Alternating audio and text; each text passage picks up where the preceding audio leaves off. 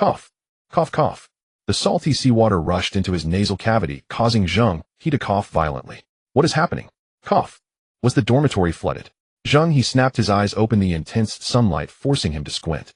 He instinctively raised his hand to shield his eyes, trying to make out his surroundings. Above his head, there was no familiar dormitory ceiling. The air carried no stench of his brother's feet. Surrounding him was an endless, deep blue ocean. Scattered across the sea surface were various makeshift boats. And he himself stood on a ragged piece of wood about 1 square meter. 4 rough logs bound together by yellowed hemp ropes barely constituted a raft violently tossing with the waves. Last night, I was still playing Age of Discovery in the dorm, and now I wake up to a real-life simulation. Have I transmigrated? Zheng He was an ordinary junior college student, a hardcore deep-sea fanatic. He usually loved studying maritime history and survival games, dreaming of building a big ship to sail around the world. But he never dreamed that his maritime dream would come true in this way. As he was dazed, a cold, merciless mechanical voice exploded directly in his mind. Global announcement: the Azure Blue maritime survival game has officially begun. All humans have been forcibly teleported to the Azure Blue Sea area. Please read the survival rules carefully. Azure Blue Sea Area Survival Rules 1. Each player is bound to a unique initial vehicle with grades randomly generated from Frank lowest to SS rank top. 2. Vehicles cannot be discarded, traded, or stolen. If the vehicle is destroyed, the owner is immediately eliminated and permanently exits the sailing world. 3. All players start with 100 health points. Reaching 0 means elimination. 4. The sea area has no safe zones. A danger level increases with depth. 5. Resources are divided into floating resources, seabed resources, island resources, combat resources. 6. Sea monsters spawn randomly divided into common, elite, lord, and divine levels. High risk comes with high reward. 7. Uninhabited islands appear randomly across the entire sea area. Desert islands, resource islands, ruins islands, mystic divine islands. The great maritime era for all people has officially begun. This is a real world. Elimination means true death. Use every means to strive to survive. The mechanical voice stopped abruptly. The next second, a translucent light screen appeared right in front of Zheng He, displaying his vehicle attribute panel. Zheng He took a deep breath and focused his gaze.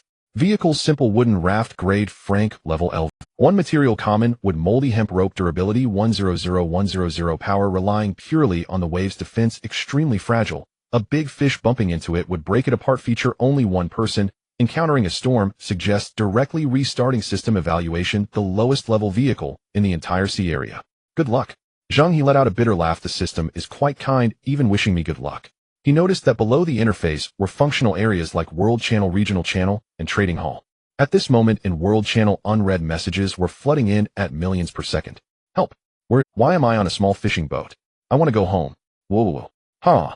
Vehicle: luxury, small yacht, grade A rank, material, alloy hull, features, spacious, wind resistant, comes with fresh water. My luck exploded. I got a heavenly start. What's a yacht? I got a steel assault boat with a heavy machine gun mounted on the deck. Full sense of security. Help me, big brothers, I can't swim. I only have a wooden basin the size of a bathtub. 1 wave, and ITLL tip over. Some rejoiced, others wailed.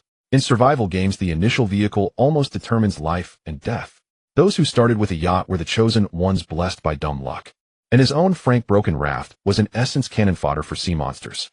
Zheng He's expression darkened, and he subconsciously clenched his fists. At that moment, the system's piercing alarm sounded without warning. Warning.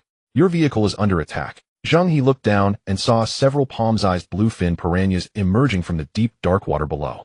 They opened their bristling fangs and began gnawing wildly at the raft. Crack, crack. Wood chips flew. Raft durability 1, remaining 99. Raft durability 1, remaining 98. SSS. A sharp, piercing pain shot through Zheng He's entire body from the soles of his feet. It felt not like the raft being bitten, but like a wild beast was tearing his own thigh flesh. Zheng He's vision darkened from the pain. His legs went weak, and he nearly fell headfirst into the piranha swarm. He gasped heavily, gritting his teeth. Damn. Why do I feel pain when the wood is bitten? Detected 100 life synchronization between vehicle and player. Unique hidden talent activated. Ship soul system. The panel suddenly burst into a dazzling dark gold light.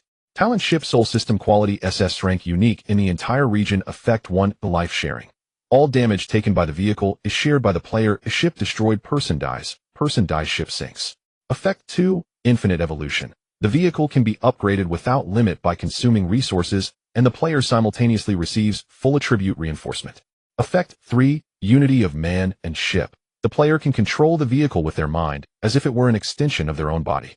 Effect 4. Symbiotic Repair. When repairing vehicle durability, the player's physical wounds will instantly heal.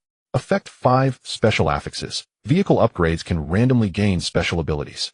SS Strength Talent. Seeing the dark gold script all over the screen, the excruciating pain in Zheng He's feet was instantly overwhelmed by a surge of ecstasy. Infinite Evolution. Physical Reinforcement. This meant his vehicle was not a dead object, but a symbiotic entity bound by blood. Who said Frank was cannon fodder? This broken raft was clearly a potential stock that could devour everything. This wave was a huge win. Let's try it.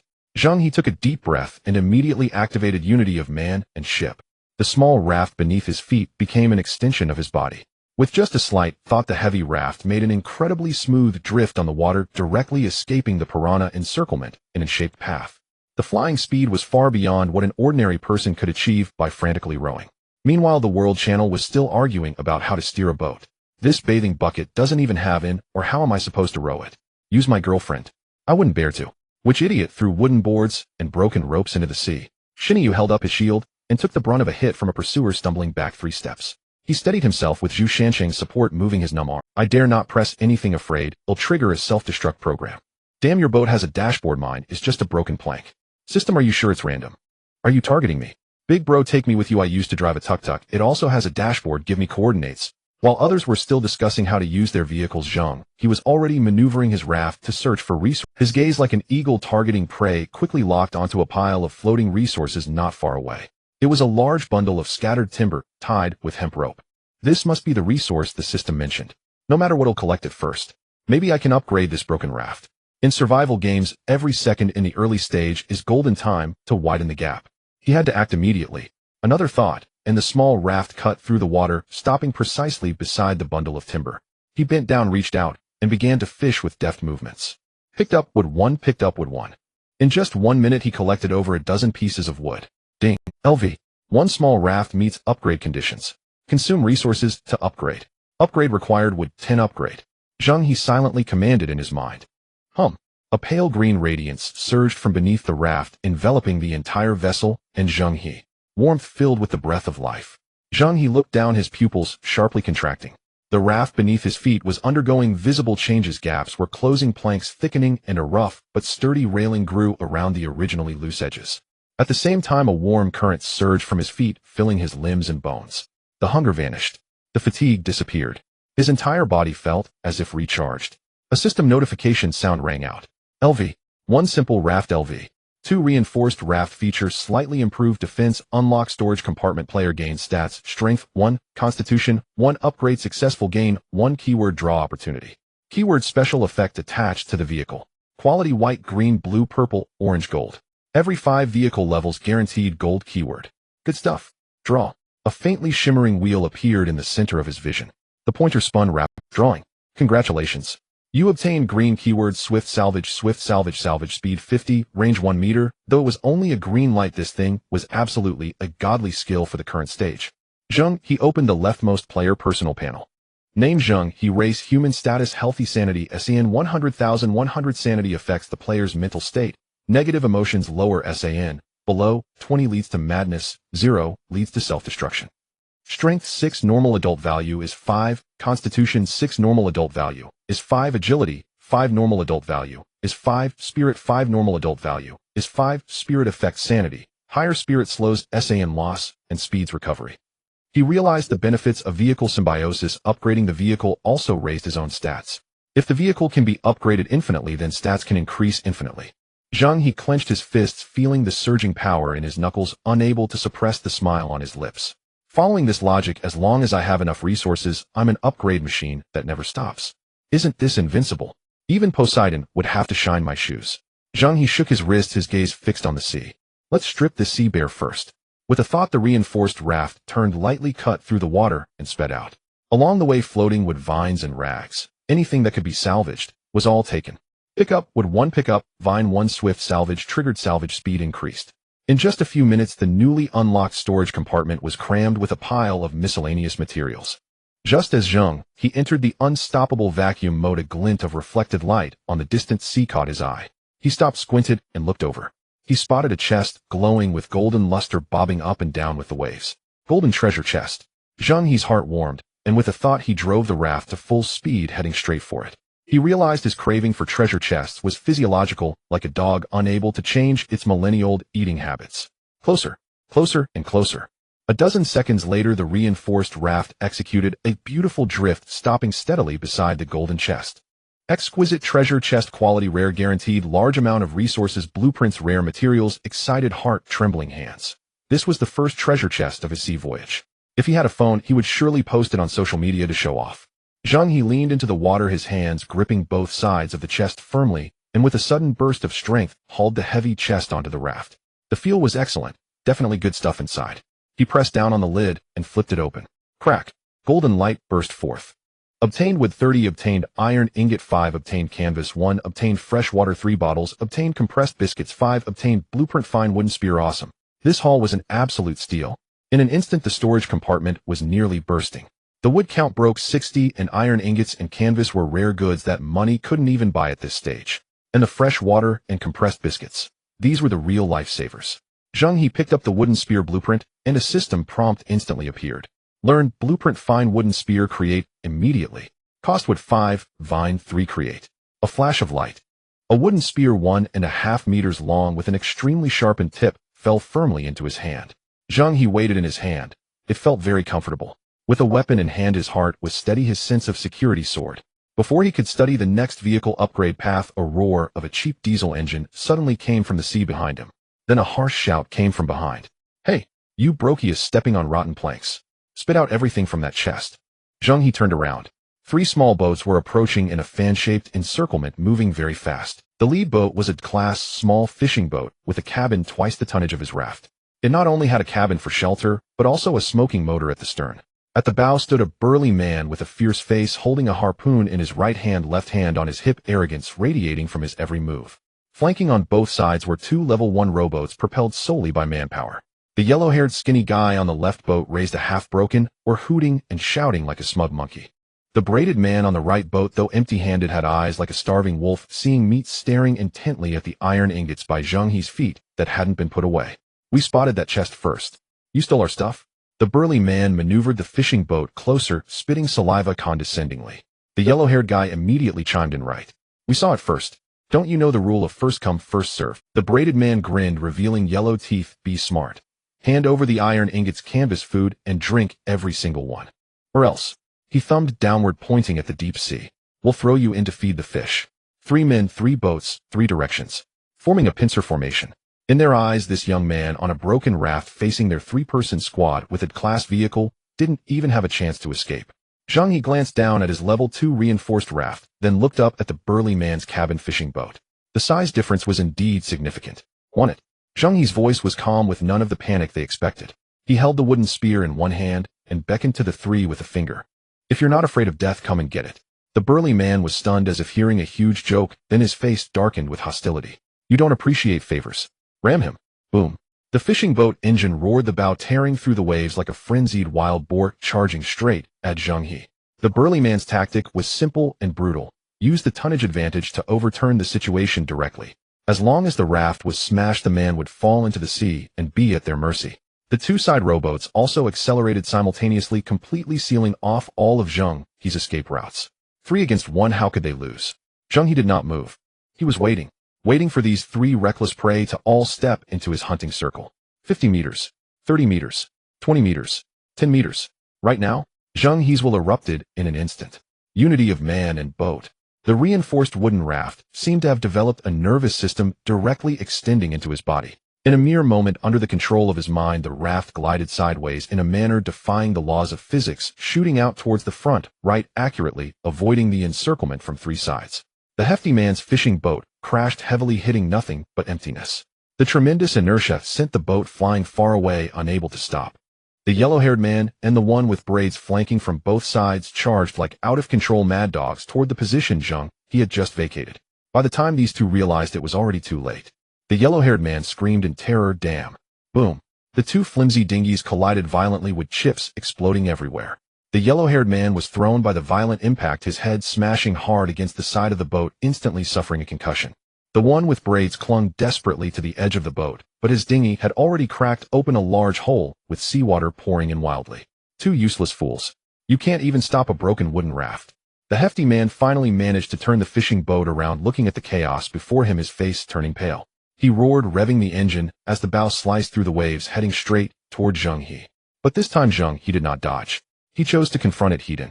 The reinforced wooden raft shot forward like an arrow, meeting the roaring fishing boat head-on. Knowing you can't escape, are you rushing to meet your death? The hefty man grinned cruelly. Die for me. The two boats were less than 10 meters apart. In the second before impact, Zheng He's surged, maneuvering the raft into an extreme sideways drift. The raft skimmed along the starboard side of the fishing boat at high speed.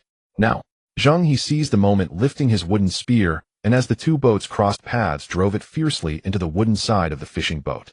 Crack! This strike was not meant for destruction, but rather to leverage. At the moment the spear pierced the hull, Zheng He used the relative speed to launch himself upward. He drew an arc in midair, landing steadily on the deck of the fishing boat. The hefty man hadn't grasped the situation yet when a gust of wind rushed toward him. Zheng He landed swiftly, pulling out his wooden spear, and without even looking swept it horizontally. Slap! The stone in the hefty man's hand was instantly knocked away, his grip breaking under the impact. Before the scream could escape, the sharp tip of the spear was already pressed against his throat. The rough wooden spike pierced the skin, drawing a trickle of blood. Don't, big brother. Please don't kill me. Under the shadow of death, the hefty man froze in place, even breathing cautiously. Just a second ago he was arrogant, but now he was utterly terrified. I preferred you when you were being defiant just now. Zheng He's voice was cold. Your fishing boat is nice, but unfortunately I have no use for it. Throw everything from your storage compartment out for me. Give it to you. The hefty man was drenched in cold sweat, frantically pulling up the panel, activating the gold explosion mode. Woodvine's freshwater instant noodles and a small chunk of precious iron ore were all ejected onto the deck. This reverse robbery was truly a windfall. With a flick of his mind, Zheng He summoned the raft closer, packing away all the supplies. Looking at the empty storage compartment, the hefty man was about to breathe a sigh of relief and forced a flattering smile. Big brother, I've given you everything, can you? Before he could finish speaking, the sharp wooden spear lunged forward without warning, precisely piercing through the hefty. You? The hefty man's eyes widened in disbelief, his hands futilely trying to cover his bleeding neck, a gurgling sound escaping his throat as he stared incredulously at the young man who played by his own rules. Cutting the grass without removing the roots, it will grow back with the spring breeze. Zheng He expressionlessly withdrew the wooden spear, sending a spray of blood. The hefty man's massive body collapsed onto the deck, convulsing violently a few times before falling completely still. His eyes still held fear and regret. Zheng He nimbly rolled off the boat and stepped onto the raft. In this brutal survival, see, mercy is the most inexpensive weakness. Leaving an enemy who might stab you in the back at any moment is the most foolish decision. He flicked the blood off his spear and turned to look at the yellow-haired man and the one with braids still struggling in the sea. The one with braids had water up to his knees in his dinghy, desperately scooping it out while cursing in despair. The yellow-haired man was in a worse situation. The entire bow of his dinghy was shattered, half of his body submerged in the icy seawater, clinging desperately to a broken piece of board, shivering uncontrollably. Under the surface of the water, several haunting blue lights were silently approaching. It was a school of bluefin piranhas. They sensed the vibrations from the boat's impact and the constant warmth of blood and flesh in the water. The bluefin piranhas drew closer, and the one with braids, focused on scooping water, noticed the ominous shade of blue. The color drained from his face as he desperately reached out to Zheng He. Big brother, save me. I beg you, pull me up. Too late. The first piranha crashed into the bottom of the dinghy like lightning. The one with braids' body jolted violently. Next came the second, third, and then dozens more. The haunting blue shadows completely surrounded him, and the broken dinghy was devoured in a matter of 3 seconds, reduced to a pile of debris. The one with braids fell into the water, the scene so bloody that Zheng He shut his eyes. The one with braids' screams lasted less than 2 seconds before being completely swallowed by the surging seawater. The water's surface churned violently for a moment, then returned to calm, leaving only a glaring pool of crimson. The yellow-haired man stared in horror at the scene, completely collapsing mentally. His piercing cries echoed across the empty sea surface for a moment before slowly fading away as his body sank. Zheng He withdrew his gaze, his breath slightly tightening. Even with strong mental fortitude, witnessing a living person being devoured was indeed enough to leave a mark. System notification: player's emotional fluctuation detected SAN5. Zheng He shook his head, suppressing his discomfort, and urged the raft to speed away from the area. In this skirmish, he remained unscathed while also scoring a windfall. He crouched down, starting to count the gold that had just burst out. Looted wood X12, vines X6, freshwater X3, instant noodles X4, iron ore X1, adding in his previous reserves. Current resources would X61, vines X29, freshwater X3, instant noodles X4, iron ingots X5, iron, or X1 canvas X1. This batch of resources was enough for the raft to comfortably level up. At that moment, the world channel, which had been silent for a while, suddenly erupted. World channel, holy crap. Did I just see that right? I saw someone break a wooden raft and overturn a team of 3 boats. A wooden raft overturning 3 boats. Dude, did you start with an empty sanity meter? I swear on my class surfboard.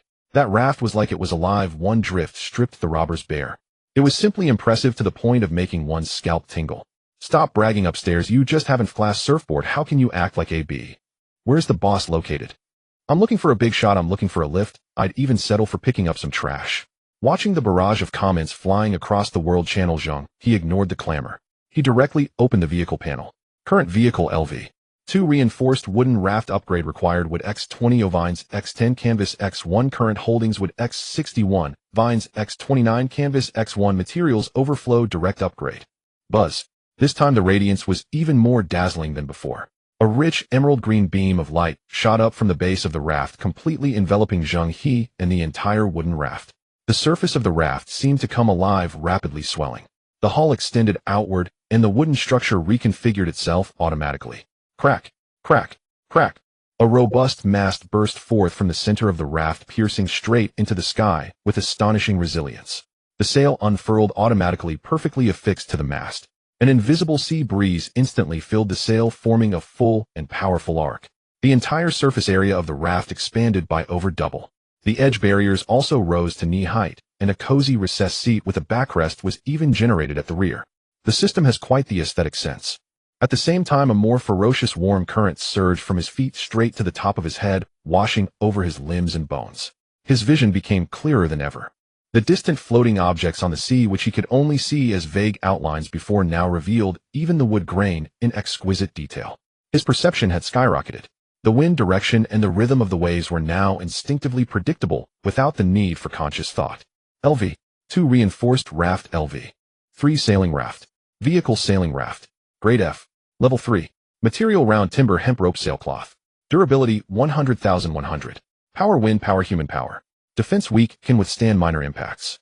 Features wind powered, resistant to waves, storage 20. Synergistic bonus strength 1, constitution 1, spirit 1. The numbers on his personal panel surged wildly again. Strength 7 regular adults typically score 5. Constitution 7 regular adults typically score 5. Agility 5 regular adults typically score 5. Spirit 6 regular adults typically score 5. Spirit affects sanity. The higher the spirit, the slower the decline in sanity SN, and the quicker the recovery. The initial values for regular adults are 5. Having only reached level 3, his physical stats had already surpassed those of the average person by 40. And this is just the beginning. Level up successful, gain entry for stat extraction. Currently available for extraction. One time Zheng He stood on the brand new sailing raft, the sea breeze whipping his clothes, giving him the air of a maritime overlord. A glimmering spinning wheel appeared before him once more. Show me the gold. The wheel spun wildly, the pointer gliding past white and green, skimming the edge of purple, finally coming to a steady stop on a strip of deep blue light. Congratulations. You have obtained the blue stat speed of the Sea Demon. Speed of the Sea Demon, vehicle movement speed 40, turning agility 30, can ignore small waves deceleration. A blue stat. Zheng He inhaled sharply, unable to suppress the smile creeping onto his lips. The green stat, quick recovery, had already given him a taste of sweetness, but this blue stat was a whole tier higher. What does a 40 increase in movement speed mean? Previously, when he controlled the raft with unity of man and ship, he could maneuver as if he were playing with 3 vessels. Now stacking on the speed of the Sea Demon, this raft was bound to take off from the spot. Zheng He couldn't help but give it a try. With a mere thought, the sail instantly filled with air. The entire raft shot forward like it had been kicked, zipping across the water's surface. The speed was so fast that it split the sea apart, white waves splashing onto his shins. Whoa, this is awesome. Zheng He firmly planted his feet in the concave area of the deck, the roar of the sea breeze rushing past his ears. This was no raft, it felt like a supercar on the sea. He executed several extreme sharp turns with his mind. The raft's response speed was absurdly quick. The moment he thought of it, the raft had already completed the drift and change of direction. With the zero delay of unity of man and ship, the entire process was simply smooth. After the thrill, it was time to get down to business. Zheng He suppressed his inner excitement and opened the regional channel. This is the exclusive chat room for players in the nearby waters, where the information is more grounded and real than in the world channel. Please, does anyone have fresh water? I can trade wood for it. Would 10 pieces be enough for a mouthful? I'm so thirsty my lips are cracked I couldn't resist, and drank some seawater earlier. Now my throat feels like it's on fire. My wooden tub is leaking. Is there anyone nearby willing to help me out? I can warm your bed. Fresh water, fresh water, fresh water. I have a green weapon blueprint. I'll trade it for 3 bottles of fresh water. Is there anyone willing to trade? Zheng He scrolled down and found a screen full of requests for water. Having drifted at sea for half a day under the blazing sun, the physical exhaustion was immense, yet the vast majority of players had no fresh water reserves in their starting vessels. Some fortunate starting vessels came with cabins and might have a few bottles of stored water. But many others like Zheng He began with nothing. Fresh water was undoubtedly the super hard currency of the first day. Having water made one king. Zheng He glanced at the 6 bottles of fresh water, 9 compressed biscuits, and a bucket of instant noodles quietly lying in his storage. He silently closed the trading interface. No rush. Revealing one's assets too early could lead to being targeted as a fat sheep. He continued to scroll down. Whoa. Earlier a group of piranhas chewed through the wooden planks of the guy next to me. The person fell in, and within 5 seconds the surface was all red. I was trembling so much I couldn't even type properly. Whatever you do, don't flail around on the surface. Piranhas can sense vibrations. I saw it with my own eyes. Is anyone looking to team up? Would tying a few boats together be safer? I have hemp rope. Team up. How do you know that your teammates won't kick you into the sea for half a bottle of water at midnight? Just then a bold highlighted message popped up, extremely eye-catching. The speaker's ID was Zheng He. Listen up, you worthless people of this sea. I have a grade quality assault boat, and it's already leveled up to 3. I just opened a box and got a machine gun blueprint, and coincidentally, I have a machine gun mount on my boat. Now I just need 2 iron ingots to synthesize. If anyone has them, hand them over immediately. Once I build the machine gun and take you all flying, if I find out who is hiding things, I'll directly take my assault boat and crush them. As soon as the message was sent, the channel erupted in chaos filled with curses. But despite all the noise, no one dared to reveal their coordinates and confront him. A great assault boat on the first day was a devastating advantage. Regular players struggling on grade rickety planks couldn't compete with that. Zheng He stared at the name Zheng He, his eyes narrowing slightly. An assault boat with a machine gun mount. This could be interesting. Yet he refrained from typing even a single punctuation mark in the channel. He directly closed the panel. Until there was absolute firepower dominance, playing it safe and developing slowly was the way to go. A machine gun, huh? Let's see who develops faster. Zheng He scoffed and directly pulled up the vehicle information to check the upgrade requirements for LV. 4. Vehicle wind sail raft. Grade F. Level 3. Material round wood hemp rope canvas. Durability 100,100. Power wind power human power. Defense weak, can withstand minor impacts. Features wind powered, cannot resist wind and waves. Storage space 20. Upgrade to LV. For requires wood 50, vines 20, iron ingots 5, canvas 2. Zheng He glanced at the inventory. There was more than enough wood and vines, and he had just enough iron ingots. Only the canvas was still short by 2 pieces. No time to worry about that. Let's harvest all the wool we can find nearby. The canvas is purely based on luck. With a thought, the windsail raft surged forward like an arrow released from a bow. The blue attribute speed of the siren, stacked with the green attribute quick harvest, made the efficiency absolutely astonishing. The raft left a smooth-shaped wake on the sea, transforming into a true robotic cleaner of the age of exploration, leaving no trace of life in its wake. Wood collected, vines collected, rags collected, half a broken plank collected, even a broken bucket ill collected for now. For a full 2 hours. The sea surface around him for several nautical miles had been cleaned out completely by him, not leaving a single kelp behind. With the storage space completely full, Zheng He simply tied the excess wood into a bundle with vines and dragged it behind the raft. This trip was simply a profitable venture, netting over 120 pieces of wood and more than 60 vines.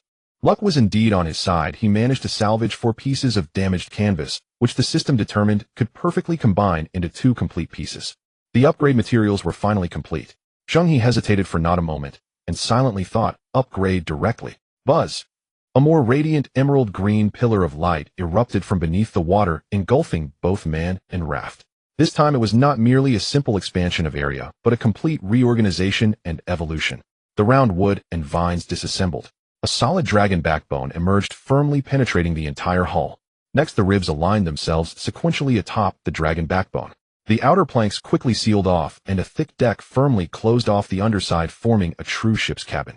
Right in the center of the ship, a thick, straight hardwood mast broke through the deck, pointing straight at the sky. The hemp ropes and pulley system seemed to have a life of their own as they climbed up the mast, securing themselves at the top to form the sail framework. In the next moment, a large coarse cloth sail unfurled, slowly transforming into a massive wing, catching the sea breeze.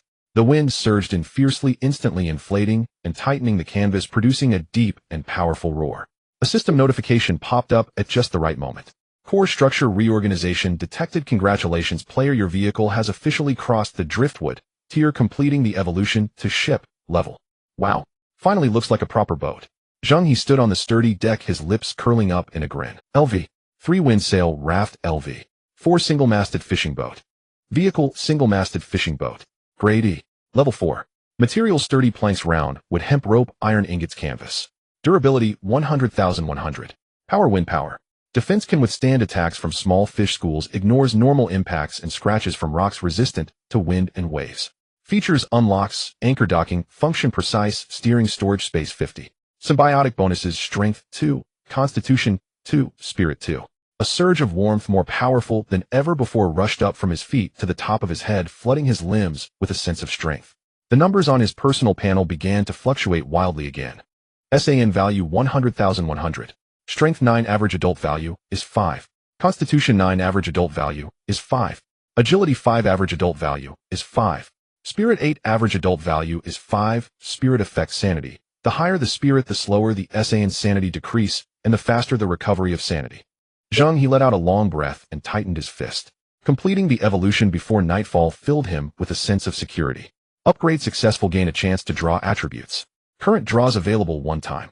Draw. The spinning wheel glowing faintly appeared before him again. Single draw for a miracle. Goal. Zheng He anxiously watched as the pointer slowed down. In the end, it brushed against the edge of orange and landed firmly in a mysterious and noble deep purple glow. Purple chi from the east. The tier of the drawn attribute experienced another qualitative leap. Congratulations, you have obtained the purple attribute, Sea Spirit Fusion. Sea Spirit Fusion. The ship can devour the remains, essence, spirit cores, scales, bones, etc. of ocean creatures, deeply integrating their life characteristics with the dragon backbone ship, hull, sails, and armor, obtaining the exclusive traits of that creature. Zheng He stroked his chin, his eyes lit up. Sea Spirit Fusion. My ship can eat seafood. Currently, except for the bluefin piranha, he hasn't encountered any other marine creatures. The effect of this miraculous skill would have to wait for later verification. He looked up at the horizon. The sunset was slowly sinking along the sea level, covering the rolling waves with a layer of broken golden red dazzling to the eyes. The daytime development period was about to end. The first night of universal navigation officially arrived. As the last ray of twilight was swallowed by the sea, the entire world was instantly engulfed in boundless darkness. In the distance, a few high-grade vehicles lit up with faint lights. Zheng He raised his hand in front of his eyes, truly unable to see his fingers. The deep sea night was suffocatingly dark. In the world channel, the suppressed panic that had built up throughout the day finally exploded. Who understands family? It's pitch black, and I'm still floating on a few broken pieces of wood, unable to gather the upgrade materials. Does anyone know if it's possible to light a lamp at night? I'm afraid it will attract sea monsters. Absolutely do not light it. I lit a torch earlier and instantly attracted a swarm of piranhas. I was so scared I threw the torch into the sea. Help! Something is scratching the bottom of my ship like nails on wood. Oh, what could it be? I would trade my life for fresh water. I'm so thirsty, I'm starting to hallucinate. Can this broken game be logged out at night? I'm afraid when I wake up, I won't be here. The person above is really bold. Oh, what kind of vehicle can you still dare to sleep in? Oh, something is crashing into my ship. Looking at the endless stream of whales, Zheng He silently closed the chat interface. The sorrows of humanity do not resonate with each other. After a long day, Master Zheng simply wanted to supplement some carbohydrates and then enjoy a good night's sleep. Anchor docking activate. Zheng He experienced the new level 4 function, stabilizing the ship on the sea surface. He pulled out a bottle of fresh water and a compressed biscuit from the storage space. With just these 2 items on tonight's sea, it was already top-notch delicacies that countless people would risk their lives to obtain. After eating and drinking his fill, Zheng He comfortably lay in the spacious cabin, gazing at the pitch-black night sky through the cabin door, planning for tomorrow. Achieving level 4 in just 1 day, this development speed should be considered among the top tier. Tomorrow I aim to reach level 5 and unlock the golden attribute. He casually opened the vehicle panel to check the upgrade requirements for the next level. Upgrade to LV. 5 requires wood 100, vines 20, iron ingots 10, copper ingots 1, canvas 5. Looking at this list of materials, Zheng He couldn't help but click his tongue. There was an abundance of wood and vines, but he was out of iron ingots, and he hadn't even seen a shadow of copper ingots, so he could only hope to open a few more treasure chests tomorrow for luck. As for those 5 pieces of canvas, They were also a headache. Just thinking about it made him feel a little chilly inside. However, the fatigue in his body surged like a tide, gradually drowning out the anxiety about the future. Just as his eyelids were fighting a fierce battle and his consciousness was about to sink into dreamland. Bang! The entire fishing boat shook violently. A massive pitch-black silhouette is slowly rising from directly beneath the fishing boat. Its width is estimated to be at least 5 times that of the boat. As for its length, the head and tail are completely out of sight. The dark scales glisten with a dull, oily sheen under the moonlight, each one as large as a basin. It swims slowly, but the terrifying water pressure created by its colossal body causes the entire surface of the sea to undulate with it.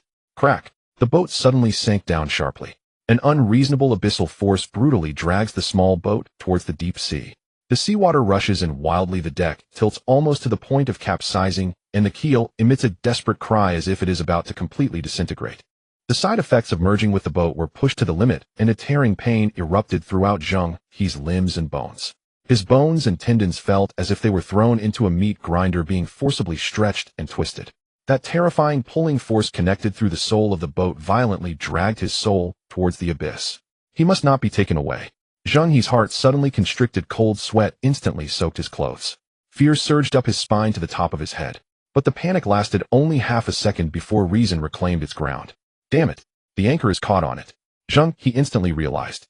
At the critical moment between life and death, all distracting thoughts in his mind were cut off, leaving only one word. Cut. But he had nothing in his hands besides a wooden spear.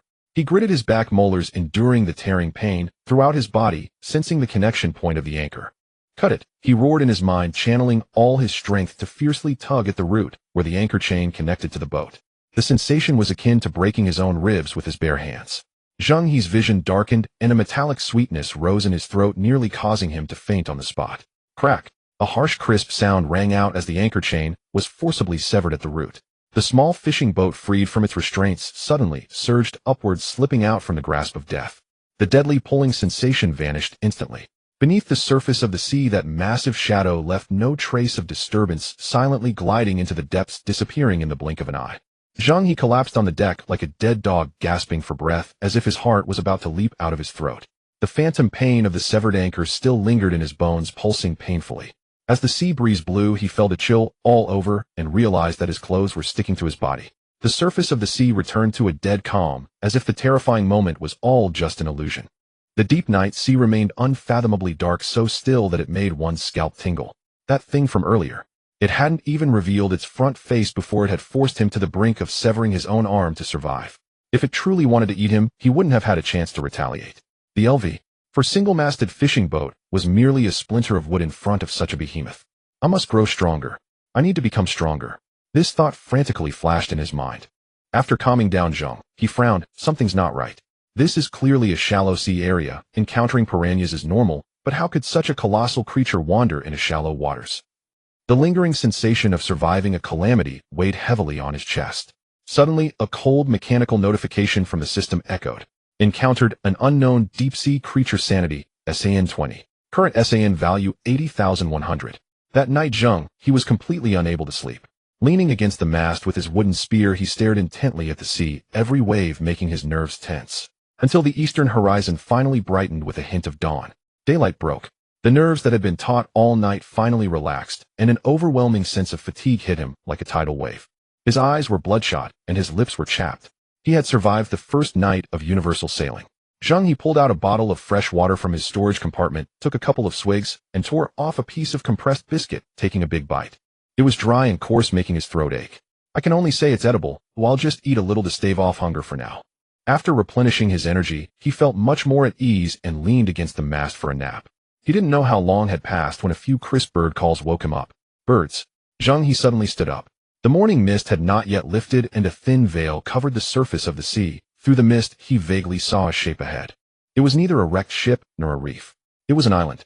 The rolling hills were covered with lush vegetation, and several tall palm trees swayed along the coastline, with 2 white seabirds perched atop their crowns. Zheng He's eyes brightened, and he immediately set sail. With the blue item effect speed of the sea, which the small fishing boat transformed into a speedboat racing towards the island. In less than 20 minutes, the small fishing boat approached the shallow waters. Zheng He keenly noticed that several broken wooden planks and torn canvas were scattered across the rocks by the island. It seems that someone has been to this island before, but with the vehicle shattered like this, the person most likely perished.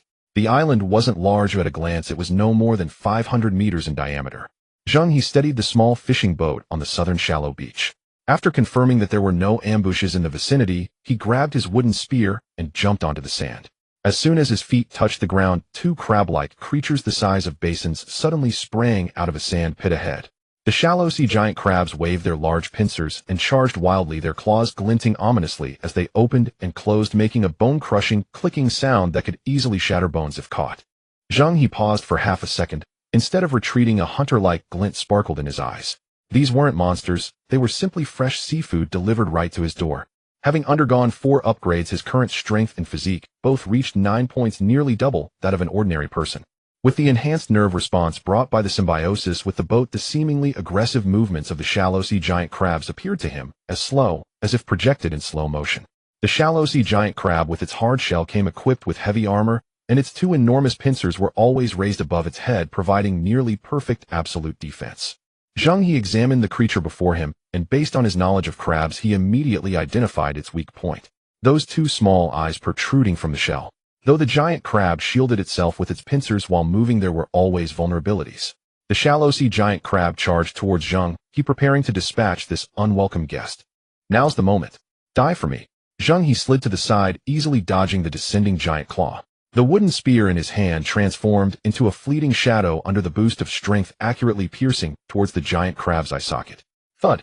The spear tip penetrated the eye socket without any obstruction, directly hitting its main nerve ganglion. The shallow sea giant crab froze, its 8 legs going limp in an instant. A hit to the soul. Killed shallow sea giant crab obtained hard crab shell 2, crab meat 1. Before the other giant crab could get close, Zheng He had already pulled out his spear and stepped forward, employing the same technique to eliminate it. 1 spear per crab, it was simply a frenzy of slaughter. After dealing with the 2 gatekeepers, he wielded his wooden spear, sweeping through like a locust swarm. Picked up hardwood 20, picked up stones 10, picked up freshwater 20, picked up vines 12, picked up fruits 10. Resources continuously flowed into his account. This trip to the island was incredibly profitable. The fruits on the island were sweet and juicy. 1 bite quenched his thirst instantly, and the bright red crab meat was an excellent source of energy. As he ventured deeper into the island, Zheng He came upon a fallen giant tree.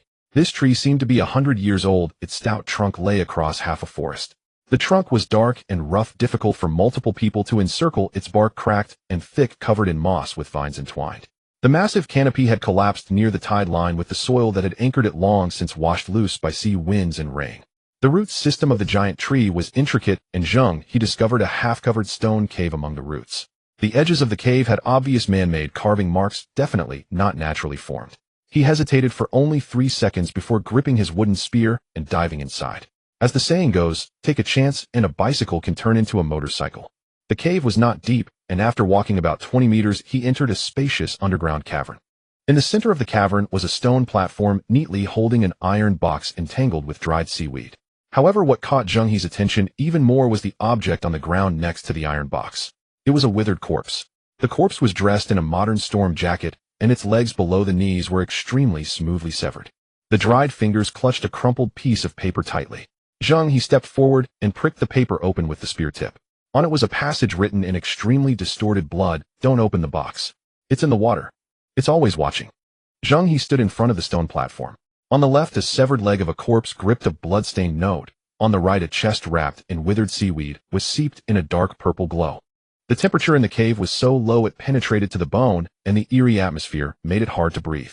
A shimmering blue subtitle popped up in front of him: "Hidden treasure chest. Discovered pioneer relic. Chest quality. Epic. Warning: opening will trigger an unknown high-risk event. Players should consider carefully." Epic level.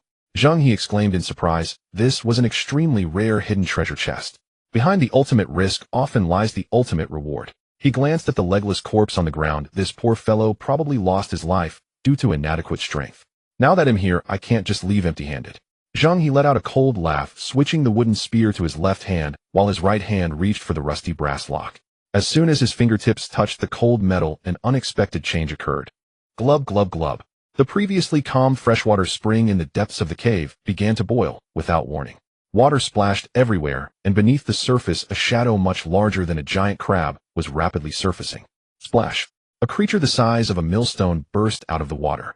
Its dark red shell gleamed with a cold metallic sheen, and its massive pincers were thicker than an adult's thighs. Its mouth opened and closed frantically, spewing large amounts of white foam, corroding the rocks where it landed with a hissing sound. It raised its pincers and let out a piercing screech at Zheng He, asserting its territorial dominance. Encountered a level 1 BOSS Crimson Armored Giant Crab King, level LV. 5 status enraged territory violated. Warning: target has extremely high armor and powerful corrosive attacks. Immediate retreat is advised. Retreat. Zheng He gave the boss panel a quick glance. Instead of backing down, his eyes shone with excitement. To him, this was not a high-risk monster, but rather a feast of seafood that could leave one stuffed, plus a walking super mystery box. A level 5 boss. Just the opportunity he needed to test his body, which had undergone 3 upgrades. Zheng He tightened his grip, spinning the wooden spear in his palm, its tip firmly aimed at the giant creature ahead. The Crab King was enraged by this audacious human. Its 8 sturdy legs suddenly exerted force, dragging its heavy body across the stone floor with a screeching sound. The right pincers, glinting with metallic sheen, swept towards him with the sound of wind. If struck, it would instantly bisect him. Zheng He's nerves were taut. He pushed off the ground, leaning back at an extreme angle. Whoosh! The massive pincers grazed his nose, creating a gust that stung his cheeks. Crack! A crisp sound echoed as a stalagmite the size of a thigh was shattered by the giant pincers, debris crashing to the ground. The destructive power was simply outrageous. Seizing the moment as the Crab King exhausted its old strength without gaining new, Zheng He pushed off, with his right foot springing up. He thrust the wooden spear forward, aimed straight at the Crab King's broad shell. Ding! The wooden spear struck the dark red shell, leaving only a shallow white scratch. The recoil nearly caused Zheng He to lose grip of it. Ineffective attack. The Crab King retaliated with another claw. Zheng He rolled to evade, but before he could steady himself, he was met with a mouthful of thick, acidic white foam. He immediately dove to the side. The foam splashed onto the rocks beside him, corroding them into a smoking pit. A series of attacks forced Zheng He to retreat repeatedly, his maneuvering space severely limited. Going toe-to-toe was utterly futile. This armored warrior's physical defense was too formidable.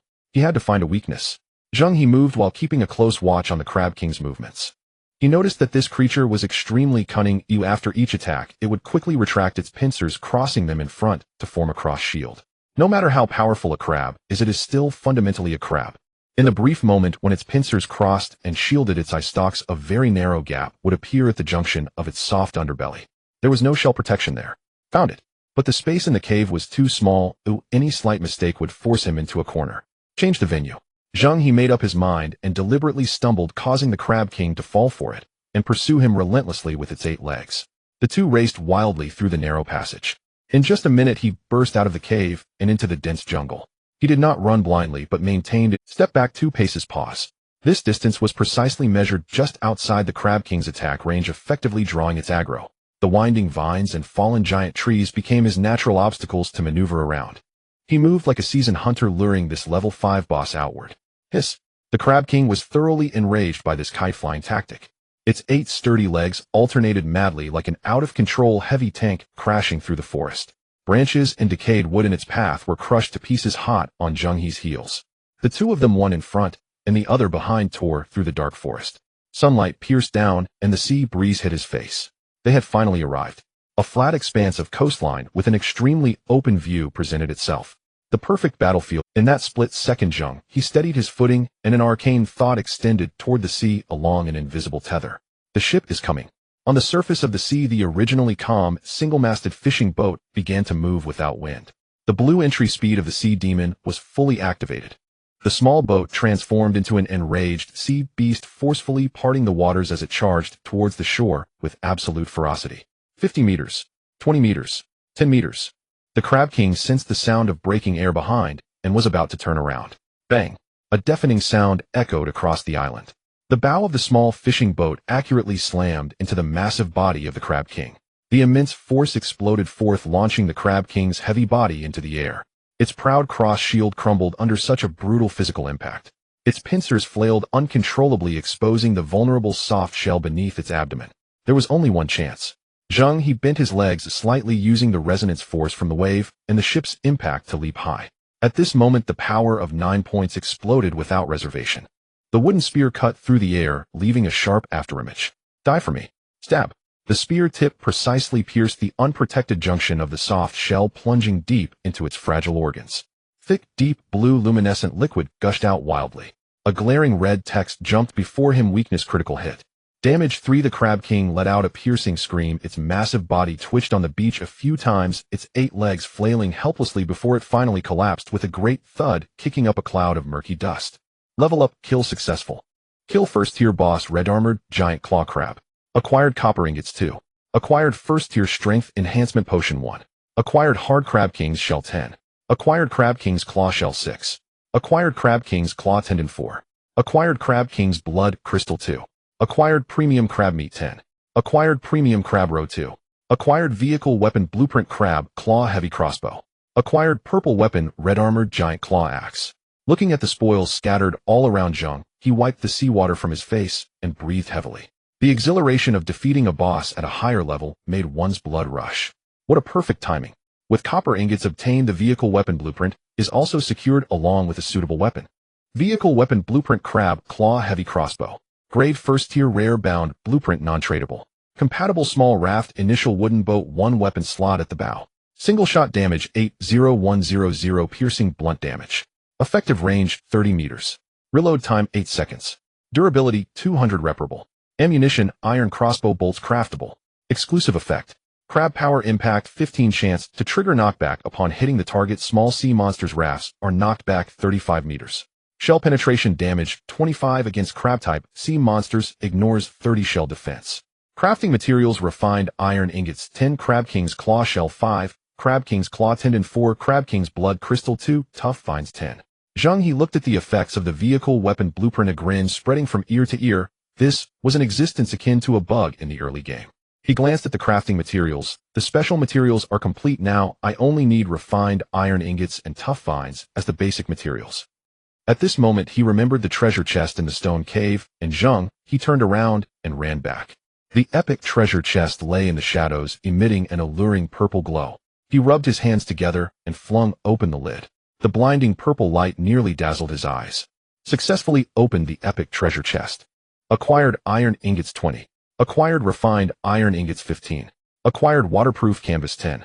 Acquired rare material deep sea adhesive 5. Acquired advanced water purifier blueprint 1. Zheng He couldn't help but laugh out loud. Materials for upgrading to a level 5 ship are all gathered.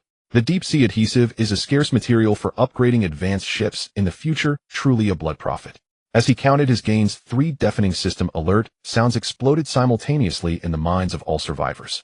Server announcement. Congratulations to player Zheng He for completing the first kill achievement of the server's first tier boss.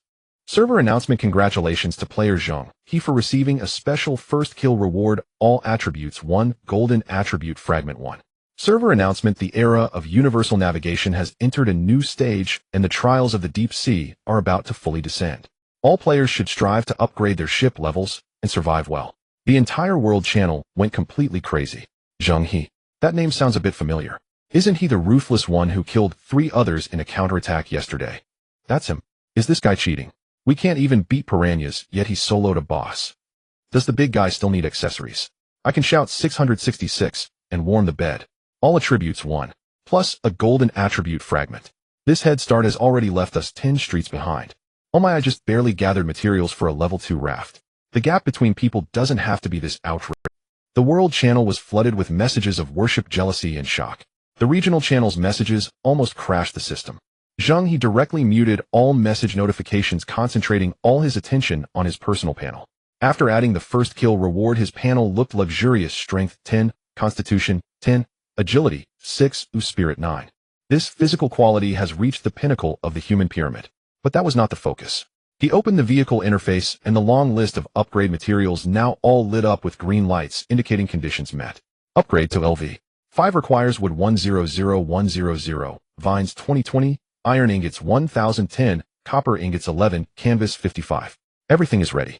Zheng He stood on the beach, his eyes fervently fixed on the battered single-masted fishing boat in front of him, speaking without hesitation. Upgrade. He wanted to see what surprises this level 5 warship and guaranteed golden attribute would bring. Just as he was filled with anticipation, a system alert sounded in his mind. Detected high-level biological material hard Crab King's shell 10, purple attribute, sea spirit fusion triggered.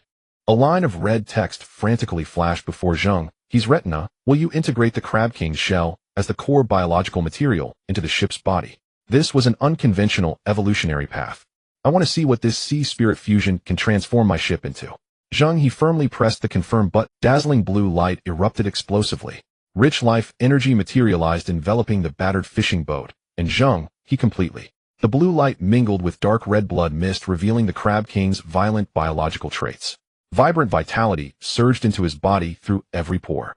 The muscle strain and internal injuries caused by the extreme pull earlier instantly healed under the baptism of energy. Scorching heat flowed from his soles straight to the crown of his head. Bones and muscles crazily reorganized, making a series of cracking sounds. As the light dissipated, the old boat on the shallow shore was transformed. A double-masted nearshore hunting fishing speedboat, twice the size, and perfectly streamlined, emerged. LV. For single-masted fishing boat LV. 5 double-masted nearshore hunting fishing speedboat. Vehicle double-masted nearshore hunting fishing speedboat. Grade. Level 5. Materials: hardwood planks, logs, hemp ropes, Crab Kings, shell, copper ingots, iron ingots, canvas. Durability 1000. Power: small engine, wind power. Defense: the hull and keel are fully covered with Crab Kings shell, sustaining minimal damage from impacts with rocks or being bitten by small monsters, reduces all impact and piercing damage by 45. It significantly lowers the swaying from waves. Features: unlocks passive talent, Tide Chaser can lock onto marine life, increasing pursuit speed by 60. Manship Unity Fusion Degree increases sensing range, expands. Weapon slots: unlocks main weapon slot at the bow side mounting points. Ship body upgraded, mast to double mast upgraded, cabin to double layer cabin, storage space increased by 3 times, added functional rooms, kitchen, bedroom, bathroom, workbench. Symbiotic bonus. On the panel: strength 11, constitution 11, agility 7, spirit 10. 3 attribute values have already surpassed double digits. This means his physical functions have completely broken through human physiological limits. Absolutely no longer human. Zheng He noticed that the hull, keel, and all parts deemed core defense areas were tightly enveloped in dark red Crab King's shell. Cold hard machinery perfectly melded with wild flesh. This simple and crude biopunk style brought a visual impact that was overwhelming, even more oppressive than a battleship made of pure steel. Under the effect of manship unity, Zheng He also gained the protection of the Crab King's shell. When in combat status, a translucent dark red crab shell appeared on the surface of his skin. Overall defense quality was transformed, directly blocking ordinary stabs and claw attacks from sea monsters. In non-combat, the crab shell hid beneath the skin, indistinguishable from ordinary skin. Gained exclusive passive Crab King's protection upon receiving a heavy blow. The back shoulder armor and arms instantly crystallize, revealing hard Crab King heavy armor, temporarily reducing damage by 70. And along with the ship, he also gained deep sea pressure resistance, complete immunity to seawater corrosion. Zheng He sensed this newly reborn body, an uncontrollable joy swelling within. He wandered around the cabin. Finally, there's a bedroom, kitchen, and bathroom. No more eating, drinking, and relieving oneself in the same room. Zheng He surveyed the rejuvenated vehicle before him, nodding in satisfaction. The main event was here. Upgrading the level 5 vehicle guarantees a golden attribute. The extraction interface unfolded majestically in midair. The massive golden roulette spun wildly. Even knowing the outcome, Zheng He's heart raced with excitement. His eyes lit up, fixated on the golden roulette. With a crisp sound of ding, the pointer was firmly stuck at the topmost golden area. A burst of golden light erupted as a line of gilded characters hovered before Zheng He. He had obtained a golden exclusive entry, Haishan Ji Shi God Sight. Heart racing, hands trembling, he opened the entry's detail panel. Haishan Ji Shi God Sight continuously updates maritime intelligence across the entire domain. It includes weather conditions, island data, danger warnings, distinct markers for different levels, resource locations ranked by rarity, and can also display item and creature information. After reading the details, Zheng He could only exclaim. In a survival world where a single misstep can plunge you into darkness, unlocking full map vision means everything. A dimensional blow, become a god of this world. Zheng He decisively activated Haishan Ji Shi. With a single motion, a high-definition holographic 3-dimensional sea chart unfurled before him. Centered on him, hydrology and terrain within a 10-kilometer radius lay bare. Latitudes and longitudes, currents, wind strengths, seabed depths. Each parameter cascaded along the edges of his sight like a waterfall of data. The chart teemed with points of light green for common, blue for rare, purple for epic. The most glaring were the deep crimson patches, high-risk alerts. The size of each patch indicated its danger level. Zheng He's eyes fixed on the holographic map. Not far from him, the rocky cave was marked by a vast swath of crimson. The holograph clearly showed that the deep water chamber beneath the cave bore the unmistakable mark of an enormous scarlet skull. But when he had gone in to open the chest moments ago, the sea had been perfectly calm, hadn't it? The blood-written warning left by the desiccated corpse flashed in his mind. Do not open the chest. It is in the water. It has been watching. Could there be an even more domineering presence lurking beneath the island? Judging by that danger rating, whatever lurked below outclassed ALV. 5 Crab King by leagues. As Zheng He sank under that oppressive terror, the system-wide broadcast erupted again. Server announcement: congratulations to player Zheng He.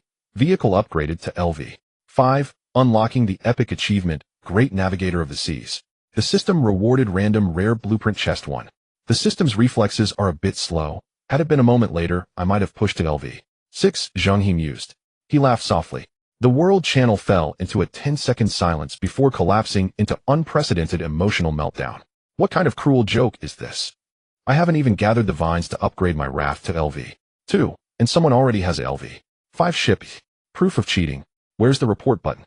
Has the game's balance been eaten? Is there any justice left? Any law? The big shot is on a yacht while I'm still drinking seawater. The world's inequality became palpable in that moment. In the regional channel, Zheng He, who piloted a great assault skiff, popped up again seeking attention. The world's inequality became palpable in that moment. In the regional channel, Zheng He, who piloted a great assault skiff, popped up again seeking attention. Don't be fooled. Zheng He must have exploited a system bug. It's impossible to reach LV5 in a single day. He solos bosses and upgrades vehicles. Does he have to keep all the benefits to himself? Zheng He formally report this. Are any GMs online? If you've got guts, drop your coordinates and face me. I'm in a great assault skiff, and I even have a machine gun blueprint.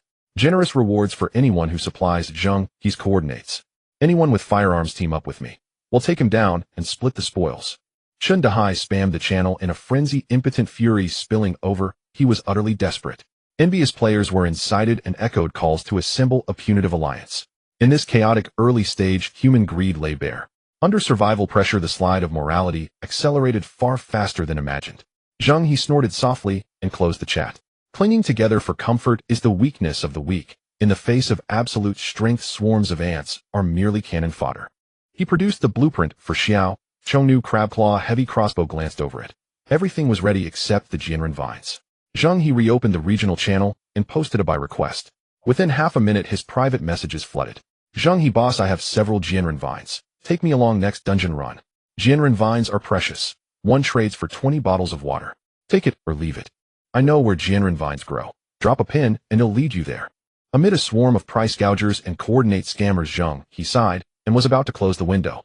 Then an unassuming private message caught his eye. I've just crafted 10 Jianren vines. My boat struck a reef and is stranded on a shoal of an island. Could you come repair it for me? They'll pay the Jianren vines as reward. Send her Lu Feier. Her profile indicated a girl.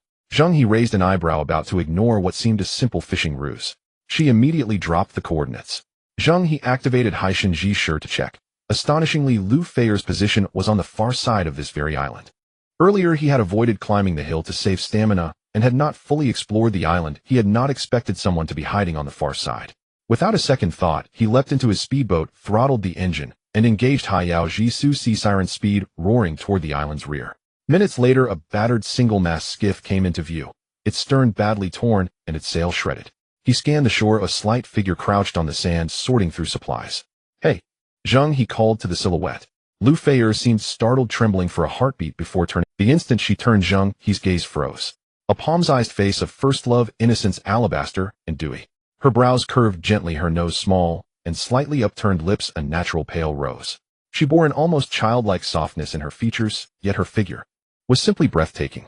A loose crop top could hardly contain those exaggerated proud curves below it. An impossibly narrow waist led into light-colored high-waisted shorts, and two straight, evenly proportioned ivory thighs swayed, dizzying to behold. A perfect fusion of sweetness and desire, the very epitome of pure allure. The striking contrast assaulted the senses. Hi, I'm Lu Feier, you're Zheng He, right? The girl waved, openly smiling sweetly. Standing at the bow, Zheng He looked down. His eyes skimmed the girl's pale, slender legs. A faint ripple stirred within him, and then vanished as if smoothed away. His gaze slid past Lu Feier and locked onto the derelict skiff beside her.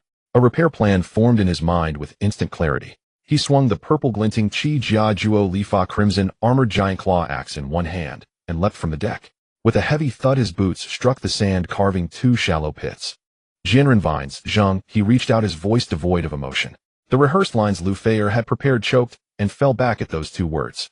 She followed his shoulder with her eyes and froze. Beside her leaking little skiff, a terrifying behemoth lay quietly sprawled. A 15-meter twin-masted nearshore hunting vessel lay beached across the shoal. Its hull was sheathed in darkered heavy carapace that flashed a chilling metallic sheen under the setting sun. The pressure it radiated was suffocating. This was no boat. This was a mobile war fortress on the water. This is a bit over the top. Lou Fayer blurted, her eyelids twitching.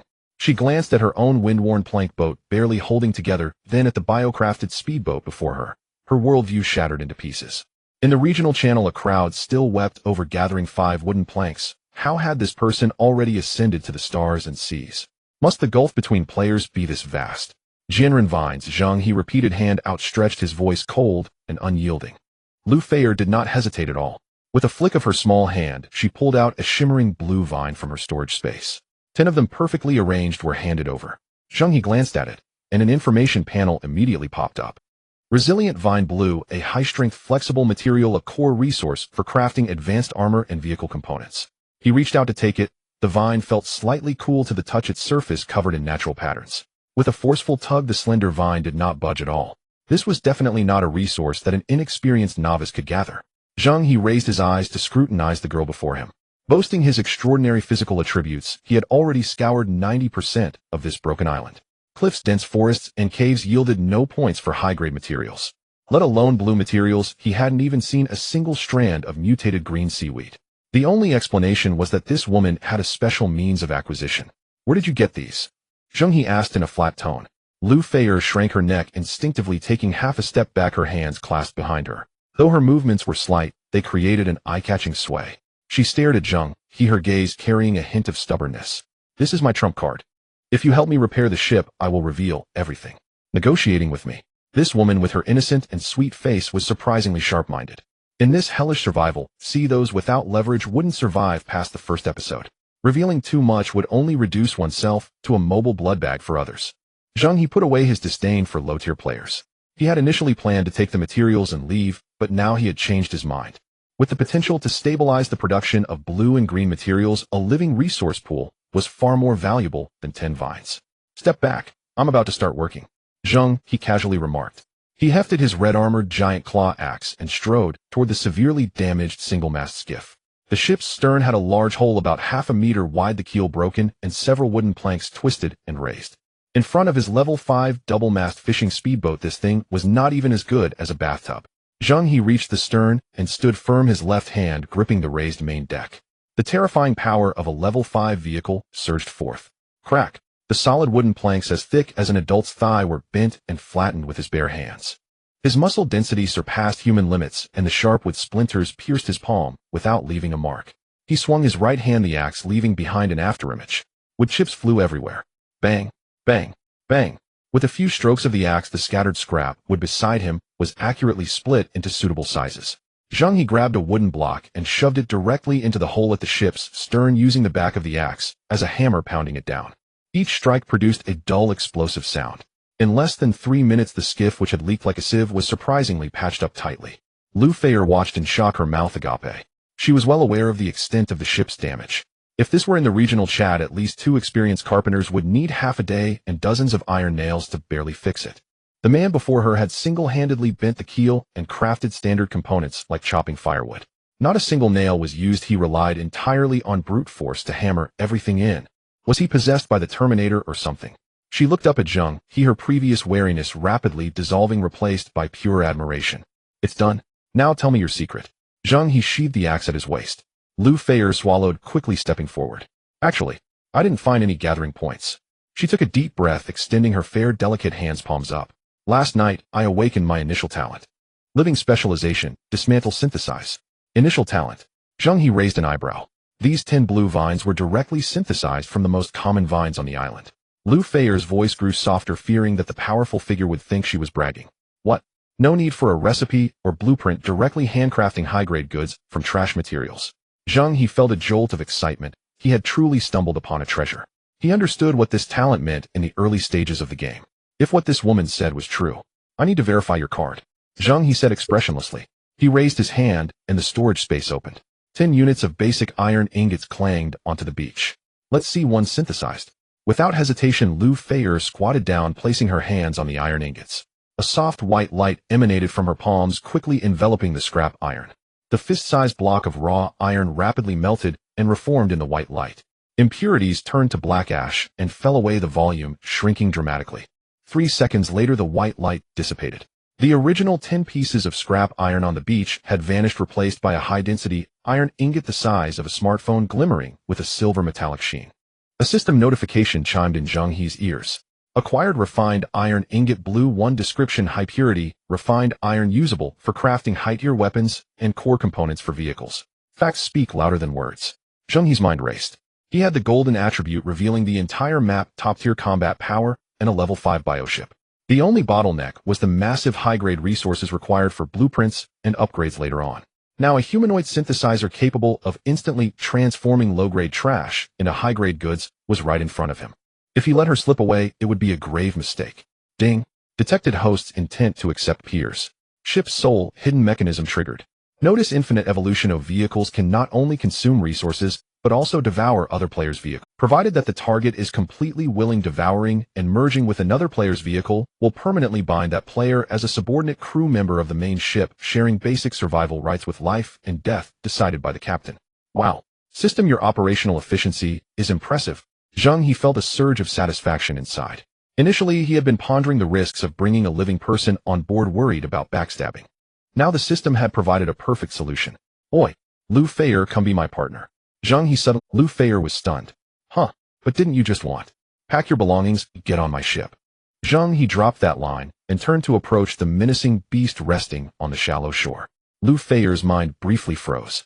According to the norm, shouldn't such top-tier figures be aloof and suspicious, setting up multiple tests before accepting anyone? Did it just happen? She glanced back at her own ship, which was leaking at the slightest breeze.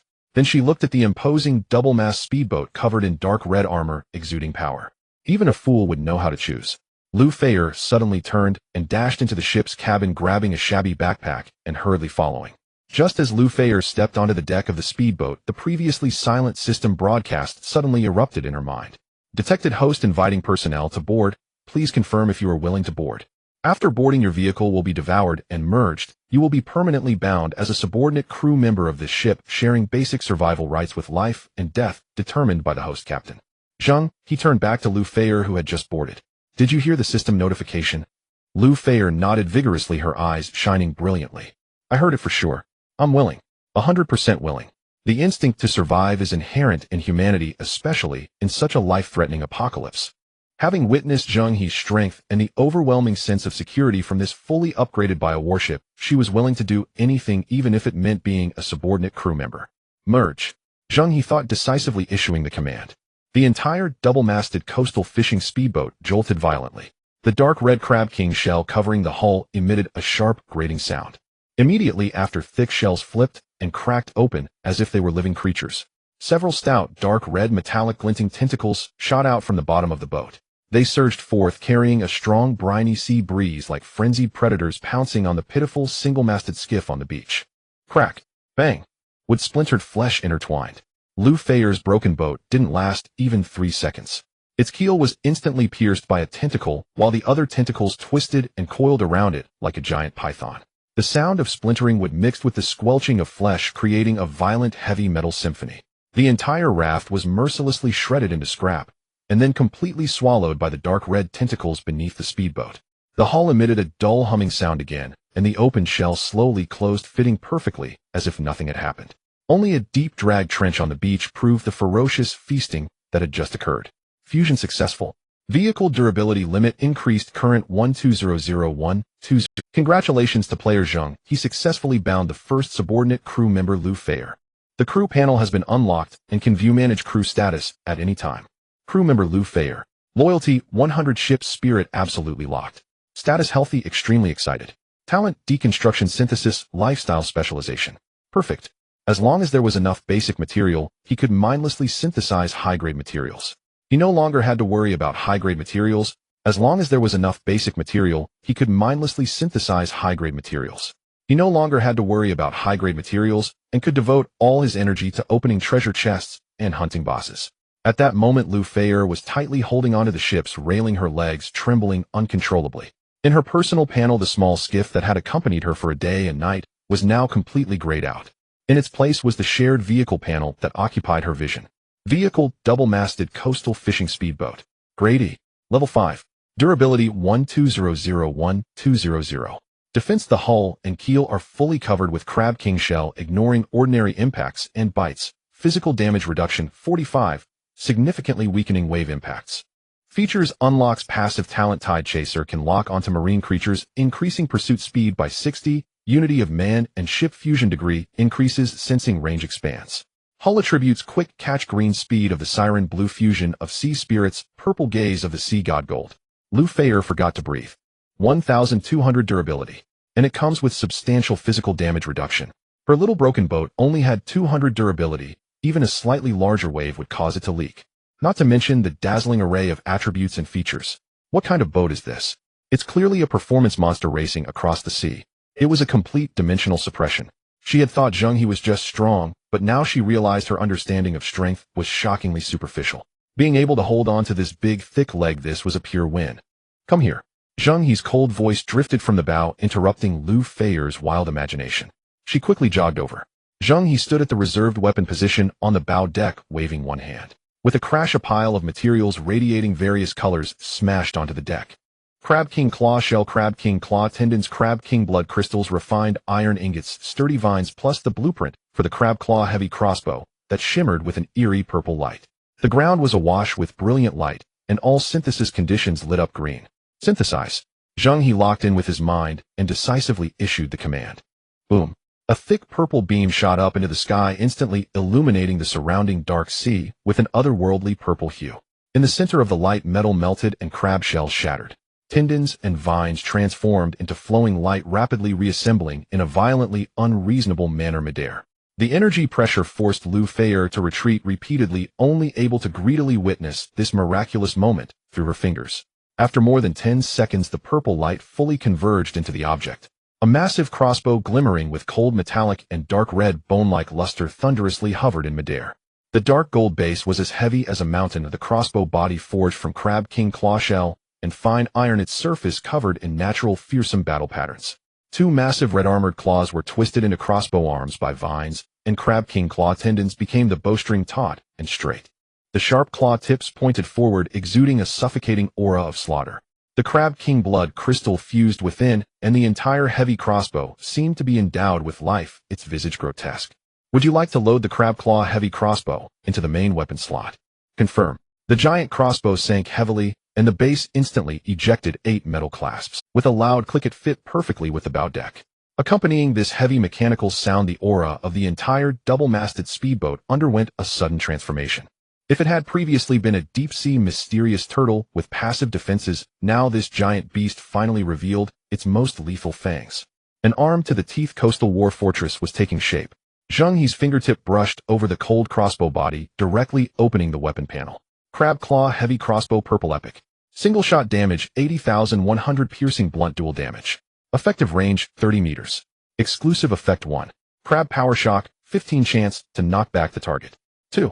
Shell breaking damage 25 against shell type sea monsters, ignoring 30 defense. Current ammunition 0-10. The numbers were simply explosive, the only downside was the lack of bolt. Zheng He glanced at the basic ammunition recipe provided by the system: iron crossbow bolt, iron ingots 2, hardwood 1, sturdy vines 1, seabird feathers 3. He turned his head to look at the nearby humanoid synthesizer. Lou Fayer understood instantly and began counting the storage space on the ship. Iron ingots and wood were readily available. Sturdy vines were also easy for her to procure, but the last material made her frown. Captain. Lou Fayer swallowed hard. I can't produce seabird feathers. My talent only allows synthesis, not creation from nothing. Zheng He didn't waste words. A bird song that had woken him up flashed through his mind from that morning when he landed on the island. His gaze crossed the dark sea surface, locking directly onto the lush palm forest at the other end of the island. Hold on tight. Zheng He strode toward the cockpit. The engine roared, and the speed of the siren was fully engaged. The steering wheel turned sharply, and the speedboat kicked up a violent spray of white water on the surface of the sea, racing towards the palm forest like an arrow. With the aid of the holographic vision, he easily navigated around the deadly underwater reefs. Night enveloped this sea area completely amid the roar of the engine. The biting sea breeze swept in with a damp chill. The second night of universal sailing had truly descended, bringing real terror and despair. Zheng He did not recklessly venture into the jungle at night, but instead controlled the speedboat, stealthily lying in wait beside a concealed shallow beach outside the palm forest. Meanwhile, the world channel, which had been dead all day, turned into a garbage dump for emotional outpouring as night fell. Help! Someone save me. There's something underwater crashing into my raft. Who has food? Even a sip of water. I can trade with what I can trade with iron ingots. Please. Please. Zheng He, I curse your ancestors. I traded iron ingots for your safe coordinates, what a joke. I just got clawed in the thigh by a half-human height sea monkey, and now my wound is infected. If I die, I won't let you off even as a ghost. Lu Feier felt as if she were dreaming, and it was a dream absurd to the extreme. She stood in an independent bathroom of less than 5 square meters, yet fully equipped. The soft light of the moisture-proof lamp shone above her head, and the non-slip wooden floor felt dry and warm beneath her feet. The most ludicrous part was that a new towel hung on the wall along with a metal shower head connected to a water tank above her. She trembled as she turned the valve. A stream of warm, utterly non-salty, clean water gushed out instantly, soaking her cold, stiff body. In this survival game where life was as cheap as grass, taking a hot shower with fresh water. This was simply outrageous. At the moment the hot water poured down, tears almost fell from Lu Feier's eyes. The warm water flowed over her tired body, loosening her tense nerves. She recalled how she had curled up on a small broken boat drenched by the icy waves, desperately shivering in despair. She remembered how to save every drop of water. She had to lick her cracked lips with her tongue. Now she was bathing with fresh water worth its weight in gold, and her worldview shattered amidst the sound of running water.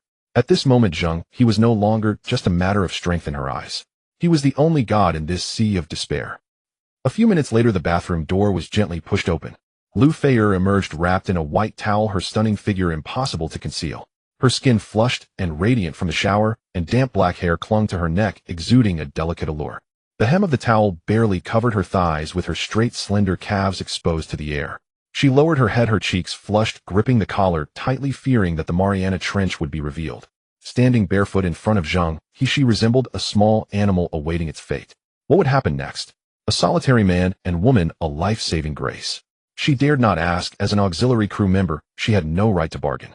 Zheng He's gaze swept over her. It must be said that a cleaned-up Lu Feier was indeed stunning.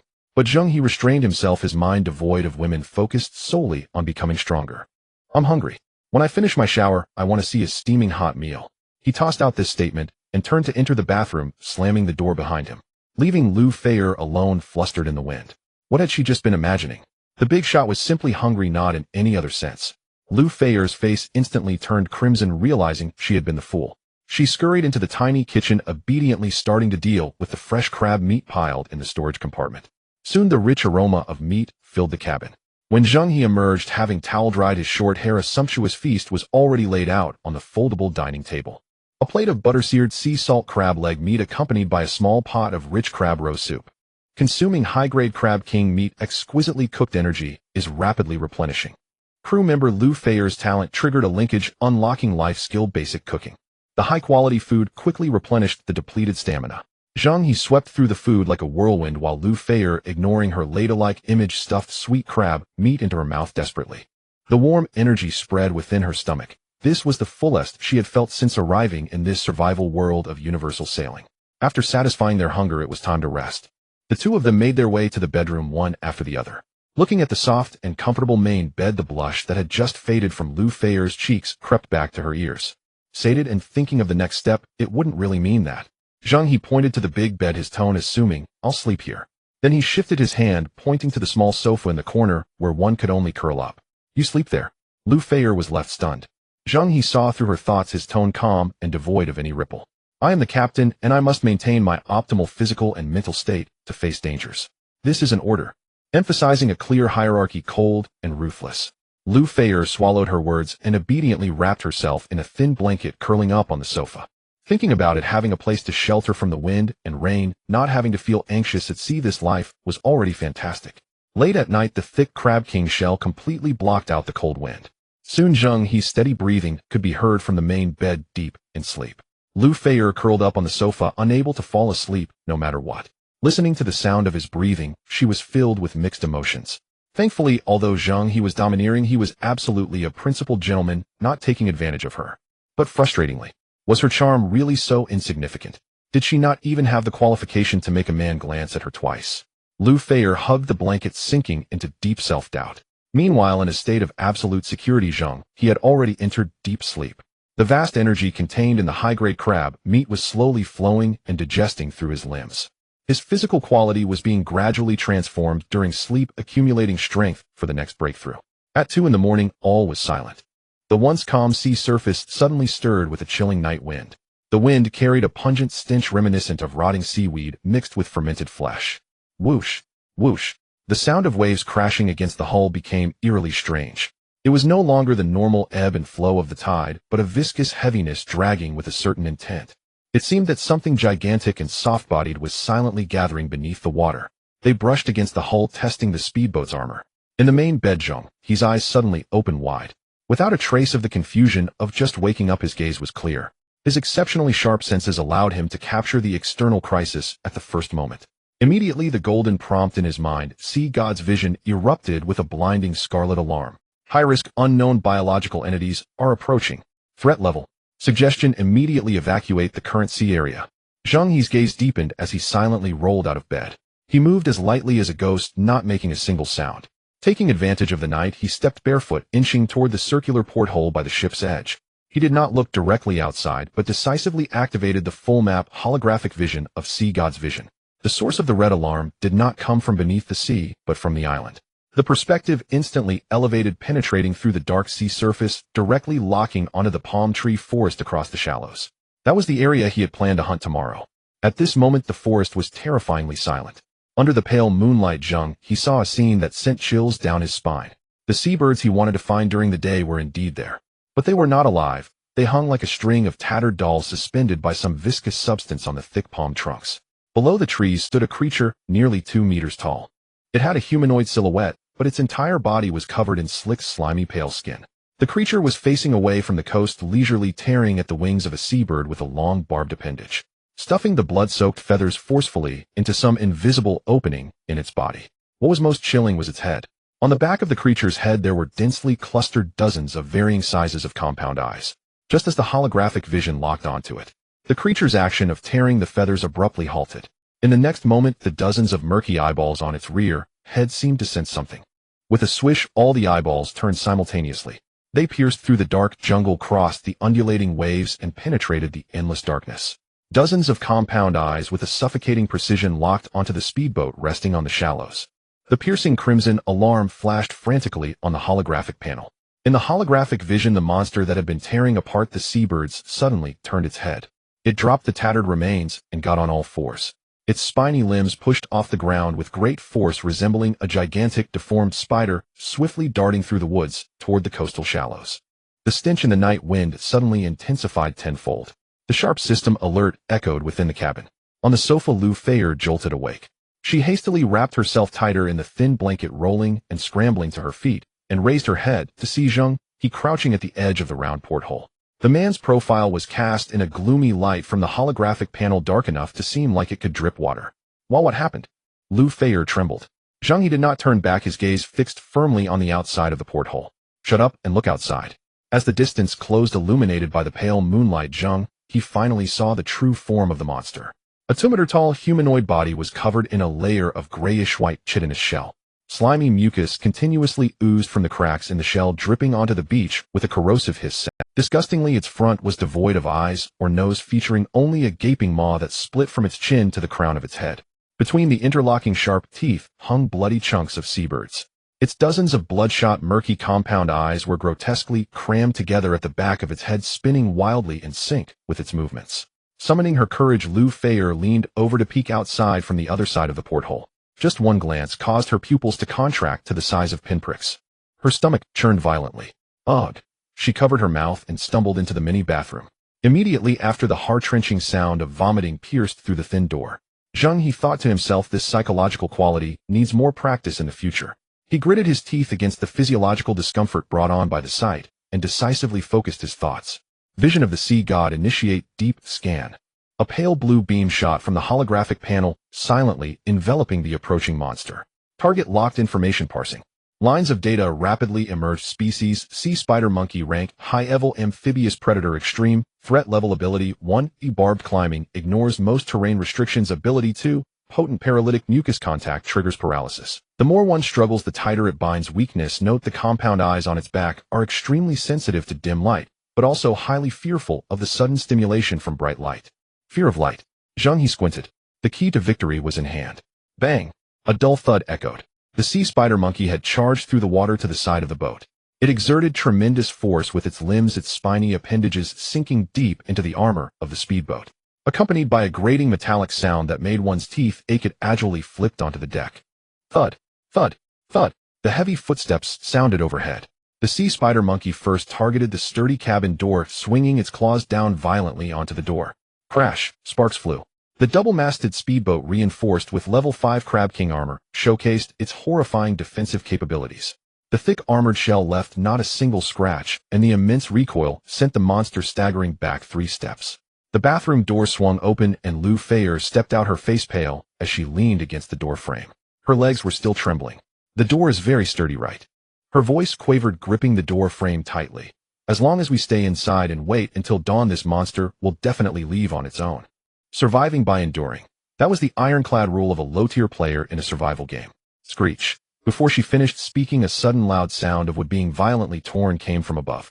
Seeing that the cabin door could not be breached, the sea spider monkey decisively changed its strategy. It swiftly climbed along the main mast, its sharp barbs digging deep into the mast, starting to frantically destroy the power system connecting the sails. At the moment the outer layer of the main mast was damaged, Zheng He felt a sudden tearing pain explode in his spine. It was as if someone was furiously hammering a rusty steel chisel into the seams of his bones. He groaned in pain, dropping to one knee heavily. Cold sweat instantly soaked through his shirt. "Captain!" Lu Feier exclaimed, wanting to rush forward to help. "Don't come over." Zheng He raised his hand to stop her. He gritted his teeth, immediately realizing the problem. The ship's soul binding mechanism that unites man and ship brought an all-around leap in attributes, but it also had a fatal flaw. Severe damage to the core components of the ship would directly and intuitively rebound onto the captain. He couldn't let it continue to destroy. Zheng He took a deep breath, forcing himself to stand despite the excruciating pain in his back. His brain raced, and his gaze locked onto the large searchlight high up in the middle of the main mast through the glass. That was the lighting equipment that came with upgrading to a level 5 speedboat. The opportunity was only once. If he turned on the light now, the sea spider monkey, being a high-level predator, would definitely prioritize destroying the strong light source once it discovered it. He had to take the initiative. Force the monster down from the mast, then turn on the light in a flash while it was back to it for a decisive blow. Zheng He focused his thoughts. Crab King Guardian activate. A layer of faintly visible dark red, translucent crab armor instantly emerged from beneath his skin, covering his entire body. His physical resistance was significantly enhanced. This was the only assurance for braving the monster. He turned to Lu Feier, who was still in shock. His gaze was cold, devoid of any emotion. "Listen, I'm going out to hold it off. You stay in the cabin and execute my battle plan. Lu Feier, remember every word I say next." Lu Feier was stunned by the killing intent in Zheng He's eyes, her survival instincts compelling her to nod vigorously. Zheng He fixed his gaze on her eyes, his tone softening slightly, but exuding absolute control. "I will ensure your safety, so don't make any mistakes. If we fail, we will both feed the monster tonight. I will ensure your safety." In this apocalypse where human lives are as cheap as grass, this phrase struck Lu Feier like a heavy hammer, deeply impacting her heart. She bit her lip, her eyes resolute, as if she were about to join an organization, listening carefully to Zheng He's plan and committing every word to memory. With his instructions complete, Zheng He swiftly reached into his storage space and drew out the glowing purple epic weapon, the crimson armored giant claw axe. Bang! He kicked open the cabin door, without hesitation rolling onto the deck. The night wind mixed with the stench hit him in the face. The sea spider monkey had just severed a cable, and hearing the commotion slid down from the damaged mast. Man and monster confronted each other on the narrow deck. Hiss! The sea spider monkey emitted a chilling hiss. From its gaping maw, foul-smelling grayish-white mucus was violently spewed forth. Zheng He did not retreat, but advanced instead. His powerful neural reflexes surged. He pushed off the ground with his left foot, his body twisting at an extremely awkward angle to evade. The mucus grazed his shoulder as it flew past, landing on the deck. Die! With the momentum of his forward rush, Zheng He gripped the axe handle tightly, channeling power from his waist. The purple axe cleaved through the moonlight, creating a sharp crescent-shaped arc that ripped through the air, aimed directly at the monster's midsection. Clang! The blade struck fiercely against the sea spider monkey's chest armor. Sparks flew. The tremendous recoil caused Zheng He's palm to split open, blood seeping out as his arms went numb. What a hard shell! But the sea spider monkey did not retreat at all. It actually leveraged the force of the axe strike to press its body forward. A barbed forelimb shot out like a venomous snake, snapping shut with a crunch around Zheng He's left shoulder. The slimy, paralyzing mucus immediately attempted to inject into his left shoulder. The distance between them shrank to less than half a meter. Zheng He could even clearly smell the nauseating decay emanating from the monster's mouth. He tried to pull back the axe, but found the blade firmly wedged between the cracks in the monster's chest armor, unable to budge. Squeak, squeak, squeak. The dozens of bloodshot compound eyes on the back of the sea spider monkey spun wildly. They locked onto Lu Feier, who was pacing back and forth in the cabin, peering over Zheng He's shoulder through the glass. That gaze was filled with greed and cruelty. Crunch. A painful cracking sound echoed from Zheng He's left shoulder. In this life-and-death stalemate, Zheng He suddenly let out a sinister cold smile. Now's the time. He abandoned the attempt to pull out the axe, his right hand suddenly releasing the axe handle and tightly gripping the sea spider monkey's slippery waist. His core abdominal muscles instantly tightened to the limit, using all his strength to forcibly spin the monster half a turn in place. Position swapped. The sea spider monkey's back, along with its dozens of compound eyes, was perfectly aligned with the cabin door. Open the door. Zheng He shouted hoarsely, his voice piercing through the roar of the waves. Inside the cabin, Lu Feier, eyes reddened, pushed the heavy cabin door open with all her might. Lu Feier bit her lip, tightly pressing her hands against the door panel, using all her strength to shove the heavy hatch open. The sea spider monkey's compound eyes clustered together at the back of its head, spun rapidly, fixated on the open hatch. It was empty. Not only was there no ambush, but even the terrified woman was absent from behind the door. A chilling hiss escaped from the sea spider monkey's gaping maw, revealing a cruel delight. In its predatory instincts, the prey's behavior at this moment was akin to seeking its own demise. Then it heard Zheng He, who was close at hand, uttering two words in a voice of utter coldness: "Turn on the lights." Boom. Zheng He's mind connected with the ship's spirit. In the middle section of the main mast, the high-powered spotlight built into the Level 5 vessel instantly powered on. Virum. A blinding beam of intense white light tore through the thick darkness, resembling a white-hot sort of light. However, this beam did not strike the sea spider monkey on the deck directly. Instead, it arced at a steep angle, passing over both their heads and shooting straight into the open ship's hatch. The beam missed. The sea spider monkey's highly developed compound eyes instantly tracked the light's trajectory. Its instinctual fear of bright light quickly faded, replaced by an even more violent killing intent.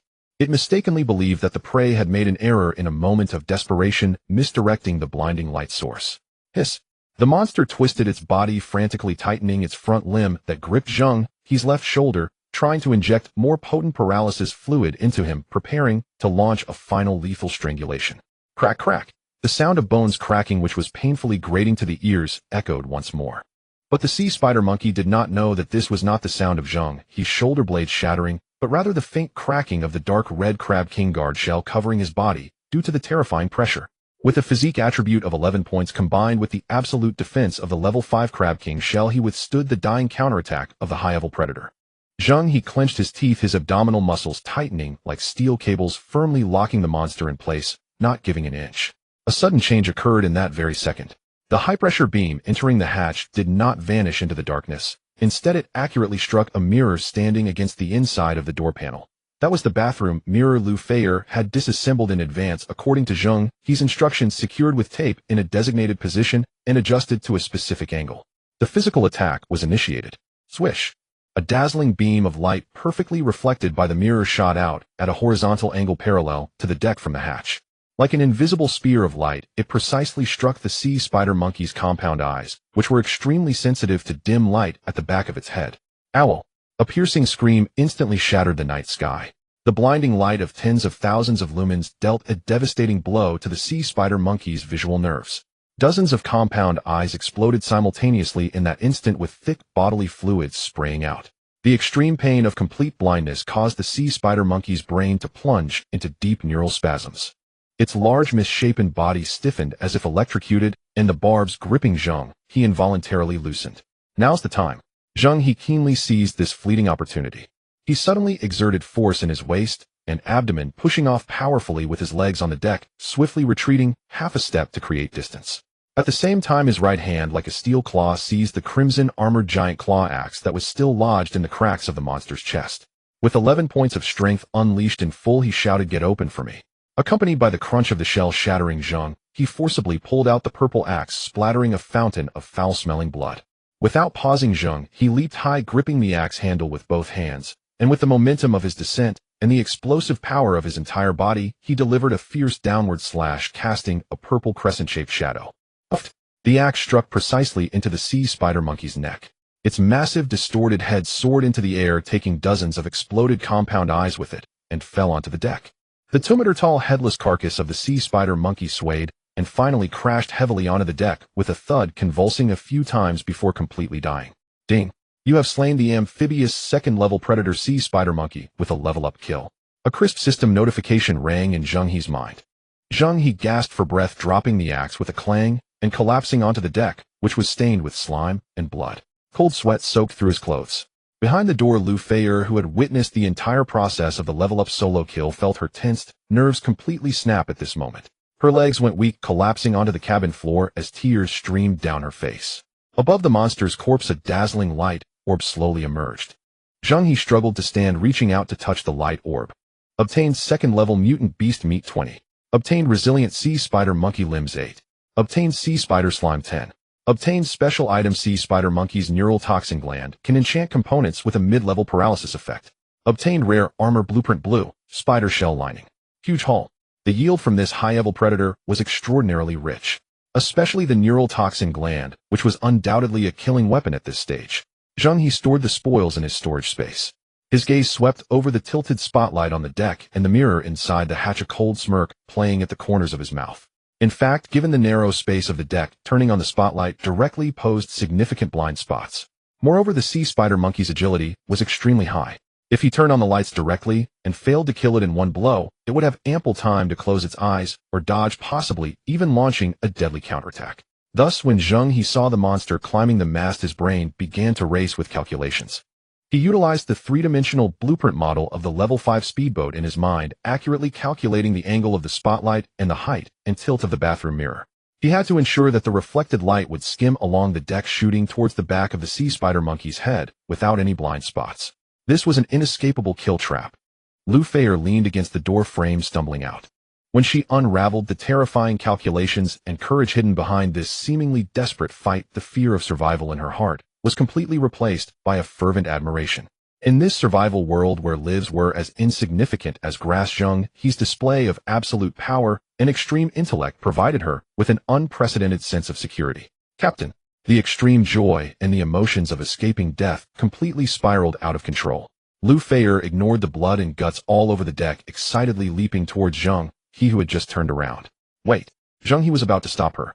He had just experienced a life-and-death struggle, and his strength was nearly depleted. With Lu Feier throwing herself at him recklessly, he slipped on the sea spider monkey's slimy mucus. Bang! Both of them fell onto the deck. Zheng He let out a muffled grunt from underneath, while Lu Feier landed solidly on top of him. What was even more fatal was that Zheng He's cheek happened to be buried in an astonishing softness. No man could withstand such an unexpected encounter. The faint scent of Lu Feier mixed with the fragrance of her shower gel instantly dispersed the surrounding stench of blood, causing Zheng He's mind to short-circuit. The air fell silent in that moment. Lu Feier's face turned bright red, even her ears flushed. She breathed rapidly, the rise and fall of her chest bringing their contact even closer. She did not get up immediately, but bit her lower lip, a hint of shyness and moisture flashing in her eyes. The enchanting atmosphere had just begun to rise on the cold deck. Zheng He let out a muffled groan beneath Lu Feier. The overwhelming sense of suffocation caused his hands to flail aimlessly in the air. The sea spider monkey failed to inflict fatal damage on him, but it nearly took down his crew in one fell swoop. Lu Feier hurriedly got up and stepped back twice. She lowered her head, her hands fidgeting nervously, and the blush on her face spread all the way to her neck. I'm so sorry, Captain, I truly didn't mean to. In the stillness of the night, the rapid heartbeat sounded exceptionally clear. Zheng He paid no heed to her embarrassment, gasping for air. He then lowered his gaze, and with a slight mental shift swiftly opened his holographic interface.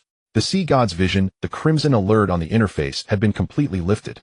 He disdainfully shook off the sticky bodily fluids on him, and said flatly, "Help me inside." Lu Feier, as if awakening from a dream, quickly stepped forward to support Zheng He's right arm. The two of them crossed the mess on the floor and returned to the cabin. The heavy cabin door slowly closed, completely isolating the hellish darkness and bloodshed of the outside world.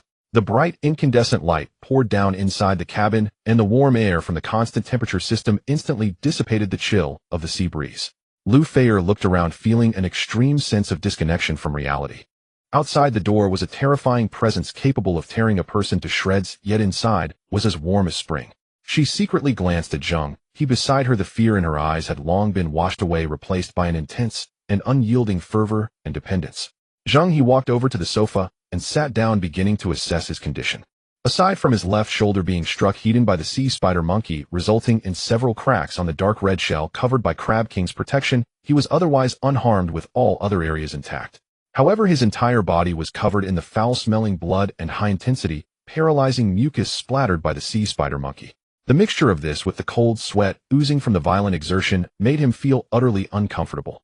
He gritted his teeth against the soreness of his muscles and stood up to walk toward the bathroom. "Captain."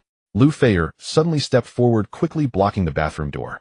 She lowered her head, her hands anxiously twisting together, her voice as faint as a whisper, yet filled with an unusual determination. "You just fought a bloody battle and are drained of energy.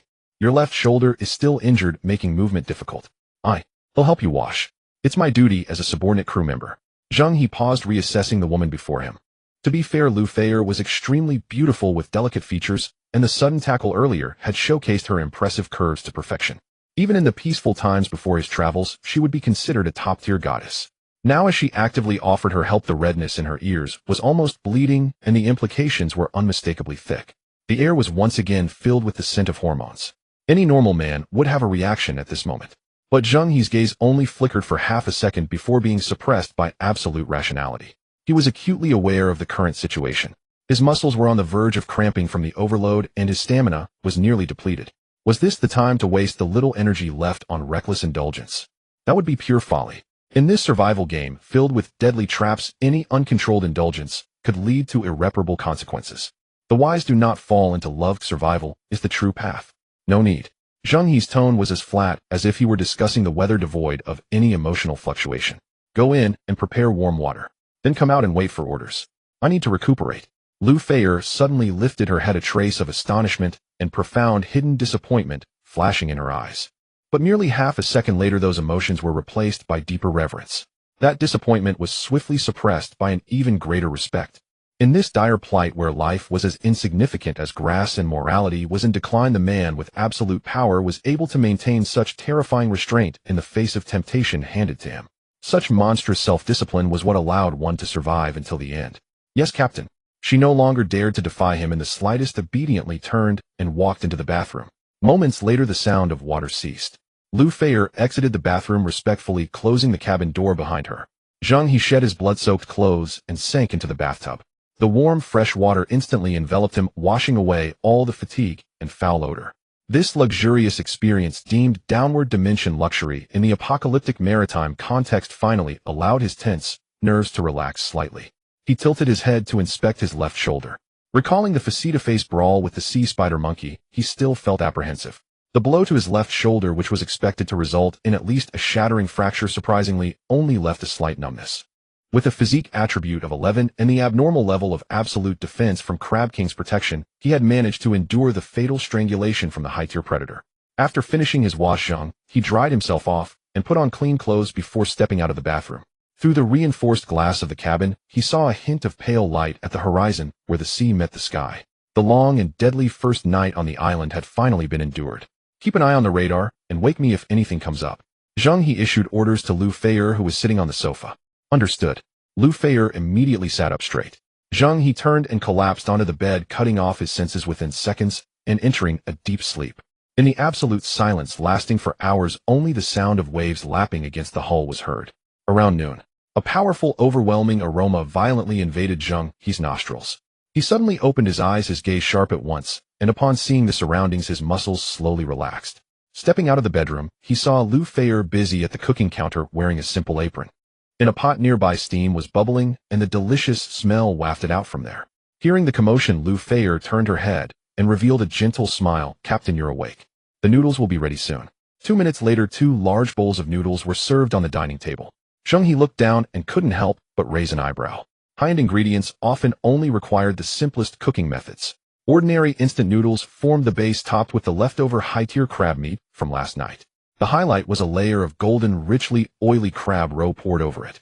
Combined with the spices from the supply box, it emitted an enticing aroma that made one salivate uncontrollably. The instant noodles, infused with the essence of a Tier 1 boss sea beast, had finally reached their shining moment. Zheng He wasted no time picking up chopsticks and devouring the meal like a whirlwind. The fresh fragrance of crab roe and the chewy noodles exploded in his mouth. With each bite swallowed, he felt a violent warm current slide down his esophagus into his stomach, rapidly transforming into pure energy coursing through his body. After finishing an entire bowl, soup and noodles included Zheng, he let out a long sigh. Refreshing. His stamina was instantly replenished, and the last bit of discomfort in his left shoulder completely vanished, bringing him back to peak condition. Having eaten and drunk enough, it was time to get down to business. Zheng He walked up to the control console, noting the slight battle damage to the deck and mast from last night's fierce battle. He directly activated the ship's soul symbiotic repair, consuming with 20 iron ingots 10. One-click repair. The basic materials in the storage space were instantly deducted. In the next moment, a ghostly blue flow of light spread wildly from the control console, resembling a massive energy net that tightly enveloped the entire twin-masted speedboat. Accompanied by a faint mechanical grinding and the sound of wood reassembling, the damaged deck healed at a visible speed, and the deep scratches on the mast were instantly smoothed out. In just a few seconds, the durability of the vehicle was restored to 1200.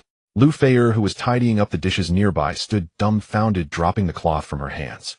She knew her captain was a bit of a hack, but this miraculous one-click repair ability still sent her worldview into a frenzy. After finishing the ship's body, Zheng He returned to his spacious seat. With a slight mental movement, he poured out the loot from last night's kill of the sea spider monkey, along with the drops from the first kill of the crab king and the Yetoberevud epic treasure chest, all onto the table. Clatter. A pile of high-level materials, blueprints, and strange items emitting various glows formed a small mountain. Zheng He had sharp eyes and quickly pulled out a piece of parchment glowing with blue light from the pile of miscellaneous items. Rare armor blueprint, spider armor lining. He casually tossed it to Lu Feier across the table. Take it and study it. Use the limbs of the sea spider monkey we defeated last night, combined with your disassemble synthesized talent, to quickly fabricate it.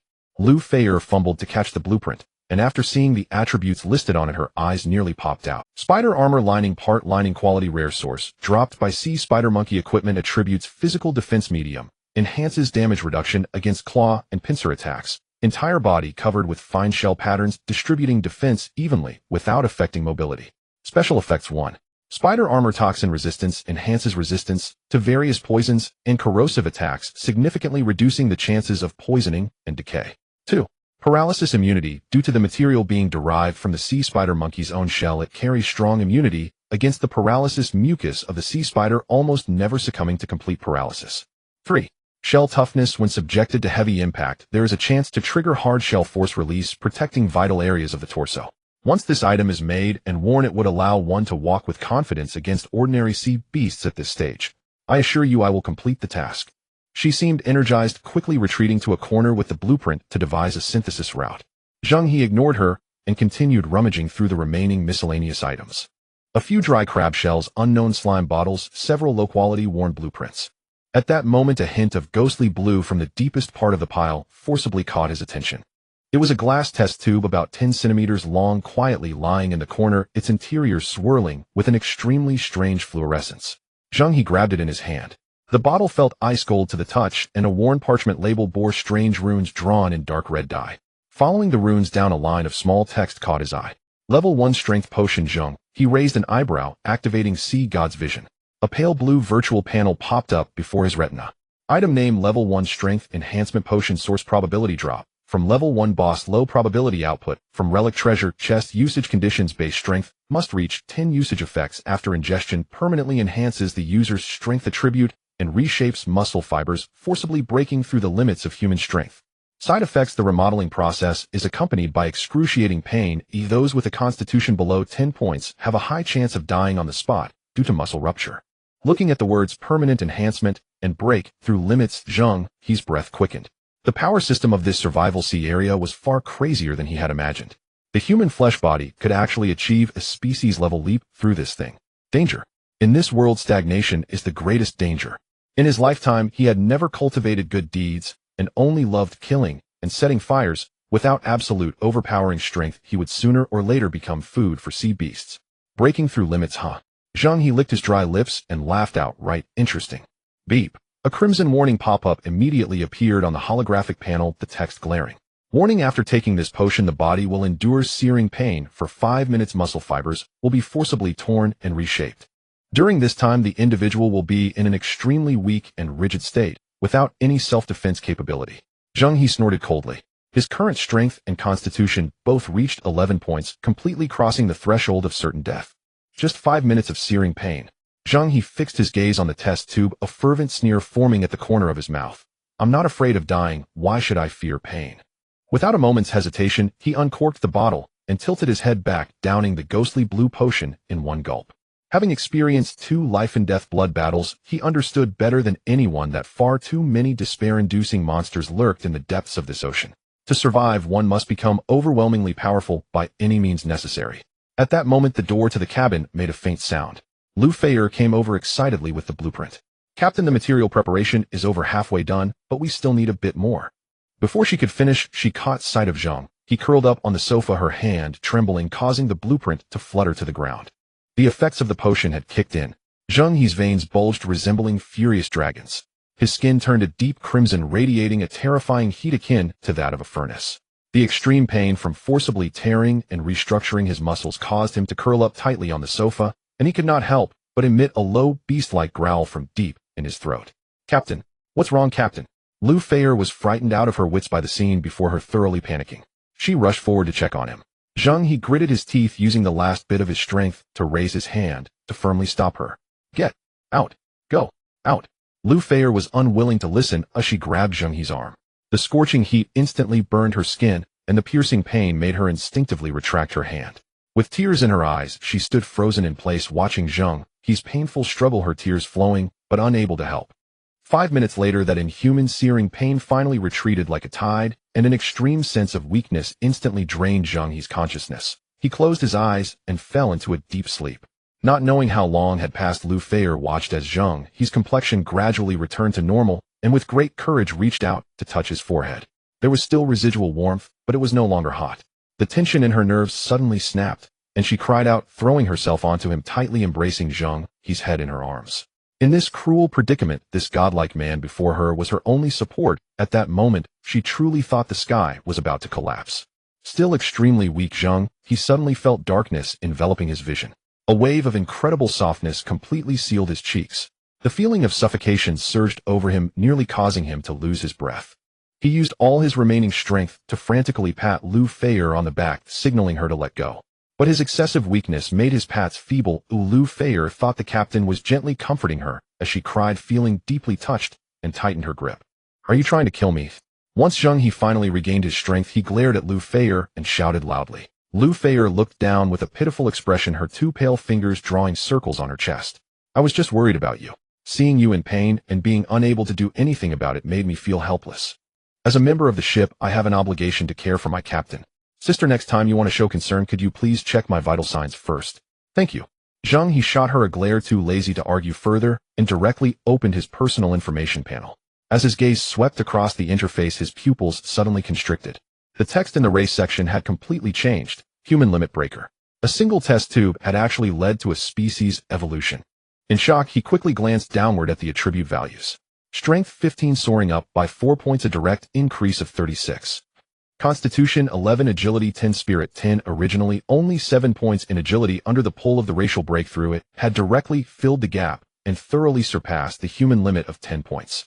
Looking at this splendid panel, Zheng He felt a surge of joy in his heart. He stood up, stretched his limbs, and carefully felt the violent strength lurking within this reborn body. He casually clenched his fist and lightly punched at the air. Smack! A crisp sound of air bursting echoed in the air. The frenzied punch wind turned tangible, directly knocking over a stainless steel cup on the table several meters away, crashing against the cabin wall with a loud clang. Breaking out from the cocoon and being reborn. Zheng He quickly calmed down from the joy of being reborn. After a long while, it was already 2 o'clock in the afternoon.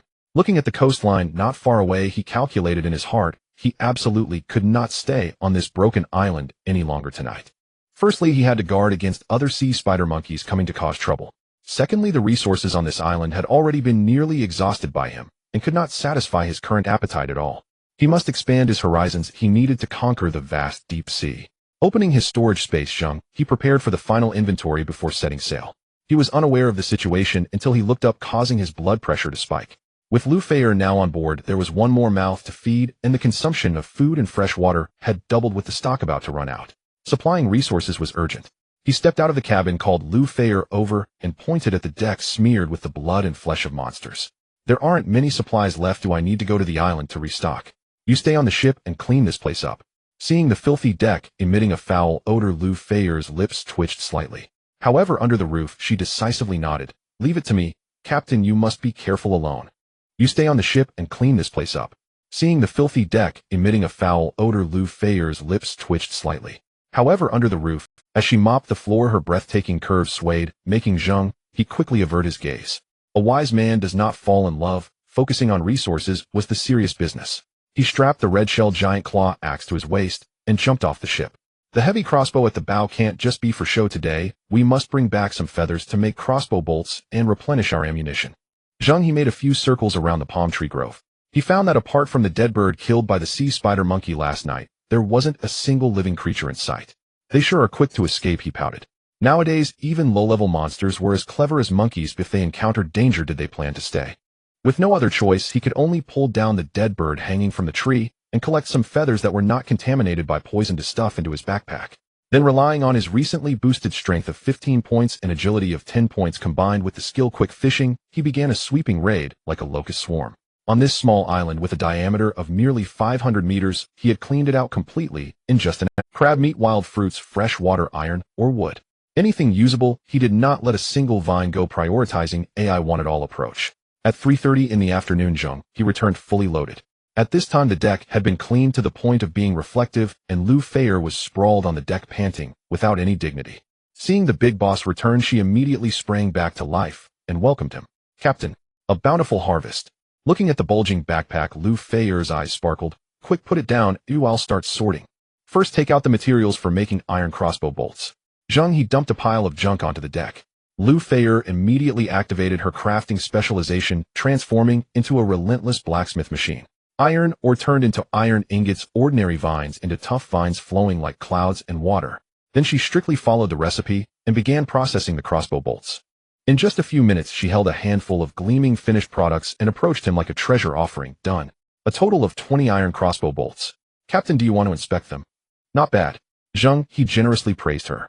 He took the heavy crossbow bolts and walked to the bow, loading them one by one into the slots of the crab claw heavy crossbow.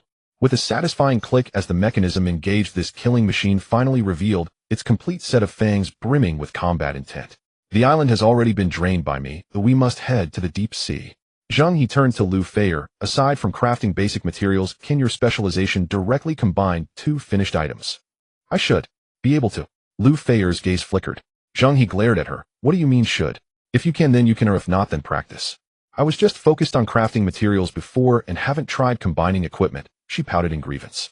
Zheng He walked to the side of the ship, pulled out a wooden spear, and tossed a tough vine over. Use these two to practice. Try it now. Lou Fayer took a deep breath, placing her hands on the materials. Her exclusive skill activated. A white light poured forth instantly, enveloping the two items tightly. 2 minutes later, the light dissipated. A brand new piece of equipment approximately 2 meters long appeared before the two. The main body was a wooden spear wrapped with rough and sturdy vines reinforcing the spear shaft while forming non-slip grooves on the surface. The spear tip was sharpened to a fine point with rough barbs along the edges. The tail of the spear was connected to a tough vine extending along the spear shaft to form a long pulling rope. Zheng He raised his eyebrows and activated Sea God's vision to read the information. Excellent simple harpoon quality, excellent type, throwing melee weapon synthesis, wooden spear, 1 tough, vine 1 base attributes, physical attack 12, piercing damage 6, a durability 30-30. Captain here. Lou Fayer presented it with both hands. Zheng He took it, gripping the spear handle and mimicking a throwing motion in the air. Whoosh. The sound of air bursting was sharp and clear. The feel was smooth, the balance perfect, a truly handy harpoon. Lou Fayer, you are not only impressive, but also beautiful. Lou Fayer blushed at Zheng He's compliment. Set sail. Zheng He strode to the helm and pushed the throttle all the way down. Boom. The engine roared wildly, and 2 sprays of pure white waves exploded from the back. The twin-masted speedboat tore through the shallow waters like a beast released from its cage, racing towards the semi-deep sea area. Half an hour later, the surrounding waters had completely transformed into a deep, dark blue. Zheng He shut off the engine, and the speedboat swayed steadily with the waves. He walked to the edge of the deck, took a deep breath, and closed his eyes. He activated Sea God's vision. Whoosh. A holographic sea map unfolded directly onto his retina. In a radius of several kilometers, whether it was underwater currents, reefs, or the heat sources of moving creatures, everything was laid bare. While others were blindly feeling the waters, he had directly activated the full map perspective. Lock on the target. Zheng He focused on a large blue dot moving slowly not far from the ship. He raised his right arm, pulling it back, his arm muscles bulging instantly as he exerted force with his waist and abdomen. Whoosh! The harpoon transformed into a deadly afterimage, piercing through the water with a sound. Splash! Water exploded. Zheng He pulled on the vine attached to the harpoon, frowning. It felt too light, something was off. When he pulled it up, he found only a lump of tattered dark green kelp hanging from the sharp barbs. A ruthless player who had killed the first-tier boss in the entire game had turned into a fishing air force. Zheng He expressionlessly tossed the kelp away. He locked on again, exerted force, and threw. Splash!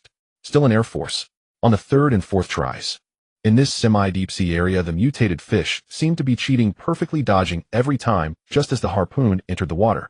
At this moment, the area channel notification tone rang out inopportunely. Ha, the newbie protection period is indeed amazing.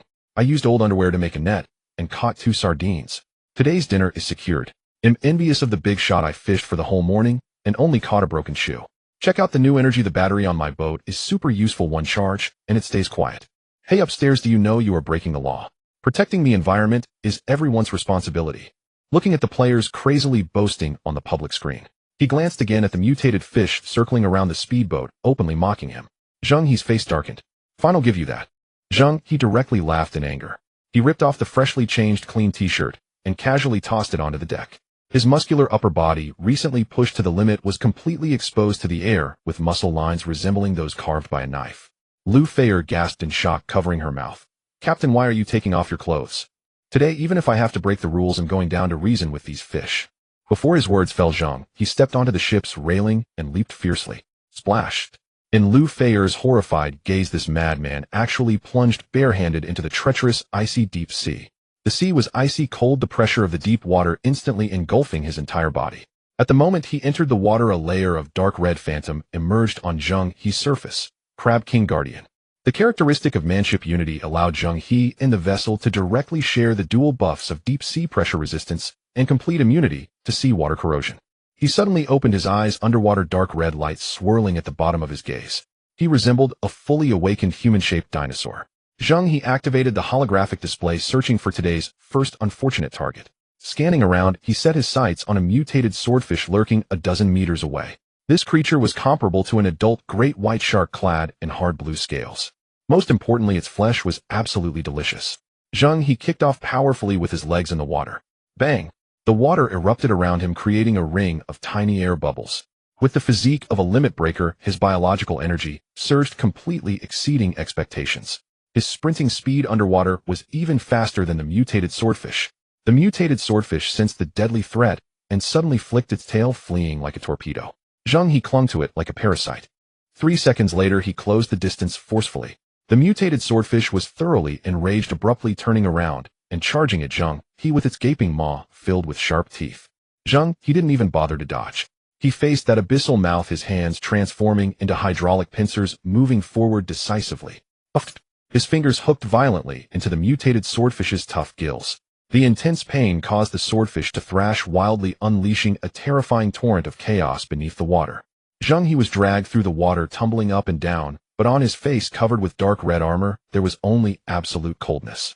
Get up!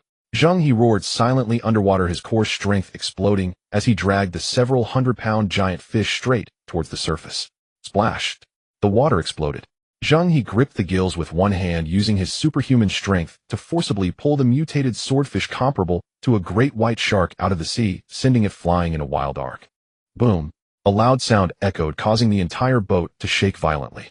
The mutated swordfish crashed onto the deck of the speedboat, thumping the wooden boards and instantly staining a small area with blood. Lu Feier was stupefied.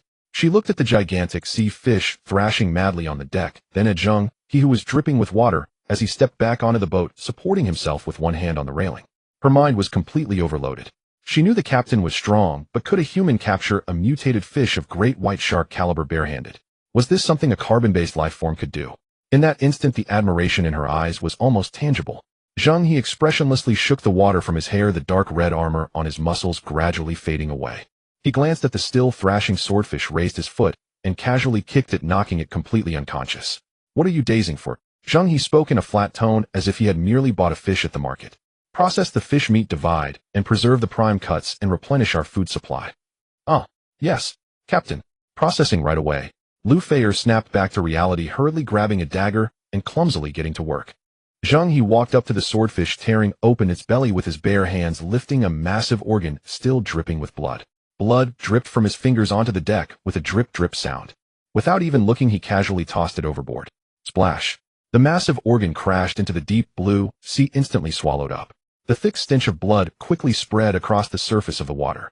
A hind hunter often appeared in the guise of the hunted. Zheng He planned to use the inedible organs as bait. The once gently breezed sea fell into an eerie silence. The sea wind ceased, and the waves quieted down. The entire sea area seemed to have been pressed the pause button. The silence before the storm was suffocating. Beep, beep, beep. The sharp radar alarm suddenly blared wildly in the cockpit.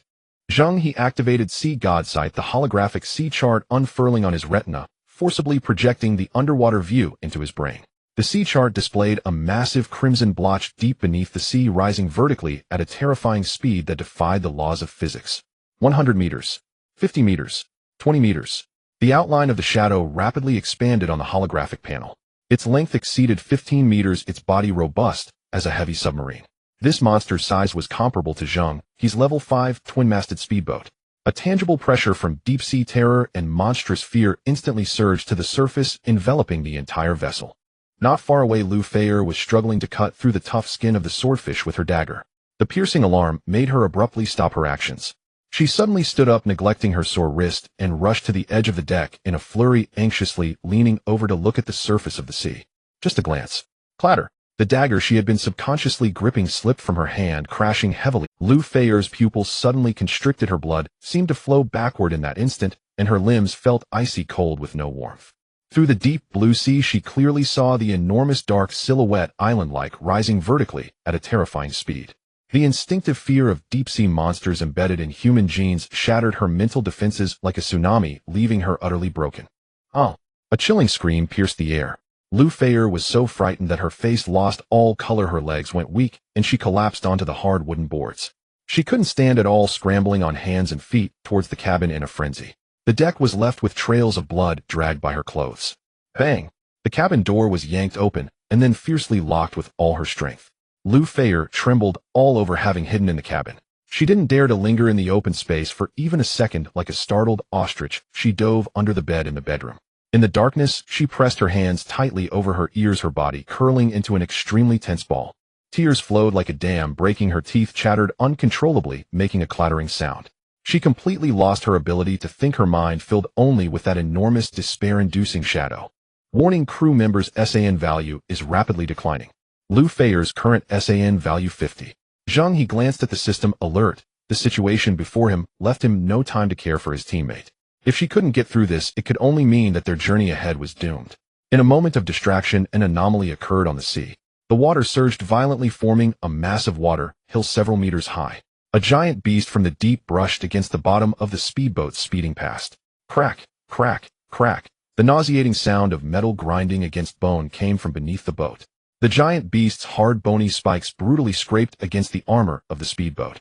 The terrifying impact instantly transmitted through the entire vessel. The twin-masted speedboat tilted sharply to the left, nearly at a 45-degree angle. Water rushed madly in through the right side of the hull onto the deck. Zheng He stood at the center of the deck, caught off guard. His foot slipped. The massive inertia violently flung him to one side. Bang! Zheng He's shoulder crashed heavily into the main mast, producing a dull thud. System prompt: impact from deep-sea giant beast detected. Epic component Crab King shell detected in vehicle loading. Absolute defense activated. Hull durability unaffected. The system's alert sounded in his mind. Zheng He grabbed the rope on the mast, quickly stabilizing his stance. He patted the seawater off his chest and slowly raised his head. Faced with a terrifying attack that could instantly shred an ordinary player along with their boat, there was no trace of fear on Zheng He's face. On the contrary, a wave of extreme excitement surged in his gaze. Dark red light roiled deep within his pupils. A 15-meter height tier mutated creature. Zheng He pressed his tongue against his molars, a flicker of fervor flashing in his eyes. Several tons of high-purity flesh, a body full of high-tier forging materials. The first kill is bound to yield rare blueprints. With overwhelming luck, it might directly result in an epic item. Seeking fortune in danger, how could one resist such a plump lamb delivered right to their door? The successive enhancements altered Zheng He's mindset. It was no longer just a survival game. He aimed to be the master of this game. He suddenly released the tether, merging with the boat, allowing him to disregard the violent jolts of the deck as he strode toward the bow. There stood a heavy-duty weapon, the crab claw heavy crossbow. The gigantic creature beneath the water was clearly agitated. Having failed to smash the speedboat, it twisted its body, preparing to unleash its ultimate attack. Zheng He positioned himself behind the heavy crossbow. He stripped off his shirt, revealing his muscular physique. He slapped his hands heavily onto the two massive crab claws. The ship's spirit coexists with me. With his words, a layer of dark red light instantly spread from his palms, racing along the intricate mechanical structure of the crossbow. At that moment, his mental energy fused deeply with the crab claw heavy crossbow, instantly connecting it. On his retina, the chaotic scenes faded, revealing a highly technological holographic shooting assistance panel. Wind direction, flow velocity, air humidity, projectile drop parameters, and crossbow string tension thresholds. Cold data cascaded through his vision like a waterfall. At this moment, man and crossbow became one. The heavy crossbow transformed into his sharpest fang. Boom! The sea surface erupted as if struck by a depth charge. A towering column of water crashed down onto the deck. A mutated deep-sea orca covered in bony spikes burst through the surface. It was absurdly large, blocking out the sun, casting a massive shadow that engulfed the speedboat. The oppressive atmosphere was suffocating, the air filled with a nauseating stench. Zheng He watched coldly, his mind focusing. The sea god's vision activated. His vision transformed into a deep blue. The data panel rapidly displayed alongside the orca. Target: mutated deep-sea orca, level tier 2, elite, sea beast status, rage, characteristics: tough skin, thick flesh, covered in exoskeleton bone layers, as thick as city walls, maximum physical resistance. Weakness: soft tissues without bone, spurs in the mouth, respiratory hole on top. Zheng He scanned its spiky body, estimating that even armor-piercing rounds would bounce off. He had to shoot into its mouth. In midair, the colossal beast opened its blood-filled maw wide enough to swallow a sedan. Its upper and lower jaws, interlaced with half-meter-long ivory fangs filled with shredded flesh and slime, descended upon Zheng He. It intended to swallow both man and crossbow in one gulp. Zheng He did not retreat, but advanced. His feet were firmly planted on the deck, his hands gripping the central control firing axis of the crossbow. He used himself as bait, gambling for a perfect shot at a guaranteed headshot. Inside the cabin, under the bed, Lu Feier covered, her ears tightly curled up into a ball. The boat rocked violently, tossing her directly to the door. She peeked out through the crack.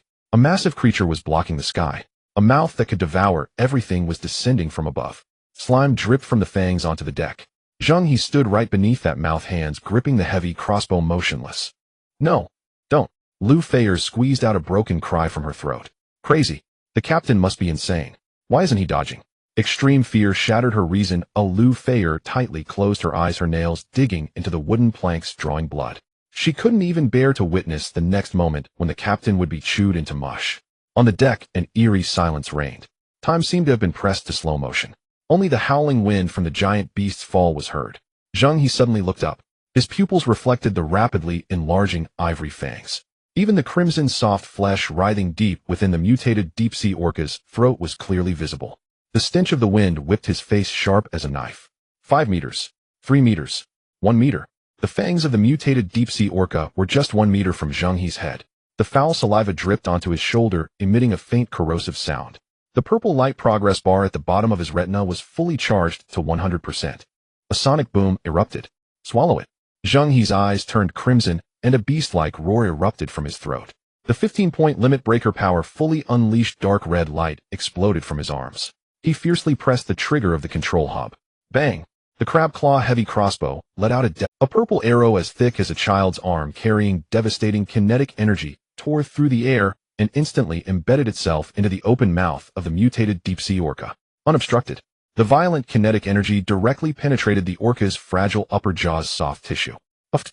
With a sickening thud, the purple giant arrow erupted from the top of the mutated deep-sea orca's head, accompanied by a shower of foul blood and pale bone fragments shooting straight into the sky. The arrow pierced through its head, causing immense pain, and the massive body of the mutated deep-sea orca stiffened in midair. The pain drove this high-tier mutated creature to emit a heart-wrenching shriek. The cry was a high-pitched screech that hurt the eardrums. The enormous mass completely lost control in midair, propelled solely by inertia, crashing straight into the water. Zheng He's eyes turned crimson, adrenaline spiking rapidly. His hands alternated and forced the mechanical winch, spinning wildly. With the limit breaker physique and the boost from 15 points of strength, he compressed the cumbersome loading action of the heavy crossbow to finish in 1 second. The iron arrow enveloped in purple light was reloaded. The blood-filled maw had not yet closed, and the second arrow had already been released. A muffled sound. This time it didn't pass through the stout arrow, drilled straight into its throat, penetrating its organs. Having taken 2 fatal hits, this deep-sea bully finally could not endure. In midair, it tightly shut its mouth in pain, its original forward position completely distorted, and its massive body began to roll aimlessly. The massive fleshball, bearing down with the force of a mountain, was headed straight for the deck. If it crashed down, not to mention a Tier 5 vessel, even an aircraft carrier would be pitted. Trying to drag me down with you? In your dreams. Zheng He focused his mind, flooring the engine throttle. The boat's exhaust spewed out a pungent black smoke, and the push rod was shoved to the limit. The speed of the sea, which combined with full power output. The speedboat executed an extremely audacious drift across the water, sliding several meters, as it barely escaped the edge of that flesh projectile. Boom! A column of water shot into the sky. The mutated deep-sea orca crashed heavily into the sea, the waves it stirred, soaking the speedboat thoroughly. The deck was covered in foul seawater and bits of flesh. Blood spread wildly from where it fell, staining the surroundings a deep crimson within seconds. After enduring 2 heavy blows, the giant creature lost its ferocity, swinging its tail fin covered in bony spikes as it fled towards the deep water. You attacked my boat and still want to run? Not a chance. Zheng He ran towards the cabin, kicking the door open. Behind the door, Lu Feier, who had been petrified by the earlier scene, was curled up into a ball, covering her ears tightly, trembling like a sieve, her teeth chattering. Get out. Zheng He grabbed her arm, pulling her out of the cabin like lifting a chick, dragging her to the bow. The sight outside left Lu Feier utterly dumbfounded. The ground was stained with blood, and the sea surface appeared dark red. The high-tier mutated creature that had just been so arrogant was now frantically fleeing underwater, leaving behind a long trail of horrifying blood. What are you dazed for? Zheng He pointed at the metal base at the bow where a thick steel anchor chain coiled. Use your specialized skill to weld this iron chain and the crossbow bolt together. The arrowhead needs to grow a circle of barbs. Lu Feier knelt in the bloodwater at a loss, her mind blank. But, no buts. It's about to escape, hurry up. Zheng He tossed an iron crossbow bolt in front of her. Quick, quick, quick. He clapped his hands, urging Lu Feier. High-level sea beast flesh, high-tier materials, and rare blueprints must not slip away just like that. Lu Feier was jolted back to her senses by his booming voice. She quickly grabbed the iron crossbow bolt, pointing the tail at one end of the steel anchor chain. Her crafting skill activated a faint glow, igniting at the contact point. In less than 3 seconds, the 2 unrelated items were tightly bonded, resulting in a special fishing crossbow bolt connected to a 100-meter chain. Zheng He lifted the weight-doubled special ammunition with one arm and turned, stepping onto the crossbow operating platform. The giant creature underwater had lost too much blood and was no longer as agile. The distinctive white dorsal fin still protruded above the water, resembling a gigantic moving target. He loaded the crossbow and aimed. Wind speed, water flow, boat turbulence. All interfering factors were trivial before this shot. He pulled the trigger. The heavy arrow attached to a long steel chain shot through the air, the chain crackling with a deathly sound. Right on target. The stout arrow with barbs accurately penetrated the breathing hole of the mutated deep-sea orca, deeply embedding itself into the bony protrusion of its head. The excruciating pain drove this sea beast into a frenzy. Its survival instinct made it completely abandon reason, desperately plunging towards the deep sea. As it ran, it directly tugged the entire anchor chain. Kacha, kacha, kacha. The anchor chain release axle at the front of the deck spun uncontrollably. The steel chain and the base rubbed against each other, violently producing a shower of blinding sparks. The entire circle of iron chain was visibly pulled towards the underwater. 50 meters, 30 meters, 10 meters. It's reached the end. The lock at the end of the chain violently collided with the fixed base. Clang, a sound that made one's scalp tingle. The entire Tier 5 speedboat came to an abrupt halt. Without warning, its forward momentum forcefully stopped. The violent brute force of the several tons of the mutated creature transmitted through the 100-meter-long metal chain to the boat body without reservation. The bow plunged straight into the waves due to a terrifying pulling force. The stern lost balance, rising high, the propeller completely leaving the water, emitting a sharp, whirring roar in the air. Below the surface, the deep-sea tyrant was desperately fleeing. On the surface stood the steadfast human marauders. This extreme tug-of-war with such a disparity in tonnage had only just begun. Life and death were trivial. If you don't agree, then fight. Zheng He stood firm, his legs spread wide, firmly planted like a nail on the tilted deck. A single chain sustained the struggle between life and death. Whoever relaxes first would become the other's meal. The physical rules set by this broken game were ridiculous, yet Zheng He excelled in this. He spat out a mouthful of saliva, gripping the edge of the crossbow tightly. Come on, let's see who can outlast whom. The anchor chain stretched taut, producing a series of teeth-gritting metal friction sounds. The entire Tier 5 speedboat was being fiercely dragged forward. Zheng He's feet were like nails embedded in the deck, his toes nearly digging into the gaps in the wood. The bow broke through the waves with the icy, bone-chilling seawater flooding over his ankles. This protracted struggle was unsustainable. The several tons of the mutated deep-sea orca pulled downward. Although the Tier 5 speedboat was sturdy, the welding points of the anchor chain base couldn't hold for long. Metal fatigue was unreasonable. Once it broke, all previous efforts would be in vain. It needed reinforcement. Zheng He dashed back to the control panel, slamming the steering wheel with his left hand. Man and ship as one. He focused his mind, and the boat turned. Zheng He found the balance point of gravity, the pulling force of the mutated deep-sea orca, and buoyancy, restoring the boat's level through the turn, with the stern crashing down on the surface, splashing several meters high waves. The moment the propeller touched the water, he focused his mind, flooring the throttle. The propeller re-engaged with the water, and the violent thrust erupted from the stern. Speed of the sea which go. The water flow patterns on both sides of the boat abruptly changed. A layer of light blue fluid membrane spread out under the hull, sharply reducing resistance. With full power output combined with the drag-reducing buff, the speedboat roared like a mad bull, beginning to tug desperately in the opposite direction. Creak. The anchor chain let out a mournful cry, the metal being pulled to its limits by two terrifying forces. The giant creature underwater was not holding back either. The pain from the three arrows ignited its last ferocity, its massive tail fin, slapping up several meters of water, forcefully dragging the speedboat forward by several meters. It was evenly matched. Zheng He fixed his gaze on the angle of the anchor chain. The chain was stuck in midair, neither releasing half a meter nor retracting a single inch. The man and beast, separated by 100-meter iron chain, were locked in a deadlock. The white waves churned up by the propeller collided with the dark currents below, causing the sea surface to roll like boiling water.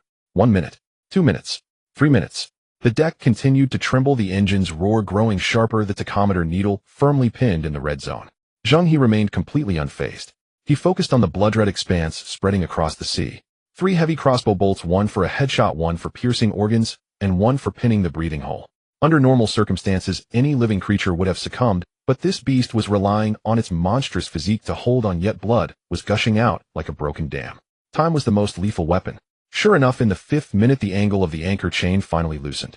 The underwater pulling force showed a noticeable drop, no longer a steady struggle, but a combination of bursts and lulls. The creature's blood pump had stopped, and its speed noticeably decreased. Zheng He grinned. This was the moment he had been waiting for. He released the steering wheel and strode to the bow. The anchor chain release axle was right at his feet. The heavy cast iron turntable connected to the base was creaking under the remaining underwater pulling force. Time to reel it in. Zheng He tightened his grip on the turntable handle, his waist sinking as he suddenly exerted force backward. The turntable remained completely still. Several tons of dead weight lay there, and the sheer inertia was enough to challenge him. Zheng He gritted his teeth, lowering his center of gravity to the minimum. The power of the 15-point limit breaker poured into his arms without reservation. A dark red glow surged violently beneath his skin. Under extreme load, his muscle fibers emitted a painful straining sound. With great strength comes miraculous results. The turntable finally moved. Just an inch. Just an inch. But it moved, and that was enough. Going from 0 to 1 is always the hardest. Zheng He exhaled a breath of turbid air, crazily twisting with this newfound strength. The damp precision steel chain was being forcibly pulled back onto the deck section by section. With each turn, 3 meters were retrieved. Each pull felt like squeezing out the last ounce of strength from his body. Just after completing the second turn, a violent backlash surged from underwater. The mutated deep-sea orca sensed it was being pulled upward, and its remaining will to survive triggered another explosive reaction. The turntable suddenly reversed the handle, almost hitting Zheng He's face. The chain recoiled several meters, creating dazzling sparks as it scraped against the base. Damn! Zheng He's palm was abrasively hot, the skin around his thumb cracked open, blood mixed with rust covering his hand. He gripped the handle tightly, bracing against the overwhelming force. It was merely the last throes of a dying force. In less than 10 seconds, the pulling strength became as soft as a deflated balloon. Zheng He regained control and continued to pull. 3 turns, 4 turns, 5 turns. Sweat mixed with blood dripped wildly, his forearms swelling as if they were filled with lead. But the speed of retrieval increased, and the commotion underwater lessened. It wasn't that he had become stronger, it was that the creature underwater was weakening. By the 7th minute, the anchor chain was pulled to a 45-degree angle. By the 10th minute, more than half of the steel chain was retrieved. Zheng He was drenched, his arms felt like they were on fire. The salt water soaked into his cracked wounds. Every exertion felt like salt being rubbed into his injuries. Yet he didn't even furrow his brows. To slacken now would be to hand his life over to the enemy. Captain. A trembling voice came from behind. It was Lu Feier. What? Zheng He didn't turn around. Your hands. They're covered in blood. Less talking, Zheng He replied in a low voice. Go get the nylon rope, the thicker the better. And bring my axe. I'll need it soon. Lu Feier shivered, scrambling into the cabin. 12th minute. The surface of the sea was filled with large bubbles mixed with dark red froth. The breathing holes were nailed shut. It had become a luxury to even breathe, and the combination of hypoxia and severe blood loss maxed out the debuff. Only 20 meters of chain remained. A massive white silhouette broke through the water. First, the stark, white dorsal fin appeared, followed by a back covered in barbs.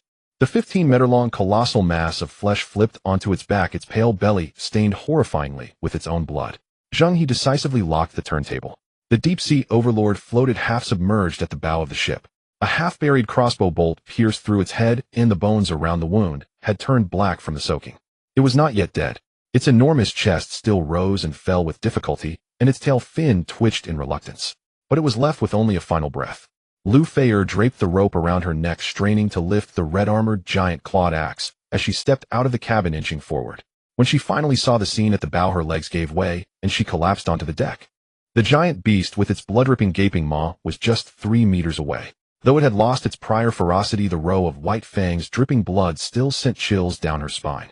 Give it to me. Lu Feier struggled to hand over the red-armored giant clawed axe and the rope to Zheng He.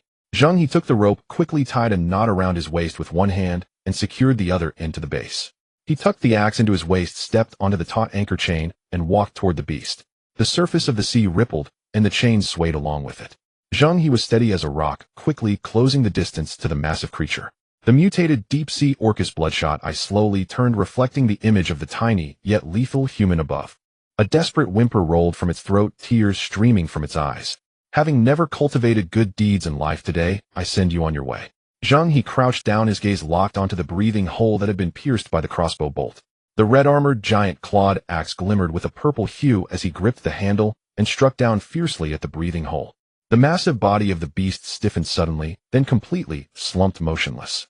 Zheng He stood atop the 15-meter-long carcass of the sea creature, his hands stained with blood, his arms trembling from exhaustion. The system notification chimed in as expected. Kill Tier 2 Elite Mutated Deep-Sea Orca, first kill rewards being calculated.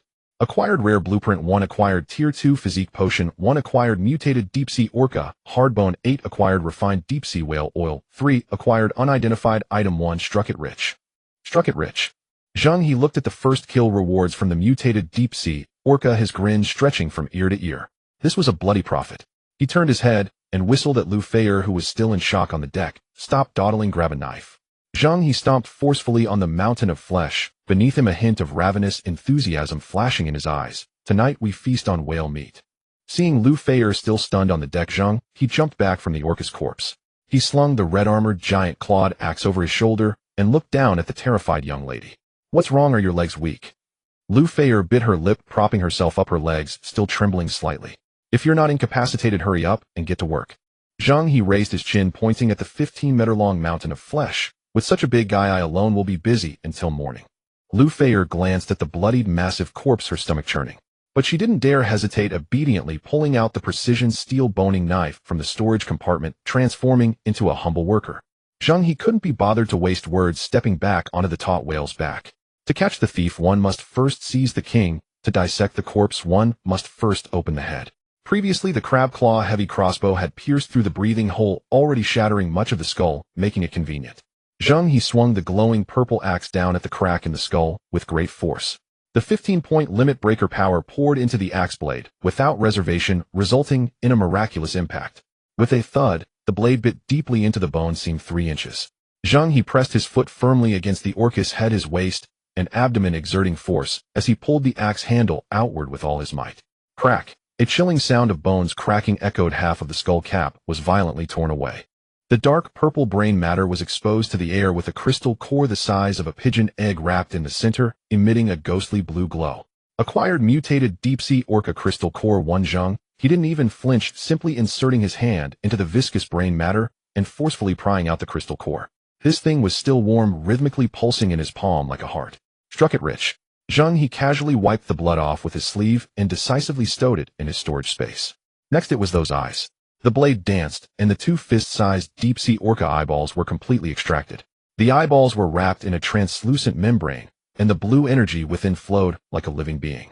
Mutated deep-sea orca eyeball 2. Tier 2 rare material contains high-concentration deep-sea mutated energy, can be used for visual equipment synthesis or potion preparation. All top-tier items. This is a huge profit. Zheng He's eyes sparkled with excitement as he carefully stored the loot. He straightened up, shaking off the blood on his hands, and shouted towards the deck. Stop dawdling. Hurry up, start skinning from the tail. Lu Feier tightened her grip on the bone knife, swaying slightly, as she stepped onto the anchor chain, nearly falling into the sea.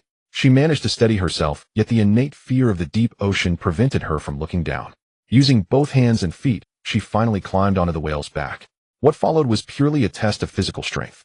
Zheng He was responsible for breaking bones and dismantling the frame, while Lu Feier handled skinning and filleting. The two of them advanced from the whale's tail to its head. Their coordination was less than perfect, but they focused on efficiency. Lu Feier's expertise and life skills was truly remarkable at this moment.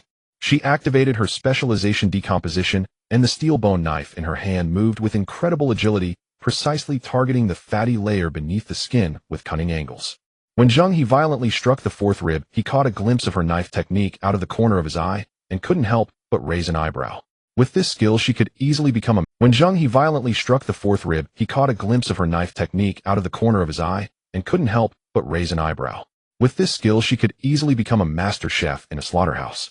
System notifications popped up like a barrage, bringing joy to the listener. Acquired high-grade purified whale, meat 86, acquired resilient whale skin 30, acquired mutated fish bones 60, acquired deep-sea whale fat 80 after an hour and a half. The 15-meter-long second-tier mutated deep-sea orca had been reduced to a clean skeleton floating alone on the water's surface. Zheng He's storage space was completely filled with every nook and cranny stuffed with high-grade whale meat. He jumped back onto the deck. The tear in his right hand had scabbed over, but his forearms were swollen from the excessive strain, and even a casual fist made his joints creak. But this was not the time to rest. Zheng He wiped the blood splattered on his face and decisively activated vision of the sea god. The holographic sea map spread out in his view. After just a glance, the ease on his face vanished completely. On the edge of the holographic map, over 20 glaring red dots were rapidly approaching from the southeast. Each red dot was labeled as being larger than the one he had just cut up, and the leading one was marked at an astonishing 32 meters long. Orcas are the top predators of the ocean and hold grudges for a long time. They are highly social, organized. The one he had just killed must have been the unfortunate one from this group, who ventured out alone to hunt and was ambushed. The sound of whale calls echoed. The deep, mournful, low-frequency waves penetrated from the depths of the sea, causing the speedboat's hull to tremble slightly. This was not an attack signal, it was a call for companions. And those companions would never return. Get on the boat. Zheng He threw the bloodied axe onto the deck, took 3 steps to enter the cockpit, and turned the key, pushing the throttle to the max. The engine roared wildly across the surface of the sea. Immediately afterward, speed of the sea demon activated. The power surged instantly, and the bow of the speedboat shot up at a 45-degree angle, slicing through the white waves like an arrow. Lu Feier had just climbed onto the boat, and she was thrown back onto the deck by the violent force, her upper body bouncing up and down. Hold on. Zheng He's cold voice floated from the cockpit. The speedboat left a straight white line behind it on the ocean under the glow of the setting sun. Zheng He fixed his gaze on the map, avoiding the open sea, deliberately steering towards areas where the water depth dropped suddenly. Size was a limitation. That group of deep-sea monsters 30 meters long could never squeeze into shallow coral reef areas with a water depth of less than 10 meters unless they wanted to beach themselves. 15 minutes of life and death speed. The underwater terrain finally transformed from the deep dark blue into a vibrant shallow emerald green. The contours of the coral reef became clearly visible under the illumination of the ship's lights. Zheng He began to decelerate and took a glance at the vision of the sea god. Within a 3-kilometer safety scanning radius, it was completely clear with no red dots. The vengeful pod of Orcus lingered at the junction of the deep and shallow sea, restlessly circling a few times before ultimately not crossing the boundary. Zheng He let out a sigh of relief, pulled back the throttle to shut off the engine, and dropped anchor. The heavy steel anchor chain plunged into the shallow sea, firmly wedged into the crevices of the coral reef. The speedboat gently swayed in the safe waters. Zheng He leaned against the driver's seat, closed his eyes, and took several deep breaths. His muscles twitched uncontrollably. As the tide of adrenaline receded, a wave of exhaustion surged, feeling as if he had been drained. His arms felt as heavy as lead. I need to take a shower first. He pushed himself up from the chair covered in blood and walked towards the bathroom. The hot water washed over his wounds, causing him to gasp in pain. He looked down at his arms. Although swollen, the bulging muscle contours were much more robust and defined than before taking the potion. The first-tier strength potion, permanently reshaping, lived up to its name. After washing up Zheng He emerged in a dry t-shirt. Lu Feier, understanding, took the clothes and slipped into the bathroom. He sat down on a folding chair on the deck, picked out 2 of the most succulent pieces of high-grade purified whale meat from the mountain of spoils, tossed them onto the kitchen countertop, and casually opened the regional channel. The fryer inside was already on fire. Holy crap! Brothers, a big boss has appeared at the junction of shallow and deep sea. The leader is 32 meters long. Holy crap, it's an entire swarm of monsters. I wondered why it was buzzing underwater like an air raid siren. Turns out it's these ancestors. It's getting dark. They want charge into the shallow waters for a buffet, will they? Is my little raft enough for them? Amidst the panic, the familiar Zheng He jumped out again to make his presence felt, even using bold red text. Where are the monsters? My high-grade machine gun just came out, and am worried I have nothing to test it on. Send coordinates, and there will be generous rewards. Immediately someone shot back, Zheng He, shut the hell up. Last time I believed your nonsense, and went to the safe coordinates you provided. I almost got eaten alive by bluefin piranhas, and you tricked me out of an ingot. What are you yelling about, you useless fool? With that flimsy raft of yours I could smash it to pieces in one go. Instead of wasting time on the chat, why not think about how to level up? Zheng He raised an eyebrow, glanced at the trading area, and intended to sift through for something good, but found only junk. No one was willing to part with any real goods. Just as he was feeling bored, the bathroom door opened. A misty white vapor billowed out, and Lu Feier walked in, drying her half-wet hair with a towel. Having washed away the blood and fatigue, her fair skin now glowed with a healthy pink, and her eyes were bright. She casually wrapped herself in a silk bathrobe, the belt loosely tied with her slender waist, and alluring curves on full display. Her long straight legs were partially visible beneath the hem of the bathrobe as she moved. It was unintentional, yet undeniably enticing. The meat is on the counter, you can handle it. I'm hungry. Zheng He averted his gaze, his tone flat. Lu Feier nodded, and with wet hair headed straight into the kitchen. Zheng He did not have high expectations for this meal. He had taken a marine biology elective in college and had read numerous documents on whale meat cuisine from Japan and Norway.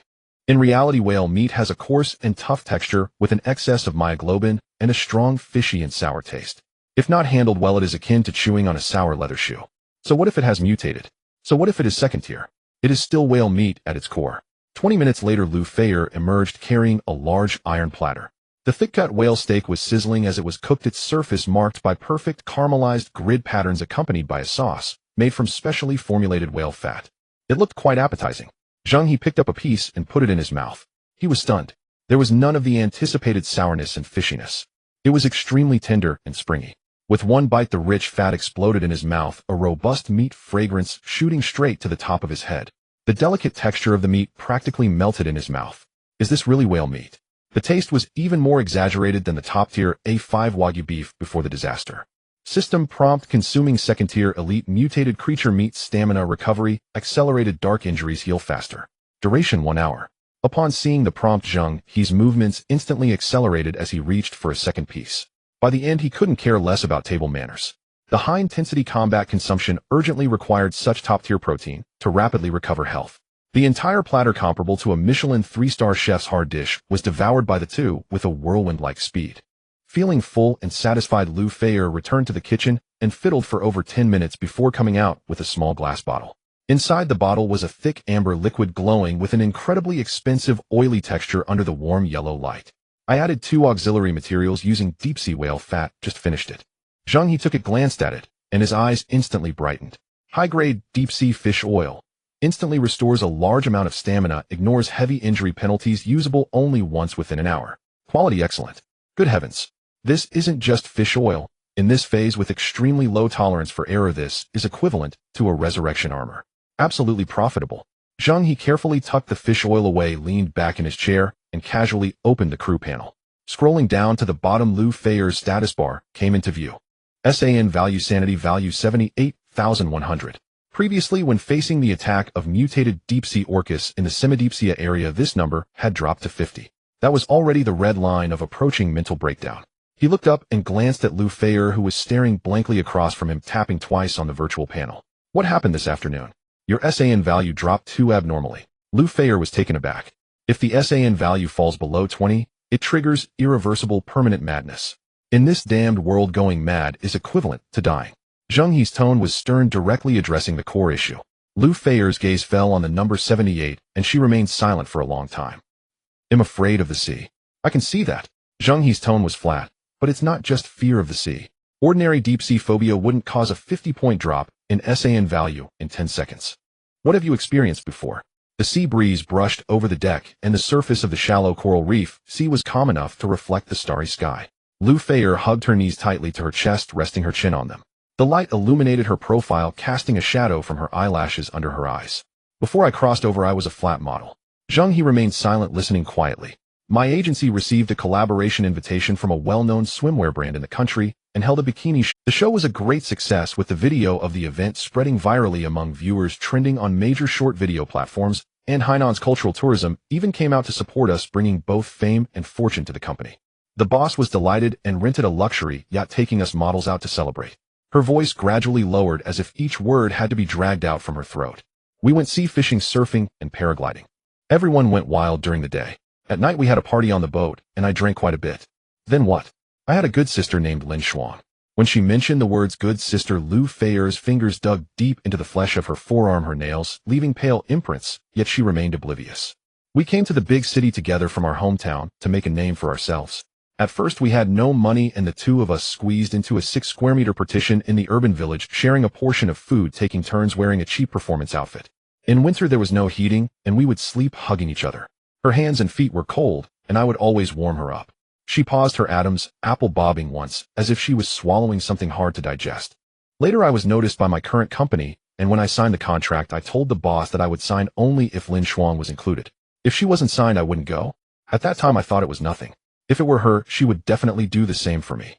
Zheng He had already guessed the direction of the story, but still did not interrupt. "Because of my good looks, the company threw the best resources at me. I participated in events, did live broadcasts, and walked various major shows. I gained a lot of fans and enjoyed treatment like a star." At this point, a glimmer of light flashed in her hollow eyes. "In a big forest there are all kinds of birds. Once at an event, a fanatic rushed over, grabbed my clothes, and crazily demanded that I marry him. At that moment I was dumbfounded, and she rushed up and stood in front of me, taking a slap for me. Her face was swollen, yet she smiled and told me it was okay." Lu Feier's lips trembled violently, her teeth biting down hard on her lower lip until it turned pale. "At that moment I thought, in this lifetime, I would never meet a better person than her again." Her voice shattered completely on the words "in this lifetime." "That night of the party, I drank too much and pulled her to the deck for some fresh air. The sound system was blasting bass, and it was so loud that nothing could be heard. The sea breeze was particularly strong, blowing her hair into her face. We walked one after the other, chatting occasionally. When we reached the edge of the deck, she stood behind me, and we looked at the moonlit sea, enjoying the tranquility after the revelry. Suddenly she tapped my shoulder. I turned my head, and she smiled at me. That smile was exactly the same as before. When she had handed me half an egg pancake back in the urban village, she smiled like that too. I was completely unprepared. A tremendous force pushed from behind. When these words left her lips, Lu Feier showed no fluctuation of emotion, her tone as flat, as if she were commenting on the pleasant weather. Yet Zheng He could clearly see that her entire body was trembling. "I'm not joking, and I'm not unsteady." Lu Feier's voice suddenly heightened, hoarse like sandpaper scraping. Her two hands were pressed tightly against my back. With all her strength, I felt the base of her palm digging hard into my shoulder blade. The intense emotional fluctuations made her pause to gasp for air after every few words. When I fell into the sea, I didn't even have time to scream for help. The seawater rushed into my mouth and nose like a torrent. I desperately tried to swim upward, but my swimming skills were too poor, compounded by the fact that I had drunk a lot. The more I struggled, the faster I sank. I flipped over in the water, desperately looking up. The light from the bottom of the yacht filtered down, green and eerie. I saw a shadow standing at the edge of the boat. Lu Feier's eyes were red. The tears did not simply flow down, they erupted from her eyes like a dam, bursting, falling heavily onto her knees. She stood there just watching me sink. She was smiling. She kept smiling. She looked at me, dying, as if she were witnessing something she had long awaited finally happening. Lu Feier's voice completely shattered. It was not a human cry, but an animal-like wail that erupted from the depths of her chest. "I don't understand. I still can't understand. I had the company sign her on, gave her half of the endorsements, and provided her with the best resources. I treated her as my only family in this life. I don't understand why she would want to kill me. From what day on? When she looked at me, was she thinking, why aren't you dead yet?" The last memories were all black. A darkness so thick that I couldn't see my hand in front of me. I didn't even know if I was still struggling, and my body had long since gone numb. And then below the water, there was a mouth so large, so impossibly large.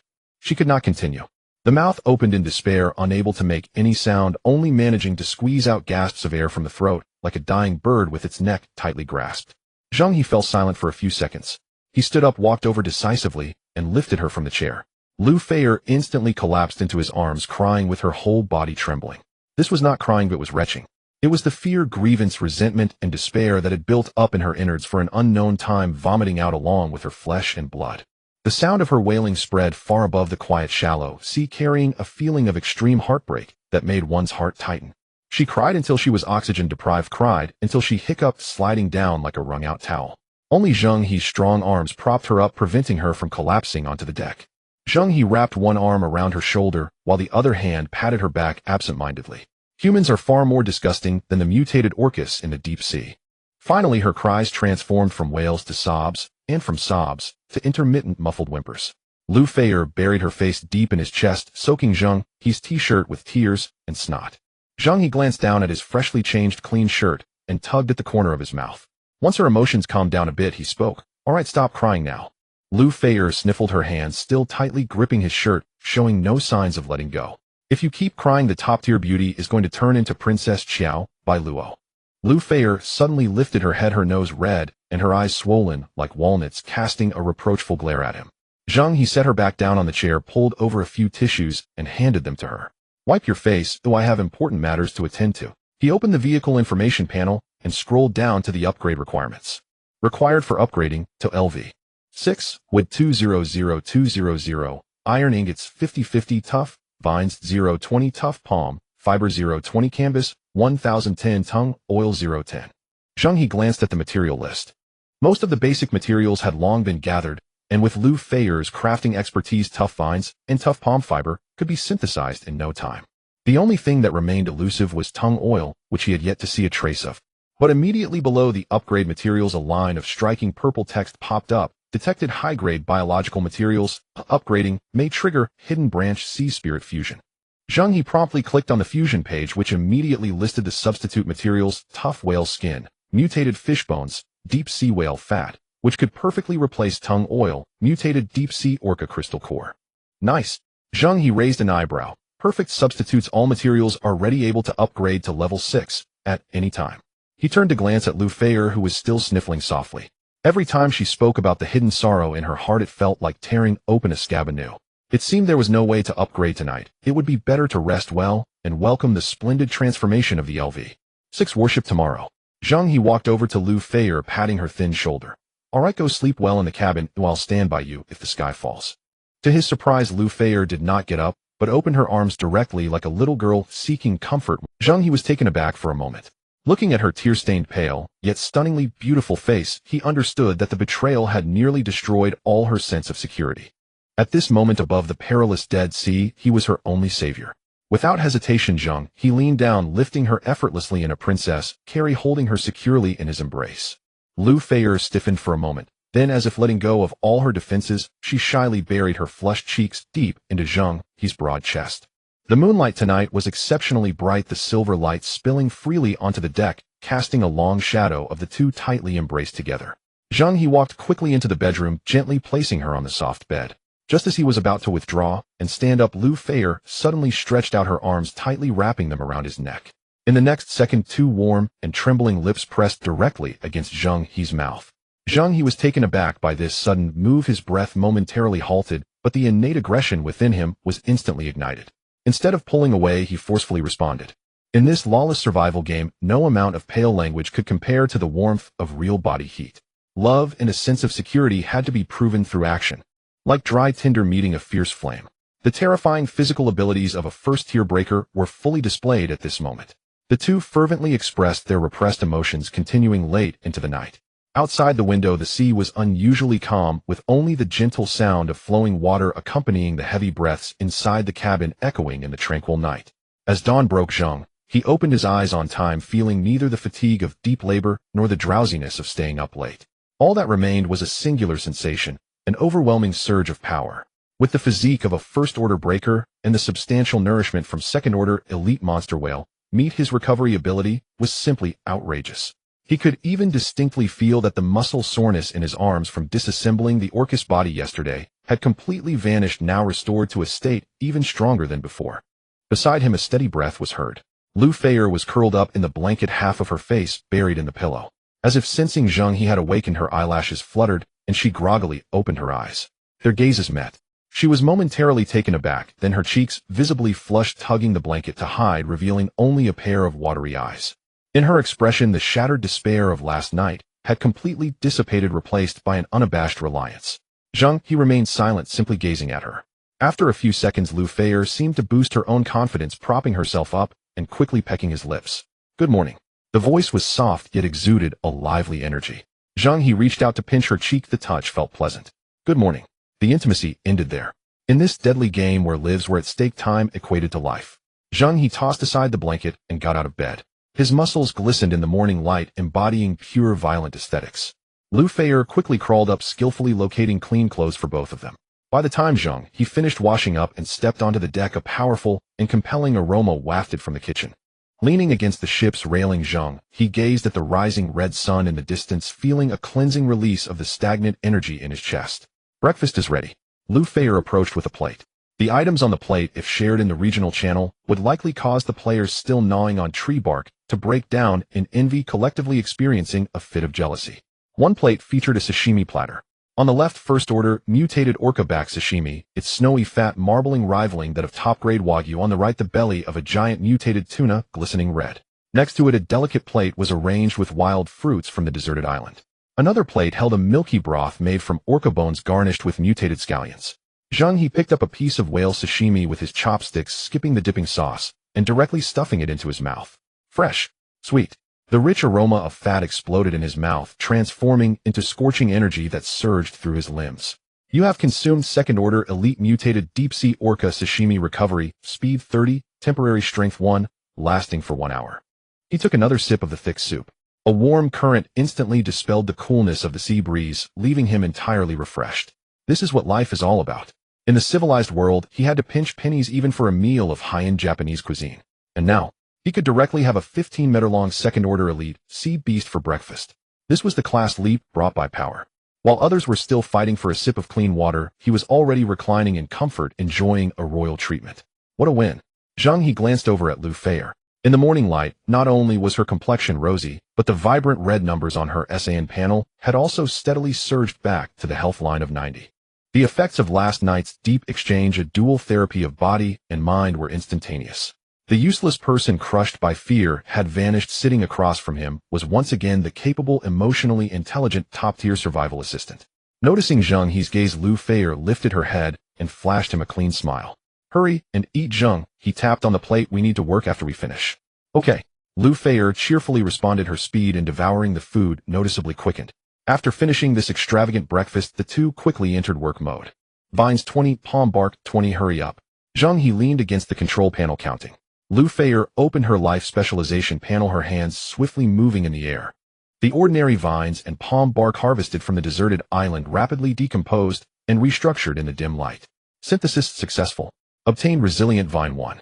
Synthesis successful. Obtained resilient palm bark 1. The screen was flooded with notification sounds. Zheng He raised an eyebrow, while Lu Feier's speed had evidently skyrocketed, flowing effortlessly without any hiccups. In less than a minute, the materials were neatly piled on the ground. "All done, let's call it a day." Lu Feier dusted off her hands, wiping the fine sweat from her forehead with a satisfied expression. Zheng He threw her an approving glance and turned to open the vehicle panel. Speedboat LV. 5 upgrade requirements with 200200. Iron ingots 50-50, resilient vines 2020, resilient palm bark 2020, canvas 1010, tung oil 010. Only the tung oil section remained glaringly at 0. But Zheng He paid it no mind, his gaze fixed on the flickering purple text at the bottom. Detected high-grade biological materials upgrading may trigger hidden branch sea spirit fusion. Here it comes. Zheng He decisively clicked on the fusion interface, and the new list directly replaced the original upgrade list. Substitute material 1, tough, whale skin 30-30, perfect substitute for vine palm bar canvas. Substitute material 2, mutated fish bones 50-50, substitute material 3, deep sea whale fat 2020, perfect substitute for tung oil. Core material, mutated deep sea orca crystal core 11, this is solid. Zheng He couldn't help but chuckle. He turned to Lu Feier, and said gather the whale skin bones and fat according to. Lu Feier leaned over to take a look. Her eyes immediately brightened. Without hesitation, she retrieved the materials disassembled yesterday from the storage space and brought them to the deck. All the prerequisite materials were ready. Zheng He took a deep breath, suppressing his wildly beating heart. He had never cultivated good karma in his life, only loved killing and arson, but this wave of fortune he was ready to seize. With a thought, he forcefully shoved the tough whale skin, mutated fish bones, deep-sea whale fat, and the ethereal blue orca crystal core into their respective material slots. As the ethereal blue crystal core embedded into the core, the entire control panel emitted a frenzied hum. All material slots burst forth with blinding dark golden light. All materials meet the requirements. Do you wish to proceed with the Sea Spirit Fusion upgrade? Yes, no. Zheng He could distinctly feel the speedboat beneath him seemed to have come to life, emitting a desperate roar for advancement. Open the pattern and upgrade for me. He slapped his hand down hard on the gigantic yes button. Boom. In the next second, it was as if the world had been muted. A deep blue beam of light, overwhelmingly powerful, crashed down from the heavens with the force to obliterate. The entire speedboat was instantly engulfed by this thunderous force. Within the dazzling beam, the outline of the ship was undergoing a frenzied transformation. Lu Feier instinctively closed her eyes, yet the domineering light still pierced through her eyelids, leaving a deep blue afterimage on her retina. The deck beneath her feet was shaking violently. No, it was growing wildly. A grating crack sound mingled with strange noises of twisting metal and stretching wood came from every corner of the speedboat. A colossal force pushed Lu Feier backward, nearly causing her to sit down, but a steady hand firmly supported her.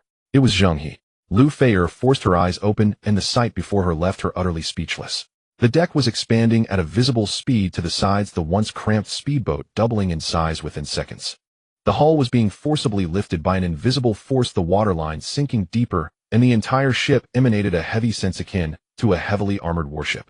Zheng He let go of her, took 2 steps forward, and stomped his right foot forcefully. Bang! A muffled sound echoed, and the deck remained unmoved, as solid as a reef. System notification: the vehicle's keel structure has been reinforced. Overall resilience increased by 200. Durability limit raised to 20002000. System notification: the hull's streamlined shape has been optimized, perfectly mimicking the form of an orca, permanently increasing sailing speed by 20. Neglecting deceleration penalties caused by medium to small waves. The Crimson Crab King shell on the outer side of the hull did not disappear. Instead, it was compressed into a layer of inner shell. Outside the inner shell, a substance with a shimmering blue metallic sheen erupted from the sea, rapidly condensing into a brand new exoskeleton armor. The outline of this armor resembled a gigantic mutated deep-sea orca, pushing the violent aesthetics of combining biology and machinery to the extreme. On both sides of the ship's hull, 2 blade-like dorsal fins erupted, pointing diagonally towards the sky. The entire ship's demeanor changed in an instant. But that was not all. The most outrageous change occurred at the bow. The previously unremarkable ship's prow, under the gathering blue light, forcibly grew a 3-meter-long, entirely milky, white menacing horn. The surface of the horn was covered in irregular spiral patterns, its tip sharp, reflecting a chilling brilliance. It resembled the deadliest weapon of a prehistoric beast, exuding unrestrained bloodlust and brutality. Lu Feier gazed at the whalebone ram, feeling a chill run up her spine. What was this? This was clearly a living steel sea beast. System notification: hull armor upgraded. New mutated deep-sea orca exoskeleton composite armor added. Physical resistance increased by 150. Elemental resistance increased by 50. System notification: armament system upgraded. New whalebone brutal ram added. Impact damage assessment upgraded to a level. Causes additional piercing and tearing effects on flesh and blood creatures. The beam of light gradually dissipated. The modifications continued. The simplistic canvas on the mast was directly replaced by a huge dark blue whale skin, the surface of which was smooth and seamless, perfectly blending with the hull. As the wind blew, the sail billowed slightly, exuding a sense of resilience capable of harnessing a gale. At the same time, Zheng He felt the cabin temperature become unusually comfortable. The refined deep-sea whale oil had quietly merged into the cabin walls, forming a layer of natural thermal insulation. He could even guarantee that even in the event of a polar ice storm, this small cabin would remain as warm as spring. Come in. Zheng He spoke, pulling Lu Feier back from her shock. Upon entering the cabin, the interior space had also undergone a tremendous transformation. The most eye-catching feature was the former cockpit. The old control device was completely replaced with a semicircular control panel constructed from bone of mutated fish, radiating a ghostly white. At the center of the control panel, a blue-hued crystal core from the mutated deep-sea orca floated in midair, pulsating softly like a heartbeat. System notification: the fusion with the Sea Spirit is complete. Congratulations on acquiring the new vehicle, D-Class Orca Breaker Speedboat. Core system activated. Mutated sonar system.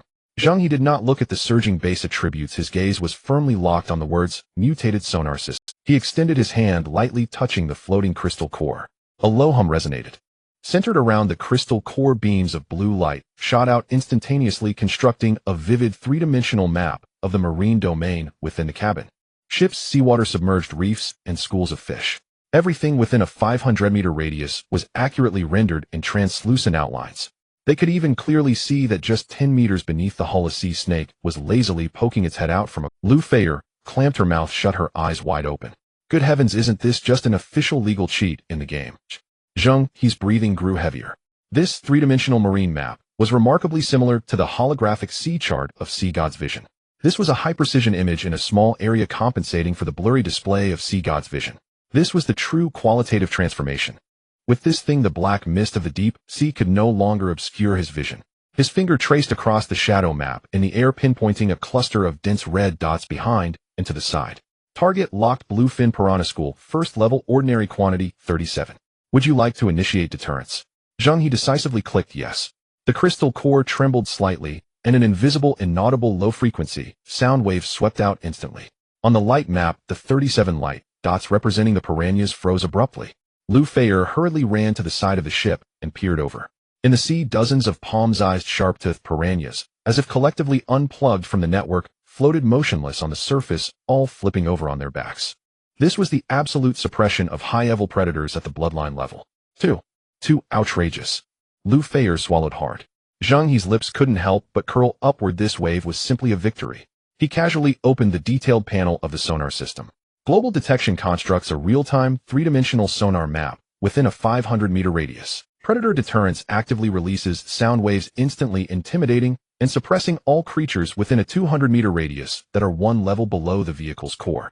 Danger warning detects high-risk targets exceeding the acceptable range, such as third-level sea monsters, giant submerged reefs, storm whirlpools, etc. Oh, and the crystal core will tremor the alarm. Warning range, 200 meters. Crystal core resonance can absorb other high-level crystal cores with a chance to unlock new crystal core abilities. Currently unlockable 0. This ship has truly come to life. It has tough armor, sharp blades, and its own heavenly eye. From today onwards, it is the true top predator of these waters.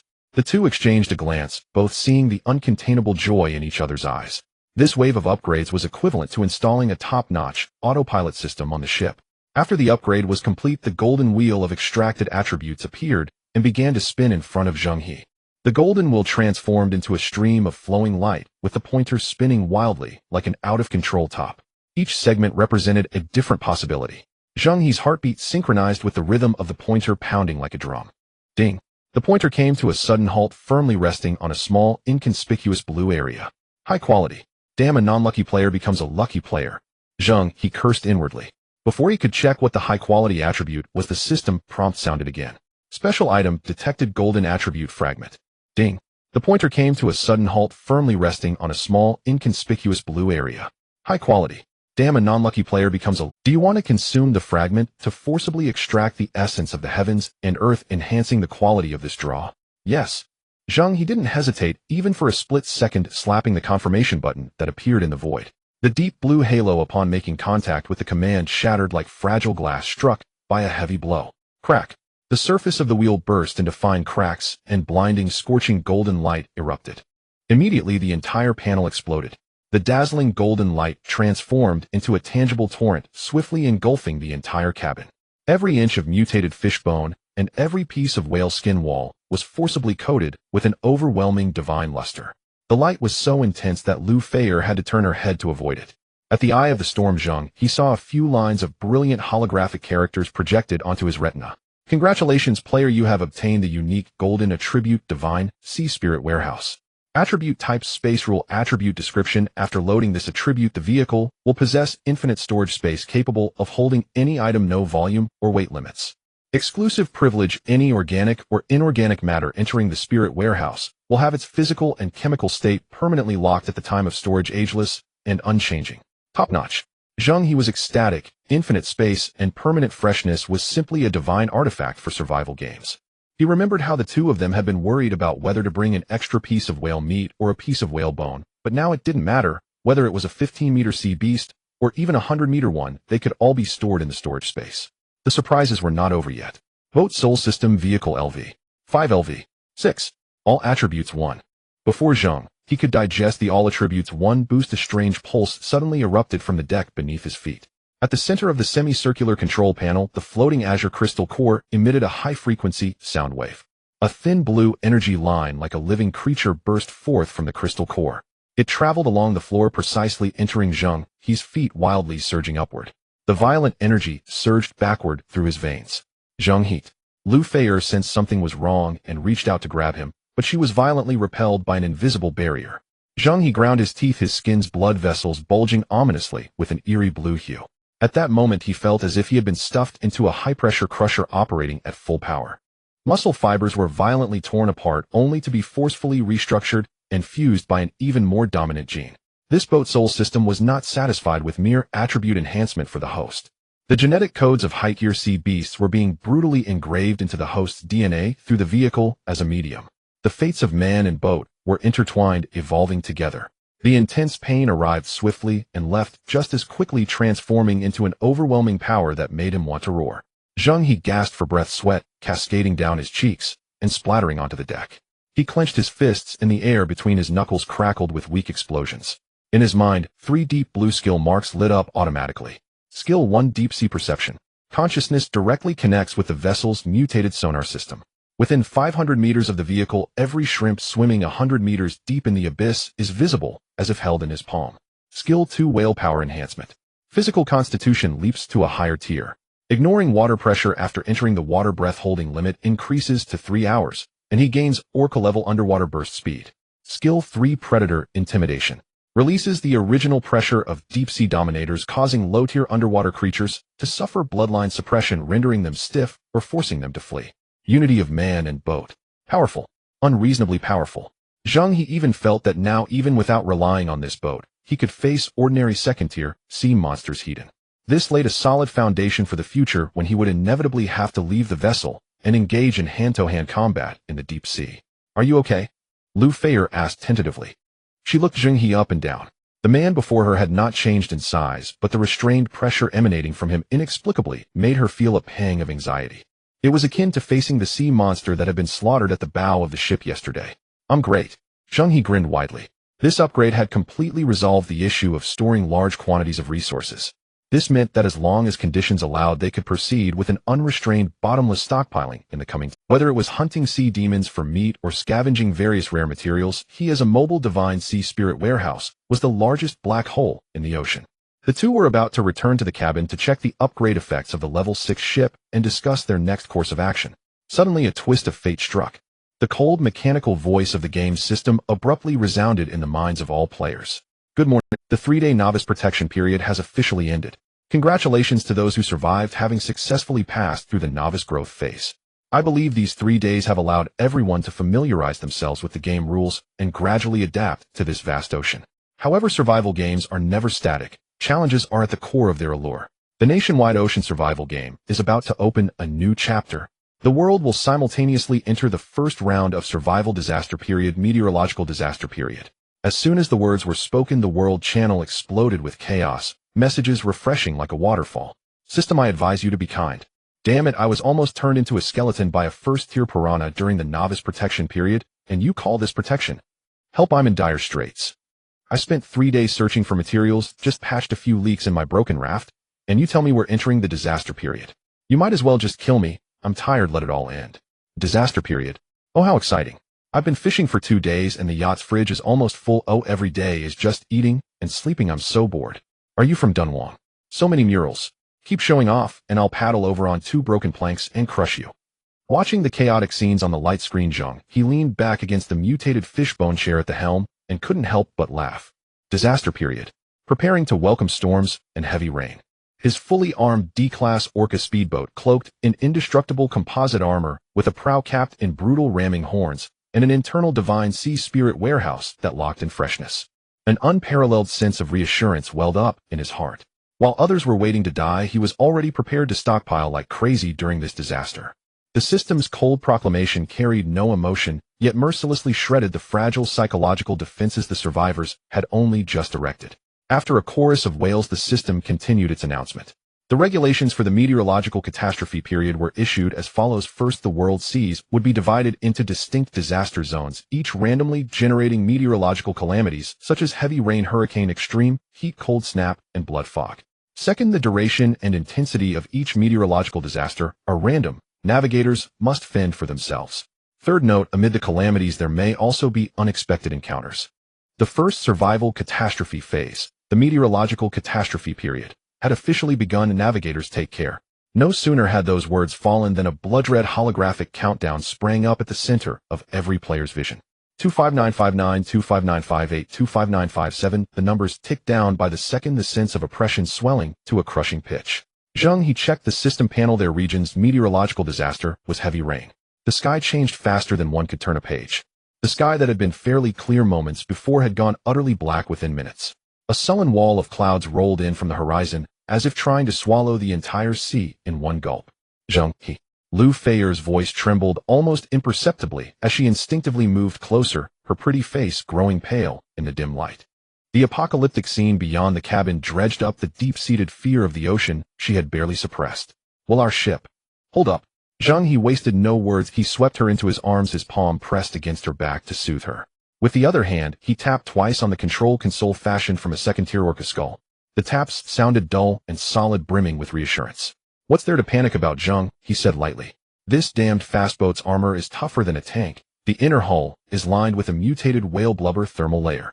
Whether it's heavy rain, hail, or knives from the sky, we could sit here in short sleeves and eat hot pot. He glanced at the roiling black waves and grinned. Heaven's giving our ship a free wash. What a blessing. The joke worked. Lu Feier's taut body visibly rose. She looked at the man's steady profile. The all-consuming pressure sweeping the world seemed to be held at bay by the aura he exuded. This ship, this man, was her sole harbor of safety on the boundless ocean. Having soothed Lu Feier, Zheng He casually opened the regional channel. On the display, a vivid tableau of the apocalypse played out. Compared to the chaotic world channel, the regional channel, where Zheng He watched, hosted friendlier exchanges about the heavy rain. Holy shit. I haven't had water for 3 days, and am parched to the point of smoking. I begged for rain for 3 days, and you give me a downpour. Huh. The system has shown mercy. Up there, I really thank you for the rain. The jars and bottles on my boat can finally be put to use. Thanks to the system for the welfare gift. I'm on a raft made of 2 planks, not even a tarp to shield me. What good is a downpour to me? It's basically a one-way ticket to the sea. Oh no, my brand new bikini hasn't even had its sunbath. Fine, I'll go back to my yacht and open a bottle of 1982 Lafite to calm my nerves. Little beaker, you scared? That Lafite of yours must be mixed with water, right? 1982. Why don't you say you were made in 1982 too? Early morning, and already pretending to be nobility. I just upgraded my raft to a small skiff this morning, and now there's a downpour. I don't even have a bucket to bail with. If I fill it up, it'll sink. Can someone reverse the upgrade? I miss my old raft. Barbecue. My raft lost a plank yesterday, and now there's a storm. If the waves rise, I'll capsize. Can any big shot lend me a ship to ride out the rain? He'll purr in a lowly voice and act cute however you want. Wake up, everyone. This is not an ordinary downpour. The system is conducting the first big purge. Stop fantasizing. Reinforce your rickety rafts and find something to cover your heads. This person at least was sober and clear-headed. This was the starting sea. Most players' vessels were still mere rafts. Any proper boat was a luxury. For them, a heavy rain was indeed an extinction-level event. Zheng He watched the screenful of despair without a ripple of feeling. He set aside any savior complex, respect others' fates, and do not meddle in their karma. In this merciless deep-sea survival game, a martyr lasts no more than 3 days. He cared only that he and those aboard his ship fared well. When disaster struck, caution was king. For a ship of his caliber, the heavy rain was merely a free wash. Yet to be absolutely certain, Zheng He invoked Haitian's sight. His vision was instantly overlaid with a veil of azure data streams, the surrounding sea's environmental parameters dissected with frantic speed. In less than a second, a warning panel sprang up. The alert read: type corrosive acid rain. Arrival in 3 hours, expected duration 6 hours. Danger level green, safe. Green. Safe. Zheng He laughed in disbelief. Corrosive acid rain marked as safe. Had the golden tier Haitian's sight glitched? The system had disguised corrosive acid rain as an apparently harmless heavy rain, intending to bury those utterly unprepared players. To deliberately conceal lethal information was to cull the cannon fodder who lacked even basic vigilance. Those who truly believed freshwater would fall from the sky and stupidly set out pots and bowls to catch it probably wouldn't even know how they became skeletons. This system is in the stratosphere, Zheng, he muttered, shaking his head as he shut the channel off. Other people's lives were none of his concern. He walked to the cabin's console and began checking the grade Orca fastboat systems. Energy reserves 100.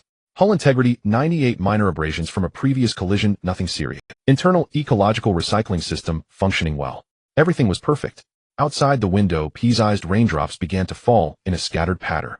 Inside the cabin, the thermal layer of mutated whale blubber shut out all chill and clamor, making it as warm as spring. Zheng He and Lu Feier sat side by side at the console, turning this life-and-death meteorological disaster into a VIP screening at a top-tier seaside restaurant. The blood-red countdown above their view finally reached its end. Time hit 0. Boom. The sullen sky was rent open and torrents hammered the sea like a waterfall. The dense sheets of rain pounded the fastboat's composite armor without the ordinary drip and patter.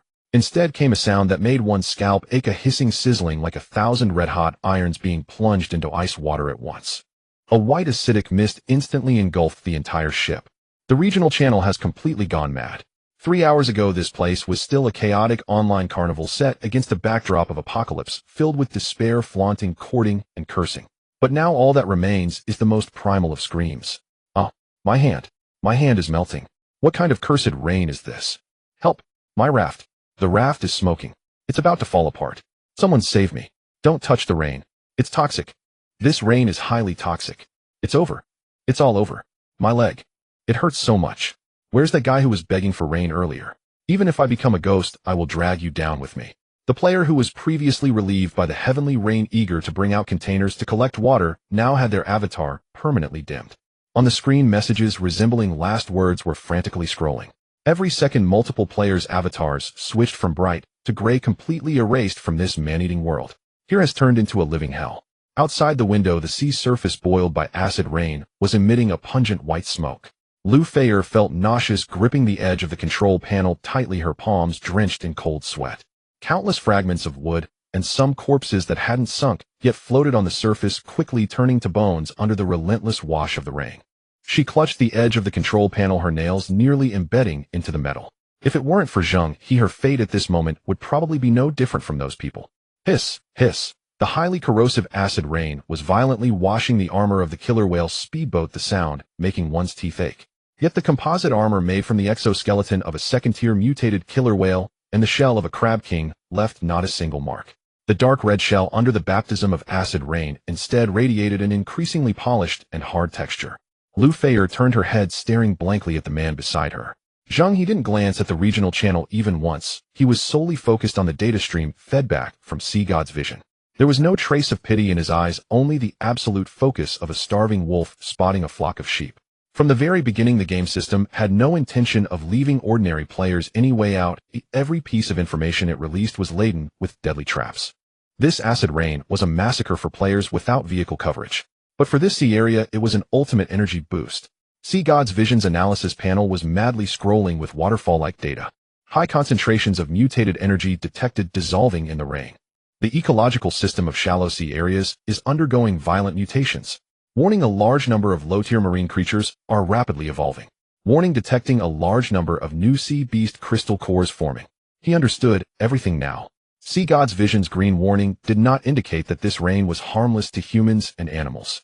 Instead, it represented the danger level of this natural disaster within the safe range that Zheng He could endure. This was not a simple natural disaster, but a mutated breeding scheme initiated by the system. It was using the most violent method to filter out a portion of players, then feeding their flesh and blood to the sea to spawn a plethora of mutated monsters, leaving the surviving fortunate ones to reap the harvest of slaughter. Alright, so this is how you want to play it. Zheng He chuckled. The style of this dog system suited him perfectly. The so-called system is heartless, using players as nourishment to feed back to the sea. This is not a survival game. This is a sacrifice. In the next moment, he directly turned off all visual screens and closed his eyes. Sea God's Vision Deep Sea Perception activate. Buzz, an invisible mental force instantly linked with the entire killer whale speedboat. The mutated sonar system emitted high-frequency sound waves spreading explosively into the deep sea. In his mind, a holographic three-dimensional sea map with a radius of 500 meters instantly formed. At the same time, the holographic sea map of nearby sea areas stretching several kilometers also displayed. Zheng He had figured out how to link the power of crystal cores with golden attributes and combination skills. The holographic sea map of Sea God's vision had a wider range while the precision of the mutated sonar's deep-sea perception was higher. Sea God's vision's holographic sea map had full map markings while the mutated sonar's deep-sea perception could see specific marked images, complementing each other. The dark reefs on the seabed, the swirling currents, the wildly darting schools of fish. Every detail was perfectly projected in his consciousness. And on the dim holographic sea map, there were hundreds of red dots lighting up like firecrackers in succession. Each red dot represented a mutated creature being forcibly catalyzed by the acid rain crystallizing within. Zheng He suddenly opened his eyes, his gaze sharp as a blade. He looked at Lu Feier, his tone brooking no argument. Drop anchor lock in the current position and don't move. Lu Feier was still in a daze, but Zheng He had already stood up, fastening the crimson armored giant claw axe behind him, striding towards the airtight cabin door. Where are you going? The outside is all hunting. Throwing down these two words, Zheng He raised his hand, gripping the metal doors well tightly. Whale strength boost. The terrifying muscular strength suddenly swelled, and before his forehead a fierce phantom of a whale's bone horn faintly emerged. At this moment he was no longer a human, but a top-level sea beast clad in human skin. Twisting open the cabin door, Zheng He charged into the acidic rain without a moment's hesitation. The instant he came into contact with the acid rain, Crab King's guardian suddenly unfolded on his body, and the acid rain couldn't harm him in the slightest. In Lu Feier's wide-eyed gaze, Zheng He plunged into the raging waves of acid rain that could dissolve living beings like a heavy, deep-sea torpedo. Splash. Cold, stinging, violent. This was Zheng He's first sensation upon entering the water. The high concentration of acid enveloped his entire body, bringing a burning pain akin to fire. The breaker's physique combined with Crab King's guardian protecting him meant that this level of corrosive liquid could not penetrate his skin defenses. The underwater visibility was extremely murky, but deep-sea perception locked onto the target tightly. 30 meters below on the left, a mutated swordfish over 5 meters long was writhing in agony. It was forcibly mutating under the stimulation of the acid rain, irregular bone spines protruding from its body, and its crimson fish eyes were completely lost in madness. Peak first tier currently rushing towards the second tier. The early stages of mutation, and just reaching the second tier, are when mutated creatures are at their weakest. Seize the opportunity. Zheng He pushed off with his legs, the water exploding behind him, and he silently flashed forward with terrifying explosive force. The mutated swordfish sensed the deadly threat, abruptly twisted its head, baring its mouth, full of meat-grinding fangs, to bite down. Zheng He had no intention of dodging. He swung the crimson armored giant claw axe with his right hand, using the terrifying inertia from whale strength boost to cleave down at that hideous fish head. Puff! The fish head, capable of shattering reefs, exploded like a ripe watermelon on the spot. The foul-smelling blood and brain matter burst into a mist of blood, which was instantly consumed by the acid. Zheng He deftly reached into the rotten flesh, skillfully retrieving a crystal core the size of a pigeon egg, glowing red. Obtained one first-tier crystal core. The first kill was confirmed, and a bloody feast was about to begin. The first-tier crystal core is in hand. Zheng He did not even glance at the swordfish with its split head, letting it dissolve and sink in the acidic liquid. The thought-controlled storage of the Divine Sea's spirit warehouse is a transcendent experience. The moment the crystal core is grasped, it enters an infinite space, characterized by its smoothness. Efficiency is the only truth in this sacrificial game. He moved like a phantom of the deep sea, navigating through the turbid waters boiled by acid rain. With the dual activation of gaze of the sea god and deep sea perception, the three-dimensional sea map in his mind was more precise than satellite positioning. Wherever there were freshly refreshed red dots, wherever half-finished products were writhing in pain, wherever there were tough bones to chew, the entire map was transparent and clear at a glance. It was akin to a max-level player using hacks to stock up in a beginner's village. To his right front, a second-tier mutated sea eel over 10 meters long and clad in dark green scales lounged on a reef, its crimson vertical pupils emanating a fierce glare. This creature had already completed its evolution before the downpour, exuding a violent aura. Zheng He's gaze lingered for merely half a second before decisively changing direction. With thick blood and high defense, tackling such tough bones would be time-consuming and labor-intensive, offering extremely low cost-effectiveness. His target was those fast-growing chickens forcibly matured by the system. Soon a new prey entered his sight. A nearly 7-meter-long mutated giant squid was frantically rolling in the water, waving its tentacles in agony, creating chaos in the surrounding seawater. It was at the peak of the first tier, with its surface swollen with repugnant blisters, evidently being forced to evolve to the second tier by the acid rain. The most perfect prey. Zheng He's leg muscles tensed under the enhancement of whale power. He transformed into an arrow shot from a bow, silently approaching from below. The mutated squid had incredibly sharp senses. The moment it detected the killing intent, the thickest tentacle lashed out like a steel whip. Zheng He did not dodge or evade, skipping even the blocking motion, and took the hit head-on, allowing the suction cup-covered tentacle to slam against his chest. A dull thud echoed. The shadow of the dark red shell of Crab King's guard flickered past, completely dissipating the terrifying force. Taking advantage of this recoil, Zheng He accelerated with a physics-defying burst and directly flashed forward. Now is the moment. His right hand wielded the crimson, armored giant claw axe, slicing through the dark waters with a deadly red glow, striking precisely into the nerve center between the squid's eyes. With a thud, there were no flashy moves, only pure aesthetic violence. The colossal squid's massive body suddenly stiffened, its wildly thrashing tentacles collapsing in an instant, its gigantic eyes devoid of life. Zheng He transformed his left hand into a claw, brutally thrusting it into the opened wound, accurately digging within a mass of slime. A fist-sized crystal core radiating a ghostly glow was forcibly pulled out. Obtained 1 first-tier crystal core. Shaking the rotten flesh off his hand, he turned without looking back, diving towards the next target. The flesh of a first-tier peak mutated creature was indeed nourishing, but he had zero interest in packing even a bit. Meat marinated in high concentrations of acid rain. Who knows if it would upset his stomach? He was a butcher with extreme rationality, never gambling his life for a mere ingredient. Time flew by. Leveraging his high mobility underwater and dual perception, Zheng He's hunting efficiency was terrifying. 1 axe to the head, splitting the brain to extract the core, a seamless combo. 1 hour. 2 hours. The time for holding breath underwater was nearing the 3-hour limit of whale power. His chest felt as if a massive stone were pressing down, yet the killing intent in his eyes remained fervent. Just as he prepared to finish up and surface, a deadly chill suddenly surged from the sea trench beneath his feet. A second-tier mutated star shark, long hidden, surged forth from the visual blind spot, using the cover of acid rain and murky waters. That blood-filled maw stuffed with barbed teeth lunged directly at Zheng He's legs. An absolutely deadly surprise, an extremely sinister ambush. For other survivors, even those who had broken limits, facing such an unexpected lethal strike would mean accepting their fate. But Zheng He showed no intent to evade. His eyes glimmered with a chilling light. Instead of retreating, he charged head-on. Young man, no martial ethics, attempting a sneak attack. Just as that massive mouth was about to close, Zheng He's abdominal muscles exploded with force, forcibly twisting his body under immense water pressure. Whale power at 100% overload. His muscles instantly filled with blood and swelled, the menacing shadow of the whale's bone ram appearing almost tangible. The terrifying power akin to a primitive beast surged through his arm muscles, all directed unreservedly into the crimson axe. Die for me. The axe brutally tore through the water pressure, smashing out a circle of exploding white airflow. This was no mere chop. It was entirely like a siege hammer weighing over 10,000 pounds, coming down with a violent momentum to crush everything, striking directly at the star shark's head. Crack! The sound of shattering bones reverberated through the deep sea. The star shark's skull, capable of breaching a wave-dissipating wall, crumbled and exploded under this blow like a fragile eggshell. The massive shark's body was propelled forward several meters by inertia, ultimately rolling down towards the seabed like a tattered rag. A dimensional strike, a one-hit kill. Zheng He swiftly swam over, skillfully clearing away the rotten flesh, extracting a richly colored second-tier crystal core from the star shark's skull. Obtained second-tier crystal core X1. Oxygen was nearly depleted.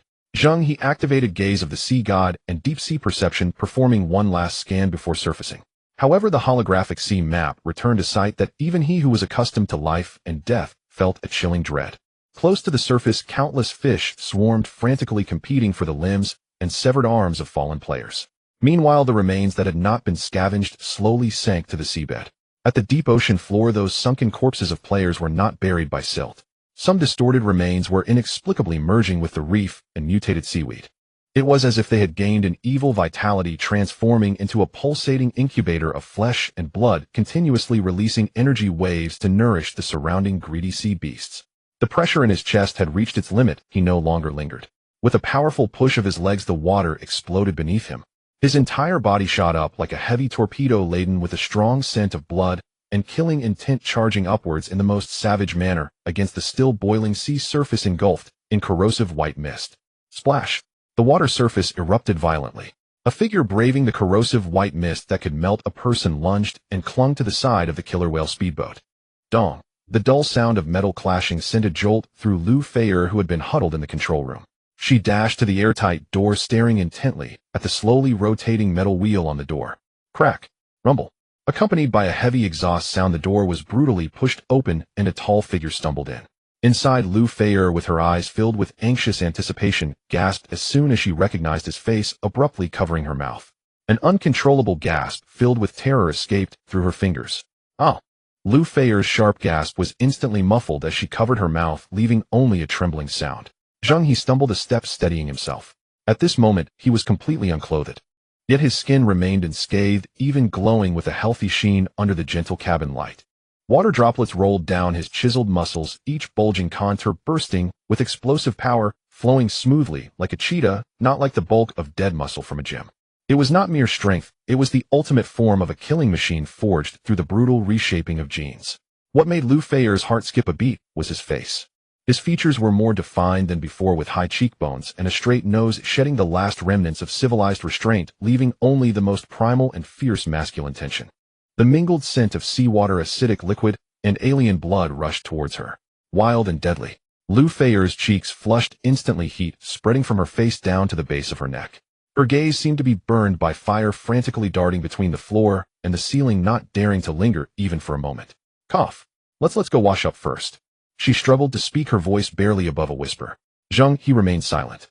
The aftereffects of extreme overload began to surface, with a pinching pain deep in his muscles. He frowned tightly and let out a muffled grunt, bracing himself against the cabin wall, his chest heaving as he gasped for air. This grunt, however, acted like a command, instantly shattering all of Lu Feier's embarrassment and hesitation. She stepped forward, disregarding how dirty and blood-soaked he was, directly using her slender shoulder to prop up his sturdy arm, half dragging, half hugging him toward the bathroom. Are you okay? Did you get hurt anywhere? Her voice was tinged with a clear sob filled with urgency. I want Dot. He turned his head. The girl's pale profile was mere inches away, her long eyelashes still holding on to tears that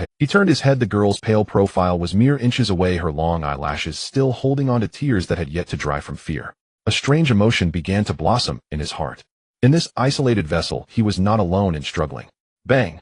The bathroom door was pushed open. Lu Feier shoved him inside, quickly retreating, her face flushed, throwing out, "They'll get you some clean clothes before." Zheng He pulled the corner of his mouth, lacking the strength to laugh.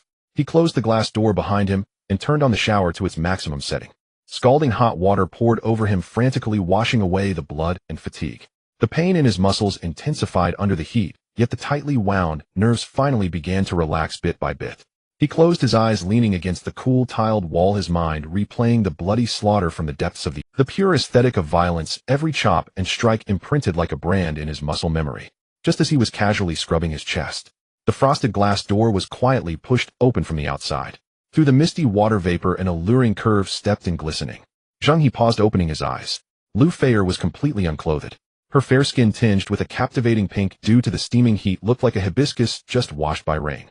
She awkwardly hugged her arms, her slender limbs unable to conceal the swell of her chest, yet her sparkling eyes met his directly, showing no signs of retreat. You? Zheng He frowned slightly. Captain. Lu Feier's voice was soft, yet held an unyielding stubbornness. Let me serve you. This is a special benefit you earned with your life. She stepped forward, took the shower gel from his hand, squeezed it into her palm, and gently lathered it into rich foam. Then her delicate hands slowly pressed against his solid back. Her movements were extremely gentle, almost reverent. Her fingertips traced along the lines of his lat muscles, sending waves of tingling shivers through him. Zheng He's body tensed suddenly, but ultimately swallowed back his refusal. He was not a saint. After 3 hours of frantic testing on the edge of life and death, his tightly wound nerves indeed needed an outlet for complete release. And this woman before him was the one he had protected with his life, and in this vast ocean of despair, she was entirely his spoils. Outside, the rain poured heavily. High concentrations of acidic liquid pounded against the composite armor of the speedboat, emitting a hissing sound as it seeped in. The entire world wailed and crumbled. Inside the bathroom, the sound of water flowed gently, and the heat almost seemed to melt a person away. Lu Feier circled to his front, gently cleaning from his neck down. She crouched down. After the shower, Zheng He scooped Lu Feier up in a princess carry and tossed her onto the spacious soft bed. The bedroom of the level 6 speedboat was spacious enough to accommodate all madness. Captain, outside. It's raining heavily.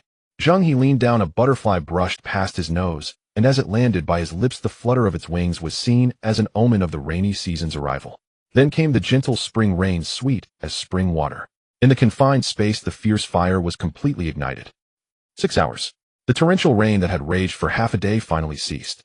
When the haunting corrosive sound outside finally disappeared, the entire world seemed to fall into silence. In the bedroom, Zheng He leaned against the headboard, exhaling a long breath. In his arms, Lu Feier curled up like a lazy cat. Sweat soaked her hair tips, her cheeks still flushed with lingering charm, her breathing even and lengthy, clearly exhausted. An intense, exhilarating release had washed away the last remnants of battle fatigue within Zheng He. The battle memories that had fused into his very bones and the vast biological energy were completely digested and absorbed by this powerful body. He felt better than ever before. Looking down at the peaceful sleeping woman in his arms, he casually swept aside the wet hair sticking to her cheek. From now on, this invincible battleship and this exquisite woman would belong solely to him. His gaze shifted to the foot of the bed. With a casual wave of his hand, splashed. A pile of crystal cores varying in size and shimmering with various hues poured down from nowhere, directly forming a small mountain on the soft velvet bedding. In the bedroom, the air still lingered with the unbroken scent of pleasure. Splashed. A pile of crystal cores varying in size and shimmering with various hues poured down from nowhere, directly forming a small mountain on the soft. Zheng He sat at the head of the bed, his gaze dropping to the pile of crystal cores forming a small mountain in the center of the bed.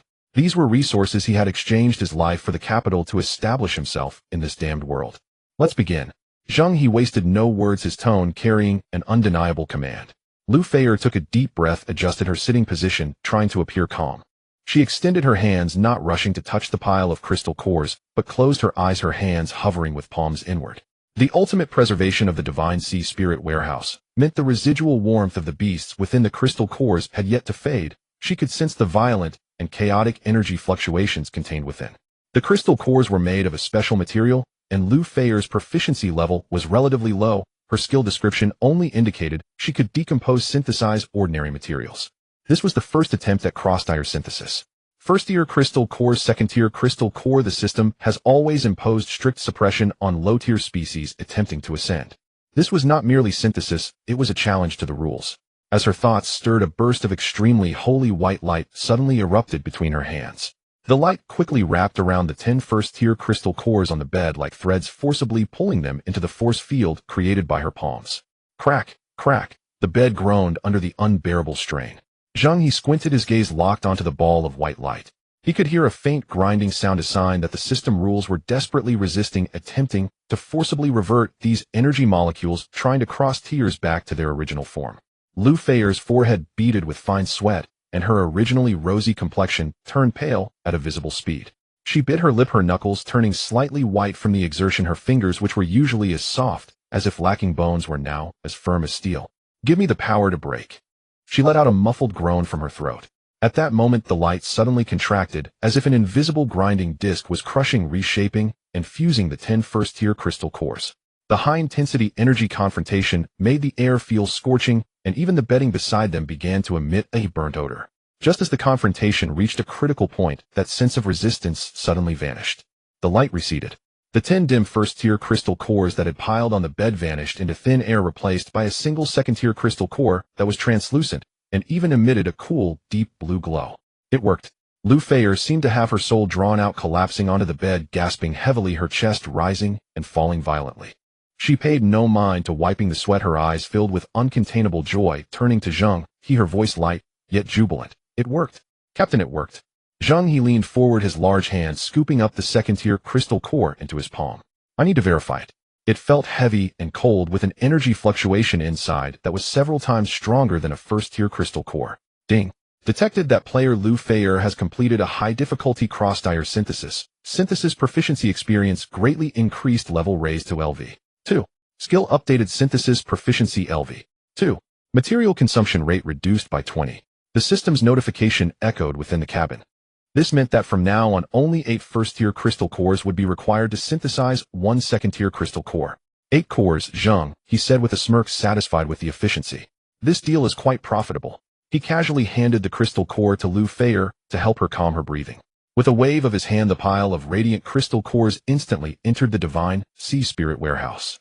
The velvet bedding pressed into shallow pits still retained the residual warmth of the high-tier energy. The oppressive force of the high-tier energy finally dissipated. Lu Feier leaned languidly against the pillow, feeling as if her body had fallen apart, not even wanting to move a finger.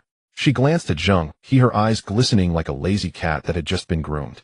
Zheng He reached out to pinch her moist cheek, teasing, "So weak, and you're already done for. Your stamina. Simply inhuman."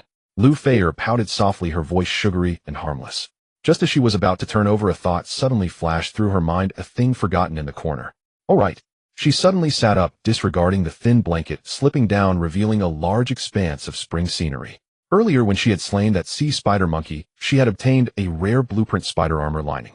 At that time, the synthesis had failed due to a lack of a second-tier crystal core. When she went to find Zheng He, she happened to catch him in a drug-induced frenzy, causing her to toss that matter aside. Now that she had the second-tier crystal core, those forgotten memories suddenly began to assault her.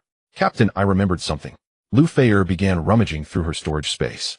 She quickly pulled out a yellowed sheepskin blueprint.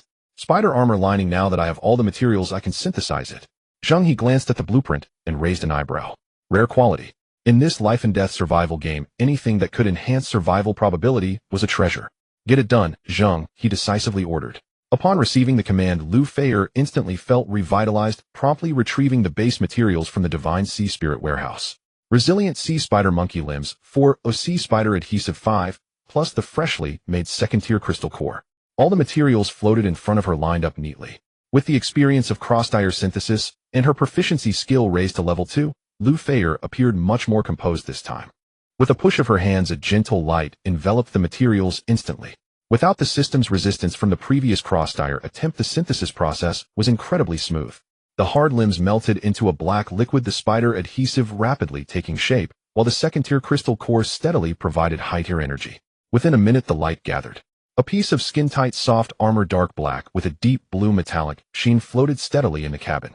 The surface of the armor was covered in hexagonal patterns, feeling cold and resilient to the touch, yet foldable like silk. "Excellent." Zheng He took it, weighing it in his hands, his delight evident.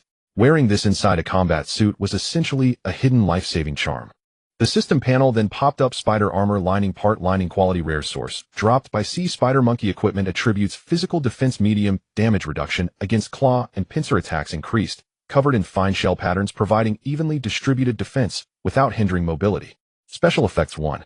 Spider armor toxic resistance, increases resistance against various toxins and corrosive attacks, significantly reducing the probability of poisoning and decay.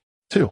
Paralysis immunity, due to the material sourced from the sea spider monkey's own shell, it provides strong immunity against the paralysis adhesive, almost ensuring no total paralysis. 3. Shell toughness, when struck hard, there is a probability of triggering a hard shell shock absorption effect to protect vital areas of the body. After reading the panel, Zheng He silently gave a thumbs up in his mind. The first effect, spider armor toxic resistance, was practically a small cheat against the current acid rain disaster. Seeing Zheng He's satisfied expression, Lu Feier's eyes sparkled as if they hit stars. "Captain, hurry up and try it on to see if it fits." But Zheng He didn't even bother to put it on himself. He grabbed the soft armor with one hand and turned around to examine Lu Feier. Lu Feier looked confused. Zheng He pinched his chin, his gaze unabashedly sweeping over her beautiful curves as if appraising a top-tier piece of art. "This size looks just right." Lu Feier was completely stunned. Such a life-saving divine armor should be reserved for the strongest combatant on the entire ship, shouldn't it? "Captain, don't joke around." "Who's joking? You should try it on." Zheng He smirked. "I'm not worried about anything else, mainly I'm afraid that size won't fit your two big assets. You're being inappropriate." Lu Feier's cheeks instantly flushed, and she playfully punched his chest. Although she said no, her body was quite honest. She obediently took the soft armor, blushing as she put it on under Zheng He's fiery gaze. The inner lining of the spider armor seemed to possess a life of its own, perfectly conforming to her skin upon contact, showcasing her exquisite curves in vivid detail.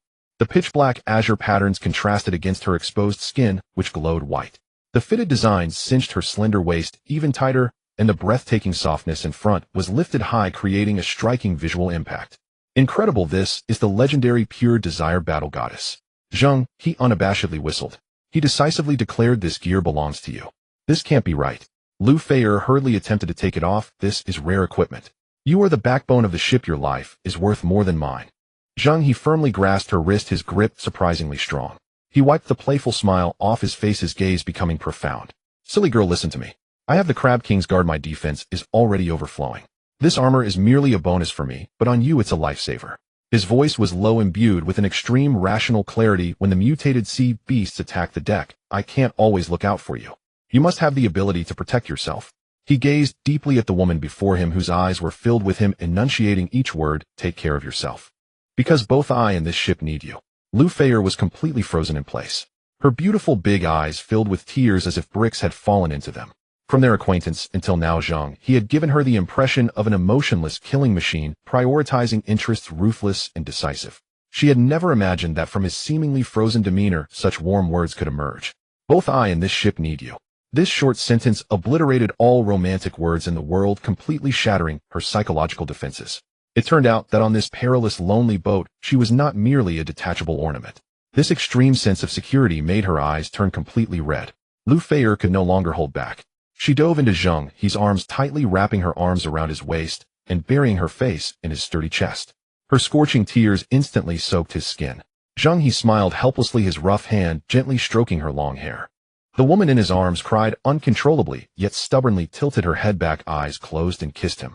The salty tears carried a bittersweet flavor of unconditional devotion.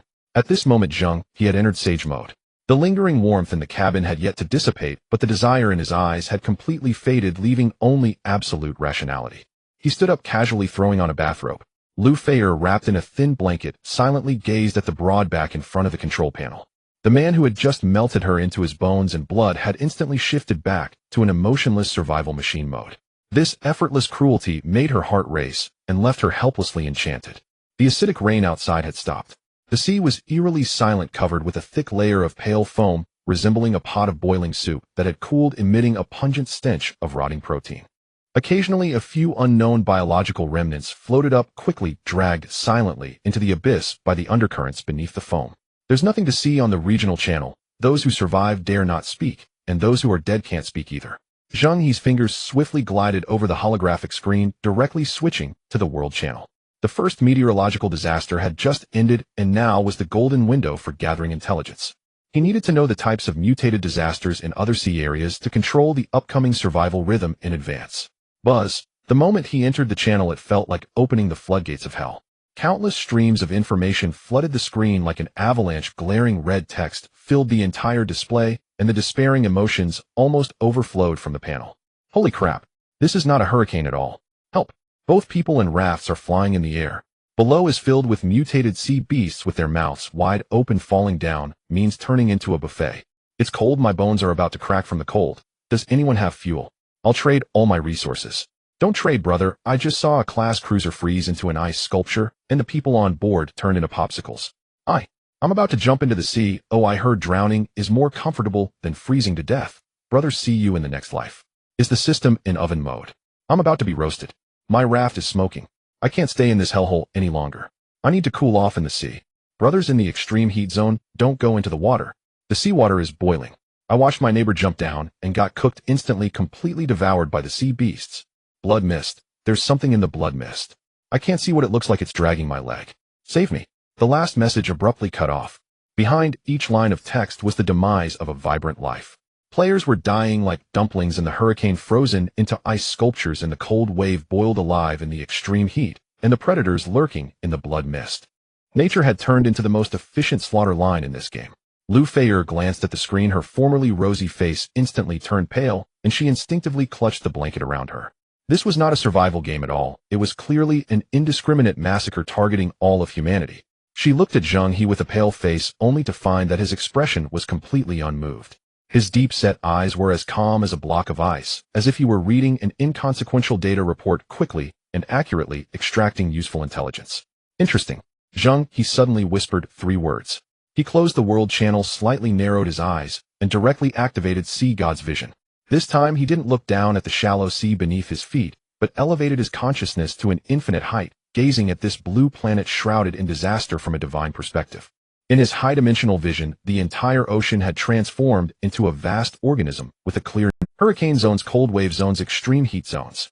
Every place where players had met their demise was enveloped in a rich, intense blood aura that was imperceptible to the naked eye.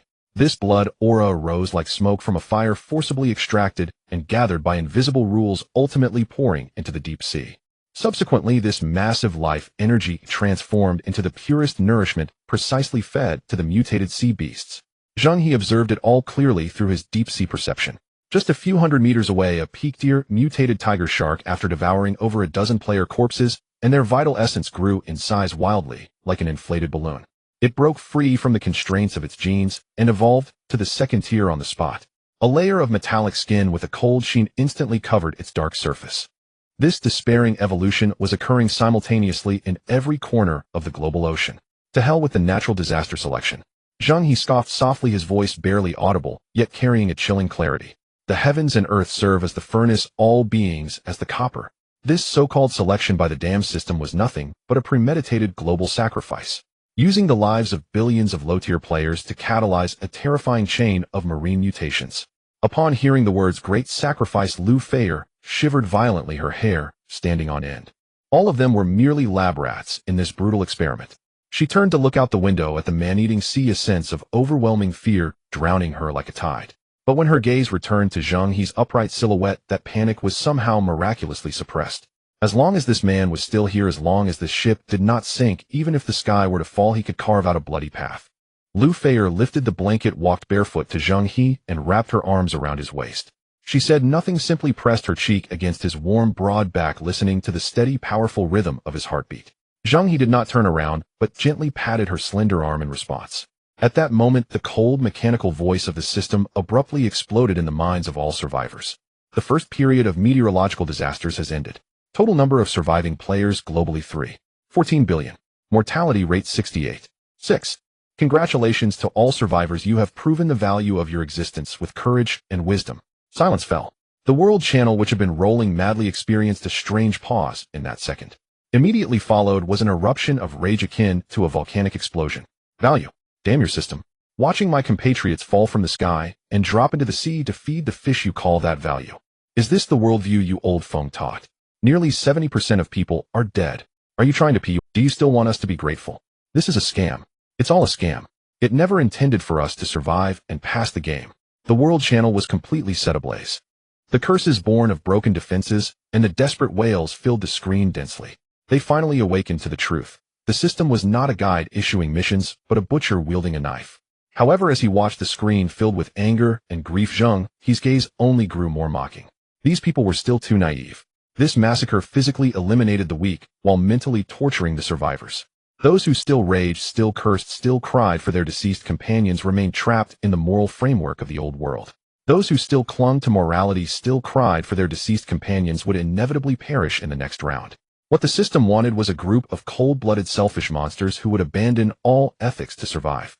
Survival of the fittest meant completely discarding humanity in this rotten world, leaving only beastly instincts.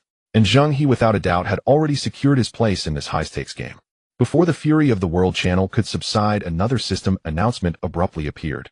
Detected a significant increase in the evolution index of the marine ecosystem. The disaster period is about to enter the second phase. Marine disaster phase 1. The global ocean will be divided into different disaster zones, randomly generating marine disasters, such as mad dog waves, whirlpools, red tides, and iceberg clusters. 2. The duration and intensity of marine disasters are random. Please respond accordingly, sailors. 3. Reminder: marine disasters are fraught with peril. Do not underestimate them. The first survival disaster phase. Second marine disaster officially begins. Take care, sailors. Just as the words fell, a blood-red holographic countdown reappeared prominently in the vision of all players. Countdown 045959, countdown 045958, countdown 045957. The cold, flickering numbers were like a scythe of death pressed against the necks of all humanity. Countdown 045959, countdown 045958, countdown 045957. The cold, flickering numbers were like a scythe of death pressed against the necks of all. 5 hours. The breathing room left for the living was merely 5 hours. Zheng He could hardly be bothered to glance at the meaningless lamentations, his gaze fixed on the crimson countdown, his brow slightly raised. He was surprised to find that this time there was no prior warning about the type of disaster. Was the system letting them open a mystery box? This damn system must want the players to die even faster. He focused his mind and opened the Divine Sea Spirit warehouse. To safely navigate through the marine disaster phase, he needed to take stock of his current resources and devise strategies for different disasters. Zheng He quickly retrieved information on these various marine disasters in his mind, breaking them down one by one. Mad dog waves, sudden extremely high waves that capsize small boats, causing instant heavy damage. With the current power of the speedboat combined with the speed of the siren, as long as the operation keeps up, we can charge straight through. Whirlpool's strong suction that drags vessels in certain death at the center. As long as we don't directly brush up against it at the start, avoid it in advance, it shouldn't be a problem. Red tides, the water turns color, a massive die-off of fish. Toxic seawater cannot touch the water or inhale the mist. We need to prepare gas masks or simply seal the cabin and not go out. Tides, cyclical movements of seawater caused by celestial bodies, gravitational forces. Is this natural phenomenon getting involved too? Iceberg clusters, common in polar waters. Icebergs collide with the hull, causing holes, water ingress, and grounding. The Titanic fell victim to it back then. With my dual perception warning, I can detour in advance, keep warm, and handle it effortlessly. Lu Feier watched Zheng He with a look of admiration, her eyes brimming with awe. After clarifying his thoughts, Zheng He glanced at the vehicle information. Currently, he was still short of a considerable amount of basic materials to upgrade from LV6 to LV7. Moreover, he did not want to compromise. Ordinary materials no longer caught his eye. He needed to collect high-tier biological materials to trigger sea spirit fusion. Since the vehicle couldn't be upgraded for the time being, he decided to try using crystal nuclei to maximize combat power. His gaze locked onto the pile of crystal nuclei. Now it's time for you to shine. Zheng He turned to Lu Feier. His tone held no hint of romantic warmth, only the absolute rationality of facing life and death. Lu Feier jolted awake, instantly alert. She was not disheartened by the man's coldness. Instead, she read her irreplaceable value from his deep gaze. She nodded vigorously. Understood. These first-tier crystal nuclei, there are a total of 26. Zheng He gestured, and the 26 slightly smaller crystal nuclei accurately flew before Lu Feier, hovering in midair. I need you to synthesize them into second-tier crystal nuclei in the shortest time possible. Whether we survive the marine disaster depends on you. All right, leave it to me. Lu Feier took a deep breath, seated herself cross-legged, and held her hands up. Zheng He's words invigorated her. On this ship, she was not a mere ornament, but a crucial linchpin. The 26 crystal nuclei slowly rotated above her palms, emitting a hazy glow. She closed her eyes, her mental energy soaring, fully investing herself in this synthesis battle where success was the only option. She selected 8 first-tier crystal nuclei, synthesis specialization activated. A soft white light emanated from her palm, enveloping the crystal nuclei. Within the light, the crystal nuclei began to melt and reassemble wildly, as the enormous energy structure was forcibly dismantled and rewoven. Zheng He did not look any further. Trust at times is more effective than any words. He turned and strode towards the cockpit, pulling up the structural diagram of the vessel on the console. On the screen, several key modules of the Orca speedboat were laid bare: power, stability, defense. The knowledge he had accumulated about oceanic disasters before his crossing told him that facing tsunamis and huge waves resisting Hedon was the most foolish choice. His fingers flew over the console, and the holographic image of the speedboat appeared before his eyes. He directly clicked to open the details of the whalebone brutal ram. This weapon, crafted from the spine of a second-tier orca, was not just a weapon, but the backbone of the entire ship. Scrolling to the bottom of the attributes panel, a line of small text caught his attention. Can perform sea spirit fusion. Zheng He's eyes lit up. The core component could still be specialized.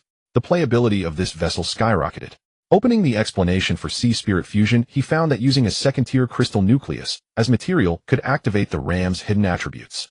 Zheng He turned and walked towards the bedroom, just in time to see Lu Feier finishing the refinement of a second-tier crystal nucleus. The consumption of cross-dyer synthesis was terrifying. Lu Feier's complexion turned pale, and fragrant sweat soaked her clothes, clinging to her body and outlining tempting curves. Zheng He couldn't spare a moment to admire the beautiful scene before him. He snatched the second-tier crystal nucleus and rushed back to the control room, decisively activating sea spirit fusion.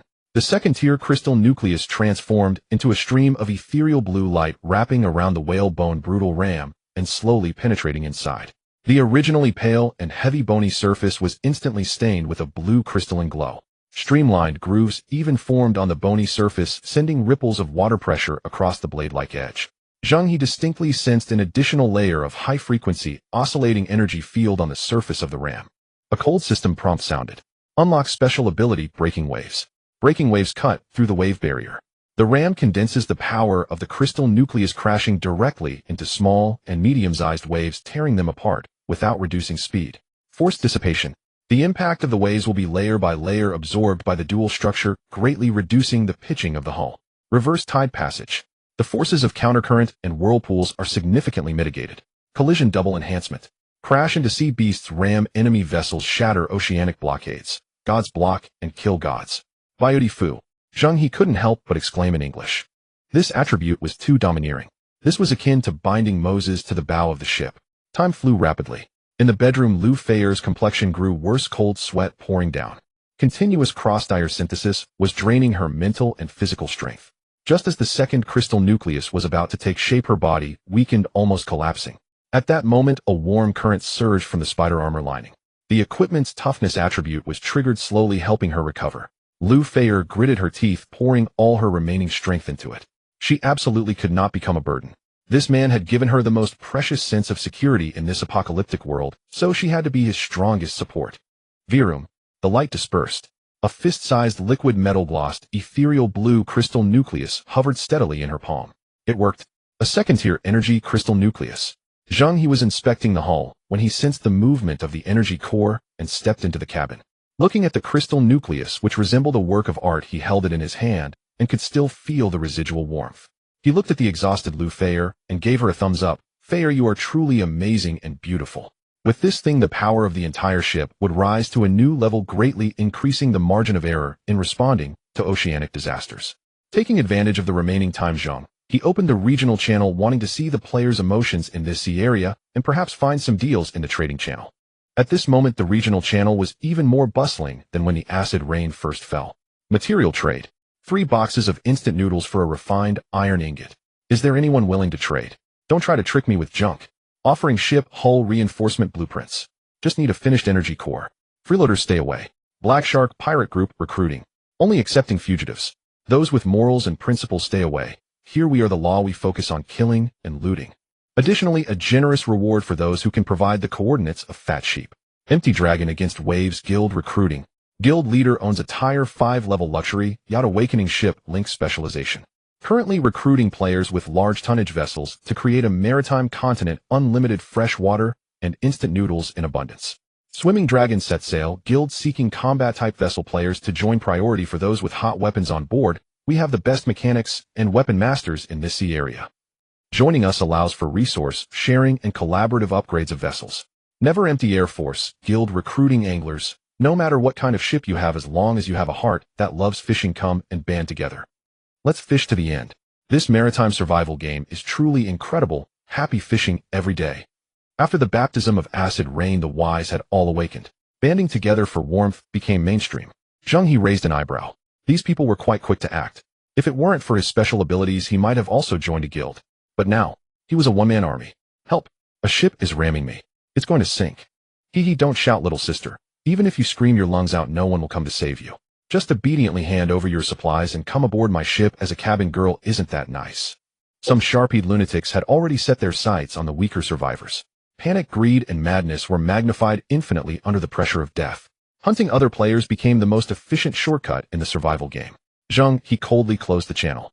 A bunch of fools fighting over gold coins on a sunken ship. He turned and injected the second-tier energy crystal nucleus into the power system via sea spirit fusion. Boom!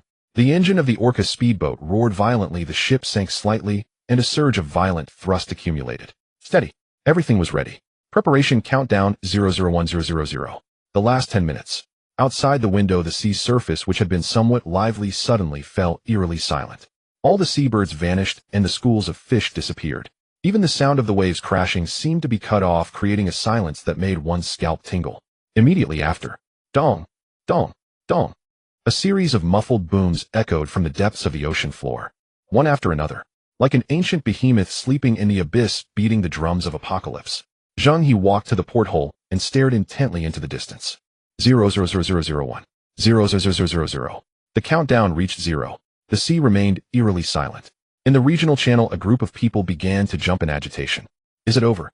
Is that it? I survived. What a load of crap disaster. The system is trying to scare me. Zheng He's pupils instantly constricted. At the end of his line of sight, the azure horizon that divided the sky and sea was rising slowly in an unusual manner. No, that was not a horizon at all. It was a black wall of water reaching sky and earth, so wide that it seemed endless.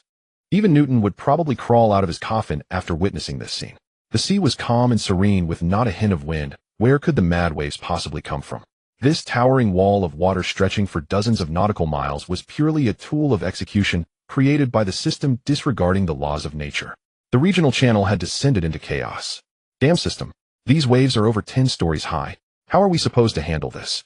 My ship has been smashed to pieces. Help, my leg is. The desperate cries abruptly ceased on the screen.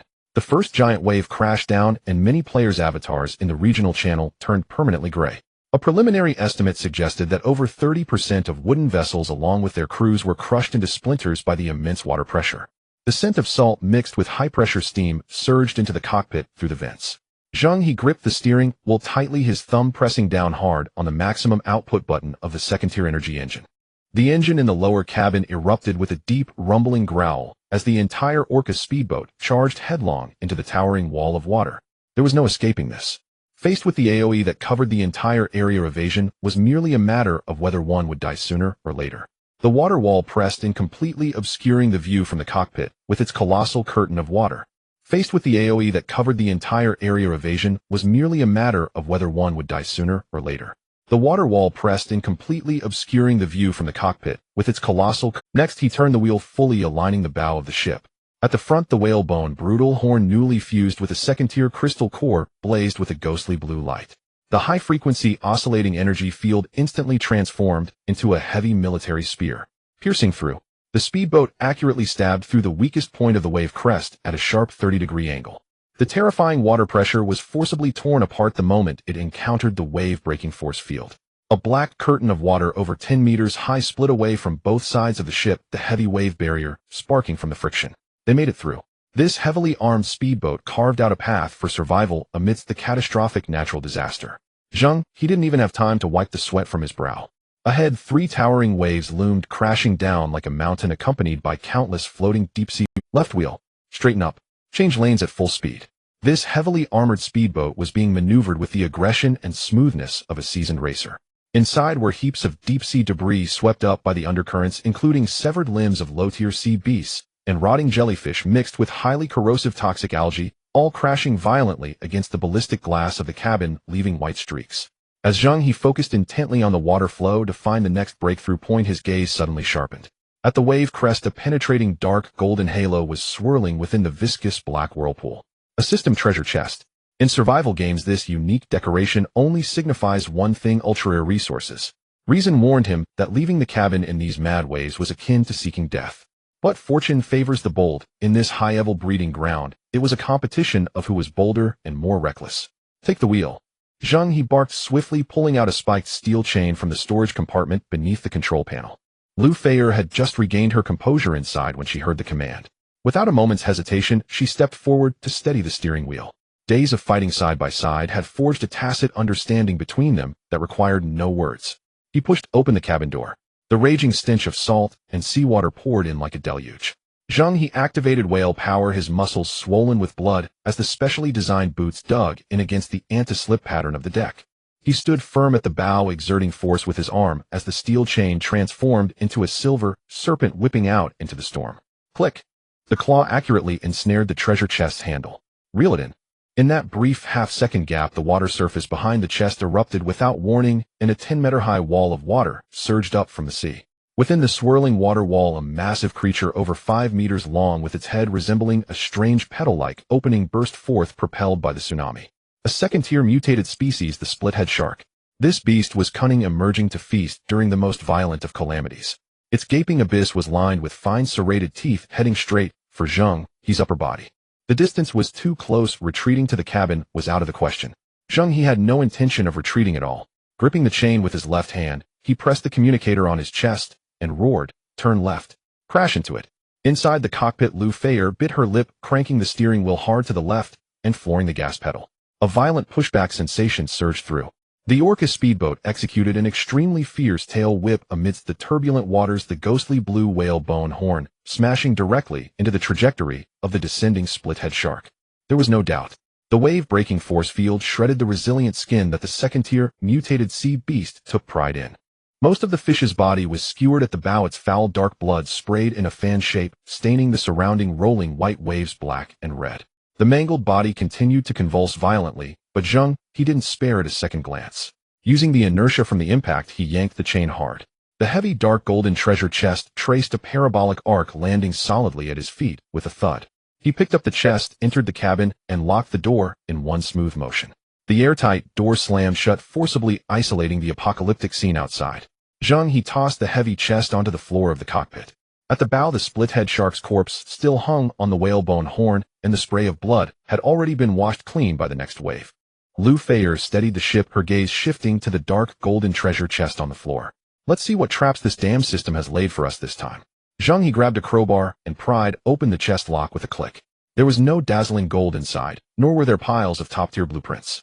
The bottom of the chest was empty, quietly holding a piece of shard the size of an adult's palm. Neither metal nor jade, its material was peculiar.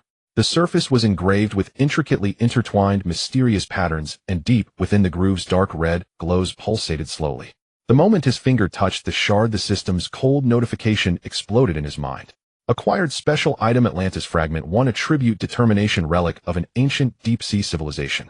Contains extremely high-frequency deep-sea biological induction waves. Warning: upon leaving the chest seal, the induction waves have been fully activated. Zheng He's hand gripping the shard froze. Deep-sea biological induction waves. He suddenly turned his head, his gaze sweeping over the mutated sonar radar at the top of the control panel. The radar interface, which originally had only a few green dots, was undergoing a chilling transformation. Starting from the edges of the radar, large swathes of deep red dots were rapidly compressing toward the center. The red dots represented high-tier mutated creatures, and the center area was this very ship of Zheng He's. The sheer number of them caused a ring of red to smear around the edges of the screen. They were rising from the extremely deep trenches, swimming wildly from all directions, with only one target: the Orca speedboat. System, I've been completely fooled. What kind of ridiculous treasure chest is this? The system had been plotting from the very beginning. The first wave filtered out the weaklings with the mad waves, leaving behind the tough ones with high-tier vessels. Then it tossed out a high-spec bait, enticing greedy survivors to open the chest, ultimately using the mass of mutated creatures to execute a physical extermination. This was a meticulously crafted death trap designed specifically for high-end players. Outside, the sea level was building up to an even higher level of violent winds and waves. At the abyssal depths, countless carnivorous predators had already opened their enormous jaws. Zheng He weighed the shards, still dripping with seawater, in his hand. He glanced at the thick black waves outside the porthole, then his gaze returned to the radar display, filled with red dots. He flexed his wrist. Instead of fear, there was a near-manic excitement coursing through him. All right, so you want to use me as bait. My fate is in my own hands, not dictated by the heavens. Zheng He moved with extreme speed. Without any hesitation, he swiftly shoved the scalding fragment back into the dark golden treasure chest. With a click, he firmly secured the heavy lid. His gaze instantly shifted to the sonar radar on the control panel. It was working. The dense cluster of deep red light points at the edge of the screen became still, as if collectively unplugged from the network. It worked. Just as this thought emerged, without even catching his breath, the radar screen suddenly changed. In the next moment, those stationary red dots, as if receiving a new command, began to move in unison once again. They did not change direction, nor was there any confusion. They maintained their original trajectories, converging towards the position of the Orca speedboat. Damn it, this damned system has long since numbed me. It can't play me like this. Zheng He couldn't help but curse. Logically, aside from high-level mutated beings, most sea creatures are low-intelligence beings that rely on instincts to seek out targets. Once the guiding wave was cut off, they should have scattered like headless flies. But the current situation was absurdly. Could it be that this damned system really installed a GPS tracking system in the brains of these sea creatures while mutating them? Moreover, once each fragment of Atlantis was unsealed, the position emitting the guiding wave was immediately marked. This not only attracted them, but also issued a death warrant from the system to these mutated beings. There was no time to curse anymore. Hold on tight. Zheng He growled, yanking the throttle with his right hand and pushing the accelerator all the way down. At the same time, he activated the speed of the siren. The second-tier energy crystal core in the lower cabin emitted a strained cry. The entire Orca speedboat surged forward like a runaway armored beast, slicing through the ocean and creating an exaggerated white wave racing toward a direction far from the death coordinates. This speedboat, armed to the teeth, now gave him the illusion of flying close to the ground. Zheng He concentrated on the raging curtain of water ahead, predicting the path of the mad waves, walking a tightrope between the peaks and whirlpools. He had to keep the speed at its limit, not daring to relax for even a second. A bead of sweat trickled down his temple, flowing into his eyes and bringing a sharp sting. Yet Zheng, he didn't even have time to blink, his eyes fixed on the sea surface where a massive water wall could rise at any moment. His nerves were stretched to the breaking point. In the midst of this frantic escape, Zheng, he caught a glimpse of something extremely out of place in his peripheral vision. Not far from him on the water's surface floated a boat. A bright yellow 4-person duck boat. The kind you rent for $50 an hour at a city park's artificial lake, pedaling along slowly as a family. Zheng, he almost thought he was hallucinating from the immense mental pressure. The cartoonish duck face on the front of the boat grinned mockingly amidst the dark apocalyptic sea. A pedal duck boat.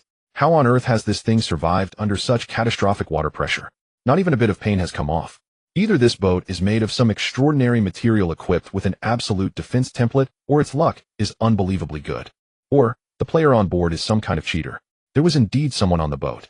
A woman in her early 20s dressed in an exquisitely elaborate dark blue evening gown, her long black hair meticulously styled. She sat elegantly in a plastic chair, a delicate bone china tea set laid out on the small table in front of her. Her face was coldly beautiful, her expression indifferent, as if the towering waves around her capable of wreaking havoc were merely insignificant tea leaves in her cup. It's madness. This world has completely gone mad. Just as this thought crossed his mind, an unexpected change occurred. A 10-meter-high black water wall surged up from the sea, crashing down with tremendous force towards both the duck boat and the orca speedboat. Zheng He's gaze sharpened, his wrist twisting rapidly. The direction of the orca speedboat was adjusted slightly, skimming dangerously close to the edge of the giant wave. He instinctively glanced back. That plastic-feeling duck boat had already been completely engulfed by the heavy. A fleeting emotion of either regret or something else flashed across Zheng He's face, and he cursed that damned system in his heart once more. However, when the water wall collapsed and returned to the sea, a spine-chilling scene unfolded. That bright yellow duck boat remained perfectly stable in its place.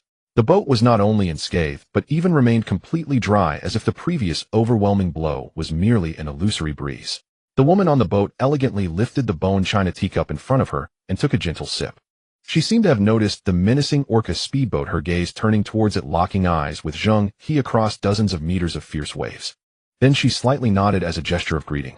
Zheng He was stunned for half a second. His body's instinct was faster than his brain, and he subconsciously responded with a somewhat dazed nod in return. "Captain, that little boat is definitely cheating, right?" Lu Feier clung to the back of her seat, her voice filled with confusion. With waves that big, not even the cup fell over. The scene of that young lady on the boat drinking water. Truly, elegance never goes out of style. Zheng He quickly snapped back to reality. Because of that brief distraction, the speed of the orca speedboat decreased slightly. On the radar, those red dots, which had all been revealed, were still rapidly closing in. There was no time to ponder this strange woman. Zheng He grabbed the loudspeaker and shouted in that direction, "Miss, this place is about to be overwhelmed by high-level sea beasts. Quickly change your location. Don't get swept away." After shouting, he threw aside the microphone. Whether she could hear it was left to fate. This was his only remaining shred of humanitarian spirit in this dark forest. The woman on the duck boat clearly heard him. She put down her teacup and raised her right hand adorned with white silk gloves. She gave a perfectly standard okay gesture towards Zheng He. Then she casually waved her hand, signaling him to hurry and leave, not to worry about her. That nonchalant demeanor was perfectly controlled. As if the high-level sea beasts that could turn the ocean into a meat grinder were merely a group of koi come to snatch food from a pond hardly worth worrying about. Who was this person? There's a hint of arrogance beneath that calmness. Lu Feier couldn't help but murmur softly. With that attitude, anyone would think she's Poseidon's little mistress on vacation. Zheng He had no time to respond.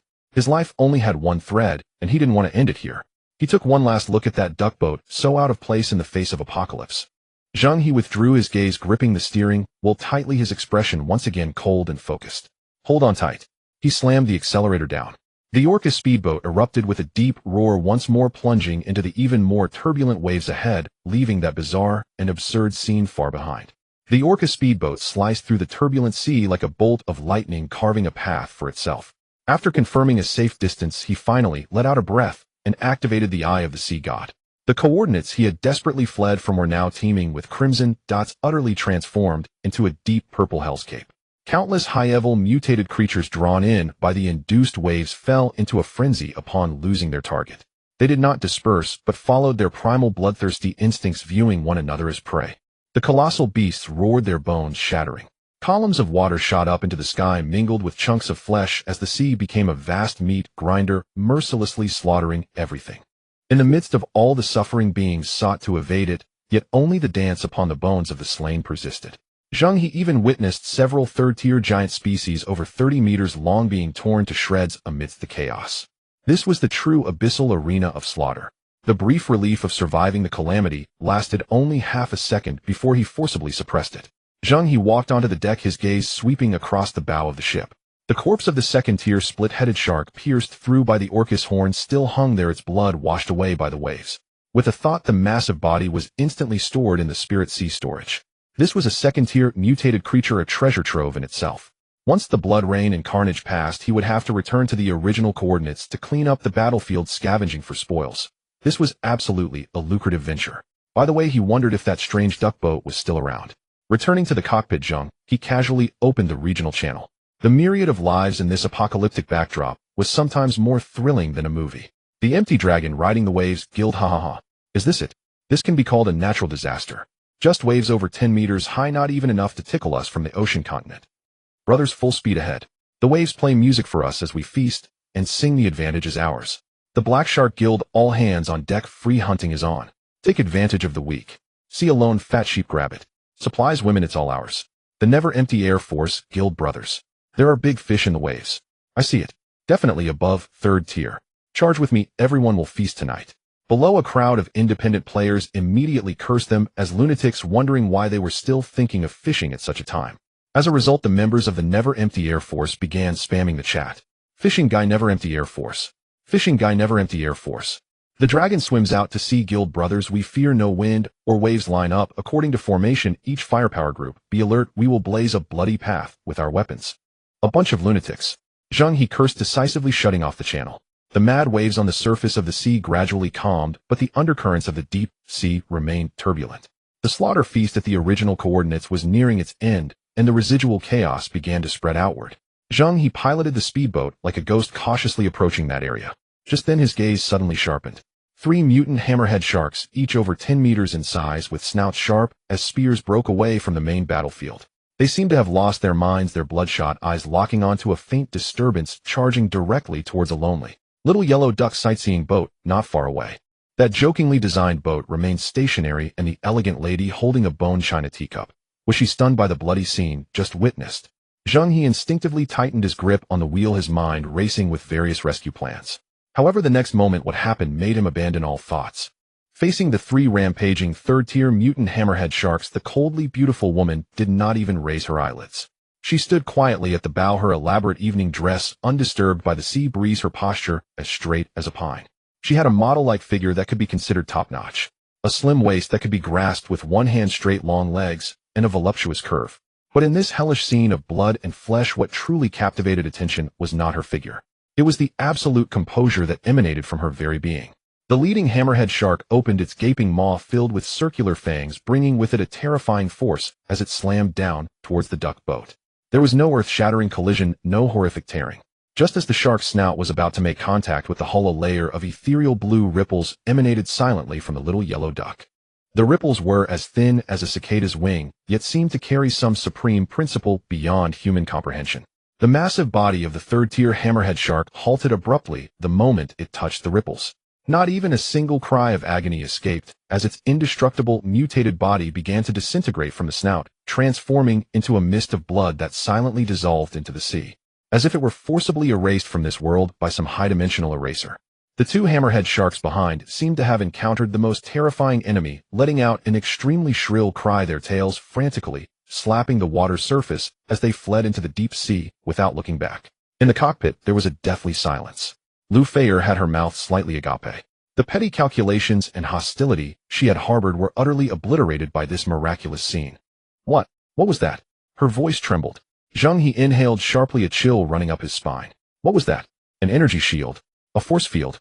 No, neither. This was a dimensional strike at the level. Words carry the power of law. She didn't even have to open her mouth. This was a power beyond the grasp of current players, and it didn't even seem to belong to this damn system. A deep-sea relic inheritor. The term popped into Zheng He's mind. He instantly realized that this woman had definitely come into contact with the inner layer of this world. Moreover, the power she wielded was far more terrifying than his own. Contacting her. What a joke. Without hesitation, he turned the wheel, fully preparing to distance himself from this perilous place. Such a person could either be an absolute enforcer of order or an absolute instigator of chaos. Either way, she was not someone he could provoke at this stage. The Orca speedboat drew a decisive arc just as it was about to accelerate. A sudden change occurred. A dull, penetrating sound emanated not from the outside, but from the dark golden treasure chest in the corner of the cockpit. The sound was not loud, yet it struck Zheng He and Lu Feier like a heavy hammer on their hearts. What sound is that? Lu Feier looked at the chest in terror. Zheng He's expression changed drastically. Before he could react, boom. The second sound followed. It was clearer and more powerful than the first. It was neither the sound of metal colliding nor that of an object rolling. The sound was eerily reminiscent of the heartbeat of some ancient colossal creature. Accompanying the second heartbeat, the sonar radar screen on the console flashed wildly, emitting a piercing alarm. The red dots that previously represented sea beasts had long dispersed, and now at the center of the screen, a new coordinate point appeared out of thin air, instantly locking onto the Orca speedboat's position. It was a massive halo pulsating with ominous purple light. Right at the center of the halo was them. Captain. Lu Feier spoke with a trembling voice, her face as pale as paper. That fragment. It seems to have come to life. Shut up. Zheng He exclaimed in a low voice, forcibly suppressing the primal fear that surged within him, urging himself to remain calm. He knew that in times like this he could not afford to be flustered. His eyes fixated on the dark golden treasure chest, and with a thought the sea god's sight was activated. His vision penetrated the metallic shell of the chest. Inside the chest, the Atlantis fragment floated in midair, surrounded by swirling purple energy mist. With each heartbeat, the mist expanded outward. However, what truly startled Zheng He was the material of the treasure chest. The feedback from sea god's sight indicated unknown. That nameless dark golden metal sealed away the unfathomable energy of the fragment. Each pulse of energy emitted by the fragment was forcibly suppressed back by the dark golden runes flowing across the chest. The purple halo on the radar represented the unknown, while the alarm on the console was merely a high-level energy warning, not a deadly danger alert. This thing couldn't stir up trouble for now. Having grasped the situation, Zheng He felt a sense of relief. He was too lazy to even touch the chest. With a thought, Divine Sea Spirit Warehouse was activated. Collect. A command as simple as it could be. The constantly jumping dark golden treasure chest vanished into thin air, forcibly pulled into the isolated system space. The next moment, the entire world became tranquil. The eerie heartbeat ceased abruptly, the purple light dissipated, and the radar fell silent. The crisis was completely suppressed. Lu Feier slumped in the co-pilot seat, gasping for breath, as if she had just been pulled from the water. With the crisis averted, Zheng He's mind raced. Atlantis. For any sailing enthusiast, it's an unavoidable topic. Yet in this world altered by the system, legends often signify deeper, terrifying truths. According to the scattered information he had encountered online before his transmigration, Atlantis was not some sunken civilization. It was an ancient coastal divine kingdom that truly ruled over the entire ocean. Its territory covered all the known deep seas today, and even extended into the depths of the abyssal trench that humanity had never dared to explore. The Atlanteans were not ordinary humans, but rather the sea spirit clan that coexisted with the ocean. They were born able to communicate with marine creatures, mastering ancient secrets of controlling ocean currents, stirring tides, and even bestowing powers upon sea creatures, considering themselves as guardians of the ocean. But ultimately, due to their extreme pursuit of power, they led themselves to self-destruction. How could a relic from such a divine kingdom appear in a treasure chest in shallow waters? This was simply not something players at this stage could handle. To uncover the truth, he decisively entered the world channel. The screen was instantly flooded with foul language and desperate wails. The second oceanic disaster was far deadlier than the first meteorological calamity. Ghost whirlpool, toxic red tide, countercurrent tides, floating icebergs. Various inhumane disasters were crazily harvesting lives. Countless players, along with their ships, were directly turned into nourishment for the system-catalyzed mutated sea beasts. Zheng He coldly observed everything, his fingers lightly tapping as he sent a message in the world channel. Just opened a dark golden treasure chest and got an Atlantis fragment. Does anyone know how to use it? This was a reverse phishing tactic. Sure enough, the previously wailing channel paused for half a second before the private message notification exploded. Bro, throw it away. My ship next door just got this thing, and both the ship and the crew were gobbled up by a sea beast. I'm a victim. I just threw that broken thing into the sea to lure away a third-tier sea beast. Don't keep it, it's a death talisman. Big shot, send me your coordinates, I'll trade my sister for it. Another guy with the ID of Information Merchant Seahorse came up trying to act cool. Young friend, it seems you've obtained something that shouldn't be yours. Take my advice, you can't handle it. Let me take it. I can tell you the true secret of the Atlantis fragment and how to temporarily suppress it. The price is just 10 second-tier crystal cores. Looking at this crowd of oddballs, Zheng He couldn't help but laugh. Did they think they could fleece him? Their perspective was too small. He immediately saw through the loopholes in their words. If this fragment could really serve as bait to lure away all sea beasts, it would undoubtedly be a priceless strategic weapon. Who would kindly remind others to throw it away? As for that information merchant, he was even more ridiculous. A person who truly understood the secrets of the Divine Kingdom would definitely find ways to kill and plunder, not hang around here to earn a few scraps. In this damned apocalypse, trusting others leads to becoming the dung of sea beasts. Zheng He couldn't be bothered to take another look. He cleared the private messages and closed the panel. Relying on others is not as good as relying on oneself. In the cockpit, only the low roar of the second-tier engine remained. After confirming the absolute safety of the ship Zheng, he firmly gripped the helm. Virum.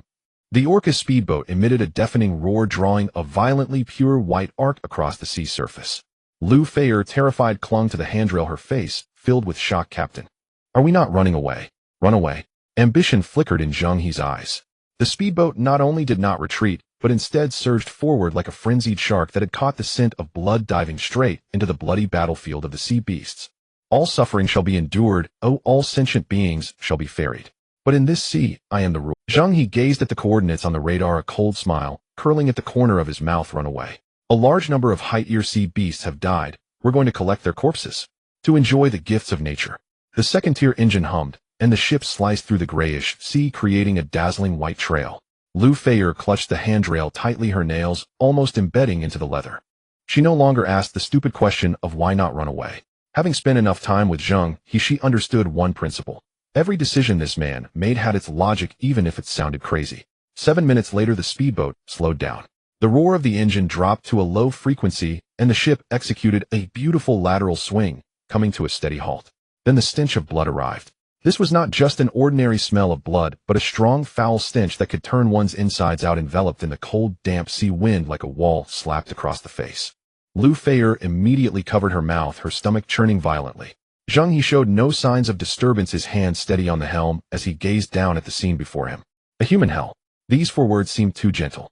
The sea was no longer sea, but a viscous crimson syrup. As the bow of the ship pushed through the water, dark red liquid trailed long strands behind, emitting a sweet, rancid odor. The sea surface was filled with things. It was a mass of dismembered remains of numerous high-level mutated sea beasts. A mutated marlin, severed in half, had its upper scales shimmering with an eerie blue sheen amidst the blood, while the lower half had long since vanished. Clumps of indistinguishable rotten flesh were scattered around. More prominently, there were stark, white bones. Various skeletal remains lay strewn across the crimson sea, their stark whiteness blinding. Closest to the fast boat was a giant vertebrae measuring over 10 meters long, its skull shattered beyond recognition, with the remaining sharp teeth thicker than a human forearm. The bite marks on those broken bones were the truly horrifying sight. Ugh! Lu Feier finally couldn't hold it and bent over the ship's railing, retching her face, smeared with tears and snot. It was no wonder anyone with a sane mind would go mad at such a sight. Zheng He ignored her and slowly steered the boat into this sea of flesh and blood. The ship pushed through the viscous blood, emitting a strange gurgling sound, while broken bones tapped against the hull, creating a tap-tap sound. After sailing less than 200 meters, the engine suddenly changed its pitch, shifting from a deep roar to a strained screech. Buzz, buzz, buzz. The propeller spun idly a few times before coming to a complete stop. It was ink. Damn it! Zheng He cursed, lifting the inspection cover to find the propeller tangled with the flesh and intestines of sea beasts, formed into a disgusting meatball. Cleaning it wasn't difficult, but it was time-consuming. He set the cover down and scanned the surroundings. Everywhere were the corpses of high-level sea beasts. Crystals, bone, armor, mutated tissues. Each was a god-tier material in the eyes of current players. This wasn't a slaughterhouse, it was a grand banquet waiting for him alone to feast. The normal reaction upon seeing this would be to flee. Zheng He's first reaction was, damn it, he wondered if the inventory of the Divine Sea Spirit warehouse was enough to hold everything. But he didn't lose his cool. With a thought, he activated Gaze of the Sea God. His perception instantly spread, penetrating the blood and sweeping towards the deep sea. 10 meters, 50 meters, 100 meters. On the radar panel, there was a complete silence. It was overly clean. Within a radius of 1 nautical mile, there were no high-level sea beasts, not even a green, that representing small fish or shrimp. Absolutely safe. At least for the short term, this was the safest place in the entire ocean. He didn't waste a second, turned around, entered the cabin, and strapped on the crimson armored giant claw axe in preparation to dive for supplies. As Lu Feier just recovered, she saw Zheng He fully equipped stepping onto the ship's railing. What are you doing? Her voice pitched in alarm. Going down. Down? Where? Lu Feier's gaze shifted from Zheng He's face to the blood sea swirling outside, filled with bones and rotting flesh, her eyes filled with despair. Her face instantly drained of color. Are you crazy? Not crazy. Zheng He checked the knots, the radar scanned it safe. If we don't fish now, once the currents change, all these treasures will drift away, and there won't even be a place to cry. Lu Feier suddenly rushed over, gripping his clothing tightly, trembling all over. Zheng He, please don't go down. She pleaded, her voice cracking with a hint of tears. Just because the radar doesn't detect anything doesn't mean there's no danger below. Those toxins, bacteria. Look at the water, its color isn't right. Let go. I won't let go. Zheng He looked down at her. In his gaze there was no cruelty, no coldness, only a pure and extreme rationality, like a doctor examining a patient making judgments without any emotion. Listen, Zheng He spoke slowly, but each word struck her heart. 70% of players have died in this game, and half of the remaining will die tomorrow. What kind of people survive? Lu Feier remained silent. They are the ones who took a step further than the dead. Each step is paid for with their lives. Zheng He pried her fingers apart. The sea beasts are evolving, the natural disasters are escalating, and the system is increasing the stakes. The chips in our hands are insufficient. In the next round, we'll be pushed out of the game. He lifted his chin, pointing to the blood sea. Down there it's all chips. If I don't collect, others will. When the time comes, others will take these chips and smash them right in our faces. The bolder a person is, the more they can reap. If others don't dare to go into the water, but I do, then all the resources down there will be mine. Understand? Lu Feier's hands fell limply to her sides. She stood there watching Zheng He poised on the ship's railing, backlit, outlining his silhouette with the giant axe. Her heart skipped a beat. It wasn't fear. Instead, it was an absurd sense of security. She finally managed to squeeze out those 3 words. Zheng He didn't look back. Splash. A thick crimson liquid splattered all over his face. Cold. Bone-chilling cold mixed with a strange energy chill. The blood of high-level sea beasts caused the sensation in this sea area to drop by more than 10 degrees. Crab King Guardian activated instantly. Zheng He gritted his teeth and forced himself to adapt. He pushed aside the chunks of flesh in front of him and swam towards the nearest remains of a 3rd-level split-headed shark. The shark was only left with its front half, its severed end unevenly gnawed. He quickly fixated on the fish fins on both sides of the shark's head, which were shimmering with light blue patterns. Premium, mutated tissues. Great stuff. He swam closer, drew out the crimson armored giant claw axe, and aimed to slice at the base of the fin. Just as the axe blade made contact with the shark's skin, the water current beneath him suddenly changed. From the previously silent depths of the blood sea, something was stirring. Zheng He was taken aback and instantly activated deep-sea perception, but the radar still showed no signs of life. However, something had gripped his ankle tightly. It was cold hard with 5 distinct fingers, a hand. A pale, skinless human hand bone reached out from the bottom of the blood-red vortex, clutching his ankle tightly. The grip was absurdly strong. Zheng He's heart raced to 180, but his body was faster than his mind. Over 20 years of life experience told him, whatever it was, he should chop it first. The crimson armored giant claw axe swung back. Crack! The bony hand shattered upon impact, and the 5-finger bone spun and sank into the blood water. Zheng He looked down, noticing the severed arm still bore faint green patterns from a 1st-level bone armor fusion. A player. Just a poor soul who had just been swallowed by a sea beast and hadn't been digested yet. That grip wasn't an attack. It was merely a muscle spasm after death, a reanimation. Damn. This made me younger. I nearly scared myself into a faint. Zheng He cursed and kicked the severed arm away. It was just a false alarm. His heart rate dropped from 180 to 120 while the adrenaline that had surged was just right for work. He adjusted his breathing and swam back towards the remains of the 3rd-level split-headed shark. With the axe blade against the base of the fin, the mutated shark's skin was as hard as steel, but before the crimson armored giant claw axe, it was like tofu. With 3 cuts, 2 pieces of premium fins, shimmering with blue stripes, were cleanly removed, stored in the divine sea spirit warehouse. Then Zheng He swam towards the shark's head, aimed for its forehead, and brought down the axe, causing a mixture of red and white to gush forth. A 2nd-level crystal core. Wasn't this a 3rd-level split-headed shark? It seems to be yet another hastily produced product with mismatched materials. This broken systems arrangement of Ocean Survival Online carries a hint of amateurishness. Next, Zheng He didn't give himself half a second to catch his breath. He pushed both divine vision and deep-sea perception to full power. The high-frequency sonar penetrated the murky blood water, revealing the underwater situation like a CT scan. The remains of a 2nd-tier dark-winged manta ray 12 meters underwater southwest direction. A 2nd-tier mutated hammerhead shark skull 8 meters underwater with scattered mutated shark teeth, 17 usable. Target locked. Zheng He plunged down. The actions of cutting, peeling, and storing flowed seamlessly like a merciless deep-sea butcher. The crimson giant claw axe in his hand was at that moment the most perfect bone-slicing knife in the world, with each strike precise and flawless. The inventory numbers of the divine sea storage surged wildly. 2nd-tier crystal core 4. 3rd-tier mutated keratin 6. 2nd-tier mutated shark teeth 17. High-purity bone powder 30 or 1. Unidentified mutated glands 3. Zheng He was already covered in sticky blood and fat fragments, his mouth tasting of rust, yet his mind was frighteningly clear. Refreshing. The feeling of wildly exploding coins amidst a mountain of corpses and seas of blood was simply intoxicating. He suppressed the surging adrenaline and continued to dive deeper. 150 meters away, a ridiculously large mutated deep-sea orca lay dead on the seabed. This colossal creature, over 30 meters long, was now reduced to half. Its abdomen was completely hollowed out, but the glossy black mutated whale skin and the intact spine. This size was also peak third tier. Seeing its now devoured abdomen, Zheng He found it hard to imagine what had transpired in this hellish arena.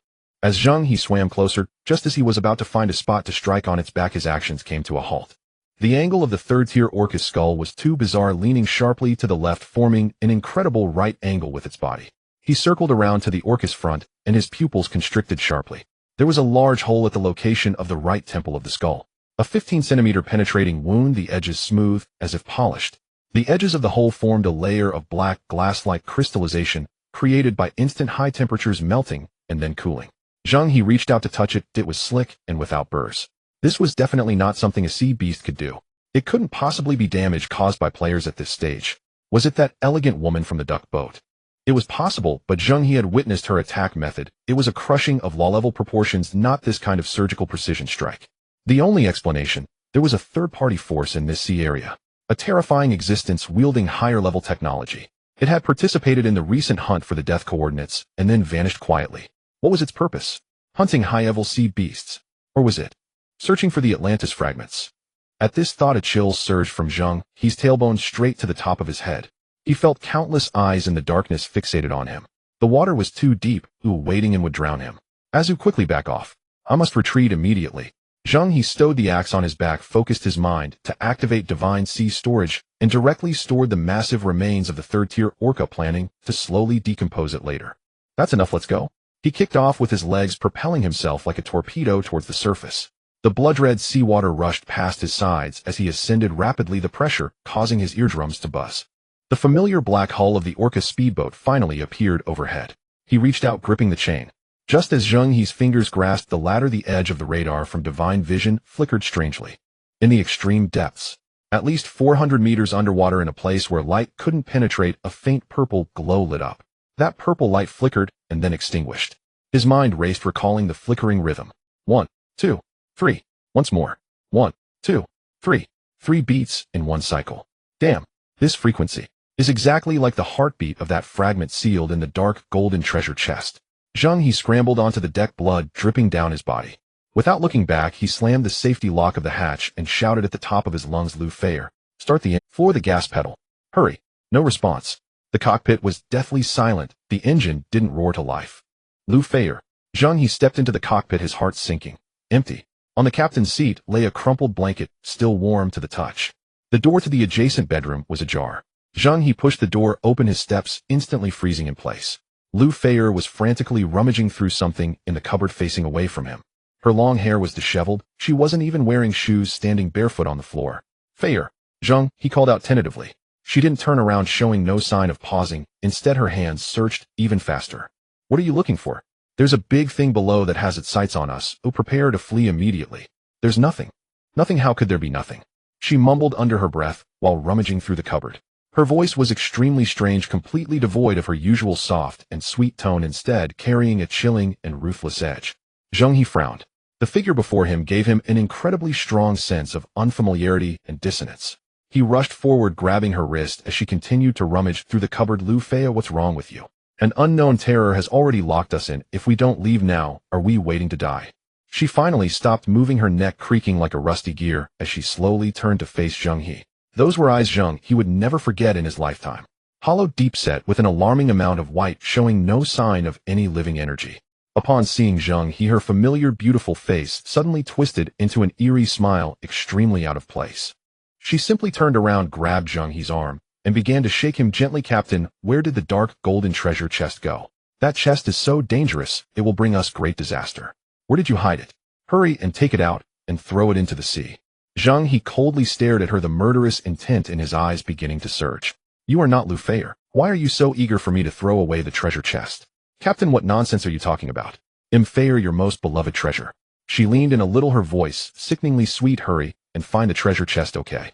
Although Lu Feier usually had a fiery figure deep down, she was a pure and sweet person. She would never use such a tone so mixed and suggestive to speak to Zheng He. Seeing Zheng He coldly expressionless, Lu Feier unexpectedly began to giggle, her hands moving to her collar as she started to unbutton. Captain, let me serve you well first. After you're comfortable, I'll take out the treasure chest, okay? As each piece of clothing slid off, her perfect body was exposed to the air without reservation. She laughed as she undressed. That laughter didn't come from her mouth, but rather squeezed out from deep within her chest, sounding like a chilling gasp. The sound was not loud, but each note sent shivers down one's spine. Zheng He expressionlessly took a half step back, his right hand slowly reaching for the giant axe behind him. With no women in his heart, the axe would naturally be divine. The blade of the axe is about to be unleashed. The exquisite body that once made Zheng He's blood race now appeared to him no different from the twisted, mutated sea beasts lurking in the deep ocean. He even imagined the scene in the next moment, the giant axe cleaving down, hot blood splattering throughout the cabin. The images of his time spent with Lu Feier in recent days played in a carousel in his mind. Zheng He understood that at this moment any romantic feelings should be cast aside. Decisive killing was the only path to survival. He swiftly drew the red armored giant claw axe from behind him like a cowboy in a duel. But just as he exerted force in his wrist, the axe blade poised to break through the air, he halted. His gaze was fixated on the disheveled hair of Lu Feier. It fell upon that delicate collarbone where the skin was snow white and a dark red mark faintly revealed itself. It was neither a birthmark nor a scar, but an irregular shape resembling a ripe strawberry. That mark was planted by him last night. Damn. Zheng He's right hand gripping the axe handle bulged with veins, his muscles taut to the point of spasm, and the murderous intent that almost erupted was forcefully swallowed back. This was Lu Feier's flesh. She had merely been possessed. Like a computer that had been hacked, implanted with a Trojan virus, she had become a meat chicken. He was caught in a dilemma. The opponent had grasped that he couldn't kill her. Lu Feier seemed to sense Zheng He's hesitation, her lips curling into a wider, sinister grin, twisted and contorted as if wearing a cheap human skin mask. Her bare body pressed forward, her voice sticky enough to draw strings, yet laced with an otherworldly chill. Captain, what are you hesitating for? Quickly give me the box. Throw it into the sea, and we will be liberated. As she spoke, she reached out with her icy hand, attempting to unbuckle Zheng He's belt. They were at a standstill. A deadlock. Every second felt like walking on the edge of a knife. Zheng He's mind was overloaded, devising a way to break the stalemate. With one swing of his axe, Lu Feier would surely die. If he went along with her, the fragments of Atlantis would undoubtedly be lost, and their situation could turn even worse. Just as this suffocating tug-of-war unfolded, a sudden change occurred. Boom! A massive wall of water surged up from the sea without warning, and Zheng He, completely focused, failed to notice that the killer whale ship had taken a solid hit. The entire ship felt as though it had been struck by an invisible giant hand, tilting over 45 degrees in an instant. A water wall akin to a depth charge slammed violently against the side windows. The bulletproof glass held, but the tremendous force caused everything inside the cabin to lose gravity and crash chaotically. The oceanic calamity continued. At the moment of the ship's capsizing, Zheng He instantly activated unity of man and ship. His legs felt as if they were welded to the deck, steady as Mount Tai amidst the chaos. However, the possessed Lu Feier clearly lacked the grounding skills to withstand such a reversal. This creature had no idea how to control human body balance. In the midst of the violent turbulence, she resembled a rag doll thrown into a tumble dryer, unable to even scream as she was violently flung out. Bang! A muffled sound. Her forehead crashed solidly against the edge of the wooden bed, her eyes rolled back, and she slumped down like a pile of mush. In an instant, the chilling, eerie, and nauseating aura that had lingered in the cabin dissipated like a burst balloon, vanishing without a trace. The world became tranquil. Zheng He exhaled a long breath of turbid air, wiping the cold sweat from his face. Those few minutes had been more exhausting than killing a third-tier sea beast. A few minutes later, the sea surface returned to calm. Lu Feier, lying on the ground, fluttered her eyelashes and slowly regained consciousness. The pain in her head left her dazed. Then when she realized she was lying naked on the cold floor, and Zheng He was standing opposite her with the giant axe. A wave of immense fear and shame instantly overwhelmed her. "Ah!" she screamed, pulling the blanket that had fallen on the ground tightly around herself, tears streaming down her face. How could this happen to me? You were possessed by something foul." Zheng He's voice was a bit hoarse as he kicked over a coat. "Put this on first." Lu Feier, weeping like a withered pear blossom, trembled as she donned the clothes, recalling what had happened before her possession and stammering out the events. After Zheng He went into the water, she heard an ethereal song drifting from the deck. The song had an indescribable allure as she knew something was wrong, but could not resist the pull. She opened the cabin door and saw a vague silhouette. Then she remembered nothing more. That silhouette looked like a sea witch from the game World of Warcraft. It had too strong a mental influence controlling my consciousness, and I could not resist. It seemed to want to use me to make you hand over that dark gold treasure chest. A sea witch? Zheng He was taken aback. He immediately maximized the effect of deep-sea perception. The high-frequency sonar acted like an invisible giant net scanning every corner of the ship in an instant. On the life radar display it was clean and clear with only 2 green dots. One was him, and the other was Lu Feier in the corner. There were no other living creatures. Are you sure it was a sea witch? Zheng He frowned. I don't know, it's just a gut feeling. Lu Feier, could it be that it had exhausted its mental energy and slipped away? Zheng He put away the giant axe and was just about to go over to help her up, just as his fingertip was about to touch Lu Feier's shoulder. Clank. The cabin door which he had locked earlier was suddenly blasted open by an unseen force. A blurred remnant shot out, moving so fast that the naked eye could barely capture it, like a twisted gray lightning bolt skimming the ground as it dashed onto the deck. Zheng He gasped sharply. His deep-sea perception was fully activated, yet during the entire process of that remnant rushing out the door the life radar displayed nothing but emptiness. No thermal imaging. No energy reactions. No signs of life. It was as if what had just sped out. Zheng He lunged to the cabin door. The raging waves crashed against the deck like a torrential downpour. As the spray settled, the deck was empty. That thing had evaporated into thin air, completely merging into the violent ocean. Zheng He gripped the door frame tightly, letting the cold seawater batter his face. A chill more piercing than facing a giant beast of the deep sea surged along his spine, racing up to the crown of his head. In his mind, the corpse of the third-tier killer whale flashed like lightning. That fatal wound precisely penetrated like a surgical incision, with edges melting into crystalline forms due to high temperatures. Coupled with the current shadow which could perfectly mask itself from the system radar and resembled a ghost. Zheng He gritted his teeth, forcing out half a word through clenched jaws. Damn. That was no mere phantom. It was a living assassin. A high-level assassin equipped with dimensional attack-level stealth technology, capable of exploiting system bugs, specifically targeting the Atlantis fragments. The true high-stakes game was only just beginning. Feier, bolt the cabin door. Do not come out even if it kills you. It can turn invisible. Zheng He shouted without looking back, his thigh muscles coiling as he lunged. He shot onto the deck like a discharged cannon. Behind him came the dull, frightened click of Lu Feier's bolting cabin door. The deck was a ruin. The sky had collapsed into a mad sheet of waves. The residual fury of the storm still raged. Murky seawater tinged with the stench of engine oil skittered across the tilted planks. Apart from the howl of wind and surf, there was nothing. Zheng He stood planted at the ship's center, one hand gripping the blood-slicked crimson great axe. He did not flail about like a headless insect. Instead, he closed his eyes slowly. Play hide and seek with an assassin equipped with invisibility augmentation. That was suicide. The system radar was utterly down, and in a life-or-death scrape, Zheng He trusted only himself. He drove his deep-sea perception to its limits, not hunting biosignatures, but parsing environmental detail.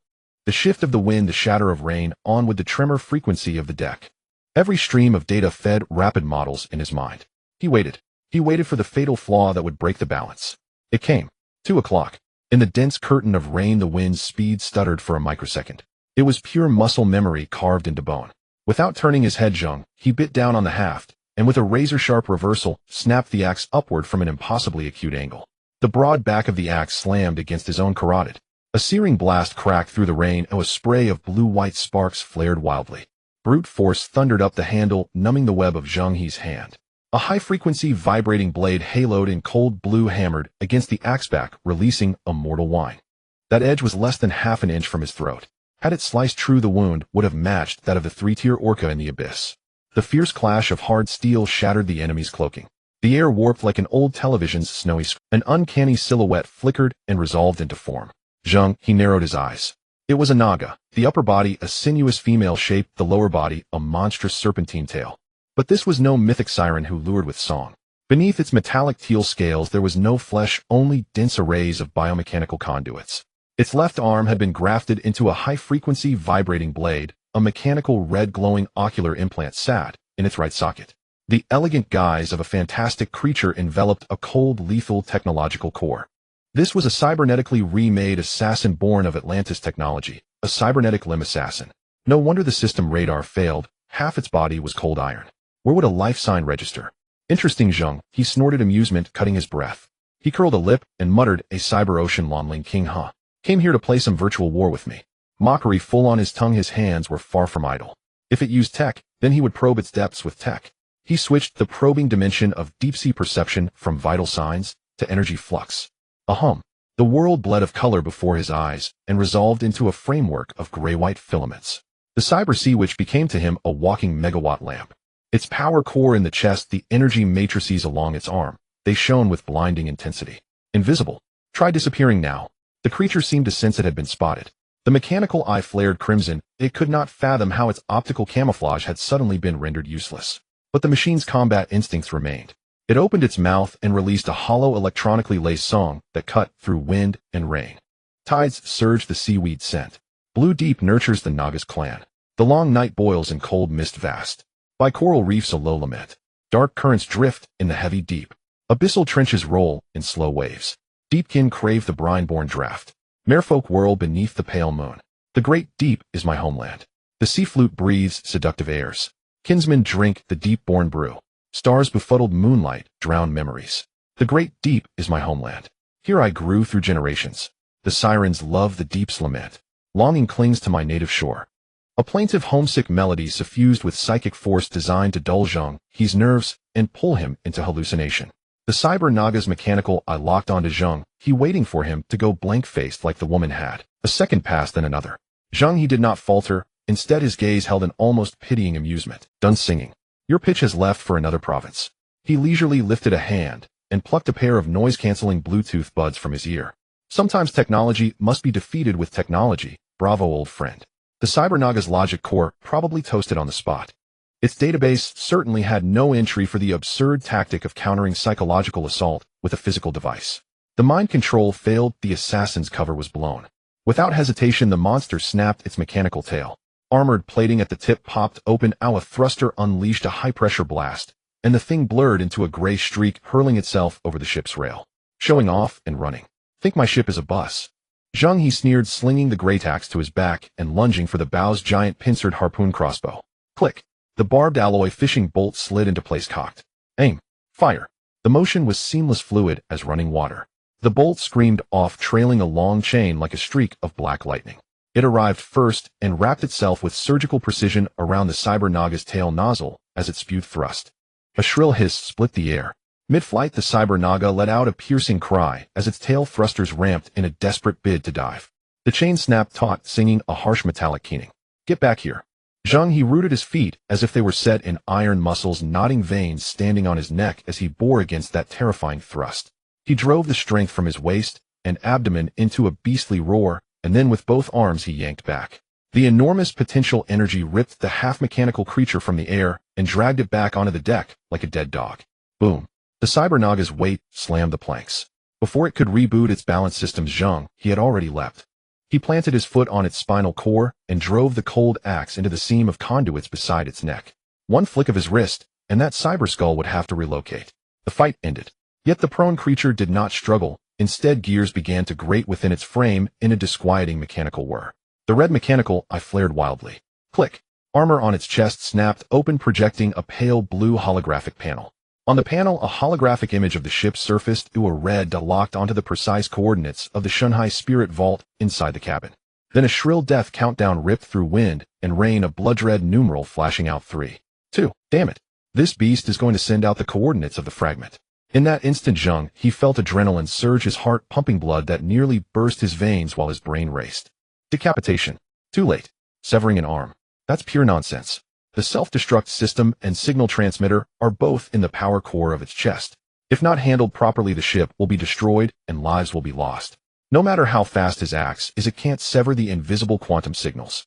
Damn it, this cyber sea monster never intended to return alive. It's just a disposable positioning beacon, a death warrior exchanging its life for coordinates. 2 seconds. No, now there's only 1 second left. Zheng He's eye muscles twitched violently, the veins on the back of his hand bulging as he gripped the axe handle. Once the coordinates are sent out, this sea area will instantly become a hellish high-end match, and the pursuers in the deep sea will definitely devour him to the bone. Click. In a critical moment, the locked hatch behind him forcibly opened a crack. A bloodless little hand reached out, throwing out a walnut-sized crystal core with all its might. Inside that thing were rampaging blue arcs of electricity, like a ball lightning ready to explode. Fairy. Zheng He's pupils constricted sharply. The crystal core traced a parabolic arc in the air, landing precisely on the open chest armor of the cyber sea monster. There was no earth-shattering explosion as expected. This world seemed to have forcibly been muted. Virum.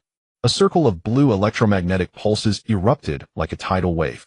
Zheng He's vision went dark, the blinding blue and white snowflakes temporarily blinding him, and a strong ringing in his ears made his head buzz, nearly causing him to faint. Zheng He's vision went dark, the blinding blue and white snowflakes temporarily blinding him, and a strong ringing in his ears made his head buzz, nearly causing him to faint. 1. So close, damn it, just half a second off. Well done. After 2 seconds of short-circuiting Zheng, he suddenly regained his strength, an overwhelming joy flooding his mind. He gripped the red-armored giant claw axe tightly, his waist and abdomen suddenly exerting force. To hell with technology, take this physical exorcism. Crack. The piercing sound of metal breaking made one's teeth ache. The cyber sea monster's head, filled with technology and brutality, was directly chopped off at the root. At the severed neck, what spurted out was not scalding blood, but a large bundle of intertwined bionic pipelines and cooling fluid. The head rolled on the deck for 2 turns before thudding against the mast and stopping. The headless corpse crashed onto the deck, twitching a couple of times before it was completely destroyed. The battle was over. Huff. Huff. Zheng He leaned on the axe handle, gasping for breath. He didn't rush to check on Lu Feier behind the door, instead decisively stepping onto the pile of scrap metal, quickly opening the divine sea spirit storage. Life and death are trivial, looting must be swift. Zheng He noticed that his SAN value had dropped to 75, and he had to earn some gold coins as compensation for mental distress. The cold system notification echoed in his mind like heavenly music. High-value recoverable technological creation detected. Recovery successful. Obtained Atlantis T7 miniature cloaking field generator, damaged 1. Obtained high-level cyber demon core, disguised 1. Obtained high-frequency vibration blade module, damaged 1. Obtained Atlantis high-density energy battery 3. Damn, what a profit. Zheng He's eyes sparkled. Just this cloaking field generator, which can shield radar once repaired and installed on the ship, would allow him to traverse the vast sea freely. A pure dimensional strike. He hefted the axe and walked heavily toward the hatch. Click. The hatch was pulled open from the outside. The dim emergency lights flickered like they were dancing. Lu Feier was curled up in the corner, her legs drawn to her chest. She had lost much color, her lips pale, and her whole body shook like a leaf. It was evident that she was terrified. She stared unblinkingly at the hatch, her heart both yearning for it to open and fearing it. When she saw that it was Zheng He who entered, her tense nerves finally relaxed. As if feeling a great grievance, she pouted and tears streamed down her face. Zheng He leaned the cooling, liquid-covered axe against the wall and quickly walked to Lu Feier's side. He knelt down and gently wiped away the tear stains on her face, giving her a thumbs up. Feier, you were amazing. This time you've made a great contribution and must be well rewarded. Lu Feier sniffed hastily, wiping her tears with her hand. I just got lucky and don't know if that lucky. Zheng He laughed in exasperation. You just tossed it and turned a cyber sea monster filled with black technology into scrap metal. If the creators heard about this, they would be furious. Lu Feier was caught in between crying and laughing at his words. Zheng He raised an eyebrow. So how did you come up? Lu Feier rubbed her sore eyes, forcing herself to remember. I did a part-time job as a game streamer while modeling for a while. There was a game that was particularly popular at the time called Cyberpunk 7788A, and I jumped on the bandwagon to stream it. In the game, there's a weapon called electromagnetic pulse grenade, which you need to complete a mission to obtain the blueprint. I remember very clearly that day when I was doing the mission to get the blueprint, I felt like I was hitting a wall in the game and couldn't find the way, or it was only with the help of my viewers that I completed it. After that, I really liked using the electromagnetic pulse grenade to defeat monsters, and my viewers even gave me the nickname Big Thunder. Because I was making grenades every day, I was already familiar with the crafting materials. The key point is that this electromagnetic pulse grenade has a special property. It is very effective against drones, mech robots, turrets, and cameras, blocking their abilities. It doesn't harm ordinary people much, causing only temporary mild tinnitus and slight dizziness. Zheng He felt goosebumps all over at this point. She continued, when you were fighting the cyber sea monster on the deck earlier, I noticed that the cyber sea monster looked very similar to a military humanoid robot from Cyberpunk 7788. So I thought of creating an electromagnetic pulse grenade that could deal devastating blows to the cyber sea. Zheng He looked confused, and then it just worked? Not at all. I was frantically searching for the alternative materials to craft the electromagnetic pulse grenade in the divine sea spirit storage, and I actually found them. Lu Feier's eyes suddenly lit up. Second tier electric scaled sea eel crystal core, second tier ghost pattern ink squid crystal core, second tier ordinary sea beast crystal core, plus some conductive and insulating materials. I made an electromagnetic pulse self-destruct crystal core. Zheng He listened to this recipe, his temple throbbing. The girl before him completely changed his stereotypical impression of the phrase big chest no brains. After Lu Feier finished that maneuver, Zheng He showed no outward ripples, yet his mind churned like a storm. Cyberpunk 7788. He knew that game. A phenomenon-level AAA title of its time, streamed by every gaming influencer, its heat rivaling that infamous Monkey of 2024. One DLC even featured a Chinese player turned NPC, a backstory that wrung tears from hardened men. Still fabricating an electromagnetic pulse self-detonating crystal core by hand felt utterly preposterous to Zheng He. In a heartbeat, the girl recognized the enemy as a cyber siren, dredged up an EMP grenade counter from memory, parsed its crafting steps, scavenged substitute materials from storage, and then actually assembled it. She downplayed it with a casual dumb luck, yet the amount of information processing behind that offhand remark was astonishing. Zheng He half suspected she had 3 brains. Zheng He concealed the maelstrom raging within him. He focused his mind and opened the Shanghai linked song. From a corner, he produced a 10-centimeter vial whose eerie azure liquid swayed like a sliver of night sky. It was a Tier 1 psychotropic elixir. He had just fished it from the carcass of a Tier 1 boss, a deep-sea wraith half-eaten in the Azura arena. Wraiths were laughable in physical might, but devastating in psychic contamination, so the elixir they yielded was a rare spiritual-grade brew. Zheng He turned and fixed his gaze on Lu Feier. Silently, he summoned her crew panel. Crew: Lu Feier. Race: human. Status: healthy. Sanity: SEN 76,100. Strength: 2. Constitution: 3. Spirit: 5. Agility: 2. A spirit attribute of 5 is prodigious among ordinary humans, hence her specialization consumes spiritual energy. When your deep-sea phobia flared before your SN dropped rapidly, Zheng He said flatly, emotionless. In this godforsaken place, spirit is more important than constitution. If your SN falls below 20, you'll go utterly mad. Before anyone else needs to intervene, he'll be the first to cleave your skull. He placed the azure vial before Lu Feier. A Tier 1 psychotropic elixir. It will markedly boost your spirit. SAN will drain more slowly, and SAN damage will repair much faster. Gazing at that wash of blue, Lu Feier shivered instinctively, the image of Zheng He taking an elixir flashing through her mind. Veins had bulged across his body like coiled dragons. His skin had turned to crimson, as if forged in flame, radiating a furnace's heat. The suppressed primal roar of agony still echoed in her ears. It had been an anguish pressed to the extreme. She instinctively recoiled, her slight frame trembling. It was terrifying. Yet when she met Zheng He's gaze, she found no pity there, only a peculiar glimmer of Lu Feier bit her lip until blood steadied her panic. The suffocating dread the cyber siren had inspired welled up again. She was tired of being a mere screaming decoration. In this cannibal sea, weakness meant death. A resolute light crossed the girl's eyes.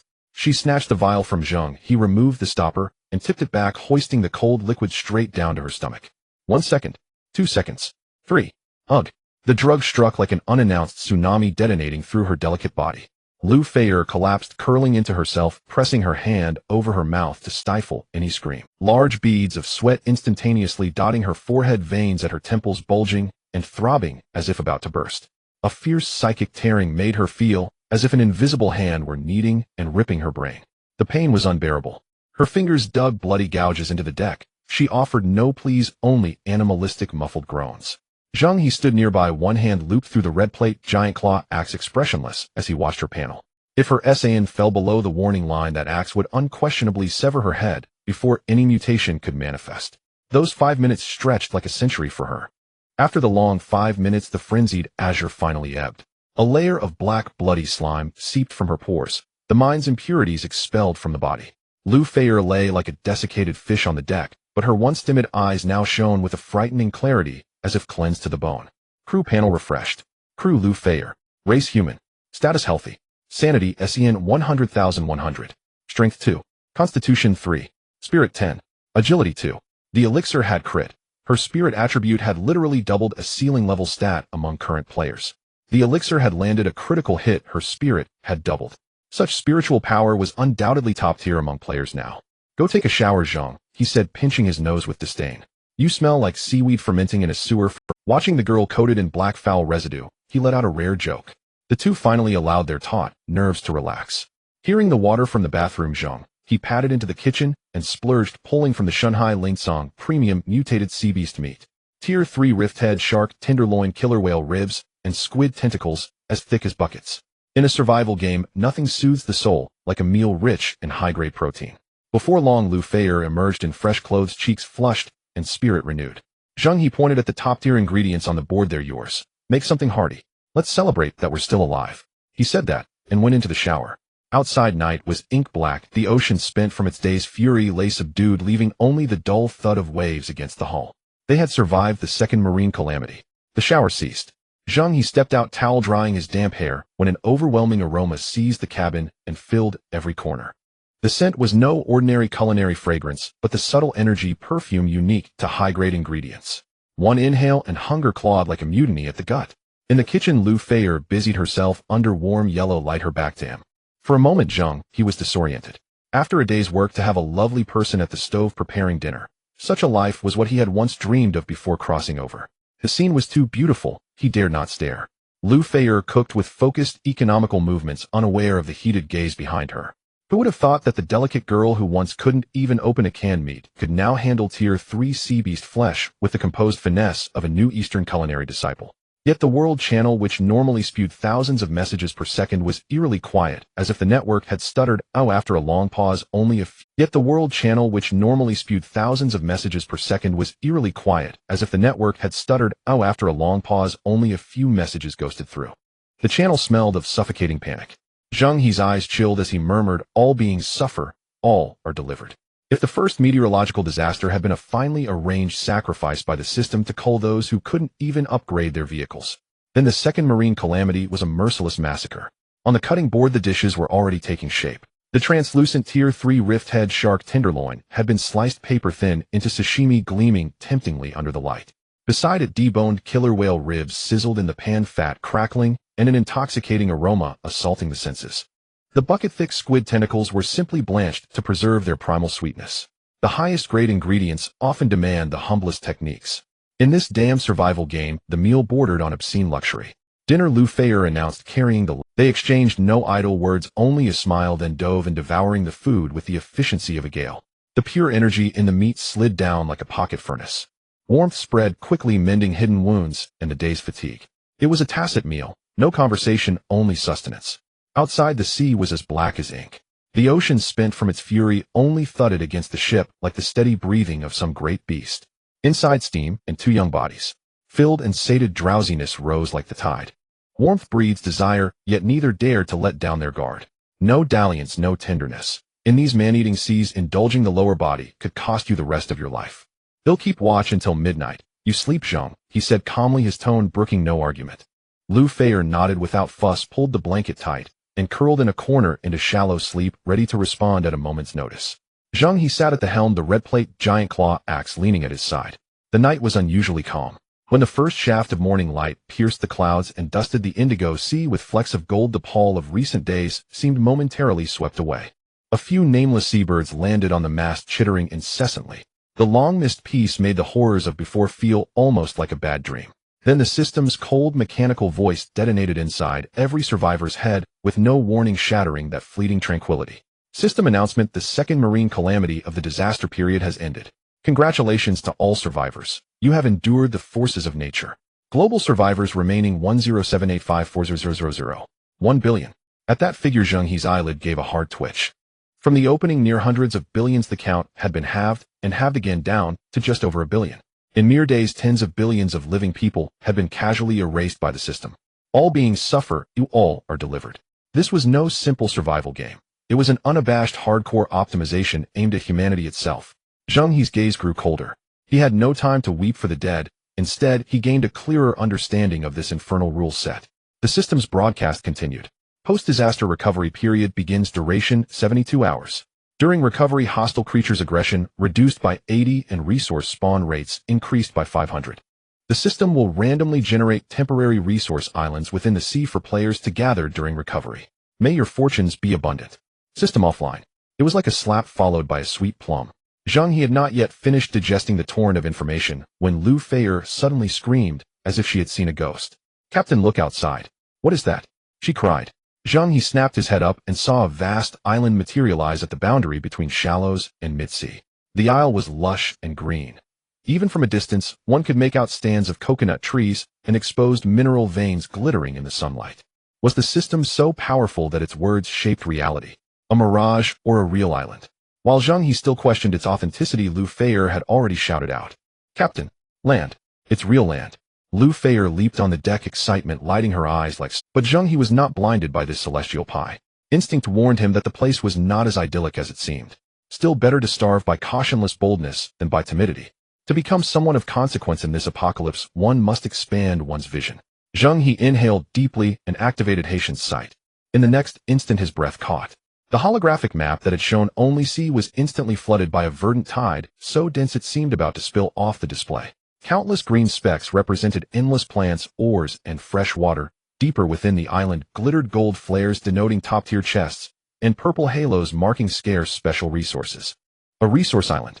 This was an unmined mountain of gold. Staring at the land so fat with bounty, the greed Zheng He usually hid finally broke through his placid mask. He looked like a mouse that had tumbled into a rice jar. He closed Haitian's sight, turned, and snatched up the red plate giant claw axe by the helm. The blade shimmered with a blood-cold gleam in the morning light. Let's go ashore. He hefted the heavy weapon, excitement barely contained in his voice. Today I will probe the depths of the Shanghai Lingsong. Zheng He's voice carried an undeniable excitement, yet his feet remained firmly planted in place. The eyes, which had endured several brushes with death, were now as calm as 2 blocks of ice. He did not rush towards the lush golden mountain right away. Instead, he opened the vehicle panel and scrolled down to the bottom to check the upgrade requirements. Vehicle level LV 6. Materials required to upgrade to LV 7. 2 entire crystal cores, 83 overflow, refined iron ingots 1910 overflow, advanced alloys 135 overflow, with 35,500 fiber ropes 851,000, resilient vines 0350, resilient palm fibers 15,200, iron ingots 601,000, adhesives 20,200. The series of glaring crimson numbers struck Zheng He like a barrage of slaps to the face. Only then did he abruptly realize that all his energy had been focused on dealing with natural disasters, hunting high-tier sea beasts, and seeking special resources, leaving him with almost nothing of the most fundamental and resource-intensive materials. With a weak foundation, the ground trembled. This tiger whale speedboat was his lifeline in these waters. Any weakness could prove fatal at a crucial moment. Damn it, I almost forgot my priorities, Zheng He muttered self-deprecatingly. Having high-tier materials was useless without basic resources to support them. His speedboat couldn't even upgrade. When he looked up at the island again, the greed in his eyes had faded, replaced by a more pure and primal desire. It was the gaze of a wolf that hadn't eaten for 3 days and nights, spotting a flock of sheep. Today he would strip this island bare, leave no hair behind. The engine of the tiger whale speedboat let out a low growl as it charged towards a gentle sandy beach at the edge of the island. Zheng He chose a suitable spot to anchor, lowered the ladder, and the two descended the boat one after the other. Soft sand, warm sunlight, and the slightly salty sea breeze. Lu Feier, barefoot, jumped on the beach, excitedly savoring the long-lost feeling of solid ground beneath her feet. Land. It's really land. Captain, we can make a fire here and grill meat. She turned abruptly, her eyes sparkling like a child who finally received their beloved toy. You stay here. Lu Feier's smile froze. Huh? I'm not going with you. What if there's danger on the island? The boat is our retreat. Someone must guard it. If 2 of us go to the island and something happens to the boat, finding more resources would be pointless. But having 2 people act together at least provides some backup. Lu Feier, now anxious, quickly walked up to Zheng He and lowered her voice. My mental power has reached 10 points. My sensing range is much larger than before, and I can provide early warnings for you. Her gaze was firm, devoid of the previous timidity and reliance, radiating an undeniable seriousness. The enhancement of her mental power had indeed transformed her. Zheng He fell silent for a few seconds. Fine, you can come with me. He rummaged through the Divine Sea Spirit warehouse and pulled out a steel short knife, handing it to Lu Feier. Stay close and don't cause me trouble. Lu Feier took the short knife, nodding vigorously, her smile blossoming again. Without further ado, Zheng He confirmed that the boat was anchored securely, slung a large backpack over his shoulders, and stepped boldly into the island's dense forest. As soon as he stepped into the forest, the vacation-like pleasure vanished completely. The air was humid and filled with the stench of decaying plants and soil. Towering trees obscured the sky, shredding the sunlight into fragments. Rare herbs and fruits grew in the underbrush, but Zheng He didn't even glance at them. His target was clear. If he wanted to get rich, he had to chop trees first. He approached a tree as thick as a water barrel, took a deep breath, and flexed his arm muscles. Chop! The red-armored giant claw axe sliced through the air, striking the trunk heavily. Crack! The half-meter-wide trunk snapped with a sound. The massive crown above crashed down, shaking the ground violently. System notification acquired basic with 20. System notification acquired fiber rope 10. Nice. Zheng He's eyes lit up, not pausing for a moment, swinging the axe in a circular motion, transforming it into a red whirlwind. He appeared like an emotionless lumberjack machine, his movements grand and sweeping, exuding a wild beauty. Crack. Boom. Crack. This might be how Bald Chong envisioned himself. One giant tree after another fell before him, as fragile as toothpicks, collapsing in droves. Lu Feier trailed behind, utterly dumbfounded. She stepped forward to hand Zheng He a bottle of water. Captain, why don't you take a break if you're tired? Zheng He shook his head. We are lumberjacks, a family, and we don't talk about being tired. She initially planned to use the short knife to deal with the fallen tree branches, collecting some vines and fibers, but her speed couldn't keep up even with a tenth of Zheng He's. Looking back at Zheng He had completely lost his mind. On the vehicle upgrade panel, the section representing basic wood was skyrocketing at a visible speed. 805002, 40500, 320500. Watching the originally crimson numbers being rapidly overlaid by the green numbers, Zheng He experienced an unprecedented sense of fulfillment. This is the joy of a hamster hoarding food. It's the most solid sense of security in a survival game. 1 hour later. Basic wood 500500 met, standard fiber rope 10001000 met, standard got both done. Zheng He finally stopped his actions, exhaling a long breath of turbid air, beads of sweat already visible on his forehead. Let's take a break, he called out to Lu Feier behind him. Lu Feier was also exhausted, plopping down on the ground, gasping lightly. Captain, even the donkeys from the production team can't be as capable as you, right? Zheng He ignored her teasing, opened his water bottle for a sip, and cast his gaze deeper into the dense forest. The trees there were noticeably darker, exhibiting an abnormal black-brown color, and even the air carried a faint hint of rust. He approached a particularly stout, black, ancient tree and frowned. This tree felt off. He hefted the red armor, giant claw axe again, and struck down forcefully. Clang! A piercing sound of metal clashing suddenly erupted. Zheng He felt a tremendous recoil travel up the axe handle, numbing his palm, and the axe nearly slipped from his grip. Looking down, he saw that the incredibly sharp axe blade had only left a shallow white mark on the black bark. Is this really a tree? Zheng He cursed, his face filled with suspicion. He leaned in to examine closely, using the axe tip to pry open the tough bark. Beneath the bark, it was not the normal wooden structure at all. Between the dark wooden textures, countless metal filaments, as thin as human hair and shimmering with a ghostly blue sheen, were densely woven throughout. These metallic strands, like blood vessels, were deeply rooted in every inch of the tree's body, forcibly transforming it into steel. Mutated ironwood. Just as Zheng He was studying this peculiar metallic tree, a furious beast's roar erupted from the depths of the dense forest. Immediately afterward, the ground began to tremble violently. A massive black wild boar as large as a light tank, and sporting 2 razor-sharp tusks, charged forth with a thunderous rumble. Its entire body was covered with a layer of thick keratinized armor, and its crimson eyes fixated on Zheng He, filled with violent, killing intent. In an instant, Zheng He focused his thoughts, activating Sea God's vision. Tier 2 spiked wild boar resource guardian monster. Be careful, Lu Feier exclaimed, her face paling in fear. Zheng He's movements did not halt. He merely cast a cold glance at the beast. During the recovery period, these monsters' aggressiveness was reduced by 80, making them essentially moving resource bags. As the spiked wild boar charged towards him with unstoppable force, Zheng He did not retreat, but advanced instead, pushing off the ground with great force and hurtling towards it like a cannonball. He didn't even use the blade of the axe, but directly employed the heavy back of it as a massive siege hammer. First round. The wild boar lowered its head and charged its sharp tusks, aiming directly at Zheng He's chest. Zheng He slightly tilted his body, and the axe's back struck the wild boar's side face at an awkward angle. Bang! A muffled thud echoed as the boar's massive body staggered one side of its cheekbone, caving in on the spot. Second round. Howl! The wild boar in pain let out an enraged roar, wildly thrashing its head in an attempt to throw Zheng He off with its tusks. Zheng He had long predicted its movements. He crouched down, hooking the axe handle upward, striking precisely at the wild boar's jaw. Crack! The crisp sound of bone fracturing rang out. The wild boar's jaw was completely dislocated, its wailing pitch changing instantly. Third round. Zheng He leaped high, gripping the axe handle tightly with both hands, channeling all his strength into it, and brought it down forcefully onto the wild boar's exposed forehead, like Mount Tai crushing down. Boom! The sound was as heavy as striking a drum. The proud, hard skull of the spiked wild boar shattered before the might of the red armor giant claw axe, as if it were a thin-skinned watermelon. Red and white splattered everywhere. The massive body crashed to the ground, convulsed twice, and then fell completely silent. The entire process was smooth and swift, taking no more than 10 seconds. Lu Feier swallowed hard from behind, looking at Zheng He as if he were a god of slaughter. However, Zheng He showed no signs of triumph, though instead his brow furrowed even tighter. He crouched down using the axe tip to cut open the wound on the wild boar's head, and a faint scent of machine oil wafted out. As he peeled back the flesh, he was astonished to discover that the surface of the wild boar's skull was also covered with a thin metallic sheen. Not just the skull. Following the wound, he cut open the ribs and leg bones. Without exception, they were all eroded and assimilated by this strange metallic substance. This island. Something is amiss. The ecosystem here is being forcibly transformed from the inside out by some unknown highly aggressive technological substance.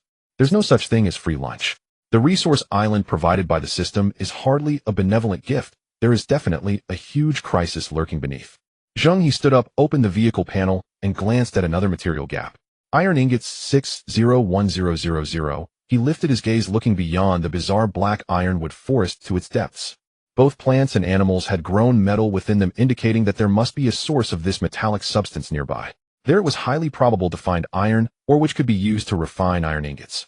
Zheng He stored the corpse of the Tier 2 spiked wild boar in Divine Sea Spirit warehouse, preparing to set off. Keep up. He no longer lingered and strode towards the direction where the metallic vegetation was densest. Passing through this desolate ironwood forest, a vast expanse opened up before him. A nearly wall-sized expanse of dark green vines like a giant net blocked the way ahead. Zheng He reached out, grabbed one of the bucket-thick vines, and yanked with all his might. Whoosh! The massive vine waterfall was forcefully torn open by him. Behind the gap, a pitch-black mine cave unfathomably deep emanated a chill and a strong scent of rust directly exposed to their eyes. A cold wind rushed out from the depths, sending chills down their spines. Zheng He scanned the dark mine tunnel. You stay at the cave entrance. If anything happens, contact me immediately with the communicator, he instructed Lu Feier, turning back. Lu Feier nodded, gripping the short knife tightly, her small face tense. Just be careful. Zheng He said, no more, turning and disappearing into the light-swallowing darkness. He did not activate any lighting devices. Relying on the sonar system of deep-sea perception, he could navigate the darkness with ease. The cave walls were slick and hard to grip, the ground littered with rubble and puddles, and the air was stiflingly oppressive. His goal for this trip was exceedingly straightforward: to mine iron ore and first fill the upgrade material gap for the killer whale-fast ship. Following the sloping mine tunnel downward, after delving nearly 100 meters underground, faint ghostly blue glimmers began to emerge from the darkness ahead, resembling jellyfish floating in the deep sea. Zheng He halted, stepping closer to a glowing rock wall. He lifted the red armor giant claw axe and gently pried at the glowing spot with the axe tip. Click! A palm-sized piece of ore fell in response. System notification obtained: deep sea refined alloy ore 1. Not iron ore. Zheng He picked up the heavy piece of ore. It was entirely ghostly blue, with what seemed like flowing light slowly surging within, exuding a pure wave of energy. This material is a top-grade resource that can be directly used to smelt high-level components. It's far more valuable than ordinary iron ore. I've struck it rich. Zheng He's eyes lit up, nearly bursting into laughter. He immediately opened the information panel. This high-grade ore could also be decomposed into basic iron ingots with an exceptionally high conversion rate. He roughly calculated that as long as he excavated this small vein, he could easily gather not just 1,000 iron ingots, but even 10,000. Just as he was preparing to become a ruthless mining machine and completely strip the mountain bare. Boom! A deep thunderous sound suddenly erupted from even deeper underground. The entire mine tunnel buzzed with noise, and debris fell from above. What was that ominous noise? Zheng He's heart skipped a beat, instantly heightening his vigilance.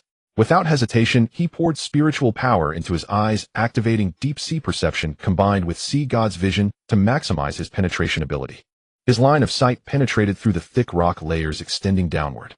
In the next moment, he was frozen. In his line of sight, what was revealed was no longer the natural structure of rocks and soil, but a holographic blueprint filled with countless pipelines and intricate mechanical structures.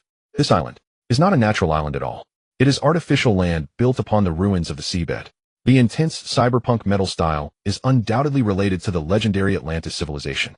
On the surface, it appears to be a resource island, but in reality, it is a cyber mining pit.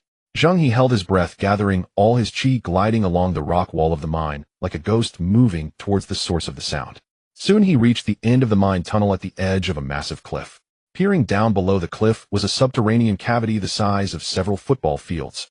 Thick metal pipes and rusty steel supports intertwined, forming a terrifying jungle of steel. In the center of the cavity, several giant mining machines comparable to heavy tanks were madly extracting resources.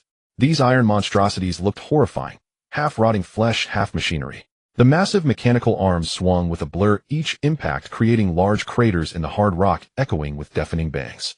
As his gaze swept over the rusted mechanical arms Zheng, his pupils constricted sharply. An intricate dark golden emblem made of complex geometric lines was stamped on them. He had seen this thing before. It was identical to the totem flashed by that cyber sea monster before its self-detonation. The case was solved. These machines belonged to the same faction as that sea monster. Zheng He's mind raced.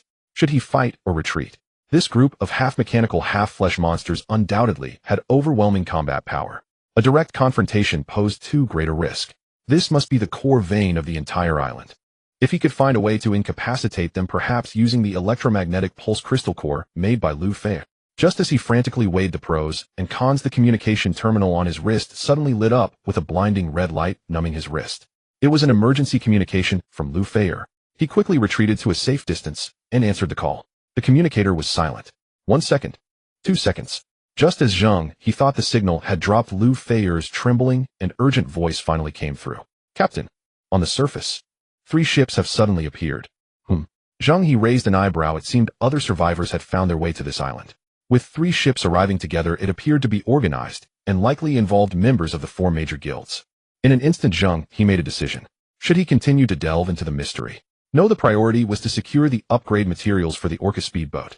He suppressed his curiosity about this cyber mining pit, his expression suddenly becoming focused and cold. Since he was already here, how could he leave empty-handed? He quickly grabbed the red-armored giant pincer axe, and like a ruthless miner, he unleashed a flurry of strikes against the glowing blue mineral wall. Clang, clang, clang. The harsh sounds of metal clashing echoed through the narrow mine tunnel. Sparks flew. As long as the pickaxe was swung, while there was no corner that couldn't be dug out.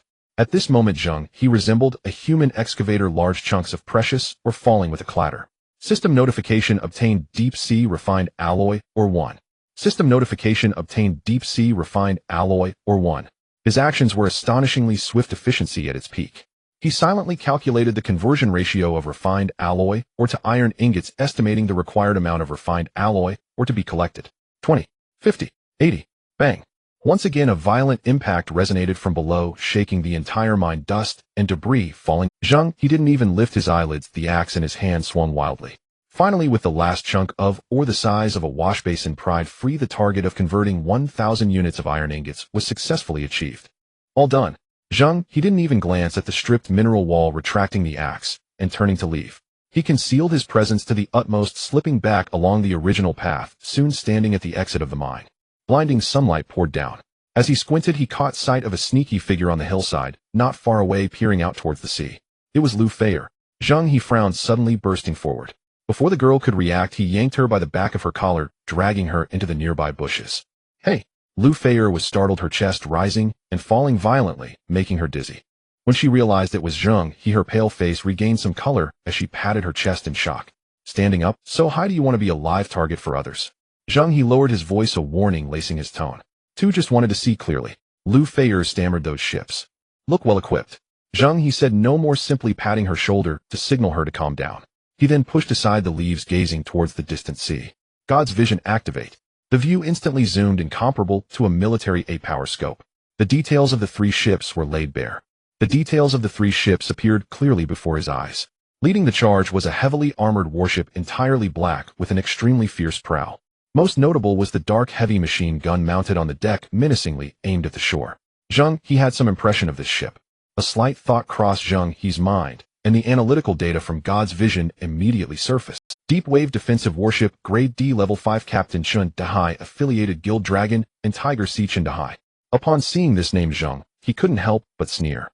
Wasn't this the nouveau riche who flaunted himself in the regional channel every day? He got lucky at the start, binding to a great assault boat. Relying on his good ship, he deceived and tricked many newbies during the beginner phase, swindling a large amount of high-tier materials with cheap food and false safety coordinates, and even committed murder and robbery. Relying on these gains, he completed his initial accumulation and became a somewhat domineering figure in the regional channel. Truly, it's a case of enemies not meeting. Zheng He shifted his gaze to the other 2 ships. One was a level 4 grade armed fishing boat with steel plates welded on the side. The other was a level 4 grade transport ship piled high with supply boxes. Definitely a logistical backup. 3 ships fully armed, coming in strong. A heating clash would undoubtedly be a last resort. The enemy's heavy machine guns posed a fatal threat to the Orca speedboat. Captain, should we make a quick getaway? Lu Feier asked, shrinking her neck as she looked at Zheng He's cold expression. Zheng He's lips curled into a playful arc. The stage is set. Feier. Free high-level cannon fodder delivered right to our doorstep. We might as well take advantage of it. Lu Feier looked utterly bewildered. Zheng He pointed to the mutated ironwood forest behind him, then gestured towards the depths of the mine. He recounted everything he had seen and heard in the mine to Lu Feier. After hearing Zheng He's description, Lu Feier gasped in shock, her face turning pale. This island's waters are too deep, Zheng He sneered. Do you really think that fortunes just fall from the sky? Would a dog system be so kind as to give you a resource paradise for free? He was determined to just lay low here today. Let's see if this arrogant Zheng He can gain any advantage on this island. Is it Zheng He's heavy machine gun that is fierce, or the half-mechanical cyber mining machines underground that are tougher? As long as these people don't touch his Orca speedboat, he would just quietly stay in the shadows waiting for them to fight amongst themselves before coming out to clean up the aftermath. Let's hide and watch the show, Zheng He whispered to Lu Feier. Just as he finished speaking, the fleet on the sea made new movements. 3 boats anchored 100 meters from the beach, dropping a storm defense ship and a transport ship, each launching a speedboat. A man and a woman disembarked from the warship, followed by another man from the transport ship. The 2 speedboats revved their engines and charged towards the shore, while the armed fishing boats remained in place to keep watch. Soon the speedboats surged onto the beach. A robust man with a buzz cut jumped off the boat, his military boots thudding heavily into the sand. He was closely followed by a male and a female assistant. The buzz-cut man scanned the rich vegetation of the treasure mountain, his face brimming with undisguised greed and fervor. He opened his arms, acting like a mountain king surveying his domain, and shouted arrogantly at his subordinates, "Brother's fortune has descended upon us. From today onwards, all the resources on this entire island belong to our Yulong Chuhai. Anyone who dares to reach out will find themselves fed to the fish." The heat waves rose off the beach. Zheng He ripped off his shirt, revealing his fairly toned muscles, showing off to the voluptuous female crew member behind him. "Shall we look? This is the real land. Sunshine beaches, coconut trees." He pointed at a crooked coconut tree not far away, spitting as he spoke. "In those days I survived in the wild during my time in the army. Climbing trees with bare hands was basic training." Saying this, he took 2 steps back, sprinted, and hugged the tree trunk, trying to climb up.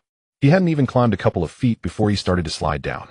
The rough bark left several red marks on his chest, making him grimace in pain. "Hey, Zheng He struggled like a bear in heat, finally managing to climb up just under 2 meters when he turned around to take credit and slipped at his feet. Damn it. He crashed down like a sack, landing squarely on his backside. By coincidence, a ripe coconut on the tree was shaken loose and fell with a thud, splattering his face with sand. Lu Feier, who had been watching all of this, covered her mouth tightly, her shoulders shaking, almost unable to suppress her laughter.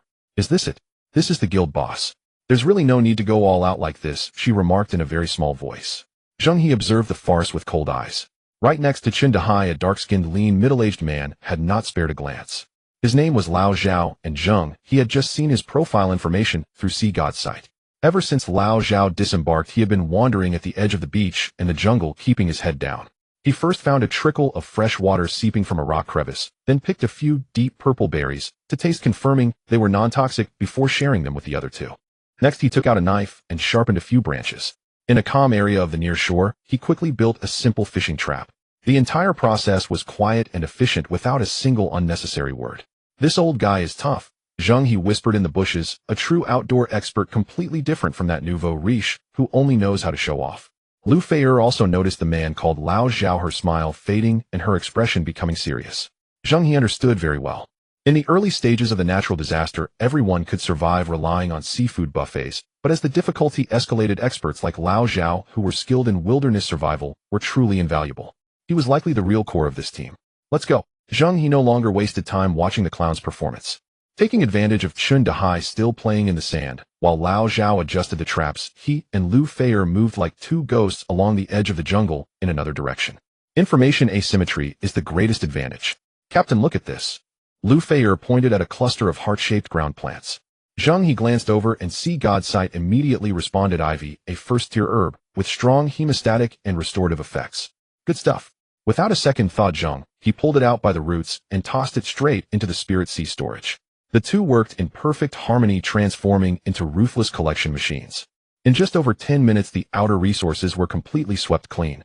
Not only had they harvested all the ivy, but they had also dug out several pieces of deep-sea refined alloy or from the rock crevices. Looking at the thickened supplies in the spirit sea storage, Zheng He was very satisfied. Meanwhile, on the distant beach, Zheng He's group had finally finished organizing and was preparing to venture deeper into the island. Lao Zhao drew out the mountain-opening knife at his waist, the blade gleaming coldly. He pointed the tip of the knife towards the depths of the dense forest, his voice hoarse. Third in command, these outer resources aren't worth much. The real treasures must be inside. The direction he pointed was precisely the mutated ironwood forest that Zheng He had just evacuated from. Zheng He and Lu Feier exchanged glances, a hint of amusement curling at the corners of their mouths. They quickly retreated to an excellent vantage point, ready to enjoy the upcoming main event. Chen Dahai's group plunged into the eerie black forest. As soon as they stepped in, the pungent mixture of rust and oil in the air made the three of them cover their mouths and noses in discomfort. "What the hell is this smell?" the woman frowned. "Shut up and stay close," Lao Zhao scolded quietly, his eyes scanning the surroundings like radar. The deeper they went, the weirder the environment became. The ground was as hard as steel plates, making a dull thud underfoot. The surrounding trees were an abnormal dark brown, their trunks twisted, exuding an inexplicable aura of death.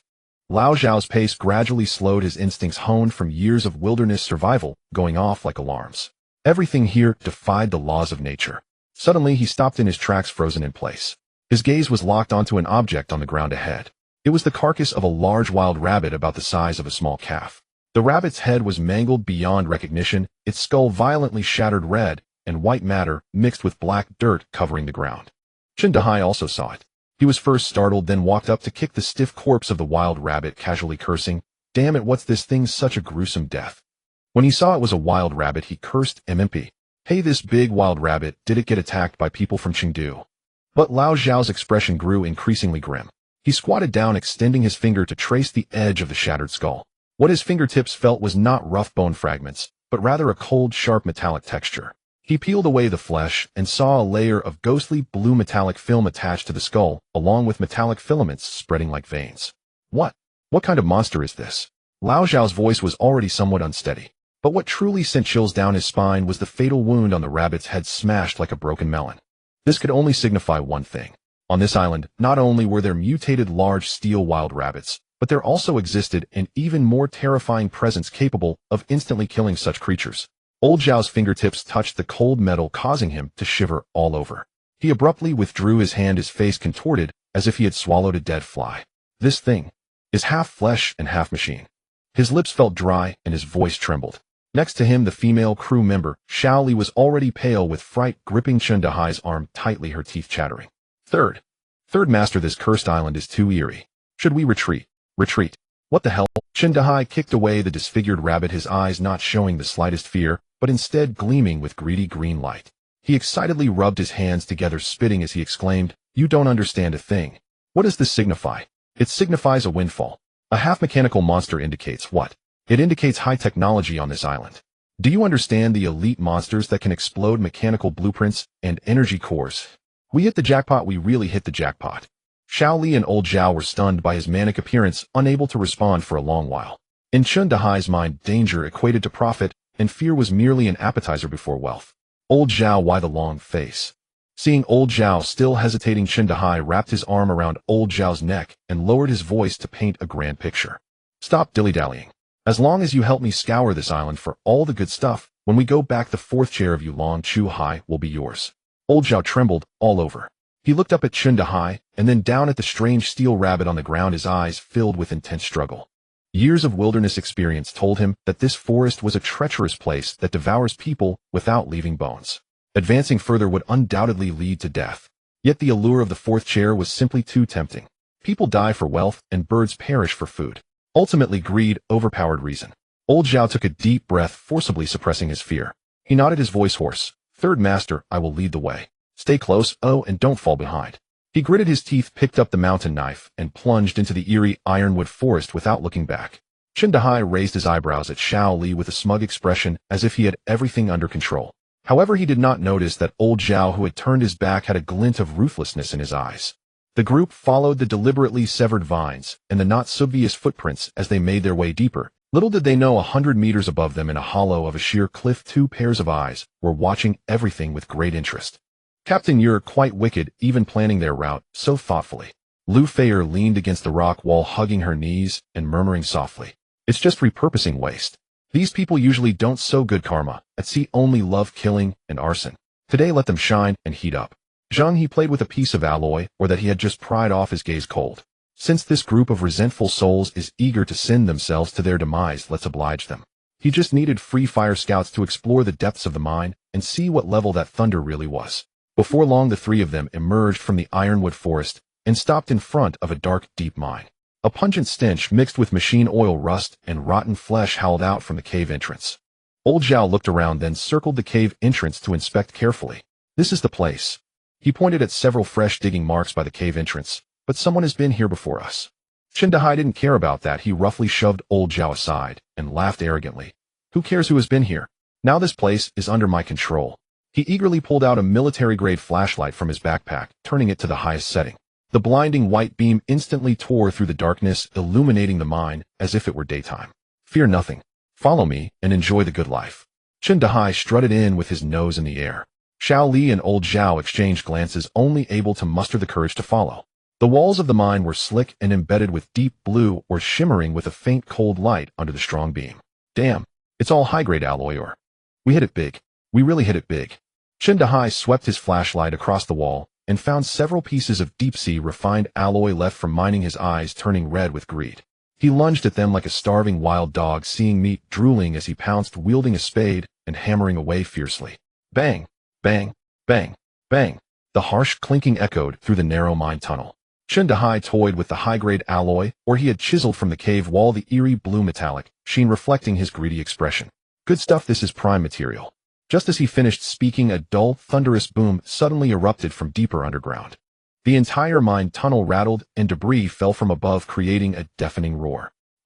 Next to her, Xiao Li let out a piercing scream that shattered eardrums, dropping the flashlight with a thud, and like a startled quail, she turned to flee outside.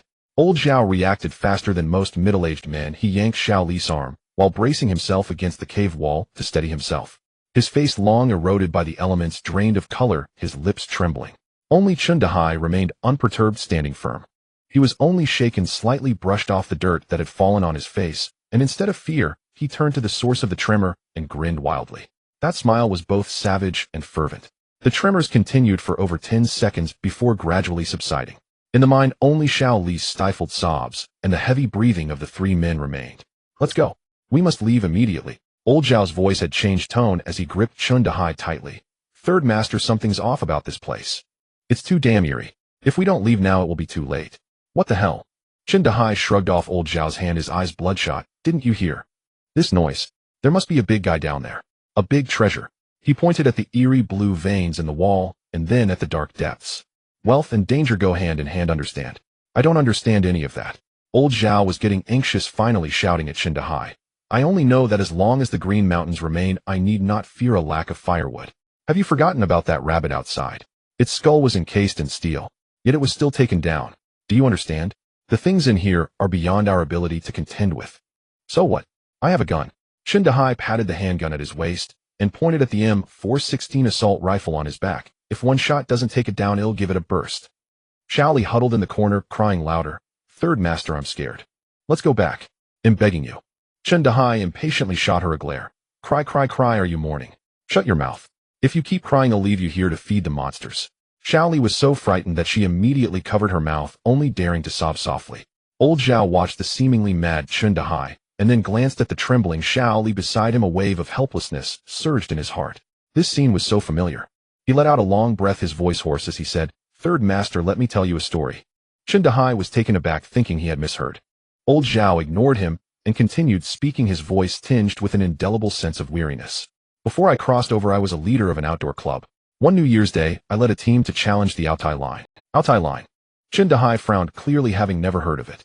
It is the pinnacle of hiking routes in the country, known for its complex paths and unpredictable weather, famously described as 4 seasons in one day, 10 miles of different skies. Old Zhao continued, we were a group of 7 with members from various age groups and professions. We formed the team in a hiking group mostly consisting of complete novices who had only climbed small hills in the suburbs. At that time, the Altai Line was particularly popular online, with many experts posting videos of their crossings, but this route was strictly prohibited by the government due to its dangers. At this point, Old Zhao paused, swallowing hard. But humans are incredibly stubborn. The more you tell them they can't do something, the more determined they become. 6 individuals approached me, each offering 500 yuan for guiding them across the Altai Line. Initially I refused, but after their incessant persuasion and raising the fee to 1,000 yuan per person I relented. When we set out the weather was fine, but as soon as we entered the mountains the sky turned overcast. With my wealth of experience I could tell from the cloud formations that trouble was brewing, and I immediately ordered everyone to retreat. We waited at the campsite at the foot of the mountain for better weather. What happened next? Zheng He asked, arms crossed, suddenly intrigued, as if he were listening to a story. In the inn no one listened to me. Old Zhao chuckled self-deprecatingly. A young university student shouted at me claiming he had spent over 1,000 yuan on a full set of top-tier hiking gear on a shopping platform, and that he couldn't afford to wait indefinitely to descend exceeding the 7-day no-questions-asked return period.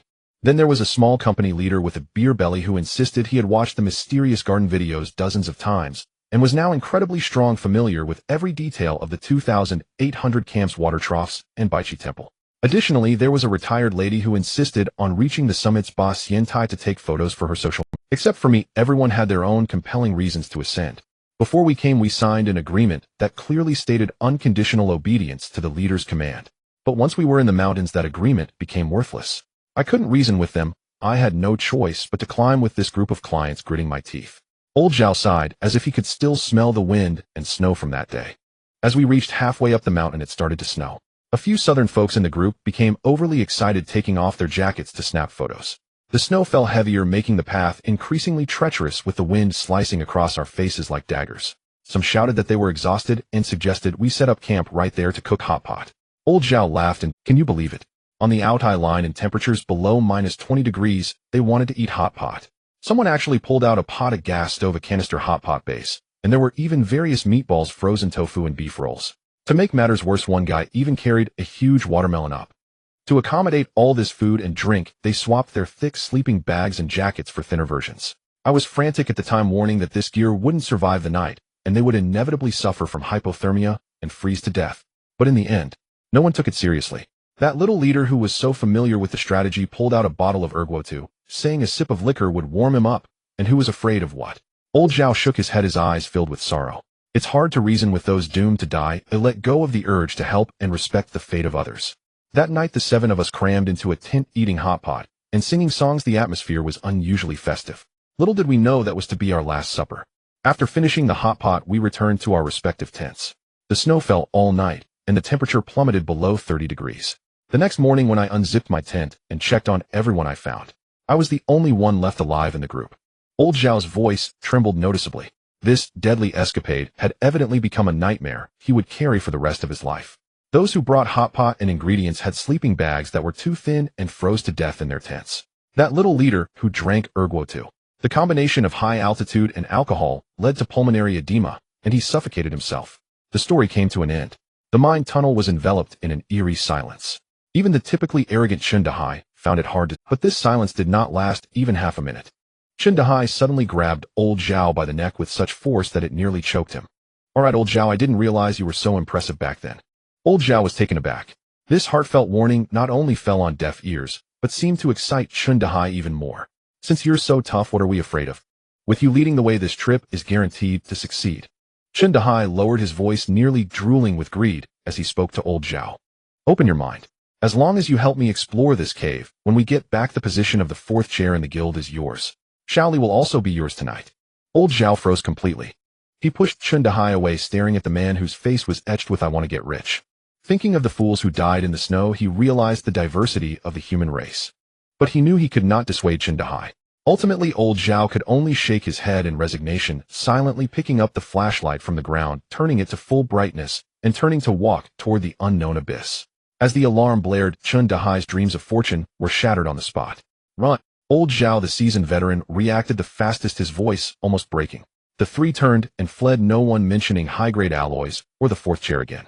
With their lives on the line, they could leave the chair for the king of hell. The mine tunnel was narrow, with metal pipes hanging haphazardly from above. Zheng He's hefty 200 pounds surged forward like a wild boar, out of control, his shoulders crashing against the rock walls 3 times, causing pain to shoot through his face as he dared not stop for a moment. Behind them came a cacophony of scratching sounds. It wasn't footsteps, but rather a multitude of metal hooks frantically scraping against the stone, sending chills down their spines. Old Zhao glanced back, his body hair standing on end. Behind them, 5 cyber sentinels were relentlessly pursuing along the cave walls. They had no human form. Covered entirely in ancient bronze-colored armor, their main bodies resembled rounded polyhedrons connected at the bottom to 6 long, segmented mechanical legs, ending in sharp claws, enabling them to support their bodies climb terrain or charge swiftly. Their heads were capped with a metal dome that could rotate 360, with a large rounded single eye embedded in the center. The pupil pulsed with blinding blue or purple light, and when locking onto a target, it would emit a sharp red glow. "Don't look back.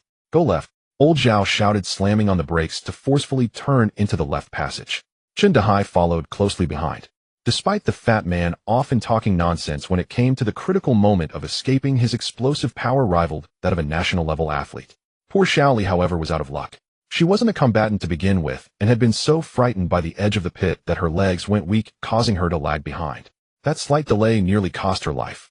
"Brother Hai, wait for me." Her cries echoed from behind, her voice cracking. Zheng He heard her, but it wasn't that he had turned heartless, it was simply that those iron clumps behind them were too fast. Old Zhao, running, suddenly grabbed Zheng He's arm and yanked him sharply to the right. In the next second, a muffled sound echoed. A blue-purple beam shot past the spot where Zheng He had just been, crashing heavily into the rock wall ahead. The stone was burned out into a bullseyed pit, its edges glowing red and emitting white smoke. Zheng He recoiled, cold sweat breaking out. "What the hell? This damn thing can attack from a distance. Stop talking and duck." Old Zhao grabbed a chunk of rock and hurled it forward.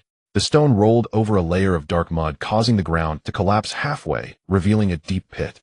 Zheng He's eyelids twitched at the sight. If he stepped into that, he would fall and become a pile of mush. "Old Zhao, you old coot, you really come through when it counts. Shut up, save your breath to run." Old Zhao was sweating profusely, his eyes fixed on the path ahead. He could assess which way had wind, which ground was solid, and which was likely to collapse with just a glance. This wasn't a skill given by a system, it was a hard-earned survival instinct. The sound of mechanical legs scraping behind them grew closer, while Xiao Li's cries faded into the distance. Zheng He's jaw tightened, muttering a curse under his breath. Old Zhao remained silent. He had seen many situations like this. If he saved someone, they all might die together. If he didn't, his conscience would be eaten by dogs. But a living person had to prioritize their own survival first. Outside the mine, Zheng He and Lu Feier were crouched in a depression on a cliff 100 meters away, where caution was the first rule of survival. The piercing alarm echoed from the cave entrance, grating on the nerves like nails on glass. Lu Feier turned pale, lowering her voice to ask, "Is it going to blow up in there?" "Not just exploding, it might even destroy the stove." Zheng He stared at the cave entrance. Even without activating the vision of the sea god, he could guess from the sounds that Zheng He and his group had definitely stirred up a hornet's nest. Moments later, Zheng He and Old Zhao tumbled out of the mine. The two were in a state of utter disarray. Zheng He's knees buckled, sending him crashing to the ground, rolling twice, his face covered in dirt. Old Zhao wasn't much better off. He had lost his flashlight, and his shoulder bore a large tear in his clothing. Neither of them dared to pause after exiting the cave, desperately pushing into the ironwood forest for over 10 meters before leaning against a tree, gasping for breath. Lu Feier watched them and softly said, "The girl didn't come out." Zheng He replied. Given Xiao Li's stamina, it was only a matter of time before the monster caught up to her. Taking a deep breath, Zheng He leaned against a tree and shouted towards the cave entrance, "Xiao Li, hurry up. Damn it, hurry up." The cave was silent. Old Zhao gritted his teeth. "Let's go. If we don't leave now, it will truly be too late." Zheng He didn't respond, looking down at the gun in his hand, his face twitching. Just when Lu Feier thought they were going to give up, a piercing scream erupted from the mine. "Brother Hai, save me." Xiao Li stumbled out of the cave. She had lost one shoe, her stockings were torn with holes exposing her fair thighs covered in scratches, and her hair was a mess, a stark contrast to her earlier refined appearance. Immediately after, 5 cyber sentinels emerged from the darkness like steel spiders, their presence menacing. A strange scene unfolded next. As the sentinels exited the cave, they seemed to be frozen in place, as if under a spell. The bright light outside dazzled their single eyes, causing erratic red flashes. Two of them even collided with each other, their mechanical legs scraping deep grooves into the ground. Zheng He's eyes lit up. Were they blinded by the light? No, it was their prolonged existence underground. Their visual modules were incompatible with strong light, causing a delay. This was a fatal flaw. Without hesitation, he activated the vision of the sea god. The scene before him was instantly deconstructed into flowing data. Cyber Sentinel affiliation, Atlantis Ruins Mine Defense Unit, rank tier 3 characteristics: high hardness exterior armor, 6-legged, high-speed mobility, short-range energy beams group, targeting weakness deep within the single eye lens, energy core node, controlled remotely by the mine's defense network, non-natural life form devoid of fear and does not tire. After reading the panel, Zheng He felt a bead of sweat in his palm. Tier 3 Cyber Sentinels, and 5 of them appeared together. If they encountered those iron clumps in a narrow passage, there would be nowhere to hide. Bullets would likely just scratch the surface. Lu Feier held her breath beside him. Can we fight? We can, but there's no need to steal the spotlight right now. Zheng He didn't intend to reveal his trump card to Zheng He. Not far away, Xiao Li crawled towards Zheng He, crying her heart out. Brother He, save me. I really can't run anymore. At that moment, the 5 cyber sentinels had already passed their adaptation period. Several red targeting lines converged and locked onto the 3 of them. Old Zhao shouted anxiously, spread out. Don't bunch up. But Xiao Li, already terrified, only knew to desperately burrow behind Zheng He. Zheng He stumbled as she pulled him, nearly falling flat on his face. The leading sentinel suddenly launched forward, its 6 mechanical legs spreading out, lunging directly at the back of Xiao Li. The sharp metallic blade glimmered, coldly poised to skewer her. Xiao Li let out a scream. In a moment of imminent danger, Lu Feier covered her eyes in fright. But in an instant, the situation reversed. Zheng He suddenly transformed, kicking Xiao Li 2 meters away. Get out of the way. Don't block my shot. Before his words fell, he was already kneeling on one knee, smoothly unholstering the M416 from his back. He loaded the gun, disengaged the safety, and braced it against his shoulder, executing a seamless set of moves that seemed hard to associate with the greasy figure before him. Da-da-da-da-da. The gunfire erupted at the edge of the forest. It wasn't just a random spray of bullets, but rather a rhythmically controlled burst. The first 3 bullets struck the armored exterior of the one-eyed guard with precision, sparks flying. The 4th bullet began to correct its trajectory, while the 5th penetrated through a gap into the lens. The 6th bullet blasted directly into the blue-purple core.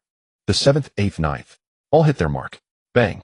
The head of the first guard exploded into a burst of blue light, its shell shattering. The mechanical limbs flailed wildly as if seized by a gale, eventually crashing heavily into the mud, splitting a nearby iron tree in half. Zheng He, watching from the shadows, felt his pupils constrict. This marksmanship is something else. Controlling the gun, predicting, correcting, and follow-up shots, such godly maneuvers could only come from countless hours of live fire practice ingrained in muscle memory. The usual braggart who always talked a big game turned out to be a cunning character disguised as a fool. Zheng He silently upgraded Zheng He's label from braggart to a serious threat that must be guarded against. Old Zhao was dumbfounded by the scene. Xiao Li, lying on the ground, had forgotten to cry, staring blankly at the formidable brother He. Zheng He spat on the ground and arrogantly shouted, "Who are you chasing? Come at me." His tone was, however, the rapid retreat of his feet was undeniably sincere. The remaining 4 guards had no concept of fear. A comrade was taken out. No matter, keep working. The cybernetic beasts had no feelings, only commands. 2 approached from the front, while 2 flanked from the sides, red targeting lines crisscrossing like they were cutting through tofu, sealing off the trio's escape routes. Old Zhao grabbed a machete, dragging Xiao Li behind a sturdy ironwood trunk to hide. Don't fight, Hedon. They're about to encircle us. Do I need you to teach me? Zheng He cursed, yet his body obeyed as he used the tree trunk for cover and peeked out to deliver a series of quick shots. But luck had run out this time. The bullets struck the guard's dark bronze exterior, leaving only a few white marks. Missing the vulnerable one-eyed spot was no different from a mere scratch. Zheng He saw clearly. The monster's weak point was too small, and as it moved, the angles were tricky. Destroying one did not guarantee taking out the rest. Especially after adapting to the light, the speed of these iron clumps increased by several notches. One of the guards slid low to the ground, using its mechanical legs to push off, maneuvering directly into Zheng He's left blind spot. Another guard raised its head, the blue-purple core in its single eye beginning to compress wildly. This was about to unleash a big move. Zheng He remained motionless, determined to force Zheng He to reveal all his trump cards today. Virum whoosh. The cybernetic guard's beam shot out instantly. Zheng He executed a clumsy roll, tumbling into the bushes. The ironwood trunk behind him was charred halfway through, the burnt smell mingling with the pungent scent of rust. Old Zhao, catch the flashbang. Zheng He shouted. You have one of those, Of course. Am I supposed to bring a photo of your mother instead of decent gear? Zheng He pulled a cylindrical device from his tactical vest and tossed it to Old Zhao. Without even looking, Old Zhao yanked the pin and hurled it at the guard's feet. Bang! The blinding white light exploded. The movements of the 4 cybernetic guards came to a halt, their red targeting lines swirling chaotically. Zheng He smirked as expected. The bright light interference worked well. Now's the time. In this second, Zheng He seized the opportunity. Zheng He capitalized on the guard's moment of rigidity, leaping from the ground, swiftly adjusting his gun, and firing 3 quick bursts, shattering the single eye of the second guard.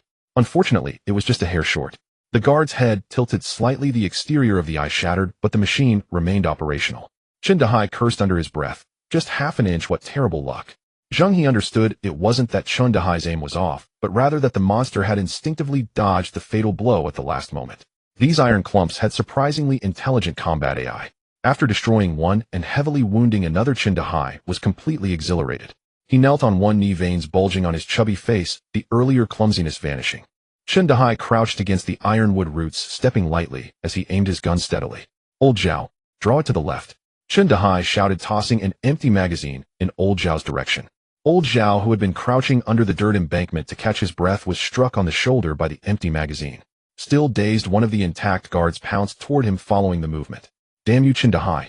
Old Zhao scrambled out from his cover. Taking advantage of the guard's moment of turning its dome to lock onto Old Zhao, Zheng He peered out from behind the tree. Da-da-da! 3 bullets shattered the heat dissipation fins on the side of the dome. The guard jammed for half a second, exposing its single-eyed core.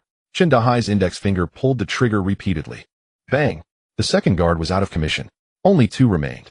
Xiaoli lay in the mud, too terrified to lift her head. While reloading, Zheng He shouted toward the mud pit. Xiaoli, don't lie there waiting to die, run over to Brother Hai. Upon hearing this, Xiaoli paid no mind to anything else and dashed out recklessly. Just as she stood up, the remaining 3 guard sensors detected the moving heat source. Red lines intertwined, pinning down Xiaoli's back. Brother Hai, help! Her cry for help got stuck in her throat as Zheng He not only failed to provide cover fire, but instead flipped over and slid into the nearby low bushes. Xiaoli effectively became a living bait, drawing fire. Old Zhao, observing from the other side, saw through this tactic. It wasn't about helping her escape, it was purely about throwing meat to the wild dogs to create a shooting angle. Taking advantage of the brief moment when the 3 guards concentrated their fire on Xiaoli, flames erupted from the low bushes. Zheng He shot cunningly, not aiming for a one-shot kill, but targeting the vulnerable joints of the guard's mechanical legs. He firmly controlled the recoil of the assault rifle against his shoulder, hitting the metal seams with precision with each shot. Crack! One guard's front limb shattered, its heavy body toppling forward. Before it could regain its balance, Zheng He raised his gun. With 2 quick shots, the bullets drilled directly into the core through the lens crack. The third guard was out of commission. Only 2 remained. The combat logic of these 2 guards immediately assessed Zheng He as an extremely high-risk target. They decisively abandoned Xiaoli, using all 6 legs to flank the bushes from the left and right. The escape route was completely sealed off. Zheng He advanced, instead of retreating, charging toward the machine on the left. The distance between them was less than 5 meters, and the guard's blue-purple energy beam had already entered the charging phase. The distance narrowed to 2 meters. Zheng He threw himself forward, his body leaning back as he carved 3 deep grooves in the muddy ground, forcefully slipping under the guard's energy beam. The high-temperature beam grazed his scalp, scorching some dried leaves.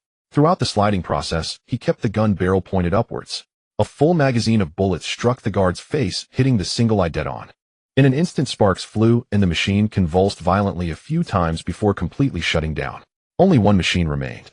Zheng He fired several rounds, and the magazine was empty. He chose not to switch magazines. Instead, he stylishly tossed the gun aside and drew out a tactical Damascus knife.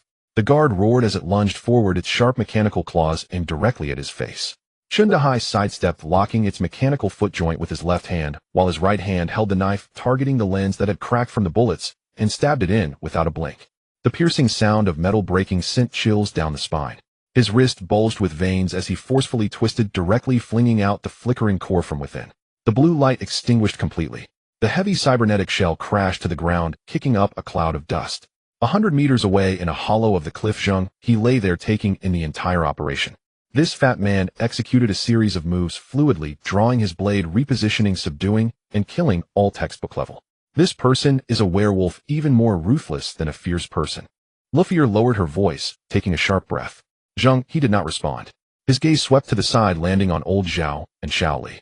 Old Zhao leaned against the tree trunk, panting heavily, his eyes filled with fear and caution. Xiaoli sat slumped in the mud, her eyes glazed over, still recovering from the shock of being used as bait. Zheng He's solid tactical skills were all earned at the cost of his teammates' lives. The old saying holds true: dead friends do not hinder the path of the living. Beneath this oily facade of a show-off lay a self-serving outlaw. Zheng He originally intended to take advantage of their depleted state to reap the rewards, but now he forcefully squashed that thought. This fat man's trump card was not yet fully revealed, with his Damascus knife, precise gun control, and even fragmentation grenades, all part of his luxurious arsenal. Now to confront a hard nut, the cost-performance ratio was too low. No rush, let the bullets fly a little longer. At the edge of the ironwood forest, Zheng He kicked a piece of scrap metal on the ground and spat to the side. What a pile of junk, how dare it block my path. He strode over to the remains of the first guard, searching through the metallic scraps with his bare hands. The system's notifications sounded repeatedly. Acquired high-grade alloy ingot 5, acquired damaged energy core 1, acquired Atlantis basic mechanical blueprint fragment 1. 4 fragments can be combined into one complete blueprint. Zheng He's eyes lit up. High-grade alloy. This is hard currency for upgrading high-grade vehicles, and this blueprint is definitely a legendary rarity. His eyes glinted as he quickly rummaged through the remains of the 4 remaining guards. A bountiful harvest. A damaged rifle accessory with electromagnetic pulse effect reparable, a dozen high-grade alloys, and 2 complete energy cores. Old Zhao limped over, not even glancing at the loot, his gaze fixed on Zheng He's back. Zheng He, why did you disregard our safety, just now using us as bait? Old Zhao's voice was somewhat hoarse. Zheng He stuffed the materials into his backpack without lifting his head. Old Zhao, open your mind. If I hadn't done that, the 3 of us would have been done for today. Sacrificing the small me to accomplish the greater good, can't you understand that? Xiao Li, who had been in the mud, trembled when she heard the noise. She crawled over with her hands and feet, hugging Zheng He's muddy pant leg tightly. Brother He, save me. Brother He is the strongest. She yelled at the top of her lungs, her emotions complex, tears mixing with mud as they streamed down. She was as clear as day in her heart. Without Zheng He, she would absolutely not survive on this island. After finishing looting, Zheng He felt accomplished. Striking it rich, not only had he obtained core materials for upgrading vehicles, but he had also uncovered rare blueprint fragments. Shouldn't he flaunt this in the regional chat? He opened the system and switched to the regional chat channel. Brothers, I just killed a few small monsters and got some materials. Oh, I don't know if they are useful. Feeling urgent, waiting online. A picture was sent in the chat channel. In the image, he stood on 1 foot atop the shattered head of a cyber guard, tossing the bluish energy core in his hand, with a backdrop of mechanical wreckage strewn across the ground, exuding an air of bravado. The channel fell silent for a few seconds, then messages began to flood in. What the hell? What kind of monster is this? From Cyberpunk 7788. Brother He is on a killing spree. While we are struggling to chop trees, Brother He has already started tearing apart a Gundam. Does Brother He still need any accessories for his legs? Something that can cook and warm the bed. Though a man, I can be your zero. What materials are dropping? They look. Please take me along, Brother He. Zheng He looked at the screen full of compliments, a satisfied grin forming on his chubby face. Basic moves, no big deal. Just strolled around a small island and ran into a few blind iron turtles. This is called a cyber guard, a tier 3 monster. I single-handedly took down 5, casually dropped some materials and blueprints. The good stuff on the resource island is all mine. Oh, once I gather it, I'll share with you. Just wait. As soon as these words left his mouth, the channel erupted in excitement. Big shot, are you selling high-grade alloys? I'll offer double the wood and pure water. What a joke. I don't even have enough for my own warship. Zheng He typed back. Let me be clear, if the good stuff on this island is all reserved for our Yulong Haigong Guild. Those not afraid of death can come and feed my M416. After finishing this wave of boasting, Zheng He contentedly turned off the screen and signaled old Zhao to continue deeper into the forest. Far away on the cliff, Zheng He watched the messages in the channel with a cold smile. Zheng He truly knew how to show off, both flaunting his strength and establishing authority for the guild. Otherwise, how could he be in a leadership position? Isn't he afraid of attracting more ruthless guilds with such antics? Luffier closed the regional channel, somewhat puzzled. Zheng He took out a piece of roasted tier 3 sea beast meat from his backpack and tore off a strip to pop into his mouth. The murkier the water, the better it is for fishing. The more trouble he attracts, the better it is for us. Beneath that mine, there are not just these few guards. With all this commotion, it must be a mess down there now. We can collect resources while enjoying the show for free and also gauge these people's capabilities. Zheng He chewed on the meat, his gaze sweeping past the dense ironwood forest, focusing on the deeper Atlantis ruins. The show was just beginning. Zheng He kicked the broken cybernetic guard on the ground, spitting heavily. He glanced back at the dark mine where the sound of metal grinding was faintly audible. Those 5 guards were merely an appetizer. There's a hornet's nest down there. He may be reckless, but he's not foolish. It's not worth risking his life for a few scraps of blueprints. Let's retreat and change our route. Zheng He wiped the sweat from his face and waved at Lao Zhao and Xiao Li. There are plenty of good things on the outskirts. Let's secure our territory first. Lao Zhao had long wanted to leave this cursed place and hurriedly followed, limping. Xiao Li didn't dare to ask a single word, tightly clutching Zheng He's shirt like a frightened tail. The 3 turned around and headed straight for the ironwood forest on the other side of the island. In a depression 100 meters away, Zheng He put down the binoculars, his expression darkening completely. In the view of the vision of the sea god, 3 red dots representing threats traced a clear trajectory heading southeast. The endpoint of that route was precisely the beach where they had anchored. What happened? Lu Feier sensed something was off. They're heading for the ship. Zheng He spoke rapidly. At this pace, they'll meet us in less than an hour. Lu Feier's nerves instantly tensed. Outside, He had 3 warships stationed with unclear firepower configuration. Their side only had 1 Orca speedboat. If they were trapped near shore, it would be a sitting duck. Not to mention the terrifying combat capabilities He had just displayed. A heated confrontation would be utterly foolish. Go! Zheng He wasted no time stowing the binoculars and sliding down the cliff along the rocky crevices. The two dove into the dense forest, racing along a hidden path. The light was dim between the trees, and the ground was slick with decaying leaves. Their hearts pounded like drums, filled with the rush of breathing and the crunch of broken twigs. Time passed second by second. When the briny sea breeze finally brushed against their faces, the Orca speedboat, quietly anchored in the shallows, finally came into view. Using both hands and feet, they nearly tumbled onto the beach. Get on the ship. Zheng He leaped onto the deck, opened the Spirit Sea storage, and took out the Atlantean T7 micro cloaking field generator. This equipment was dropped by the slain cybernetic sea monster, but it was a damaged version, with the system indicating it was damaged. Now he was taking it out to study, hoping for a miracle. This device had an extremely cyberpunk design. Cold hard alloy covered with dark red translucent flesh, thick pipes embedded within resembling a deformed heart. The system description was clear. Once activated, it could generate a refractive field with a radius of 20 meters, obscuring the ship's outline and shielding it from thermal imaging and radar. As long as it could be activated, a grand deception could unfold right under He's nose. Zheng He placed the cyber heart in the center of the deck. Zheng He found the side activation button, took a deep breath, and pressed it hard. There was no response. The cyber heart didn't even bother to throb. Zheng He, unconvinced, raised his hand and knocked twice on the metal shell. Still lifeless. The sea breeze swept over the deck, making the scene quite awkward. Is this junk reliable? Lu Feier twitched the corner of her mouth. Zheng He squatted down, placing his palm against the generator's outer shell. The surface felt icy and lifeless, devoid of the faint vibrations that should accompany the flow of energy. He frowned and decided to pry open the slippery, translucent flesh layer with his bare hands. A wave of charred and rancid odor assaulted him. The internal machinery compartment was a sight to behold. The energy circuits were burnt to a pulp, the main control board charred black, and all precision components melted into molten iron. It was utterly ruined. Zheng He recalled that when dealing with that cyber sea monster, this machine had been soaked in high concentrations of strong acid in the monster's stomach for who knows how long. It looked fine outside, but was rotten inside. The two stared at the pile of scrap metal in silence. Time ticked away. The markers from the vision of the sea god indicated that He and his group had already passed through the middle section of the ironwood forest, getting closer to the beach. The two novices had no way to fix this delicate cyber heart and could only resort to desperate measures. Zheng He patiently followed the broken blue main cable inward. In the center of the machinery compartment, he felt an empty groove. Crystal debris still lingered on the edges of the groove. The original energy source had long overloaded and exploded into powder. He squinted to assess the specifications of the charging slot. Rhombus.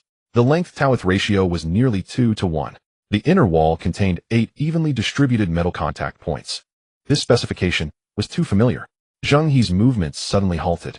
A scene flashed through his mind: He standing on a guard's head with 1 foot tossing trophies while posing for a photo on the cliff. Damaged energy core. Zheng He extended his finger, gesturing in the air to measure the size of the groove. The dimensions matched perfectly. To become invisible, the generator had to be repaired. To repair the generator, an energy core was needed, and that damned core was currently lying in He's backpack. An endless loop of despair. Just then the bushes at the end of the beach shook violently. The sound of combat boots snapping branches echoed through the sea breeze. Less than 500 meters away, Lu Feier's eyes sharpened, and she quickly drew the alloy military dagger from her waist, preparing to fight. What do we do? Zheng He slowly stood up, brushing the rust and slime off his hands. A direct confrontation would be suicidal, but high-end hunters often appeared in the guise of prey. He was extremely covetous of high-tier vehicles while he needed the damaged energy core in his pocket. These conflicting goals created a perfect gamble. Zheng He put the generator back into the Spirit Sea storage. He quickly ordered, "You stay in the far corner of the cargo hold and wait for my signal." "What about you?" Zheng He walked to the ship's edge and grabbed a roll of spare rope. "Me. They'll be welcoming guests." He tossed one end of the rope down to the beach, loosely tying the other end to the railing, creating the illusion of a hasty boarding without time to tidy up. Following that, he deliberately left several chaotic footprints in the clean deck marked with the black mud from the forest, leading directly to the cockpit. He was greedy and suspicious. An unguarded high-tier speedboat with only 1 person aboard was a deadly temptation for a desperate outlaw who had a penchant for plunder.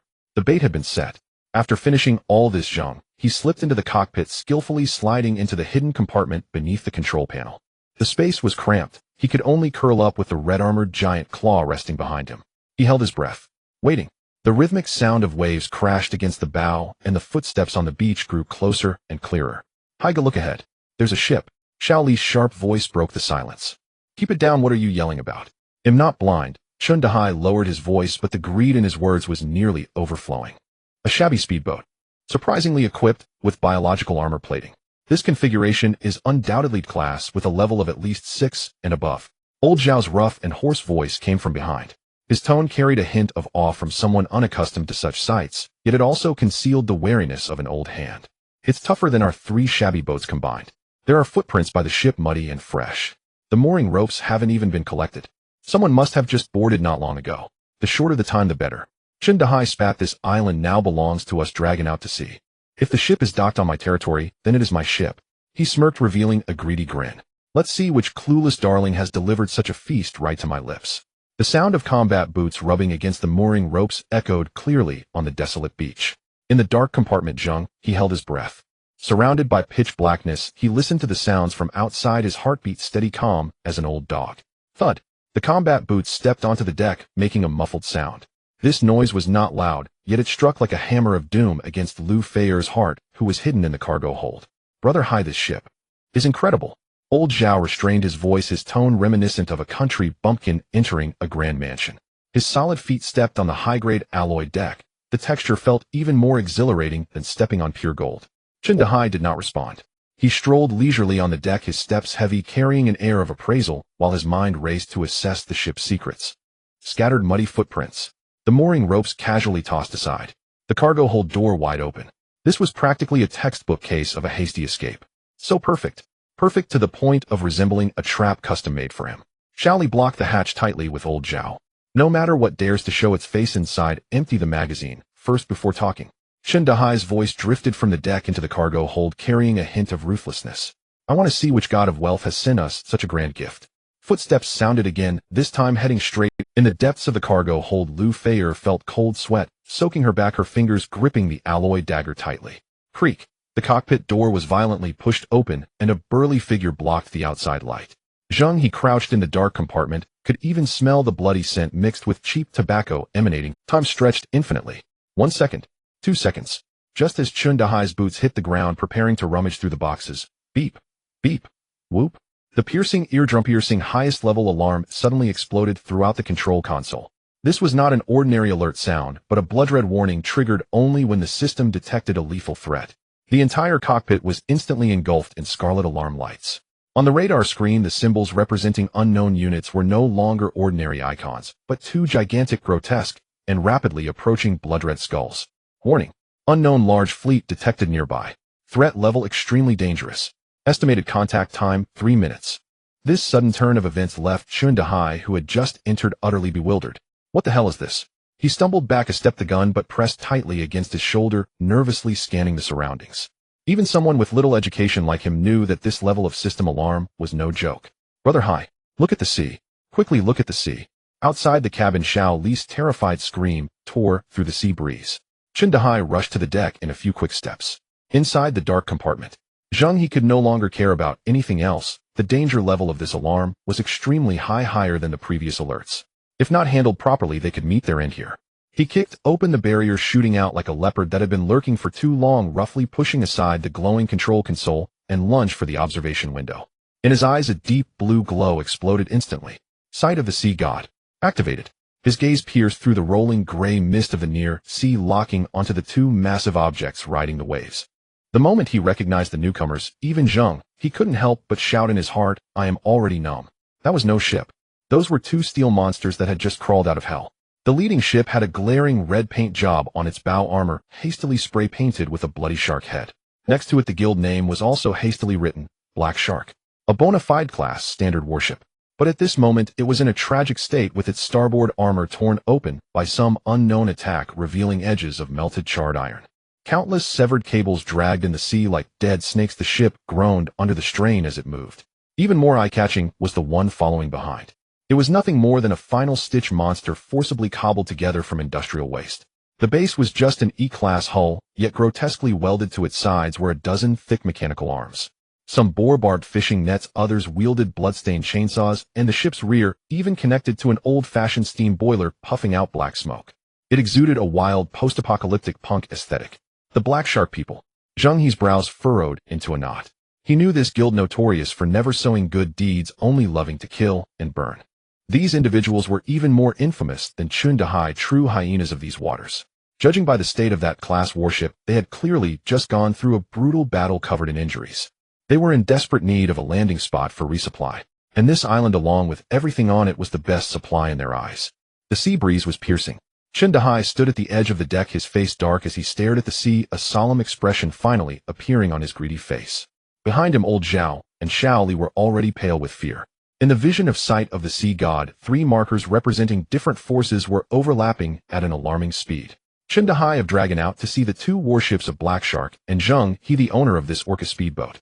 The 3 forces were about to have a deadly encounter on this small orca speedboat. Beep, beep. The radar screen's scarlet countdown flickered mercilessly. 0259. 0258. 3 minutes could allow a man to do many things, to experience many births of life. Yet this sudden situation still caught Zheng He off guard. The crimson countdown on the radar ticked down to 0 second by second. 0003. 0002. 0001. The countdown ended. Immediately, boom. 2 menacing warships, the words "slow down" non-existent, and they crashed onto the beach with the wildest hardcore landing technique, forcefully embedding themselves in the sand. The bow of the class battleship resembled a giant axe violently plowing through the sand, raising waves of sand over 10 meters high. With a deafening metallic crunch, half of the ship's hull was forcibly wedged into the island. The neighboring stitched monstrosity was even more outrageous. A dozen mechanical arms on its side flailed wildly, shattering large chunks of rock before it awkwardly ran aground. The old boiler at the ship's stern emitted a mournful whale puff, releasing its last puff of black smoke, completely out of commission. The commotion resembled not a ship docking, but rather 2 uncontrollable steel beasts crashing here. On the deck of the orca speedboat, silence reigned. Zheng He and 2 others stood at the ship's rail, staring at the disaster-like scene before them, their jaws nearly dislocating from shock. In the cockpit, Zheng He signaled to Lu Feier. Lu Feier crouched like a nimble tabby cat, silently sneaking out from the cargo hold's dark corner, pressing against the cockpit's wall, revealing only a pair of vigilant eyes. Amidst the swirling sand, a figure jumped from the breach of the class battleship. It was an extremely muscular man. Though not tall, his body was as solid as iron. With a neat American crew cut and several bleeding scratches across his face, he exuded the aura of a desperate outlaw. He twisted his neck, bones cracking, then raised his eyes to survey the entire island. When his gaze landed on the orca speedboat, the man paused for a moment. Then a blatant greed erupted in his eyes, reminiscent of a starving wolf encountering a lone plump sheep after 3 days of hunger. Next, a petite figure slid down from the stitched monster. It was a young girl dressed in oversized work overalls with 2 crooked braids, her face smeared with grease like a calico cat. Standing at most 1.50 meters, her large eyes darted around. She looked like a child laborer from a repair shop, with a lowly face that created a strong contrast. Dressed like a novice who just crawled out of a repair shop, her lowly face felt utterly out of place. The muscular man waved at her. Timo, come take a look. Timo, the girl with twin braids, eagerly ran over her large work boots, crunching on the sand. Captain, what's up? Her voice was delightfully crisp. The muscular man gestured towards the orca speedboat. This island is quite bountiful. Look, can we gather enough materials to fix our tirer? Timo looked over as directed. Upon seeing the fully armored speedboat, her eyes instantly lit up like searchlights. Holy crap. Captain, look at that ship. She jumped in excitement. It has external biological armor. This is a jackpot. If we dismantle it, not only can we fix the tirer, but we could also make top-tier armor for you. The muscular man grinned widely. Sounds good. Timo, help me modify the ship into a biological armor vessel, and he'll buy you some candy later. The 2 were discussing dismantling the ship, as if casually deciding on dinner plans. Hey! A roar came from the orca speedboat. What are those 2 mumbling about down there? Zheng He stood on the deck, looking down at the 2 on the beach with an arrogant, "Are you blind? Can't you see there are 3 people still breathing on the ship? I'll tell you, this island has already been taken over by our Dragon's Departure Guild. All resources on the island, including all docked ships, belong to our guild. Since you 2 parked your ship here, then both you and your vessel count as my spoils of war." His declaration of ownership was firm and resonant. Normally, it could intimidate some casual players. But today, he wasn't facing pushovers. On the beach, the muscular man lifted his eyelids and glanced at Zheng He like he was an idiot. Then he spat out 2 words through clenched teeth: idiot. What did you just say? Zheng He's smile froze on his face. The expressions of Lao Zhao and Shaoli behind him also turned extremely grim. What the hell did you say? Zheng He felt his blood boil, his face turning red. As the third in command of the Dragon's Departure Guild, when had he ever endured such humiliation? Not to mention his underlings were watching. I said you're an idiot. Can't you understand human speech? The muscular man repeated, casually digging at his ear, his demeanor extremely arrogant. You're asking for death. Zheng He snapped. He roared, jumping off the ship with Lao Zhao and Xiao Li landing heavily on the sand. The two groups were no more than 10 meters apart, the air thick with tension. Zheng He stared fiercely at the opposing group, trying to regain face with his reputation. Bro, which gang are you from? Have you heard of Zheng He, the third in command of the Dragon's Departure Guild? He deliberately emphasized the words third. The muscular man curled his lip. I know. Zheng He, known for being a notorious idiot and a show-off. I've already become numb. Zheng He completely lost it. He suddenly drew his gun, the dark barrel aimed directly at the man's head. The situation escalated suddenly. Xiao Li screamed in fright. Lao Zhao turned pale, quickly reaching for a weapon. However, the muscular man didn't even blink. He advanced instead of retreating, gripping Zheng He's gun barrel tightly, forcefully pressing it against his forehead. Come on, shoot me here. He pounded his forehead with his thumb, his eyes wild. If you don't shoot today, you're my grandson. Do you really think I wouldn't do? Before you die, give me your name. I don't kill nameless ghosts. The Black Shark Guild Firepower Group leader Xiao Jinjin. Black Shark. Zheng He's heart skipped a beat, but with no choice he forced a laugh. Ha ha. Ha ha ha. Xiao Jinjin. Not the brightest bulb, huh? Just your name screams stupidity. To die at my hands today is considered your good fortune from your past life. The air was thick with gunpowder, almost ready to explode. At that moment a clear voice broke the deadlock. All right, stop arguing. The little lowly Timo, hands behind her back, tilted her head, and came over.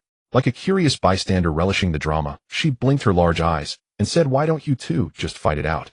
Little girl Timo's words, let's just fight it out, completely ignited the powder keg on the beach. Anger and humiliation burned away Zheng He's reason. Die, he roared with red eyes, his finger pressing the trigger firmly. Bang! The piercing gunshot tore through the sea breeze as the armor-piercing bullet shot like a whirlwind towards Xiao Jinjin's brow. In the next second, Zheng He's eyes widened in disbelief. There was no splash of blood. Just as the bullet was about to pierce the flesh, a faint blue hexagonal energy barrier suddenly appeared before Xiao Jinjin's forehead. Ding! A crisp sound echoed. The bullet, capable of piercing through steel plates, hit an invisible wall of size, its kinetic energy nullified, and it fell into the sand with a thud. The sea breeze seemed to freeze at that moment. The wild laughter on Zheng He's face instantly turned to stone. The firepower of his prized firearms was nothing but a joke before this man. Is that all? Xiao Jinjin sneered, his eyes flashing with a beast-like ferocity, contrasting sharply with Timo's crisp and innocent laughter not far away. He suddenly exerted force with the hand gripping the gun barrel. Crack! A sound reminiscent of bones breaking. Xiao Jinjin didn't even blink, twisting his hand forcefully, contorting Zheng He's right wrist at a grotesque angle. Ah, my hand! The excruciating pain instantly drowned Zheng He, and he let out a scream akin to a slaughtered pig, the handgun clattering to the ground.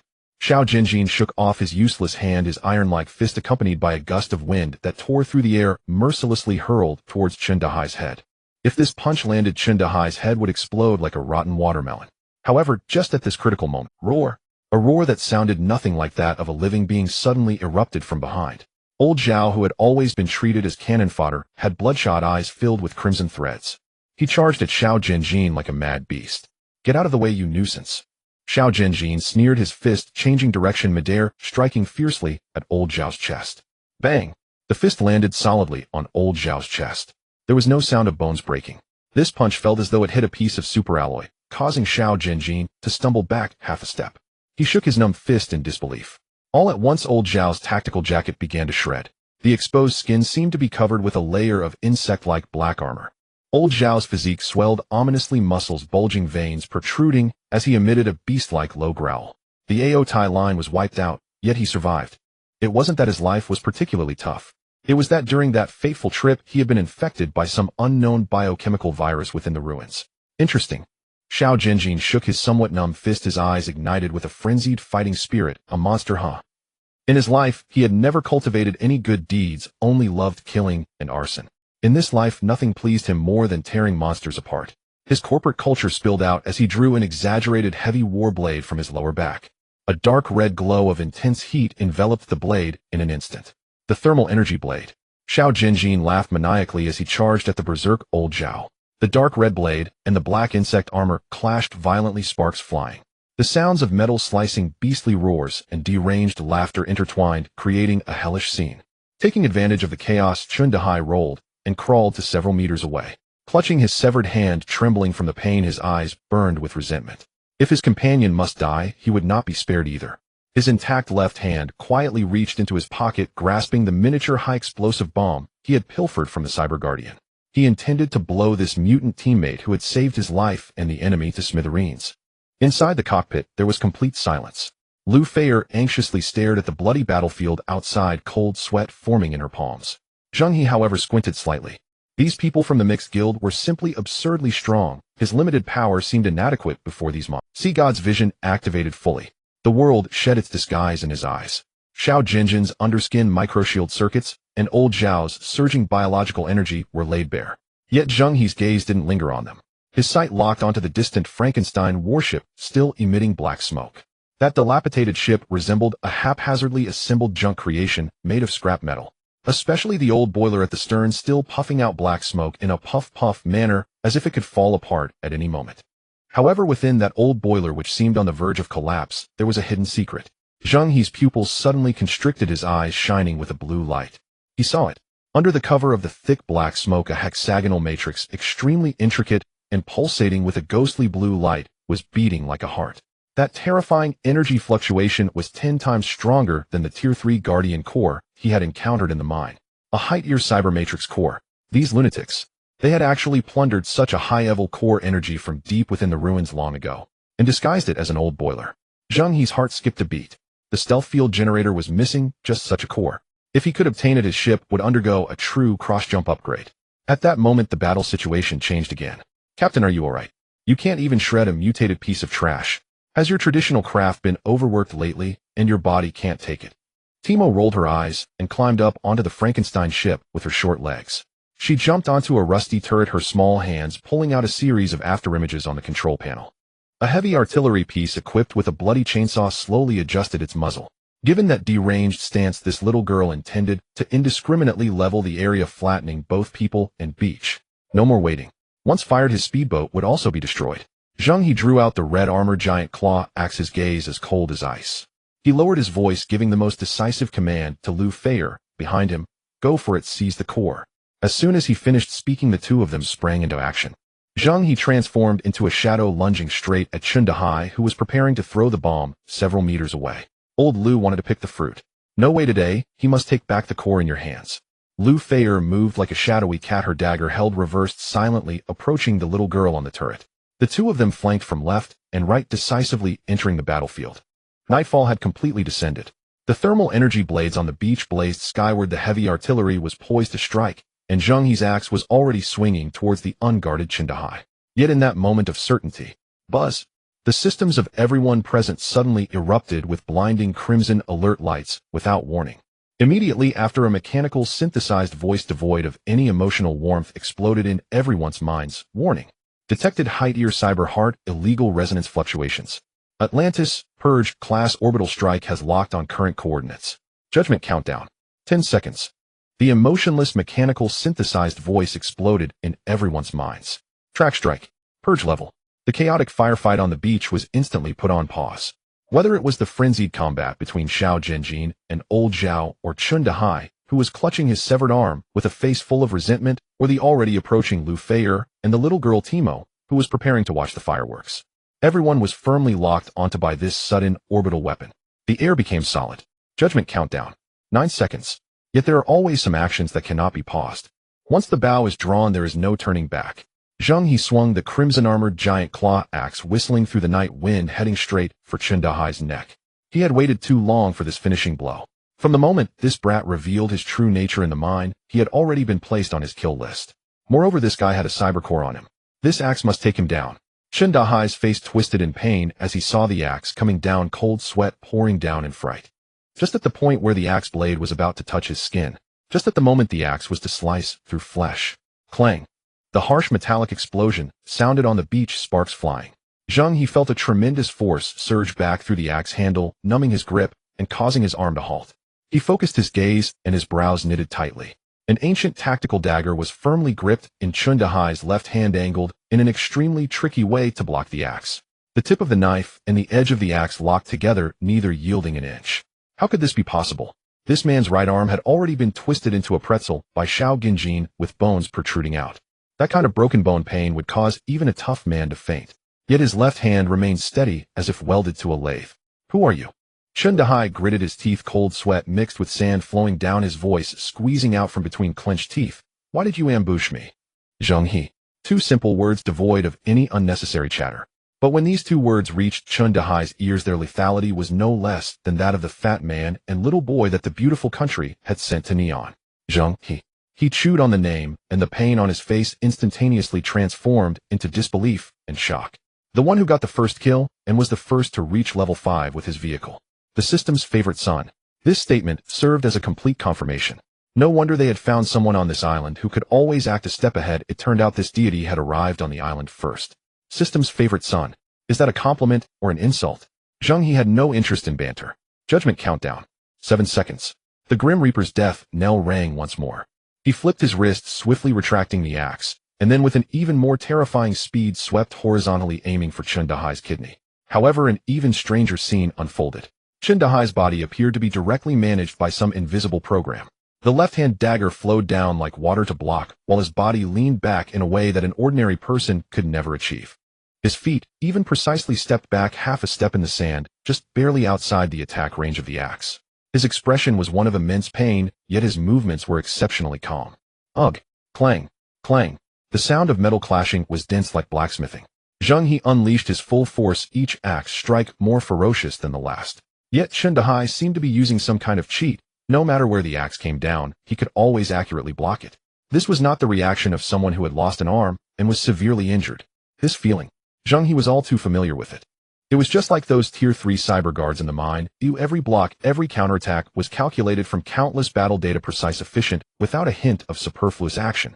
Zheng He's performance was simply identical to those cyber guards in the mine. Precise, efficient, without a hint of superfluous movement. I have long since numbed my nerves. Zheng He roared as if answering Zheng He's doubts, or perhaps motivating himself. This bit of pain is nothing. Bullshit. Zheng He's sea god's vision saw everything clearly. The life energy within Zheng He was rapidly depleting due to the excruciating pain, and his nervous system was on the verge of collapse. Judgment countdown. 4 seconds. No time to waste. Die for me. Zheng He completely abandoned any tests, roaring as all his strength surged into his arms. The surface of the crimson-armored giant claw axe even shimmered with a dark red glow due to extreme speed and power. To hell with angles and techniques, I'm going to play hard today. With the force of a breaking bamboo, he brought it down. The battle on the other side had also gone completely mad. Orbital cannon cleaning the ground. Bring it on. Instead of dodging, Xiao Genjin was excited like a berserker. The thermal energy blade in his hand danced into a dark red whirlwind. I want to see if the cannon from the sky is faster or my blade is faster. As long as I kill fast, the Grim Reaper won't catch up to me. The monster, transformed from Old Zhao, seemed to sense the threat from the sky, letting out an uneasy low growl, dark insectoid armor cracking rapidly. The little girl Timo on the artillery platform was stomping her feet in anger. Oh no, my ship, my parts. Her small face was filled with anxiety, fingers rapidly tapping on the control panel, trying to forcibly abort the heavy artillery's firing sequence before the orbital strike landed. Seeing this, Lu Feier realized that the ambush had lost its significance, turned her body, decisively abandoned Timo, and pounced towards the stitched monster battleship. Her target had been as clear as Zheng He's from the very beginning: steal the core. The entire beach transformed into a boiling cauldron of chaos in the last few seconds before doomsday arrived. Judgment countdown. 2 seconds. Faced with Zheng He's earth-shattering axe, the comm program in Zheng He's eyes finally showed cracks. He knew he could not block this axe. His left hand released the dagger, and in a flash reached into his pocket, pulling out the micro-high-explosive bomb he originally intended to use for taking out Xiao Genjin and Old Zhao. He planned to slap the bomb directly onto Zheng He's axe. Blow up together. Everyone must die. Yet he was still a step too slow. Zheng He's gaze was not on his hand that was retrieving the bomb. Zheng He's sight was firmly locked onto the hexagonal metal piece in his chest pocket, which was partially exposed due to the violent movements. Zheng He's gaze was not on his hand that was retrieving the bomb. Zheng He's sight was firmly locked onto the hexagonal metal piece in his chest. The target was not Zheng He's life, but the core in his pocket. Everyone present tightly closed their eyes, awaiting the arrival of the system's judgment. A second passed. 2 seconds passed. 3 seconds passed. The imagined world-destroying purifier orbital cannon did not arrive as expected. On the beach there was a deathly silence, even the sea breeze carried an awkward scent. A group of crazed fanatics sweating profusely closed their eyes and awaited their demise, yet the full moon hung high in the sky with not a cloud in sight. Everyone opened their eyes in confusion. Xiao Zhenjin still gripped the thermal energy blade in his hand. The red glow at its edge had dimmed considerably. Beside him the insectoid monster Lao Zhao stood in place, its cracks no longer spreading, staring blankly, with its crimson compound eyes reflecting a clear stupidity. Not far away Lu Feier and Timo exchanged glances, one frozen in place, the other with her hand raised, creating an extremely awkward scene. Damn you, Zheng He! Chen Dahai's roar shattered the eerie silence. He clutched his limp right arm, his face contorted in anger and agony. You think you can just steal during a life and death duel, eh? Do you understand the rules of the Jianghu? Return my cyber core, or I swear I'll unleash a global backlash against you. He was completely on edge. From using his teammate as bait at the mine entrance to having his arm crippled by Xiao Genjin, and then being robbed of the most precious spoils in front of everyone by Zheng, his roller coaster of emotions had crashed down into despair. Zheng He held the crimson clawed axe in one hand, the cold moonlight reflecting off its blade. He looked at the furious Chun Dahai with the gaze of someone observing a ridiculous clown. Fool, Zheng He said with a smirk, I am saving your worthless life. At the moment the countdown reached 0, he truly was taking a gamble. The system message indicated high-level cyber heart, illegal resonance. Since it was resonance, cutting off one of the signal sources would solve the issue, right? His divine sea spirit warehouse possessed independent spatial attributes, making it the perfect Faraday cage. Once the core was inside, the signals would be cut off, and the space-based weapon would lose its target, naturally releasing its lock. This is called mastering physics and chemistry. You won't be afraid wherever you go. Save everyone. Don't. Chen Dahai spat a mouthful of blood-tinged saliva. Stealing the core is stealing the core. Why make it sound so noble? What do you want to be on the touching Huaxia annual character list? His words were merciless, but his body was honest. The agony made him tremble continuously, cold sweat pouring from his forehead like rain. The previously inconspicuous Xiao Li finally tremblingly took out a medical spray, moving over like a frightened quail. Hi brother, hi. Let me help you with your wound. Chen Dahai gritted his teeth and let out a muffled groan, not refusing. Facial pride meant nothing. If he didn't stop the bleeding, he would really die here. For a moment the three forces on the beach fell into an extremely delicate stalemate. Zheng He had obtained the key item, feeling a stone settle in his heart. Chen Dahai was half dead, practically reduced to a backdrop. Meanwhile the two members of the Black Shark Guild were stuck, their boat, half destroyed, equally in a dilemma. Zheng He quietly opened a private chat channel and sent a message to Lu Feier. Core acquired, get down from that. Lu Feier aboard the sewing monster battleship received the message, feeling a wave of relief. She glanced around at the monstrous structure pieced together from scrap metal bones and unknown machinery and turned to leave. However, it was just this half step back. A seemingly inconspicuous metal plate beneath her foot emitted a very light click. Immediately after, alarms blared, echoing across the beach. The piercing alarm rang throughout the beach, and several crimson searchlights on the battleship instantly locked onto Lu Feier's position. Before she could react, a hatch disguised as a rib opened on the side of the ship, and a mechanical arm covered in rust and dried blood shot out like a snake, wrapping around her waist and yanking her back. Sneaking onto my ship, do you want to get my precious parts for free? Timo, the little girl on the cannon platform, immediately exploded with rage, hands on her hips, pointing at Lu Feier in midair, looking like an angry corgi guarding its food. Timo. Xiao Jinjin's expression changed drastically upon hearing the alarm. Immediately abandoning the standoff, he charged back toward his ship. This little girl was the treasure of their Black Shark Guild. If even a hair fell from her head, he wouldn't know how to explain it when he returned. Zheng He's gaze turned icy. He instinctively sensed Lu Feier was in danger. The next second, the sand beneath his feet erupted into a shallow pit. The power of the breaker fully exploded. The skill aura of speed of the sea demon lit up beneath him and then extinguished. He surged forward like a cannonball, instantly crossing dozens of meters, charging towards the sewing monster battleship. No words, no warnings. The crimson clawed axe stirred up a dark red storm of death, accompanied by a piercing howl as it struck fiercely towards the mechanical arm that bound Lu Feier. Clang! The deafening sound of metal clashing erupted, sparks flying like fireworks. Zheng He's powerful strike was firmly blocked by a broad, heavy battle blade. Xiao Jinjin's towering figure stood in front of the mechanical arm. The energy circuitry of the thermal energy blade in his hand emitted a strained overload hum, enduring the violent impact. Kid, quite bold. Xiao Jinjin grinned, revealing a mouth full of white teeth. Anyone who wants to touch mine must first ask about the blade in my hand. That is my crew member. Zheng He's voice was devoid of fluctuations, but the temperature in his eyes dropped to freezing point. She is merely acting on my orders. It has nothing to do with her.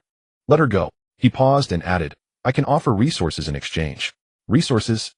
Xiao Jinjin snorted as if hearing a great joke, pointing at Zheng He's intact orca-fast ship with his chin greed evident in his expression. I don't want resources, I want your ship. Damn it, I met a crazy woman on the sea today driving a duck boat, teased her a bit, and the ship was almost wrecked by her. If I hadn't run fast, I would have been finished. Duck boat. Crazy woman.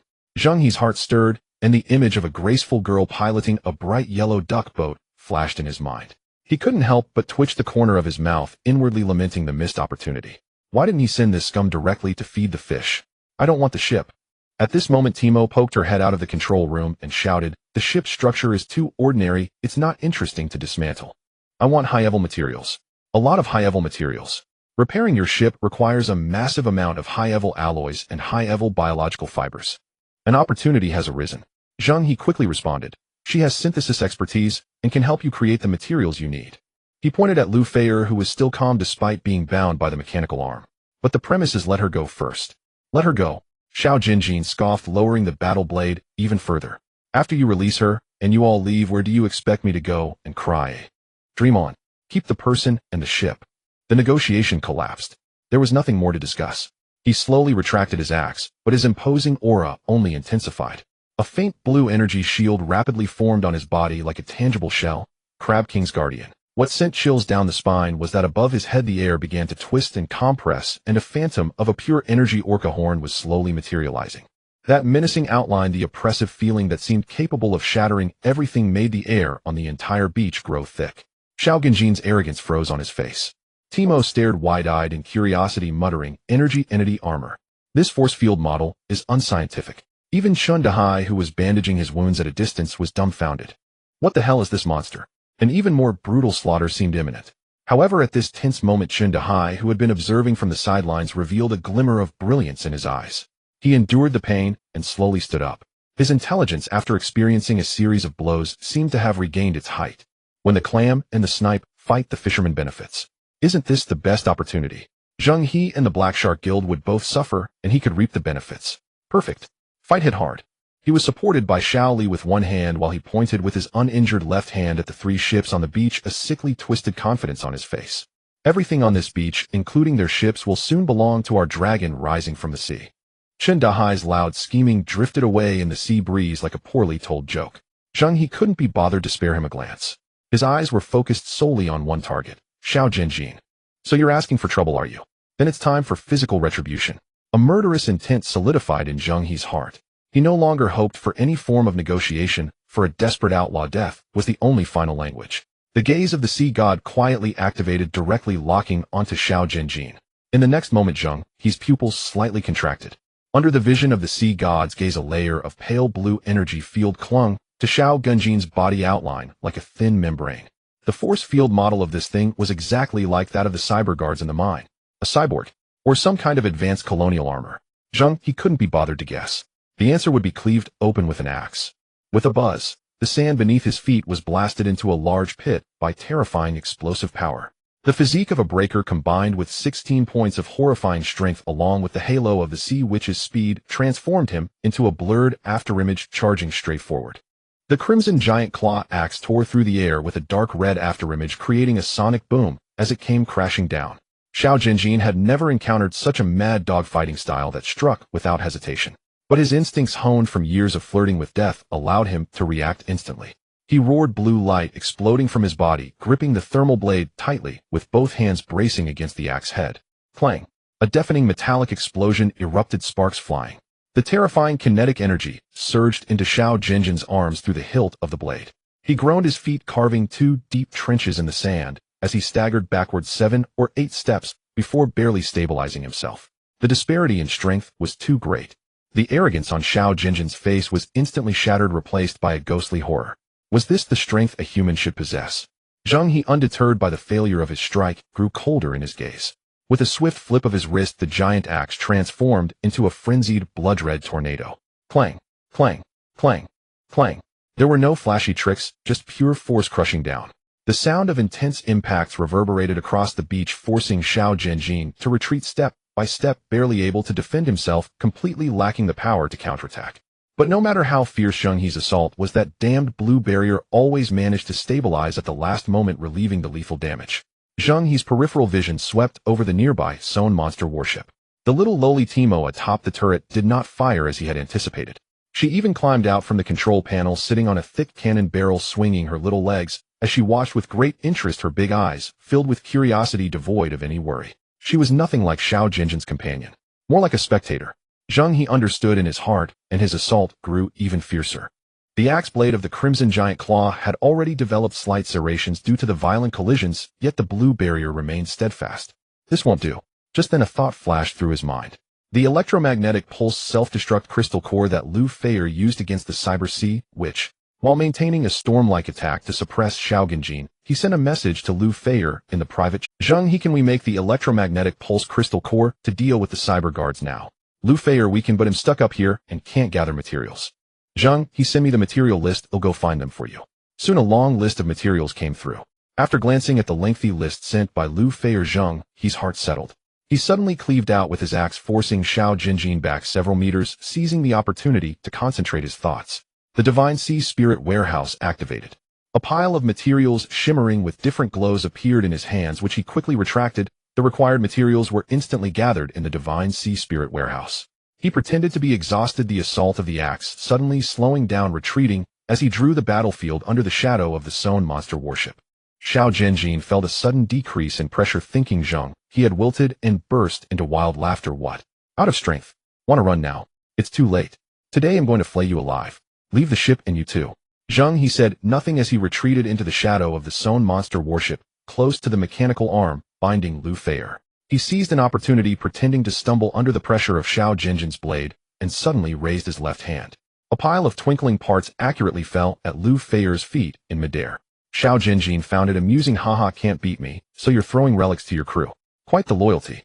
I advise you to stop struggling. Hand over the ship and the core, and I might let you keep your corpse intact. The villain perishes from too much talk. The ancients have not deceived me. Lu Feier, concealed by her large sleeves, instantaneously transformed her hands into afterimages. Level 2 synthesis specialization, full power activated. In just a few seconds, a crystal core enveloped in frenzied blue arcs quietly formed in her palm. She casually stuffed it into the Divine Sea Spirit Warehouse, discreetly signaling Zheng He. Signal received. Zheng He abruptly halted his retreat. He slowly raised his head, facing the overconfident Xiao Genjin, and pulled out a benevolent, yet chilling smile. Boom. The sand beneath Zheng He's feet exploded into a pit far deeper than before as he transformed into a black line almost impossible to capture with the naked eye, charging towards Xiao Jinjin with great momentum once again. This time the speed was pushed to the limit. Xiao Jinjin's complexion changed dramatically as he sensed an unprecedented threat from Zheng He. He had no time to think and instinctively placed the heavy battle blade horizontally across his chest, gritting his teeth into a defensive posture, ready to endure this lethal strike. The two figures closed in rapidly. 10 meters, 5 meters, 3 meters. Just as they were about to collide, Zheng He's movement abruptly halted. His right hand, charging forward, did not swing the giant axe, but instead shot out a blue glowing crystal core towards Xiao Jinjin's face. This was a change that Xiao Jinjin had never anticipated. He had no time to dodge, instinctively using the massive blade before him to block. Snap! The crystal core struck the wide blade, producing no earth-shattering explosion, only a crisp shattering sound. In the next second, a violent, invisible electromagnetic pulse erupted in a spherical blast centered on the crystal core. Zzz. Xiao Jinjin's proud blue energy membrane collapsed like plastic doused in concentrated sulfuric acid, failing to hold for even half a second, instantly distorting, shattering, and turning to nothingness. What the hell? Xiao Jinjin blurted out a pure national essence. A sense of unprecedented weakness enveloped his entire being. He wanted to retreat, but it was already too late. Zheng He's axe, charged with immense power, surged forth, bringing with it the wailing of death, striking down heavily. Crack! The giant axe, imbued with the power to tear everything apart, smashed down hard on the heavy battle blade. Xiao Jinjin's tiger's mouth instantly exploded, and the battle blade flew out, plunging straight into the distant sand. The terrifying brute force smashed him down onto both knees, the sound of his kneecaps shattering sending chills down one's spine. Zheng He remained expressionless, even not catching his breath. He stepped forward, twisting his waist to exert force. Using the rebound force from the axe's downward strike, he forcibly twisted the blade in midair. Reverse hand. Horizontal slash. A tragic blood-red arc flickered under the cold moonlight. Puffed! Xiao Jinjin's head soared into the sky, his arrogant face still bearing the shock and confusion that had yet to dissipate. The headless corpse swayed and crashed onto the beach, blood spraying like a fountain staining the earth red. Moonlight, a beach, and a headless corpse. A strong smell of blood permeated the air. The beach lay in eerie silence. Apart from the sound of waves crashing on the shore, the entire world was frighteningly quiet. Xiao Jinjin's head rolled a few meters away, his eyes bulging. He never could have imagined that despite his luxurious cybernetic enhancements, he was taken down in one blow by a human wielding an axe. Zheng He casually flicked the blood off the axe blade, not even sparing a glance at the corpse on the ground. He focused on a purely physical elimination with no care for burial. His throat rolled violently, a chill surging from his soles straight to his crown. Not far away, Zheng He was already soaked in cold sweat, his inner shirt drenched. His throat rolled, and he swallowed hard, feeling a cold sensation rush from his feet to the top of his head. He recalled the close-quarters combat with Zheng He earlier. At that time, relying on the muscle control provided by his specialization, he had thought he could match Zheng He evenly. But now it seemed that Zheng He had never even exerted himself. If Zheng He had unleashed such explosive power from the start, he would have probably fled in panic long ago. This was simply a different dimension of combat power. Zheng He's little scheme of profiting from the chaos was instantly crushed. Zheng He quickly approached the Frankenstein warship, where Lu Feier was still suspended in midair. He hefted the giant axe, leaped into the air, and easily landed on the several-meter-high deck. As he gazed at the rusted, heavily welded mechanical arm, a cold glint flashed in Zheng He's eyes, muscles tensing as he prepared to chop it off. "Hey, wait! Spare the arm!" A crisp and urgent little voice suddenly came from above. Zheng He paused mid-action, glancing upwards. The little girl Timo had somehow slid down from the cannon and was now standing in front of the control panel, jumping up and down in a panic. Don't chop my artwork. I'm here to get this beautiful sister down." Her small face was full of anxiety, as if what Zheng He was about to cut was not a rusty arm, but her beloved treasure. Zheng He raised an eyebrow, the axe he was holding in midair coming to a halt. He watched as Timo darted back to the control panel, her small greasy hands flying over the joystick and buttons, creating a blur of motion. Accompanied by a series of grating metal friction sounds that were hard on the ears, the mechanical arm that held Lu Feier descended steadily, gently, placing her down on the deck. As soon as the restraints were released, Lu Feier, who had been suspended for so long, collapsed onto the cold deck. Zheng He took a few steps forward and bent down to scoop her up in a princess carry. Holding the beauty in his arms, he turned to leave the ship. Wait a moment." Timo's voice rang out again, laced with caution. Zheng He turned to look at her. The little girl was gripping the hem of her work uniform tightly, looking up with wide, anxious eyes. "The person you just killed was Xiao Jinjin, the leader of the firepower team of the Black Shark Guild." "So what?" Zheng He's tone was indifferent. "So you've made an enemy of the Black Shark? These lunatics will chase you to the ends of the earth and won't stop until you're dead." Timo raised her voice in urgency. Zheng He smirked, his gaze sweeping over the empty beach. "The only witnesses to the whole incident are us few. At worst." He didn't finish his sentence, but the murderous intent was almost spilling over. It was clear he meant to eliminate all witnesses. "That's useless." Timo shook her head, her face serious. "When we landed on the island, we transmitted the coordinates and general situation back to headquarters. Moreover, both Xiao Jinjin's ship and mine are equipped with the Guild's special live tracking devices." She swallowed hard, her voice trembling slightly. "His life signs have been absent for so long. The Guild's pursuers are probably already on their way to attack." As soon as the words left her mouth, the atmosphere seemed to grow tense. Zheng He frowned slightly, his mind racing as he calculated. He could easily take down one Xiao Jinjin, and even 10 would be manageable for him. But if a fleet was coming to cover him with firepower, one man's fists cannot contend with 4 hands. Even a hero cannot withstand overwhelming artillery. It didn't matter for him, but there was still Lu Feier to consider. The urgent task was to return to the Killer Whale speedboat immediately, using the newly acquired high-level cyber heart to repair the broken invisibility field generator. As long as he could reinstate the invisibility field, he could dive into the vast sea aboard the Killer Whale speedboat, and no one, not even the King of Heaven, would be able to find him. Thinking of this, Zheng He quickened his pace. "Hey, wait, big brother." Timo was now completely panicked, running after him with her short legs, her tone filled with clear desperation. Can you take me with you?" Zheng He stopped, turned around, and looked at the little girl with a bewildered expression. "Aren't you one of them?" He pointed at the headless corpse on the ground. "Why would I take you? Leave you for the Black Shark Guild as a mobile locator?" Zheng He scoffed. "Do I look like Zheng He to you? Is my brain filled with water?" Nearby, Zheng He, who was patching up his severed arm, felt deeply offended. "Am not," Timo exclaimed, her eyes reddening with urgency. She shook her head vigorously, defending herself. "Am not one of the Black Shark Guild. I was forcibly conscripted by them." Conscripted? The word made Zheng he almost laughed in anger. The little girl sniffled, spilling all the details like a broken dam. The original mechanic of the Black Shark died in an explosion during a conflict. They attacked the survivor's stronghold where I was targeting my mechanical manufacturing, repair, and modification skills and forcibly abducted me. In the Black Shark, I'm just a pure laborer, forced to repair all this junk every day. If the manager is in a good mood, I get a meal. If not, I go hungry for a day. I was still growing, but now. She raised her hand to compare her height, then looked down at her flat form. Afraid Zheng He wouldn't believe her, she suddenly rolled up her wide sleeves. Her pale arms were covered in a mix of bruises and several nasty burns from electric soldering. I was originally out with Xiao Jinjin to fix his broken ship, but now that he's dead, I'm free. However, it's very hard for me to survive alone in this sea. She looked up, staring at Zheng He as if he were her last hope. I'm level 2 in mechanical specialization. I'm very useful. I can repair ships, manufacture machinery, modify weapons, and even create various explosives. I can even replicate the mechanical studies of the Atlantis civilization. Please take me with you. I'm capable of doing any dirty or hard work. Mechanical specialization level 2. Able to repair ships, create machinery, modify weapons, and even manufacture various explosives. Is it possible to create the machinery of the Atlantis civilization? Zheng He secretly rejoiced. Isn't this exactly the dream crew member I've been looking for? He tightened his hold on Lu Feier, his mind racing with calculations.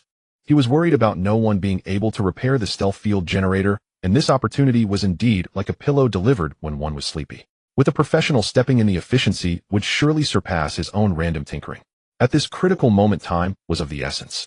Moreover, from what he heard, would future upgrades of the warship, firepower enhancements, and ammunition production be all-inclusive. This was not merely acquiring a worker, it was an explosion of a golden legend.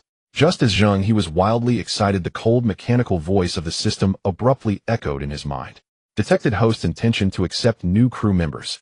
The hidden mechanism of the ship's soul system has rule: new crew members must voluntarily sacrifice their ship, which will be devoured and fused by the host's vessel, to gain recognition from the ship's soul and officially board. Fusion benefits: the host's vessel will undergo targeted strengthening and mutation based on the grade, level, material, and special structure of the devoured ship. Zheng He's eyelids twitched. He lowered his head to glance at the weak Lu Feier in his arms, then looked at the hopeful little lowly in front of him. The image of absorbing Lu Feier's ship was still vivid in his mind. He didn't immediately agree, but scrutinized Timo with a discerning gaze. If you want to board my ship, you can. But there are rules. Zheng He's tone was devoid of warmth. My ship is a bit special. It needs to devour your ship for you to become my true crew member. He succinctly explained the rules of the ship. In other words, you need to offer your Frankenstein in exchange for a ticket to board. Off. Timo was stunned, her mouth agape, as if it could fit an egg. Eat the ship. She instinctively turned to look at the Frankenstein, quietly resting on the beach. Although that ship was shabby and ugly, every steel plate and every wire had been pieced together and modified by her own hands. This broken ship was her only home in this apocalyptic wasteland. Now asking her to send it out and feed it to another ship. Timo's eyes instantly turned red with tears welling up. That Frankenstein was a piece of art that contained all her effort. To say she could completely let it go would be deceiving herself. But she understood better that compared to surviving what was a ship, the man before her was as strong as a monster. Following him meant at least having food to eat, a place to sleep, no longer starving, and not having to be treated like livestock. She bit her lip tightly as two little figures battled in her mind for several seconds. Finally, as if she had made a resolution, she nodded vigorously, her voice thick with nasal tones and a hint of crying. I am willing. As soon as she finished speaking, she dashed towards the Frankenstein with her little legs. Zheng He did not urge her, but simply watched quietly. The little lowly lay on the edge of the ship, her small hands touching the rusted armor plate, as if saying a final goodbye to her old friend.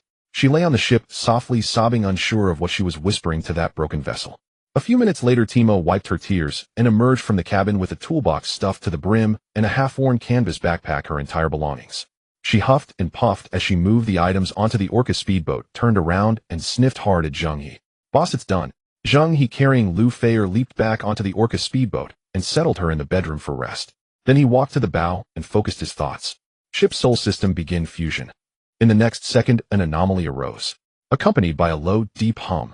The Orca speedboat trembled violently, as if infused with some kind of raging soul. The dead eyes of the Orca at the ship's bow instantly lit up with two flickering blue flames dancing within. The seawater on both sides of the hull boiled violently, as if boiling, creating two massive whirlpools. Splash. Amidst the splashing water, the Orca speedboat unexpectedly defied gravity, its massive hull floating in midair. What the hell? This was no longer a ship. This was essentially a living sea beast clad in steel armor. Roar! A vast ethereal whale call pierced the night sky. The armor at the bow of the orca suddenly cracked open as if it had opened a bloodthirsty mouth, locking onto the weak and helpless Frankenstein on the beach. An unreasonable, terrifying suction force erupted. The Frankenstein emitted a metallic groan under the overwhelming pressure, forcibly pulled up from the sand and gradually dragged toward the orca's gaping maw. Steel plates twisted and parts flew apart. In the astonished gazes of everyone, that E-class warship was swallowed whole by the orca like a small cookie. Crunch, crunch. A spine-chilling sound of chewing and grinding echoed from deep within the ship's belly. This shocking scene left a few living people on the beach dumbfounded. Zheng He and his two subordinates nearly dropped their jaws to the ground. Had they walked into the wrong scene? A ship. Eating a ship. Even Zheng He, who had seen his fair share of storms, was stunned by the scene before him. He knew the system would devour, but he never expected the scene to be so ferocious, so primal. This was no longer fusion, it was pure consumption. The process of devouring lasted for about half a minute. As the ear-piercing grinding ceased, the floating orca let out a visible burp and began a new round of. A rich blue glow enveloped the entire ship, accompanied by the explosive sound of bone restructuring. The orca's speedboat's size inflated wildly like a balloon. The hull lengthened and widened. The keel grew wildly. The overall tonnage had noticeably increased. The front half retained the classic streamlined design of the orca, with its fierce whale bone prow becoming even sharper. However, behind the main control cabin, a brand new rear deck miraculously sprouted, with lines transitioning smoothly, showing no signs of seams. It inherited the wide deck and stern structure of the Frankenstein, but its surface was also covered with faint orca crystal patterns, exuding an air of elegance. Most remarkably, Timos' mechanical operator console was not only transplanted intact, but was also optimized by the system, bursting with a sci-fi feel. When the light faded, a heavy orca warship fused with deep-sea predators and cyber-industrial style hung quietly in the air like a maritime killing god. It possessed a greater sense of stability for oceanic voyages than before and resembled a true deep. My heavens! Timos' eyes sparkled with excitement. The earlier sadness completely vanished into thin air. She dashed toward the brand new control panel like a kitten that had discovered a new toy. Her small hands explored the panel, tapping and knocking, letting out a giggling sound like a lovesick fool. Suddenly she lifted her head, her eyes gleaming with fervor as she gazed at Zheng He. Captain, this ship. The fusion structure of this ship is simply perfect. It's a miracle. Can I take it apart to see the core structure? Zheng He's eyes twitched. If you dare to touch a single screw, it'll throw you overboard to feed the fish. Oh, Timo pouted, feeling wronged. However, she quickly immersed herself in the joy of studying the new control panel, mumbling to herself. Energy circuit reconstruction, transmission efficiency increased by 30%, awesome. The scene shifted back to the beach. Zheng He rubbed his eyes, furiously pinching his thigh hard. The pain made him grimace. This isn't a dream. What the hell? What the hell? What the hell? His worldview shattered. He turned to the equally stunned Shally beside him. Shally, slap me. I want to see if I'm hallucinating. Oh, Haigu isn't that inappropriate. Stop talking nonsense. Just slap me. Shally bit her lip, hesitantly reached out and lightly tapped Zheng He's face, almost like flirting. Zheng He felt nothing and breathed a sigh of relief. Not painful, it's definitely a hallucination. I knew it. Before he could finish his sentence, a powerful and unadorned slap landed squarely on the other side of his face. The one who struck was Lao Zhao, who had just returned from his insect transformation. The force of the slap was overwhelming, spinning Zheng He around on the spot, his head buzzing. Lao Zhao shook his numb hand and asked in a deep voice, Haigu, are you awake now? Zheng He covered his swollen cheek on the verge of tears. I'm awake. Damn it. You really hit me. While this group of fools on the beach doubted life, Timo had already displayed her extraordinary mechanical expertise. With her operation and Lu Feier's cooperation, the damaged class warship belonging to Xiao Zhenjin was quickly dismantled into its most basic materials. Steel parts, crystal core fragments, piled up into a small mountain. Lu Feier counted and joyfully looked at Zheng He. Level 7 upgrade materials, all gathered. The dismantling work on the beach was nearing its end. Timo wielded a plasma cutting saw, darting crazily among the wreckage of Xiao Zhenjin's class warship. This little girl was undoubtedly a master at dismantling. The hard metal armor plates were as flimsy as paper in her hands. Cutting, peeling, disassembling, her movements were fluid. Lu Feier was responsible for counting and categorizing, packing various materials into storage. The notification sound of collected vehicle upgrade materials rang in Zheng He's mind. Standing on the deck of the newly evolved and enlarged Orca warship, he listened to the pleasant sound, contemplating the upcoming voyage. At this moment, hundreds of nautical miles away from this resource island, the surface of the sea was traversed by a fleet composed of several heavy cargo ships, and warships moving slowly like a metallic beast. Here was the stronghold of the Black Shark Guild. In a cruiser's lower hold signal monitoring room, it had not seen daylight for years. Rows of radar screens emitted an eerie green light. These were the eyes of the guild watching all mobile assets belonging to Black Shark in the sea area. The monitoring staff on duty was leaning against the swivel chair, holding a cup of instant coffee mixed with seawater. The dense green dots on the screen represented various ships scavenging resources for the guild. Beep, beep, two short and sharp alarm sounds suddenly broke the monotony of the monitoring room. The staff's hand shook, spilling hot coffee all over his lap. Ignoring the burn, he jumped up as if electrocuted, diving toward the main control panel. In the upper right corner of the big screen, the two special identifiers that were originally stable and jumping suddenly flashed a blinding red light before completely plunging into a deadly silence. 014. Firepower Group Leader Zheng He and 089 Repairman Timo. The monitoring staff's lips were dry, fingers frantically tapping on the keyboard, trying to re-establish the connection. A long string of commands was sent out, but the only response was endless silence. It wasn't interference from a strong magnetic field, nor were they beyond the radar detection limit. The real-time signal transmission modules of the two ships had been destroyed, taking the vital signs monitoring system down with them. The staff swallowed hard and immediately pressed the red communication button, leading to the top level. The sky was falling. 10 minutes later, in the panoramic conference room on the top floor of the fortress, several core executives of the Black Shark Guild sat around a long table. Several freshly printed coordinate reports were scattered on the table, and the atmosphere in the conference room was oppressively heavy. Old Shao has fallen. The speaker was the guild's vice president, a balding, one-eyed man, his metallic prosthetic eye glowing with a violent red light in the dim light. He added, along with that genius mechanic little girl, they have both gone missing. The signal transmitter has been destroyed. The executives present exchanged glances, none eager to respond. Zheng He was not some random cannon fodder that could be easily recruited from the periphery. He was the leader of the Firepower Group, a genuinely core combat force. This morning he had led a team out for a raid. Although they had stolen quite a few good items, the ship had also suffered significant damage. To avoid delaying the guild's upcoming large-scale exploration plan, they had specially approved leave for him to take Timo to find a remote resource island to gather materials and repair the ship. A battle maniac plus a repairman with level 2 mechanical expertise. This configuration could walk all over, even in high-level sea areas. Is it possible? At the end of the long table, the thin logistics supervisor tentatively broke the silence, rubbing his hands. That these two conspired to destroy the signal transmission device and eloped. As soon as this was said, the bald vice president laughed in anger, giving him a look as if he were an idiot. Is your brain filled with fermented seawater? The vice president slammed his palm on the solid wood table. You think you know what kind of person Zheng He is, eh? That guy is a pure little head controlling a big head, usually looking for fun on red light ships, always picking those with big chests and curvy hips. Look at Timo, that little flat board, neither protruding in the front nor the back, completely flat. How blind must Zheng He be to fancy her? Run away with a washboard. What's the point? Would hugging her while sleeping not be painful? The thin supervisor shrank his neck, awkwardly closing his mouth. The probability of elopement is 0. Seated at the head, the guild president, who had been resting with his eyes closed, finally spoke. He toyed with a high-grade water-type crystal core in his hand, his tone resolute. Though Zheng He's temperament is arrogant, his dependence on the guild is great. He is unquestionably an excellent enforcer, yet not someone who can bear responsibility alone.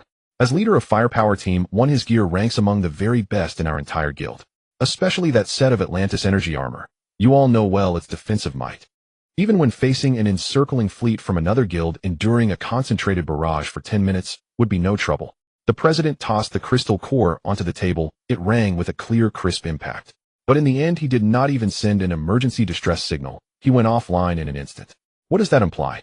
Everyone present was a seasoned veteran. Each of them understood the implication all too well. Instant annihilation. A bone-deep chill immediately enveloped the conference room. To possess the power to erase Zheng He and his ship in a single instant, leaving no time to send a distress beacon, such destructive capability sent shivers down the spine. Pull up their last transmission before they lost contact, ordered the guild president. The large screen lit up, and a voice recording accompanied by the hiss of sea wind echoed through the hall. Headquarters, this is 014. Found a newly spawned resource island Lux on our side. There's a fat sheep ashore, a large combat vessel. Hit the motherlode, going to get rich. The recording cut off abruptly there. His excitement was audible. He had truly stumbled upon a rich prize and was eager to harvest it, but the transmission was severed with violent suddenness. The vice president snorted coldly. All his life he played the hawk, and in the end a hawk pecked his eyes out. Xiao Jinjin has finally struck an iron plate. Who did this? The leaders began to rapidly scan through the factions active in that sea. Konglong Guild. One person tossed out the name. Absolutely impossible, the president dismissed without a second thought. Those folks are infrastructure fanatics obsessed with linking ship to build floating fortresses. They are typical conservatives holding to a do not offend unless offended principle, more concerned with absorbing newcomers and enlarging their domain. No matter how explosive Xiao Jinjin's temper is, he wouldn't be foolish enough to provoke a massive hornet's nest capable of linking hundreds of ships. Even if, for the sake of argument, Xiao Jinjin had been reckless enough to provoke them, those people could never have pulled off such a silent, instantaneous annihilation. Could it be the Yongbu Kongjun? Another suggested. His words were met with an unrestrained burst of ridicule in the room. Those fishing maniacs. Give me a break. The vice president waved his hands in contempt. They're a bunch of lunatics who stare at the sea all day. Their minds contain nothing but bait spots and casting lures. Even if you put a knife to their throats, they'd only ask, brother, is there a hot fishing spot nearby for trophy catches? Last week our scout ship ran into them. Those madmen actually took the propulsion unit from a perfectly good class vehicle to alter the migratory route of a mutant tuna. They're single-celled creatures. Unless Xiao Jinjin has sprouted scales and gills, they wouldn't spare him a glance. Having ruled out these two large but eccentric groups, the remaining choices became clear. That leaves only Yulong Chuhai Guild. The president tapped his fingers on the table in a heavy rhythm. When he drew that conclusion, everyone nodded in agreement. Yulong Chuhai is notorious in these waters for its chronic firepower deficiency complex. The guild was full of war machine zealots piling retrofitted machine guns, cannons, missile launchers, and high-explosive torpedoes onto their vessels, as if they were worthless. In Xiao Jinjin's last transmitted intelligence, he mentioned a large combat ship anchored by the shore. The vice president analyzed along that line of thought. To have the resources to arm a vessel to the teeth and to instantly pierce Atlantis energy armor, it can only be the work of Yulong Chuhai's upper echelons. Perhaps Xiao Jinjin, tempted by the treasure on that ship, made a grab. The other side's fire was fiercer and vaporized him with a single shot. Could it possibly be a lone player? The gaunt officer who had been berated earlier blurted out, apparently unconcerned by the reaction. The conference room fell into an oddly silent 2-second pause. Then an even more piercing chorus of derisive laughter erupted. A lone player. The president looked at him as if he were a fool. In this godforsaken place, what are lone players? Our guild has dedicated resource bonus channels, intelligence networks, a systematic materials supply chain, and we will throw every resource into bolstering our core combat units. What could a lone player possibly use to contest us? By scooping plastic bottles out of the sea. Don't even speak of breaching Xiao Jinjin's armor. A lone player who can pilot a ship out of the newbie zone ought to go burn incense and thanks. The vice president interjected with the arrogance of someone in command. Even if a lone player by some ridiculous fortune spawned bound to a high-tier vehicle without a guild's material foundation, he couldn't even produce a single advanced armor-piercing round. A lone player one-shotting Xiao Jinjin. Only if the servers shut down tomorrow. The verdict was sealed. Haisha's leadership unanimously concluded this was a malicious altercation between guilds. The culprit is 100% Yulong Chuhai's main fleet. Investigate. Investigate thoroughly. The president rose, hands braced on the table, a flash of severity in his eyes. Dispatch 2 high-speed reconnaissance ships to that coordinate. I want them found alive or with corpses. Retrieve the blast wreckage and confirm the ballistics. If it truly was Yulong Chuhai, notify Frontline Group 2 and wipe out the medium oil field they're exploiting. Haisha's people must not have died in vain. With those orders issued, the vast maritime fleet began to mobilize. And at that very moment, Zheng He, the lone player whom Haisha's leaders had deemed absolutely impossible and incapable of even crafting an armor-piercing round, sat in the control room of the freshly fused Orca warship and sneezed a hearty sneeze. Who the hell is cursing me behind my back? Zheng He rubbed his nose. Through the reinforced glass of the control room, Xiao Jinjin's once formidable warship on the beach had been stripped by Timo down to its skeleton. Timo trotted onto the deck with short little legs, hands smeared with grease, his small face flushed with excitement. Captain, Xiao Jinjin's ship has been completely dismantled. All the materials have been sorted and categorized by Sister Feier and stored in the Shanghai Lingsong. This haul is absolutely massive. Zheng He glanced at the towering piles of high-grade materials in the Shanghai Lingsong, pressed the Orca warship's ignition, and said, let's go and take care of business. Zheng He had no intention of staying on this island for even a second. The engine of the killer whale battleship let out a dull, violent roar, and the massive hull tore through the inky sea, racing swiftly away from the island. Without a clear destination, the only direction was to escape from the island that had just witnessed a bloody battle. With a top-tier enforcer dead from the Black Shark Guild, they would definitely not let things go easily. Before the cloaking field was repaired, leaving the island immediately was a must. They couldn't just sit and wait here. The ship sailed steadily through the waves, its enormous size providing unparalleled stability. The atmosphere from the earlier heart-pounding skirmish still lingered in the air, while the tranquility in the control room felt almost surreal. After all this time, the three of them had stomachs that were already grumbling. Timo dashed around the newly refreshed deck like a little mouse that had fallen into a grain bin, her big eyes filled with the fervent light of a tech enthusiast. Captain, the wiring layout here can be optimized. Using parallel energy conduits can enhance energy conduction efficiency by at least 5%. Wow, this control panel is amazing. It actually has expandable modular interfaces. If we could fit an independent fire control system in here, this ship would absolutely dominate all seas. She was now leaning over the control console, studying the complex buttons, then tapping on the ship's metal armor, murmuring to herself, immersed in her mechanical world. Zheng He looked at this energetic little one and said, "Stop studying for now, you and Sister Fair. Go take a shower and change into clean clothes. They'll keep an eye on things here for a bit, as I have some important matters to attend to soon." Lu Feier nodded and pulled the still excited Timo. Despite Timo having just tied her up earlier, Lu Feier felt little animosity towards the girl. After all, she had accidentally triggered that device herself.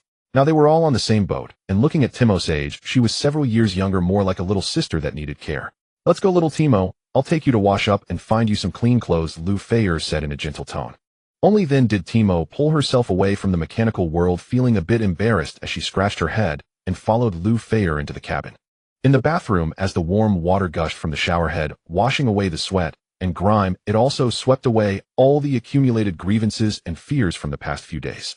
Leaning against the smooth tiles, the little girl felt this long-lost warmth, her eyes reddening as tears streamed down her face. In the terrifying and oppressive atmosphere of the Black Shark Guild, she had been nothing more than a captured repair tool. Facing nothing but cold parts or the scoldings and beatings from Xiao Zhenjian's gang every day, the idea of taking a hot shower was simply a fantasy. This was what life should be like. So comfortable. After washing up, Timo changed into a loose set of pajamas that Lu Feier had found for her. Due to her extremely petite figure, the clothes hung loosely on her, with the pant legs rolled up several times, resembling a little child sneakily wearing adult clothes. Looking at this adorably youthful girl, Zheng, he found it hard to reconcile her with the one who had just disassembled a ship with her bare hands and spouted energy matrix jargon. When Zheng He finished washing up and stepped out of the bathroom with damp hair, a rich aroma of food had already Lu Feier's seafood feast was already laid out on the table. Steamed grouper, tender and bouncy sashimi of mutated tuna, sliced paper thin, melting in the mouth, a plate of crab legs stir-fried over high heat, bursting with fragrance, and finally a large pot of milky fish head soup, so fresh it could make one's eyebrows fall off. Lu Feier's culinary skills had become increasingly refined through each cooking session. Dinner is served. The three of them gathered around the table, foregoing any extra pleasantries, transforming into merciless eating machines as they picked up their chopsticks and began to devour the food. After a hearty meal, the three of them slumped contentedly in their chairs, the fatigue from battle completely erased by the lavish seafood feast. Having eaten and drunk enough, it was time to get down to business. Zheng He concentrated his thoughts and took out the damaged Atlantis T7 micro cloaking field generator from the Divine Sea Spirit warehouse, placing it on the table. This silver metallic sphere was covered in fine cracks, and the internal energy indicator had long since gone dark. "Timo, can you fix this Atlantis technology?" As soon as Timo saw the object, her eyes lit up like light bulbs. She leaned in for a closer look, then closed her eyes, her small nostrils slightly flaring. In just a few seconds, a complete internal 3D structure diagram formed in her mind. "It can be repaired." Her tone was confident. "The main structure is intact, but the energy circuit is burnt out due to overload, and there are a few minor components that are damaged. The biggest issue is, it lacks a cyber core as its energy hub." This was already pointed out by Vision of the Sea God, and Zheng He had a plan ready. Just as he was about to take out the cyber core he had snatched from Chundahai, Timo suddenly became shy. Her small hands twisted the edge of her pajamas, her cheeks flushing all the way to her neck. "Captain, I have a gift for you." Zheng He was taken aback. Lu Feier, who was tidying up the dishes, also looked over curiously. "As a new crew member, I want to offer you my most precious possession as a gift to the captain." Timo's voice grew smaller, her head lowering, as if she were making a significant decision. Lu Feier felt her mind buzzing, her expression becoming increasingly awkward. "Most precious possession, given to the captain. What? Is this moving too fast?" Although their captain was indeed overwhelmingly strong and incredibly handsome, "Timo, you are being too straightforward. This was just the first day on the ship." She instinctively tightened her grip on the cloth in her hand. They hadn't even established a clear relationship, yet this little girl who just boarded the ship was already trying to steal the captain's heart. Zheng He was also taken aback, looking at Timo's expression of tragic determination, momentarily at a loss. Timo finally mustered her courage, raised her head, and declared loudly, "Captain, please accept my heartfelt offering." She opened her palm, revealing a diamond-shaped crystal the size of a pigeon egg, softly glowing with blue light, resting quietly in her hand. Inside the crystal, it seemed as if countless tiny stars were moving at high speed according to some precise logic. Just by looking at it, one could feel the immense energy contained within. My little beauty has already been consumed by the killer whale, so everything on board naturally belongs to the captain. Timo's small face was serious. This is the power core used by my previous ship, and it's the most valuable possession I have. So that ship called Little Beauty was named by a young person with a rather strange naming logic. She presented the crystal to Zheng He, her gaze clear and determined. "It's called Hummingbird, a high-level cyber core." Lu Feier's face flushed, spreading to her ears, half out of embarrassment and half out of awkwardness, wishing she could find a crack in the ground to hide in. Goodness, I thought this young lowly was ready to drive straight onto the highway. Turns out it was my thoughts that were speeding. Zheng He looked at the high-level cyber core named Hummingbird, and then at Timo's clear, untainted eyes, feeling inexplicably soft in his heart. This little one had endured inhuman torment in a place like Black Shark, yet still retained a sincere heart. What she offered was not just a priceless item, but her complete trust and a wager on the future. Zheng He reached out his hand, but did not take the core. Instead, he gently ruffled Timo's slightly damp hair. "Silly girl." His voice was low but carried a comforting strength. "Once you're on my ship, you're one of us. Your belongings remain." Timo suddenly looked up, her large eyes misty with tears. She shook her head vigorously. "No, Captain. Little May is gone. Everything I have is given by you. You must accept this." The little lowly insisted stubbornly otherwise. "Otherwise my conscience will hurt for eating and drinking for free." Seeing her obstinate look, Zheng He couldn't help but laugh. "All right, consider this core as your investment. But it's not a trophy, it's a premium component you've provided us." He shifted the damaged metal sphere on the table closer to her. "Once the cloaking field is repaired, I'll make sure to credit you as the primary contributor. Let's get to work, Chief Mechanic. Whether everyone can sleep soundly tonight depends on your operation." Chief Mechanic made Timo's eyes light up instantly, her small face filled with excitement from being recognized. She nodded vigorously, puffing out her small chest. "I guarantee I will complete the task." The three of them moved to the newly revamped cockpit. The space here was several times larger than before, with various instruments and equipment that were previously cramped together now categorized and integrated into a modular control panel. It exuded a high-end, sophisticated cyber-industrial style. Zheng He followed Timo's instructions and retrieved a pile of bizarre components and high-purity metal ingots from the Divine Sea Spirit warehouse. "What else do we need? Speak up." Timo circled the control panel twice before slapping her thigh. "All right, Captain, to improve the precision and success rate of the repairs, I urgently need a special buff. Speak plainly." Zheng He shot her a glance. Timo grinned, revealing her little tiger teeth. "I need some background music. Without a battle song, my operations are half as slow." Zheng He and Lu Feier exchanged glances. Goodness, this genius thought process was indeed extraordinary. Zheng He accessed the control center and randomly selected a song from the library. A lively and somewhat comical electronic tune echoed in the cabin. Coupler's Little Tune. Lu Feier couldn't help but let out a laugh. The name and the tune were just too fitting. Yet Timo seemed to have been energized, her small face stern as her gaze transformed into that of a master craftsman. With a clatter, a set of specialized tools lined up neatly on the table: energy probes, micro-welders, nano-tweezers. Dazzling to behold. The little lowly took a deep breath, grabbed a sci-fi styled energy crowbar, and deftly pried open the generator's seams. Click. The cracked silver-white shell fell away. Inside, the complex internal structure, burnt like a spider's den, was fully exposed to the air. Countless energy lines thinner than human hair were charred black, and several critical components were twisted and deformed, leaving the core area of the device in disarray. It was simply a war-torn version of Syria. Timo's small hands moved like the most precise mechanical arms, darting up and down amidst the wreckage. Her movements were so quick that they were hard to follow. She carefully lifted a burned wire with the energy probe one moment, and then used the micro-welder to create tiny sparks to weld the next. At times she would pick up tweezers to replace a damaged component the size of a sesame seed. No unnecessary movements, and her speed was so swift that it left traces. This wasn't just repairing a machine, it was sculpting a work of art. Lu Feier watched in stunned silence. Is this the true worth of Level 2 mechanical specialization? Is this the legendary dimensional strike? Zheng He stroked his chin, a smile creeping up the corners of his mouth. This was indeed a huge profit. "Feier, pass me the super alloy plate quick." Timo shouted without even looking up. "Coming." Lu Feier snapped back to reality. She immediately shoved the high-level ore she had brought back from the cyber mine into the synthesis matrix. With a flash of white light, a piece of super alloy plate with a dark golden sheen and mysterious patterns freshly emerged. Timo caught it one-handed, her movement stylish, and immediately began crafting a new shell. In the final step, she cradled the high-level hummingbird core as if it were a rare treasure, steadily pushing it into the energy core at the center of the device. Vroom! A low mechanical buzzing sound started. The blinding blue energy poured out like a runaway wild horse, flooding into every energy circuit from within the hummingbird. The previously silent components lit up one after another, washed clean by the blue light under the new circuitry. Timo snapped her fingers, stylishly pop, as she sealed the super alloy shell. Fully revived, the brand new Atlantis T7 Mini cloaking field generator was reborn. The dark golden shell bore the intricate and ancient runes of the Atlantis civilization. Through the transparent window at the top, the hummingbird core pulsed with a haunting blue glow, exuding a powerful presence. All done, time to wrap it up. Timo wiped the sweat from her forehead, her face beaming with praise. Zheng He picked up the brand new generator, feeling its heavy weight, with surging energy wildly circulating within. How's the effect? We'll only know after trying. He signaled to Timo, be ready to activate it. I'm going to dive and measure the distance. As soon as he finished speaking, he leaped over the railing and plunged into the ink-black deep sea.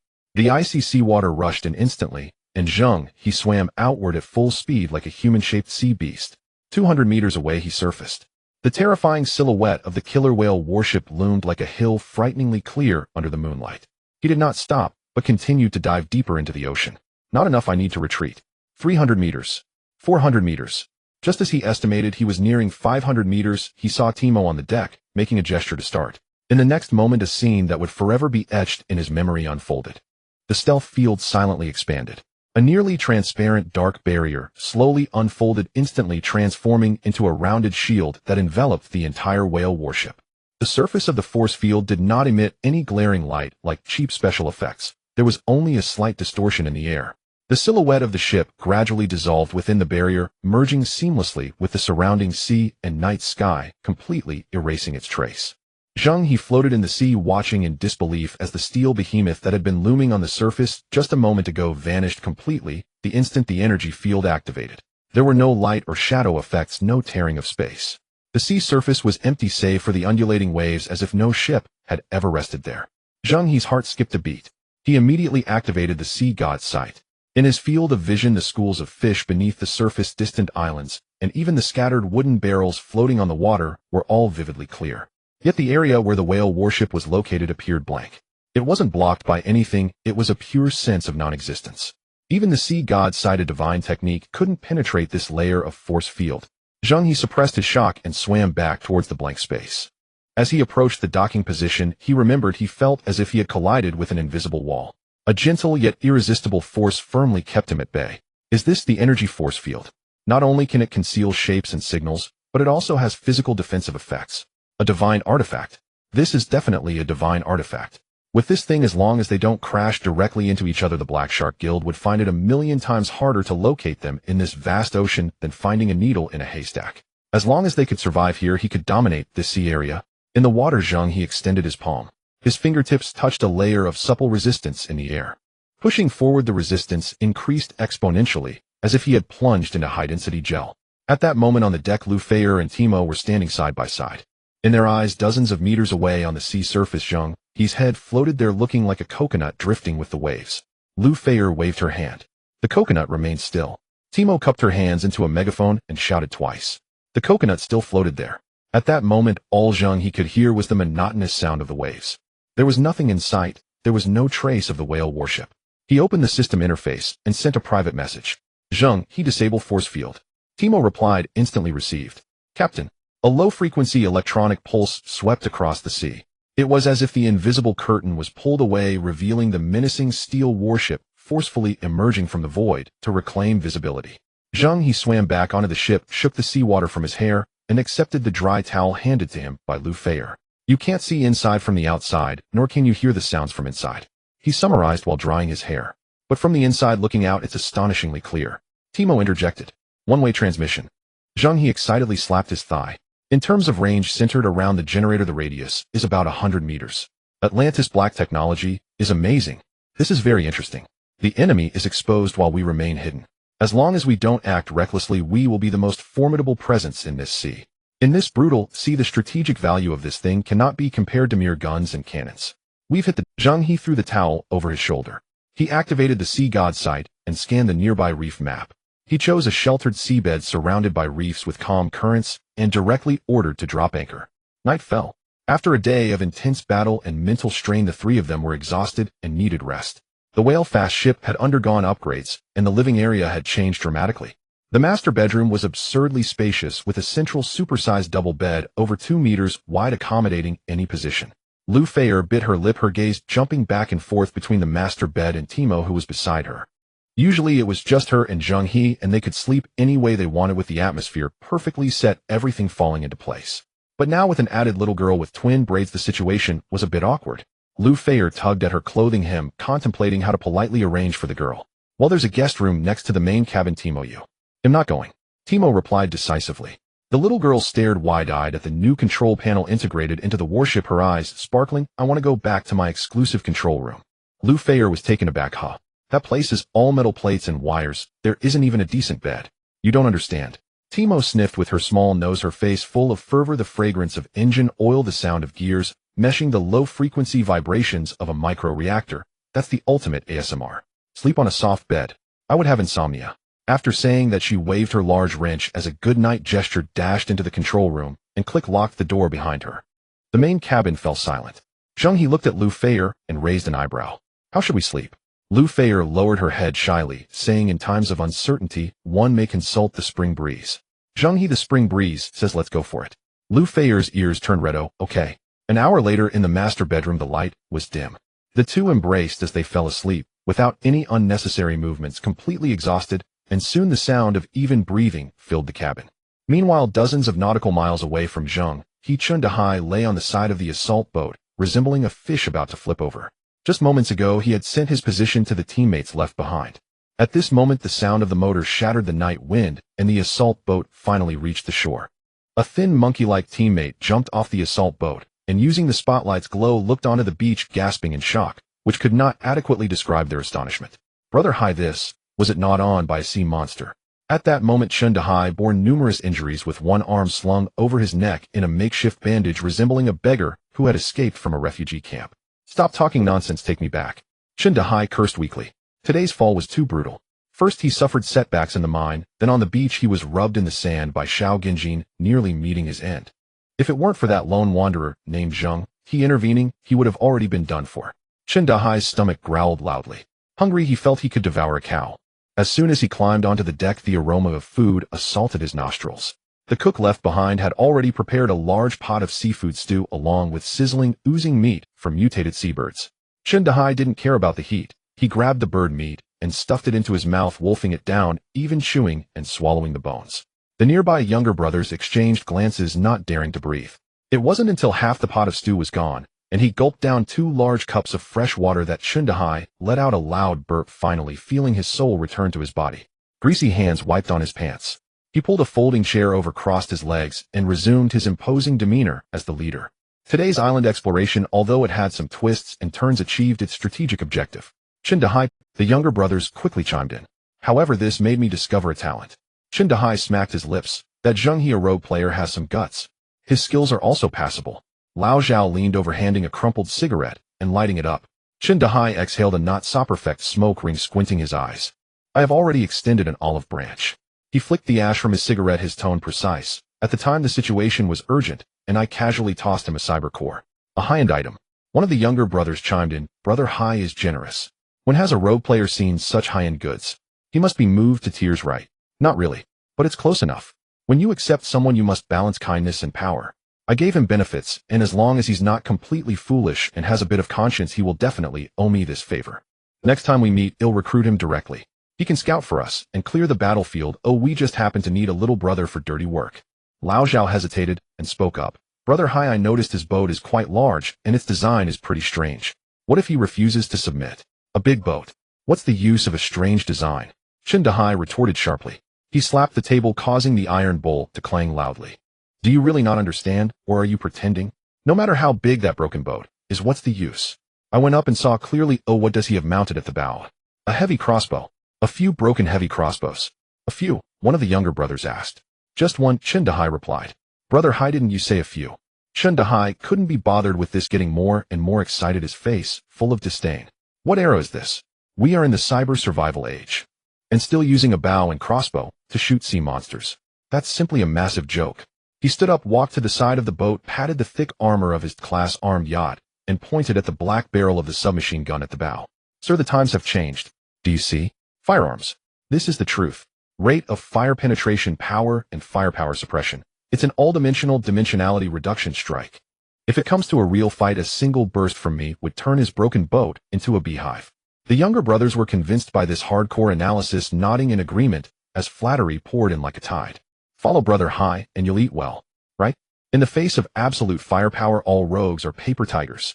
Zheng He enjoyed the flattery, feeling all his frustrations dissipate. He even began to imagine the humble scene of Zheng He bowing to him at their next meeting. Beep, beep, beep. A sharp alarm suddenly exploded in the cockpit, and red warning lights flashed frantically. Zheng He's smile instantly froze. The teammate responsible for monitoring the radar rushed out, pale as paper. Brother He.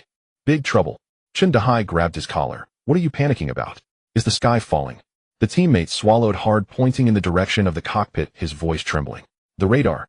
The radar shows 2 red dots approaching at full speed. What speed?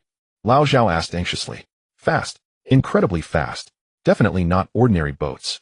The teammate's voice was tinged with a cry, from the signal strength and contour waveform. Zheng He pushed him aside and rushed into the cockpit. On the radar screen, 2 glaring red dots were cutting straight toward the sea area of their island, exuding a tremendous sense of pressure. Behind the red dots, a long trail was left, a violent characteristic only achievable with a fully powered high-output propulsion system. Zheng He stared hard at the screen, cold sweat trickling down his forehead. Battleships. He squeezed out these 4 words through gritted teeth. The cockpit was dead silent. The only sound was the piercing alarm ringing. Just a moment ago, Zheng He had been bragging about the truth of firearms, but now his heart was pounding wildly. Brother He, what should we do? The other side has battleships. Their firepower must be stronger than ours. Can we fight? Lao Zhao bit his cigarette, but hoping for an affirmative answer from Zheng He. What's there to be afraid of? Zheng He forced himself to stay calm. What does speed mean? Our 2 boats are armed to the teeth. The initial resources are lacking. I collected funds for several days just to gather a machine gun. Their iron hulls run fast, and they probably don't even have a decent cannon installed. Upon hearing this, everyone felt this logic seemed reasonable, and their anxious hearts relaxed a little. Though they felt uncertain under Zheng He's urging, everyone still entered a state of readiness. Zheng He was at the bow of the class-armed yacht, toying with his gun, which had performed remarkably over the past few days. It had killed low-level sea beasts, shot at seagulls, and scared off many rafts and small boats, achieving remarkable military exploits. Old buddy, tonight is your time to shine. Let's crush those 2 iron hulls, and ill-treat you to a full maintenance. Those 2 battleships were incredibly fast. Zheng He crouched in a concealed spot on the side of the boat, secretly observing with a high-powered telescope. Just one glance made his heart twitch violently. 2 sleek matte black warships were riding the waves, their slanted armor glimmering with a chilling light under the moon. The bow was not a broken submachine gun at all, but a dual-mounted electromagnetic pulse naval cannon with a striking industrial violent aesthetic. Above the bridge, a large scarlet emblem stabbed at Zheng He's eyes, a mechanical black shark with its mouth wide open. The Black Shark Guild. Zheng He's teeth began to chatter. At this moment, the 2 battleships were riding the waves. On the left side, the battleship, named Bone Crusher, had a man in dark red battle gear, standing against the wind. His entire right arm was a mechanical prosthetic with exposed cables crackling with eerie blue arcs. Guangxi, an elite operative of the Black Shark Guild, specialized in metal manipulation. What are the results of the life detection? Guangxi's voice was hoarse, like 2 pieces of wrought iron scraping against each other. Behind him, a tall woman wearing tactical goggles was staring at a floating screen. Night Owl, a specialist in perception. The life wave spectrum of Xiao Zhenjin and Timo has completely been cut off at this coordinate. Night Owl's fingers slid rapidly, her voice cold. Whoever dares to move against the Black Shark will die, no matter who it is. Guangxi snorted coldly, his mechanical arm clenched into a fist, crushing a ball of air. That brat Xiao Zhenjin has a tough shell. To kill him, the opponent must be a hard nut. Push the detection power to the limit. Even if we have to drain this, see, we will dig him out. Night Owl tapped a few virtual buttons, and the tactical goggles glowed brightly. A few seconds later, she snickered. No need to drain the sea. At the 10 o'clock position behind the island reef, a few trembling mice were hiding. One was a level 5 class battle yacht, another was a level 4 class armed fishing boat, and the last was a level 4 E-class transport ship. Oh. Guangxi licked his dry lips, his eyes glinting with cruelty. Just right, let's catch them and loosen their bones. Full speed ahead.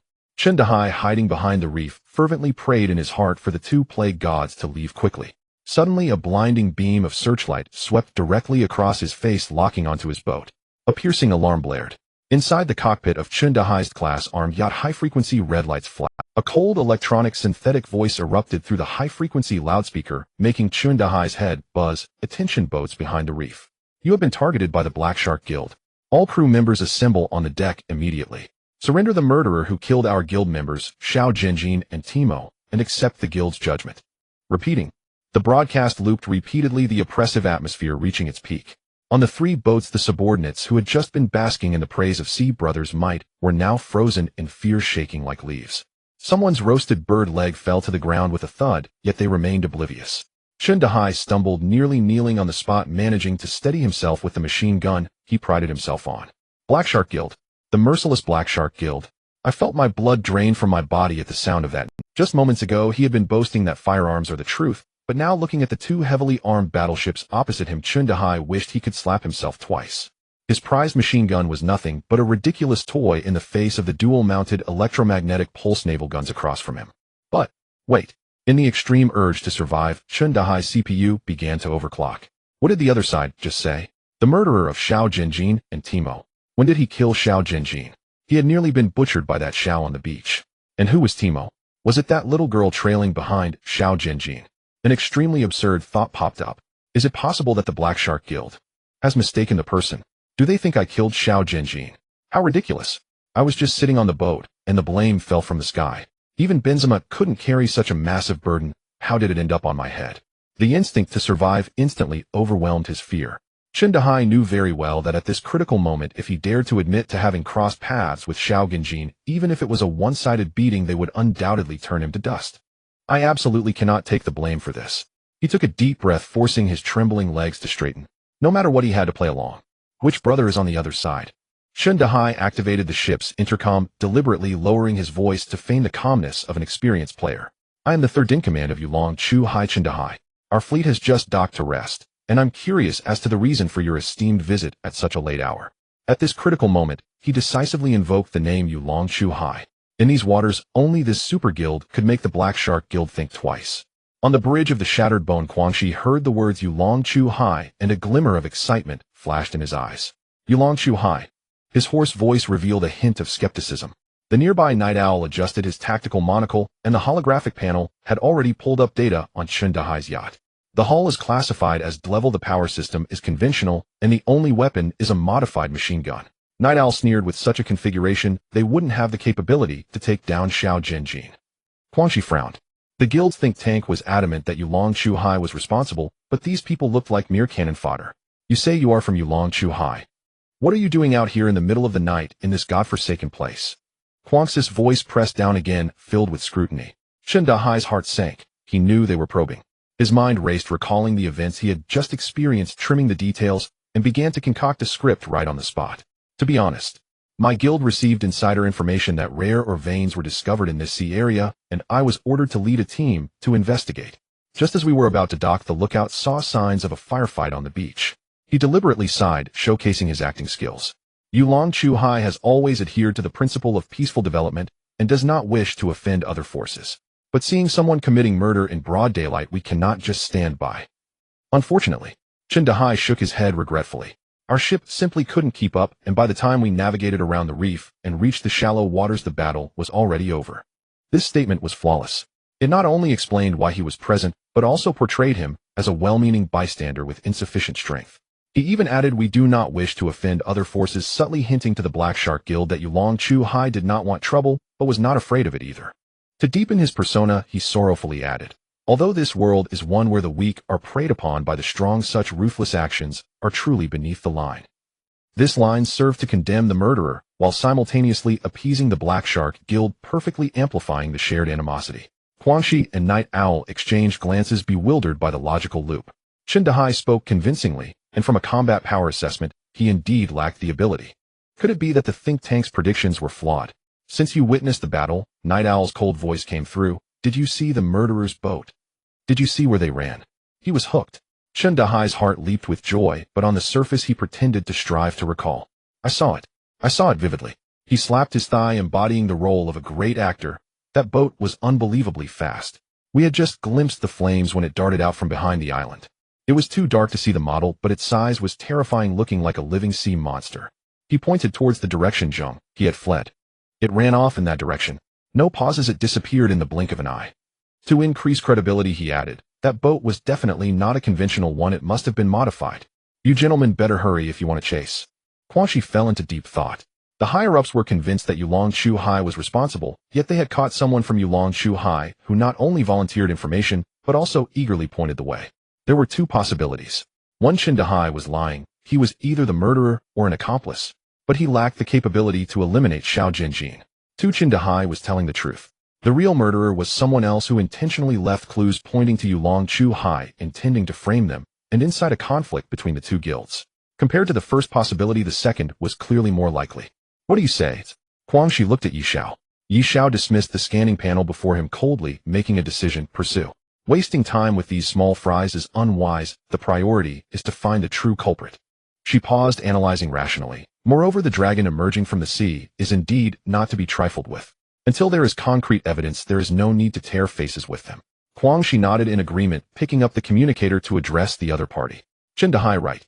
His voice carried a hint of restrained, killing intent. I'll trust you once today. The clues you provide will be verified. If I find out you're lying, even the King of Heaven can't save you. Absolutely genuine. I wouldn't lie to you, I swear on my son's life. Zheng He immediately swore to the heavens. Humph. Quan Shi was too lazy to waste words, directly issuing orders. Bone crusher, sharp teeth, full power chase. V-room. The engines of the two heavily armored battleships roared terrifyingly, carving out two massive white waves on the sea surface. The steel behemoth turned its bow, racing towards the direction pointed by Zheng He. In a moment, the two intensely oppressive red dots on the radar disappeared from the edge of the screen. All that remained on the sea was the turbulent current left by the battleships, shaking Zheng He's vessel violently. The life-threatening alarm finally ceased. The suffocating red light in the cockpit also went out completely. The taut string in Zheng He's mind snapped instantly. His legs went weak, and he collapsed onto the deck with a thud. Cold sweat dripped from his forehead like a stream, his back soaked through, clinging tightly to him, and a gust of night wind blew, sending chills down his spine. He survived. After crazily testing the boundaries of life and death, he managed to snatch back his life through sheer nonsense. The younger brothers beside him looked at their boss, slumped on the ground, their expressions completely changed. The previous flattery now bore genuine admiration. Brother He, you're really impressive. Facing two elite battleships of the Black Shark Guild, you not only kept your composure, but also chatted leisurely with their high-ranking members, easily persuading this group of killing gods to leave. Is this the pinnacle of a boss strategy? This operation is absolutely out of this world. Brother He, can I have a smoke? Old Zhao offered a cigarette like he was worshipping a deity, his hand trembling so much that he couldn't even light it. Zheng He shakily took the cigarette, inhaling deeply, finally calming his heart that was about to leap out. Look! At what? He gritted his teeth, holding on to the last bit of the boss demeanor, and cursed loudly. Are you all just sitting there waiting to die? Raise the anchor. Hurry up and flee. The farther away from this cursed place, the better. He just wanted to run away overnight, and didn't want to stay on this island for a second longer. As for that rogue named Zheng He, Zheng He exhaled a puff of thick smoke, a ruthless glint flashing in his eyes. Using someone else's knife to kill is the way to survive in this damned chaotic world. The bone crusher and sharp teeth raced at full speed, their engines leaving a stark white trail on the sea. In this realm where the weak are preyed upon by the strong, the Black Shark is the rule. This is because they were the first to discard the burden known as bottom line. The guild master of this guild is a legendary, ruthless figure.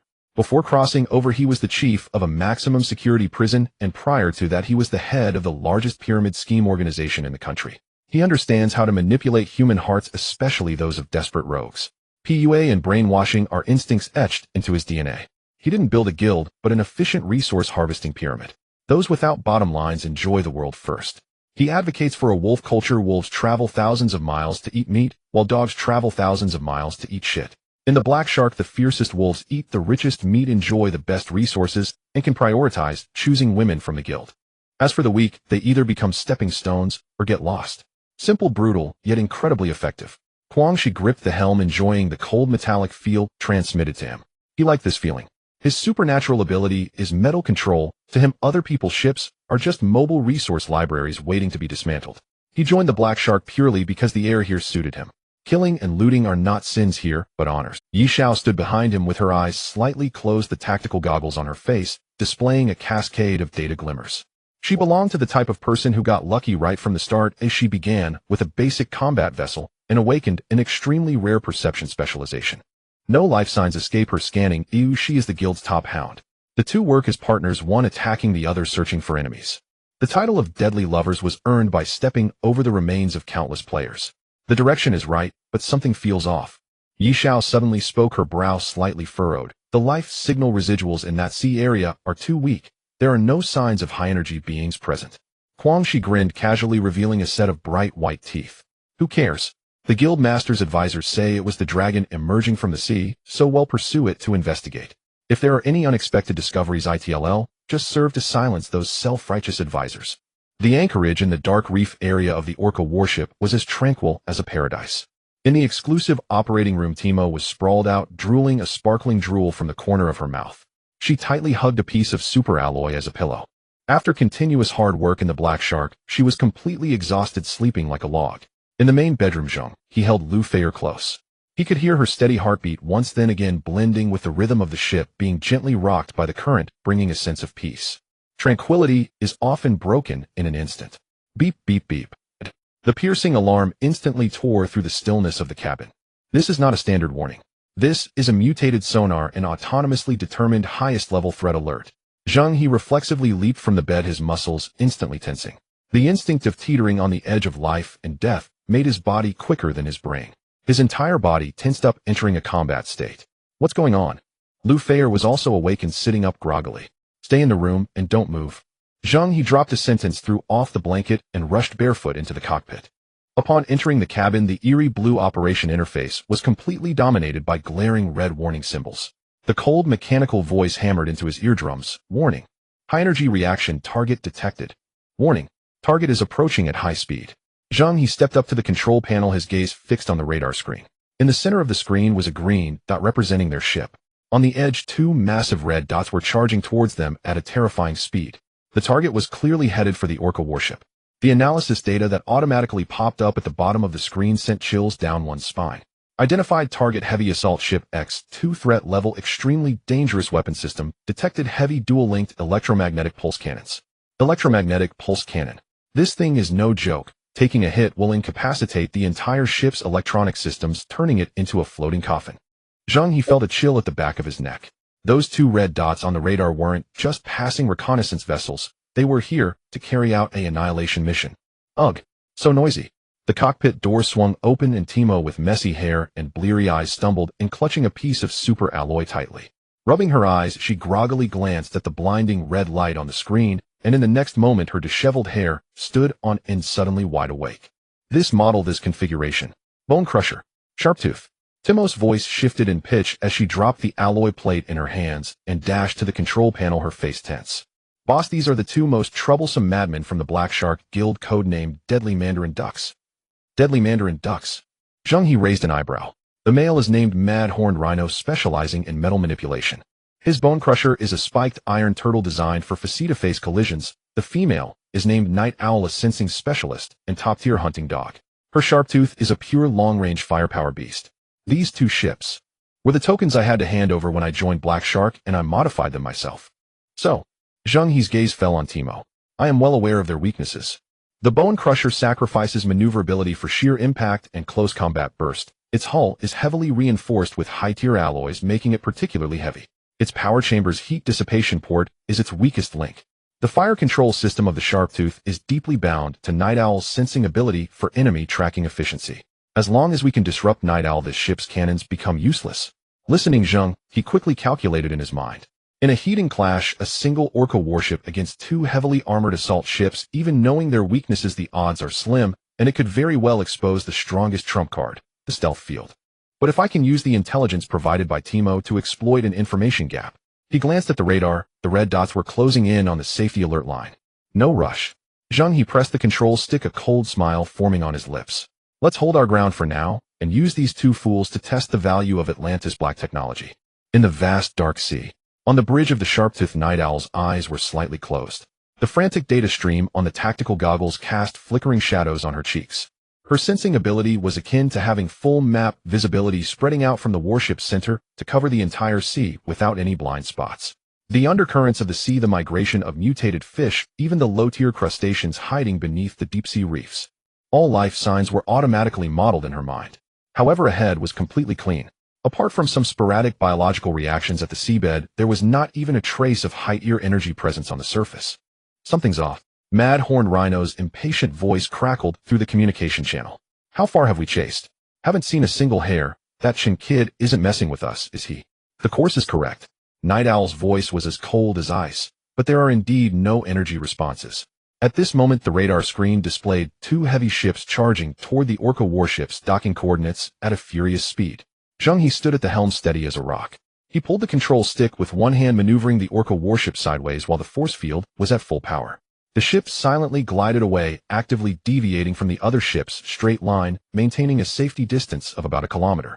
Just as the Orca warship moved, Night Owl on the Sharptooth suddenly opened her eyes. She sensed an extremely discordant feeling in the space around them. It was like a calm lake disturbed by an almost invisible pebble causing a barely perceptible ripple. It was a spatial fluctuation. Stop the ship. Night Owl shouted sharply. Buzz. The Bone Crusher followed with an emergency stop, and Mad Horned Rhino almost toppled over the control panel, cursing loudly. What the hell is going on? What's wrong with you, Night Owl? Night Owl couldn't be bothered to respond, directly crashing through the bridge door and nimbly climbing up to the high-level observation deck. She lifted a high-magnification military telescope, her sharp gaze slicing through the calm sea. The sea breeze howled as the waves surged. Nothing but endless darkness surrounded her. Nothing but an oppressive black nothing at all. The radar remained clean, and the view remained void. Could it be an overexertion of perception causing a hallucination? Night Owl anxiously squeezed her temples. A woman's sixth sense. On the deck of the Orca warship, Zheng He, Lu Feier, and Timo stood side by side witnessing this incredible scene.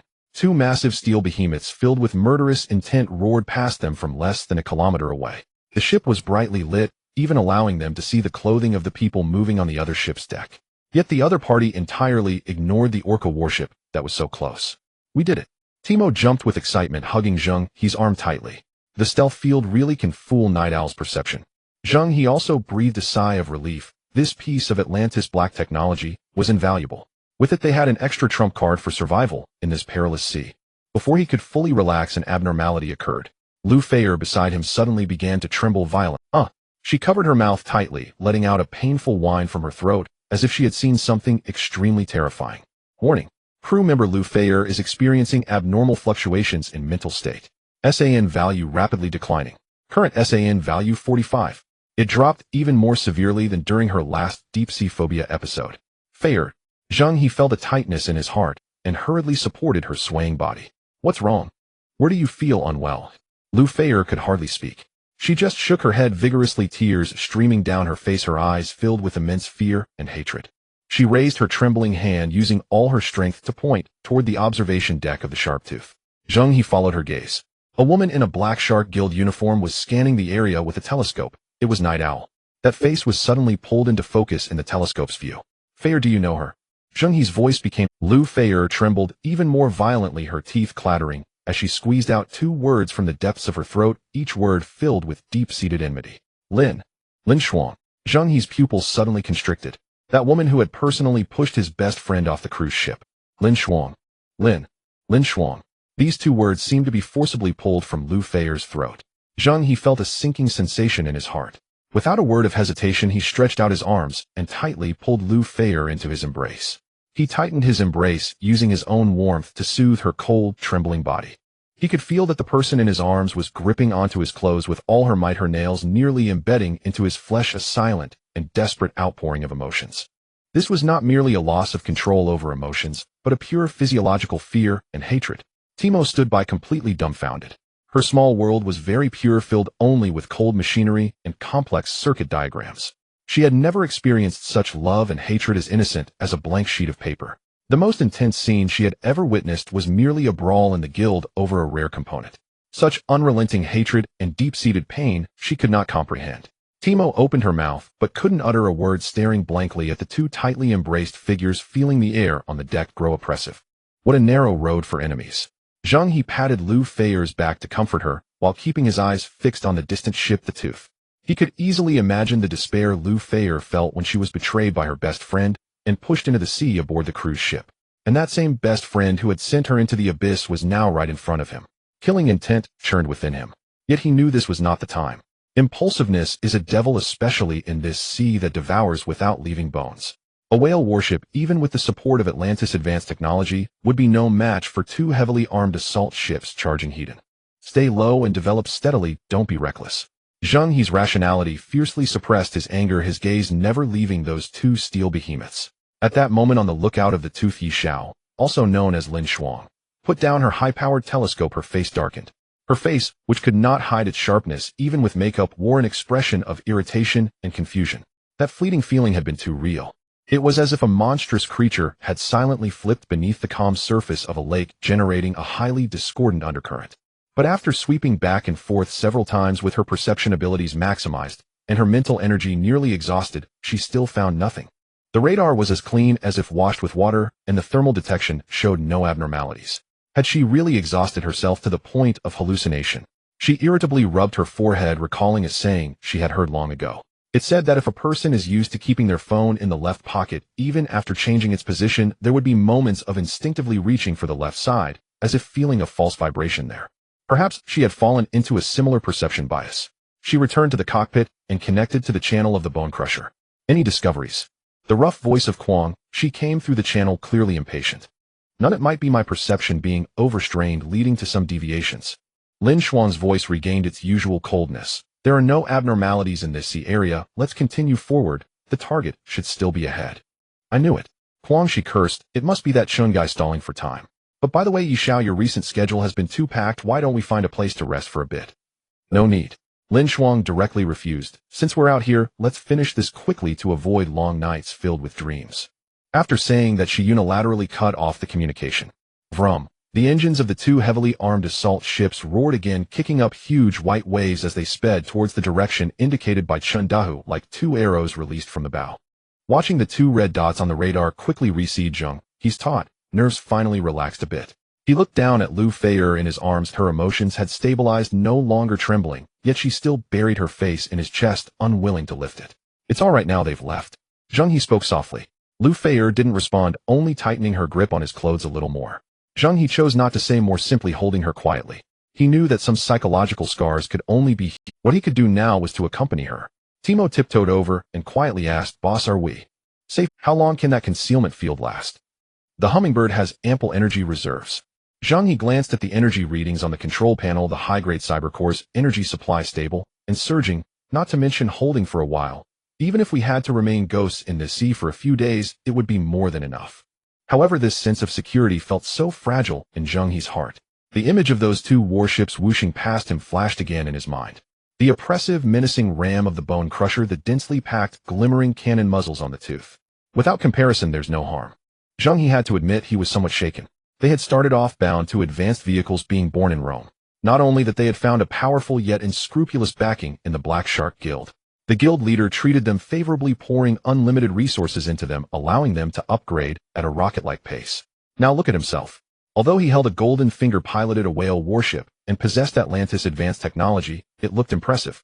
But could he really laugh until the end in this predatory sea? Today he encountered Kwang Shi and Yi Xiao, narrowly escaping thanks to information disparity and advanced technology. What about next time?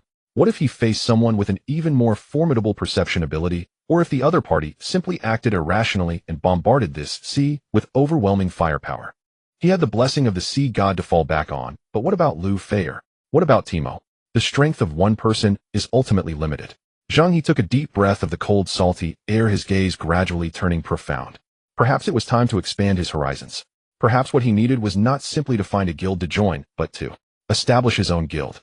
A guild that would allow Lu Feier to stand tall and slay her enemies, that would let Timo craft mechs without fear, and that would provide a steel barrier for all the homeless souls in this sea of despair, giving them the courage to walk upright. Once this thought emerged, it ignited in his heart, like a spark meeting the spring breeze, instantly igniting a raging fire that could no longer be suppressed. The two red dots on the radar completely disappeared. The Orca warship lay hidden in the shadow of the rocks like a lurking deep-sea behemoth, even its breathing concealed. The suffocating sense of oppression in the cabin finally receded. After sending away the two harbingers of death, the three people in the cockpit remained silent for a long time. Timo huddled in the corner, her small hands tapping away at the virtual keyboard, frantically refreshing the energy readings of the cloaking field. This nearly neurotic behavior was her way of alleviating tension.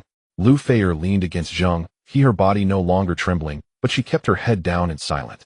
Zheng He gently patted her back, helping her sit upright. "It'll take you back to your room to rest," he said, no more, guiding Lu Feier as he turned towards the bedroom. He knew that at this moment Lu Feier needed someone by her side the most, and he tucked her into bed, covering her with the quilt. At this time no great principle mattered, companionship was the best reassurance. Lu Feier nestled closer to him, and everything was left unspoken. Once Lu Feier fell into a deep sleep, Zheng He quietly returned to the cockpit and locked the door behind him. Leaning against the cold metal wall, he let out a long sigh. Today's narrow escape served as a harsh wake-up call. In this deadly survival game at sea, falling behind meant not only being beaten, but also losing one's life. He had to grow stronger, by any means necessary. He decisively opened the Divine Sea Spirit warehouse. A few bottles of faintly glowing blue potions lay quietly in the slots. Second-tier strength potion, second-tier agility potion, second-tier constitution potion. These were all good items obtained from opening chests and grinding in the hellish arena, which he had been hesitant to use. He clicked on the details of the second-tier agility potion. Usage suggestion: the target's corresponding attribute value must reach 15 points or higher to significantly reduce the risk of gene chain collapse. Indeed, the threshold had risen. Zheng He casually pulled out his attribute panel. Strength 16, agility 11, constitution 12, spirit 11. Goodness, aside from strength barely passing the line, the other attributes were all lacking. To rely on second-tier potions to skyrocket to the top was merely a dream. He could only dig out the remaining first-tier potions from the corner of the warehouse. The road must be traveled step by step, and meals must be eaten bite by bite. Attribute points could only be accumulated slowly. But a troubling issue arose: consuming a large quantity of these first-tier gene supplements in a short period would lead to unbearable side effects. Last time he had taken just one bottle, and the pain of his body being torn apart and reassembled was still fresh in his mind. The key was that after taking the medicine, there was a debilitating period. In this perilous place, he could not allow himself to enter a weakened state of being defenseless during cooldown. Although the two ships from the Black Shark Guild had left, who could guarantee they wouldn't come back for revenge?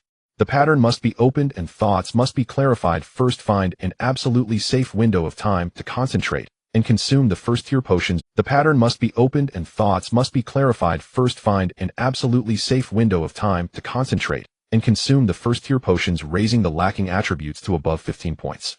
Before that, the priority was to upgrade the Orca warship. The vehicle was fundamental for their survival in this vast sea. A sleepless night. Perhaps the excitement of having enemies appear drained all her energy, as Lu Feier slept deeply this time. The next morning, sunlight streamed through the porthole and hit her face, jolting her awake. The bed beside her was empty, with only a trace of warmth remaining. Her heart skipped a beat, and she grabbed her coat and dashed out of the bedroom. In the cockpit, Zheng He was slumped in the command chair, resting his eyes. Hearing the noise, he lifted his eyelids. "You're awake." Lu Feier quickly walked over, noticing the red blood vessels in his eyes. "Did you stay up all night?" "Just dozed off for a bit," Zheng He replied, casually pulling up the crew panel to take a glance. Crew member Lu Feier, SAN value 75100, mild stress. Seeing the SAN value rise back to 75 from the dangerously low 40s last night, Zheng He let out a quiet sigh of relief. Fortunately, there were no lingering aftereffects. "Where's Timo?" Lu Feier looked around. "She's down below tinkering with her precious engine. Went in before dawn." Zheng He pointed to the floor below. The little girl's obsession with mechanics had reached a level of madness. After bringing Timo up, the three of them managed to nibble on some compressed biscuits for breakfast. After eating and drinking their fill, Zheng He called the two over for a morning meeting. "So my plan is to concentrate our resources today and upgrade the Orca warship to level 7. Once the firepower, coverage, and armor thickness are up, securing absolute safety, I will then focus on taking the potions to break through." He looked at the big and small figures before him, his tone steady, yet filled with determination. "We will guard you closely while you take the potions," Lu Feier stated directly, without any hesitation. She had experienced the despair of being isolated and would not allow Zheng He to falter at this critical moment. "Absolutely." Timo nodded vigorously, her little head bobbing like a garlic pounder. "Don't worry, boss. Whoever dares to touch you has to ask Timo with the wrench in hand first." Zheng He couldn't help but laugh at this hardcore little girl, feeling a significant amount of pressure lift from his heart. "Hey, I have a bold idea." Timo's eyes suddenly lit up as if she had thought of a brilliant idea. "Boss, aren't you worried about being raided while taking the potions? I can build you a potion safe house out of high-grade alloy." "Potion safe house?" Zheng He and Lu Feier exchanged glances, both filled with questions. Yes. Timo became increasingly excited as she spoke. "We'll directly use grade memory alloy as the frame, filling it with a grade shock-absorbing cushions. Then we'll carve an energy flow array to draw energy from the hummingbird core, creating a mini independent shield. And then we'll add a set of life sign monitoring and emergency medical units. This way, even if you're rolling around in pain inside banging against the walls, you'll definitely come to no harm. If someone outside dares to attack the ship, this house will be the toughest shell on the ship. Zheng He was left dumbfounded. Goodness, he just wanted to find a safe place to take the potions, and Timo directly mapped out a luxurious private room at the ICU level for him. He once again sighed in admiration. Oh, professional matters should indeed be entrusted to professionals. In this world, going solo was truly too difficult. This also allowed that wild thought deep in his heart to take root and sprout. He wanted to establish a guild. He wanted to gather talented people from all over the world to grow strong and create brilliance once more. But how should he go about it? Should he call out in the regional channel widely recruiting heroes? Not at all. In this survival game where everyone was a seasoned veteran, actively exposing oneself was tantamount to courting death. The ones that came might not be talented individuals, but sharks looking to kill and loot. Should he continue picking up people as he was now? The efficiency was too low. By the time a team was assembled, it would be too late. Zheng He fell into a dilemma. Boss, are you offline? Timo waved her small hand in front of his eyes. It's nothing, just thinking about some follow-up plans. Zheng He came back to his senses, slapping his thigh. Timo, your proposal is absolutely brilliant. Oh, let's do it your way. It'll handle the material shortages. Okay. All right, no more chit-chat. Zheng He stood up, rubbing his hands together. Now that we are full, it's time to get down to business.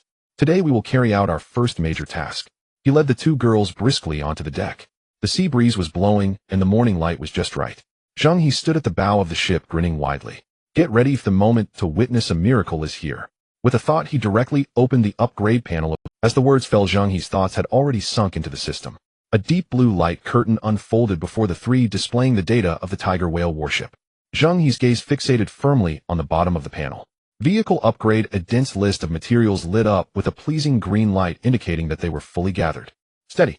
Zheng He did not hastily press the upgrade button, but instead shifted his eyes to a line of purple text at the bottom of the list.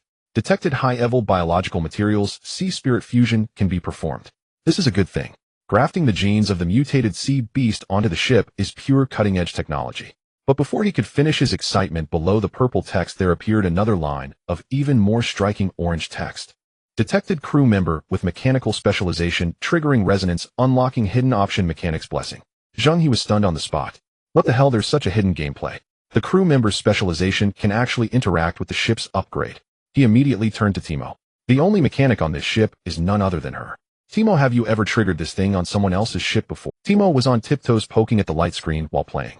Hearing the question, she shook her head in confusion. No, I've only stayed on Little May before, and I've never been anyone's crew member. Could it be? Could it be that my specialization level is too high, catching the Tiger Whale warship's attention? The little girl said, shyly tugging at her two braided pigtails, but the slight lift of her chin couldn't hide a trace of pride. Zheng He and Lu Feier exchanged glances, both recognizing the surprise in each other's eyes. They had struck gold. They had truly struck gold. Boss, if the upgrade can make use of me, Timo will absolutely not let you down. The little girl clapped her flat chest loudly, her eyes shining brightly. Not just useful, you're simply a trump card. Zheng He was already overjoyed inside, and a bold plan instantly sprang to mind.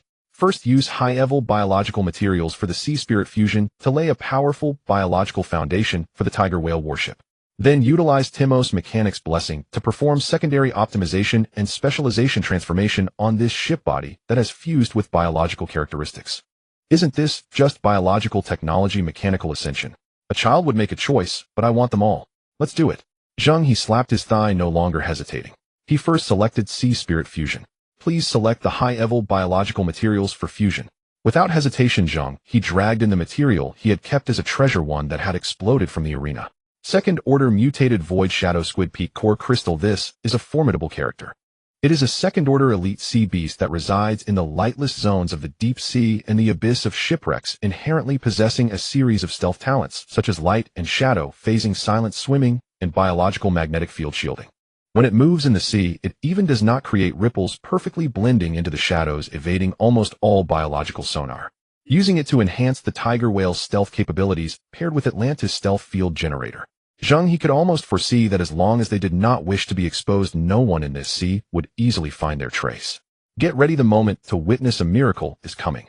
Zheng He warned in a deep voice, then his thoughts confirmed the action.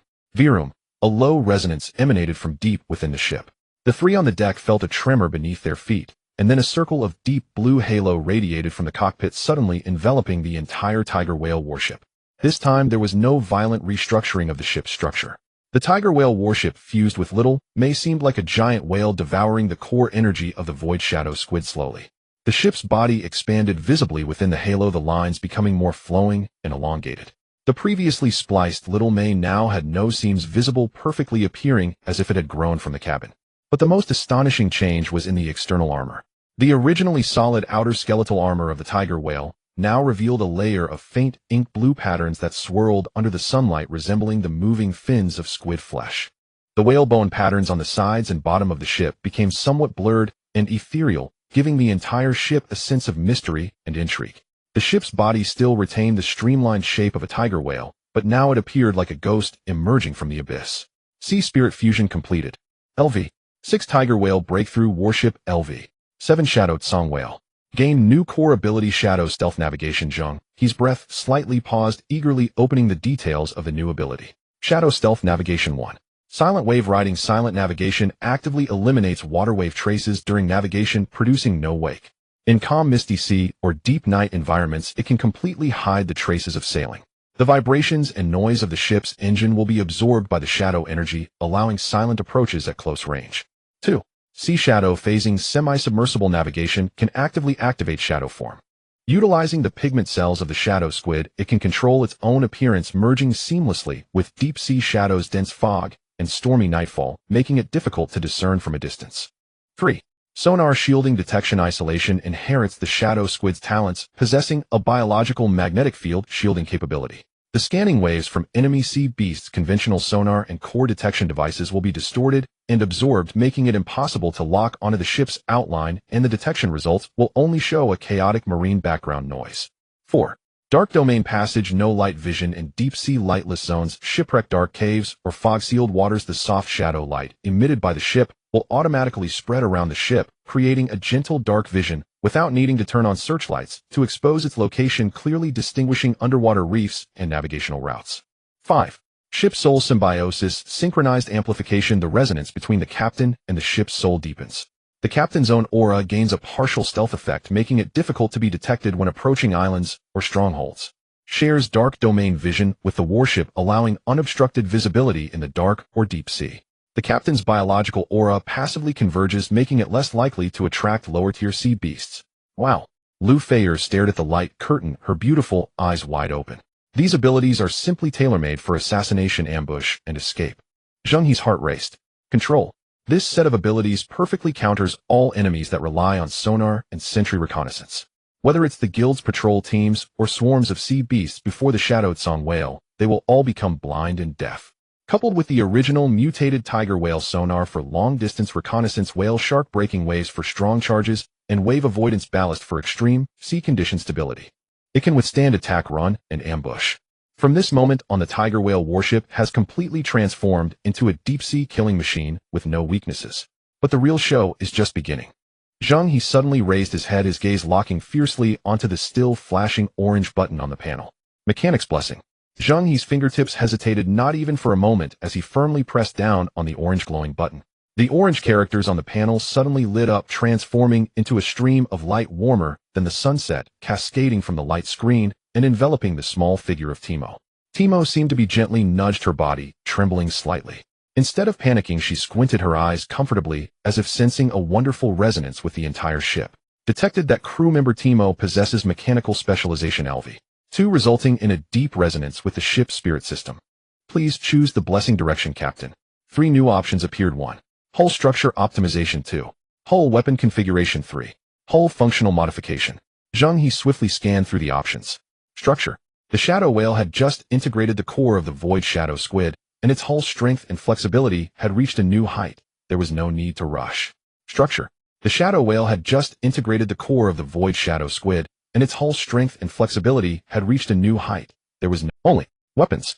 Just thinking about the electromagnetic pulse cannons on the 2 assault ships of the Black Shark Guild made Zheng He feel frustrated. The existing armament of the Orca, that crab-claw heavy crossbow, was basically equivalent to just scratching the surface when facing truly elite warships. The fear of insufficient firepower is an incurable disease for every player surviving in the ocean. Now wasn't the antidote right before his eyes? I choose hull weapon configuration, Zheng He decisively concluded in his mind. As soon as his thoughts settled, Timo, enveloped in orange light, suddenly opened her eyes wide. Countless streams of data flickered in her clear eyes, instantly understanding Zheng He's intention, and nodded vigorously. The next moment, an unexpected change occurred. The crab-claw heavy crossbow standing at the bow of the ship suddenly emitted a creaking sound, as if unable to bear the burden. This heavy weapon, which had once achieved remarkable military feats, seemed so out of place at this moment. In today's world filled with flying firearms, it resembled a stubborn old soldier, exuding an air of weariness that came from being unable to keep up. However, its mission had come to an end. Timo raised her small hand and grasped at the crab-claw heavy crossbow in midair. Deconstruct, the little girl stated succinctly. Before her voice fell silent, countless streams of shadow energy surged out from the ship's body, instantly enveloping the entire heavy crossbow. Crack, crack. The hard shell of the Crab King shattered piece by piece, turning into crimson powder. The taut whale sinew bowstring let out a sorrowful wail, snapping apart and dissipating. The heavy crossbow frame collapsed with a thunderous crash, transforming into the most primitive particles of material swirling above the base. As the old era came to a close, only fervor filled Zheng He's eyes, because he knew a stronger era was about to arrive. Materials. Timo's voice became ethereal, carrying a unique mechanical texture. Requirements: Tier 2 Crystal Core X1, Mutated Deep Sea Orca Bone X, 300 kg, Mutated Void Shadow Squid Ink Sac X1, Crab King Giant Clawshell X2. With a thought, Zheng He activated the Divine Sea Spirit Warehouse.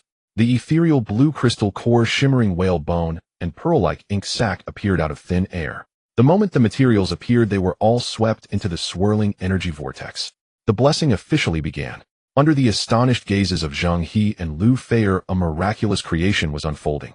The deconstructed particles of the heavy crossbow combined with the newly introduced whale bone and Crab King shell powder reshaped under the fusion of shadow energy, completely merging with the base that was one with the whale bone at the bow.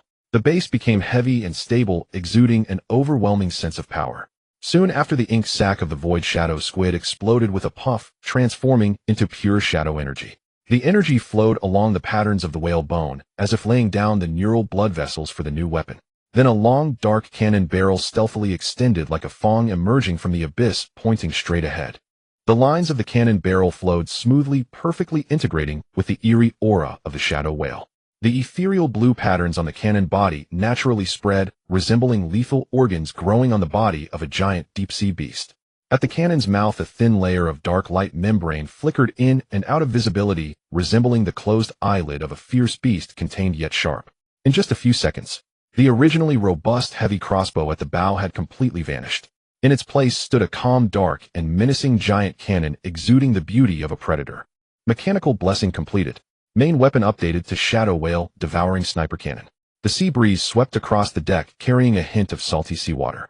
Lu Feier stared blankly at the newly formed weapon, her mouth slightly agape, lost in thought for a while. Zheng He was equally shaken, turning to look at Timo, whose little face had turned slightly pale, swallowing hard. Did you create this? Huh? Timo shook her head, pulling away from that wonderful resonating stick. She first looked at her own hands in bewilderment, then followed Zheng He's gaze to the bow. When she saw the complete form of the sniper cannon, her mouth instantly formed an O shape. Oh, I remember now. The little girl slapped her thigh, jumping up in excitement.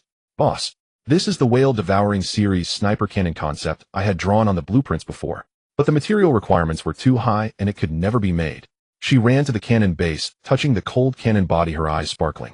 I was still thinking about what kind of weapon would be worthy of our shadow whale. I never expected the system directly called up my design and optimized it so perfectly with the energy of the void shadow squid. Boss, look at this cannon barrel, this cannon base. They are simply a perfect match for our ship. The compatibility is off the charts.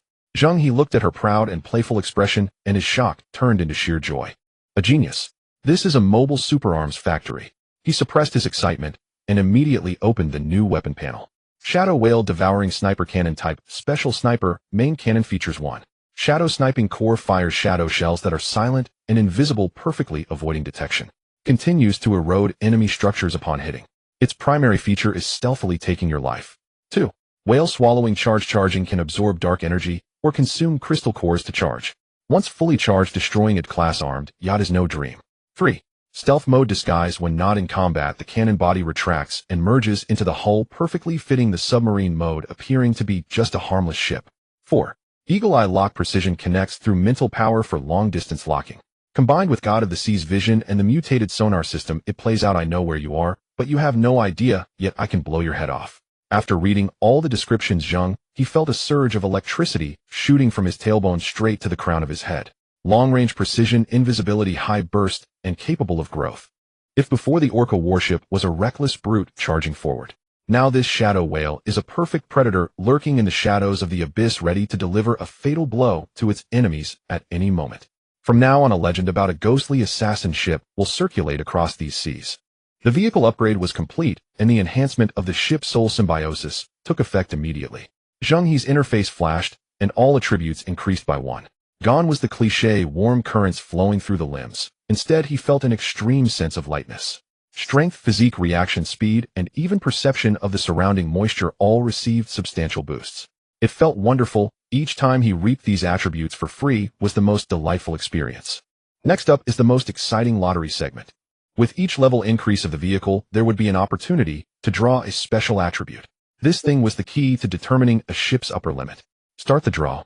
With Zheng He's command, a huge golden roulette phantom was projected in midair before the 3. The roulette was divided into several sections of varying colors arranged in order from white, green, blue, purple, to the exceedingly rare gold. The pointer spun like a wild dog, unleashed, whirling so fast that it left only a blur behind. Gold, gold, it must be gold. Zheng He clenched his fists, muttering fervently, resembling a devout gambler. Beside him, Lu Feier and Timo held their breath, their wide eyes fixed on the rapidly spinning pointer.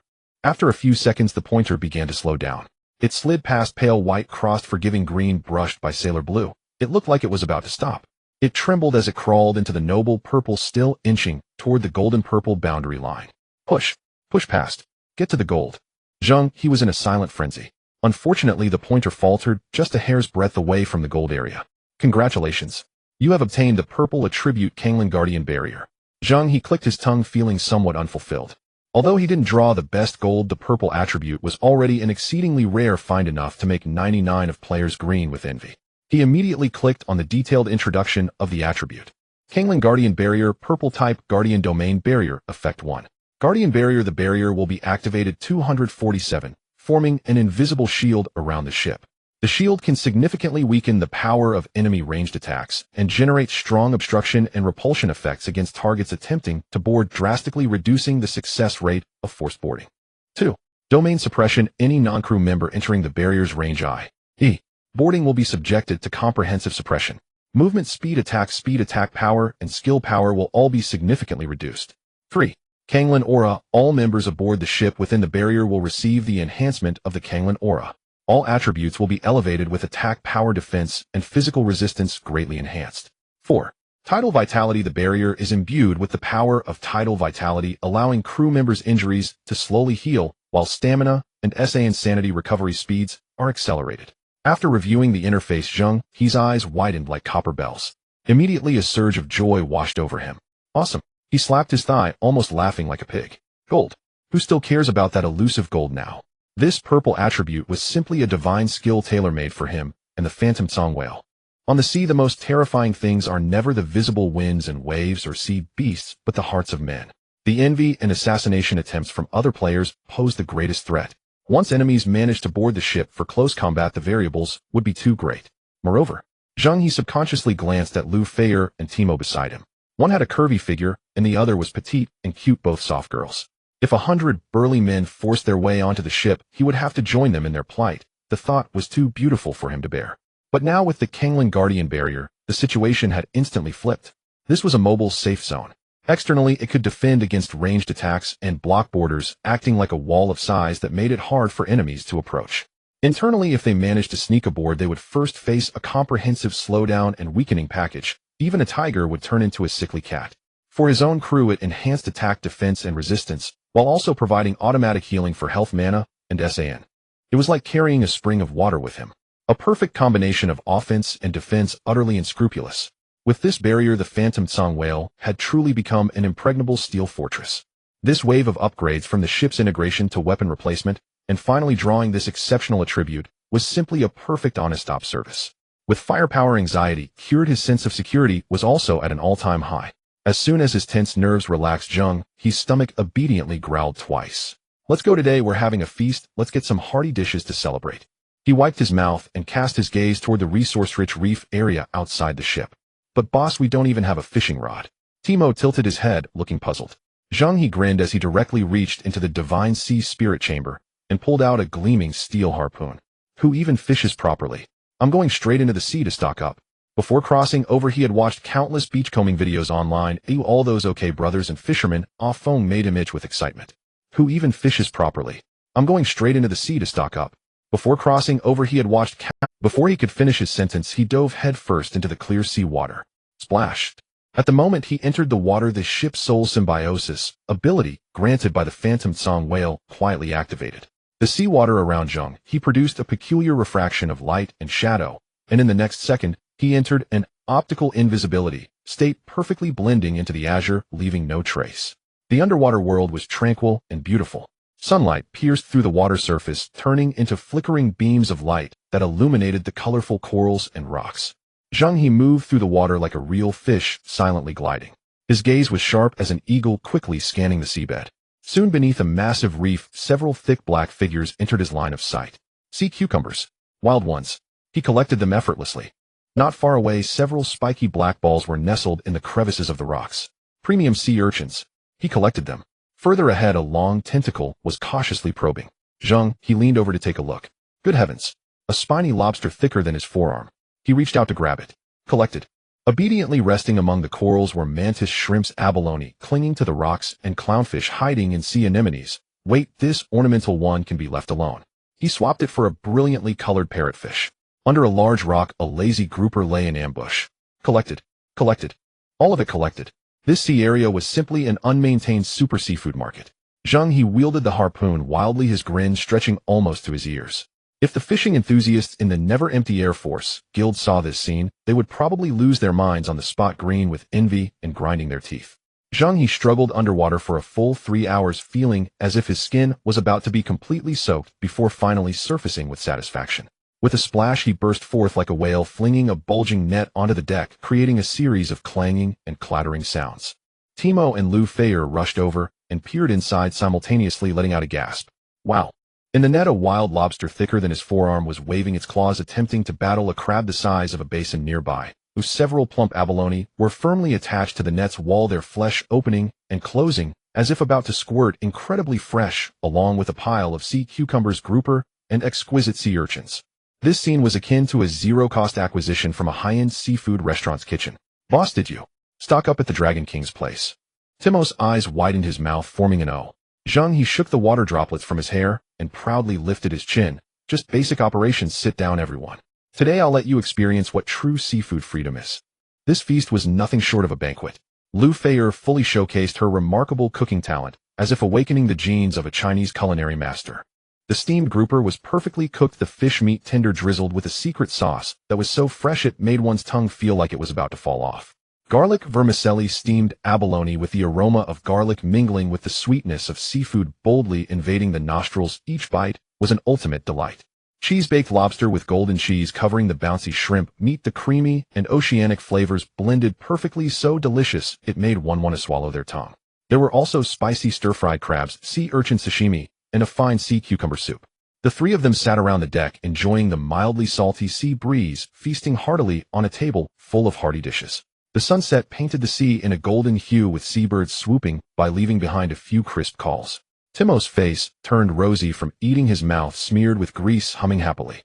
Lu Feier also temporarily forgot the gloom brought by hatred, a faint smile gracing her lips as she focused on peeling shrimp shells for Zheng He. The atmosphere was warm and tranquil. Zheng He watched this scene, a surge of unprecedented satisfaction rising within him. This was what he wanted to protect. After feasting and drinking, night fell. Almost 2 days had passed since the 3-day development period given by the system, and Zheng He was quite satisfied with the current results. The ship had leveled up, the old bird gun replaced with cannons, and he had drawn a god-tier attribute. The team's cohesion was becoming increasingly solid. Leaning back in his chair, he opened the long-abandoned chat channel, ready to experience some human suffering and gather some intelligence. In the world channel, it was the usual chaotic scene. Damn, I encountered a group of shark people yesterday, almost capsized my boat. Is there a brother willing to team up to take them down and share the spoils? In the western area, coordinates 344, 981, discovered the ruins of an ancient temple. 5-man team looking for a powerful tank who knows how to cooperate. The Free Lighthouse Guild is recruiting. Our goal is the stars and the sea. Join us. Food and accommodation provided. Wives included. Crossed out. Requirements: have a boat, have a brain. If you're weak, stay far away. Help. The ship's bottom was hollowed out by a boring worm leaking water like crazy. Who has ship repair materials? Ill trade for the blueprints. The channel was filled with whales and boasts opportunities and dangers coexisting. Zheng He noticed that the surviving players had largely moved past their initial confusion and fear, beginning to actively adapt to this new world.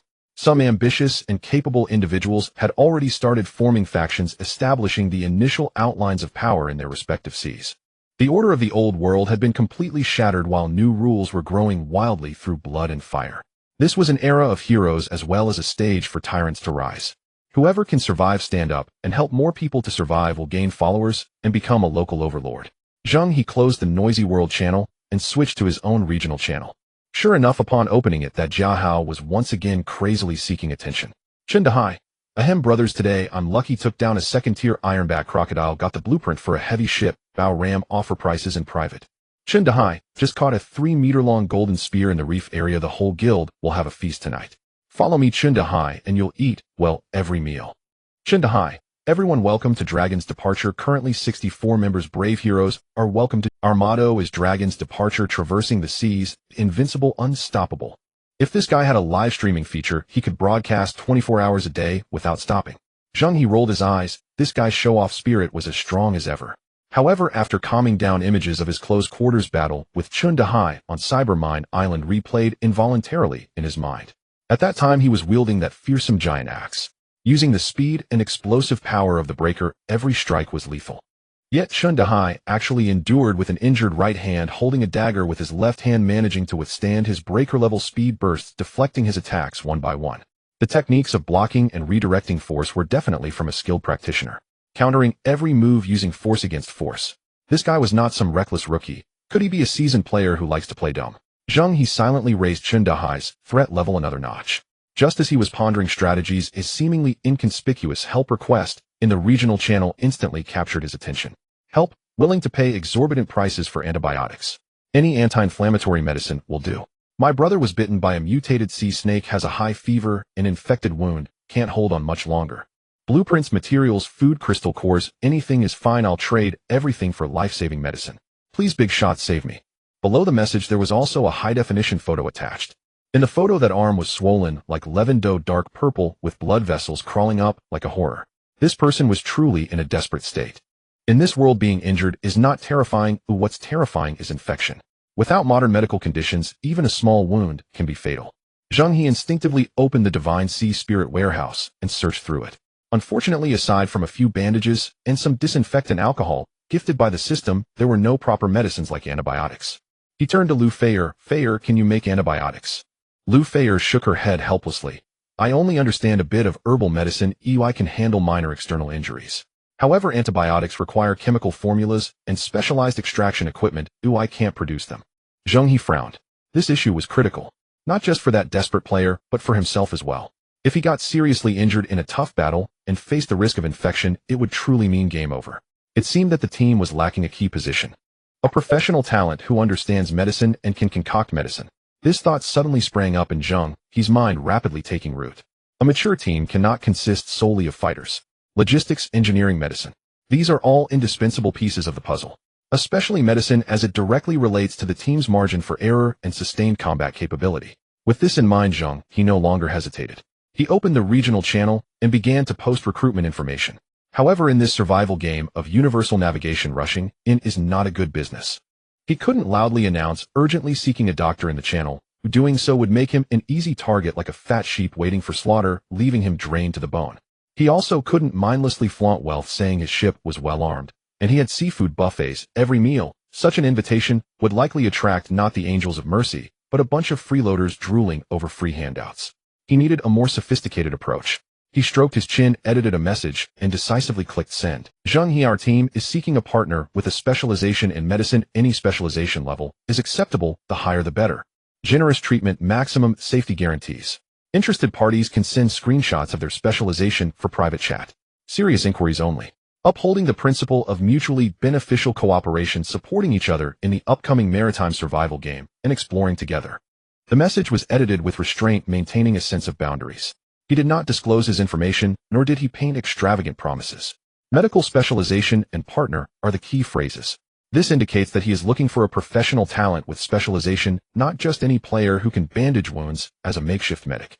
Moreover, the word cooperation gives the other party emotional value, suggesting that everyone is equal allies, not just laborers being ordered around.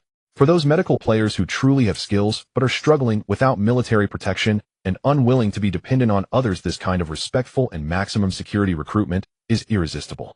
As soon as the message was sent, the previously noisy regional channel oddly paused for a second. Then it exploded in chaos. This recruitment message, like a deep-sea bomb, stirred up a tremendous wave in the bustling regional channel. All the idle chatter, boasting, and cries for help were instantly cleared, leaving only Zheng He's brief, yet weighty recruitment notice hanging solitary at the top. I didn't misread, did I? Is that the Zheng He? The one who got the first kill on the server's boss, and was the first to upgrade to a level 5 vehicle. He's recruiting. Damn. Medical specialization. Is it too late for me to delete my account and start over now? Don't dream the specialization is awakened. Damn it, I should have chosen something other than civil engineering back then. Oh, what good is that? Countless people slapped their thighs in regret, hating themselves for not awakening a medical skill or studying medicine before crossing over. The name Zheng He, endorsed by several system announcements, had long become a legendary existence in this sea region. Being able to board his ship was equivalent to obtaining a ticket to the upper echelons of the new world. Safety resources future. Everyone knew what that meant. Meanwhile, on the flagship of the Yulong Chuhai, Zheng He was casually chewing on a cigar, legs crossed, listening to his underlings flatter him. When he saw the message posted by Zheng He, the carefree expression on his face instantly froze. The cigar that was dangling from his lips fell onto the deck with a thud, burning his foot without him even noticing. Zheng He. This kid is still alive. The two crazy guys from the Black Shark Guild, those two heavy assault ships, even used electromagnetic pulse cannons, and they couldn't kill him. What kind of monster is this? Has he become strong enough to directly crush the elite warships of the Black Shark? That is a guild-level power, not something any random cat or dog can handle. Zheng He felt a chill run down his spine. Brother Hai, look, isn't this the Zheng He you mentioned before? A thin, monkey-like underling leaned over, pointing at the screen with a fawning expression. He is recruiting doctors, which means he knows our guild lacks this kind of talent, and is specifically recruiting to come to you, offering you a gift. This flattery was perfectly timed. Zheng He immediately regained his composure, picked up the cigar, placed it back in his mouth, took a deep drag, and exhaled a thick smoke ring, suppressing the panic in his heart. He cleared his throat, adopting an air of strategic planning. Of course. Zheng He patted his round belly, full of confidence. Back on Cybermine Island, didn't I help him out? I gave him the cyber core, and this kid still knows how to be grateful, understanding that a drop of water should be returned with a burst of spring. Now that he's recruiting medical talents, it's like helping our guild recruit. Once this doctor arrives, he will come to us first, and then the entire guild will undergo a comprehensive physical examination. We'll even have him help us concoct some enhancement potions, turning all the brothers into muscular devils. Wow, Brother Hai is mighty.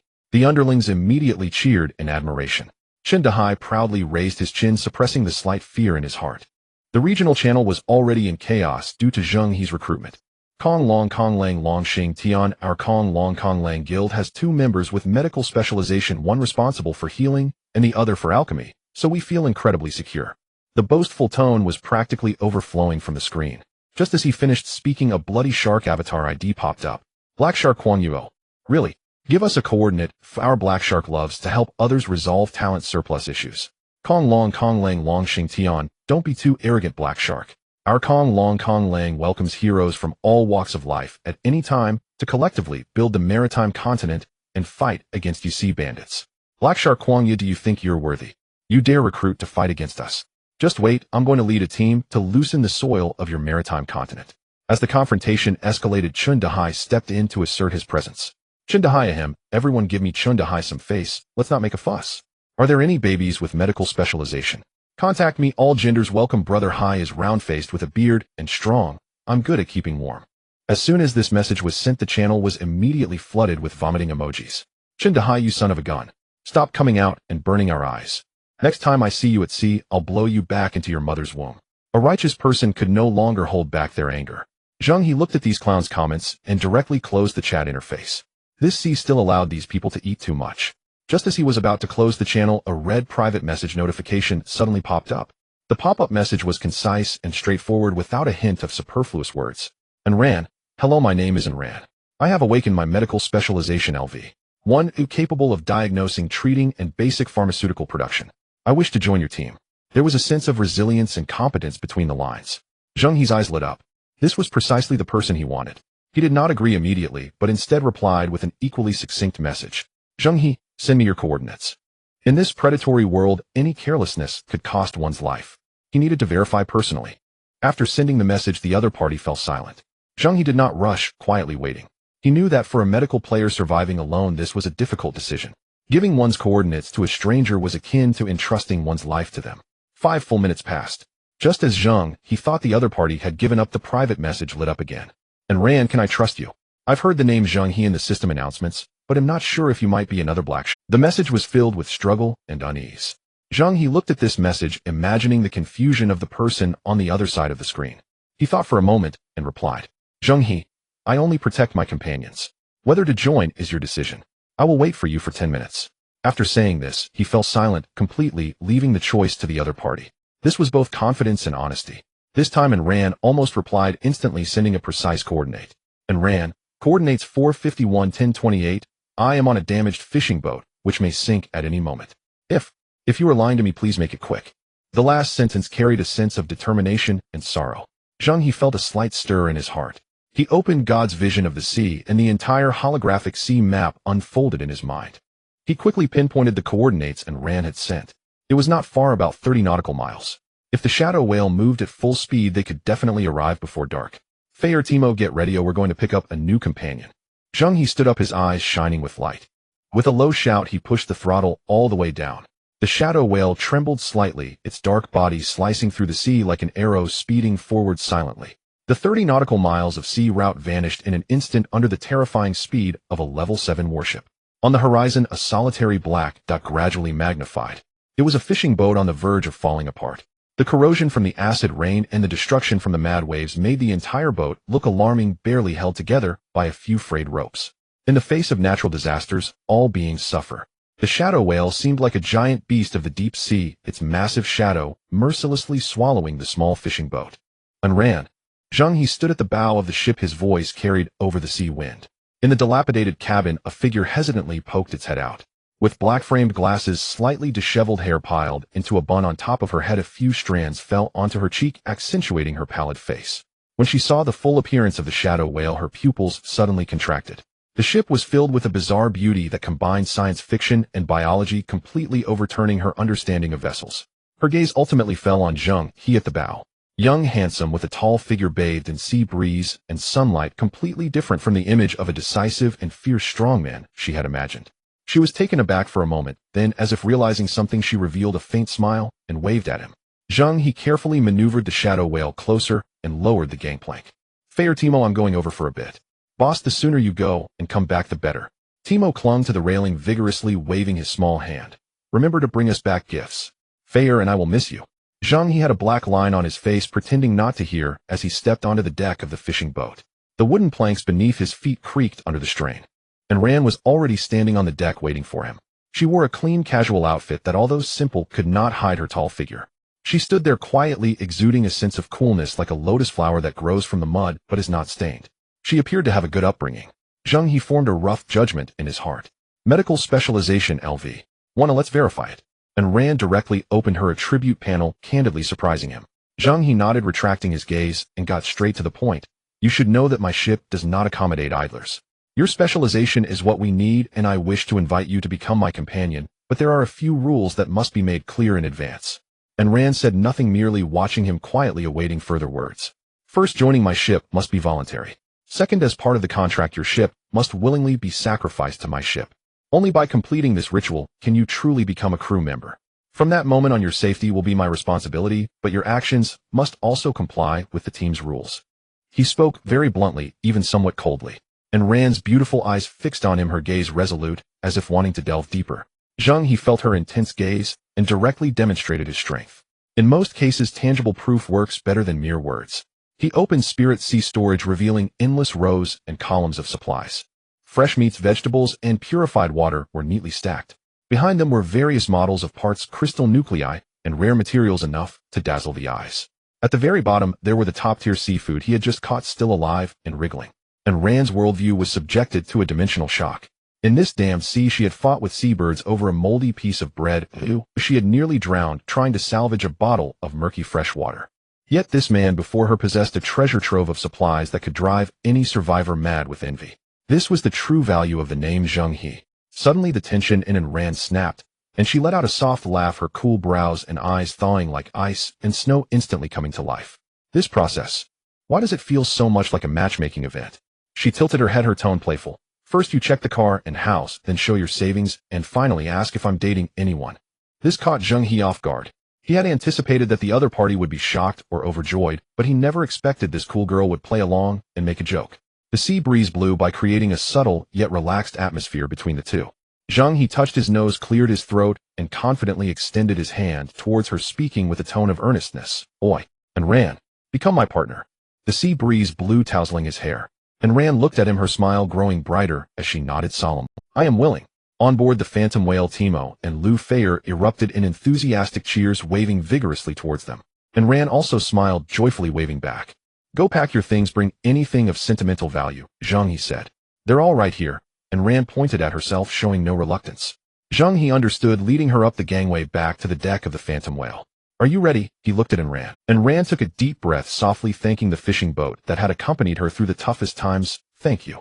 Zheng He felt a shift in thought as the ship's soul emitted a deep resonance. The monstrous phantom of a whale at the bow suddenly lunged forward, as if tearing through the void, swallowing the dilapidated fishing boat whole. It happened in no more than a second. The fishing boat vanished without a trace, as if it had never existed. System notification: the Phantom Whale devoured the damaged fishing boat, hull durability 50. Zheng He rolled his eyes inwardly. This broken boat was hardly worth the effort. All right, welcome aboard, he said to Rand beside him. Lou Fayer had already prepared a set of clean clothes waiting nearby, enthusiastically grabbing Rand's hand. Let's go take a hot shower first. The ship has a private bathroom with plenty of hot water. This was the most beautiful thing Rand had heard since her arrival.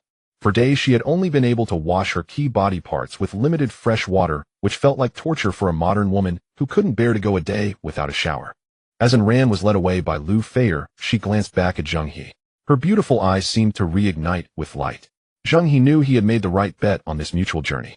The sound of water in the bathroom flowed for a long time, so long that Lou Fayer couldn't sit still anymore. She leaned towards Zheng He and whispered, Captain, this girl has been showering for almost an hour. Do you think she's passed out in there?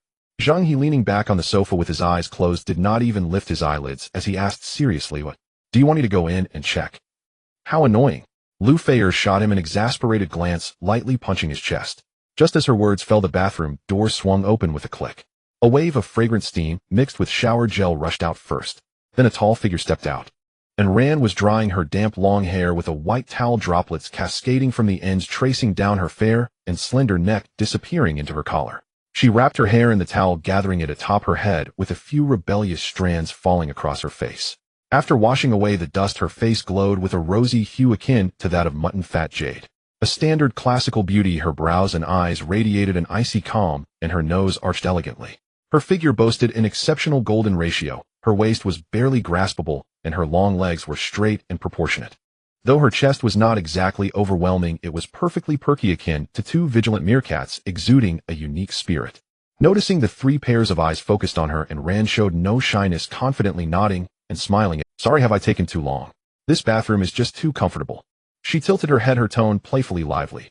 Captain, if you had told me earlier that there was a private bathroom with plenty of hot water on the ship, I would have swum over last night. No need for you to come pick me up. Hearing this, Zheng He nearly lost his composure. The contrast was astounding. Indeed, 9 out of 10 glasses wearers are flashy, and the last one is just worn out. He realized that beneath this girl's cool exterior lay an interesting soul. Ahem, come eat now. Lou Fayer had already set a lavish seafood feast on the table, enthusiastically inviting everyone to take their seats. Welcome, and Rand aboard this meal is also to welcome you. As Rand's gaze fell upon the steaming plates of garlic lobster, steamed grouper, and scallion sea cucumber, her eyes instantly lit up. Without hesitation, she sat down, grabbed her chopsticks, nearly moved to tears from the joy. The private message she sent today was undoubtedly the wisest decision of her life. Come, welcome our new partner. Zheng He raised his glass. Welcome, Rand. Timo and Lou Fayer cheered in unison. Thank you, everyone. And Rand's eyes glistened as she smiled and raised her glass. The four of them finally gathered around a table for mahjong. The meal was a delight, and Rand's appetite was completely disproportionate to her figure, leaving Timo dumbfounded. After several rounds of drinks and various dishes Zheng, he burped half-jokingly, asking And Ran, can you treat gout? I'm worried if we eat like this every day we'll eventually be affected. And Ran wiped her mouth with a napkin, instantly entering a professional mode. Gout prevention is key. I can write a nutritional meal plan, and if Fayer follows the plan for cooking we can greatly reduce the risk of illness while enjoying delicious food. Many seaside fishermen maintain this dietary structure their entire lives without developing gout. The key lies in balance. Zheng He felt elated.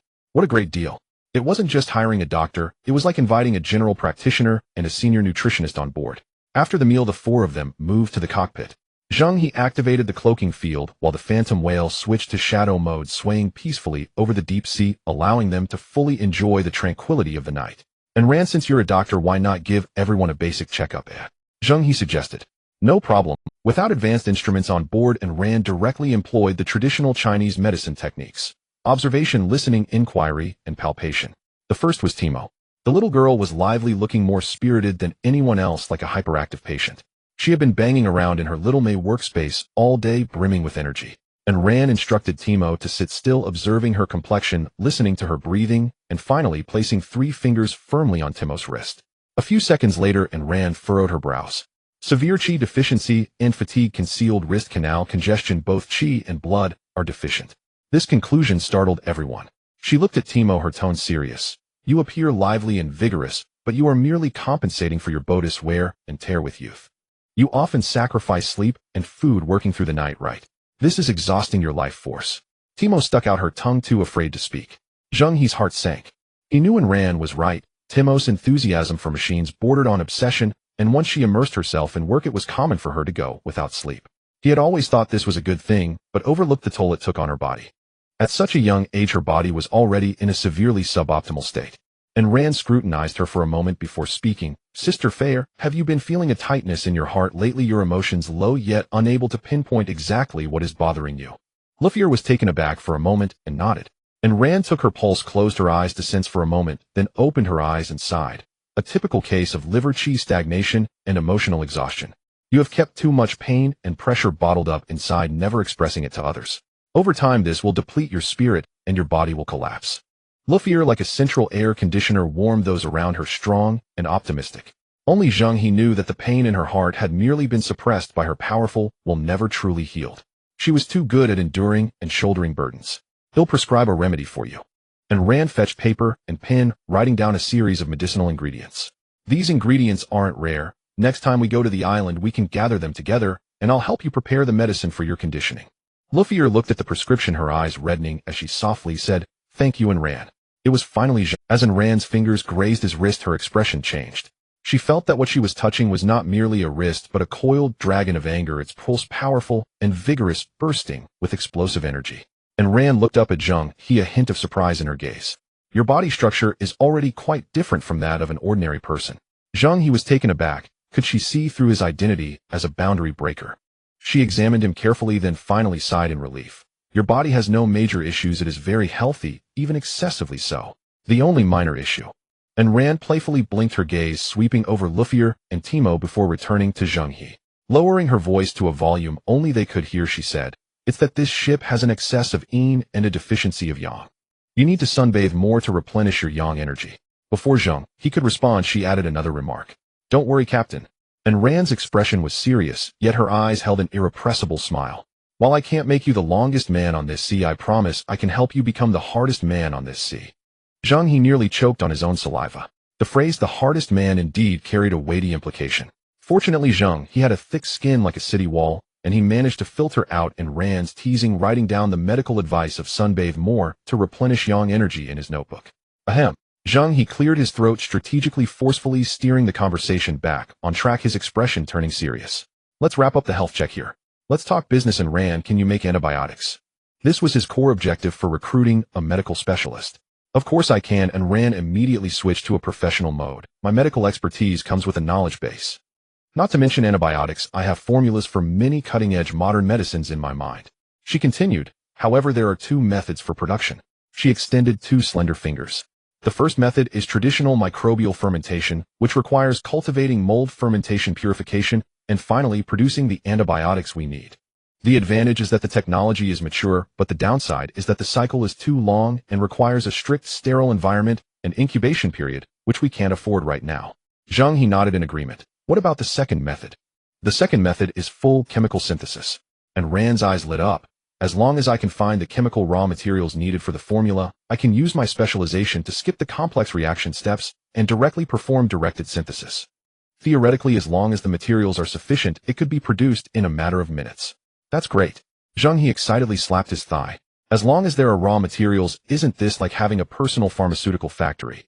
Make a list of the materials we need for me, he immediately said. Let's first check my Divine Sea Spirit warehouse. If we don't have it, we can think of ways to collect it.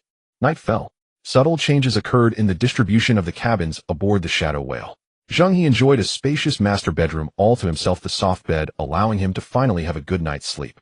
Luffy and the newly arrived and Rand settled into their respective crew cabins. Meanwhile, Timo remained steadfastly at her little beauty control room, which was her bedroom and paradise. Under the protection of the shadow mode, the Shadow Whale floated peacefully in the pitch-black sea, allowing for it. The next morning, Zheng He rose early. He rushed to the best vantage point on the deck, spreading his arms wide to maximize his surface area, and began to bask in the sun. For no other reason than to heed advice and to fill his stomach. And Rand's professional advice was worth listening to. Soon the crew members began to wake up one after another. Luffy was the first to appear in the kitchen, the gentle clinking of pots and pans quickly weaving into a delightful morning symphony. In Timo's control room, just as dawn broke, the sound of clanging began, the little girl bursting with energy. And Rand also arrived on deck dressed in loose sportswear, with a high ponytail, looking both beautiful and spirited. She did a simple warm-up before starting her 8 brocade exercises. The movements were slow and fluid, exuding a peculiar sense of rhythm. Seeing Zheng He standing there like a salted fish, she smiled. Captain, would you like to practice 8 brocade with me? It's quite popular among young people, great for loosening muscles and regulating chi and blood. Zheng He waved his hand, still feeling that sunbathing suited his temperament better.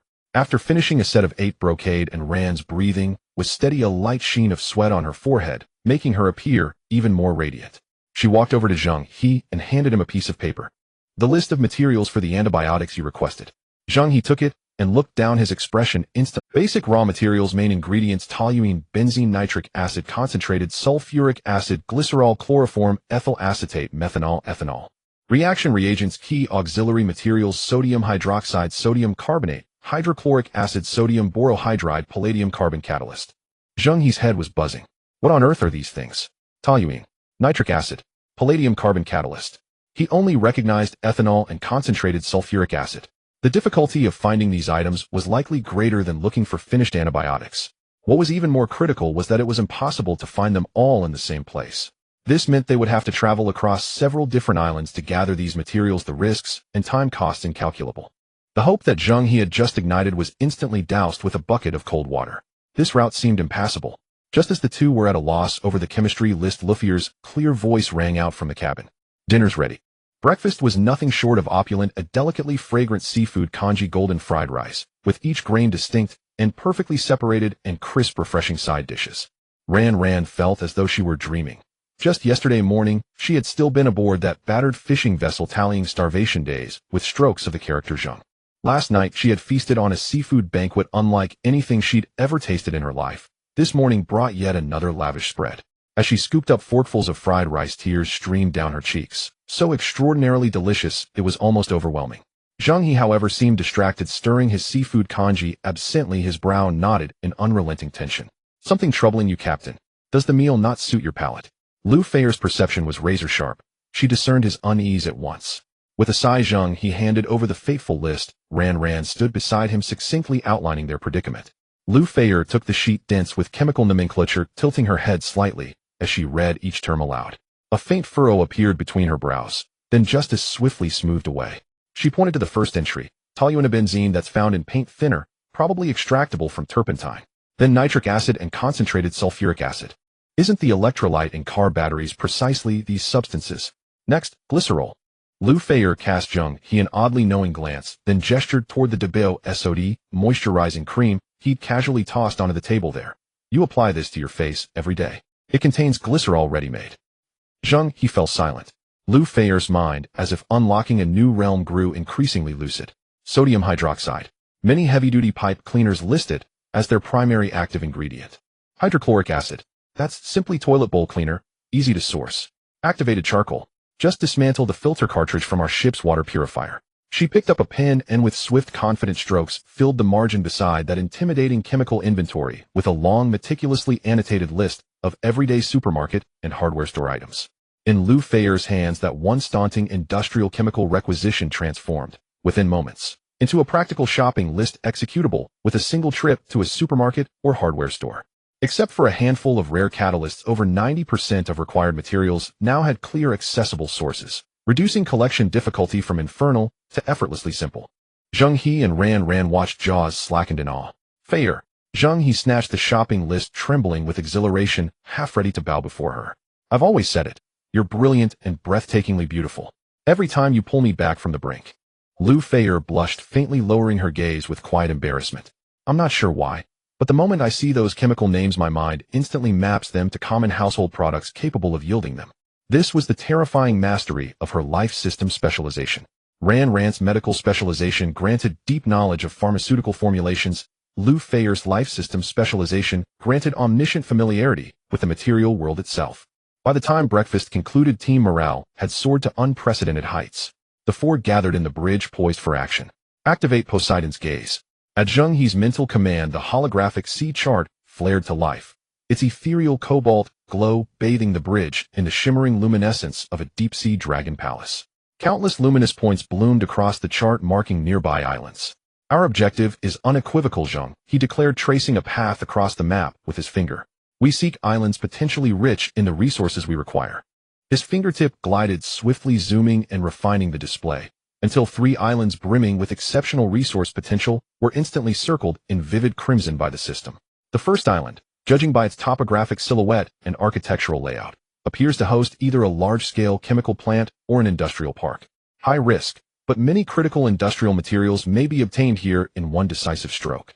The second island features densely clustered structures resembling a sizable urban residential zone.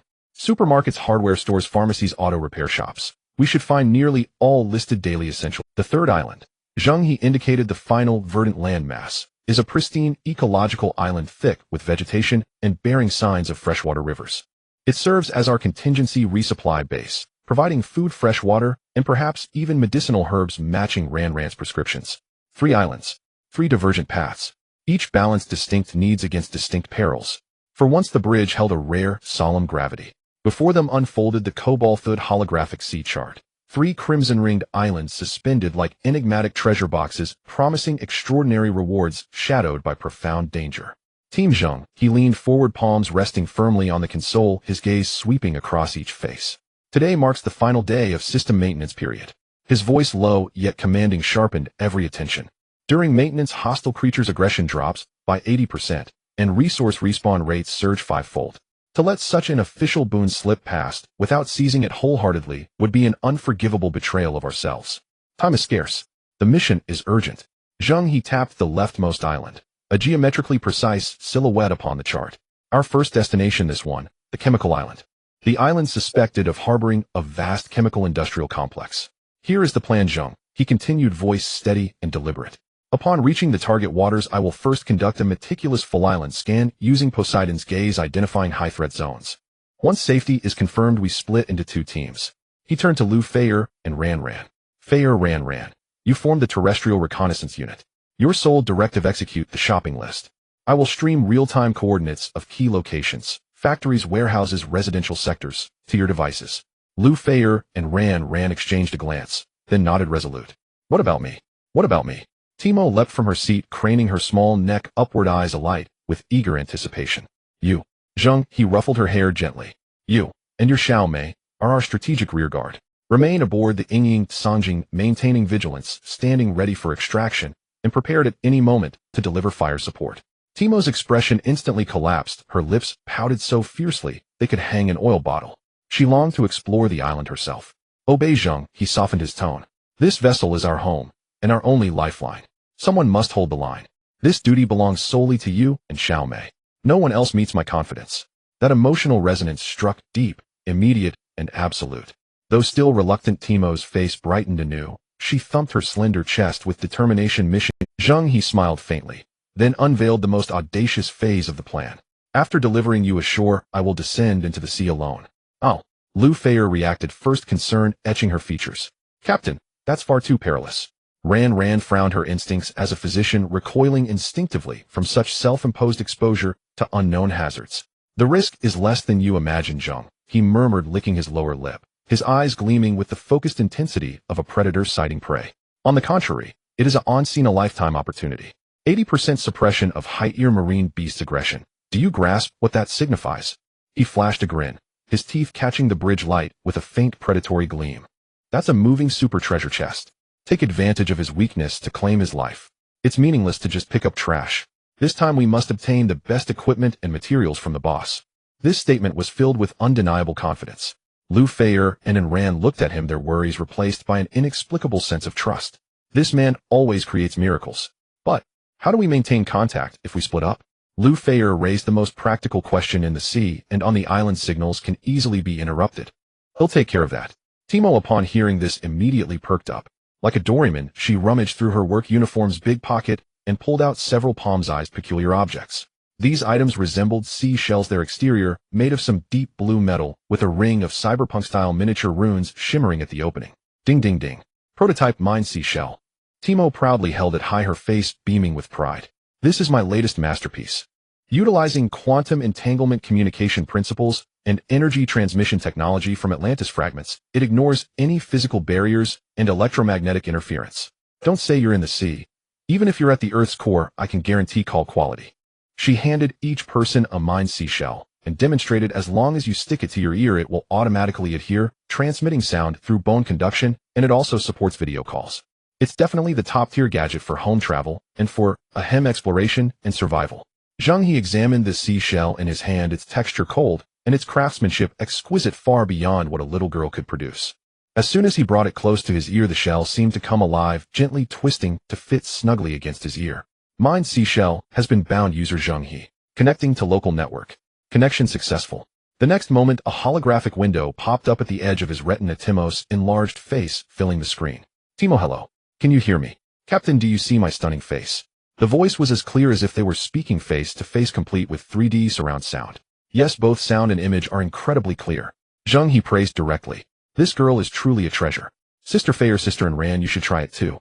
As Lu Feier and Ran completed their tests, the communication channel for the four was established. With everything in place, Zheng He stood up straight and walked directly to the control panel, gripping the power lever tightly. Target Chemical Island. Let's aim to graduate in one go. Shadow mode activate. Power engine power output 100. With a low humming sound, the water's surface around the shadow whale instantly turned deep and mystical. The entire massive ship seemed to have optical invisibility, merging directly into the pitch-black sea, becoming an illusion. Zheng He pushed the power lever all the way down. There were no towering waves, no thunderous sounds from the engine. The bow of the shadow whale merely sank slightly without a sound, then sliced through the water like a red-hot blade through butter, gliding smoothly at a terrifying speed. The seawater on both sides of the ship was pushed aside by an invisible force. Not even a single extra splash was raised. On the holographic sea chart in the cockpit, the blue dot representing their position was drawing a straight line at an astonishing speed, heading directly towards the gray island 200 nautical miles away, symbolizing industry and the unknown. The final period of profit, the last hurrah. The shadow whale glided through the 100-mile sea territory like a ghost of the deep sea, silently tearing through. When the island's location appeared on the control panel radar, overlapping with the chemical island coordinates marked by Sea God's vision, Zheng He knew they were close to their destination. He slowly eased off the power lever, allowing the ship to glide toward the target coordinates. Just as they were about to overlap, Zheng He activated the braking system, and the entire ship came to a halt, without even a tremor from inertia, hovering over the sea surface 2 kilometers from the coastline. This is the spot. Zheng He released the power lever. He did not look at the hazy outline of the island outside the porthole, but slightly closed his eyes, his mind moving to activate Sea God's vision. In an instant, the entire island and the surrounding sea area's holographic map unfolded in his mind. Beneath him lay a profound sea with countless blue dots representing various marine life. In the rocky area surrounding the island, several deep and rich purple lights gathered, indicating the energy reactions of second-tier sea beasts. Scattered crimson dots in the deep sea represented even higher-tier existences. He lifted his gaze to scan the entire island. Vast areas of gentle green light representing plants covered its surface, occasionally sprinkled with faint blue dots, merely some weaklings like wild rabbits and mountain chickens. He carefully scanned every inch of land, every shadow, his spiritual power, even penetrating into the shallow surface. There were no signs of player activity, nor was there the bizarre energy field representing Atlantis civilization. It was remarkably clean, almost unnaturally so. The surrounding sea area and the island are safe. There are no high-risk reactions. Zheng He opened his eyes, his tone firm. Lu Feier and Ran and Timo all breathed a sigh of relief upon hearing this. Let's split up and act according to plan. Zheng He turned to everyone. Feier and Ran, you two will form a team responsible for exploring the island, focusing on chemical raw materials and any valuable blueprints or documents. Remember safety first. Oh, nothing is more important than your lives. Timo, prepare some self-defense items for them. Leave it to me. Timo had been eager to try, and she took out 2 items from her toolbox, as if presenting treasure. Tada! The Hummingbird stun gun, lipstick-shaped, accurate within 300 meters. One shot can stun a rhinoceros. She handed Lu Feier a delicate metallic lipstick. And this, the bubble force field shield generator, high-end perfume design. Just press the nozzle, and it can deploy an energy shield lasting 3 minutes, capable of withstanding a full-force strike from a second-tier creature. The other shield was handed to Ran. Both weapons were disguised seamlessly, petite and exquisite, truly tailored for female players' self-defense. Lu Feier and Ran held these novel gadgets, their tension significantly eased by curiosity. Zheng He nodded secretly. Timo was indeed a genius in military technology. He turned to remind them again, there aren't any fierce beasts on the island, but watch out for venomous insects and brightly colored plants. If you encounter danger, don't hesitate. Directly use the seashell to call for help and run back to the ship without looking back. Understand? Seeing the two nod obediently, Zheng He finally felt a bit more at ease. After all, it was their first time going out alone for fieldwork. Don't worry, Captain, you be careful in the sea too. Lu Feier secured the stun gun, her eyes filled with concern. And Ran also nodded earnestly, hiding the perfume shield close to her body. Go have a smooth journey. The side-mounted landing boat automatically descended, carrying the two as they rowed across the sea, leaving a white trail swiftly disappearing into the dense forest at the edge of the island. Captain, would you like to try something intense as well? Timo leaned closer. My newly developed explosive harpoon, 3rd generation, comes with target locking and secondary explosion features. Want to give it a shot? Zheng He turned around and laughed directly. No need. He walked to the edge of the ship, stretched his limbs, and took out the crimson armored giant claw axe from the divine sea spirit warehouse, securing it behind his back. The heavy axe pressed against his back, bringing a solid feeling. In this sea right now.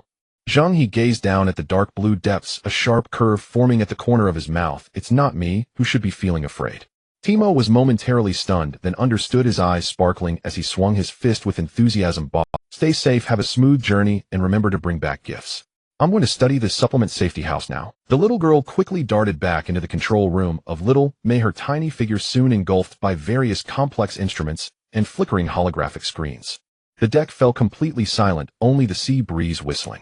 Zheng He took a deep breath of the salty air, took 2 steps back, then suddenly gathered strength and took off running. At the edge of the ship, he leaped into the air. The entire movement was a stunning display, his body tracing a graceful parabola in the air before diving into the sea. Puff! A sound faint enough to be nearly ignored. He transformed into a shadowy blade, silently piercing through the water's surface. The water merely rippled slightly, not even a splash was raised, perfectly suppressing the splash. Splendid. The moment he entered the water, an indescribable sense of intimacy enveloped him. Ship spirit symbiosis activated. Zheng He's form rapidly blurred in the water, eventually merging completely with the surrounding seawater. Even the most sensitive marine creatures could not perceive his presence with their eyes. Following that, God of the Sea's sight was activated again. This time it was not a lofty perspective, but an immersive. The surrounding world transformed into an ocean of energy composed of countless light points and lines. He could see the direction of every current, hear the vibrations of distant fish swarms, and even smell the unique pheromones emitted by plankton on the rocks. He was a part of this ocean, a top predator quietly entering his hunting ground. Zheng He adjusted his posture, slightly sinking his body as the crimson armored giant claw axe emitted a cold gleam in the dark water.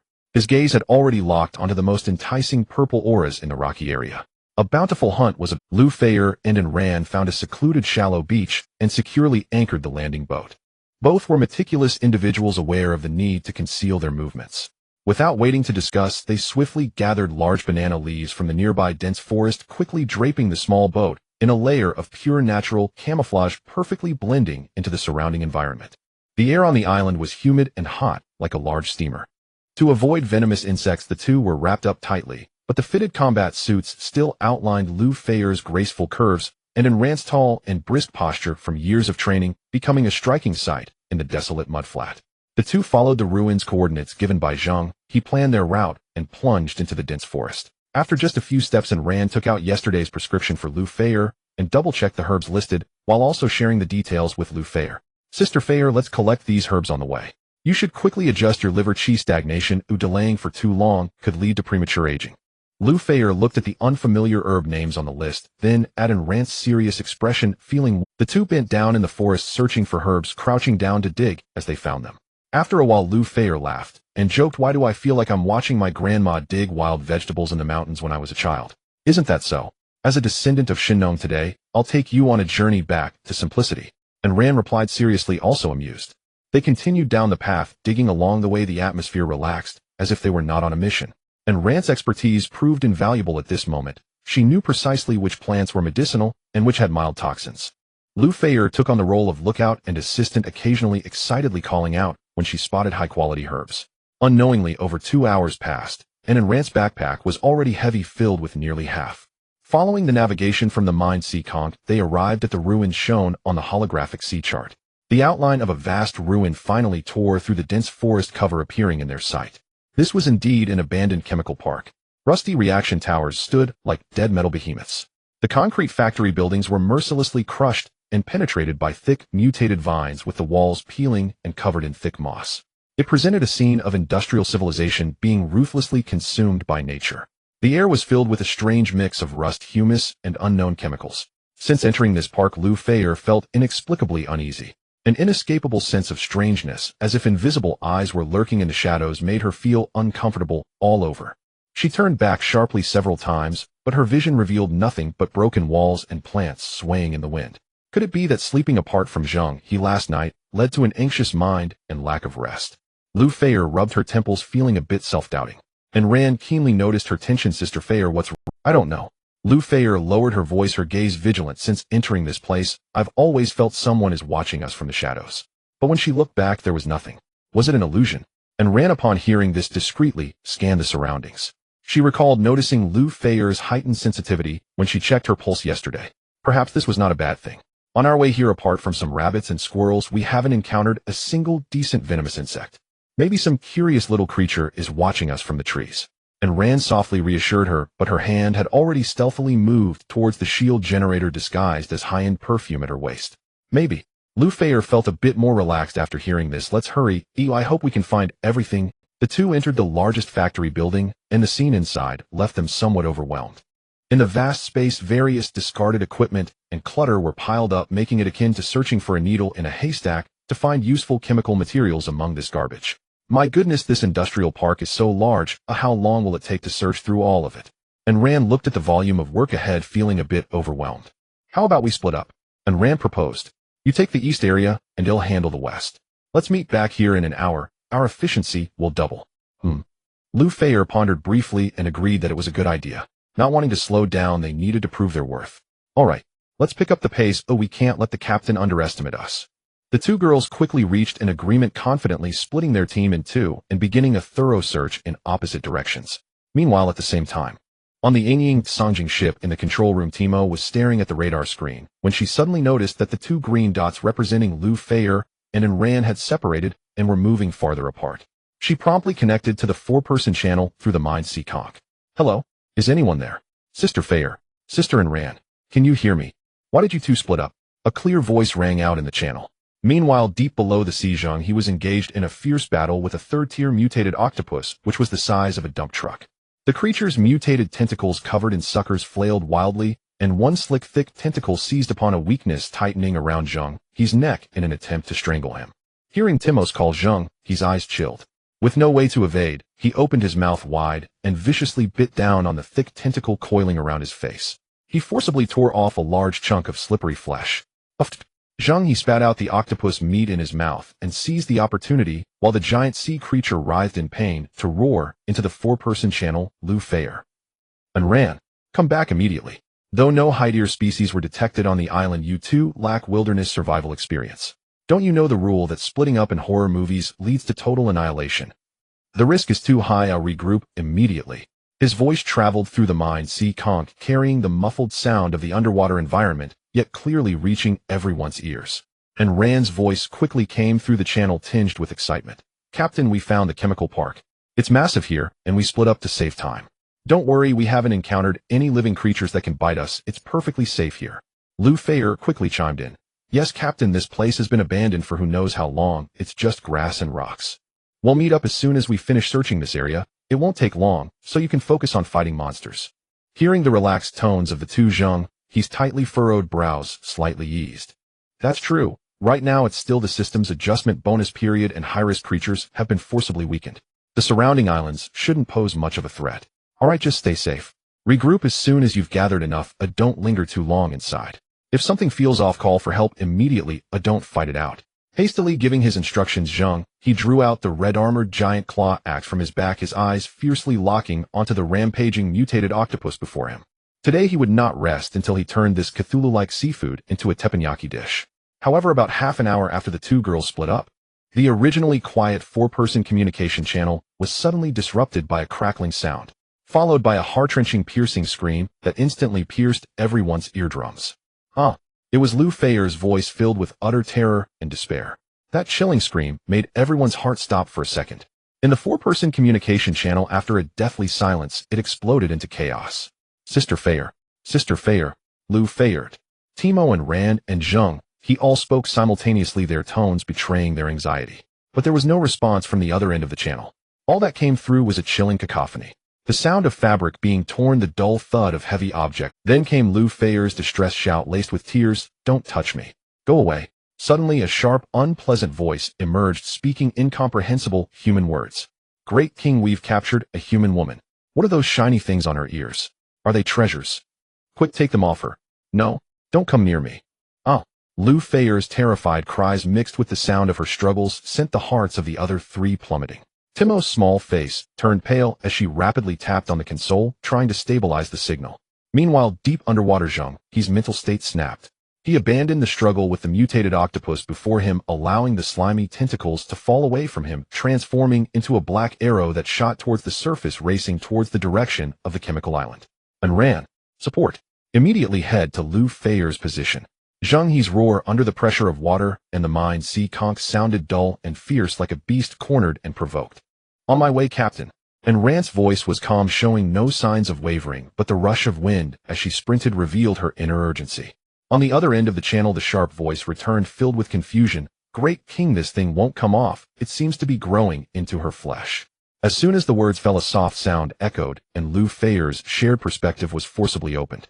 After the shaky footage stabilized, the three people in the channel were stunned. A group of monkeys. A group of monkeys wearing tattered cloth, walking upright on two legs, and they could actually talk. They were surrounding Lu Feier, brandishing rusty iron rods and sharpened wooden spears. Lu Feier was held down by two burly monkeys, her arms tightly bound by rough vines, rendering her immobile. The leading old monkey, with a few wild chicken feathers sticking out of its head, stood with its hands behind its back, clearly the so-called Great King. Zheng He's eyes brimmed with killing intent, wishing he could instantly teleport over and turn this group of monkeys into spicy monkey brains. And ran how much longer? No more than 3 minutes. At the scene, Lu Feier felt she was on the brink of collapse. She never imagined that one day she would be kidnapped by a group of talking monkeys. The cold, rough vines dug painfully into her wrists, and the expensive combat suit she wore had been torn in several places. The Monkey King circled around her, its murky eyes gleaming with greed. "Search. See if this human woman has any good stuff on her." A small monkey immediately jumped over its furry paws, starting to explore Lu Feier's body. The monkey group burst into fits of laughter. "I think it's a good idea. She must have plenty of milk. The child won't go hungry. Shut up, all of you."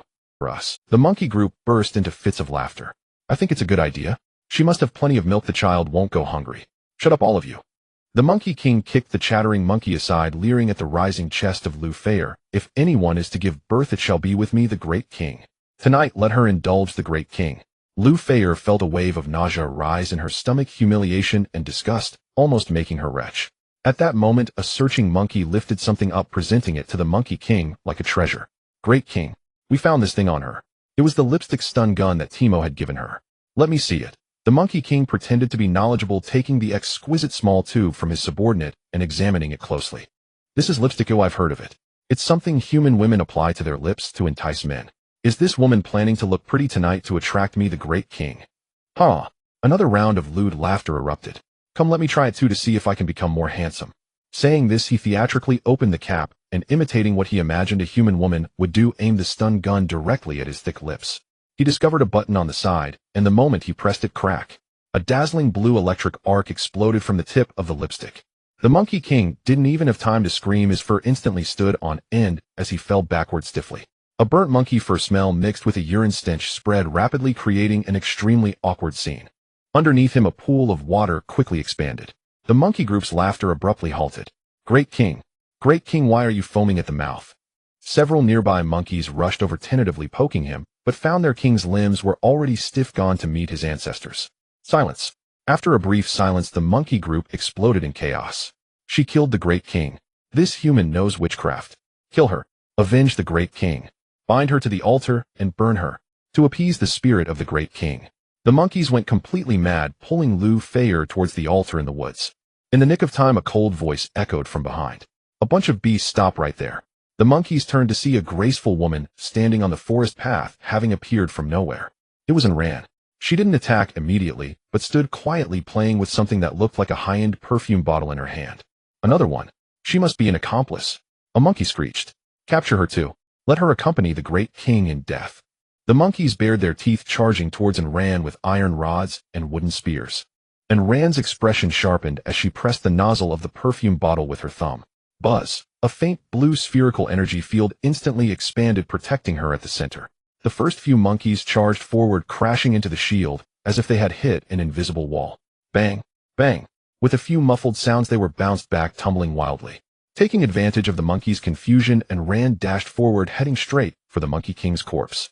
She picked up the stun gun that had accomplished such a feat from the Monkey King's stiff hand. Why are you all dazed? Get them! The monkey group roared again, surrounding Ran. Ran sneered, raising the stun gun in her hand. Bayou! A bolt of electricity accurately struck a monkey in the chest, causing it to scream and convulse as it fell to the ground. Bayou! Bayou! Another 2 shots, and 2 more monkeys fell in response. The remaining monkeys were thoroughly scared. This human woman's witchcraft was even more powerful than the last one. Squeak, squeak. Can't mess with her, let's run. They screeched, dropping their weapons and turning to flee the scene, instantly descending into chaos. Seizing the opportunity, Ran rushed to Lu Feier's side, swiftly cutting the vines, binding her hands with the special knife Timo had given her. Sister Feier, are you hurt? I'm fine. Lu Feier rubbed her reddened wrists, taking the other stun gun, and Ran handed her beautiful eyes filled with anger. Almost losing her innocence to a bunch of monkeys, how could she suppress this anger? These beasts. The two stood back to back, firmly positioned within the energy shield, preparing to counterattack. Lu Feier raised the stun gun, starting to target the slower monkeys. Bayou. One down. Another one. Ran meanwhile held the shield to protect both of them, occasionally spotting monkeys trying to sneak around and deftly slashing at their furry behinds with her small knife. The cuts weren't deep, but they were enough to make their behinds bleed, causing them to screech in pain and run even faster. Let this group of beasts see clearly. At that moment, amidst the ruins, electric sparks and knife flashes flew together while the monkeys screeched in anguish. Lu Feier had completely lost her mind. The intertwining humiliation and fear ignited a furious blaze within her, and the lipstick stun gun became her sole outlet for release. Bayou. A slow-moving monkey fell to the ground, convulsing. Bayou. Bayou. 2 more bolts of deep blue electricity eliminated another 2 monkeys attempting to sneak attack. These mutated monkeys were remarkably agile, jumping through the ruins of steel and concrete. The effective range of the lipstick stun gun wasn't far, and many monkeys rolled and crawled into the dense forest, leaving behind a scene of devastation and a few charred corpses still smoking. Sister Feier, calm down, they've all run away. Ran maintained the energy shield, staying close to Lu Feier. Lu Feier's chest heaved violently, her hand gripping the stun gun, still trembling slightly, her eyes brimming with tears that she stubbornly refused to let fall. At that moment, a shadow rushed out from the forest with a gust of wind, reaching the two in the blink of an eye. Feier. Ran. Seeing it was Zheng, he and Ran quickly retracted the shield. Zheng He pulled Lu Feier into his embrace, the force of it making her gasp for breath. He said nothing, just held her tightly for a moment before quickly releasing her, placing his hands on her shoulders, his anxious gaze scanning her from head to toe, checking her thoroughly. Are you hurt? Did those beasts touch you? His voice carried an undeniable tremor of fear and a barely noticeable shake. With his embrace, Lu Feier's taut nerves finally relaxed, the previous frenzy faded away, and a rush of grievance surged forth, causing her tears to burst forth like a flood. I'm fine. Luckily, Ran arrived in time otherwise. Otherwise, I might have truly been at the mercy of those beasts. Zheng He gently patted her back to comfort her, his gaze shifting to Ran, filled with gratitude and relief. Thank you, Ran. Ran slightly nodded. It's the least I could do, Captain. After confirming that Lu Feier was merely frightened and not seriously harmed Zheng, he felt a surge of anger rise again. His expression darkened as he released Lu Feier, stepping back and sternly scanning the two girls. How many times did I tell you before we set off? His voice was not loud, yet it carried an unprecedented severity. I warned you repeatedly, you both are outdoor novices and must not separate. Absolutely not. Yes, I used the sea god's vision to check, and there are no high-level biological threats on this island. But you don't understand how dangerous low-level high-intelligence creatures can be once they form a group. They know how to cooperate, utilize their environment, and can even hunt creatures far beyond their own level, let alone you two innocent girls. Zheng He grew increasingly agitated, his chest heaving. This was the first time he had lost his temper so severely with them.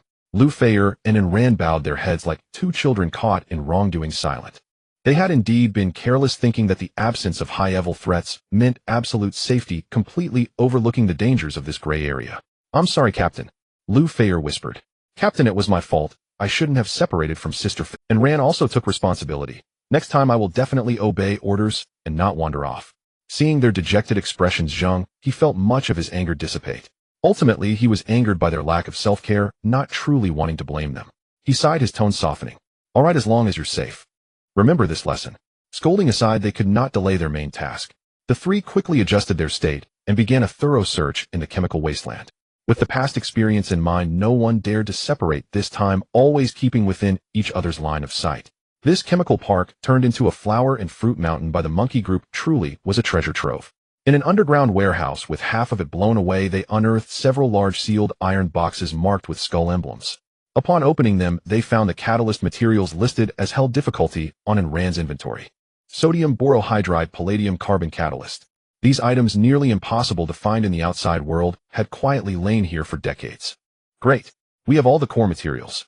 After checking, Ran couldn't hide her excitement. Strangely, some common materials like acetone and ether were nowhere to be found here. That's okay. Lu Feier patted her chest, regaining a bit of confidence. There are many substitutes for these common materials. I'll check the database of the Divine Sea Spirit Warehouse. I'm sure I can find daily necessities that can be decomposed and extracted. Having exceeded the main task's target, a heavy stone in Zheng He's heart fell into place. Yet he hadn't forgotten another matter. He turned around, coldly staring in the direction of the fleeing monkey group in the forest. His crew had nearly been turned into breeding machines by this group of newly intelligent beasts. It felt as if they were trying to make him, Zheng He, a fellow traveler. Could he tolerate that? A man can be broke, can lack power, but absolutely must not be cuckolded, even if the other party is a group of monkeys. Timo, are you there? Zheng He called through the mind sea conch. I'm here, Captain. I've been here the whole time. Are the sisters all right? Timo's voice sounded almost in tears. They're fine. Both sisters are doing well. Zheng He glanced at Lu Feier, whose cheeks were flushed, and continued. Get ready, we're going to have a good conversation with our neighbors on the island. With a thought, he activated the sea god's vision. Countless light points and lines constructed a three-dimensional map in his mind. Soon a valley densely packed with light points was precisely locked. That was the monkey den. Let's go and reason with them.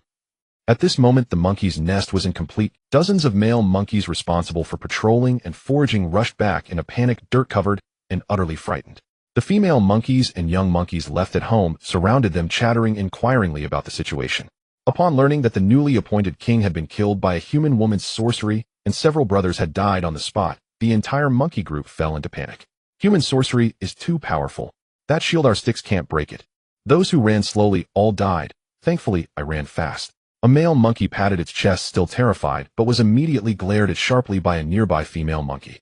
In their ranks, the slowest was now the front line. This logic they understood. As the male monkeys arrived home, still catching their breath, three figures appeared at the valley entrance. The leading man carried a gleaming red giant axe on his shoulder. The scene instantly froze. On one side were hundreds of monkeys, large and small, old and young, on the other only 3 humans. In terms of numbers, the power comparison was extremely lopsided. Yet the mindset of both sides was entirely different. The monkey group was restless, eyes filled with fear, while Zheng He and his 2 companions strolled leisurely, as if they were in their own backyard. Approaching the monkey group, Zheng He stepped forward, his voice not loud, but clearly echoing throughout the valley. Bring out your leader.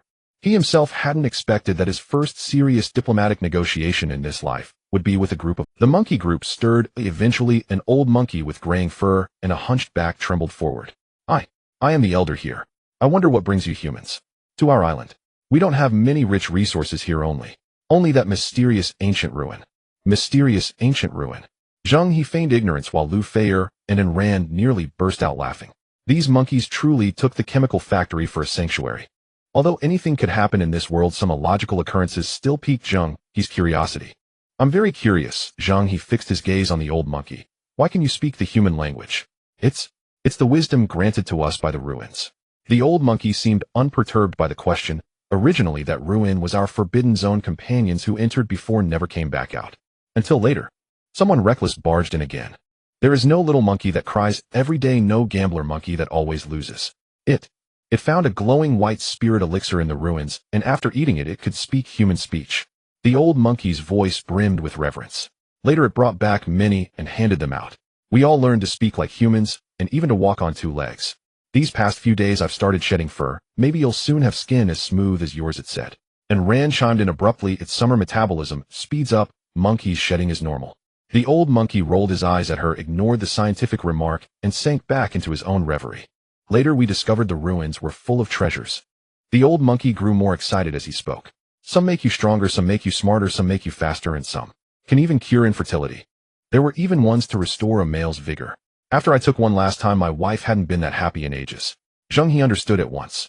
This abandoned chemical park, it turned out, had once manufactured gene enhancement serums and various attribute-boosting agents. For reasons unknown, it had been deserted. The remaining finished agents inadvertently became miraculous elixirs that accelerated the monkey's evolution. It seemed someone in this world feared the technology that could mass-produce limit breakers. Zheng He withdrew his thoughts, shifted his tone, and his gaze turned cold. Since you have become so civilized, let me talk some sense into you. Did you just mean to seize my crew and turn them into your breeding machines?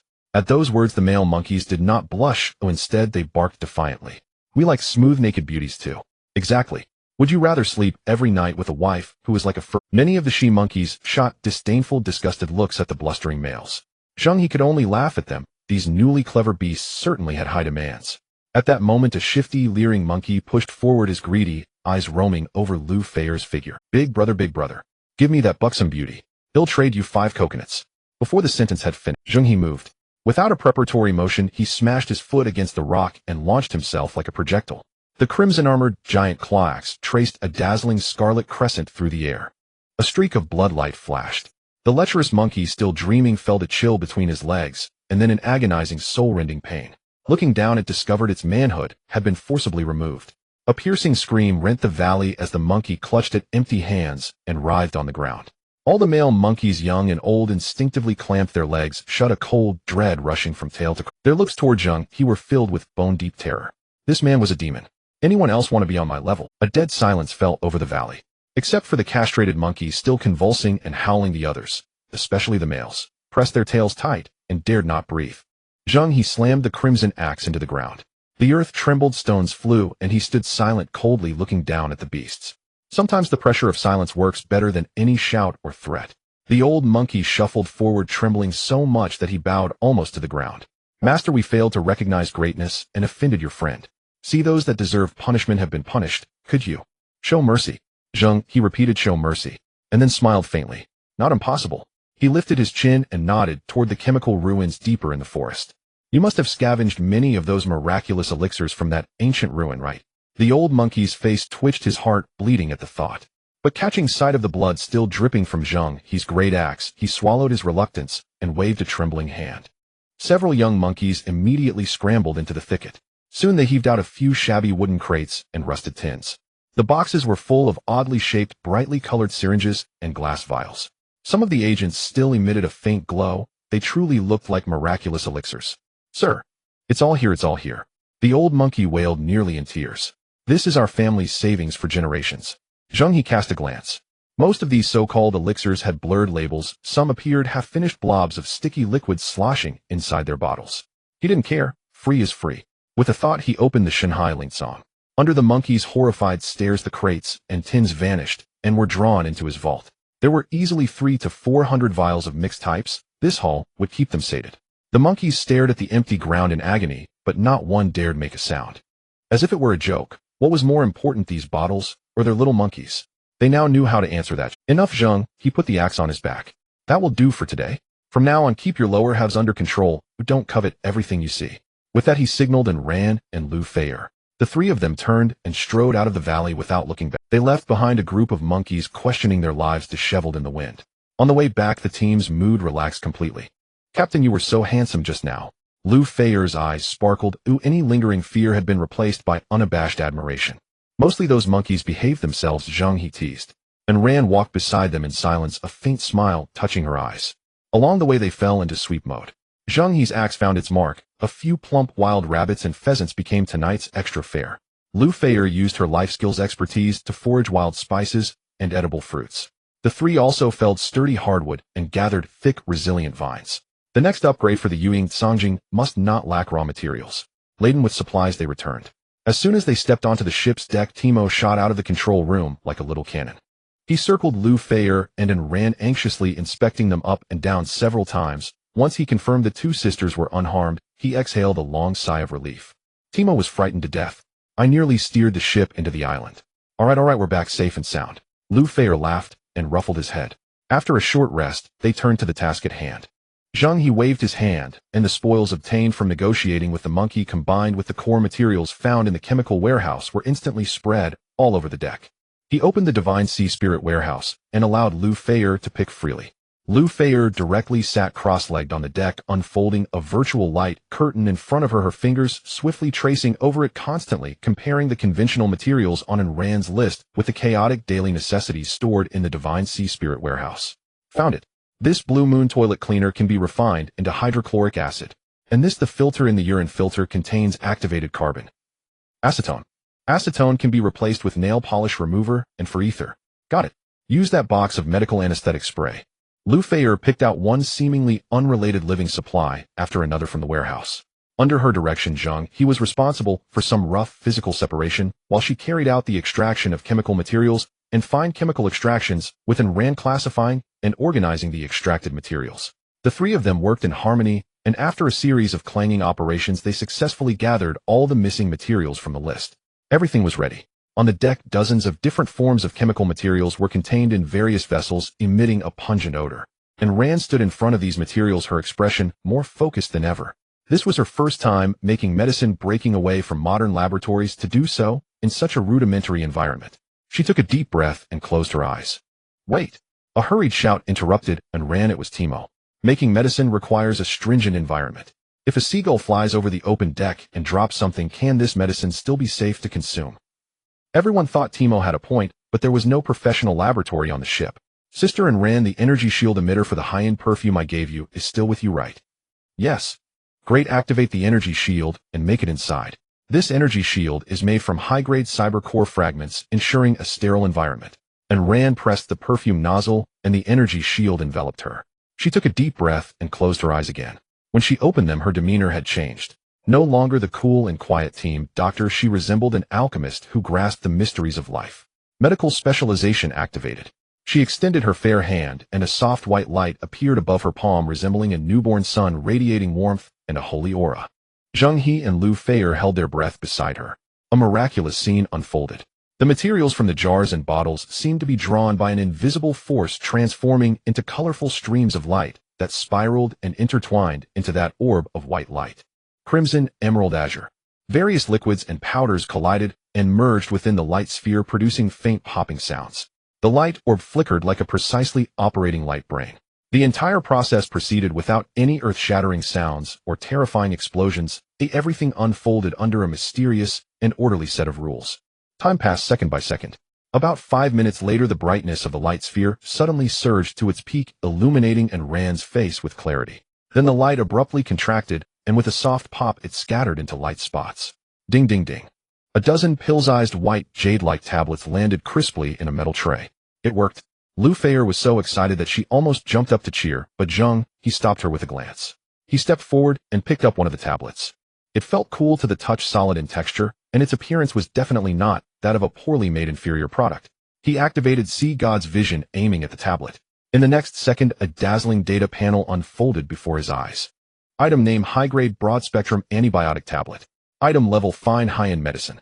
Item description: purification precision significantly improved on the basis of the antibiotic molecular structure with stronger molecular activity. Recombined from refined-grade chemical materials, eliminating the toxic side effects of the base medicine, the antibacterial range is doubled, capable of combating moderately resistant bacteria, making it a life-saving agent for wilderness, deserted islands, and post-apocalyptic severe infections. Specifications: 8 tablets per bottle, each weighing 0.45 g, concentrated sustained-release formulation. Efficacy: 1. Effectively kills common pathogenic bacteria and moderately resistant strains, covering multiple infections in the respiratory tract, digestive tract, wounds, and abdominal cavity. 2. Rapidly suppresses severe wound necrosis, purulent gangrene, persistent high fever, pulmonary inflammation, and early symptoms of sepsis. 3. Sustained release of efficacy, with 1 tablet lasting 12 hours, inhibiting bacterial reproduction and blocking the spread of infection. 4. Can be used for postoperative infection control and treatment of severe external injuries in harsh environments, significantly reducing the mortality rate from infections. Usage method: take with warm water for regular infections, 1 tablet once or twice a day. For severe systemic infections, the initial dose can be doubled. Side effects: strictly adhering to the dosage, has almost no obvious discomfort.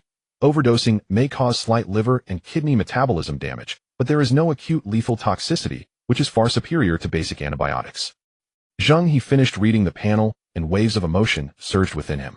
To synthesize medicine for the first time and directly produce a fine-quality product. The attributes were simply outrageous. It was absurd. He turned to look at Anran.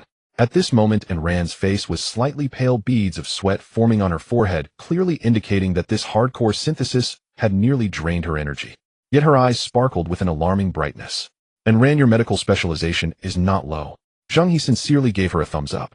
Anran shook her head humbly, stating, "It's because of the quality of the materials," and she glanced at the energy shield with the perfume bottle that was put away, her tone revealing an unmistakable awe. Inside that shield I felt a clarity of thought like never before. Many of the originally vague synthesis steps appeared clearly in my mind. "I told you." Timo jumped out, his small body bouncing excitedly on the deck. "That energy shield is made from high-grade cyber core fragments. It inherently carries a certain enhancement effect, and Rand's specialization was catalyzed by it, so the results, of course, are exceptional." Zheng He understood. He placed the tablet back in the tray, but his mind began to strategize. The fine high-end quality medicine had a stunning attribute panel, a veritable survival miracle drug. However, the more exceptional it was, the more cautious he felt. Every medicine has its risks. This was the first time making it, and no matter how appealing the panel data was, it still needed clinical testing. What if there were hidden side effects or compromised efficacy? If it came to the point where someone was severely injured and on the verge of death before using it, wouldn't that be a disaster? But who would be the test subject for this medicine? Lu Feier, Anran, Timo. What a joke. These 3 are precious gems. He would never gamble with the lives of his own. Zheng He's gaze swept across the deck and fell upon the vast, boundless sea as a spark of inspiration flashed through his mind. Wait, yesterday, wasn't there a poor soul in the regional channel crying out for antibiotics? At that time he was busy planning the route and didn't pay much attention. Now that he thought about it, wasn't that a ready-made guinea pig? With this in mind, Zheng He no longer hesitated and directly opened the regional channel he hadn't checked in a long time. Zheng He ignored the scattered messages in the channel and directly edited a message to send out. "Zheng He is the brother who was seeking medicine yesterday, still here. Private message me." After sending the message, he casually closed the channel interface. In this cannibalistic apocalypse, sympathy is the cheapest luxury. He didn't have high hopes for this needle-in-a-haystack endeavor after all a day had passed, and that player seeking medicine might have seen his teammate succumb. However, just as he closed the channel, a red suddenly lit up in his private message section. So soon? Zheng He raised an eyebrow and clicked on the private message. It was from a player named Wang Chuang. "Wang Chuang, Zheng He, is that really you? I saw your message in the region. Boss, my brother. He's not doing well. His breath is very weak. He might not last through today. I had almost given up hope, but do you have antibiotics? I beg you, save him. Whatever you need, I'm willing to give you everything I have, even if it costs me my fortune." You could almost smell the desperate hopelessness through the screen. Zheng He lightly tapped his fingers on the ship's railing, not replying immediately. He wasn't a saint. He wouldn't save an unrelated person for no reason. Especially in this brutal survival-off-thefitist world, every resource exchange must be calculated for return on investment. A person can be saved, but it depends on whether that person deserves to consume his precious medicine. After thinking for a moment, he replied with a message. "Zheng He, briefly introduce your situation. Vehicle information, personnel configuration, awakened specialties, and any special materials you have. I don't need regular materials for now." This statement was half true and half false. He lacked advanced materials, but what he lacked more was talent. Although the shadow whale was strong, it was ultimately just the four of them. Many low-level tedious tasks were done personally, which wasted his precious time exploring high-risk areas. If he could cultivate a few players with special expertise to form an external raiding team, it would undoubtedly greatly enhance the team's error tolerance and development speed. After sending the message, the other side almost replied in seconds. A long string of messages popped up. Wang Chuang boss, we are two boats. My name is Wang Chuang, and our ship is the level 5 Mad Shark class combat fishing vessel modified with a 12.7mm heavy machine gun at the bow. The firepower is decent. My awakened specialty is animal mimicry, a combat specialty that allows me to temporarily transform into a leopard or a brown bear for combat, with strong melee capabilities. Wang Chuang, my brother's name is Li Mo, and his ship is the level 4 Seagull in E-class sailboat, which has no weapons. His awakened specialty is the healing specialty Life Link, which can restore teammates' injuries and share damage, but he cannot detoxify or heal diseases. We survived before solely because he healed me. Wang Chuang, as for supplies, we were lucky before and took down a small stronghold, acquiring quite a few good items. We have 3 pieces of special alloy steel ingots, 1 cyber core, and several bottles of miscellaneous first-tier attribute potions. Additionally, there are a few blueprints, assaulter combat suit, K3 electromagnetic rifle, but the materials have not been gathered yet. Boss, as long as you are willing to give us medicine, you can choose anything from these items. Zheng He glanced at the list. Wang Chuang sent his eyes narrowing slightly. 1 combat specialty, 1 support specialty, 1 main tank and physical damage dealer, 1 mobile healer. With this configuration, it's no wonder they have survived this long and managed to scavenge so many good items. If this were in a game, it would be a standard duo for exploration. Especially that Li Mo with the healing specialty, his Life Link can heal and share damage, which is extremely practical. As for Wang Chuang, animal mimicry, being able to transform into a leopard and brown bear. It balances offense and defense. The strategic value of these 2 people far exceeds those blueprints. In an instant, Zheng He made up his mind. He would take these 2 in. However, they would not be core crew members, but rather an external combat group attached to the shadow whale. To put it plainly, they would be combat accessories. They would handle the dirty and tiring work, and the resources they scavenged would be distributed based on labor. When danger arose, they would take the front line. This is called a sense of boundary, only linking with each other without entering into life. This cooperative model allows him to utilize their combat power without exposing his trump card, which is simply perfect. Having made up his mind, Zheng He replied. Zheng He, I have the medicine. As for the items, I don't need yours for now. I can save your brother first, but there's a condition. Wang Chuang, what do you say, boss? Don't say 1 condition. I'll agree to 100. Zheng He, after saving him, you 2 will follow me. The other side was silent for a full half-minute. Zheng He didn't rush. He leaned against the ship's railing, feeling the sea breeze, quietly waiting. The condition he offered seemed overbearing, yet in reality, it provided the other party with a tremendous opportunity. Relying on the strong is the aspiration of the vast majority in this world. If Wang Chuang couldn't understand even this Zheng, he would have to reassess his intelligence. Half a minute later, a message popped up again. Wang Chuang boss. Do you mean you are willing to take us as underlings? Zheng He, you can understand it that way. This time there was no silence. Zheng He could even feel the ecstatic emotion from the other side through the screen. In this cruel apocalypse, being able to hold onto the thigh of a top boss is simply a windfall from the heavens. Wang Chuang boss. Am I dreaming? Being able to follow you is the blessing our brothers earned in our past lives.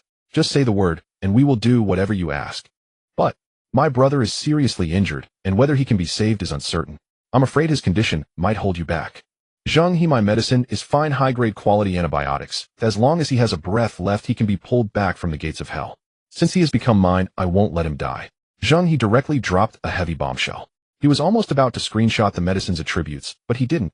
That was his final trump card. But just the words fine, high-grade along with this imposing statement were enough to make the other side completely devoted. Sure enough, as soon as the message was sent, the other side almost replied in seconds. Wang Chuang, thank you, boss. Thank you for saving our lives. From now on, our lives belong to you. Whatever you point us to, we will follow unconditionally. Zheng He opened the trading interface. The moment the trading interface popped up, Zheng He hesitated not at all. He placed the bottle of high-grade broad-spectrum antibiotic pills, still warm from in Rand's palm, directly onto the table. Ding. Transaction confirmed. At the same time, Wang Chuang also kindly traded over 2 blue glowing blueprints. Assault Trooper, Combat Suit Blueprint. K3 Electromagnetic Rifle Blueprint. Zheng He glanced at them and stored them in the spiritual warehouse. The private message interface lit up again. Wang Chuang boss. I received the medicine. Thank you so much. I don't know what to say. I'm going to give my brother the medicine right now. Just wait, I will definitely bring you good news. Even through the screen, one could feel the excitement of survival from the other side. Zheng He leaned against the ship's railing and replied. Zheng He calmed down and prepared to welcome your lively brother. He turned off the private message and did not look back. Next it was time to wait. Waiting for the medicine to take effect and for the patient to awaken their survival instinct. Time passed second by second. Lu Feier and Ran also learned about this matter. Upon hearing about the severely injured and Ran, a medical specialist, immediately contacted Wang Chuang for a remote expert consultation. On Liamo. What is the body temperature? What is the breathing rate? Is there any confusion or convulsions? And Ran's voice came through the channel, calm and professional, instantly providing a reassuring effect to the flustered Wang Chuang. After receiving a series of data, and Ran made a judgment. Moderate infection with early signs of organ. His body is too weak. The time for the medicine to take full effect may be longer than expected, perhaps around 4 to 5 hours. During this time, make sure to supplement him with electrolytes and sugar water, maintain physical cooling, and do not move him. Got it, Ms. And Ran, I have noted everything. Wang Chuang's voice was heavy with nasal tone. Clearly he had cried. Within Ran's remote monitoring Zheng, he felt completely at ease. He glanced at the time. There were still a few hours left until the system's safe period ended, and he had no intention of wasting it. Timo, how is the progress on your safe house? Zheng He turned to the stern of the ship. Timo was banging away busily, not looking up as he replied. Report, Captain. The supplement safe house prototype has completed 70% of its main structure. Well done. Zheng He nodded. Feier, prepare more high-calorie, high-protein food for dinner. Let's replenish well. And Ran, keep monitoring Limo's condition and inform me immediately of any sudden developments. Receive. Understood. The two responded simply. The current shadow whale was completely back on track. Everyone was performing their duties, efficiency at its peak. After delegating tasks, Zheng He took his scarlet shell giant claw axe to the edge of the ship. Dive. Hunt. His target was the unknown deep sea. It was those high-level sea beasts lurking in the dark trenches. He had an even bigger goal. First kill of a Tier 3 boss. Splashed. A swift dive into the deep blue water, creating minimal splash. Soul bond activate. His connection with the shadow whale was instantly established, his form rapidly blurring in the water, ultimately merging completely with the surrounding sea. Descending, constantly descending. Sunlight was cut off, the surrounding light grew dimmer, and the water pressure became increasingly terrifying. Yet Zheng He moved through the water like a fish. Deep sea perception activated. The pitch-black, deep sea instantly shifted to a higher dimensional perspective. Every fish and shrimp, every strand of seaweed emitted different colored halos according to their life energy levels. Ordinary white, first-tier green, second-tier blue. But he ignored all of them. What he saw was that blood-red beacon representing a terrifying Tier 3 creature. Zheng He transformed into an underwater ghost, silently weaving through schools of low-tier fish, heading straight for the deep trench. A bottomless giant trench lay before him, stretching across the seabed like a gaping wound that had brutally split the planet. In the depths of the trench, a pulsating crimson light emanating a violent aura throbbed slowly. That's it. Zheng He's eyes lit up, adrenaline surging. Crab King Guard. With a thought, a layer of crimson shell rapidly emerged from his body, enveloping him entirely, forming a menacing and sturdy armor. He suppressed all his presence, using the rugged underwater rocks for cover, silently approaching the crimson glow. 50 meters. 30 meters. The terrifying pressure emanating from the high-tier life form grew increasingly clear. However, when Zheng He stealthily reached the location of the light spot, he froze. Empty. The mark from Sea God's view clearly indicated it was right here, a massive crimson light group almost covering 100 meters ahead. Yet from his naked eye there was nothing but a few rugged rocks and swaying seaweed. Where's the prey? It was unclear whether Sea God's view was malfunctioning or if this creature could also become invisible. Zheng He furrowed his brow, halting his movements and cautiously surveying his surroundings. Just as he was puzzled, an indescribable, terrifying pressure bore down from behind him. It was not merely an aura, but a tangible force, as if the entire trench's water was squeezing towards him, causing his Crab King Guard to emit a faint, creaking sound. Zheng He abruptly turned around. Then his pupils constricted sharply. Less than 100 meters behind him there was. No, it could no longer be described as merely a head. It was a massive creature, nearly 50 meters long, silently gliding between the cliffs of the trench. Its body was dark blue, lacking fins, resembling an ancient giant serpent. Its surface was covered in strange patterns, and with every movement fine blue-purple electric currents raced wildly within the patterns. In its two headlight-sized vertical pupils flickered purple lightning devoid of warmth. The scanning results from Sea God's view popped up instantly. Thunder Phantom Sea Electric Eel, Tier 3 BOSS. A sea beast with attributes. Zheng He felt a jolt in his heart. This was the first time he encountered a non-physical mutated creature in the sea. Thunder Phantom Sea. Just by the name he knew this thing was not to be trifled with. Should he fight or flee? He tightened his grip on the scarlet-shelled giant claw axe, feeling conflicted for a moment. However, the Thunder Phantom Sea electric eel seemed not to have noticed him. Its attention was drawn to something on the other side. Not far away, a massive second-tier electric jellyfish, as large as a pavilion, was slowly drifting in the water, its gorgeous umbrella flared open. Oh, is the underwater version of Animal Planet about to start? Zheng He suppressed his impulse to strike and decided to observe for a while. In the next moment, the electric eel moved. Its massive body not only appeared agile, but resembled a deep-sea torpedo, stirring up violent undercurrents as it charged straight towards the electric jellyfish. When they were still several tens of meters apart, the entire body of the Thunder Phantom Sea electric eel suddenly erupted with blinding purple-blue electric light. Countless arcs of wild electricity detonated in the deep sea, forming a colossal death electric net that completely engulfed the electric jellyfish. At that moment, it seemed as if the seawater itself was boiling. The poor second-tier jellyfish had no chance to resist. Its massive bell suddenly stiffened before it ceased to swim, floating helplessly in the water like a kite with a severed string. The entire process, from the electric eel launching its attack to the jellyfish losing its vitality, took less than half a minute. It was terrifyingly swift. Then the Thunder Phantom Sea electric eel leisurely swam forward, opening its gaping maw capable of swallowing a small boat, and began to enjoy the seafood feast. Zheng He, 100 meters away, could even feel a faint tingling sensation on his skin. Goodness, this creature's electric shock was indiscriminate AoE damage. In the dim light, he clearly saw that at the moment the electric net exploded, the unfortunate fish and shrimp passing by also suffered, flipping onto their backs. All were treated as snacks by the electric eel, swallowed whole. Watching the deep-sea giant feast with delight, Zheng He gasped, his expression turning gravely serious. This was no mere electric eel, it was clearly a deep-sea high-voltage power station. Goodness, that moved just now. 10,000 Thunder's heavenly prison truly bore the flavor of a thunder deity's descent. Indiscriminate AoE attacks with extremely exaggerated damage. Not even the second-tier electric jellyfish could withstand a single strike. With his current physique, even if he used Crab King Guardian to charge in, he would likely be turned into a charred corpse. As for running away, Zheng He was unwilling. A rare 3-tier boss. If he could secure the first kill, the loot would surely be top tier. Looking on, the rest period provided by the system was about to expire. Miss this village, and there would be no shop for it. To find such an easy opportunity to challenge a boss again would be a pipe dream. Should he fight or flee? This thought tangled in Zheng He's mind for less than 3 seconds. Try his luck, a bicycle could turn into a motorcycle. Wealth and danger go hand in hand. If he backed out, he'd be playing nothing but a fool in survival at sea. However, charging in headfirst was foolish. One must be tactical. He silently stepped back, positioning himself at a safe distance, and entered the team channel.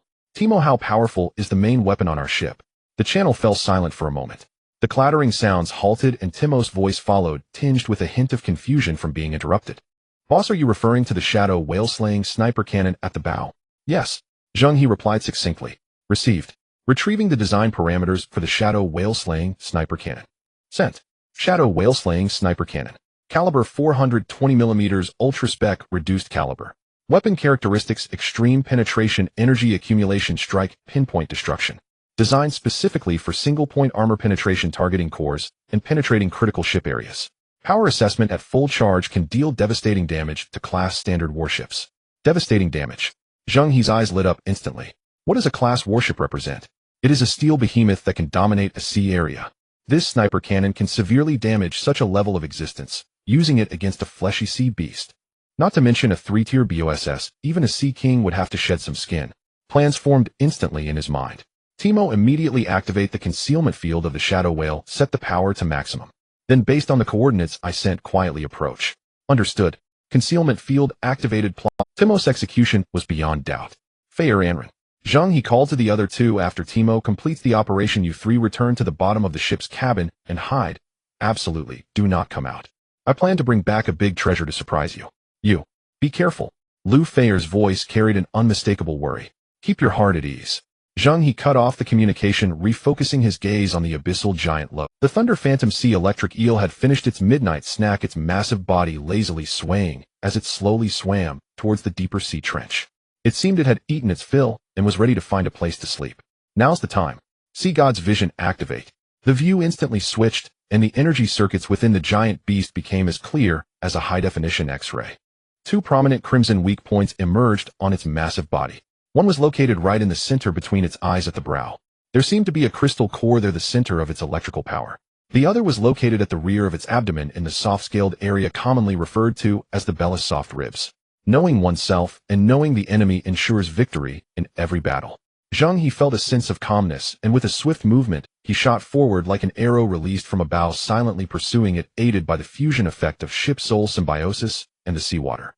However, the reason why a boss is due to its perception abilities far surpassing those of ordinary crew. Even though Zheng He had concealed his presence to the utmost as he approached within several tens of meters of the electric eel, an anomaly suddenly occurred. The originally dim surface of the electric eel erupted with dazzling purple-blue electric arcs, interweaving into a dense electric current net, shielding its entire body.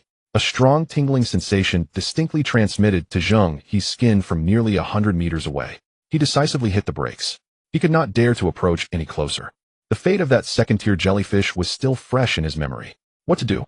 He couldn't possibly use an axe to perform a flying axe throw from over 100 meters away, could he?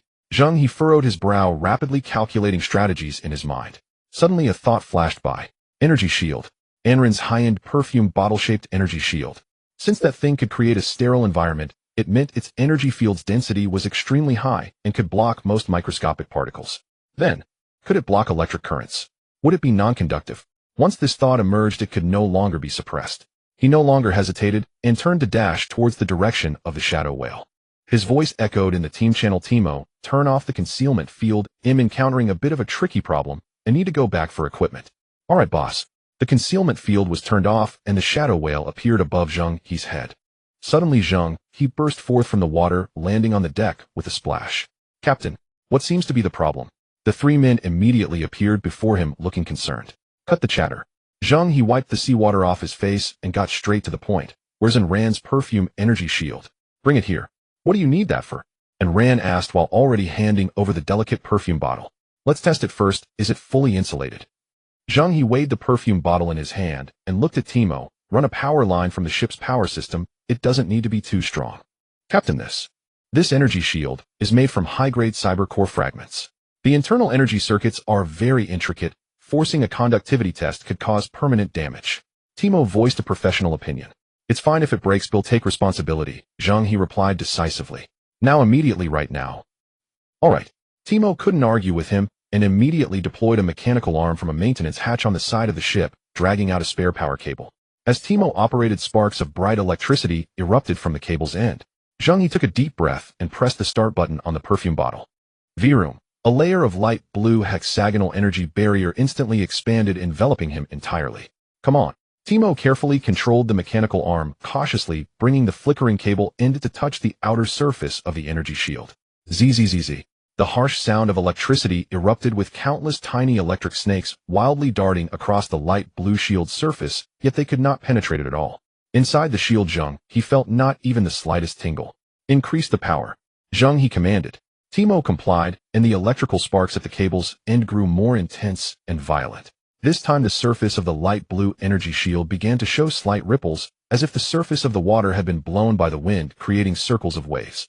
The energy consumption rate of the shield was visibly increasing. Report to the captain, the current output power has reached 3 times the ship's normal supply. The energy shield is experiencing energy dissipation estimated to weaken energy impacts by about 80%. 80%? That's enough. Zheng He felt ecstatic. No matter how fierce the lightning from the electric eel was, with the system reducing it by 80%, and the energy shield cutting another 80%, the remaining force combined with his current physique and the defense from Crab King Guardian would definitely hold up. Alright, stop.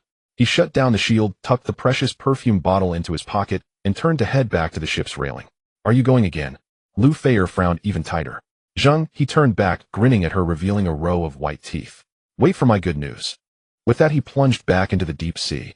This time he was completely confident. Leveraging the superior underwater mobility brought by ship soul symbiosis, he quickly returned to that desolate trench. The Thunder Illusion Sea electric eel had found a nest made of gigantic rocks, its massive body coiled within, seemingly in a semi-dormant state of digestion, with the electric light on its surface dimmed significantly. Now's the time. Zheng He suppressed all his presence like the most patient hunter, inching closer to the nest. Just as he stepped into the electric eel's perception range, he no longer concealed himself. The exquisite perfume bottle was gripped in his hand as he slammed down the switch. Vroom. The light blue energy shield instantly expanded, wrapping him and his axe tightly. This sudden surge of high-grade cyber fragment energy fluctuations was like a deep-sea bomb instantly waking the slumbering giant beast. Its vertical pupils the size of car headlights suddenly opened wide, purple lightning frantically gathering around it. In the next second, there was no warning at all. Zzz. A violent thunder several times more ferocious than when he had hunted the jellyfish erupted from the body of the Thunder Illusion Sea electric eel. The deep sea was completely dyed purple-blue at that moment. Countless thick raging electric arcs wove together to form a net instantly swallowing the small figure, glowing with light blue radiance. The entire trench transformed into a thunderous purgatory. In the center of this purgatory, the light blue energy shield was coated with layer upon layer of electric light. Countless purple-blue electric snakes frantically darted across the surface.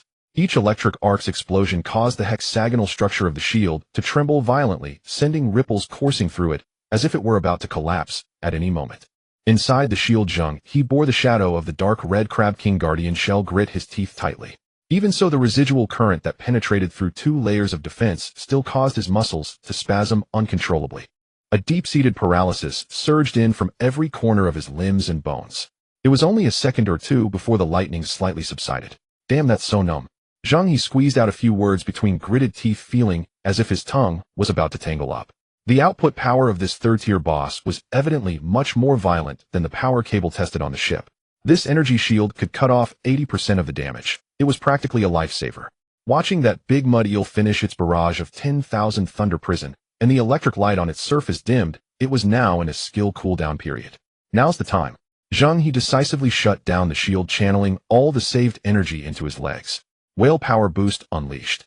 The water beneath his feet exploded backward, creating a massive depression as he shot forward, like a torpedo charging directly at the Thunder Illusion Sea electric eel. The beast visibly froze for a moment, its vertical pupils narrowing sharply. Zheng He's giant red-clawed axe cut a scarlet trajectory through the dark deep sea. Beast, take this axe. The brute force of the breaker combined with the explosive push of his skill struck with overwhelming force against the side of the Thunder Illusion Sea electric eel. A muffled sound akin to a blade slicing through leather.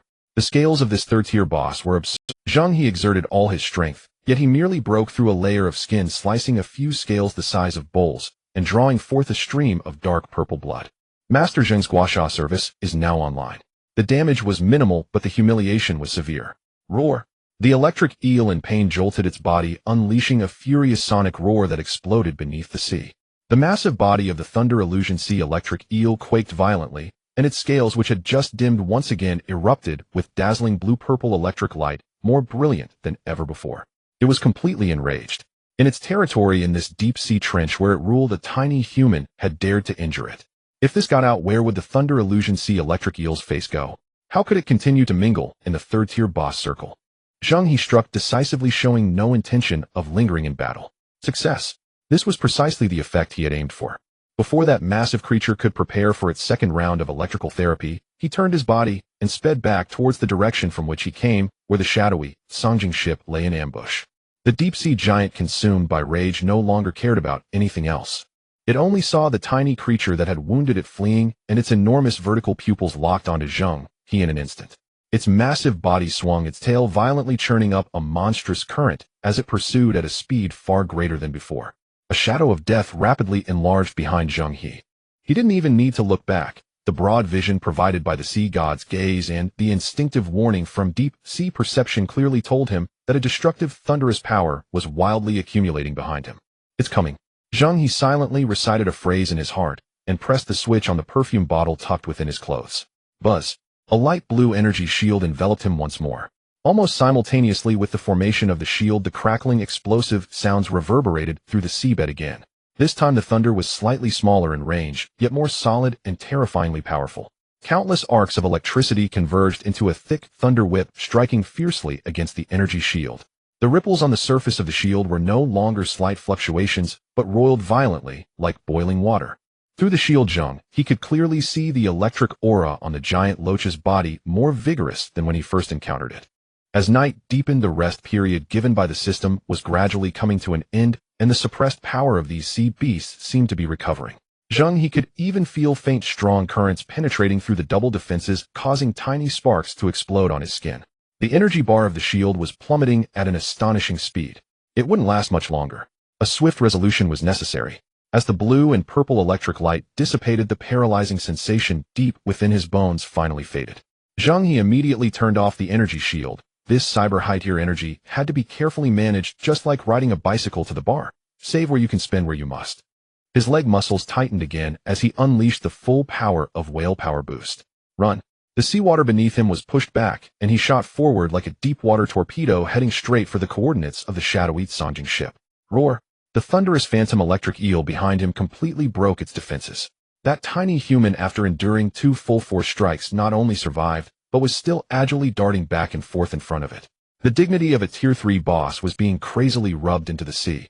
Rage completely consumed it. The beast was blinded by rage. Its enormous tail fin wildly stirred the dark currents, and its entire body transformed into a blue-purple underwater lightning bolt, dashing forward at a speed that was nearly impossible to track with the naked eye. He fled it chased. He had no means of escape.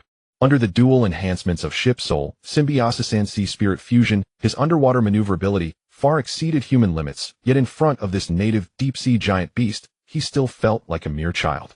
The shadow of death behind him rapidly enlarged.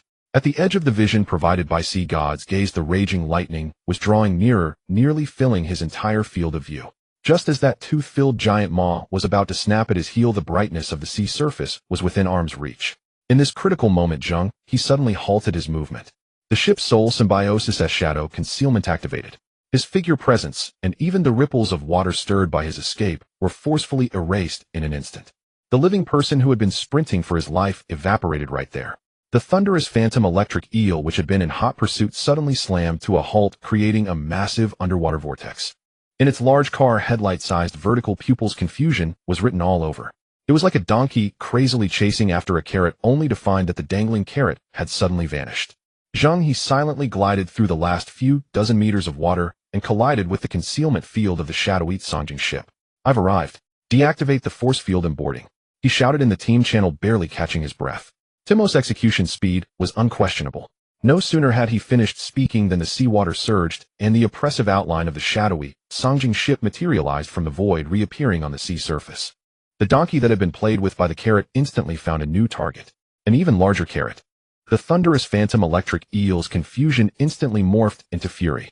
Its gigantic body tensed, and then like a spring compressed to its limit, it shot forward towards the suddenly appearing large ship. "Hurry!" Enron had already lowered the soft ladder at the ship's edge. Zheng He grabbed it and swiftly leapt onto the deck. "Activate concealment," he shouted without looking back as soon as his heels were stable. Buzz! The shadowy Songjing ship once again entered the concealment field, vanishing without a trace. The thunderous phantom electric eel, halfway through its charge, once again lost its target. Its massive body froze in the sea, utterly bewildered. Had it encountered bad luck on its doorstep today? This was both a transformation of living beings and a transformation of ships.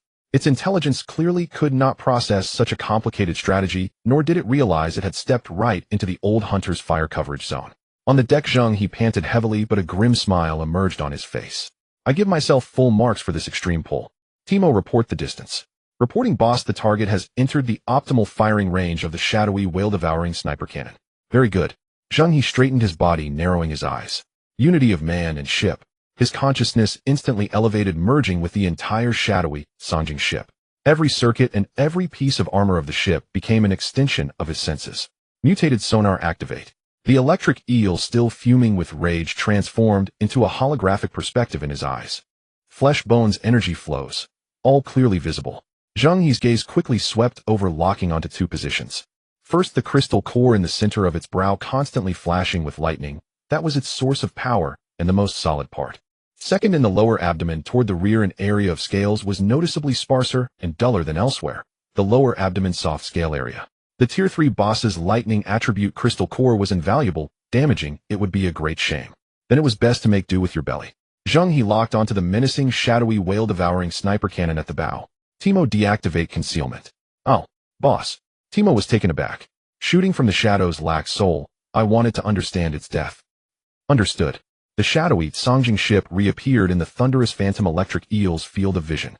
The giant beast, nearly driven to madness, lifted its head. This time what awaited it was a dark, deathly cannon muzzle, emitting an aura of demise. The cannon, charged with energy, gleamed with a ghostly blue light, casting an eerie reflection upon the surrounding seawater. The electric eel sensed a lethal threat and instinctively wanted to flee. But it was too late. Die, you big mudfish. Zheng He roared in his heart as he pressed the launch button. A ghostly blue shadow cannonball carrying an aura of devouring everything tore through the seawater, instantly crossing the distance between them. On the surface of the sea, a monstrous wave over 10 meters high surged from the aftermath of the cannon shot. The Thunder Phantom electric eel couldn't even dodge. The ghostly cannonball struck solidly against its soft underbelly. There was no earth-shattering explosion. The ghostly blue light flashed and vanished. Immediately, a spurt of dark purple blood mixed with shattered organs violently erupted from the Thunder Phantom electric eel's lower abdomen, tainting a vast expanse of sea. A massive, gaping blood hole appeared on its enormous body. Woo! The Thunder Phantom electric eel emitted a mournful wail, but the surging seawater instantly tore it apart, turning it into a series of dull gurgles. Dark purple blood mixed with shattered organs gushed outward like a dam, breaking instantly, staining a large area of the sea black. Excruciating pain, unprecedented pain caused this sea overlord to utterly lose its former majesty. Its massive body thrashed wildly, trying to stir the water and escape this dead zone. But it was all in. The body pierced by the ghostly cannonball was like a warship with a broken keel. No matter how the engines roared, it could not move an inch. Each struggle only accelerated the passage of life, spilling more blood and guts. On the deck, Zheng He's expression remained unchanged, taking advantage of your illness to demand your life. This is one of the survival rules of the deep sea. Timo, load the next round. His tone was calm without a ripple. Received. The cannon at the bow, the whale-eating sniper cannon, opened again, and a new ghostly cannonball was delivered into the chamber by a mechanical arm. Without hesitation, Zheng He took out a second-tier crystal core from his storage space and directly pressed it into the cannon's energy replenishment slot. Buzz! The ghostly blue light gathered once more at the cannon's mouth, deeper and more lethal than before. The electric eel seemed to sense the arrival of death and ceased its futile thrashing. Its vertically slit pupils, the size of car headlights, fixated on the ghostly phantom whale, devoid of fury, leaving only despairing fear. But Zheng He was no saint. He had long given up on mercy. Fire! No superfluous words, just 2 cold syllables. Boom! The second ghostly cannonball, trailing a ghostly blue tail, shot once more, with an unstoppable force, precisely entering the already mangled giant wound. This time the Thunder Phantom electric eel couldn't even emit a cry of anguish. Its body stiffened violently, twitching a few times, and the electric sparks surrounding its surface flickered like a candle in the wind before extinguishing completely.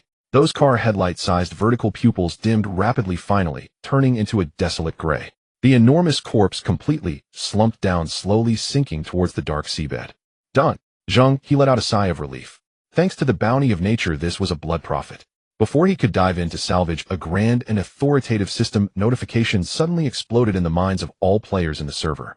World announcement: congratulations to survivor Zheng He for successfully completing the world first kill of the Tier 3 boss Thunder Phantom electric eel. World announcement: congratulations to survivor Zheng He. World announcement: congratulations to survivor Zheng He. It was broadcasted 3 times. Zheng He was forcefully branded in the minds of all survivors like the beating of a divine drum. Following that, a series of reward notifications visible only to Zheng He flooded his retina. Calculating first kill rewards. Detected target as a Tier 3 Lightning Attribute Rare BOSS reward amplification in progress. Congratulations, you have received exclusive title Conqueror of the Phantom Sea Thunder God. Congratulations, you have received Mind Enhancement Potion Tier 3 X1. Congratulations, you have received Rare Material Spine of the Thunder Eel X1. Congratulations, you have received Rare Blueprint Thundering Underwater Sniping Rifle Blueprint X1. Congratulations, you have received Specialized Skill 10,000 Thunder Heavenly Prison Spell Specialization X1. Congratulations, you have received World Reputation 1000. The world channel, after 2 seconds of silence, was instantly flooded with exclamation marks, exploding into chaos. What the hell? Did I just hear right? Tier 3 boss first kill. It's this Zheng He again. Is this guy the system's favorite child? Damn, I just took down a Tier 1 sea wolf and thought I had made it, but he's already started killing Tier 3 bosses. Why is there such a huge gap between people? Tier 3? What does that even mean? It's like the gap between me and Tyson. Sea King. This is the true Sea King. No one should ever claim to be a Sea King in front of me again. Oh, compared to the great Zheng He, we are at best pawn masters. Does Zheng de Gu still need accessories? One that can shout 666, self-sufficient with food, and can warm the bed. The entire world channel went completely crazy. The vast majority were still struggling for a bite to eat and a safe place to rest, desperately scavenging resources to seize the last tail of the rest period. Meanwhile, Zheng He, this mysterious ID that had only been heard of but never seen stood in front of everyone, having achieved the world first kill of a tier 3 boss in an almost crushing manner. This was no longer just a lead, it directly left everyone behind on the track. At the same time, the atmosphere in the regional channel became even more delicate. The 4 major guilds emerged in unison, their words earnest, keen to garner favor. Even the usually arrogant Black Shark sent someone to privately message Zheng He, offering generous terms. At this moment, an incongruous voice popped up. Yulong Chu Hai Chinda Hai He just lucky happened to encounter a weakened boss. Everyone shouldn't get too excited. Our Yulong Chu Hai has also reaped rewards today, having slain no less than 10 tier 2 elite sea beasts. Steady and solid is the way to go. As soon as he spoke, the regional channel fell silent. Everyone could see that this Chun was genuinely sour. One could smell the bitterness through the screen. Zheng He, the very center of all attention, only cast a casual glance at the flood of messages before closing the channel interface. Empty fame meant nothing to him. Nothing compared to a warm boss corpse.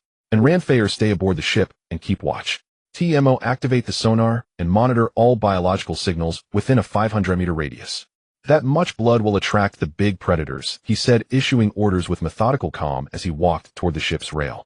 Boss, are you going down? TMO asked. Of course. Zheng He's gaze pierced the sea, fixed on the enormous shadow that was slowly sinking. The biggest prize is still down there.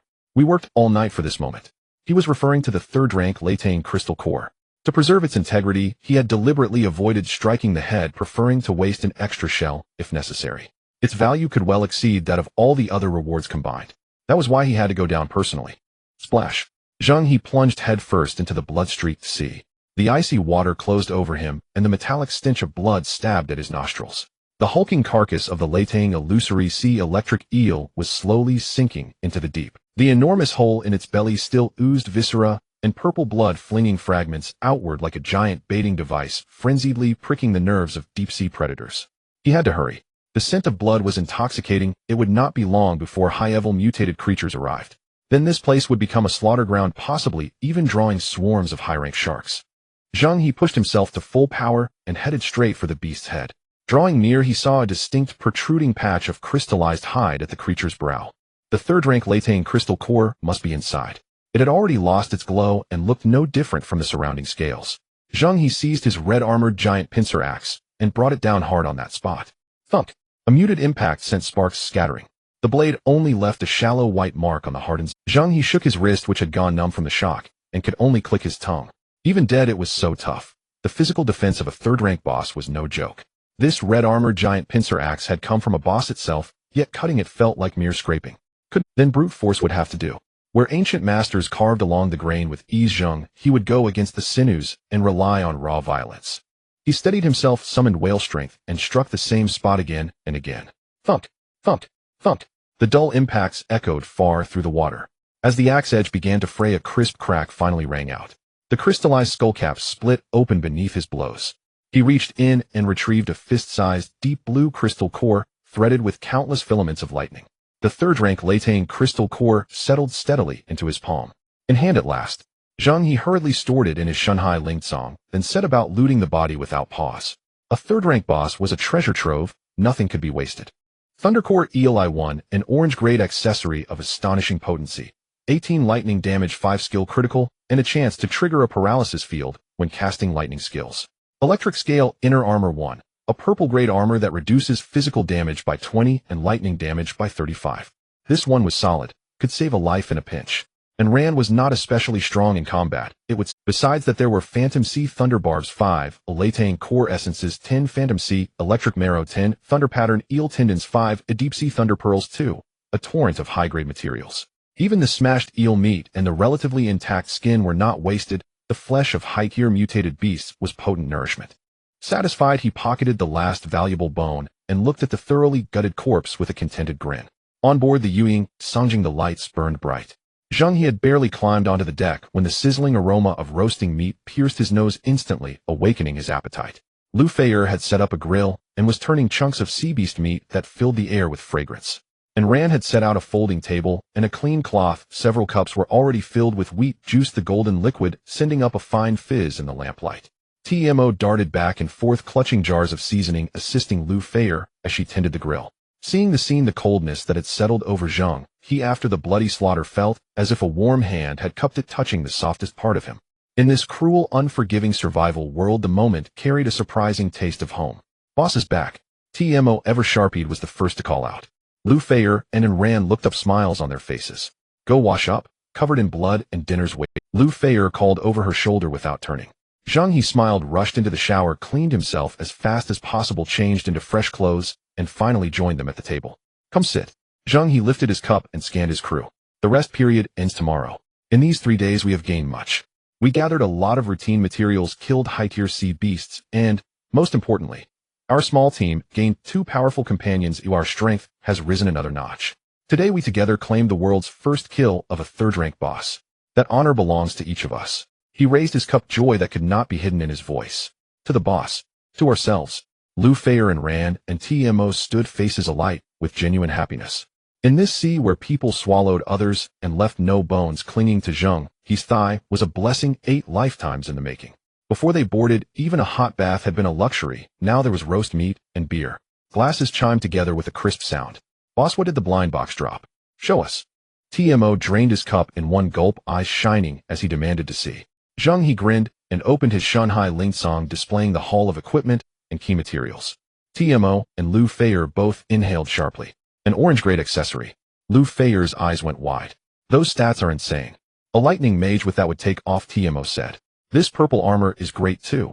Perfect for Ran. And Ran stared at the lustrous equipment icons, then at the man beside her, who always seemed to work miracles.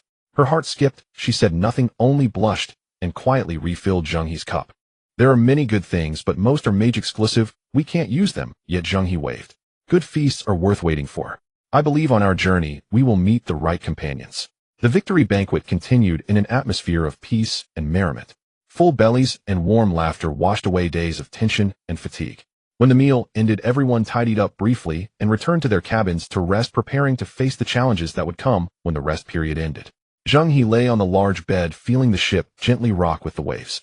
His taut nerves finally unraveled, and an unfamiliar, profound contentment rose within him.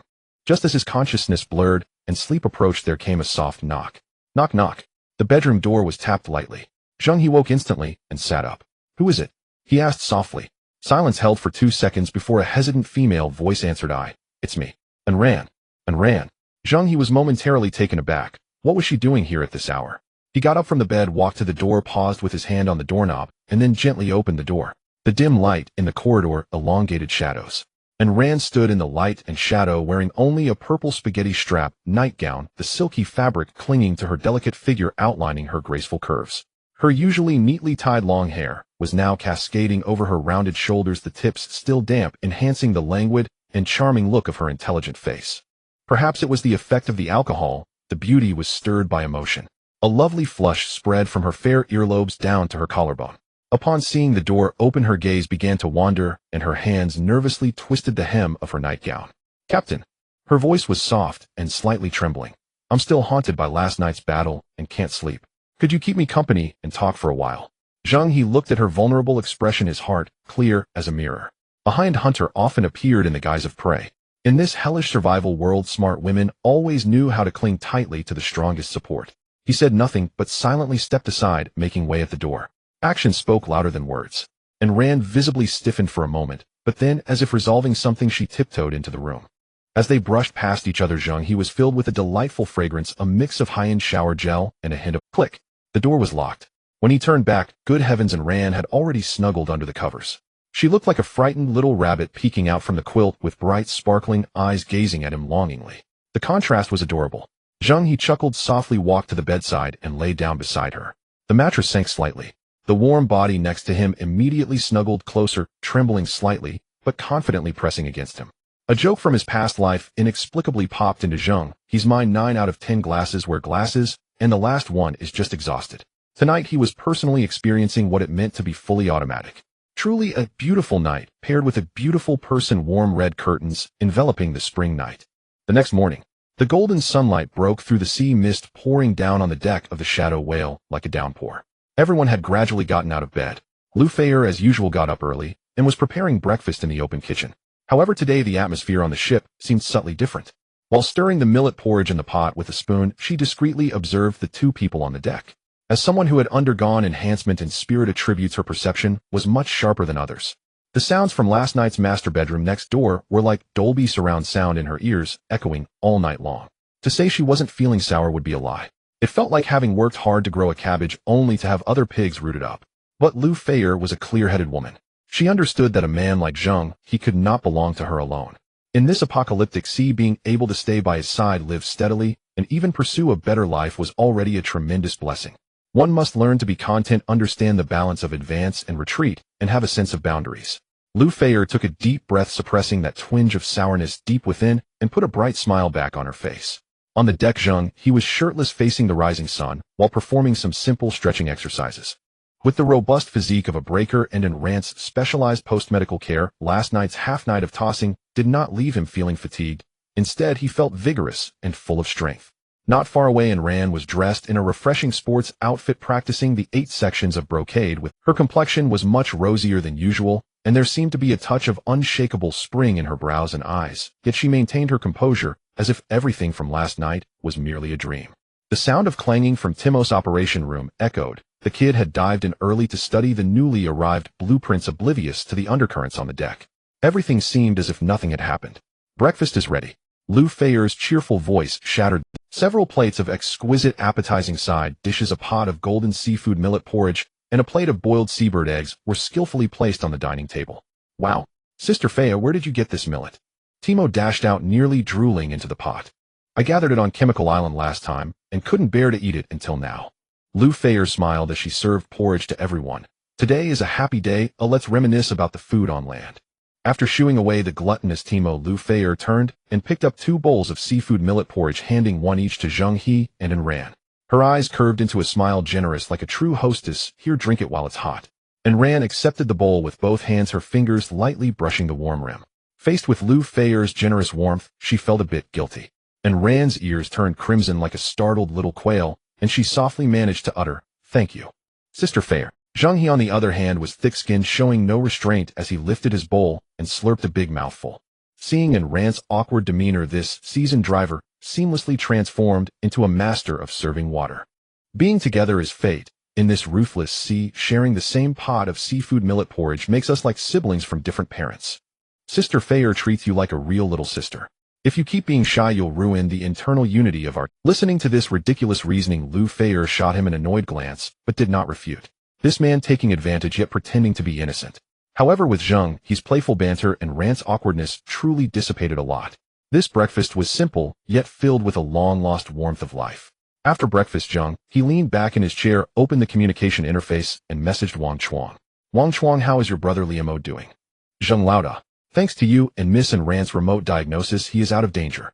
He is recovering now, though he is still a bit weak." Wang Chuang's tone was full of gratitude. "Zheng Lauda, this kindness I will never forget." "You're welcome. Ran has put in a lot of effort as well. Oh, I thanked her yesterday." Zheng He glanced at Ran, who was tidying up the bowls, and she immediately responded with a sweet smile. "Yes, please be sure to convey my gratitude to Miss and Ran. Once Liamo is fully recovered, we brothers will definitely thank you in person." Zheng He replied, sending a batch of food and basic materials to Wang Chuang via the trading channel. "Use these first to replenish your supplies." "This? How can I accept this?" Looking at the suddenly increased supplies, Wang Chuang was somewhat overwhelmed. "Take it out. Recovering your combat power is valuable to me." Zheng He's tone was calm. "The rest period ends today. I don't know what new tasks the system will throw at us, so be prepared." "Understood." Wang Chuang immediately responded, "Boss, after the rest period, should we come over to meet you?" Zheng He lightly tapped his finger on the table, weighing it for a few seconds. "Send me your current coordinates. Stay in touch. If needed, I will come to find you." Wang Chuang's response was quick. A flashing coordinate point appeared in Zheng He's private chat channel. Just as he was about to close the communication interface, the system's cold mechanical prompt suddenly exploded in the minds of all players. Announcement: the 3-day rest period has officially ended. I believe everyone has had ample rest and supplies during. Next, the maritime survival game will enter the second round of survival disaster period, the National Deep Sea Plan. The sudden announcement froze the previously relaxed atmosphere on the deck of the Shadow Whale. Lu Feier and Rand stopped their tasks, and Timo poked her head out from the operation room, each face filled with astonishment. The system's voice continued, exuding a cold disdain for all beings. After the launch of the National Deep Sea Plan, a black fog barrier will be generated from the outermost edge of the shallow sea area. The black fog will advance toward the deep sea area at a fixed speed, continuously compressing the survival space of all survivors. Warning: in the area of the black fog, it is invisible, unmeasurable, and unsustainable. Any unit swallowed by the black fog will face immediate destruction. The first phase speed of the black fog, 5 knots, approximately 9.26 km shower. Survivors, please be sure to maintain a safe distance from the black fog and strive to navigate toward the deep sea. Good luck to you all. As the voice fell, the world channel exploded into chaos after a moment of silence. System, you bastard. I finally found a reef to build a base and moved all my supplies there, and now you pull this on me. Black fog. 5 knots. Isn't that just boiling a frog in warm water? The system isn't even pretending anymore, it's just starting to call players right. Stop shouting from above, the food is original sin. If only you had worked harder during the rest period to upgrade the ship, not to mention 5 knots, even 10 knots wouldn't catch up to you. Thinking of survival every day, and in the end you'll be buried. It's easy to talk when you're standing. I only have a broken dinghy who I've managed to survive until now thanks to my ancestors' good fortune. Now you want me to race against a black fog moving at 9 kilometers per hour with just my 2 hands. Are you trying to make my elimination slower? It's over, it's all over. My ship doesn't even have an engine. Selling engine blueprints. Blue quality, fixed price of 500 crystal cores. First come, first served. Go to hell, you damn merchant. Making a profit during a disaster, what a scoundrel. On the World Channel, there was a chaotic mix of curses, cries, and looting resembling a pot of doomsday stew. The system was too lazy to bother with this group of ants, and simply dropped a blood-red countdown in the upper right corner of everyone's view. Countdown to the arrival of the black fog, 015959. The cold numbers, like the Reaper's death warrant, announced the end of comfort. The circle is shrinking. Zheng He leaned back in his chair, his fingers unconsciously tapping on the table, producing a light sound. His face showed no sign of fluctuation, as if the system announcement was an inconsequential weather forecast. And Ran and Lu Feier looked at his calm profile, and the panic that had surged due to the sudden change inexplicably dissipated. This man always had a kind of calmness, as if he could use the sky as a blanket when it fell. A speed of 5 knots is nothing to us. Lu Feier whispered more to comfort herself, and in Ran. Not only is it nothing, Timo burst out from the operation room with a hint of sickly excitement on her face. Our shadow whale can coast along in neutral gear at more than that speed. Boss, this is a benefit for high-end players. Those small dinghies barely getting by are likely to be wiped out in one go. Zheng He glanced at her, but did not respond. Dimensional suppression. You think too simply. This broken system is not offering benefits. It's clearly annoyed that players are all concentrated on the periphery, while the mutated giants in the deep sea have long been hungry. The first phase is 5 knots, but what about the second phase? 10 knots. 20 knots. This black fog will inevitably become the sword of Damocles hanging over everyone's head. At this time, the regional channel also became lively. However, the first to jump up was surprisingly the oddly styled fishing guild. President Bao, who angrily spoke, "Damn it, system. You can't play like this.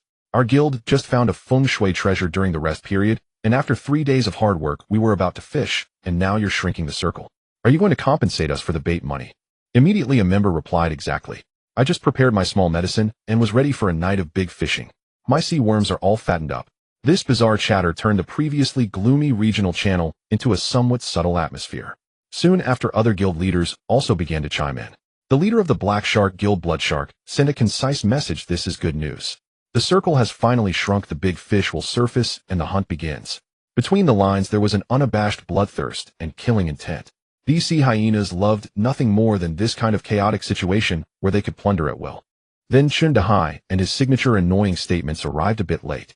Oh, is the poison starting to run out? A speed of 5 knots, neither fast nor slow, the system is still quite restrained. Although this speed poses no threat to me, Zheng He, or our great dragons out to sea guild, it's like taking a stroll. However, I know that not all brothers were born in Rome. Many brothers might still be rowing with their hands right now. Don't lose heart, don't give up. Hard work will always pay off. Zheng He will wait for you at the end of the deep sea. This speech, filled with casual banter, reached the pinnacle of Versailles, perfectly portraying getting a bargain and acting coy. Lu Feier looked at the screen and couldn't help but curl her lips. This person's ability to create a scene is truly exceptional. Just a clown. Zheng, he commented blandly. As soon as Zheng He finished speaking, the leader of Empty Dragon Resisting Waves, Long Xiaoyan, immediately followed up with an advertisement. With the arrival of the black fog, the only way to survive is to huddle together for warmth. The Empty Dragon Resisting Waves Guild is continuously recruiting like-minded brothers and sisters to build our mobile oceanic continent together. Our continent has a speed several times that of the black fog, and we have personnel monitoring around the clock ready for complete alerts. Join us, and you can still sleep soundly even in doomsday. Limited positions, so hurry if you want to join. The performances of various guilds were just beginning, and Zheng He's private chat channel chimed again. It was Wang Chuang. Zheng Lauda. Did you see the system announcement? Don't worry, boss. Both our ships have no issues with power. We can easily shake off the black mist and definitely won't hold you back. Wang Chuang's tone was firm. He showed no concern for Zheng He's ship speed, as he knew that asking such a question would be an insult to Zheng He. Would a man capable of single-handedly taking down a Tier 3 boss be troubled by mere 5 knots of black mist? What a joke. Understood. Zheng He replied simply with 3 words. He turned off the communication interface, stood up from the chair, stretched, and the joints in his body crackled. Timo, here, boss. Conduct a thorough inspection of the Shadow Whale. Check the power system, weapon system, and energy reserves comprehensively. Additionally, tally up our existing materials and see which can be used to upgrade the ship's speed and defenses. Got it. I assure you the task will be completed. Timo took the order and quickly returned to the control room. Fayer, Anren, Zheng, he turned to the 2 of them. Here. Inventory the food, fresh water, and medical supplies, and make a detailed inventory list for me. Also process any long-term storable ingredients into easy-to-preserve finished products. Understood. Lu Fayer nodded immediately. Okay. Anren also replied. With just a few simple sentences, the hearts of those who were once anxious due to the disaster quickly settled down. The entire team operated like a well-oiled machine, functioning steadily under Zheng He's commands. Zheng He walked to the ship's edge, gazing out at the endless sea. The sea breeze brushed against him, carrying a hint of saltiness. The National Deep Sea Project System, what exactly do you intend to do? Regardless of your intentions, Zheng He will accompany you to the end. He squinted, a barely noticeable sharpness flashing in his eyes. The rules of this ocean were being forcibly rewritten by the system, and what he needed to do was to remain the one holding the pen in this rewriting. The 2-hour countdown ticked coldly in the upper right corner of his vision. Zheng He returned to the cockpit and sank into the wide captain's chair. Preparations for the Shadow Whale were proceeding in an orderly manner. In the control room, Timo was tapping away with electricity crackling. On the deck, Lu Fayer and Anren were swiftly classifying the smoked fish and dried meat into vacuum bags, working in perfect harmony. Everything was in order. But Zheng He's thoughts had already drifted to the deep-sea arena that would soon be forcefully compressed by the black mist. He lightly tapped his fingers on the armrest, and the window in front of him switched to a giant 3-dimensional sea map. On the map, the shallow sea area they were currently in was marked in light blue, vast in extent. But within this light blue was the semi-deep sea area and deep sea area, represented in dark blue and black respectively. In that black area, only a few coordinates he had previously explored were marked like specks of dust in a dark universe. The National Deep Sea Project, a name that sounded grand. In simple terms, it was about forcing all players into this unknown black area. Zheng He's thoughts turned rapidly. First and foremost, the danger level was at its peak. In the shallow sea area, Tier 2 creatures could dominate, while Tier 3 creatures were already in extraordinary existence. What about the deep sea area that the system was forcibly driving them into? It would only be a paradise for high-tier mutated creatures. Tier 3 would be everywhere, and Tier 4 would be as common as dogs. If a Tier 5 or 6 ancient beast were to appear, he wouldn't be surprised at all. The system seemed to think that the big fish in the deep sea had been starved for too long and began actively feeding them bait. Secondly, it was player infighting. Anyone who has played Battle Royale understands what shrinking circles means. Everyone would be squeezed into the narrow deep sea, unable to see above or below, to seize resources and territory, and even to catch a breath. The frequency of PK and robbery would definitely skyrocket exponentially. Groups like the Black Shark Guild would probably be excitedly sharpening their teeth and licking their lips. However, Zheng He was not particularly worried about this. He reached out and gently swiped on the virtual panel of the control station, and the attribute interface of the Shadow Whale popped up. Invisibility field, once activated, the ship will enter a state of dual invisibility from optics and energy, blocking most detection methods. Whale biomimicry. The ship's exterior shape perfectly simulates the sonar signals of deep-sea giant whales, greatly reducing the probability of being actively attacked. Shadow stealth submersion. The sea shadow can be activated to switch to shadow form. Sonar shielding. Inheriting the talents of the shadow squid comes with a biological magnetic field shielding effect. With these 3 trump cards in hand, as long as he wanted, he could completely make the Shadow Whale evaporate on this ocean. While others were forced into a battle royale, he held the switch for dimensional strikes, ready to deliver a grand surprise to others at any moment. Want to lock onto the Shadow Whale with radar? Try again in your next life. Zheng He closed the attribute interface, but his gaze unconsciously fell through the porthole onto the 2 busy figures on the deck. Anren was counting the medicines while Lu Fayer was helping pack the food. A team needs logistics, needs medical support, needs engineering, and they were doing all of this excellently. However, the upcoming deep-sea racetrack would have the intensity of skirmishes doubled. Relying solely on himself as a lone wolf for damage output would eventually lead to exhaustion. In high-tier matches, there can be no shortcomings. He needed a substantial firepower, or rather an obedient and capable external armed force. Zheng He's gaze fell on the communication interface that had just closed. The coordinates sent by Wang Chuang still flickered with faint light on the map. This man with whom he had no connection in his past life had developed a bond with him in this life, due to a transaction. From his previous words and actions he appeared to be quite reliable, grateful, and most importantly, he was not alone, he had a brother and 2 ships. Before the rest period, Li Mo was critically injured and on the verge of death. It was Zheng He who provided high-tier antibiotics and remote guidance from crew member Anren that saved him. This favor was substantial. With the black mist approaching and a complete reshuffle in the server, a little help is better than a lot of help in dire times. What he was offering now was essentially a ticket for survival in the apocalypse. As for whether this free little brother was worth investing resources to recruit, he would have to personally inspect the goods. Zheng He had a plan in mind. He stood up from the chair, walked to the door of the control room, and knocked. Timo, boss, what is it? Timo poked her head out, sweating profusely with a smear of black oil on her face. How's the inspection going? The power system and energy core have all passed with green lights. The sniper cannon is making final trajectory calibrations. Timo patted her flat chest proudly. In half an hour at most, the whale will be fully revived and ready to teach those monsters in the sea a lesson. Good. Zheng He nodded. Once the calibration is complete, set the course to here. He directly shared the coordinates sent by Wang Chuang to Timo's control panel. Timo glanced at the map, curious about why the boss suddenly wanted to go to the outskirts, but she understood the rules and saluted crisply.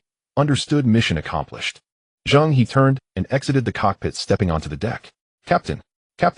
Lu Feier and Anran paused their tasks when they saw him come out. How is the inventory check going? The lists of food and fresh water are here. Everything that can be dried for preservation has been processed. Lu Feier handed over the data pad, displaying a touch of a capable steward. Zheng He glanced at it. The reserve was more than sufficient to last for half a year adrift in the deep sea. Well done, he returned the data pad with a relaxed tone. Get ready, we're going on a long trip to meet a friend. Meeting a friend? Lu Feier was momentarily taken aback. Did they have friends in this vast ocean? Anran, however, seemed to have an insight, her beautiful eyes flickering as if she had guessed something. Our antibiotics, guinea pig. Zheng He smirked. You all keep busy, I'll go pick out a gift for him. With that he turned and headed towards the storage area at the back of the ship. Inside the Divine Sea Spirit warehouse lay a pile of materials obtained from killing the 3rd-grade Thunder Phantom eel. The scales, tendons, and that menacing spine flashing with electric light. For other survivors these were coveted top-grade materials. However, for Zheng He they were a measure of human hearts and a stepping stone. He wanted to see if this stepping stone could pave the way for a loyal sea blade. The coordinate point sent by Wang Chuang flashed as an inconspicuous green dot on the maritime chart. It was a full 500 nautical miles from the current location of the shadow whale. This distance wasn't short, but the position was quite tricky. It just happened to be at the junction of shallow and mid-depth waters, a necessary path for the system's shrinking circle. It was a matter of convenience, saving him a special trip. Zheng He detested retracing his steps. Even if the shadow whale had powerful propulsion and an absurd amount of energy reserves, wasting time was a crime in his eyes. The course was set. Timo pushed the power to the max and set cruising speed. Roger. Shadow whale setting sail. With Timo's spirited response, the hull quivered slightly, transforming into an arrow released from a bow, gliding silently across the surface of the sea. Covering 500 nautical miles at full speed would take just about an hour. There was still an hour and a half before the black mist descended, plenty of time. Zheng He returned to the captain's cabin and casually tossed the prepared gift into a corner. It was a box of thunder eel materials. While it wasn't particularly useful for Wang Chuang at this stage, it was worth its weight in gold. Human nature is something that has always been fragile under scrutiny, but he wanted to test the waters. In this survival game where life was as cheap as grass, trust was the most expensive luxury. A single misplaced trust could cost one their life. He needed a blade that could be wielded, not a burden that could turn on him at any moment. The ship sailed smoothly as Zheng He pulled his thoughts back, calling up the vehicle panel of the shadow whale. His gaze swept across reassuring green data lines, finally stopping at the upgrade option at the bottom. LV. 7 Shadow Whale LV. 7 LV. 8 required materials, 2nd grade crystal cores 55, refined iron ingots 0-200, high grade alloy 0-20 with X800800. The mention of rare materials aside, just the 200 units of refined iron ingots made Zheng He's brow furrow. The last time he was in the cyber mine, he had only scavenged just enough metal to barely reach level 7 to escape quickly. Looking back now, that was a loss akin to giving away a fortune, and he felt a pang of regret. Although it was indeed not the time to linger, the feeling of missing out on a fortune was truly suffocating. The ship's defenses and structural integrity relied heavily on basic metal materials. Moreover, sailing in the deep sea required a strong hull to survive. Zheng He closed the panel and switched to the regional channel. Now that the black mist was approaching, all players were forced to engage in a survival battle in the deep sea. Those with a bit of metal stock would likely be willing to trade for survival supplies. He pondered for a moment, edited an anonymous purchasing message, and sent it out. Anonymous purchase: unlimited acquisition of iron ingots, refined iron ingots, and high-grade alloys, bulk pricing available. Can exchange for fresh water, various dried fish and jerky, and finished food, with no deception, guaranteed credibility. Half a day passed after the message was sent, and not even a ripple was stirred. Instead, the world channel erupted due to the impending black mist, filled with cries for help, opportunistic looting, and recruitment chaos. Zheng He patiently waited a moment, and finally the private chat channel pinged twice. He clicked to see it was several anonymous individual players. The first private message: "Bro, how much are you buying ingots for?" Zheng He responded with an exchange ratio of fresh water and food based on market price. The other party replied with a string of ellipses. "Your price won't do. Are you feeding a beggar who still lacks your measly food and drink now?" After that, the sender's avatar turned gray. Zheng He raised an eyebrow, not taking it to heart, and clicked on the second message. "I have refined iron ingots. How many do you need?" "Take as many as you have." "Okay, the price is based on the Dragon in the Sea Guild. 1 unit of refined iron ingot for 200 units of fresh water or equivalent second-grade materials." Seeing this quote, Zheng He almost laughed in anger. Dragon in the Sea Guild. Zheng He's face flashed in his mind. It was those guys again. He replied, "Is your price lined with gold?" The other party responded quickly, exuding an inexplicable sense of superiority of an old player. "Bro, did you just connect to the internet?" The 4 major guilds have long monopolized the market. Their guilds have hundreds or thousands of members, dozens of seawater filters and urine filters working around the clock. Fresh water has already become inflated currency. Right now, metal is the hard currency. Do you understand the value? Before Zheng He could reply, a third private message came in. This time the other party was more direct. "Dude, save your breath. In the regional channel, you won't even find a scrap of iron." "Oh, how so?" Zheng He became interested. The 4 major guilds have monopolized it. Not only do they have a lot of water, but they also engage in commercial competition. The Black Shark Guild offers clients with high trading volumes free pass gold medals. Empty Dragon against Waves Guild is even more extreme, offering services with beautiful girls for chatting with clients upon trading. The most competitive is the Dragon in the Sea Guild. They've reportedly recently launched a special sweet water that supposedly tastes like chilled cola. Just take a look at your bland water and see how you compete with them. The other party sent a "bro, hold on" meme. Zheng He looked at the screen and exclaimed in disbelief. He had still underestimated the business acumen of these guild leaders. Monopolizing resources, creating inflation, and then rolling out additional services to enhance user engagement. This combination of dimensional attacks directly ground the independent players. The freshwater he hoarded through information asymmetry instantly became a joke in the face of their terrifying industrial production capacity. Now he lacked nothing but iron. Those who had iron looked down on his water. This was quite awkward. Zheng He leaned against the captain's chair, his fingers unconsciously tapping on the armrest. In the regional channel, Zheng He was showing off again. "Zheng He, you long Chu Hai Guild. Sai, the iron ingots in my warehouse are all piled up. I'm troubled. Is there any brother willing to trade some iron ingots for third-tier materials? The price is negotiable." "Bao Yong Bukong Jun Guild." Zheng He stopped showing off. "If you keep this up, even we fishermen will have to switch to mining." The two of them sang in harmony, unabashedly flaunting. The independent players below were directly triggered, filled with envy and resentment. Wow, is this the power of a guild? While we're still worrying about a bottle of water, they're already drinking cola. "Jindalao, look at me. I have the tendons of a second-tier mutated sea snake. How many iron ingots can I trade for? Can I have a taste of that sweet water? Damn it, comparing myself to others is infuriating. I've decided to apply to join the Yulong Chu Hai Guild." Zheng He closed the channel and rubbed his brow. It seemed that the path to acquiring iron through conventional trading was blocked. The 4 major guilds had already built solid trade barriers with their volume advantage. If this continued, his ship upgrade plan would be stalled. In this deep-sea survival game, a single misstep could lead to a series of missteps. He didn't want to be defeated just because he lacked a few pieces of scrap iron. He had to think of a way to break the deadlock. Since conventional markets were unfeasible, he would have to take unconventional routes. Zheng He's mind began to race. What were his advantages? Information asymmetry, top-notch personal combat power, and Lu Feng's unparalleled alchemy. A bold idea gradually took shape in his mind. If the guild could play around with freshwater, then he could play around with other things to an even greater extent. The shadowy whale continued to sail at high speed, with the sea view outside the window rapidly retreating, turning into a blur of azure. In the cabin, Lu Fei and Enran had organized their supplies neatly, and were currently sitting in the dining room. "Enran, what kind of person do you think the captain's friend will be?" Lu Feier asked curiously, holding a cup of hot, and Rand smiled, saying, anyone whom he can call a friend must be extraordinary. She knew who the person was, but had only interacted through remote diagnosis via the system without deeper understanding. Lu Feier's gaze inadvertently drifted towards the cockpit.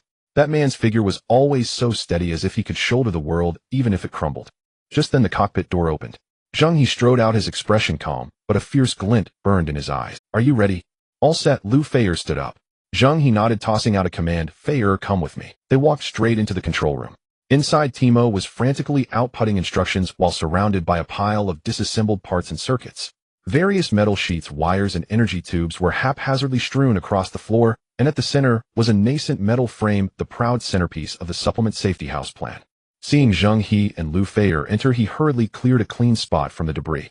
Boss, Feier, watch your step. My monumental project is at a critical stage. Zheng He looked at the chaotic scene reminiscent of war-torn Syria, his eyes twitching. Anyone unaware might think a C4 explosion just went off in the cabin. He ignored Timo and turned to Lu Feier.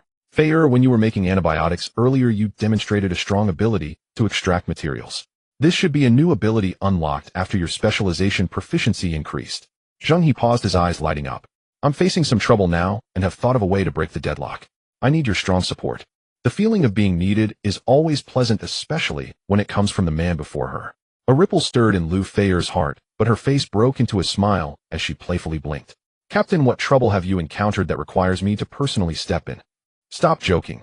Zheng He chuckled, helplessly recounting the frustrating matters he encountered in the trading channel. From the market monopoly of the 4 major guilds, to Chun Dahai's blatant flaunting, and then to the outrageous bundled sales of the special Sweetwater, he laid everything bare. Lu Feier was taken aback, her beautiful eyes widening in disbelief. She had never imagined that while she enjoyed a peaceful life on the ship eating seafood, the outside world had devolved to such absurdity. Creating inflation with freshwater, raising iron ingot prices through monopoly, and then using something like special Sweetwater to enhance value and bind customers. These people are truly business geniuses. Lu Feier exclaimed. Indeed, a bunch of cunning rogues. Zheng He smirked. Our paradise is now choked when it comes to upgrades. Since they want to play Monopoly, I'll just flip the table. His gaze fixed intently on Lu Feier, the heat in his eyes nearly melted her. If my idea is correct, you could extract iron directly from other items. Then the pricing power of metals in this sea area will no longer be theirs to dictate. Thinking of that scene, Zheng He himself became excited. What did this mean? It meant that upgrades for the shadowy whale would face no obstacles. It meant he could control the metal prices at sea, become the metal king, and stride through this deep-sea survival game. As his emotions reached a peak, he took 2 steps forward, grasped Lu Feier's hand, and raised it to his chest, his gaze fervent, as if it were a searchlight. Sister Feier, unleash your divine power. Whether our ship can become the maritime overlord depends on you. This sudden physical contact left Lu Feier at a loss.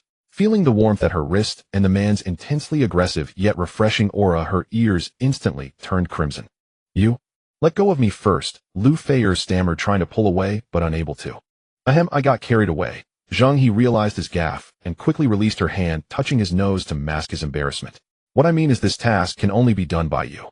Lu Feier took a deep breath, forcefully suppressing her racing heart. Theoretically, as long as an item contains iron, I can forcibly extract it. The technology is not the issue. The pain point lies in where to find vast amounts of raw materials. What materials or items do we need? Use your specialized perception. Let's find what we're looking for. This was what he cared about the most.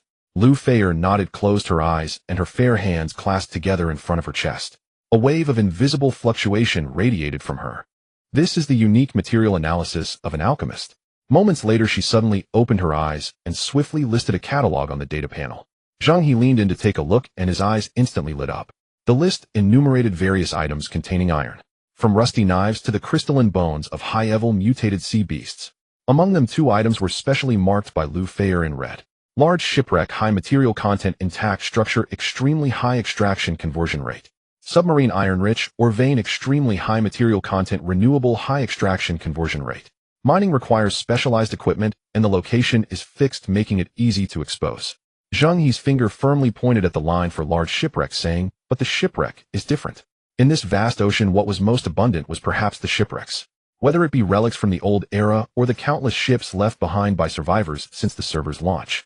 No one could utilize them before, as no one possessed Lu Feier's ability to transform decay into wonder. Now to him, these scraps of iron had turned into glistening, refined iron ingots. Zheng He was thoroughly enlightened. Aren't you monopolizing the market? Aren't you inflating iron prices? No matter how you 4 major guilds roll, I can simply step out of the 3 realms and not be bound by the 5 elements, delivering a thorough dimensional blow to you. You toil away mining, trading, and hoarding, while I only need to find shipwrecks and let Lu Feier take a breath. Just thinking about how Zheng He went bankrupt hoarding a warehouse full of iron ingots while I have so many ingots I could skip stones. Zheng He almost laughed out loud. Timo, clean up your battlefield, or we are going to make a big score. Zheng He was in high spirits. Got it. He no longer hesitated and directly activated another core function of the Shadow Whale vessel. God's Eye of the Sea. Centered on the Shadow Whale, a 3-dimensional sea map with a radius of 50 nautical miles instantly unfolded in his mind. Zheng He's consciousness sank into this azure sea of data, beginning a rapid search. This time he had only one target. Shipwreck. Just as he was concentrating scanning the sea like a human radar, a glaring green light suddenly intruded. A player. Moreover, this light was rapidly cutting toward the course of the Shadow Whale from the side. Timo, activate the cloaking field. Zheng He's tone was calm and decisive. In a deep-sea battle royale, only old silver coins could survive to the end. Being cautious is never a mistake. Received. Around the body of the Shadow Whale, the space momentarily twisted. Subsequently, this massive vessel completely merged with the sea and sky, vanishing without a trace. Yet its speed did not decrease at all, still plowing through the waves. The other party was also heading straight for the semi-deep sea area, seemingly another player driven away by the black mist toxic circle. However, Zheng He's course was a diagonal intersection, while the other party chose the shortest straight line. The distance was closing in. Zheng He switched perspectives using the ship's high magnification camera, and finally saw the appearance of the ship was small, about 20 meters long, but its speed was impressive. Most eye-catching was the ugly and exaggerated shark paint job on the bow. Enemies meet on a narrow road. It was a member of the Black Shark Guild. On the deck stood 2 people, a man and a woman. The man was like an iron tower, muscles bulging with a face full of aggression. The woman, on the other hand, had a sultry figure dressed minimally, standing timidly beside. When Timo zoomed the camera to the clearest focus and saw the man's face, she felt as if she had been electrocuted and instantly crumpled to the ground. Frightened, she covered her mouth tightly to prevent herself from making a sound, but the tears flowed uncontrollably down her cheeks. She extended a trembling hand, pointing at the man on the screen, her throat emitting suppressed sobs, unable to squeeze out a single word. Timo. Zheng He sensed something was off and immediately exited God's Eye of the Sea. He turned around to see the girl huddled in the corner, shaking uncontrollably. Something was definitely wrong. Anren, come here quickly. Zheng He shouted. Anren rushed over upon hearing. Seeing Timo's state, she was also taken aback and quickly crouched down, gently patting her back with her soothing ability from her medical specialization. A gentle energy enveloped Timo, and her violently fluctuating emotions finally began to calm down. Boss. Woo.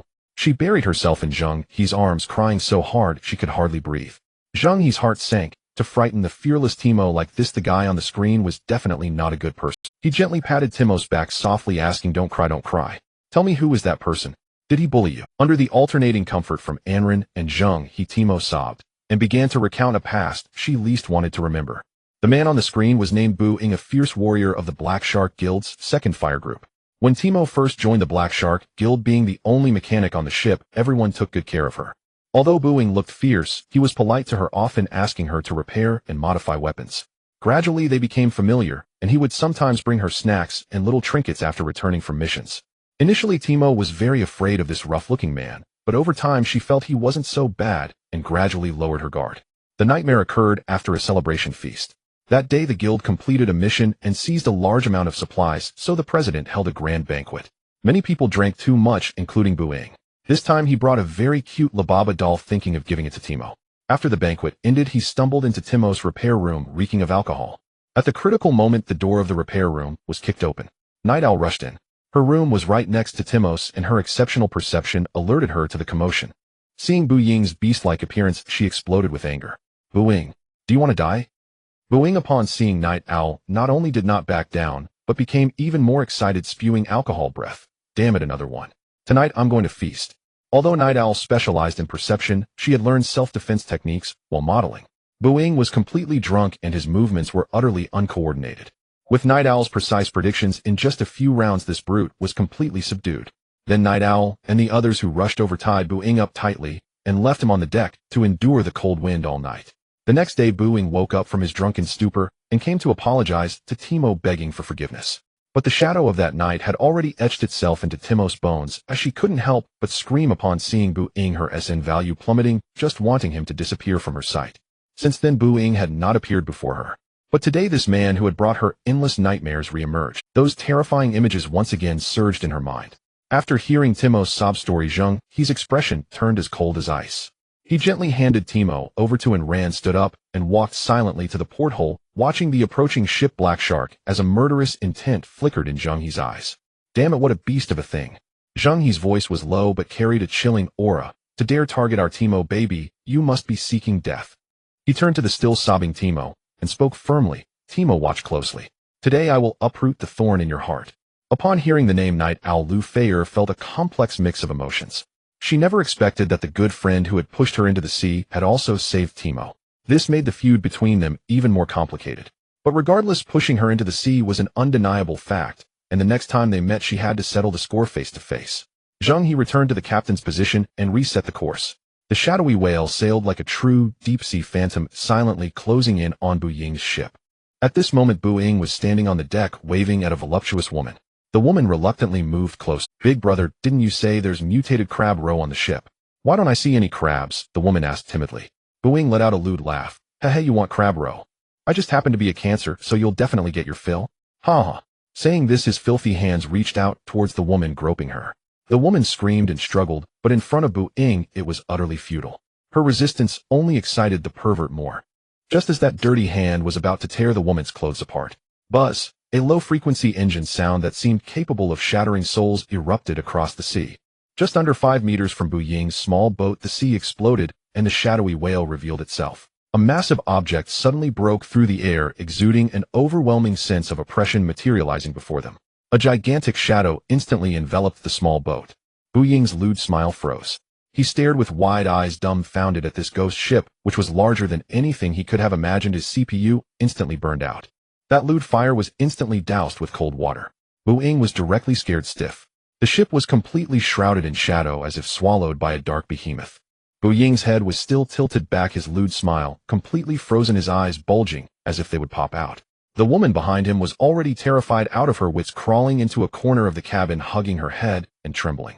The bow of the shadowy whale towered high, with Zheng He standing with his hands behind his back, flanked by Lu Feier and Ran. The three of them looked down at Bu Ying from a commanding height, the massive ship completely blocking the light, and the sense of oppression was palpable. That oppressive feeling could scare a man stiff, but it completely fried Bu Ying's CPU. After a good 10 seconds, he swallowed hard and forced out a dry sentence. You.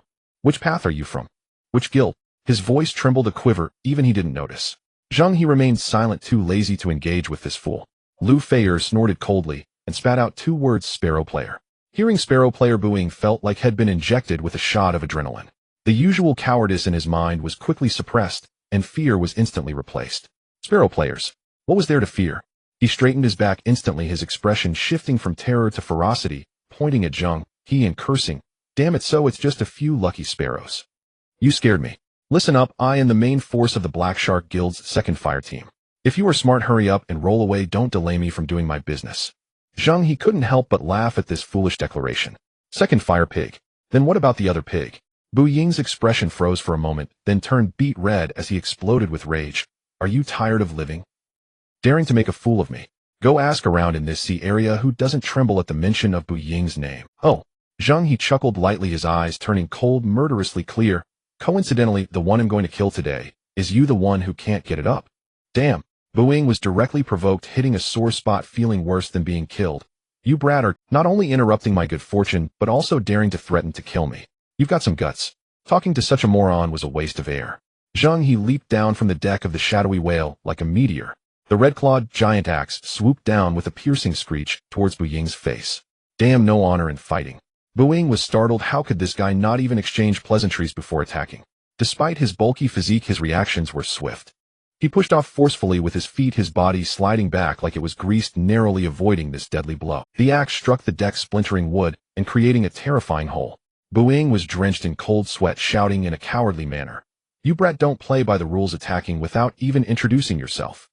Zheng He slowly retracted his axe, stabilizing his stance, and looked at him with the gaze one reserves for the dead. Remember this, my name is Zheng He. And Zheng He, Bu Ying blinked in surprise. Then his pupils contracted sharply. That name rang a bell. Hadn't it been a player named Zheng He who secured the first kill on the Tier 3 boss yesterday? An impossible. Absolutely impossible. He swiftly scanned Zheng He's physique. This slight frame wielding nothing but a crude axe forged from crab claws.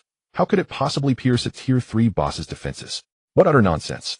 It must be a case of mistaken identity, or deliberate impersonation to boast. This advantage is mine. Booing swiftly completed his self-hypnosis, his courage surging once more. Zheng He, I thought I'd heard of someone important. So it's you after all. Did fate steer us toward one another on my 8th voyage across the Western Ocean? He let out a grotesque chuckle and assumed an uncanny starting stance.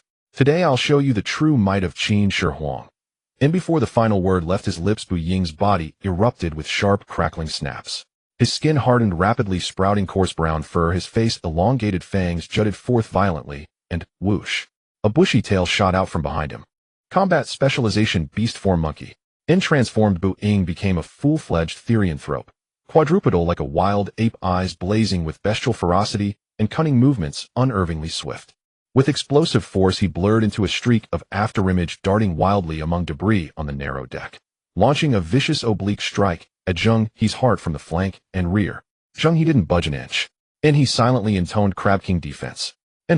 Na crimson energy shell shaped like a crab carapace materialized midair. With a heavy clang it perfectly deflected that treacherous claw strike. Bu Ying felt as though he'd slammed his claws into tempered steel. His arm trembled with numbing recoil. Failing his first strike, he instantly rebounded, flipped midair, and launched another assault from a fresh angle. In an instant the deck was flooded with Bu Ying's afterimages. Claw strikes, savage bites, whipping tail lashes. A maelstrom of relentless offense, each impact ringing like frantic chimes. Yet Zheng He stood immovable as a mountain. Activating deep-sea perception, he perceived every motion, every muscle contraction of Bu Ying through sonar feedback, each trajectory crystallizing with preternatural clarity inside his mind. Let your flourishes dazzle, yet I remain unshaken. After a barrage of furious assaults, Bu Ying hadn't even grazed Zheng He's robes, let alone wounded him, while exhausting himself into ragged breaths. He leapt backward, putting a dozen meters between them, gasping as he snarled, "Are you part turtle? Hiding inside a tortoise shell? What kind of prowess is that? Come on, face me heathen like a man." Zheng He's agility stat of 12 offered no edge against Bu Ying's specialized mastery. Defensive counterattack remained the optimal strategy against such an agile foe. But now that his quarry's stamina had nearly run dry, it was time to close the net. Zheng He charged forward, toward Bu Ying. Excellent. Bu Ying roared with delight, only to realize upon contact how recklessly he'd acted. Zheng He's techniques were utterly unadorned, blunt, direct, wide-swinging blows, but devastatingly potent. His raw strength of 17 amplified by the axe's crushing weight meant even a glancing blow drew blood, and a solid hit meant certain death. Bu Ying's cheeks stung under the axe's wind pressure, forcing him to leap and skitter like a panicked monkey. Within mere exchanges, his offensive dominance crumbled into desperate evasion, draining his stamina faster than ever. Damn, huff huff. Did you take some kind of drug? How can your stamina be this limitless? Bu Ying cursed hoarsely, breath ragged. Actually, I did take a drug. Surprise. Delight. Zheng He pressed relentlessly onward, all while unleashing psychological warfare with razor-sharp wit. I'm reporting you. You're cheating. Bu Ying was nearing madness. What kind of monster was this guy? As Zheng He maintained pressure, he taunted with irreverent internet-flavored flair. Funny thing. I passed by a place called Chemical Island yesterday and ran into your family. Bu Ying froze mid-edge. What gibberish are you spewing? Zheng He swung his axe in a wide arc, forcing Bu Ying back, then grinned broadly. No lie. I saw your whole clan. You all look alike. A troop of unevolved monkeys.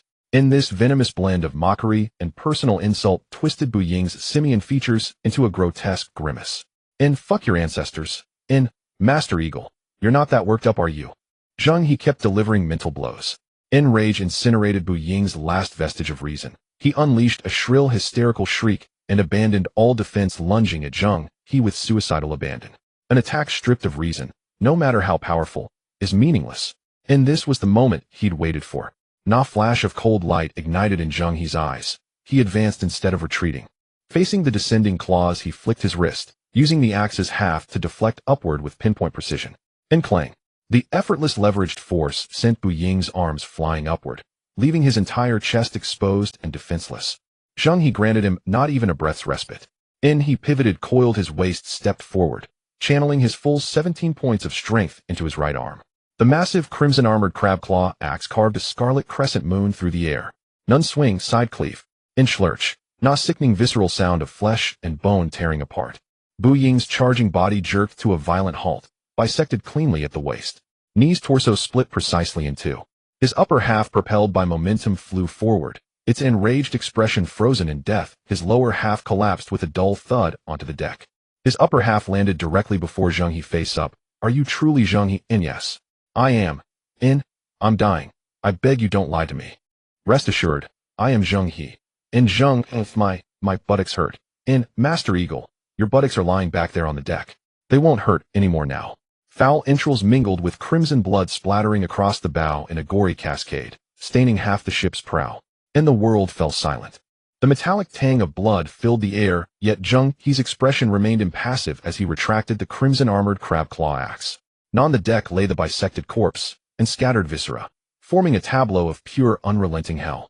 Just as he turned to leap back aboard his own vessel, a timid feminine voice sounded behind him. Savior, please wait. It was the lightly clad woman from Bu Ying's ship. She suppressed her revulsion at the carnage, hurried to Zheng He's side, and leaned forward slightly, deliberately accentuating her striking figure.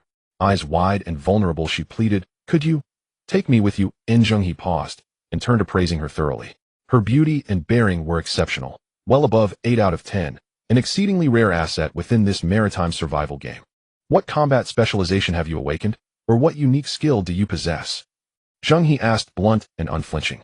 Upon hearing this, the woman's cheeks flushed as she transformed into a tease, speaking in an exceedingly ambiguous tone. I have yet to awaken my specialties. But my talent lies in pleasing you. I excel in skills whether in bed or with words, ensuring you feel as if you've ascended to the realm of immortals. Zheng He nearly burst into laughter upon hearing this. The devouring depths of the sea had already given him a headache, and now someone was coveting his child. He shook his head and pointed towards the bow of the ship, the shadowy whale. Therein Ran and Lu Feier were gazing over with concern. There's no need for that. Did you see those two? I just made them my sworn sisters, and I plan to uninstall my QQ when I get back, so it seems we won't be able to enjoy sweet double queuing together anymore. His tone was relaxed, yet his words froze the flirtatious smile on the woman's face. Zheng He ignored her further and continued, this ship is yours now, and I won't touch anything on board. Consider it compensation for your emotional distress. We may never meet again. With that, he turned and walked towards the ship's edge, then with a burst of power leaped like a cannonball, tracing a graceful arc in the air before landing steadily on the deck of the shadowy whale. Leaving the woman alone in the wind watching Zheng He's retreating figure, she finally let out an extremely mournful sigh. What did you just talk about with that girl, eh? And Ran approached, curiosity evident. I noticed the way she looked at you at the end as she seemed a bit disappointed. It's nothing. Zheng He placed the axe onto the deck with a clang, saying, she asked if I could leave my QQ for her as a keepsake, but I refused. I mentioned that there are 2 little gluttons on board waiting for me. You. And Ran's face turned crimson, both shy and angry, as she lightly punched Zheng He on the chest.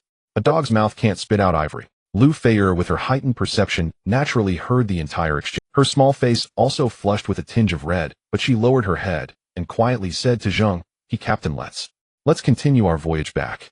Captain. Sister. And Ran looked puzzled, glancing at Lu Feier and then at Zheng He. Zheng He made a silly face at her, placing a finger to his lips in a should gesture, then turned to walk towards the Timo reset the course destination Wang Chuang's coordinates. The bloodshed of battle was quickly cast aside. Zheng He first went to the control panel to comfort Timo, whose emotions had calmed considerably. After confirming she was no longer stressed, he turned to instruct and Ran to use her medical specialty to provide some psychological counseling for Timo when she had the time. The shadowy whale emitted a deep rumble, once more resembling a slumbering steel beast cutting through the vast ocean at breakneck speed. About an hour later, 2 clear light spots appeared on the radar screen. One large and one small, 2 ships. It was indeed Wang Chuang and his brother Li Mo's vessel. Just as the shadowy whale began to slow down in preparation to approach, the countdown for the arrival of the black fog concluded. That cold system notification echoed in every player's mind. Countdown for the National Deep Sea Project has ended. The black fog barrier has been generated, beginning to advance towards the deep sea area. Current advancement speed 5 knots. Warning: any ship or individual consumed by the black fog will turn to ashes. Just as the warning faded, a dark wall that seemed capable of swallowing everything slowly rose at the horizon. It carried an irresistible sense of death crushing down upon all players. The desperate survival game officially began. Zheng Laoda. A shout came from Wang Chuang's ship. Zheng He looked up to see a burly man exuding a fierce aura standing at the bow and waving vigorously at him. The man had a crew cut, his skin was bronzed, and his muscles were well-defined, clearly a seasoned fighter. His features were rugged with a hint of determination in his eyes, resembling a slimmer version of the internet celebrity Li Weigang. He must be Wang Chuang. Beside him stood a slightly frail young man with a pale complexion but bright eyes. This was likely his brother Li Mo, who had just been rescued from the clutches of the Grim Reaper. The shadowy whale slowly approached. "Bro, bring your brother over to my ship for a gathering." Zheng He called out from the high bow, looking down at them. He had his own considerations. Firstly, his ship had the Kangling Guardian barrier. Anyone not from this ship would experience a significant reduction in all attributes upon boarding, including movement, speed attack power, and skill effectiveness. This was his home turf with the highest safety factor. Secondly, in this apocalypse, one must slay the Holy Mother first. Although they chatted amicably online, one should never gamble their life on another's character. Finally, this was a blatant display of strength. With the scale and imposing presence of the shadowy whale, Zheng He intended to deliver a thorough dimensional blow to these brothers. Wang Chuang clearly understood this principle, showing no hesitation as he and Li Mo boarded a nearby small boat, rowing towards the shadowy whale. Timo lowered the rope ladder. The brothers climbed up the ladder onto the deck one after the other. However, the moment their feet touched the deck, an invisible but heavy pressure, as if a mountain had descended, instantly enveloped them. Kangling Guardian barrier activated. Wang Chuang let out a muffled groan, feeling his muscles tense up as if he had sunk into a deep muddy pit, rendering every movement slow and cumbersome. Relying on his solid foundation, he gritted his teeth and barely steadied himself. But Li Mo behind him was not so fortunate. Having just recovered from a serious illness and severely weakened, he was nearly brought to his knees on the deck by this pressure. He clung tightly to the nearby alloy railing, managing to avoid embarrassment, beads of cold sweat quickly forming on his forehead. "Relax, this is the defensive array my ship comes equipped with. It has a suppressive effect on non-crew members, Zheng," he explained calmly. Wang Chuang and Li Mo exchanged glances, both seeing deep shock in each other's eyes. Was this the foundation of a big shot? They hadn't even lifted a finger, yet just stepping aboard had nearly flattened them. The gap felt as vast as the Mariana Trench. "And Ran, please help them check their pulses and examine their health," Zheng He instructed. And Ran nodded and stepped forward, using her medical specialty to carefully examine the two brothers. The results were as expected. Wang Chuang's physical condition was excellent, although he had yet to reach the level of a breaker. Years of training combined with the enhancement of combat specialization granted him a physique that rivaled Zheng He. As for Li Mo, his pulse was weak and his vitality severely depleted. Although his life had been saved, the deficits in his body could not be restored quickly, and Ran immediately prescribed a formula to fortify his foundation and replenish his energy. Zheng He, after listening, directly opened the Divine Sea Spiritual Warehouse. With a thought, a pile of herbs emitting a faint fragrance appeared out of thin air on the deck. "Go to the kitchen and prepare it for him." And Rand put away the herbs and turned to walk towards the kitchen. This act of summoning objects out of thin air once again made Wang Chuang and his brother's eyelids twitch. "All right, stop standing around." Zheng He stepped forward, firmly patting Wang Chuang's broad shoulder, a glimmer of interest flashing in his eyes. "Show me your pride and expertise." "Got it. Boss, take 2 steps back." Wang Chuang was not hesitant. He took a deep breath, lowered his waist, and in the next moment his entire aura transformed. Roar! A low growl, not quite human, erupted from the depths of his chest. His entire body's bones let out a dull cracking sound, and the veins beneath his skin bulged out like ancient tree roots. Immediately, coarse and dense gray-brown fur burst forth from every pore, defying biological norm. In the blink of an eye, the fur changed from gray-brown to deep brown, forming a natural heavy fur armor that tightly enveloped his whole body. His bones rapidly reshaped with a series of crisp cracking sounds. His shoulders rose high like hills, and his spine arched into a curve filled with explosive power. His chest visibly expanded nearly threefold, while his limbs became as sturdy as columns. Puff! The nails on his fingers started to darken and thicken, ultimately transforming into 5 pairs of gleaming hooked claws. His head widened during the stretching, with his mouth and nose protruding forward, sharp canine teeth piercing through his lips, exposed for all to see. His pupils narrowed into terrifying vertical slits, glimmering with a wild crimson ferocity. The clothing he wore had long been shredded by the violent muscles, the fragments merging into the thick fur.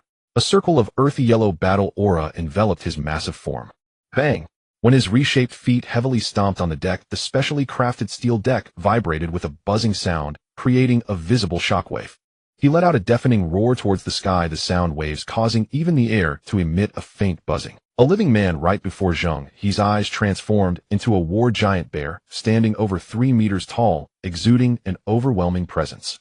Battle specialization, beast transformation bear. Zheng He's eyelids twitched. He looked at the furry mountain of muscle before him, a satisfied smile curling at the corners of his mouth.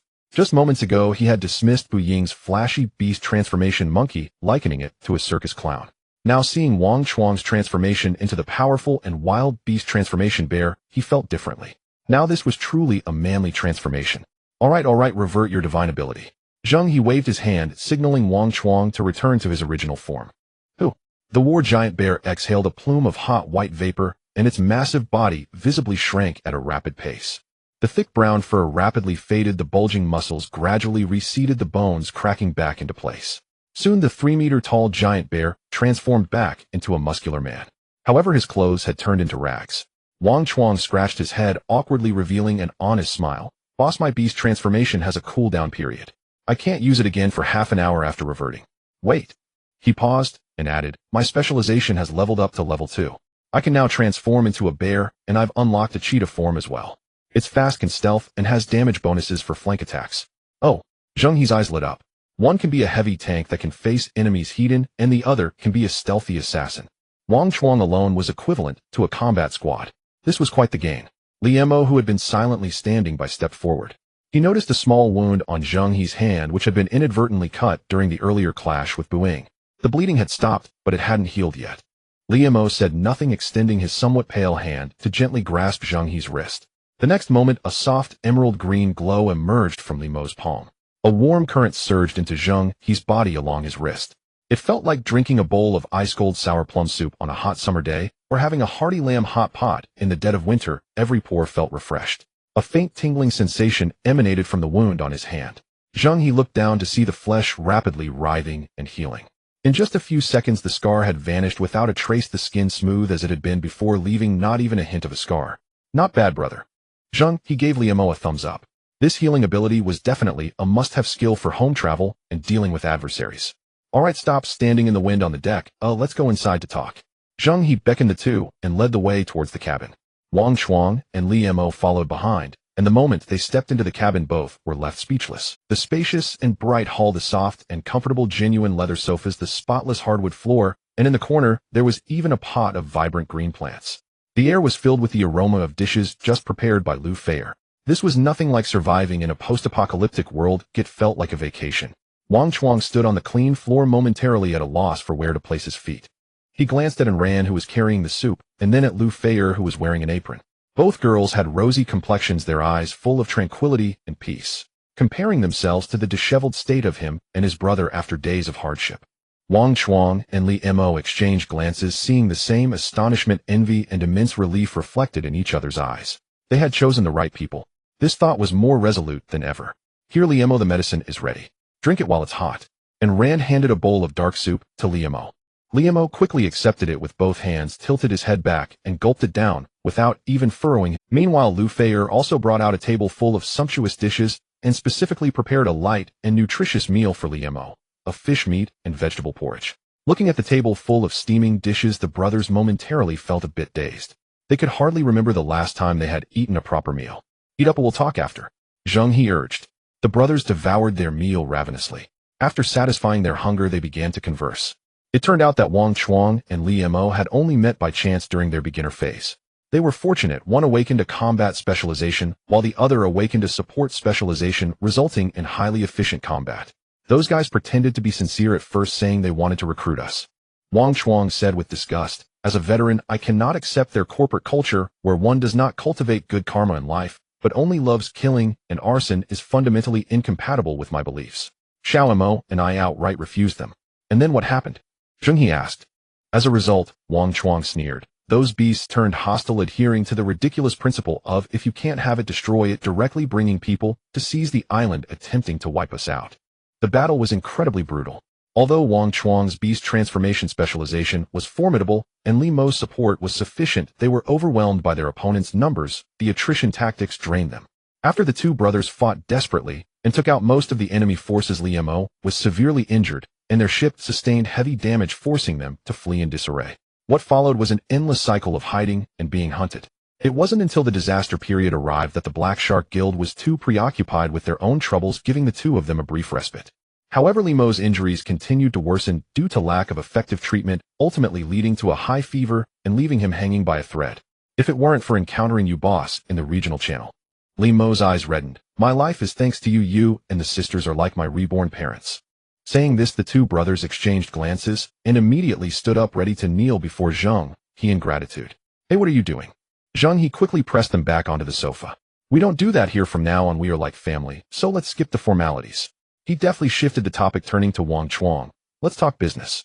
I just fought with that Buing Yu after he transformed into a monkey. All his attributes increased significantly. Can your specialization surpass the attribute limits of an ordinary person?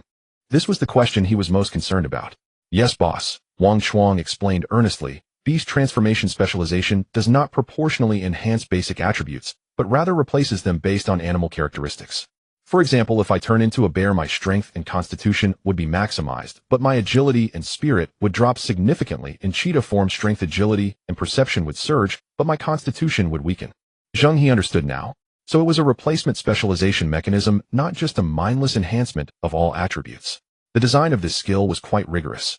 He turned to Li Mo. What about your support specialization? Is it still level 2? Yes, boss. Li Mo appeared somewhat weak, but much more spirited. I currently have 2 skills. One is the rejuvenation technique you just saw, which can heal injuries. The other is called Life Link. Life Link. Yes, Li Mo explained in detail. This is an active skill. I can select a teammate to establish a bidirectional life bond. During the link, all damage we both take is averaged out. Additionally, we share a life recovery speed of 5 per second. Damage sharing. Zheng He glanced at Li Mo's small frame, feeling that this skill wasn't too friendly for him as a spellcaster. What if he linked with a tank, and then a wave of massive damage came through, resulting in him being killed first? That would be amusing. Seeing Zheng He's concern, Li Mo hurriedly added, this skill has a protective mechanism.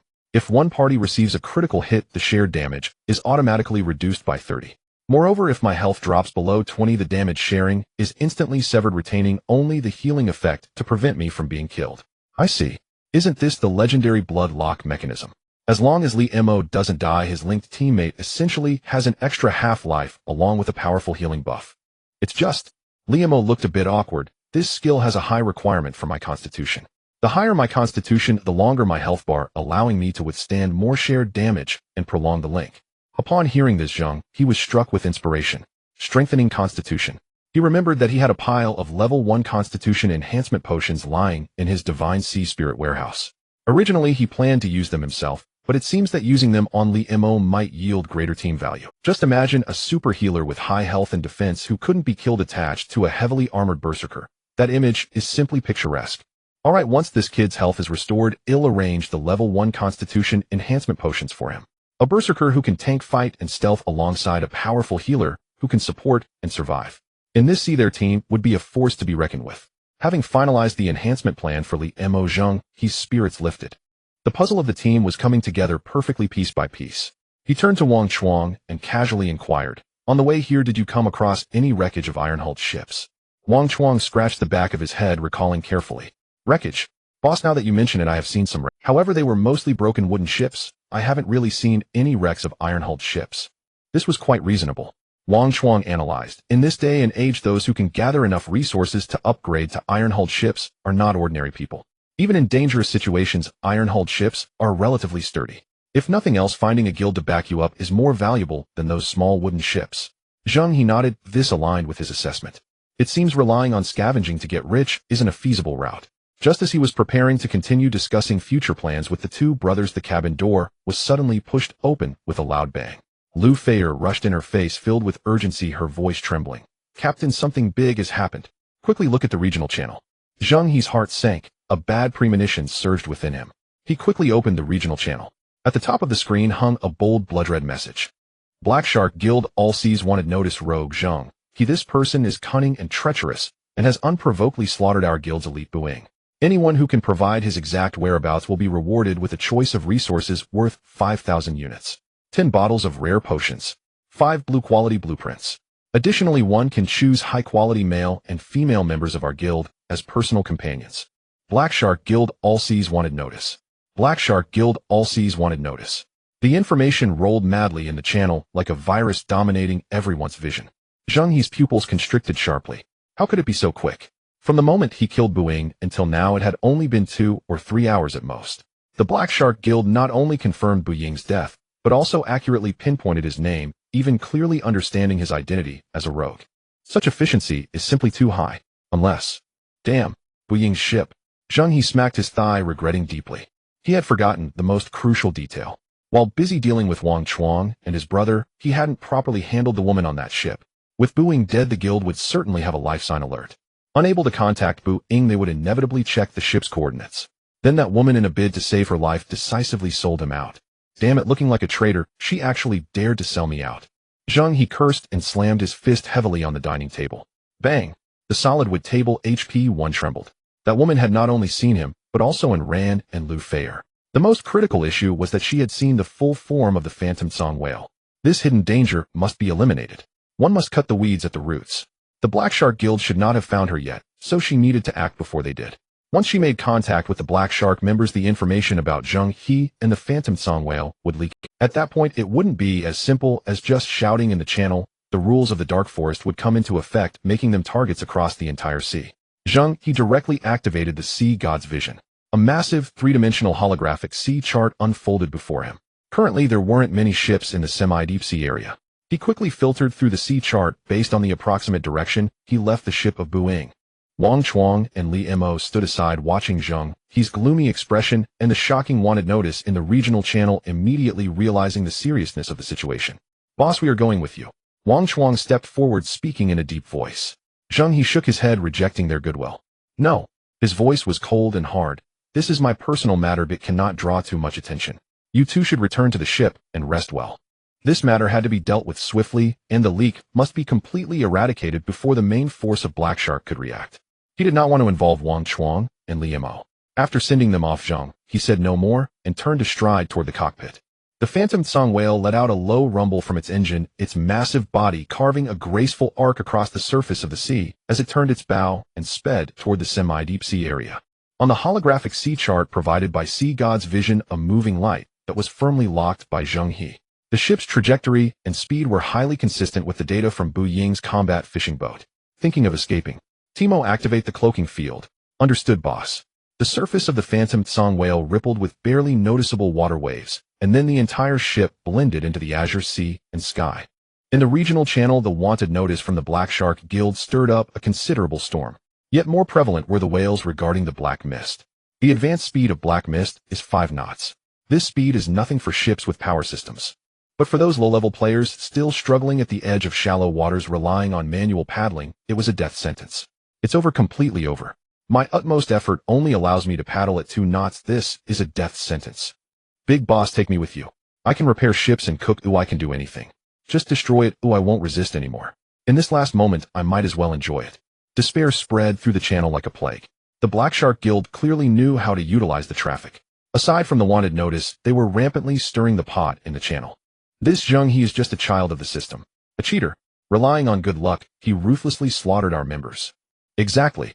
Brother Bu Ying only spared him because he was an individual. He turned around and killed him. He's worse than a beast. Such a person deserves to be sliced into 1,000 pieces. They even insulted his family, dragging in his birthplace with all sorts of vile language which was unbearable to behold. Zheng He merely glanced at it, and then turned off the channel. His heart was calm, even feeling a bit amused. The only ones jumping around in the entire channel were the members of the Black Shark Guild. Other guilds, whether enemies or friends, remained silent. Not even a single independent player chimed in. It indicated that Black Shark usually did despicable things, and everyone was unwilling to associate with these rats crossing the street. Taking down Bu Ying was a matter of justice. Half an hour later, a solitary combat fishing boat appeared in sight. It was running at full power like a lost dog, desperately fleeing toward the deep sea area. This was it. Zheng He sneered. He maneuvered the phantom song whale to silently close in like a lurking giant beast of the deep sea approaching its prey. When the two ships were less than 10 meters apart, Zheng He ordered Timo, turn off the invisibility. Buzz. The phantom song whale descended with an overwhelming sense of oppression. Without any hesitation, Zheng He leaped from the deck, his feet crashing heavily onto the roof of the other ship. The enormous sound made the entire small boat rock violently. The cabin door was yanked open and a figure stumbled out. It was that woman. She looked up and locked eyes with Zheng He's cold, death-like gaze. Her face instantly turned ashen, filled with a look of horror. This living hell. How did he come back to kill me? How did he find this ship? Zheng He looked down at her from above, expressionless, but his voice sent chills down her spine. Did you inform on me? The woman was stunned by his terrifying gaze, her mouth agape, unable to utter a answer me. Zheng He shouted angrily, drawing out the red armored giant claw axe and smashing it onto the deck with a loud thud. The woman's psychological defenses crumbled instantly. Thud. She fell to the ground, scrambling towards Zheng He with her hands and feet, crying uncontrollably. I'm sorry. I'm sorry. I truly didn't mean it. What I hate most is when people apologize after the fact. Zheng He's voice was devoid of warmth. Kill. The woman was terrified by the sudden murderous intent, hurriedly explaining. Bu Ying is dead. They said the ship has a locator, and they could find you through the coordinates. She babbled, if I don't give you up they will kill me. In a moment of impulse. I was truly forced. Zheng He found it amusing. His eyes turned cold. Then guess will I kill you today? The woman froze, clutching Zheng He's pant leg like a drowning person grasping at straws. Her gaze shifted, and she even attempted to unbuckle Zheng He's belt. Dare to touch the ingredients of Ran and Feyre. Seeking death. Zheng He utterly lost patience. Get lost. With a kick the woman screamed and rolled far across the deck. She still wanted to plead for mercy. Zheng He gave her no chance. His hand rose. The axe fell. Heads separated from bodies. The headless corpse swayed twice before collapsing softly into a pool of blood. Zheng He shook off the blood droplets from the axe blade, not even glancing at the corpse again. He stopped the ship and instructed Lu Feyre through the communicator. Feyre, come over and get to work.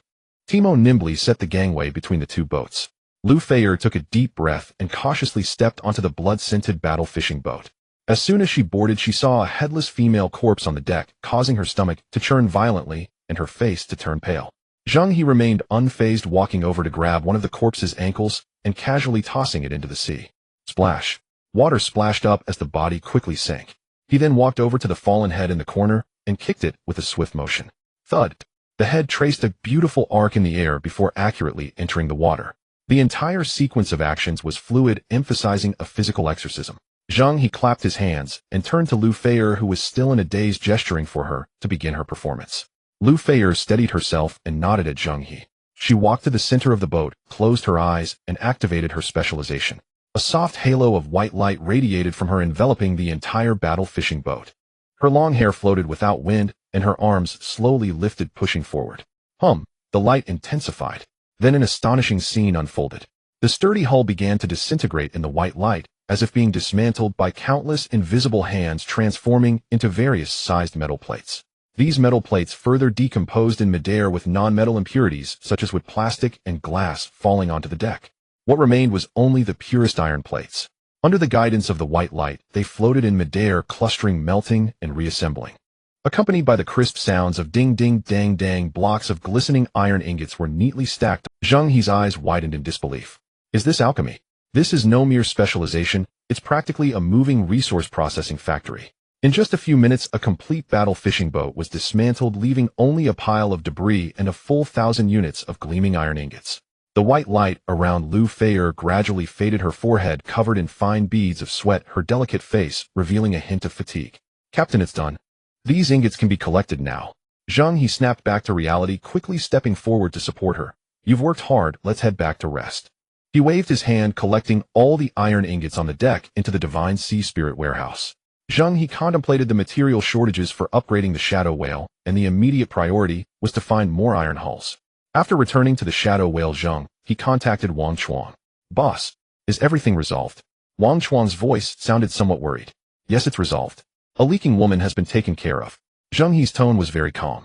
Boss, don't take to heart what's being said in the regional channel. Wang Chuang comforted Zheng He. Those bastards can't be trusted. The Black Shark crew is notorious for their wicked deeds at sea. Their reputation is already in tatters, it's just them putting on a show. Wang Chuang swore, then added, Boss, don't worry. From now on, if anyone dares to gossip behind your back, I'll be the first to tear their mouths apart. Zheng He chuckled. The loyalty of these two brothers was unquestionable. Alright, let's talk business. I need a lot of iron. While you're sailing, keep an eye out for abandoned iron-hulled ships. If you find a target, send me the coordinates, and I'll go dismantle it. Zheng He paused and added, Don't worry, I won't let you work for nothing. The ingots we dismantle will be exchanged for food and fresh water in proportion. Boss, you're being too formal. Wang Chuang became anxious, raising his voice. You saved my brother's life, we're family now. Helping you out is just what family does. Why talk about rewards? We are brothers, boss. Zheng He was amused by this casual English, but remained firm. A deal is a deal. Even brothers should keep accounts clear, and you all need to eat and save up too.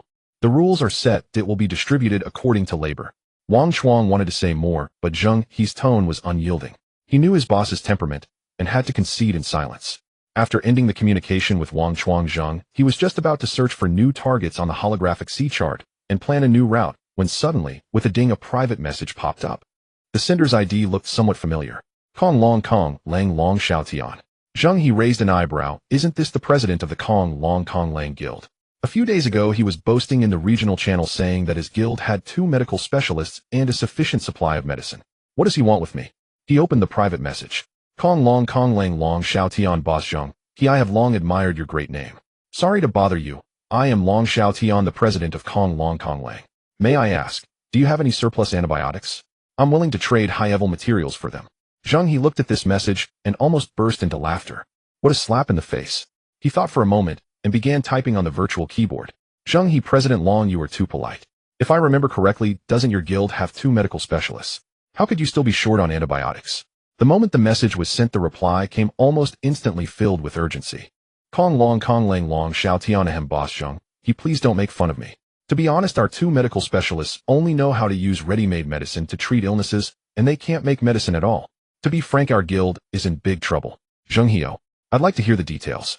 Kong Long Kong Lang Long Xiao Tian Boss, what I'm about to tell you, you must not leak it. In this sea area, a terrifying new virus has appeared. We privately call it the Cybertron virus. The worst part is, it has already started spreading from person to person. Zheng He's smile faded, his expression becoming serious. Zheng He, what are the specific symptoms? Kong Long Kong Lang Long Xiao Tian, at first it feels like a severe cold with a high fever, and the body becomes completely weak. Before long, they start talking nonsense, becoming mentally disordered and unable to control themselves. Then, Long Xiao Tian seemed to hesitate. Zheng He grew impatient. Zheng He, then what happened? Did they mutate into Ultraman? Kong Lang Long Xiao Tian, no. They turn into monsters.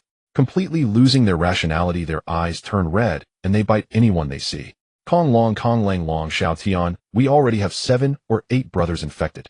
Now they are all locked in the bottom of the cabin, banging against the doors like mad dogs. Boss, help us. Without antibiotics for suppression, our guild will disintegrate from within. Zheng He looked at the text on the screen, the hairs on his back standing on end. High fever, mental disorder, loss of rationality, biting anyone in sight. Isn't this just a zombie? He initially thought this was just a cruel survival game at sea where he had to guard against sea beasts and unscrupulous players. Who would have thought that this broken game would unexpectedly receive a patch for a biohazard crisis? The Cybertron virus. Zombies. Zheng He stared at the words in the private message, exclaiming in disbelief. The planners must really think players are living too long. Zheng He, President Long, where are you now? The black mist has begun to approach the deep sea, but it's best to stay away from it for now. Kong Lang Long Xiao Tian, thank you for your concern. The speed of the black mist is 5 knots, while our sea continent is currently set to 15 knots, so there's no need to worry for now. As he spoke, Long Xiao Tian sent over a coordinate. Zheng He activated the sea god's vision, searching the holographic sea chart for this coordinate. In the next moment, a massive shadow appeared on the sea chart, entering Zheng He's field of vision. This shadow was composed of numerous green light spots. It was not an island, but a sea continent formed by countless ships linked together. This was the foundation of the Kong Long Kong Lang Guild. Their guild leader Long Xiao Tian possessed a specialty that allowed him to link ships, creating a true sea continent. Zheng He looked at the enormous shadow on the sea chart, which was constantly moving towards the semi-deep sea area, feeling somewhat shocked. Its size was almost comparable to that of a medium-sized island. Such a massive collective, if any issues arose internally, especially with a virus that was highly infectious, the consequences would be unimaginable. Zheng He exited the holographic sea chart and dialed Enran's internal communication. Enran, come to my office. Shortly after, Enran knocked and entered the captain's room. Captain, you called for me. Yes, Zheng. He gestured at the screen in front of him, indicating for her to come over. He brought up the chat records with Long Xiao Tian, particularly the descriptions of the symptoms of the Cybertron virus. Enran leaned closer to the screen, reading word by word, her expression shifting from calm to serious. High fever, mental confusion, loss of reason, aggressiveness, biting. She softly recited these keywords, the medical knowledge in her mind rapidly searching. A few seconds later, she looked up at Zheng He, saying, Captain, these symptoms highly resemble the incubation period of rabies. After onset, patients exhibit extreme agitation, hallucinations, and uncontrollable aggressive behavior, with biting being the most typical symptom. She paused, her tone very certain. The fatality rate of this disease is nearly 100%. The only solution is to immediately receive a rabies vaccine after being bitten. If delayed, even divine intervention won't help. Hearing Enran's analysis, Zheng He's worries about the zombies eased considerably. Zombies are ultimately too sci-fi.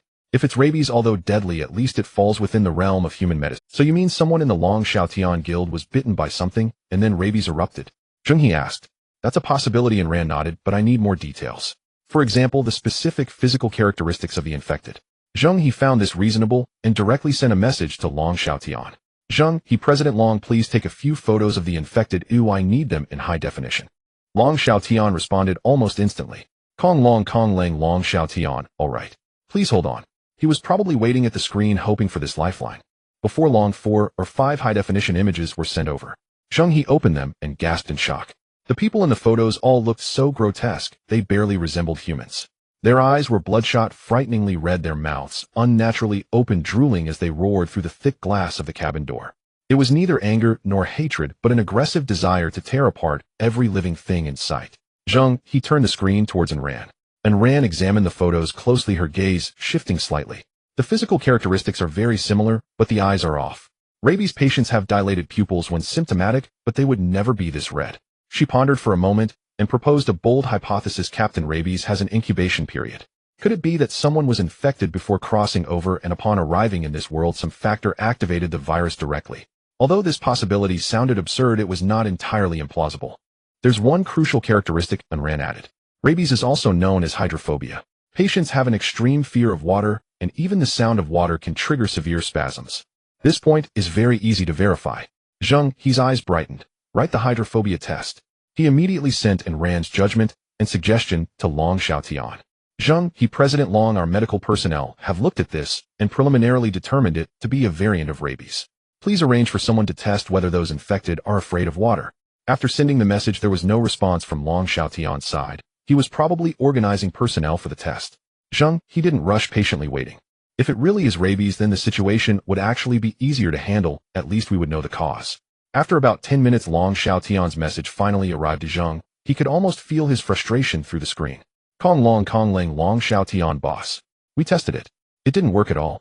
Long Xiaotian, I had someone put several large basins of water at the door and made a ruckus with water sounds. Those madmen didn't even flinch, let alone be afraid. They kept banging on the door. The blast door was almost about to shatter. Long Xiaotian, I'm going to go crazy. What the hell is this thing? Is it really a zombie virus at sea?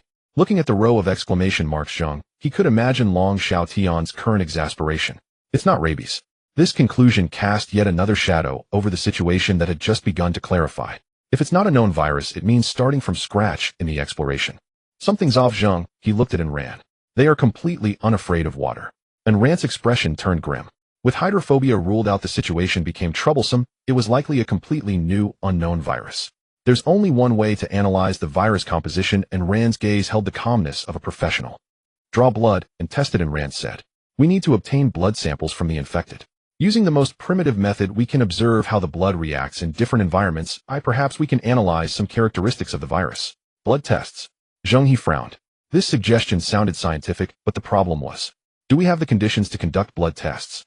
Indeed, we don't have a microscope nor a centrifuge, and we certainly don't have various chemical reagents. Testing is indeed a tough problem. Anran's words were like a bucket of cold water extinguishing the flicker of hope that had just ignited. Indeed, analyzing the virus requires a professional laboratory and precise instruments. What do they have? On the Yueying Sanjing, aside from the herbs collected from Chemical Island last time, there's nothing else related to how to test it. Zheng He shrugged his hands in a self-deprecating tone. Communicate with the virus using mental power and make it confess itself. Anran did not respond to this lame joke. She walked to the porthole, lightly tapping her fingertip on the slightly damp glass, her gaze revealing a peculiar hardness and stubbornness typical of medical students. Not necessarily. Without a microscope, we can make one ourselves. Zheng He was taken aback. Make one ourselves? Yes, Anran nodded and explained. Did you ever play with this as a child? Bend a thin wire into a small loop, dip it in water, and the surface tension will form a convex lens. As long as the light is appropriate, it can serve as a makeshift glass slide. It's enough to observe the most basic elements in the blood, such as the morphology of red blood cells. She paused slightly, her thoughts becoming clearer. Moreover, testing isn't just about looking through a microscope. We can also obtain information through more primitive methods. Like what? Zheng He was intrigued by her suggestion. Temperature testing. Anran extended 2 fingers. We can take 2 blood samples, one at room temperature and one at low temperature, and observe the differences in their coagulation speed and state. We can also try heating it to see the critical point of protein denaturation. All these can reflect abnormalities in the blood components. And we can utilize the plant extracts available on the ship, mixing them with the blood samples to observe if any special reactions like precipitation or discoloration occur. This is a rudimentary chemical reagent test. After a series of explanations, Zheng He was left in astonishment. He looked at Ran, who seemed to be radiating brilliance. That damned professional charm. Zheng He felt reassured and immediately contacted Long Xiaotian. Zheng He, we have a plan for blood testing, but it must be done on your ship. Long Xiaotian seemed to have grasped a lifeline and quickly replied, Konglong Konglang Long Xiaotian come. Boss, hurry over. We'll provide whatever you need as long as it can solve this damned virus. And Ran, get ready. Zheng He turned back and said, bring what you need. Okay. And Ran did not waste words. Turning back, Zheng He contacted Wang Chuang again. Since it was his first time on someone else's turf, he decided to bring all combat-ready personnel. After regrouping, Timo lowered 2 mechanical arms to connect Wang Chuang and Li Mo's ship to the Yuying Sanjing. With everything arranged, the Yuying Sanjing adjusted its course like a lurking giant beast, silently racing towards the coordinates sent by Long Xiaotian. 2 hours later, at the horizon of the sea, a piece of land appeared. Zheng He stood on the bridge, raising his telescope. Looking at the enormous structure formed by countless ships in the distance, even with the miracle of the Yuying Sanjing, he couldn't help but click his tongue in amazement. The scale of that sea continent far exceeded his imagination. The core area consisted of 3 gigantic luxury cruise ships arranged in a triangular formation. Surrounding them were densely connected hundreds of various ships, including tall cargo ships, spacious Roland-Roloff vessels, and some small fishing boats and speedboats filling the gaps between the larger vessels. Long Xiao Ocean's expertise kept these ships bound together, forming a floating platform comparable in size to a medium-sized island. The platform was brightly lit, and one could vaguely see silhouettes moving with the roar of various engines echoing from afar. Konglong Konglang, guild living up to its name. Long Xiao Ocean's specialization had indeed allowed him to create a territory belonging to humanity on this endless sea. As the Yuying Sanjing approached, the details of the sea continent became increasingly clear. Zheng He saw that many ship decks had been transformed into vegetable gardens growing lush green vegetables. Some ships had fishing nets hanging drying sea fish, with large seawater filters towering into the clouds. It was a self-sufficient maritime utopia. But such a high-density community, once a virus appeared, the speed of transmission would be devastating. The Yuying Sanjing anchored a distance away. Zheng He did not want to attract too much attention. He said to Timo and Lu Feier, you stay on the ship to guard it while Ran Wang Chuang and I will go over and remain vigilant. Yes, Captain. A small landing craft was lowered, and the 4 of them carrying a medical kit boarded the landing craft and headed towards the steel continent. As they got closer, Zheng He realized that this seemingly prosperous steel continent was currently shrouded in a tense and oppressive atmosphere. Boss, Zheng He. Long Xiaotian stood at the bow. Seeing Zheng He's landing craft, he immediately shouted, his voice completely hoarse. He had dark circles under his eyes, his hair was a mess, and his eyes were filled with red blood vessels, clearly having stayed up almost to the point of collapse. Zheng He waved to signal him. The landing craft docked at a temporary pier, and Long Xiaotian immediately jumped up, tightly grasping Zheng He's hand and shaking it vigorously. Finally, we've been waiting for you.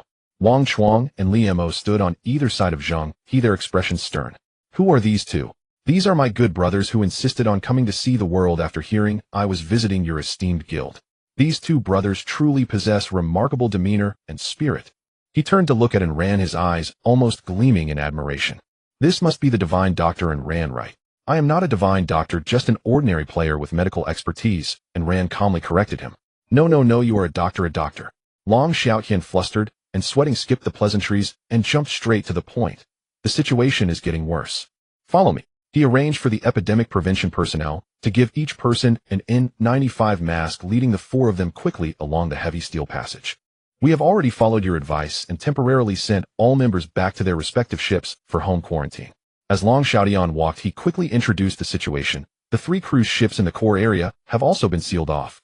All those who fell ill are locked in the lowest level of the ship. He wiped the cold sweat from his brow, his face filled with fear. Fortunately, you reminded us in time. This virus is too sinister. Initially, no one paid attention, thinking it was just a common cold. By the time they realized something was wrong, several people had already been bitten. That earliest batch is no longer human. Passing through several heavily guarded checkpoints, they entered one of the luxury cruise ships. The luxurious hall had become a temporary command center where several high-ranking officials were anxiously pacing over the sea charts. Long Xiaotian ignored them and directly led Zheng He and the others to the cargo elevator. It's just below. Long Xiaotian took a deep breath. Boss, be mentally prepared, it might be quite a sight. The elevator continued to descend, the air suffocatingly stifling. A stench of blood mixed with excrement permeated the lower cabin. A chilling sound of impact resonated from outside the elevator before the doors even opened, accompanied by a roar that was anything but human. The commotion felt like a rhythm intent on tearing everything apart. As the elevator doors opened, a putrid atmosphere akin to that of a biohazardous weapon struck the face. Before them lay a deep ship corridor. Heavy steel isolation doors lined both sides. At this moment, nearly every door was being pounded. Without warning, a distorted human face slammed against the observation window of one door. The person had bloodshot eyes, their pupils shriveled like pinpoints. Their mouth was agape, thick drool dripping down from the corners. They stared intensely at Zheng He and the others outside, their throat making a strange sound like a phlegm-filled cough. They kept banging their head against the blast-resistant glass. Bang. Again. What the hell? Long Xiaodian watched this scene, his back teeth chattering. Boss, look, they keep banging away like a tireless mad dog. He wiped the cold sweat from his brow. We've already had 2 doors cracked open. Who can withstand this? If this continues, they will break through. Zheng He's expression grew serious. The impact from photos and videos was nothing compared to seeing it with one's own eyes. This complete loss of reason reduced to mere bloodthirsty instinct sent a chill up one's spine. These are not patients, they are monsters. Anren's reaction was calm. She approached the door and observed the afflicted person closely through the glass. The pupils show no reaction to changes in light. The neck muscles are highly tense, with clear signs of opisthotonos. She continued her observations while quietly speaking in professional terms, but there is no hydrophobia, nor any signs of photophobia or phonophobia. She turned to glare at Long Xiaodian. How did the first infected person get infected? Was he bitten or scratched by something? Long Xiaodian grimaced, shaking his head like a rattling drum. We checked everything, even took off his underwear, found nothing. The first one to fall ill was named Li Si, just an ordinary crew member. He was fine during the day, but collapsed while on duty at night, started running a fever and rambling. We thought it was heat stroke and kindly moved him to the medical room. The next day, that bastard bit the finger of our guild's doctor. Long Xiaodian pointed helplessly towards the end of the corridor. Look, that unfortunate medical specialist is also locked in there, completely mutated now. The clues had run dry. Since it wasn't an external infection, then it must be an endogenous outbreak. I need to draw blood. Anren looked at Zheng He, her gaze brooking no argument. We must obtain fresh blood samples. Huh, how do we draw it? Long Xiaodian was dumbfounded. These mad dogs are ruthless. We tried using a long syringe, but it wouldn't go in. Their strength is outrageous. Even 3 or 5 strong men would be sent off immediately. Zheng He frowned. This was indeed a tricky problem. Trying to draw blood from a rampaging beast is like pulling teeth from a tiger. Anren remained silent for a moment, her gaze sweeping over the sturdy isolation doors in the corridor. There's a way. Her voice was low yet carried an undeniable strength. Open the door just a crack.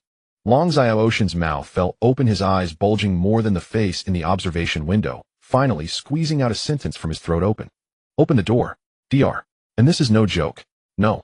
Zheng He stepped forward, placing himself in front of Anren. If that thing bursts out, the one in danger will be you. Wang Chuang said nothing. Understanding Zheng He's intent, he took a half step forward. His hulking frame blocked the door entirely like a guardian. Anren turned to look back at Li Mo, revealing a playful smile. There's still a sickly person. Oh, as long as I run faster than him, it's fine. Whoever runs slower is in the front row. At the moment their gazes met, Li Mo shivered. He understood the meaning in Anren's eyes. His survival instinct surged, and he waved his hands frantically in front of his chest. Holy crap. Sister Anren, don't look at me like that, I'm scared. His face twisted into a bitter melon. My frail little body is really not enough for it to use as a toothpick. Don't sell me out. Zheng He pressed his fingers to his forehead, somewhat exasperated, and brought the topic back on track. What exactly do you want to do? Drawing blood is one thing, but it's not worth playing with its life. What about anesthetics? If all else fails, a sedative would work too. Holy crap, sister, you have sedatives. Li Mo was so startled he stammered. Anren ignored Li Mo, squatting down to deftly unlock the silver briefcase. With a couple of clicks, the inside were no stethoscopes, bandages, or alcohol, typical medical supplies. What caught everyone's eyes was a neatly arranged array of oddly styled metallic gadgets on a black velvet lining. Inside were no stethoscopes, bandages, or alcohol, typical medical supplies. What caught everyone's eyes was a neatly arranged array of oddly styled metallic gadgets on a black velvet lining. Good grief, is that thing for injecting Ultraman? Immediately after, she took out a set of long metal tubes and a mouthpiece for assembly. This was clearly a blow dart from a martial arts drama. Alongside it were several tightly wrapped mysterious round cakes in oiled paper. You're a doctor. Zheng He almost voiced his thoughts, but swallowed them back. He suddenly realized that in a survival game, having some means of self-defense, carrying an entire set of tools for killing and looting seemed quite reasonable. Anren seemed to know what he was thinking. While methodically assembling the blow dart, she explained in her usual calm tone, biologically, they have already transcended the category of human, becoming frenzied carbon-based beings driven by bloodthirsty instincts. Anren deftly loaded the tranquilizer dart into the blowpipe, the sound of metal clinking crisp and pleasant. We are here to collect samples, not to fight zombies. Any form of close combat carries the risk of being scratched or bitten. She raised her eyes, her gaze calmly sweeping over the group. Until we understand the virus nature, we won't engage in such high-risk, low-reward activities. Therefore, we must first incapacitate them. She held up the assembled half-meter-long alloy blowpipe, the cold lens reflecting rational light, so we must first render them immobile. First incapacitate them, then draw blood. This is currently the safest and most efficient plan. After thorough analysis, everything became clear, with logic forming a perfect loop, irrefutable. Just moments ago, Long Xiaoyan, who wore a face of terror, now looked at the metallic tube, and in Ran's hand flickering with a cold light, his wildly beating heart inexplicably calmed. Zheng He finally understood, and Ran's door-opening strategy was not reckless. She had a complete and risk-controlled operational process in her mind. This woman's thoughts were much more meticulous and tenacious than her appearance suggested. But it doesn't have to be the door, right?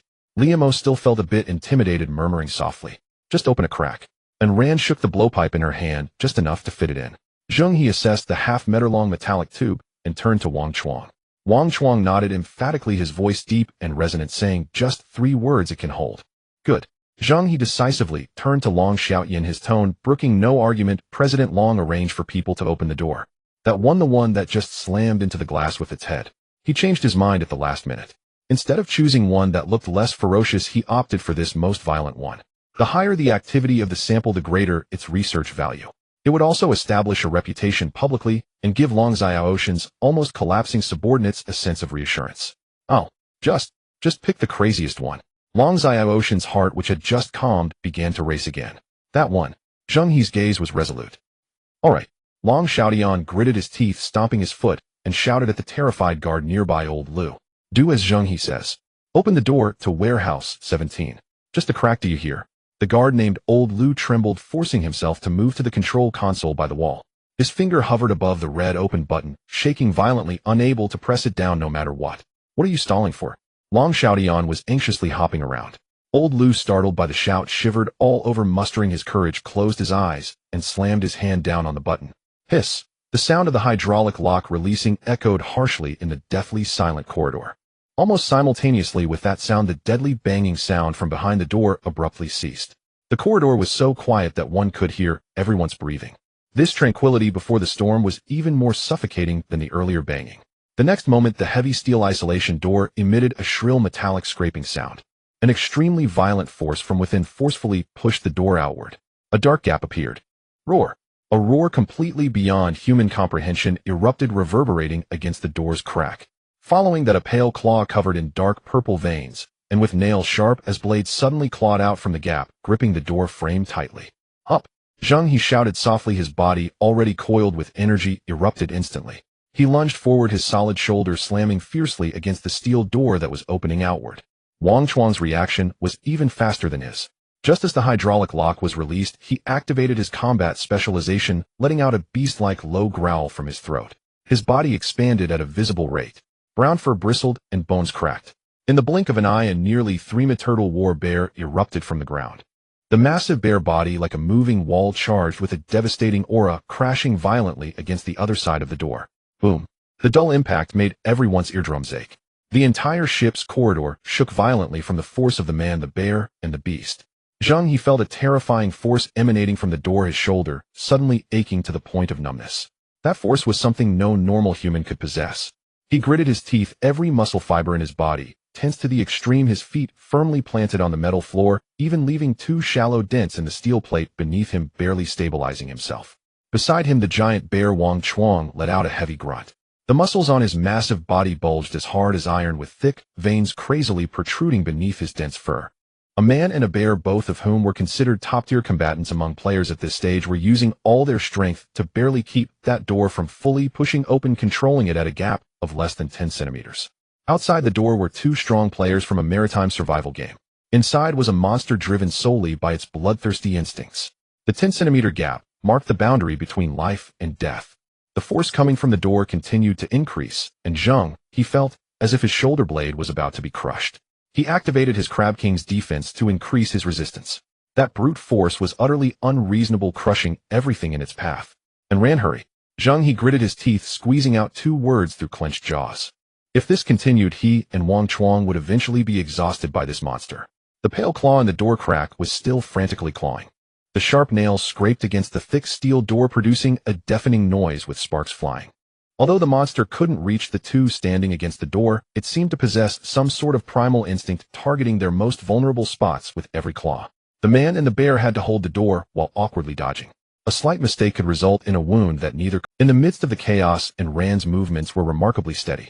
She held the half-meter-long alloy blowpipe, gracefully circling around to the side front of the door crack. From this angle, she could just peer through the less than 10-centimeter gap, locking onto the frantically crashing head of the creature behind the door. Seemingly sensing the approaching danger, the monster behind the door became even more agitated, the force against the door suddenly escalating. Zheng He let out a muffled grunt, the metal mesh plate beneath his feet visibly denting as he struggled to stabilize his position. Roar! In the midst of the furious roar, the blast door emitted a series of bone-grating creaks, as if it was about to be completely breached. Just as the door was about to be pushed open, and Rand's lips moved slightly as she forcefully blew into the blowpipe. Puff! A soft sound. A metallic needle with gray short feathers at the tail shot out, precisely drilling through the door crack and firmly embedding itself in the monster's exposed neck. This dosage is more than enough to take down an adult Asian elephant. And Rand lowered the blowpipe and said calmly, just as her words fell, the overwhelming force from behind the door began to rapidly diminish like a balloon that had been punctured. The claw that was frantically waving outside the door slowed, visibly resembling a drunken man flailing his arms in the air, losing both aim and strength. Zheng He and Wang Chuang immediately felt the pressure lighten. They exchanged glances, tacitly easing their strength, but still didn't dare to let their guard down. About half a minute later, a heavy thud sounded from inside the door. The corridor fell silent in an instant. Only the heavy panting of a group of men and the sound of them swallowing saliva remained. Zheng He exchanged a glance with Wang Chuang, and together they slowly pulled open the door. The creature that had just moments ago appeared fierce and terrifying was now lying face down on the floor, limbs sprawled out, sleeping like a dead pig. Drool was dripping from the corner of its mouth, pooling into a small puddle on the ground. If it weren't for the overpowering stench and distorted muscle lines, it would be indistinguishable from a drunken man who had passed out. The president of the Dragon Association ordered someone to get him onto the bed and tie him up securely. Zheng, he said to the dazed Long Xiaotian. On the other side, and Ran had already swiftly pulled out her set of hardcore tools. Long Xiaotian, awakening from his daze, quickly called over several guards who were so frightened they could barely stand. What are you all standing around for? Hurry up and lend a hand. Didn't you hear the boss give the order? The big men exchanged glances, staring at the grotesque creature on the floor, and no one dared to step forward first. Seeing their cowardice, Long Xiaotian's anger flared up. He boldly stepped forward and kicked the creature's backside hard several times. Damn you, beast. My Tianwu continent is going to be destroyed by this zombie virus. They'll kick you to death. They'll kick you to death. He cursed as he continued to kick, seemingly wanting to vent all the fear and frustration he had built up. After catching his breath from kicking, Long Xiaotian stopped and straightened his collar. Looking at the creature on the ground, he suddenly changed his tone, carrying a hint of melancholy. Brother, I'm sorry. Today I'm going to use your blood for research, and that counts as you contributing your last bit of heat for the guild. If we can really produce an antidote, I'll be the first to give it to you. After all, we are brothers who share the same pot of rice. This statement softened the gazes of the surrounding guards, adding a touch of sorrow to their fear. Stop getting sentimental, hurry up. And Rand's cold voice broke the momentary sadness. She walked over, holding an oversized, specially designed glass syringe with a needle as thick as a chopstick. Her expression behind the cold lens was purely rational. Only then did the guards come back to their senses and hurriedly lift the creature onto an empty single bed, securely tying it up with ropes they had prepared earlier. The creature's arms were pulled straight and secured to the edge of the bed, the bluish-black veins in the elbow area resembling a menacing centipede clearly exposed to everyone. And Rand stepped forward, holding the thick syringe aimed at the vein, took a deep breath, and with a sudden surge of strength pressed down hard. Clang! A crisp sound echoed. At the point where the needle tip met the skin, a spark actually erupted. The needle was deflected, and Rand frowned, disbelieving, adjusted the angle, and exerted force once more. Clang! The result was the same. The skin on the creature's arm was as tough as a layer of thin steel, and with her strength, she simply couldn't pierce it. Let me do it. Zheng He, without saying a word, took the syringe from her. He waited. It was indeed heavy. He did not aim for the vein, but directly targeted a nearby muscle. With a sudden downward thrust of his wrist, he exerted force. Pooh! This time it was no longer the crisp sound of metal colliding, but the sound of flesh being pierced. The steel needle, as thick as a chopstick, plunged deep into the creature's arm. Roar! The originally unconscious creature suddenly arched its body in response to the intense pain, letting out a suppressed howl. The rough hemp rope tied around its body creaked under the strain. A stream of black-red viscous blood shot out from the junction of the needle, carrying a foul stench that instantly filled the entire cabin. Fortunately, it was tied up securely, and the anesthetic was potent enough. The creature only struggled violently a couple of times before it lost strength again, slumping down though its body continued to twitch unconsciously. Yes, maintain this depth, tilt towards the vein. And Ran immediately stepped forward, ignoring the overwhelming stench, calmly guiding Zheng He in operating the syringe. Zheng He followed her instructions, adjusting the angle of the needle, and by feel slowly inserted the needle tip into the resilient vein. He pulled on the syringe's thumb lever, and the black-red viscous blood began to flow slowly into the large glass syringe. Once this large syringe was filled, the creature's thick arm visibly shrank by 2 circles, as if it had been drained dry. And Rand sealed the black blood in a silver briefcase, the lock clicking shut. All done, she said, pushing up her glasses, her expression calm. With the task completed, the 3-meter-tall warbear beside her quickly transformed back into Wang Chuan's honest appearance amidst the sound of cracking bones. His face was somewhat pale, covered in sweat, clearly exhausted from the earlier struggle. Let's go. Zheng He nodded towards Long Xiaoyan, signaling that the task was complete and preparing to head back. Wait. Long Xiaoyan suddenly jolted, quickly blocking their path. His face mixed gratitude with a hint of apprehension. Zheng He, you all please this way. We must conduct a thorough disinfection before leaving. Although no one directly contacted the creature's blood, and no one was injured during the process, who knows how strange the virus transmission routes might be. Long Xiaoyan led them to an entrance where there stood a metal frame resembling an automatic car wash. This is equipment we found at the slaughterhouse during our previous resource collection, repurposed into a disinfection tool. Long Xiaoyan pointed at the machine and explained, I apologize for the trouble, everyone. He signaled to his subordinates, and the operator immediately activated the machine. Shoo. High-concentration medical alcohol mixed with disinfectant sprayed out from the nozzles around the frame, forming a fine mist. The cold, pungent liquid instantly soaked everyone. The thorough spray covered every angle, not even sparing the soles of their shoes. After the disinfection was complete, Zheng He emerged drenched, surprisingly not displeased with Long Xiaoyan's caution. President Long, I won't be leaving for now, Zheng He suddenly spoke. Long Xiaoyan was taken aback. Until the virus is resolved, my ship will stay with you. If you need anything, feel free to contact me. Zheng He's tone was very calm, but his words carried significant weight. He was not a saint in this perilous ocean. Having an ally like Long Xiaoyan with great power was far more valuable than having a few boxes of iron ingots. His willingness to help now was like sending coals in snow for Long Xiaoyan. Long Xiaoyan's eyes turned red instantly. His lips trembled for a long time, unable to speak, and 1,000 words condensed into a heavy nod. Under Long Xiaoyan's arrangement, several massive metal cables extended from the side of the ship's shadow whale and securely tied to a cargo ship at the edge of the Tianwu continent, completing a temporary link. This Tianwu continent, composed of over 100 ships, dragged a deep-sea behemoth as it sailed towards the semi-deep sea. Returning to the shadow whale, Lu Feier and Timo immediately approached. Boss, you finally came back. Zheng He briefly recounted the experiences in the lower cabin. Timo's eyes lit up with excitement, his small body trembling slightly. Zombies. Are they really like in the movies? Are they very strong? Can they even break down doors? Boss, next time take me to see. I just want to take a distant look. Look at you, you big-head ghost. Lu Feier turned pale with fright. Is anyone hurt? Did you get scratched anywhere? Let me take a look. She inspected Zheng He and the others from head to toe like a security scanner, afraid that anyone might have extra wounds. After confirming that no one had a single scratch, she patted her chest and let out a sigh of relief. Meanwhile, Ran had already entered work mode. I need a completely sterile environment. She looked at the suitcase, speaking concisely. Arrange it. Zheng He immediately took out a set of dust-proof clothing and goggles he had scavenged from Chemical Island from the Divine Sea Spirit warehouse. Timo also proudly presented his new invention. Sister and Ran, look at this. It was a simple microscope concocted from several polished crystals in a metal tube. Despite its rough appearance, after adjusting the focus, it clearly showed even the fibers of clothing. Not bad. And Ran tried it and rarely praised it. Everything was ready. And Ran changed into the dust-proof clothing and walked to a corner of the cabin. She took out the exquisite energy shield from the perfume bottle and pressed the nozzle. Buzz! A light blue translucent spherical energy shield instantly expanded, enveloping her and the experimental table. Inside the shield, and Ran opened the suitcase and took out the tube of black blood. Wearing rubber gloves, she divided the blood sample into several test tubes. Let it sit and observe the separation. Dilute it with a special solution recording the reactions. Dilute it with seawater and observe the changes. Mix it with different plant extracts to see if it coagulates or dissolves. Raise the temperature, lower the temperature.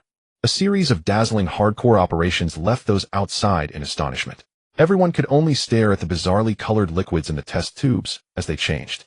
Time passed minute by minute. The sun moved from noon until it completely sank into the sea. When the cabin's lights turned on automatically and Rand finally turned off the energy shield. She took off her goggles, rubbed her brow, and walked over with an unusually serious expression. As soon as this expression appeared, the previously somewhat relaxed atmosphere in the cabin instantly dropped to freezing point. What are the results? Zheng He went straight to the point. And Rand took a deep breath, looked at everyone, her voice tinged with exhaustion. Let's start with some good news. This thing has a very singular transmission pathway. So far it seems to only be through blood. Air droplets, or even simple skin contact will not lead to infection. And the bad news. Zheng He's instincts told him the focus was coming. And Rand's gaze swept over each person as she spoke each word deliberately. The bad news is that aside from this, it has almost no weaknesses.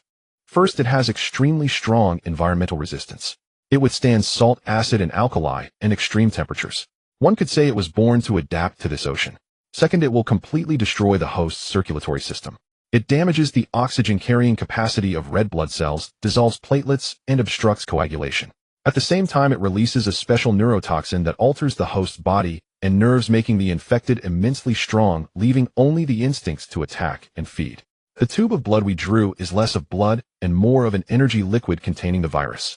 This also explains why the monster withered immediately after the blood was drawn. All its essence was contained within. And Rand's words sent chills down the spines of those present, especially Zheng He, who had drawn the blood himself. She paused and threw out the most fatal point. The third point, and the most critical. Her voice was cold. Seawater cannot dilute it. Conventional alcohol and disinfectants cannot effectively deactivate it in a short time. This means that any drop of contaminated blood, as long as it flows into the sea, could cause secondary or even tertiary contamination. Any wound infection fluid exchange could be deadly. Currently, we have no means to treat it. Not even any means to effectively kill it. As her words fell, the entire cabin fell into a deathly silence. The oppressive atmosphere was heavier than the previous encounter with the monsters in the lower cabin. This was no longer a simple zombie crisis, but a biochemical war against all survivors of this ocean. And Rand, wearing gloves, used a thick waterproof oilcloth to wrap the still warm tube of black blood sample layer by layer, finally placing it into a palm-sized lightproof sealed iron box, locking it securely. This thing is now more precious than gold. The zombie blood sample is the only hope. President Long, the analysis results of the zombie blood have come out. Zheng He sent a private message to Long Xiaotian. How is it? Long Xiaotian replied instantly. Zheng He succinctly sent over in Rand's analysis results. On the other side of the screen, there was a prolonged silence. This result left Long Xiaotian speechless. After a full 5 minutes, 2 words finally appeared: received. Half a minute later, Long Xiaotian sent a voice message, his voice hoarse. Zheng He, thank you for your great kindness. Although there is no antidote for now, at least we know how to prevent it. On behalf of all the surviving brothers of Empty Dragon against the waves, thank you. This expression of gratitude was more painful than crying. Zheng He closed the chat interface with Long Xiaotian, his gaze sweeping over everyone. Tomorrow morning we withdraw. Timo and Lu Feier were momentarily stunned. Boss, we're not waiting. What if there are any unforeseen circumstances? Lu Feier asked worriedly. We can't wait. Zheng He shook his head. We are not saviors. Helping them find the virus transmission route is already the limit of our kindness. I need more iron. The upgrade progress of the Shadow Whale cannot be halted. He saw clearly that in this apocalyptic sea, being strong was the only truth. No one spoke further. Zheng He's decision was a command. To lighten the mood, Lu Feier took out her cooking skills and prepared a seafood feast. The fragrant giant fin fish was sprinkled with cumin, the grilled octopus tentacles sizzled in oil, plus a pot of milky fishbone soup. But even the most delicious seafood buffet could not withstand daily consumption. Boss, recently my bowel movements feel like passing glass shards. Wang Chuang complained with a bitter face, sighing at a plate of grilled shrimp. My mouth is full of canker sores.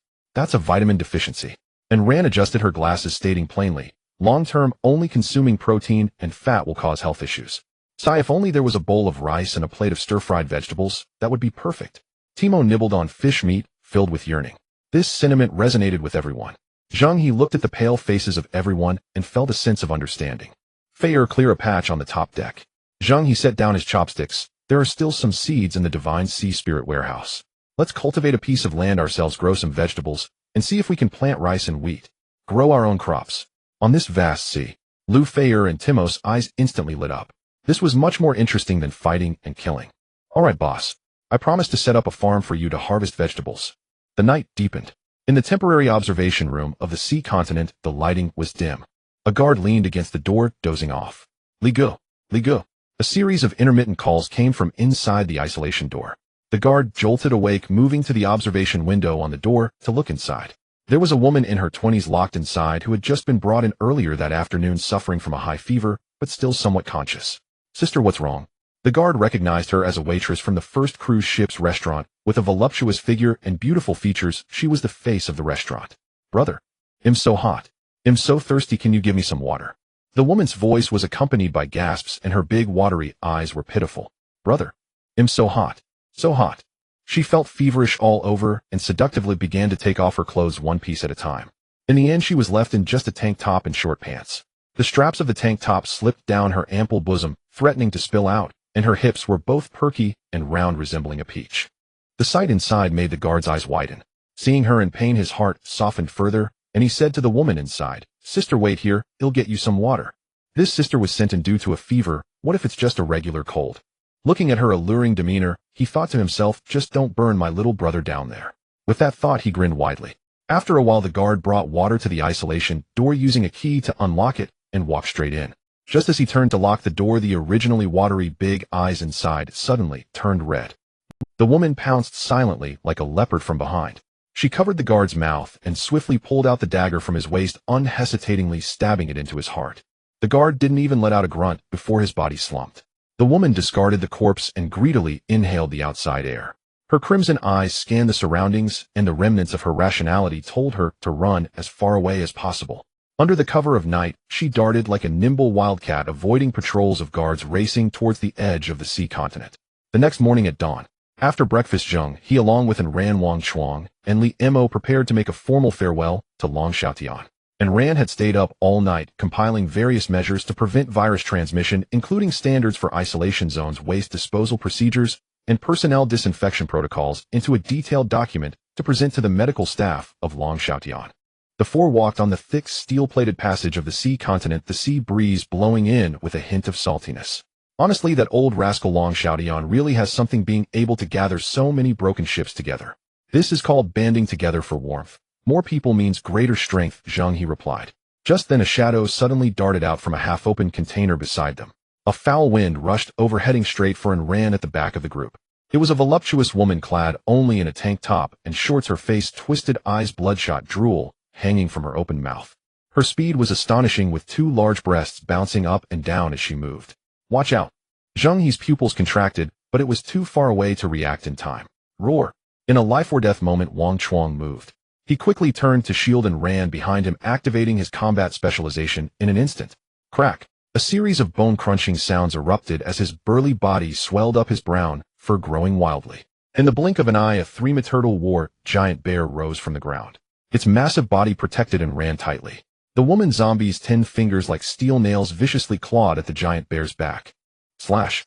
The thick bear skin was suddenly torn open in several places. Dark red blood instantly gushed out.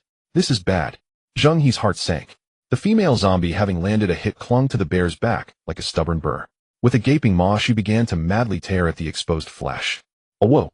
Wang Chuang howled in pain, twisting his body like crazy to shake off the madwoman on his back.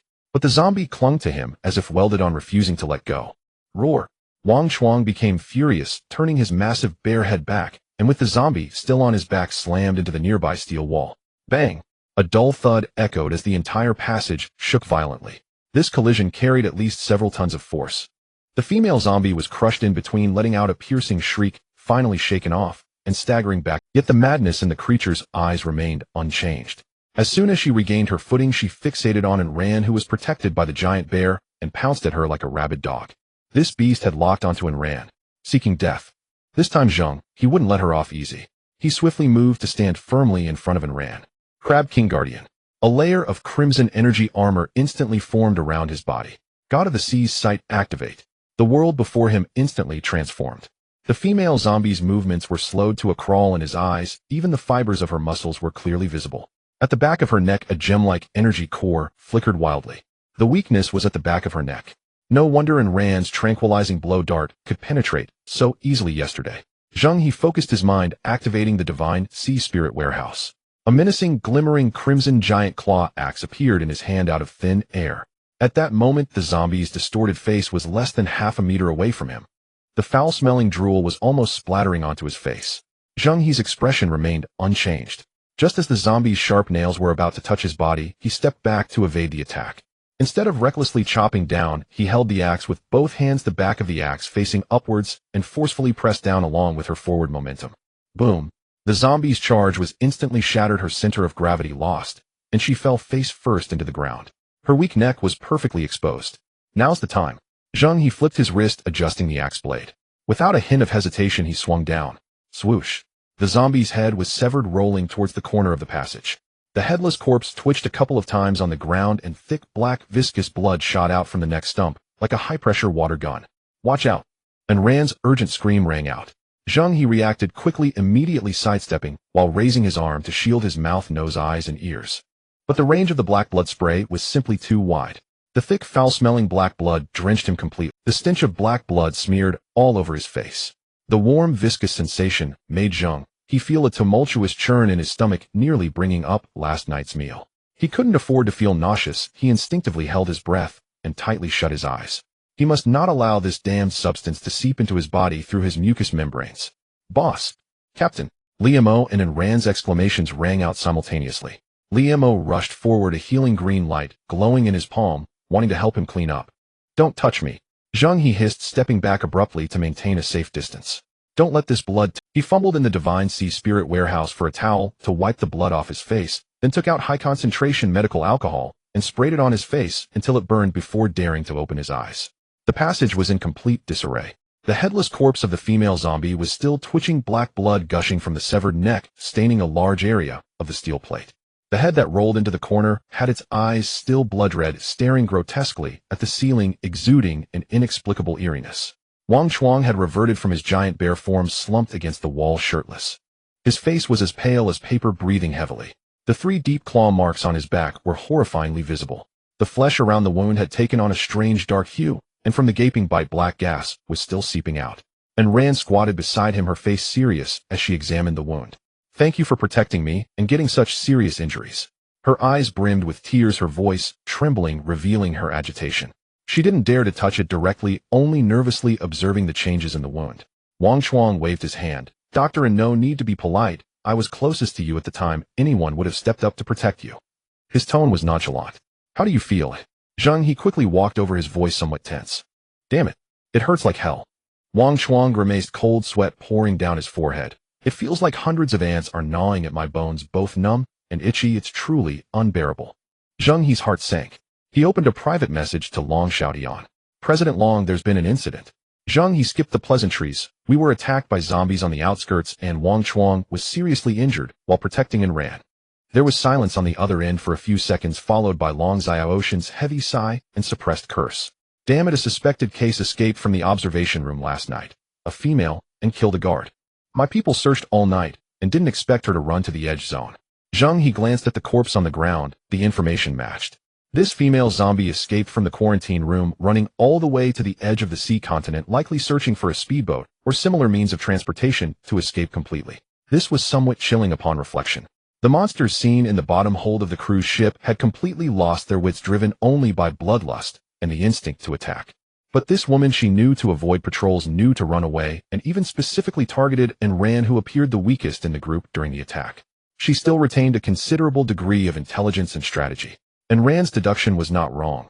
Zheng, he said gravely, this virus is likely evolving. The phrase virus evolution felt like a massive stone pressing down on everyone's hearts. A mindless monster was not terrifying. What was terrifying was a hunter capable of thinking, lurking, and using its own advantages. If all infected individuals turned into such beings, the sea continent would be utterly doomed. Is Brother Wang Chuang's injury serious? Long Xiaodian carefully asked from the other end. Very bad, Zheng. He looked at Wang Chuang. Liam-O was squatting behind him, hands hovering over Wang Chuang's back. A soft green light of life blossomed from his palms, slowly enveloping the gruesome wound. Under the illumination of the green light, the black gas clinging to the wound writhed madly, eventually being purified and dispersed little by little. Before long, the twisted flesh began to writhe and heal. Minutes later, the wound, once deep enough to see the bone, was reduced to 3 shallow red marks. Wang Chuang let out a long breath. The piercing itch finally disappeared. What help do we need to provide? Seeing no further comments from this side, Long Xiaotian tentatively asked. The injury has been temporarily controlled, but he was directly grabbed and bitten by a zombie, so he must be isolated and observed immediately. Zheng He's tone shifted, tinged with urgency. He'll arrange it right away. Stay where you are, and don't move. Bill send someone over to assist and handle the scene.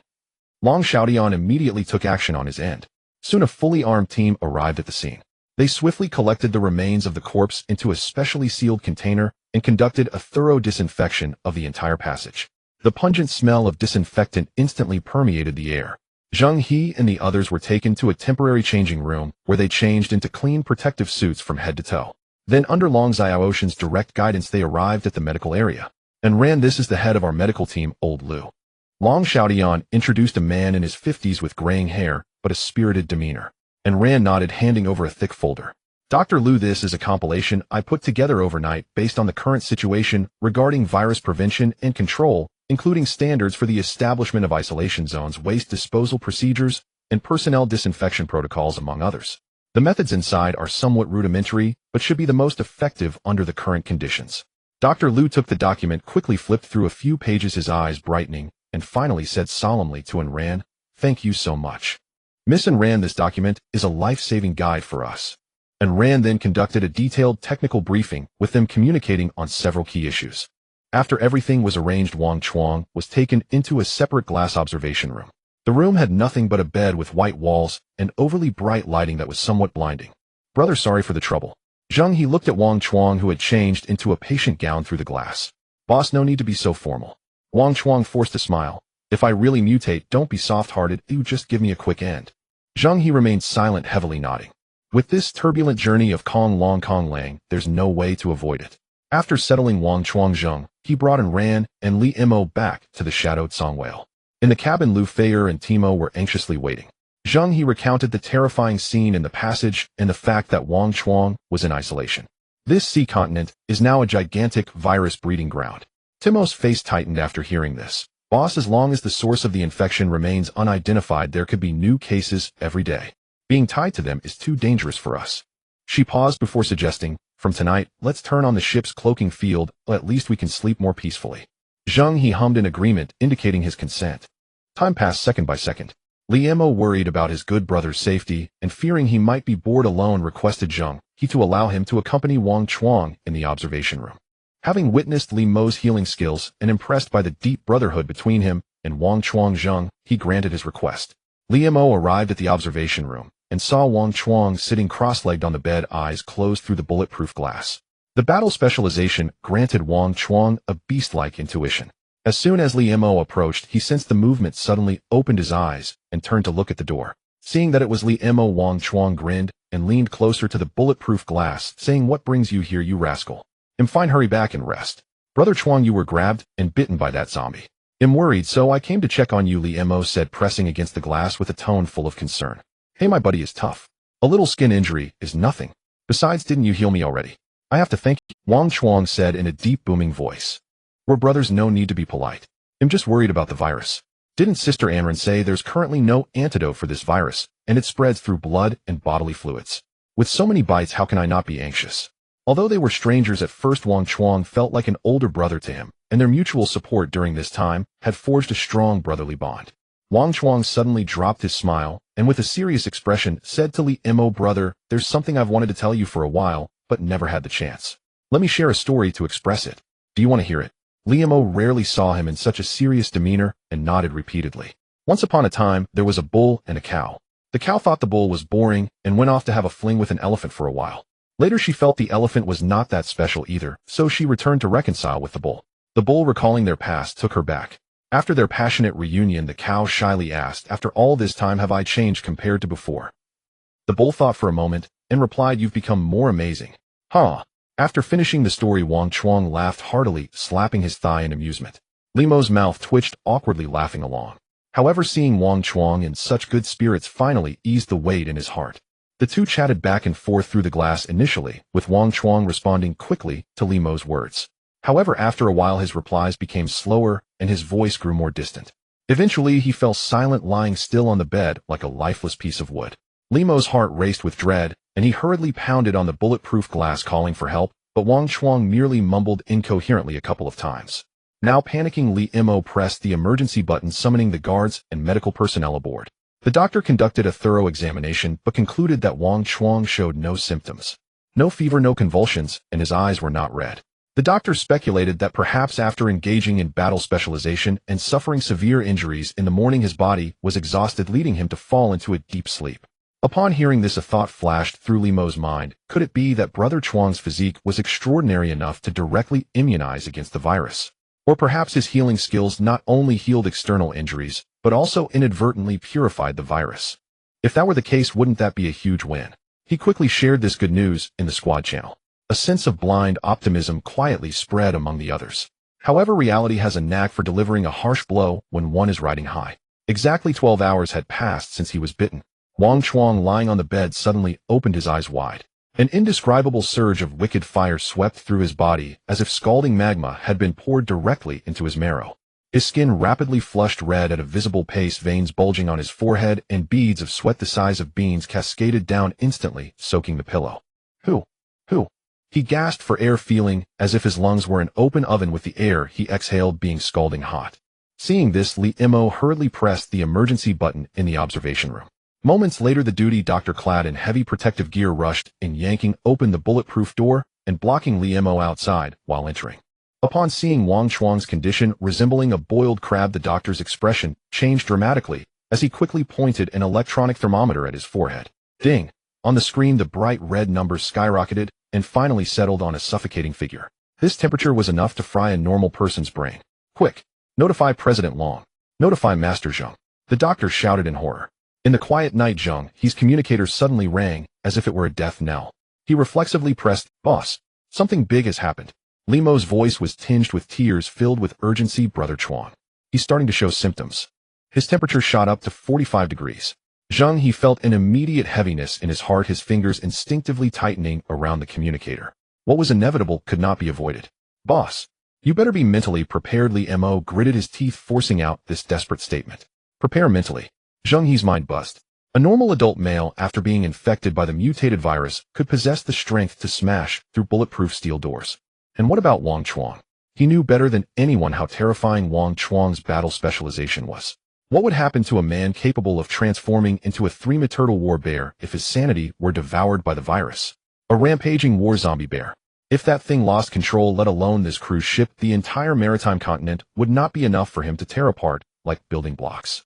A frenzied thought uncontrollably surged from the depths of Zheng He's heart. The risk must be nipped in the bud. Now, before the virus completely overtook his sanity. Should he take him out early? Just as this thought emerged, Zheng He felt as though his chest had been struck by a heavy hammer in overwhelming pain. That was Wang Chuang, the iron-blooded man who in the moment of a zombie attack, without hesitation, used his body to shield his teammates from the claws, to personally take down his own brother. What kind of beast would he be? Yet if he did nothing and allowed him to mutate uncontrollably, hundreds of lives outside would accompany him to the grave tonight. Zheng He's breathing grew heavy as he gazed out at the ink-black sea. For the first time, he found himself in a true dilemma. On one side was a brother with whom he had shared life and death. Zheng He hung up the communication with Limo, the tension in his mind reaching its peak. Without a word, he grabbed his coat and rushed outside. And Ran also picked up her suitcase and followed him in tacit understanding. The corridor outside the observation room was unusually oppressive. Wang Xiaodian and his elite medical team stood ready, each one clad in heavy protective gear, beads of cold sweat forming on their foreheads. The air was thick with the smell of disinfectant and a silent panic. Upon seeing Zheng He, Long Xiaoshan's square face tightened even more. He hurried over in quick strides, lowering his voice. "Zheng He, the situation is not good."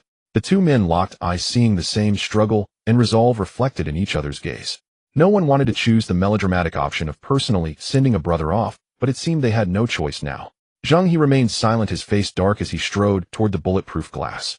Limo pressed his entire face against the glass, his palm unconsciously beating against it, murmuring something like a prayer. Following his gaze inside Zheng He's heart clenched violently. Wang Chuang, that eagle-like man, now resembled a boiled shrimp, his skin a deep red, curled up in bed. He was writhing madly on the bed, suppressing a beast-like growl in his throat. "Wang Chuang." Zheng He leaned close to the communicator, his voice steady and powerful. "Can you hear me? Look at me." This voice seemed to possess a kind of magic as the frenzied Wang Chuang's body suddenly stiffened, his bloodshot eyes desperately turning to meet Zheng He's gaze. "Boss," he spoke, his voice hoarse, "I'm burning up. There's a fire inside me. So thirsty. Water. Give me water." Reason was still intact. Zheng He's heart felt a little lighter. He turned to glance at Long Xiaoshan's medical team. These fully armed people dared not step forward. What a joke. This was a tough guy who had been bitten by a mutated zombie. If he went in and got attacked, had be done for. Zheng He's expression darkened, and he hesitated no longer. "Give me a set of protective clothing." Long Xiaoshan's lips moved, but he couldn't speak. Instead, the team leader beside him couldn't help but speak up. "Zheng He, this is too dangerous. He's a ticking time bomb. What if?" "There is no what if," Zheng He interrupted him. "He still recognizes me. This is the only chance. I need to go in and see and bring him water." He looked at Long Xiaoyan, his eyes unyielding. This was not only to save his brother, but also to confirm something. If Wang Chuang had truly succumbed to the virus, he must personally send this good brother on his way. This was the task Wang Chuang entrusted to him with the most lucid gaze before entering the isolation room. Long Xiaoyan understood the resolution in Zheng, his eyes nodding heavily. "Get the highest specification protective clothing, and bring a large barrel of pure water." A few minutes later, Zheng He, clad in heavy protective gear, strode toward the isolation room. The guard opened the heavy explosion-proof door of the isolation room, and a wave of scorching air rushed out. He carried a large barrel of water and walked steadily inside. "Boss." Upon seeing Zheng He, Wang Chuang's explosive emotions were somewhat restrained. Without saying a word, Zheng He twisted the cap off the water barrel and held it to his lips. Wang Chuang grabbed the barrel like a traveler about to die of thirst in the desert, tilting his neck to gulp down the water. His solid abdomen visibly swelled as he drank, and in the blink of an eye the entire barrel was empty. Wang Chuang let out a loud belch. This life was now barely hanging on. Zheng He, wearing double-layer rubber gloves, pressed his hand against Wang Chuang's forehead. It was astonishingly hot. It felt like touching a red-hot iron. Strangely, through the gloves, Zheng He seemed to sense two completely different forces within Wang Chuang's body, wildly tearing and clashing. One force was violently scorching, filled with a sense of destruction. The other was incredibly resilient, though at a disadvantage. It clung desperately to its baseline, without being utterly destroyed. "How are you feeling right now?" Zheng He took the opportunity to probe his consciousness. "Besides the heat and thirst, what else do you feel? Can you remember what you had for breakfast?" "I feel like a kettle about to explode. My head is buzzing." "Breakfast?" "It seems it was the fish porridge that Liemo sent over." Though Wang Chuang's answer was fragmented, his mind was clearly intact. Zheng He's heart finally felt a sense of relief. He coldly scoffed in his mind, "The king of hell has called, but my brother won't answer. Zombies don't have the brains to remember menus." He strode out of the isolation room, tearing off the stifling protective clothing, and said to the anxious crowd outside, "His reason is intact. He is just suffering from a high fever and dehydration. His body is fighting against something." He quickly reported the situation to Ran. Ran pushed up her glasses, her gaze calm and sharp behind the lenses. She pondered for a moment and provided a rather down-to-earth analysis. "From the symptoms, the characteristics of the virus infection are not obvious. There's no indiscriminate attack, no bodily mutations. This doesn't seem like an infection. It resembles a superversion of a cold and fever." A superversion of a cold and fever. This metaphor eased the tense atmosphere just a bit. Zheng He suddenly had a flash of inspiration. Since it was a fever, then he would employ some hardcore physical cool. "President Long," he turned to Long Xiaoyan, "could you please help me get a large wooden barrel, the bigger the better, and keep supplying ice cubes?" Long Xiaoyan was baffled, but immediately complied. Before long, a gigantic oak barrel that could hold 2 people was pushed into the isolation room, bags of ice being poured in one after another, filling it with cold water, causing the temperature in the entire room to drop several degrees. Zheng He returned to the isolation room forcefully, pushing Wang Chuang into the ice water barrel. Hiss! As soon as Wang Chuang touched the ice water, the drastic temperature difference made him shudder violently. But immediately after, an indescribable sense of relief washed over him from head to toe, making him involuntarily let out a satisfied moan. The burning sensation in his body was surprisingly suppressed by half. He leaned against the rim of the barrel, gasping for air, his eyes, which had been clouded by the fever, visibly regaining clarity. Refreshing. Wang Chuang opened his mouth, exhaling a long plume of white vapor. Seeing his condition, Zheng He finally felt a complete sense of relief. He turned around and made a done gesture to the people outside. "President Long, thanks for tonight. They'll keep an eye on things here. You and the brothers can withdraw. Just make sure to deliver ice cubes every hour on time." "No problem." Long Xiaoyan felt relieved upon seeing Wang Chuang's condition stabilize. Not being infected by the virus was a tremendous piece of good news. He looked gratefully at Zheng He, leading the exhausted medical team away. The corridor fell silent. Only Zheng He and Ran and Liemo remained guarding Wang Chuang, who was taking a bath in the ice barrel. The long night stretched ahead, but the most dangerous hurdle had already been crossed. The long night had finally passed. The ice in the barrel melted and refroze time and time again. It was only when dawn began to break that the ice melted at a slower pace. Zheng He and the others took turns keeping watch. Fortunately, although Wang Chuang's body temperature fluctuated occasionally, it never soared to the alarming level it had before, remaining within a controllable range. The morning sunlight crept through the corridor's porthole, dispelling the oppressive chill that had lingered throughout the night. Long Xiaotian arrived sporting 2 large dark circles under his eyes, almost stepping into the first beam of morning light. When he saw Wang Chuang leaning against the wooden barrel in the isolation room, despite his pale complexion, his breathing was steady and his gaze clear, even showing a carefree grin towards the outside. The tightly wound nerves of this maritime overlord finally relaxed completely. It seemed that in this life-and-death struggle against the virus, Wang Chuang's body had triumphed. His temperature has dropped, and there are no signs of mutation, and Ran concluded calmly, retracting her fingers from Wang Chuang's wrist. She habitually pushed up her glasses and looked at Zheng He. I need to draw his blood and take it back to the shadowed song whale for detailed analysis. If I'm not mistaken, his blood may hold the key to overcoming this virus. This news revitalized However, upon hearing the words draw blood, the color drained from Wang Chuang's face. The once confident man immediately shrank back. He huddled deeper into the icy water, his eyes looking at and ran like a frightened quail. Draw blood. His voice trembled. Are you going to use that thick needle from yesterday for the monster? It's so big. It would pierce me right through.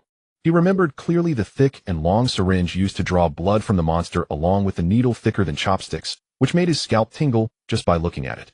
He had been afraid of needles since he was little. If that thing jabbed into him, he would either die or lose half his life.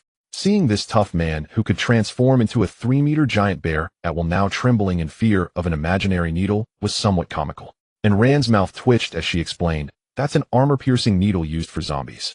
You haven't mutated, so a regular syringe will suffice." "A regular one?" Wang Chuang asked, still in doubt. "Yes, just the kind you usually get when you have a cold." Upon hearing this, Wang Chuang let out a long sigh of relief and relaxed completely. Suddenly he perked up and slapped his chest loudly. "Why didn't you say so?" "No problem, just take it as long as you don't drain me dry." And Ran ignored him and took out a disposable syringe, needle, and disinfectant cotton balls from her carry-on suitcase.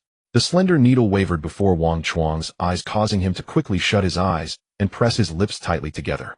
And Ran moved swiftly, drawing 3 full tubes of dark red blood from his arms, sealing them with stoppers, and carefully placing them back in her suitcase. "All right, you can go back and rest now." "Zheng," he said, patting Li Mo's shoulder, who had been on edge all night and was also quite drained. "I'll stay here to watch over Wang Chuang and chat with President Long." Li Mo nodded, and together with Ran returned to the shadowed song whale. Outside the isolation room, the corridor fell silent again. Zheng He did not beat around the bush and directly looked at Long Xiaotian, voicing his speculation. President Long, Wang Chuang's survival this time is not just a matter of having a strong constitution. Long Xiaoshan's expression became serious, and he immediately perked up his ears. When he was attacked, he was in his giant bear form. I suspect that at the moment the zombie virus invaded his body, his specialization in battle as the war giant bear, or rather his immune system in giant bear form, reacted immediately, producing a special antibody that directly suppressed the virus' ability to mutate. Thus he only exhibited mild symptoms like a high fever and did not truly turn into a zombie. Zheng He paused for a moment to give Long Xiaotian time to digest this, then threw out a more shocking hypothesis. The principle behind this may be quite similar to how humans used to draw blood from horses to create antivenom, using the immunity of one organism to combat another lethal toxin. If Ran confirms my hypothesis after the analysis, then Zheng He's gaze sharpened. We might be able to find bear-like creatures on surrounding islands and use their blood to mass-produce a genuine antidote. Long Xiaotian was slightly stunned by Zheng He's hardcore explanation. This knowledge vastly exceeded his understanding. He only vaguely felt that Zheng He was painting a life-and-death blueprint for him and the entire maritime continent. His gaze towards Zheng He shifted from initial awe to genuine admiration. Zheng He, the big shot. Professional matters should be handled by professionals. We will all listen to you, Long Xiaotian said decisively. You're too polite, President Long, Zheng He replied, changing his tone. It's no problem to develop the antidote for your guild. However, I have a small favor to ask of you. Feel free to say anything. As long as I, Long Xiaotian, can do it. I want to upgrade my ship, and I currently lack a large amount of iron ingots. I'm looking for wrecks of iron ships to smelt iron. I wonder if your guild has any available. The more the better. Zheng He directly stated his needs. Long Xiaotian laughed immediately. What are you worried about? Our maritime continent lacks everything, but we don't lack iron scraps. Let alone scrap hulls. If you give the word, I will immediately have my brothers melt all the scrap iron into ingots and send them to you. He stepped forward, slapping his chest in assurance. As long as I can keep my maritime business, whatever you need, big shot, I will get it for you, without a frown. On the other side, aboard the shadowed Song Whale. As soon as Ran returned to the ship, she immediately contacted Timo, disable the cloaking field. In an instant, as the field disappeared, Lu Feier and Timo appeared on the deck, both wearing anxious expressions. Sister Ran, how is brother Wang Chuang? Did he turn into a zombie? Timo asked first. Lu Feier followed up, asking, did he become a bear zombie or a Wang Chuang zombie?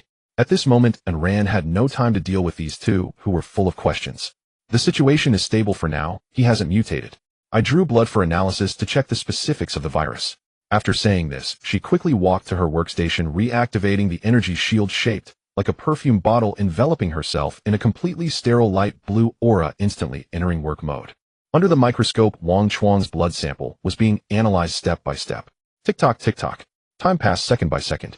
And Rand's expression remained calm, with only the occasional adjustment of her glasses revealing a hint of her inner turmoil.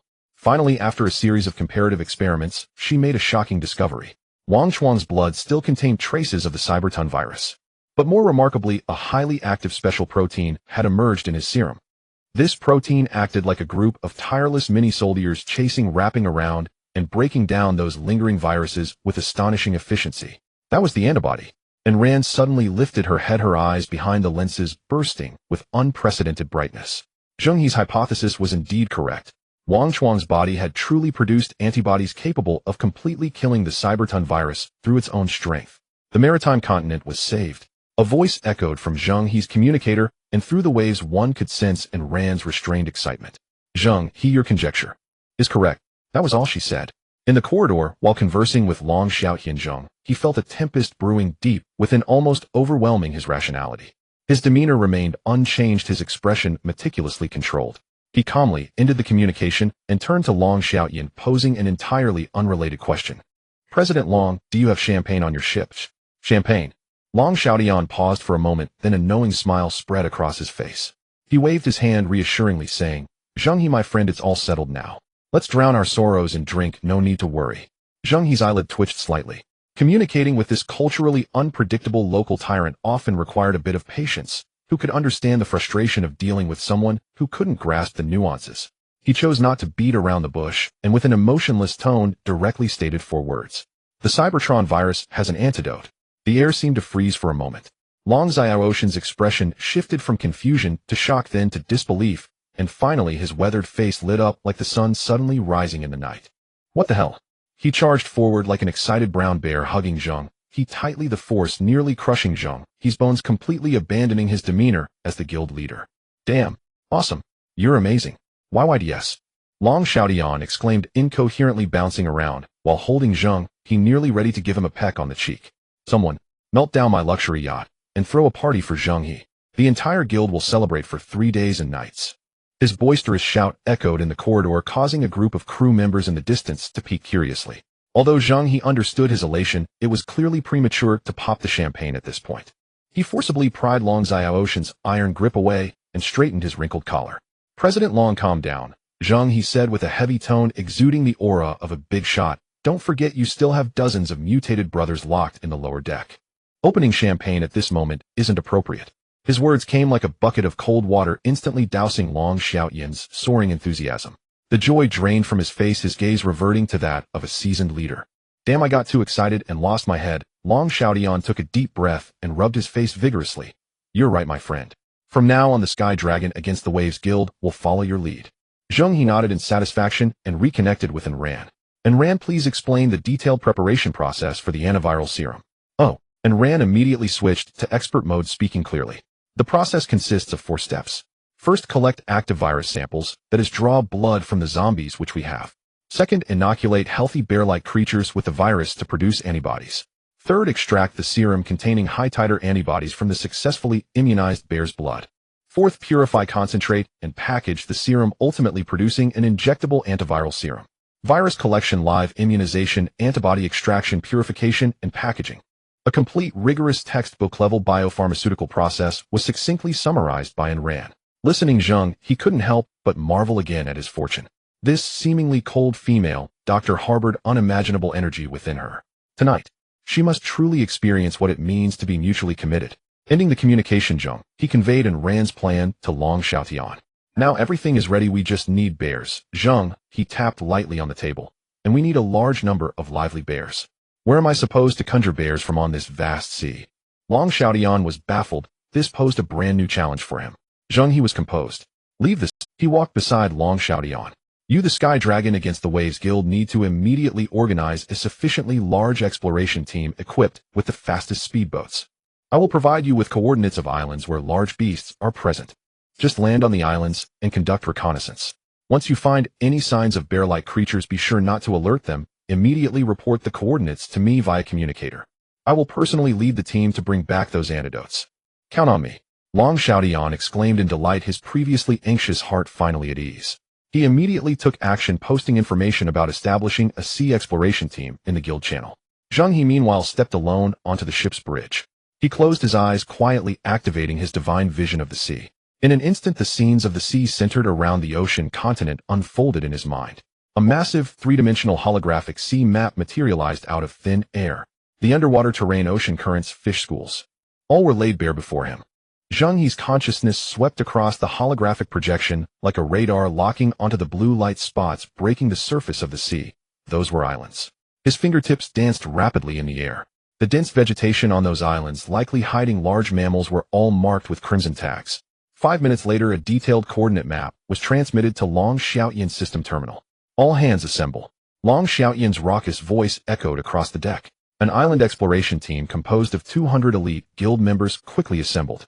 They were well-equipped, solemnly serious, boarding modified high-speed assault boats in groups of 4. This outing was unlike any previous treasure hunt or raid. Every man wore a fierce expression that read, "We won't return until we've conquered." They were not fighting for resources, but for their families, for their companions behind them, to seek a glimmer of hope in this post-apocalyptic sea. With Long Xiaotian's command, 50 speedboats roared to life, tearing through the sea like 50 steel sea beasts heading toward the unknown. Zheng He stood at the ship's railing, watching the fleet gradually disappear over the horizon, the sea breeze rustling his clothes. He knew that an expedition concerning the survival of the entire ocean continent had officially begun. This time there could only be success, not failure. The exploration team's speedboat vanished at the horizon, and the deck fell silent once more. Long Xiaotian bid farewell to his elite team, still buzzing with excitement, rubbing his hands as he paced beside Zheng He, murmuring, "Boss, do you think these kids are reliable? Let's not scare the bear away as soon as we arrive." Zheng He didn't respond directly, gazing at the horizon with a calm tone. "President Long, finding the bear and creating the antidote is just the first step." Huh? Long Xiaotian stopped in his tracks, looking bewildered. This is merely treating the symptoms, not the root cause. As long as the source of the virus remains, a second or third outbreak could happen at any time. Zheng He turned around, his expression tranquil. "If we don't trace back to the source, we will always be on the defensive." Upon hearing this, Long Xiaotian broke out in a cold sweat. Indeed, focusing solely on the antidote almost made me forget about this. Where did the virus actually come from? So what you mean is, gather all your high-level crew and the first case you discovered, Li Si, right? Compile all of his activities before and after he fell ill, the people he interacted with, and the food he consumed. Hold a meeting. Understood. Long Xiaotian didn't dare to delay and immediately got to work. Half an hour later, in the luxurious conference room on the top deck of the cruise ship, the atmosphere was serious. The long table was filled with the core members of the Kong Long Kaling Guild, each a tough character forged in the apocalypse, now sitting upright, their gazes focused on Zheng He at the head of the table. And Rand sat beside Zheng He, the terminal in front of her, displaying a detailed action record. The first infected person, Li Si, a low-level crew member responsible for sorting the daily catch. And Rand's cool voice rang out. According to the investigation, 3 days before he fell ill, he handled a batch of deep-sea monsters caught near the coast alone. Among those fish were several mutated batfish which were already dead and exhibited an abnormal dark purple color. According to regulations, these mutated creatures that died for unknown reasons should not be consumed. However, Li Si secretly retained a portion of them that day and brought them back to the dormitory to share with 2 other crew members. A guild executive slammed the table angrily. "Damn, it's these gluttons causing the trouble again." "What happened next?" Long Xiaotian asked in a low voice. Later, Li Si was the first to show symptoms of high fever and was sent to the quarantine area. The 2 crew members who shared the food also fell ill 2 days later. These were the initial 3 infected cases. And Rand's analysis was sharp. The virus likely originated from that mutant fish. A wave of noisy discussions erupted in the conference room. "What the hell is this? Long Xiaotian slapped his forehead. A mutated fish in the sea carrying a virus. Is it possible for it to evolve to human-to-human transmission? Although there are still many details that cannot be verified, the general logic holds, which explains why the virus initially only broke out among the lower-level crew and ran at it. Everyone exchanged glances, their mood heavy to the extreme. This meant they had to be on constant alert in this unfathomable ocean. No one knew which seemingly ordinary fish concealed a deadly virus capable of destroying everyone. The difficulty of this survival game at sea was visibly escalating. The black mist was continuously compressing the survivors' activity space, while the system, like a cold-hearted god, incessantly created various crises to eliminate the weak. What exactly is the endpoint of this game? Zheng He leaned back in his chair, unconsciously tapping his fingers on the table, the thought flashing through his mind for the first time. The meeting concluded and Zheng He and Ran went to the observation room to check on Wang Chuang's condition. His temperature showed no signs of rising and his complexion was much healthier than before. He was recovering. After a day of observation and blood testing, Wang Chuang was completely fine. Zheng He immediately contacted Long Xiaotian. President Long, Wang Chuang is all right. His temperature has returned to normal without any recurrence, and Ran just drew blood from him. The virus has completely disappeared. The alert has been lifted. Long Xiaotian excitedly hugged his assistant beside him, laughing like a 300-pound child. This news was more uplifting than anything else.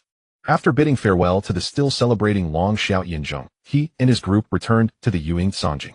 The days of rushing around and mental strain had left everyone feeling as if their bones had been extracted, even reluctant to speak. Lu Feier and Timo prepared a simple dinner, and everyone hastily ate a few bites before returning to their rooms to rest. Wang Chuang, supported by Li Emo, stumbled back to his room mumbling about being hungry and wanting to eat barbecue. Seeing him so lively, Zheng He felt a bit more at ease. He arrived at Ran's door and gently knocked. When the door opened, a refreshing scent wafted in. Ran was wearing a silk camisole nightgown, her shorts revealing two long straight legs dazzlingly white. She was squatting on the floor, organizing a box of medical supplies. Zheng He walked in and naturally sat down beside her bed. Click! Ran stood up and locked the door behind her. She turned around and walked up to Zheng He, silently gazing at him. This time, thank you. Zheng He felt a bit uncomfortable under her gaze. If it weren't for you, Wang Chuang would have had a hard time, and the matter of the antidote wouldn't have progressed so quickly. We are partners. And Ran's response was simple: you saved me, and Wang Chuang almost lost his life protecting me. What I'm doing is only right. As she spoke, she suddenly reached out and rested her fingers on Zheng He's wrist. The cold fingertips against his skin made him momentarily startled. Don't move. And Ran closed her eyes, adopting the posture of an old doctor taking a pulse. He'll check your health. Zheng He couldn't help but laugh. Oh, what new trick was this? A few seconds later, and Ran opened her eyes, her expression grave. Captain, your pulse is not right. Excessive yang fire, restless qi, and blood, and internal heat that is hard to calm. And Ran spoke seriously and nonsensically. If this continues, it will affect your supreme bones performance.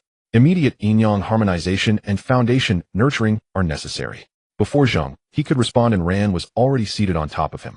With both hands on his shoulders, she looked down at him, her cold eyes igniting a small flame. For the captain's health and for our team's combat effectiveness, tonight I will give you a deep treatment. With her expertise in medicine, Ran had an exquisite mastery over every acupoint of the body. That night, Zheng He deeply experienced what it meant to mutually strive together, and how a top-notch doctor could elevate the drudgery of exercise into a symphony of soul and flesh. After 3 ups and downs, the sea was calm. Zheng He looked at Ran, who was deeply asleep in his arms, her long hair cascading over the pillow, her serene face resembling that of a child. He couldn't help but reach out and gently tuck away the stray hair from her forehead. In this man-eating sea, having such beautiful confidence was his fortune. The next morning, Zheng He was awakened by a flurry of communication sounds. It was Long Xiaotian. Big boss, we have a discovery. Long Xiaotian's grating voice echoed through the waves, causing discomfort to the ears. My people have found traces of bears on a large island. Fresh footprints and feces. Zheng He instantly became alert. Send me the coordinates. Soon a set of coordinates was sent over. Zheng He immediately activated the sea god's vision, and the holographic sea map unfolded, pinpointing the island automatically. The coordinates of the island were shockingly located between the sea continent and the black mist. To go there meant to deliberately approach that mist which symbolized death. But there was no choice. Zheng He turned off the communicator and rolled out of bed. Everyone prepare yourselves. His voice echoed throughout the entire ghost-shadowed Sanjing. We are going to catch a bear. The first to respond was Wang Chuang, who had just returned from the gates of hell. With a powerful howl, the man jumped out of bed, his muscles quaking with excitement. Catch a bear. Finally, it's my turn to show my skills. Liemo followed behind, holding a jacket, his face filled with motherly concern. Chuang, take it easy. You just got better, you're not at your best yet. It's fine. I feel like I could punch a cow to death, no a whale. Wang Chuang patted his chest, making a loud sound. The cabin door opened, and Ran stepped out. She had changed into a fitted black combat suit outlining her graceful curves. Unlike the boisterous Wang Chuang, her cool and reserved aura was overwhelming, and she held a silver metal case in her hand. A tranquilizer gun, high-concentration sedatives, plus a full set of gene sampling equipment. And Rand spoke in a cold tone succinctly, the dosage is calculated at 3 times the amount for a 300-kilogram brown bear, ensuring absolute safety. Luffy and Timo also peeked out from the cockpit. Captain, the course is locked in, and we expect to reach the target sea area in 40 minutes, Timo reported. When we reach that island, the black mist will be very close, and the magnetic field there may be somewhat chaotic, which could interfere with our radar. Timo added seriously, I suggest manual navigation and maintaining the highest level of vigilance. All right, Zheng, he nodded, his gaze sweeping over his crew. A night of warmth had not relaxed him, instead it made him feel the heavy weight of a thing called responsibility pressing down on his shoulders. For everyone on this ship, and for the members of the sea continent, this journey could only end in success. Liemo, you and Feier and Timo stay on the ship ready for support at any time. Wang Chuang and Ran come with me. Zheng, he swiftly issued the command. Boss, should I stay back? Liemo was taken aback. This operation must streamline the team. The situation on the island is complex. Stay in constant contact. Your healing ability is our trump card, and you will be sent to the island when needed. Zheng He's arrangements were not to be questioned. Liemo pursed his lips and finally nodded, understood. The ghost shadow Songjing glided silently through the waves like a ghost in the deep sea, speeding towards that unknown sea area, filled with hope. As they approached the destination, the atmosphere grew increasingly unsettling. The color of the sea changed from azure to an unsettling dark green, eventually turning pitch black. A faint fishy odor permeated the air, and even sunlight could not penetrate this sea area, sending chills down one's spine. In the distance, a mass of black mist loomed over the horizon, slowly moving towards the island. Wang Chuang's initial excitement gradually faded under the oppressive atmosphere. He stood at the bow of the ship, irritably scratching the back of his head. Boss, this cursed place makes me feel uneasy. It's the effect of the energy field, and Ran adjusted the tactical goggles on her nose. High concentrations of unknown energy can interfere with biological magnetic fields, causing negative emotions like irritability and depression. Take a deep breath, maintain a calm mindset. Zheng He said, nothing, standing with his hands behind his back at the bow, activating the sea god's vision. In his vision, the sea area where the black mist resided was no longer a clear holographic sea map, but was filled with large patches of red static. Clearly, Timo's judgment was correct. The magnetic field here could forcibly interfere with even system skills.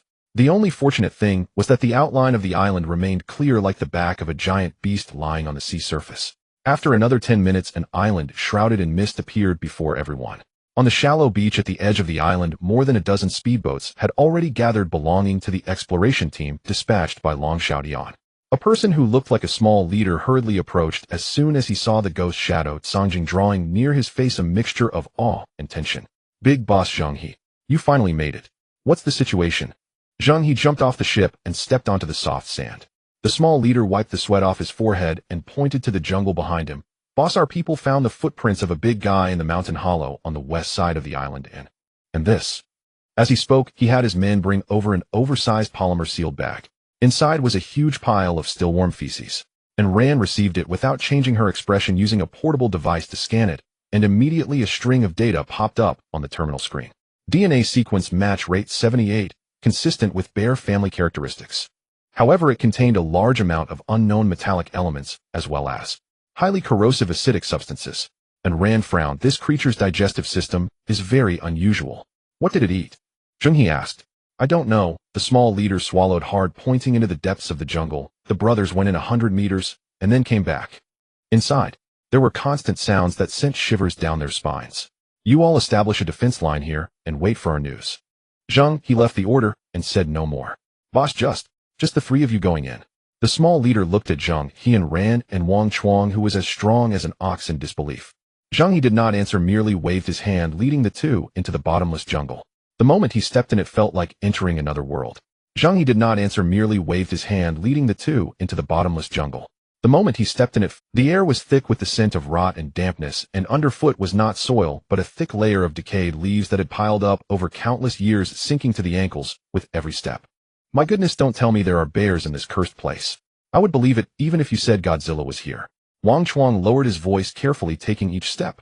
The jungle was eerily quiet. Apart from the muffled crunch of dried leaves under their feet, there were only the faint rustling sounds made by unknown insects. Zheng He walked at the front. In this land filled with chaotic magnetic fields, the range of the sea god's gaze was severely diminished, allowing him to vaguely sense that somewhere ahead a wildly violent life magnetic field was wandering. Stay close, he commanded in a low voice. The three quickly formed a triangular assault formation, with Zheng He in front, Wang Chuang guarding the left, and Ran securing the right, displaying perfect coordination. After groping forward for about 10 minutes, Zheng He suddenly halted, raising a fist with one hand. Before them appeared a series of gigantic footprints, each larger than a basin, deeply sunk into the humus. What was even more shocking was that at the edge of one of the footprints the soil showed a scorched black color, as if corroded by strong acid. Does this thing have toxic feet? Wang Chuang felt his eyelids twitch, and Ran crouched down, not daring to touch it directly, and used a portable instrument to scan from a distance, her usually cold face visibly darkened. At that moment, crack! A loud noise suddenly came from deep within the dense forest to the right front, as if a giant tree had been forcibly broken. Here it comes. The three immediately tensed up, forming a defensive circle back to back, intently watching the direction from which the sound came. Roar!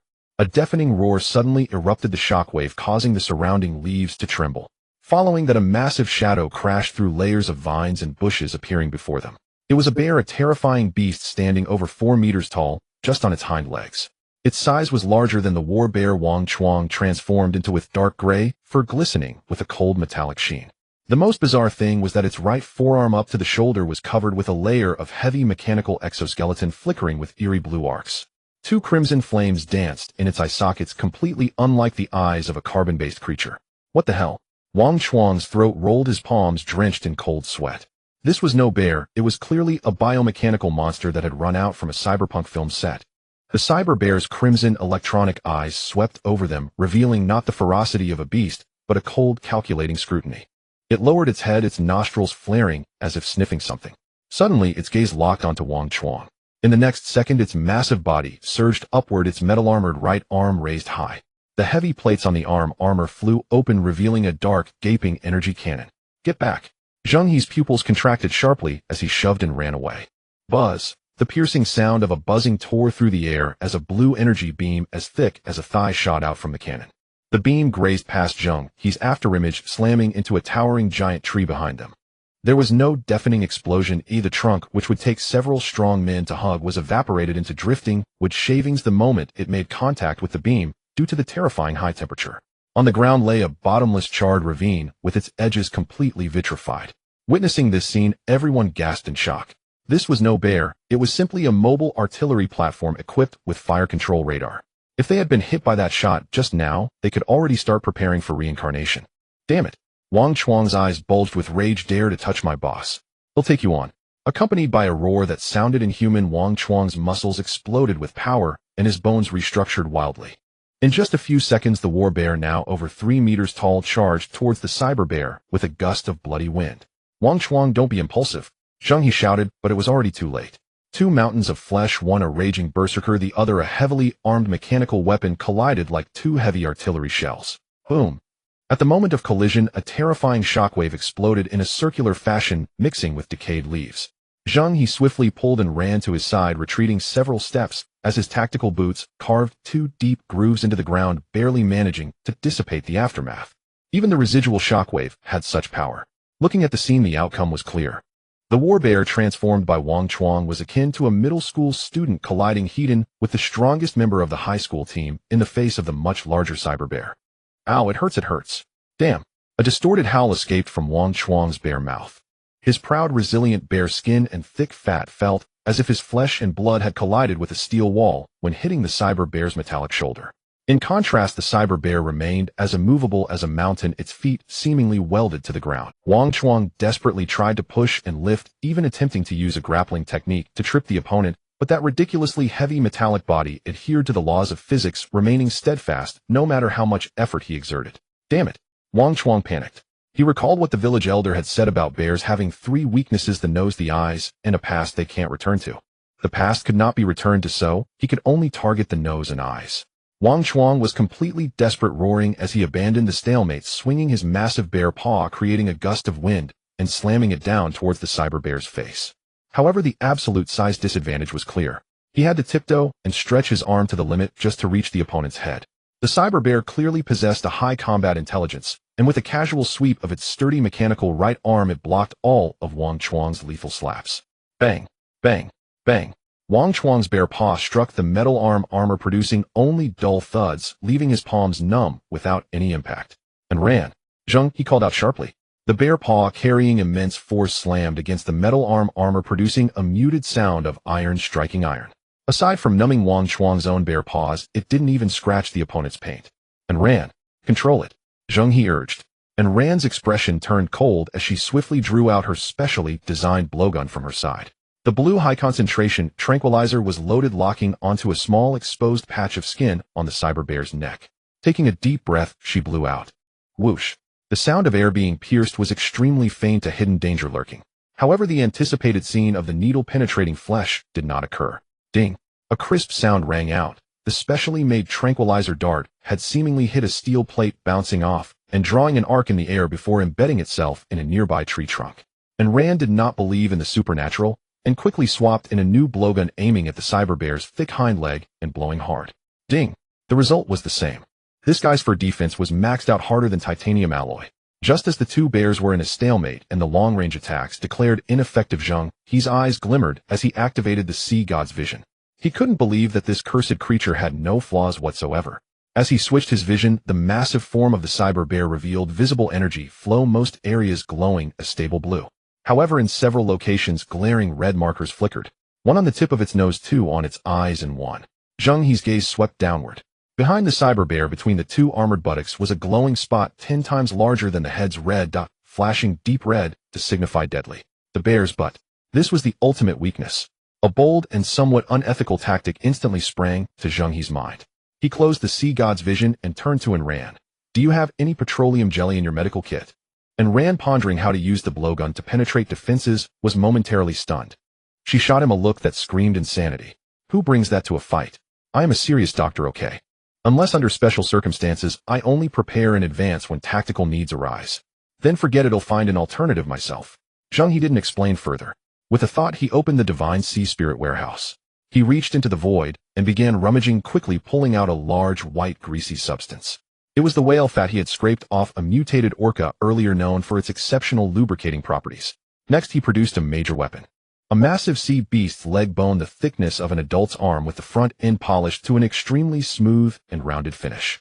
And Rand looked at the items in Zheng He's hands, first the whale fat, then the enormous bone. Her pretty face instantly filled with questions. Zheng He ignored her expression and evenly spread a thick layer of whale fat on the rounded front end of the bone, then asked and Rand to take out a tube of the strongest anesthetic, carefully applying it to the very tip of the bone. After finishing all this, Zheng He weighed the biological weapon in his hand, a mischievous smile curling at the corners of his mouth. From today onwards, I want this cyber bear to become my newly made friend. And Rand. Zheng He did not give her time to think, shouting at Wang Chuang, who was still grappling with the cyber bear. Oh, stop hitting it. Hold it down. I'm going around to check the bear's little butt. And Rand now fully understood Zheng He's tactic. In an instant, a wave of heat rushed to her head, and a rare blush appeared on her long frozen face. She quickly averted her gaze, muttering fervently to herself, tactical needs, it's all for tactical needs. Everything for victory, the mindset must expand. Zheng He held up the enchanted giant bone, with one hand, the posture somewhat comical, like a Don Quixote preparing to charge at a windmill. He maneuvered with extreme finesse, silently sneaking into the blind spot at the side and rear of the cyber bear. Old Wang. Hug its waist. Push down. Make it stick its butt up. With Zheng He's command, Wang Chuang, who had been futilely attacking the cyber bear's face, though confused, executed the order without hesitation. He roared, halted his slapping motion, and his massive body suddenly sank. His arms locked around the cyber bear's thick waist like iron bands. Then he pressed all his weight down. The cyber bear clearly hadn't expected its opponent to suddenly change tactics. Its waist was restrained, and its entire center of gravity tilted forward. For the first time, its eyes, flickering with crimson light, showed a hint of astonishment. However, its combat intelligence was extremely high. In the moment of losing balance, its two sturdy hind legs kicked back fiercely, digging deeply into the humus, forcefully stabilizing its form. Once it stabilized its center of gravity, it launched a furious counterattack. The cyber bear was thoroughly enraged, raising its heavily armored right arm. With the terrifying might of a battering ram, it struck down hard on Wang Chuang's unguarded back. Bang! A bone-cracking sound erupted, sending shivers down one's spine. Wang Chuang, recently recovering from illness, already had a low health bar. This heavy blow, along with its armor-piercing effect, landed squarely on his back. Pooh! Wang Chuang felt as if his internal organs had been displaced. A violent force pierced through his chest, and a mouthful of black blood mixed with internal organ fragments spewed out. The blood sprayed out gruesomely. The blood mist spread, carrying a heavy metallic taste that splattered all over the cyber bear's face. Yet even so, Wang Chuang's arms remained locked tight. Not only did he not loosen his grip, but he also crazily squeezed his muscles to their limit. He was determined to use his life to control the beast, creating an output opportunity for his boss. His consciousness began to blur. Everything in front of him spun, and all he could hear was his heavy breathing and the dull thumping of his heart. But in his mind, Zheng He's death command echoed: hug the waist. Push down. Make it stick its butt up. He did it. Boss, hurry, do it. Wang Chuang bit down hard, squeezing out these words from deep in his throat. The cyber bear's crimson electronic eyes seemed unable to comprehend this self-destructive fighting style, momentarily glitching, as if experiencing data corruption. It could calculate the best attack angles and analyze the opponent's weaknesses, but it couldn't compute this illogical variable known as loyalty. The opportunity had come, and ran. Flash its eyes. Zheng He shouted, his whole being shooting out, and Rand did not hesitate at all, pulling out a high-intensity tactical flashlight from the side pocket of the medical kit, setting it to the strongest strobe mode, and aiming it at the cyber bear's head before pressing the button. A blinding flash instantaneously filled the bear's vision. Roar! The cyber bear's visual module briefly malfunctioned, letting out a furious roar. It instinctively raised its left paw to shield its eyes. But that fraction of a second of delay was enough for Zheng He. Zheng He moved. Wang Chuang exerted the last ounce of his strength, forcefully compressing the massive body of the cyber bear into a humiliating shape. At that moment, Zheng He had already reached the designated position. He slightly bent his legs using his core muscles, as all his strength instantly coiled into one force, channeling into his arms. There were no fancy moves. Only the most primal, direct, and brutal, one strike to the soul. Pooh! A dull and oddly wet sound echoed out. The smooth, polished, giant beast bone infused with a high concentration of anesthetic was seamlessly delivered by Zheng He, perfectly lubricated by whale fat. The entire arena fell into silence. The wind ceased, the chirping of insects vanished, and even the flow of air seemed to have been paused. Time was infinitely stretched at that moment, and Rand still held the flashlight aloft, her eternally cold face now filled with existential doubt. Even Wang Chuang, severely injured and barely conscious, instinctively shivered, feeling a tightness in the back. 1 second. 2 seconds. Evo! A shrill, broken cry, altered in pitch, erupted violently from the cyber bear's throat. This sound was not a roar, but a wail mixed with system crash alarms and primal instincts, sending chills down the listener's spines. The cyber bear froze as if struck by a high-voltage shock, its massive body suddenly stiffening, its metallic fur exploding outward. Its right arm, covered in an exoskeleton, frantically swiped backward, attempting to drive away Zheng He, who was engaged in high-risk operations. The crimson electronic eye flickered wildly, displaying countless meaningless garbled codes. This millennium kill directly burned out its CPU. The cyber bear's enormous body began to tremble violently as its rectal smooth muscle contracted, rhythmically struggling to expel the beast bone. The sphincter also rhythmically contracted and relaxed, trying to clamp down on this uninvited guest. Zheng He immediately activated the Crab King's defense to protect his arm. Boom! In the next second, this mountain-like cyber beast's legs weakened, and it crashed to the ground, creating a large crater. Wang Chuang, who clung tightly to it, had completely exhausted his last bit of strength. As the cyber bear fell, his bear-like transformation quickly faded, reverting him back to a blood-soaked, broken-boned man. His body softened, and he collapsed forward. A hand steadied him from the front. It was Zheng He. Old Wang. Zheng He knelt on the ground, catching Wang Chuang. Come quickly, and ran as if awakening from a dream, quickly turned off the flashlight, and rushed over. She swiftly opened the medical kit, retrieving the vital signs monitor and emergency syringe. 7 ribs broken, left arm shattered, multiple internal organs ruptured and bleeding. And Rand, staring at the screen, reported the shocking data. Surgery must be performed immediately.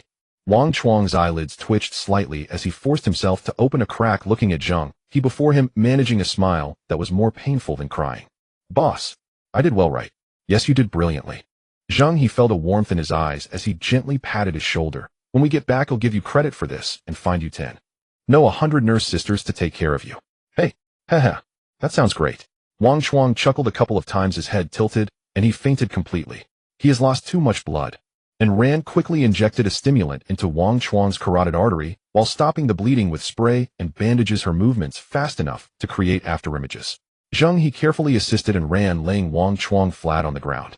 At that moment, a sharp metallic scraping sound suddenly came from the now motionless cyber bear behind them. Crack! Crack! Zheng He turned around abruptly.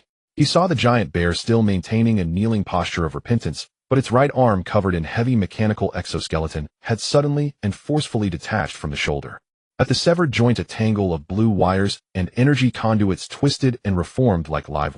The detached mechanical arm rolled on the ground for 2 laps, its 5 glimmering claws bang open, gripping the ground tightly. Like a giant metallic spider, it slowly stood up. The armor plates on its arm flapped, and the dark cannon muzzle extended once more. A ghostly blue light rapidly gathered, emitting a deadly low hum. Its locked target was the unconscious Wang Chuang lying on the ground.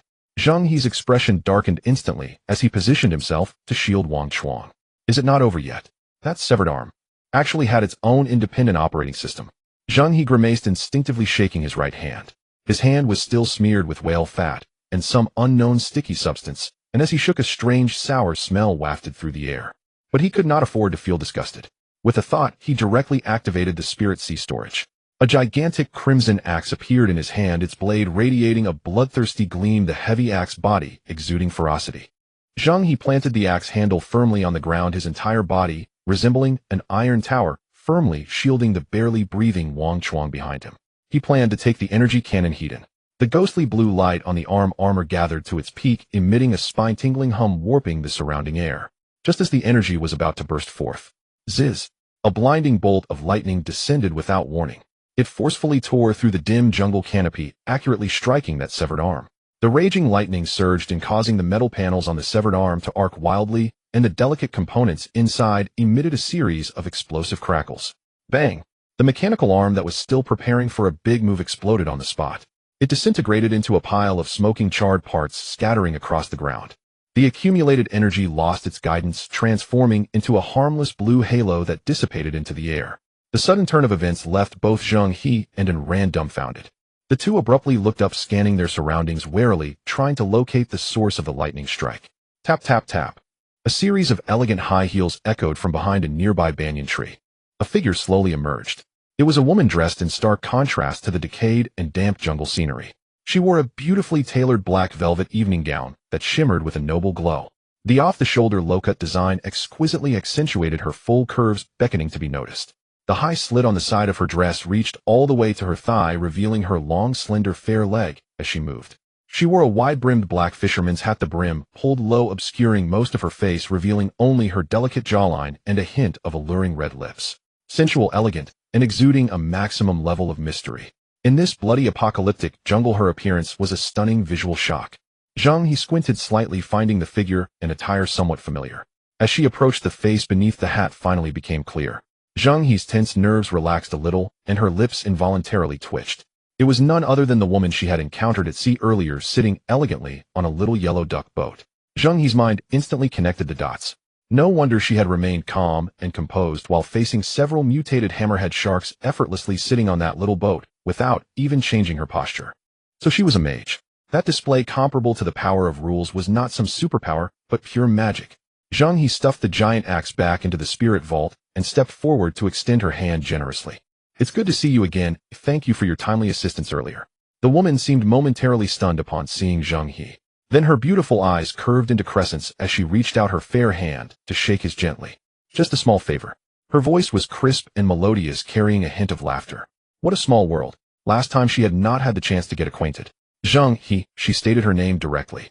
Gianna, the woman replied readily. Elemental magic. Zheng He pondered silently. That lightning strike just now had precise targeting and overwhelming lethality. It was definitely not the level of a beginner. Are you a specialist awakened? He probed. Gianna nodded calmly, saying, Combat Specialization, Elemental Magic Level 3. Wow, Level 3. Zheng He was taken aback. While others around him struggled to reach Level 2, this woman was already at Level 3. Gianna saw through his thoughts and softly explained, Elemental magic heavily relies on the environment. Out at sea, the affinity for water elements allowed me to level up quickly. She paused and added, I can now manipulate water, fire, and lightning elements. Last time we met, I could only use water. Zheng He realized. No wonder the hammerhead sharks had been inexplicably dismembered before they even attacked the little duck boat. It must have been the water currents she controlled that severed them with invisible water blades. On the sea, a high-level mage capable of manipulating water was nearly invincible. Giant waves could not overturn her boat, and sea beasts could not approach her. Her mastery over the elements had reached a remarkable level. She was undoubtedly a high IQ elite player. Zheng He mentally tagged her as a top-tier boss. Did you come to this island for that bear? Gianna glanced at the cyber bear, still kneeling in repentance, her eyes filled with curiosity. Yes. Zheng He wasted no time briefly explaining the extraction of antibodies to create an antidote. So that's how it is. Gianna understood, but then a hint of embarrassment flashed across her beautiful face. I must admit I am trapped on this island. Trapped? Zheng He was somewhat surprised. With your combat prowess as a level 3 mage, how could you be trapped? Gianna adjusted her hat, a hint of frustration in her voice. I was exploring the island during my rest period, and my little duck boat has no anchoring function. I just casually left it on the shoal. At this point, she paused, seemingly finding it hard to continue. Zheng He suddenly felt a sense of foreboding. Gianna sighed, deeply devoid of hope. As a result, during high tide it floated away with the current. Zheng He. Anren. The scene fell into a deathly silence. Zheng He was completely stunned, scrutinizing the exquisite woman before him, who embodied elegance, sensuality, strength, and intelligence. What is happening? The heavens granted you a perfect appearance and figure top-tier combat specialization and super high intelligence to use that specialization. And yet you lost your boat because you didn't anchor it. This move is truly a blunder of epic proportions. Zheng He momentarily didn't know what expression to wear in front of her. So, you've become a wandering mage now. Zheng He struggled to formulate his words. Gianna, however, was nonchalant, nodding as if resigned. Yes, I have been surviving in the wilderness on the island for 5 days. Zheng He took a deep breath, trying to digest this absurd reality. Indeed, when heaven opens a window for you, it will shut a door and conveniently slam that door on your head. Since that's the case, if you don't mind, would you join our team? Zheng He directly extended an olive branch. A free level 3 mage would be an absolute steal. As for her occasionally disjointed reasoning, he could keep an eye on it. Thank you so much, Gianna said, a sincere smile lighting up her face, making her seem more vibrant. Just then a suppressed groan interrupted the three's conversation. Old Wang. Zheng He felt a sinking feeling in his heart and turned sharply. Anren dashed over to crouch down again, using equipment to check on Wang Chuang. Her expression was extremely grim. No, his vital signs are rapidly declining. Internal bleeding is too severe, he needs surgery immediately. But the environment here. The decaying jungle was teeming with bacteria and unknown microorganisms, making it entirely unsuitable for surgery. Zheng He's heart sank to the bottom in an instant. Get him back to the boat, Anren decisively commanded. The shadow whale has a sterile operating room, hurry. But how do we get back? This is the island's interior, and there's still a long way to the beach. Given Wang Chuang's condition, even the slightest jolt might lead him to meet death. Gianna frowned, as well. While she excelled in combat output, she had no capability for healing. Just as Zheng He was in a state of anxiety, his mind racing to devise a plan. A flurry of hurried footsteps and the rustling of branches drew near rapidly. Boss. Anren. A clear, familiar voice pierced through the thick fog, ringing clearly in everyone's ears. Zheng He abruptly looked up towards the source of the voice. He saw a shadow moving through the forest, agile as a monkey leaping closer. The newcomer was clad in a black combat suit, but those bright, lively eyes were unmistakably familiar to Zheng He. It was Liamo. How did he end up here? Zheng He's eyes first flashed with surprise, quickly replaced by overwhelming. Liamo's appearance was like a god opening an entire wall after slamming a door shut. Liamo. Boss, you asked me to stay behind and provide support. Liamo grinned widely, revealing a set of bright, white teeth. My life link has a unique characteristic. Those I've linked with before have a life backup with me, allowing me to sense their vital signs. Just now I sensed that Wang Chuang's vital signs were rapidly deteriorating. His gaze swept over the scene, and upon seeing the severely injured and unconscious Wang Chuang, and Anren, whose expression was solemn, his smile instantly vanished. What happened to Wang Chuang? Liamo's arrival allowed Zheng He to finally breathe a sigh of relief. There's no time to explain. Zheng He grabbed his shoulders, speaking rapidly. Wang Chuang is severely injured, internal organs ruptured with massive bleeding. He needs immediate treatment. Liamo's gaze had already fallen on Wang Chuang, whose face, usually vibrant, was now as pale as paper. His back had visibly caved in, and his breath was so weak it seemed he could perish at any moment. And Rand said nothing, directly thrusting the screen of the medical device in front of Liamo. Various vital signs were flashing, red alerts indicating the life curve of the human body was continuously declining. These harsh realities felt like a hammer striking Liamo's chest. Brother Chuang. Brother Chuang. Liamo's voice trembled slightly. This stalwart man, always at the forefront, this brother who had just escaped the clutches of a virus now. A wave of indescribable pain surged in his heart.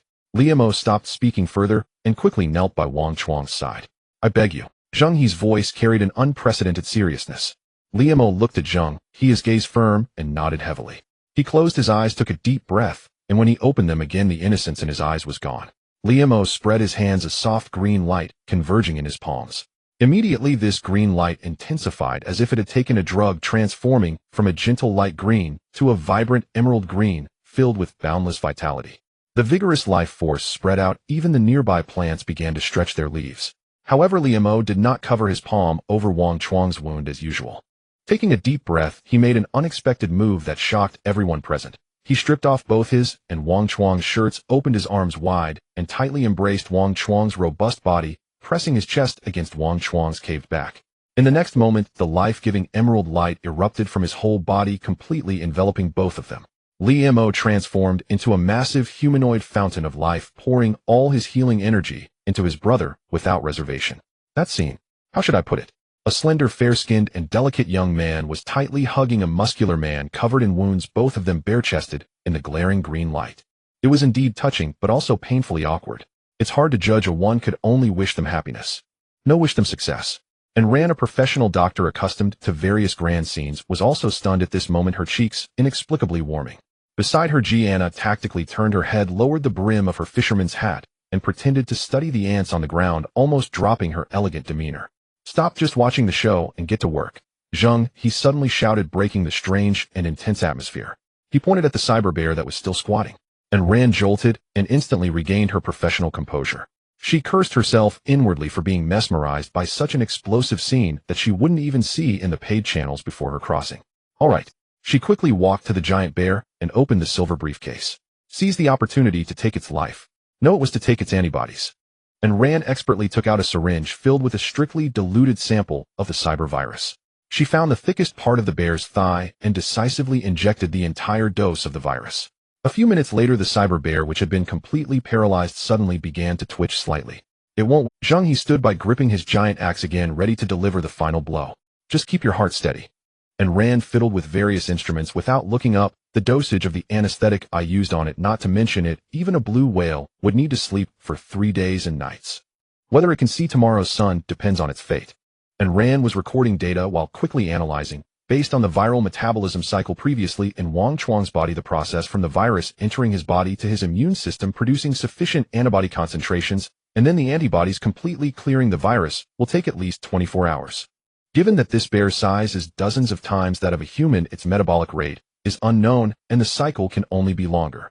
What should we do then? Zheng He frowned. The safest method is to transport it back to the sea continent for captive monitoring. And Ran paused, then shifted her tone. But this carries too high a risk. If it wakes up during transport, or if the virus undergoes an unknown mutation in its body, the consequences would be dire. Therefore, we can only deal with it on the island. And Ran concluded, we need a sufficiently strong device that can firmly control it here, ensuring our safety, while facilitating subsequent blood sampling and feeding. Controlling a cyber bear over 4 meters tall, Zheng He immediately envisioned a small girl with pigtails wearing goggles. He quickly opened the communicator. Timo, we have a job for you. Boss. Timo is always ready, came Timo's spirited voice from the communicator. I need a device to contain a slightly temperamental cute bear. Cute bear? Yes, a bear over 4 meters tall with a violent temper, immense strength, and mechanical modifications. The good news is that it is missing an arm and is currently anesthetized.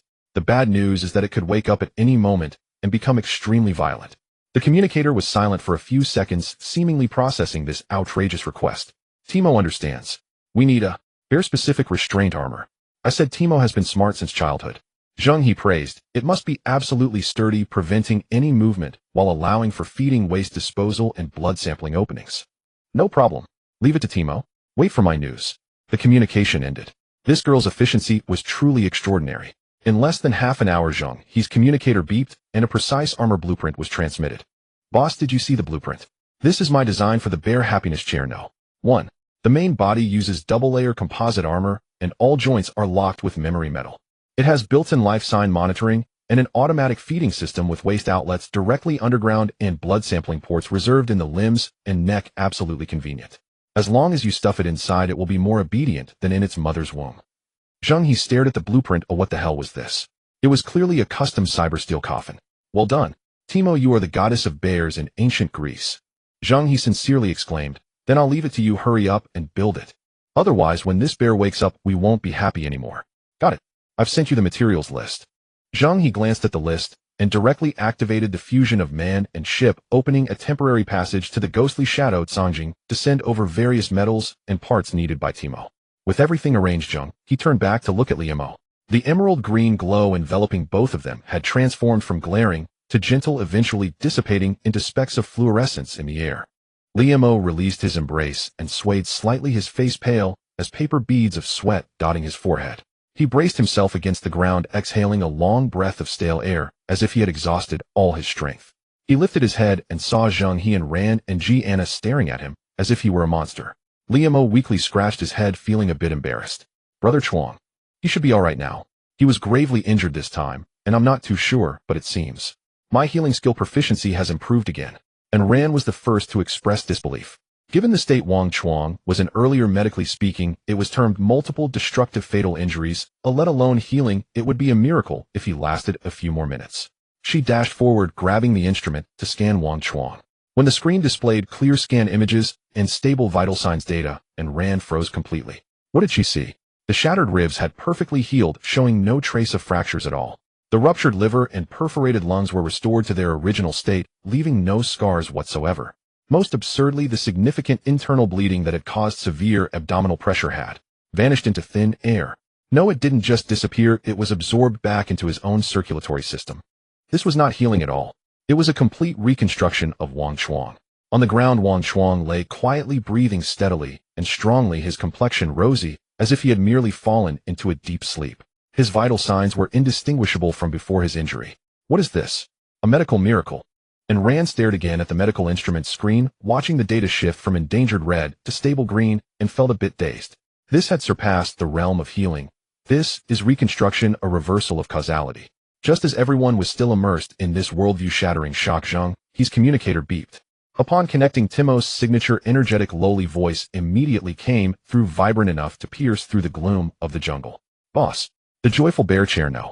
One has been completed. Sister Feier helped me get it done, and it's already packed into the Shanghai Spirit Warehouse. Please check it out. Zheng He couldn't help but exclaim in his heart. What efficiency! From requesting to drafting blueprints and finally to implementation, it had taken less than an hour. This little lowly must have activated some cheat. Well done, Timo. You and Sister Feier are my great contributors. He serving the boss. After hanging up the communicator, Zheng He glanced at the cyber bear lying on the ground with its butt in the air, then looked at his team. One Liemo, who had just exhausted himself after using his ultimate ability, and two women who were utterly powerless. A very realistic problem presented itself. The joyful bear chair is ready, but who will move it out of the Shanghai Spirit Warehouse? And who can fit this 2-ton giant bear into it? Zheng He suddenly remembered the empty Dragon Anti-Wave Guild brothers still waiting at the shallow waters. He directly contacted the captain of the exploration team. Hey, the bear is down, sending you the coordinates. Bring the brothers over to lend a hand. There was silence on the other end for 2 seconds, then a roar of jubilant cheers erupted. Holy crap. The boss is awesome. Brothers. The bear has been taken down. The boss wants us to help. Grab your weapons. Charge. The moment of witnessing history has arrived. The other side hurriedly hung up, followed by chaotic shouts and the sounds of branches snapping from the jungle's edge. Before long, a group of people rushed into the clearing, chattering loudly. They were adorned with leaves and smeared with mud, looking like they had just escaped from a refugee camp. Zheng He, the boss is mighty. This bear. What the hell? The lead captain's flattery was only half finished when his gaze fell upon the cyber bear's mountain-like body, and the second half of his sentence was stuck in his throat. The others fell silent as well. Everyone stared at the giant beast in rapt attention. Even though it lay on the ground motionless, its fearsome metallic exoskeleton, sturdy limbs, and massive size still exuded a terrifying sense of oppression. This was not a bear, it was clearly a heavy war mech disguised in bear fur. Stop gaping, get to work. Zheng He, uninterested in small talk, directly activated the Shanghai Spirit Warehouse. Accompanied by a slight spatial fluctuation, a huge object gleaming with cold metallic light appeared before everyone. This thing was not a chair at all, it was a cyber steel coffin tailor-made for the giant bear. The double-layer composite armor was appallingly thick, with large buckles at the joints, blood collection holes, and injection ports, all present, simple and brutal. My goodness. Did Timo just create a small fortress? Zheng He murmured to himself. The materials used are too solid. He pointed at the joyful bear chair. Lift it out. More than a dozen strong men surged forward, putting in all their might. 1, 2, 3, lift. The command was shouted thunderously, yet the iron behemoth only wobbled slightly and remained immobile. Again, coordinate your efforts. I can't do it anymore. Who can take my place? A group of people turned red in the face, veins bulging, and after great effort, they finally dragged this absurdly heavy iron lump out of the Zheng He spirit warehouse. But this was just the warm-up. The real hellish challenge was stuffing the bear in. Come on, lift it up, align it, and shove it in. Zheng He directed. Everyone looked at the 2-ton behemoth on the ground, and then at the joyful chair which had almost no extra space, collectively falling into silence. How do we fit this in? Stop staring, get moving. There was no other choice, they had to use brute force. A group split into two, one side responsible for lifting the bear, the other for stabilizing the joyful chair. Head first. The head. Hey yes. Be careful not to twist the neck. The arm. Its arm is too stiff, it's stuck. Who's going to push the bear's butt? Put some strength into it. I can't push, boss. This, but is heavier than I am. The clearing was suddenly filled with shouts, curses, and the groans of the overburdened. The scene resembled a bunch of ants struggling to cram an elephant into a fridge. After countless adjustments and attempts, everyone was nearly exhausted and drained. With the final click, the massive body of the cyber bear was finally embedded snugly into the blazing joy chair. No. 1. Timo's design was indeed ingenious. All the buckles and binding devices perfectly conformed to the bear's body, curves securing it firmly. From the outside, apart from a few reserved functional openings, the entire bear was tightly wrapped, leaving only its huge head exposed with a serene expression. Huff. Finally done. The team leader sat down heavily, panting. If this bear wakes up and finds itself in such a luxurious single room, it will definitely thank our ancestors for 8 generations. Zheng He, satisfied, patted the cold, armored shell and said to everyone, thank you all for your hard work. Don't rush to leave yet, help set up a temporary camp. Although the giant bear was under control, the effects of the anesthesia could wear off at any time. It was too risky to transport it back to the sea continent without knowing if it would break free. As everyone began hastily setting up the makeshift camp, Timo's communication device urgently buzzed in again, this time lacking the previous cheerfulness, filled instead with a sense of urgency. Boss, there's a situation. A fleet has been detected approaching rapidly from the northeast of Bear Island. Zheng He frowned. Can you identify which faction they belong to? Can't tell. They are too far away, and their ships aren't flying any guild flags. But judging by the fleet size and speed, they don't look like ordinary players. They might be from Dragon Out to Sea, or perhaps those fishing guys. After the outbreak of the Black Mist, the survival space in the shallow sea area was drastically compressed, forcing all players to run from the toxins towards the semi-deep sea. This formed a relatively fixed route. Each guild developed corresponding toxin running strategies, including a special mode to counter the Black Shark Guild. And the Black Shark Guild, those madmen didn't run from the toxins, they just stood guard on these routes leading to the semi-deep sea every day. Unlike other guilds that explored and built, their guild creed was, in this life, not cultivating good deeds, only loving to kill and set fires. The arrival of the Black Mist was simply a godsend opportunity for them. They no longer needed to search the world for victims, as an endless stream of takeout would come knocking at their door. In recent days, the regional channel had long been in an uproar, with various greetings to the ancestors of the Black Shark Guild flooding the screen, and some even called for a massive attack on the birthplace of the Black Shark leader. Some even nicknamed them the Seized Wenjing, due to their behavior of mercilessly harvesting a group of. The Black Shark Guild had become like a rat in the street.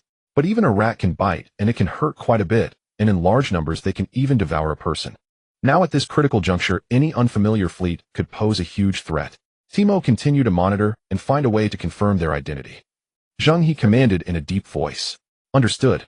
However, on the other end of the communicator, Timo's voice suddenly shifted, carrying a hint of incredible fear.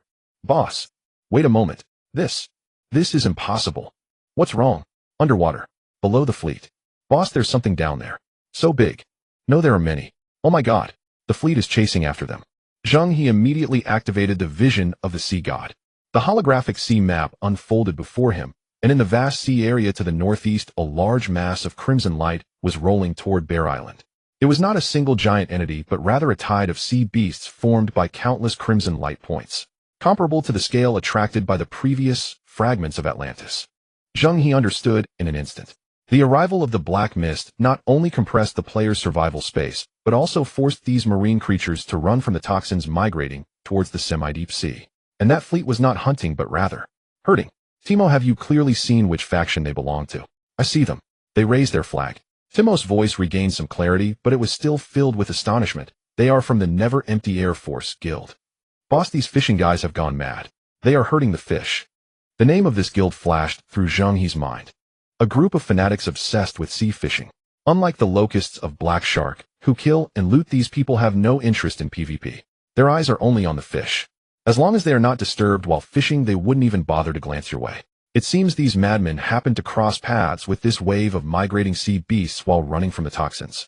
For others this was a disaster, but for them it seemed the fishing guys' instincts were excitedly triggered. This wasn't running from toxins, this was clearly coming to stock up. Zheng He speculated that these people wanted to herd the entire tide of sea beasts towards the shallow waters of Bear Island, using the terrain for a drain the pond to catch the fish strategy. As long as they didn't come to provoke him, it was fine. Timo, activate the cloaking field. We want to expose ourselves. Zheng He decisively ordered. Anren, how is the bear doing? The situation is very optimistic. Anren's voice came through filled with uncontrollable excitement. Its antibody generation speed is ridiculously fast.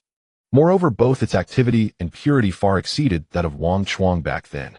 At this rate, in no more than 2 days, we can extract enough original antibodies to produce the first batch of. This was indeed an unexpected joy. Zheng He glanced at the cyber bear stuffed into the blazing joy chair. It only showed a large head drooling in its sleep. It was simply a breathing antibody production factory. The more it was like this, the more he couldn't let anything go wrong.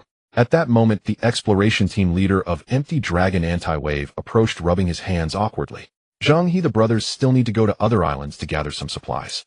Can we withdraw from here for now? Go ahead, be careful on the way. Zheng He nodded. They were originally here to help, and they had already done quite well. Watching the group chattering and disappearing into the depths of the jungle, only Zheng He and a few others remained in this camp. Liamo was still meditating to recover, looking a bit better than before, but still weak. Jiana crossed her arms, curiously observing the giant bear in the steel cage, her eyes sparkling with curiosity. Anren was fully focused on the medical instruments, mumbling terms that Zheng He couldn't understand, all biological jargon. The sound of waves grew closer.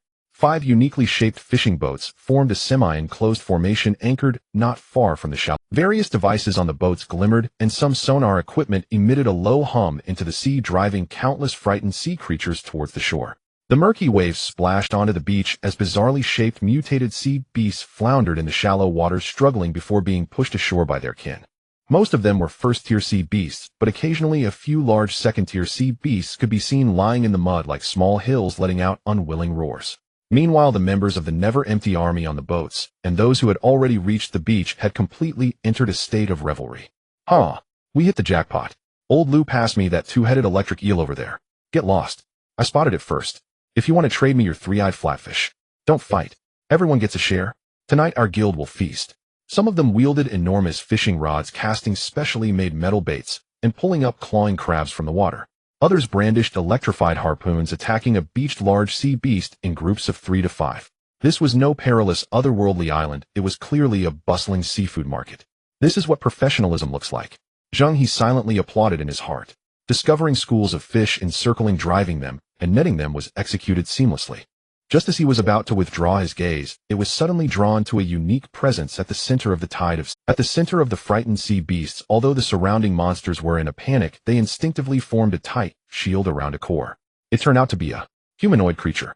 Its upper body resembled that of a human woman, with skin so fair it glimmered in the murky seawater, and hair like seaweed floated in the water. Its lower half, however, was a massive fishtail covered in blue-green scales. A mermaid. This world truly harbored such legendary beings. Zheng He's breath instinctively slowed. He could clearly sense an invisible mental wave emanating from the mermaid, calming and commanding the frenzied group of sea beasts. The reason this tide of sea beasts hadn't completely dissipated seemed to be due to its presence. The tide was held together solely by its central coordination. This was definitely no ordinary rare monster. It was a sea beast leader with mental control. Just then the reveling fishermen seemed to have also noticed this anomaly. Hey, what the hell? Look in the middle. What is that thing? A man standing at the bow of the boat saw the unusual sight in the group of sea beasts, his voice cracking. What the hell? Is that a mermaid? No way is it real. Everyone stopped their work, staring intently at the ethereal and beautiful figure at the center of the sea beast group. Greed, shock, fervor. Various emotions intertwined on their faces. Compared to this creature, the seafood they had caught earlier was utterly tasteless. The captain on the center boat, who should be leading this mission, threw aside his harpoon and grabbed the communicator. He intentionally lowered his voice, but couldn't hide his madness. Everyone pay attention. Everyone pay attention. The plan has changed. Forget those small fish. Surround that mermaid for me. I want it alive. The leader's command ignited a powder keg. The never-empty army went completely unhinged. Their eyes glowed with greed, fixated on the hazy figure at the center of the sea beast group. Charge! Everyone rush. Anyone who cares about those small fish will be kicked out of the guild. Clear a path. Max out the sonar power. Today I want to see what this exquisite creature truly looks like. The engines of the 5 fishing boats roared as they recklessly pressed towards the center of the shallow waters. The boat bottoms scraped against the sand and stones, producing a grating noise. To capture the mermaid alive, they had completely disregarded the risk of running aground. The high-power sonar shifted from a humming sound to a piercing shriek, mixing with a strong electric current that spread through the water, turning the entire shallow area into a massive electrified bathtub. Originally just a frightened group of sea beasts, they now went completely insane. Moo. A second-tier mutated orca comparable in size to a small cargo truck turned blood red under the dual torment of electric shocks and sound waves. It abandoned its escape, swinging its tail violently like a black battering ram, crashing heavily into the nearest fishing boat. Boom. The modified fishing boat tilted sharply to one side under the tremendous impact, and the clutter on the deck, along with a few unlucky souls standing unsteadily, nearly toppled into the water. Damn, that beast has gone mad. A bare-chested man on the boat cursed loudly. Instead of fear, he grabbed a high-voltage electric fishing gun and aimed it at the orca's blowhole, pulling the trigger without hesitation. A blue-white electric arc shot precisely into the blowhole. The massive body of the mutated orca thrashed violently, letting out a heart-wrenching wail. Die for me. The man grinned savagely, turning the electric output to the maximum. In the next moment, the orca's struggles abruptly ceased. Its enormous body stiffened in the water for a moment before it helplessly flipped over, exposing its white belly lying motionless. On the mountaintop, Zheng He's body involuntarily trembled. An indescribable sadness mixed with extreme pain suddenly washed over his nerves. On the mountaintop, Zheng He's body involuntarily trembled. An indescribable sadness mixed with extreme pain suddenly washed over his. He could vaguely sense their emotions. Immediately, the entire tide of sea beasts began to emit low, mournful cries. All beings have spirits, but humans are the most heartless. The fishermen, however, paid no mind to this. Electric forks, fishing guns, and even small torpedoes were deployed in succession as they brutally carved a bloody path through the tide. Just as they were about to break through to the center, the impenetrable shield of sea beasts suddenly parted. The true form of the mermaid was completely revealed to everyone's sight. Her face, beautiful beyond this world, carried a unique pallor and delicacy of the deep sea. Her seaweed-like long hair floated gently in the murky water, partially concealing the full contours of her bosom, which were faintly visible. The enormous fishtail covered in blue-green scales radiated a sense of power, contrasting astonishingly with her graceful upper body. Pure yet alluring. However, Zheng He sensed a resolute emotion emanating from her. It was neither fear nor anger, but a calmness prepared for mutual destruction. It seemed she had released her mental control over the surrounding sea beasts. The creatures, tormented and on the brink of death, fled in every direction as if granted amnesty. The fishermen paid no mind to the fleeing scraps. Their minds were fixated solely on one thought: to capture this premium catch. Zheng He knew he could no longer watch the spectacle. He swiftly activated his communicator and sent a private message to Gianna. East side of Bear Island Beach, this location coordinates. Hurry for support, I will hold them off first. After sending the message, he tucked the communicator away and melded into the shadows of the trees.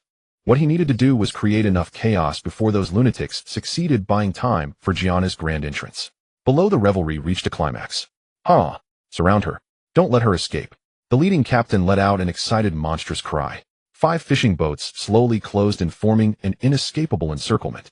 A massive nylon net with a wide coverage was thrown into the air by several boats weighted down by heavy lead sinkers and came crashing down towards the mermaid at the center of the shallow waters. To everyone, this stranded mermaid was already a captured prize. Just as the giant net was about to descend, the mermaid, who had been keeping her head down as if resigned to her fate, suddenly lifted her face. Her pupils had turned into a profound shade of deep blue, devoid of any human emotions, only coldness and bloodthirst. Who was the prey and who was the hunter? It was just beginning. Her slender fingers suddenly spread open, fiercely striking the surface of the sea. A clear and ethereal hum pierced through the cacophony of engine roars and the fishermen's wild laughter. In the next moment, an unexpected change erupted. The once calm shallows began to stir violently without warning. Waves several meters high surged upwards, crashing against the surrounding fishing boats. What the hell? What's happening? Drop anchor. Quickly drop anchor. The fishermen aboard were thrown about by the sudden upheaval, scrambling to drop their anchors in an attempt to stabilize their boats. The shallow waters were not deep, and this turbulence was still manageable for them. But in that moment of chaos, the mermaid seized her chance. As the fishing net was about to descend, her enormous tail flicked violently the azure scales, creating a fleeting shadow in the water, and the resilient edge of her tail cut through the nylon net like a blade severing it. Rip! A crisp sound echoed as the giant net was forcefully torn open, creating a large gap. Damn it! She dares to resist. A fisherman's patience was completely exhausted. He grabbed the nearby high-pressure harpoon gun aimed at the mermaid's body and was about to pull the trigger. At the critical moment, the water around the mermaid seemed to come alive, frantically converging towards her. It was not merely creating waves, but lifting off from the sea surface, forming a gigantic, translucent water sphere that perfectly enveloped her within. Following that, the enormous water sphere defied gravity and took off from the ground, rapidly ascending. Holy crap! This fish is going to the sky. Stop her! The fishermen on site collectively panicked. Harpoons, fish guns, fishing rods. Everything that could be thrown was hurled towards that rapidly ascending water sphere. But the speed of the water sphere's ascent was too fast. All the attacks only landed in the air, not even grazing the edge of the sphere. Thus, an extraordinarily magical scene unfolded on the beach of Bear Island. Dozens of fierce-looking fishermen maintained their throwing stances, their necks craned upwards, frozen in place. They gaped wide-mouthed, watching the enormous water sphere carrying their ultimate dreams soar into the clouds, eventually becoming a tiny dot before disappearing into the horizon. The sea breeze brushed against their dazed faces. Around them, there was a deathly silence. After a long while, one fisherman trembled and finally lowered his harpoon. His eyes were clear yet foolish, and he turned to his companion beside him in confusion. "Wait, dude, where's my fish?" Zheng He was also dumbfounded on the mountaintop among the redwoods. What was this? Can't win, so just fly away. Is this a mermaid or Lubu? He even began to self-doubt whether his understanding of the biodiversity in this world was profound enough. Just as his mind was buzzing, a series of tap-tap-tap footsteps approached from behind, growing nearer. Zheng He turned around suddenly. A graceful figure emerged slowly from the shadows of the trees. The newcomer wore a high-slit black evening dress topped off with a fisherman's hat that clashed with the surroundings. With her elegant steps, her long legs were partially revealed beneath the skirt, and Zheng He estimated that those legs were longer than his life. It was Gianna. "Stop staring, the mermaid won't escape." Gianna walked over to him, glancing at the group of fishermen still in a collective stupor. Below, her tone relaxed. Zheng He pointed at the sky, and then at her, a ridiculous conjecture surfacing in his mind. "Was that just now you're doing?"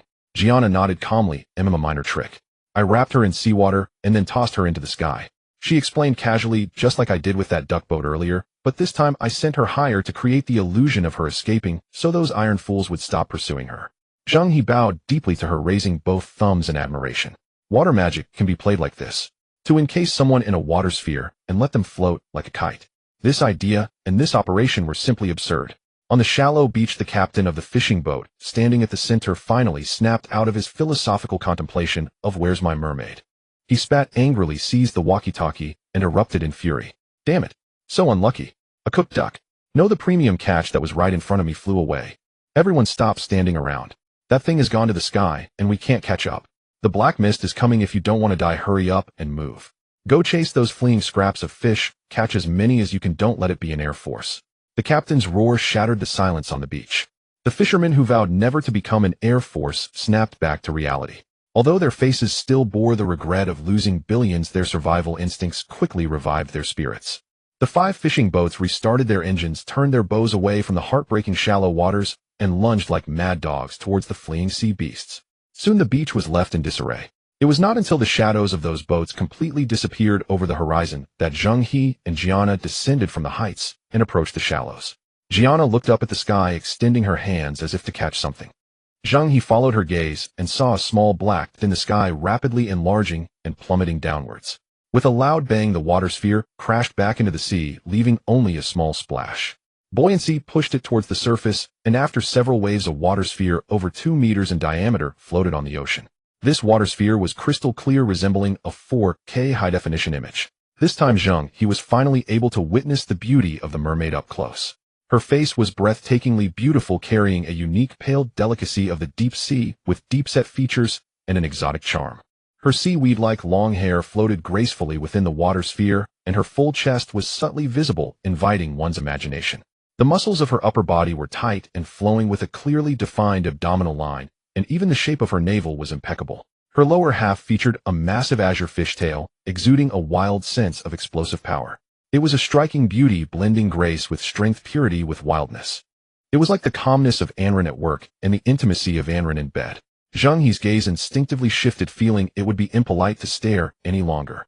He cleared his throat, attempting to break the awkward silence. A question suddenly popped into his mind. Could she understand human language? Hello. He tentatively waved at the mermaid in the water sphere. The mermaid remained motionless, her deep blue eyes simply gazing at him with no reaction. Hey there, can you hear me? Zheng raised his voice. Still there was no response.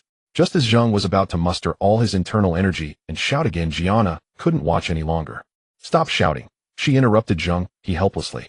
There's a high-pressure solid water membrane around my water sphere. It's soundproof. Even if you shout your lungs out, she won't hear you. As she spoke, she lightly snapped her fingers. With a crisp pop, the water sphere enclosing the mermaid burst like a soap bubble, dissolving back into the ocean. The freed mermaid did not swim away immediately. Instead, she lingered in place, gently swaying her massive tail to maintain her balance. She looked at Zheng He, and Gianna slightly bowed, and a celestial yet melodious voice resonated directly in their minds as if echoing from the sea. Thank you for saving me. Mental communication. Zheng He was stunned for a second, then blurted out, "Wow, you can speak human language." The mermaid's stunning face instantly broke into an expression of surprise. She seemed momentarily taken aback, then switched from mental communication to physical speech, her pleasant voice tinged with a rough edge. "Well, I can sing too." With that opening, the goddess filter shattered. Zheng He chuckled. "All right then, you're a mermaid from the Bohai Sea." As they spoke, a fluffy white little head suddenly popped out from the nearby sea, two black bean-like eyes spinning around excitedly as it swam towards the mermaid. "Oh my gosh, look!" The mermaid shouted in that direction, her voice containing a hint of urgency. Zheng He and Gianna exchanged puzzled glances. "What are you looking at?" Zheng He followed her gaze, but saw nothing besides that white little creature. "Come here." The mermaid waved at the little white creature. Zheng He was left speechless, staring at the mermaid with a shockingly bewildered expression. She looked to be just in her early 20s, yet she already had a child. Do mermaids marry and have children this early? Seemingly noticing Zheng He's unabashed curiosity, the mermaid shot him a big eye roll with her deep blue captivating eyes. "What are you thinking? This is my pet, a harp seal, and its name is Look. She scooped the little seal, which had swum up and was frantically cuddling against her, into her arms. "It usually helps me scout around looking here, and there hence the name." Zheng He finally understood. It turned out that during the earlier crisis, the mermaid was not helpless, but had sent this little seal to fetch help. The little seal Look charged out with the panicking sea beasts, and upon discovering its master was encased in a massive water sphere, it quickly swam back in a frenzy. Even this little creature is so loyal. Zheng He couldn't help but sigh. Compared to it, those black sharks are truly less than beasts. Just as he finished speaking, the little seal in the mermaid's arms suddenly turned its head and bared its teeth at him, making a muffled woo-woo sound. As if to say, "You are the beast, your whole family is a bunch of beasts." Zheng He was amused by the little creature's protective nature and didn't bother to argue with the seal. The mermaid felt a bit embarrassed and raised her hand to pat the little seal's fluffy head. "Who are you talking to? You're being rude. This is our lifesaver." The little seal Look let out a pitiful woo and dove into its owner's embrace, leaving only its plump little head facing Zheng He, clearly stating, "Leave me alone, do not disturb." "I am Doria," the mermaid introduced herself gracefully. "I am a princess of the mermaid clan." "Princess?" Zheng He exchanged glances with Gianna. Goodness, are princesses this down to earth nowadays? With that rough accent, one could easily believe she was from Teeling. However, this information was quite substantial. This meant there was more than one mermaid in this sea, but a complete community, a mermaid kingdom. A fairy tale had come to life. "The deep sea is our home. We rarely venture into such shallow waters, making it difficult for humans to encounter us. This time, it was an accident," Doria explained. "What kind of accident could bring a dignified princess like you to these shallow waters, chased by a bunch of fishermen?" Zheng He asked curiously. A mix of longing and melancholy crossed Doria's exquisite face. "I encountered a sunken ship in the deep sea." Her voice lowered, tinged with a hint of sorrow. Strangely, the equipment on that ship was still operational, playing a song. I had never heard such a free melody before. Nothing can stop your longing for freedom. That completely broke my defenses. "So you just wanted to come out and take—" Doria nodded, her massive fishtail lightly slapping the water surface, creating a few splashes. "You wouldn't understand. Being a princess means a lack of freedom and being unable to escape my fate." This struck a chord with Zheng He. He recalled the powerful figures he had encountered, each seemingly bound by their own shackles. "We mermaids don't need to awaken our powers like you humans do." Doria seemed to have held this back for a long time, and finally found someone to confide in. "We are born with a special ability, and my ability is beast mastery." "Beastmaster?" Zheng He raised an eyebrow. "Indeed. I can emit signals through brain waves to directly influence or even control the creatures in the sea. No matter the rank, as long as it's a sea beast, it must obey me," Doria stated calmly. The sea breeze blew past, and the air instantly fell silent. Zheng He's back inexplicably felt a chill. No matter the rank. My own sea spirit fusion is continuously transforming my body towards that of a sea beast. In a sense, can he now be considered a half-human sea beast? If this girl ever took a fancy to him and sent out a wave of brain signals, would he not be tamed on the spot? No way. Absolutely not. Even if you are exceptionally beautiful, I do not want to inexplicably acquire another master. As long as I can take control of you first, you will have no chance of controlling me. This was the golden survival rule that Zheng He concluded after struggling through the apocalypse.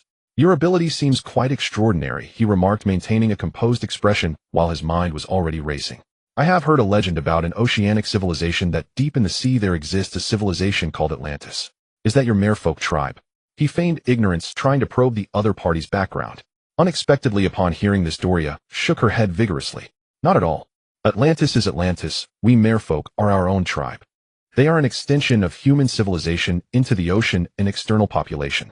We are the indigenous people born and raised in this sea with local residency. External population. Local residency. This metaphor is brilliant. However, Atlantis is very mysterious. Doria's expression turned serious. The elders in the tribe say that long ago the Atlanteans claimed to be the descendants of Poseidon, the sea god.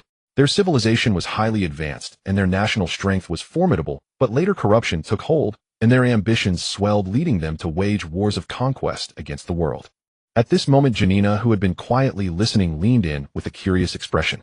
Their actions angered the deities. Doria lowered her voice. Thus the gods awakened the forces of nature, using tremendous floods and earthquakes to completely erase that sinful island from the map. And then they sank to the ocean floor. Zheng He asked. Indeed, Doria nodded.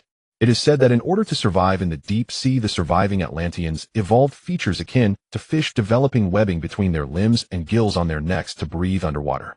However, they still retained human form and wisdom. These people are extremely exclusive and very powerful. Even we merfolk seldom interact with them. In any case, they are very mysterious. After hearing Doria's account, Zheng He's mind buzzed. Goodness, isn't this nearly identical to the legend recorded by Plato in the real world? A prosperous island nation claiming descent from the gods waged war due to corruption and ultimately faced divine punishment, sinking into the depths of the sea. Everything fits perfectly. The legendary Atlantis actually exists in this ocean survival game. The underlying truths of this world are even more unfathomable than he had imagined. The black mist is coming, Giannina suddenly spoke, interrupting Zheng He's thoughts. She pointed towards the distant horizon where a rolling black mist loomed like a towering wall, sweeping towards them at an astonishing speed. Wherever that mist touched, the sky darkened as if it intended to swallow the entire world. Doria's expression also turned grave. This is the wailing mist formed from the grievances of countless powerful beings that have perished in the ocean. It is filled with destructive, killing intent. Anything alive that enters it is basically doomed. She glanced at Zheng He and Janina. You two should hurry and sail away. Keep your distance from the black mist. I will take a look and leave first. Wait. Zheng He called out to her. What about your ability to control sea beasts? How far does its range? Doria shook her head. My ability only works on living beings with independent minds. The black mist is just a collection of grievances. It has no physical form or consciousness, so I cannot control it. Don't go just yet. He looked at Doria, his tone leaving no room for dissent. I have a business proposal I want to discuss with you. A business proposal, eh? Doria tilted her head, her azure eyes full of curiosity as she looked at the human before her, waiting for his performance. Zheng He gazed at her innocent face, already drafting his persuasion in his mind. The song you heard during your last dive at the sunken ship is called Blue Lotus. Zheng He's tone shifted to that of a caring older brother, his voice imbued with a compelling charm. I can tell that a free-spirited soul resides within you. Come aboard my ship. No, come on my boat. I have plenty of songs like that on board. From rock to folk to rap, all styles are available, and they will surely delight you. He deliberately paused, observing Doria's expression to control the rhythm. Unsurprisingly, her eyes lit up at the mention of music. Zheng He felt a surge of joy. This was promising. Seizing the moment, he continued to paint a grand picture. Not only can I share music with you, but we can also engage in a deep strategic partnership. Isn't your tribe wary of the Atlantis civilization? Would you like to lead your merfolk to reclaim the ancient glory and become the true rulers of this ocean? This proposal was so enticing that even capitalists would shed tears upon hearing it. In Zheng He's view, the princess of a royal family must surely possess vision and ambition for the future of her tribe, and to solidify her standing within her family. Faced with such a massive temptation, she had no reason to refuse. A powerful alliance to create greatness and stabilize her position. This script was simply perfect. After listening, Doria blinked her large, captivating eyes. Then she decisively shook her head. No way. Her refusal was refreshingly straightforward. Why not? Zheng He was a bit bewildered. Doria replied matter-of-factly, my mother doesn't allow me to board strangers' boats, and she is also waiting for me to get back for dinner. After finishing, she waved goodbye to Zheng He and Janina, holding the little seal look, and executed a graceful flick of her tail. The massive aquamarine tail created a beautiful arc in the air, splashing a large spray of water as she swam away, without looking back, quickly disappearing from sight. See you later, buddy. Only a parting phrase with a rustic flavor remained on the sea's surface. The sea breeze blew past, stirring up a sense of desolation. Zheng He stood alone in place, feeling disheveled in the wind. Damn. After holding back for a long time, he couldn't help but comment, this princess, is she still weaning? With a soft chuckle, Gianna could no longer hold back her laughter. The two dared not linger, and against the oppressive feeling brought by the black mist, they rushed back to the temporary camp at full speed. In the camp, Li Mo continued to sit cross-legged with his eyes closed, regulating his breath. Enrin was busy beside the joyful bear chair with Wang Chuang, who had just awakened. Timo's craftsmanship was amazing. She had reserved a dozen blood collection holes on the joyful bear chair, each corresponding to the most vascular-rich areas of the cyber bear. Enrin only needed to insert the blood collection needle, and the bright red blood would flow through the tubes into specially made anticoagulant test tubes. The efficiency was remarkable. In a short time, a silver briefcase was neatly packed with over 100 tubes of blood samples. Hey, take it easy, don't draw too much blood from her. Zheng He stepped forward, unable to resist teasing. Boss, you're back. As soon as Wang Chuang saw Zheng He immediately dropped what he was doing. This tower-like man bounced up and down in excitement, shaking the ground beneath him. How's your recovery? Zheng He asked with concern, patting Wang Chuang's shoulder. I feel fantastic. I've never felt this good. I have energy coursing through me, and I feel like I could punch a cow to death.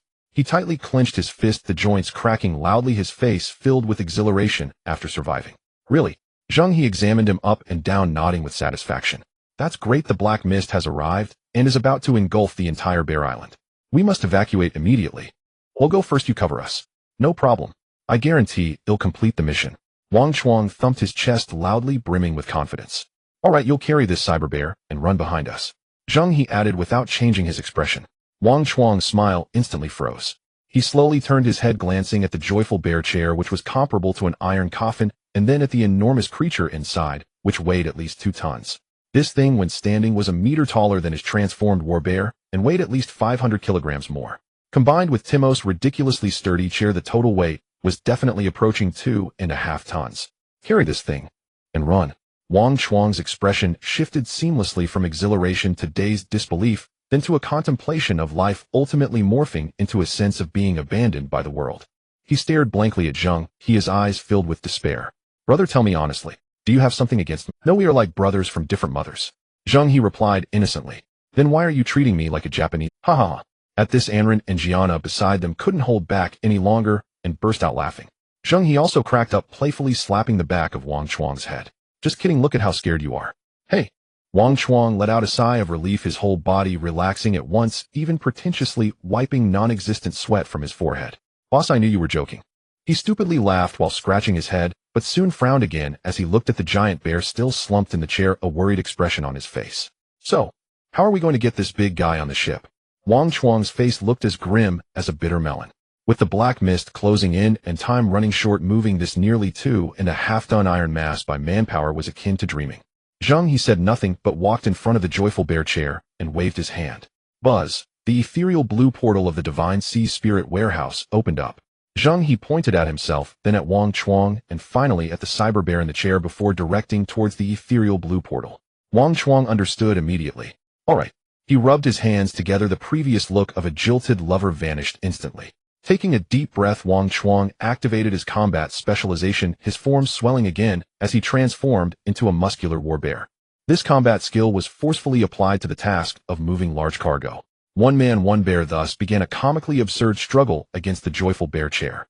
The bear form of Wang Chuang pressed its furry paws firmly against the base of the joyful bear chair, its leg muscles, tensed veins bulging, exerting all its strength to push it into the spirit warehouse portal.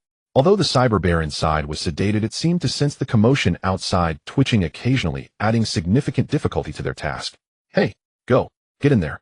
Accompanied by Wang Chuang's exhausted roar, the massive iron coffin was finally shoved into the portal of the Divine Sea Spirit warehouse. As the portal closed, the world grew quiet. Wang Chuang immediately reverted to his human form, collapsing onto the ground, panting like an old ox that had just plowed 10 acres. Retreat. Zheng He didn't give him much time to rest, pulling him from the ground. The group did not linger and rushed towards the shore where the phantom whale was docked. Timo had long been waiting on the deck. As soon as she saw the group, she immediately shut down the cloaking field surrounding the ship and lowered the gangway. Lu Feier stood at the ship's edge, her gaze immediately landing on the unfamiliar figure in the group. Gianna. She recognized this woman. The elegant lady who piloted the duck boat during the ocean disaster. This cursed fate. Lu Feier smiled and nodded at her as a greeting. Gianna also noticed the ship's mistress and nodded in response. The group boarded the ship one by one. Just as Gianna stepped onto the deck, her brow furrowed tightly. An invisible pressure surged from all directions, heavy as a mountain, nearly suffocating her, causing her internal specialized energy to flow sluggishly. This was the natural suppression of the Kangling Guardian barrier against non-crew members. Wang Chuang and Li Mo were already accustomed to it and felt nothing. But for Gianna, who was new here, this pressure was quite overwhelming. Her body was inherently weak, and at this moment, she stumbled slightly, nearly falling.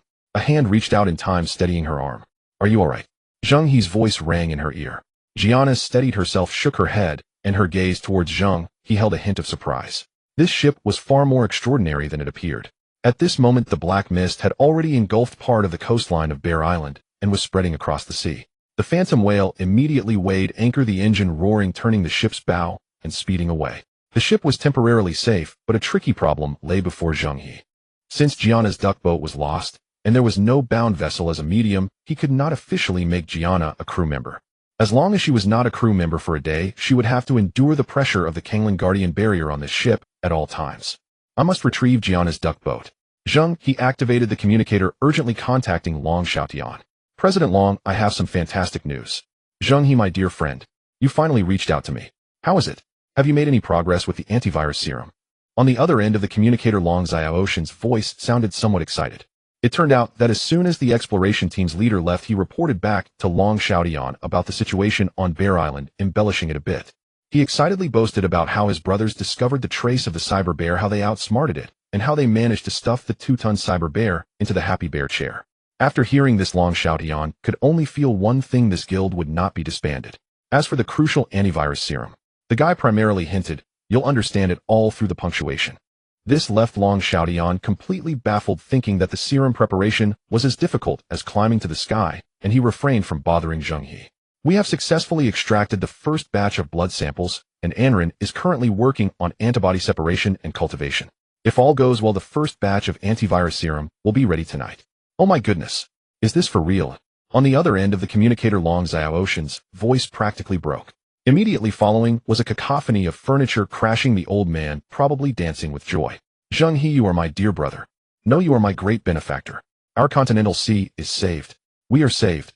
Zheng He listened to his incoherent gratitude and did not hesitate, directly cutting to the point. "President Long, don't rush to thank me. I need you to do me a favor.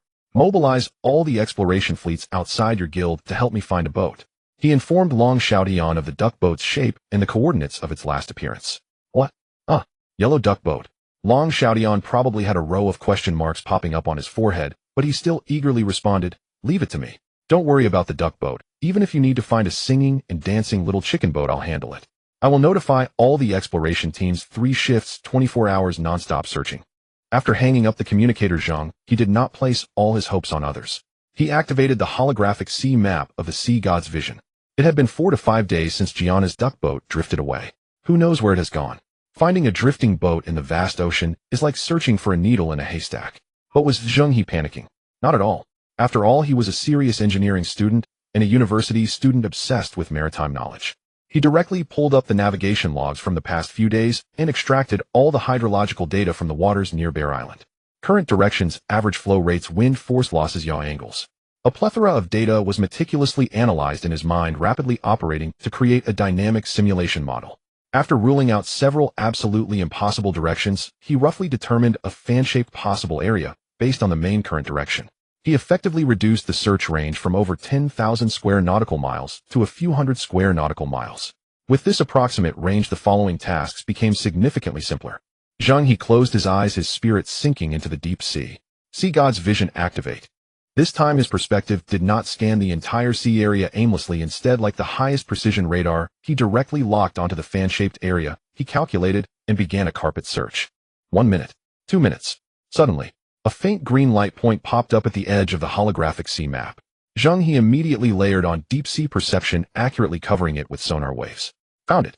A duck boat was swaying helplessly in the waves, looking pitiful and vulnerable. Zheng He felt a surge of joy, quickly extracting the coordinates, and was about to forward them to Longshaotian. But just as he was preparing to exit Sea God's vision, a massive scarlet blot was approaching the duck boat at a terrifying speed. The deep red color was more profound than any mutated sea beast he had encountered before. Dame! Zheng He silently exclaimed. Was the duck boat he had just found about to be swallowed whole by a giant beast? If the duck boat was destroyed, Zheng He would be eliminated. The situation was extremely urgent. Without hesitation, he immediately sent the confirmed coordinates to Longshaotian, adding, President Long, get your exploration team to rush to these coordinates as soon as possible and protect the duck boat at all costs upon sighting it. After completing all this, he shouted to Timo in the cockpit, Timo, the target has been discovered. I've sent the coordinates. The shadow whale is at full power, proceeding at full speed. After arranging the course for the shadow whale, Zheng He turned back to organize the crew. He didn't dare let Zheng He stay on the deck of the shadow whale for even a second longer. He glanced back and saw Wang Chuang's ship still being held up by mechanical arms trailing behind the main ship. Old Wang, take care of her. Let Zheng He go to your ship. She won't last a moment on the deck of the shadow whale. Zheng He ordered over the communication channel. The barrier only covers the main ship. She can catch her breath on your side. Got it, boss. Wang Chuang guided Zheng He onto his ship, and as she left the Kanglan Guardian barrier, Zheng He instantly revived completely. Standing at the bow of Wang Chuang's ship, Jiana's pale face finally regained some color, and she nodded towards Zheng He to indicate that she was all right. The shadow whale entered berserk mode, the engine roaring violently, carving an exaggerated white wake across the sea as it rushed towards the coordinates provided by Zheng He. Before long, Timo on the lookout tower excitedly shouted, I see the duck. Everyone's spirits following the direction Timo pointed on the distant horizon, a small yellow dot was swaying up and down with the waves. As they got closer, the adorable outline of the duck became clearer. Against the backdrop of the apocalypse, a solitary yellow duck boat floated on the tranquil sea, swaying with the waves, creating a strangely serene scene. Just then the sound of engines roaring began to echo across the sea. 7 or 8 exploration boats flying the Konglong anti-wave guild flag were swiftly converging from all directions, forming a massive encirclement around the duck boat. Long Xiao Ocean's initiative was commendable, but Zheng He's nerves were taut to the extreme. He kept the sea god's vision active, and in his view the enormous scarlet blot was quietly lurking directly beneath the duck boat. The danger had not yet been averted. All ships, pay attention. Do not approach too closely. Anchor the ships 500 meters away. Zheng He immediately warned the fleet of Longshaotian through the marine intercom. Unfortunately, it was still a moment too late. The exploration team's leader's ship rushed ahead just as it was about to capture the duck boat. Alive, an unexpected twist occurred. Boom. With a dull thud, the calm sea suddenly bulged up a massive water bag, and immediately after, a super water column several meters in diameter shot up into the sky. That poor yellow duck boat was propelled upwards by the water column, soaring into the sky like a rocket. Everyone was left dumbfounded. What the hell? There's something monstrous beneath the water. The exploration team leader shouted hoarsely over the channel. The once aggressive exploration fleet immediately slowed their speed and hastily dropped anchor. A group of crew members stared wide-eyed at the duck boat that had been launched into the air in terror. Only the Yueying Canjing was increasing speed instead. Timo had pushed the output power of the power furnace to its limit, and the ship was trembling slightly. Zheng He's pupils suddenly contracted. He knew better than anyone that the duck boat was merely an ordinary civilian vessel without any enhancements, as fragile as a potato chip. Falling from nearly 1,000 meters, it wouldn't just break apart. Even if it fell into the sea, it would shatter as if it fell onto a pile of cotton. Once the vehicle was destroyed, Jiana would be deemed eliminated by the system. Jiana. Zheng He shouted into the communicator, get ready with your water magic, prepare to catch the boat. On Wang Chuang's ship deck, Jiana stood straight against the fierce wind, her long hair blowing, her gaze more focused than ever as she began to gather pale blue water elemental energy in her hands. The water column supporting the duck boat instantly collapsed, and the sea water fell like a waterfall.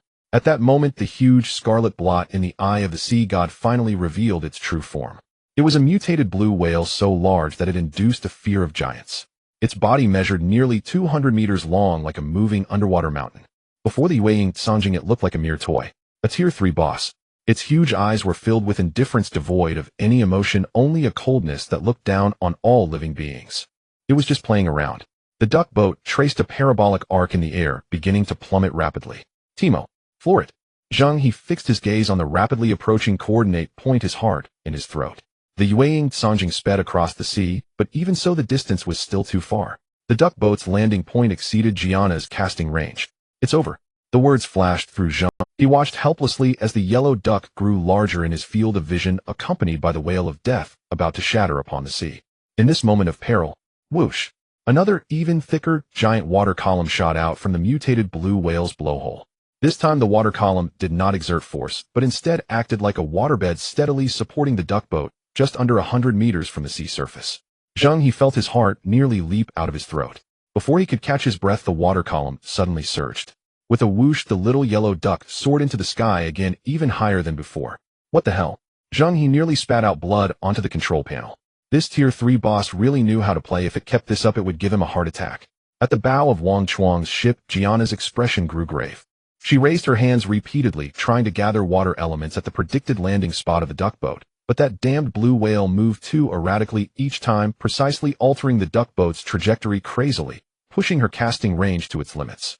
The casting range was always just a little short. The duck boat flipped in the air, plummeting for the third time.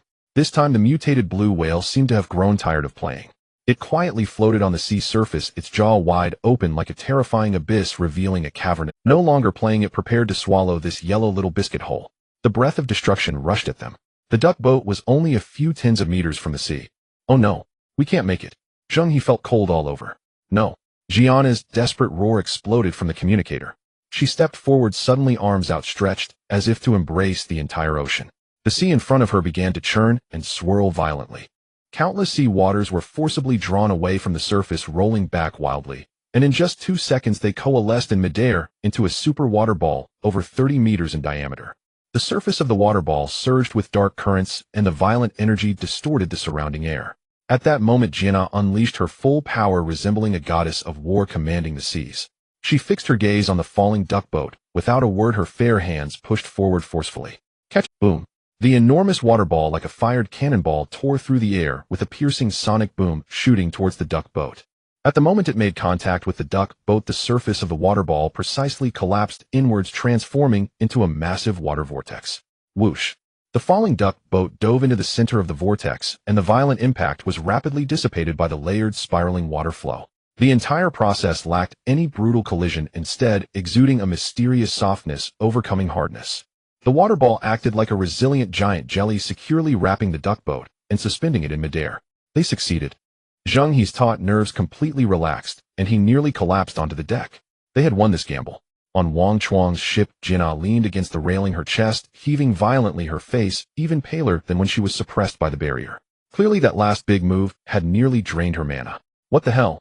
Came the voice of the exploration team leader from the intercom, questioning life. Is this a mage? This is a mobile artillery platform. That water ball must be at least a C, right? What C? It has to be at least AD. Definitely AD. Another crew member retorted. The channel instantly erupted into a fierce debate about C and D. However, Zheng He's relief quickly turned into unease again. The crisis was not yet averted. That mutated blue whale, whose size rivaled mountains, paid no heed to the duck boat in midair.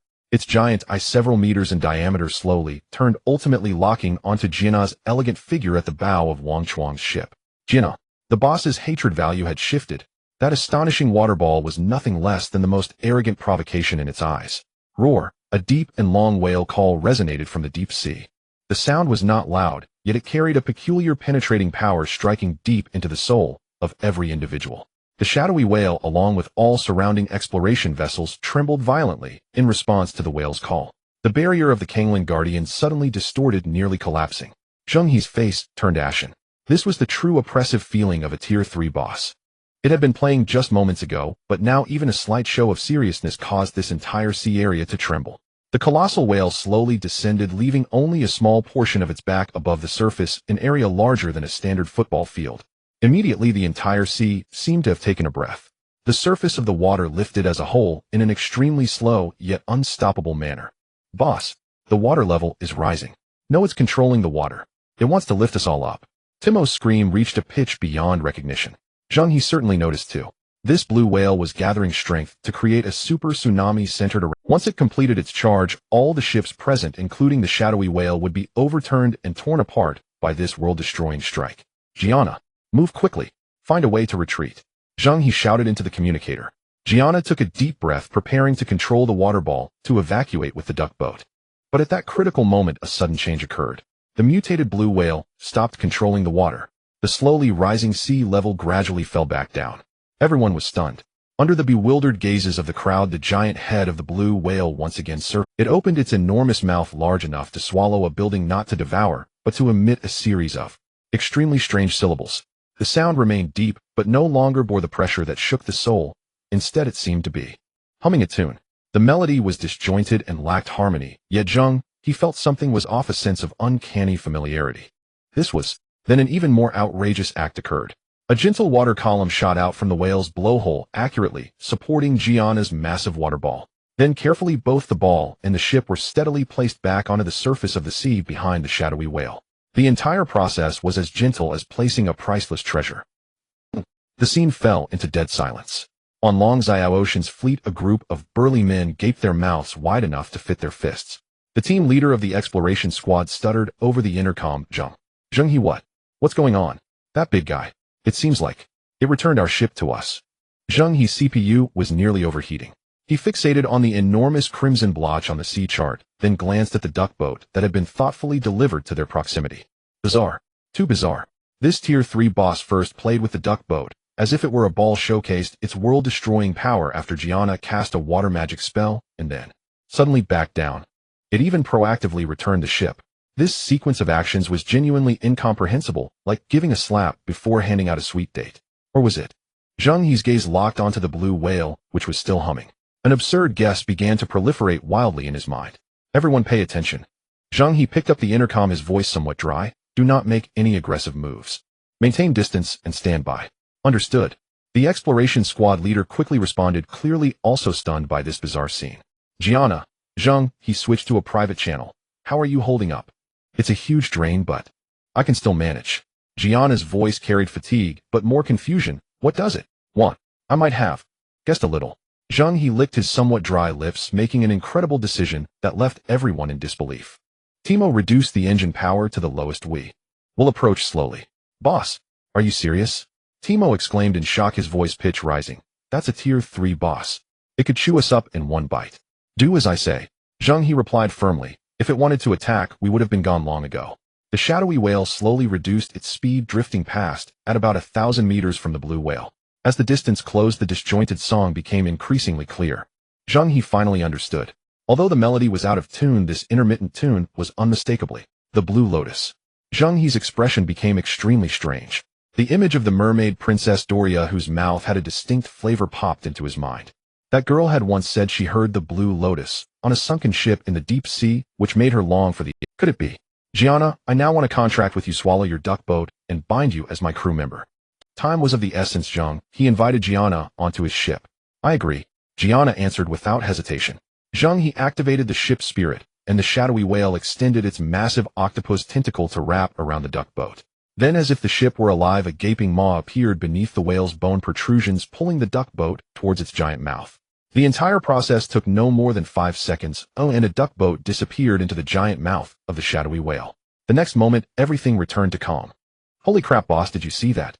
Zheng He's ship just swallowed that duck boat. The exploration team members were terrified by this scene, quickly contacting the exploration squad leader. I'm not blind. Tell the brothers to stay away from Zheng He's ship, or they might be accidentally eaten. The exploration squad leader issued orders to the entire team. Is Zheng He's vehicle a ship or a mutated sea beast? The exploration squad leader pondered continuously. After completing the crew contract, Gianna gracefully leaped onto the deck of the shadowy whale, and the pressure of the Kangling Guardian barrier was instantly lifted. She looked gravely at the giant blue whale. It seems to be mimicking some kind of sound. Gianna also sensed the clue. This is the whale song. Zheng He's expression was a mix of laughter and tears. It's courting. What? Everyone on the ship was stunned. Zheng He pointed at the giant beast, then at his own ship.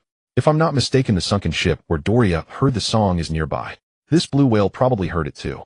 However, the mermaid princess understood the freedom within the lyrics, while this creature. Zheng He paused. As the saying goes, countless beings suffer, but only pure love is blameless. He sighed and said, this pure love blue whale probably thinks that the one making this sound is a beautifully singing female whale. So it wasn't just playing, it was showing off, demonstrating its strength to attract the attention of its beloved whale. As for Gianna's astonishing giant water ball to it, it was not a provocation, but rather a warm response from the beloved whale. This was preposterous enough to fling open the doors of absurdity. Zheng He rubbed his throbbing temple. In this perilous post-apocalyptic ocean, he actually ran into a love-struck creature. And worse, it was a third-tier boss capable of shattering his vessel with a single slap. Sea Spirit Fusion had bestowed the Yuying Sanjing with a peculiar vitality earlier to dupe the Mare Princess Dualia. The ship's high-powered speakers had indeed been looping Blue Lotus. Now it was clear the Leviathan had misunderstood. It had taken the Yuying Sanjing for a melodious, bewitching, beloved whale. Those earlier displays, headbutts and flashy maneuvers, were not attacks at all, but an opening performance. A bona fide deep-sea champion of pure love. It fell still humming a tuneless little song waiting for its beloved whale to make the first move. Zheng He could already picture the scene. He could even imagine how other captains would introduce him at sea. Oh, that's Zheng He. His ship was handled by a mutated giant whale. No, absolutely not. If this got out, how could Zheng He ever maintain his standing at sea? Timo, turn off the music. Zheng He hissed through his teeth, afraid a louder voice would startle the champion of pure love.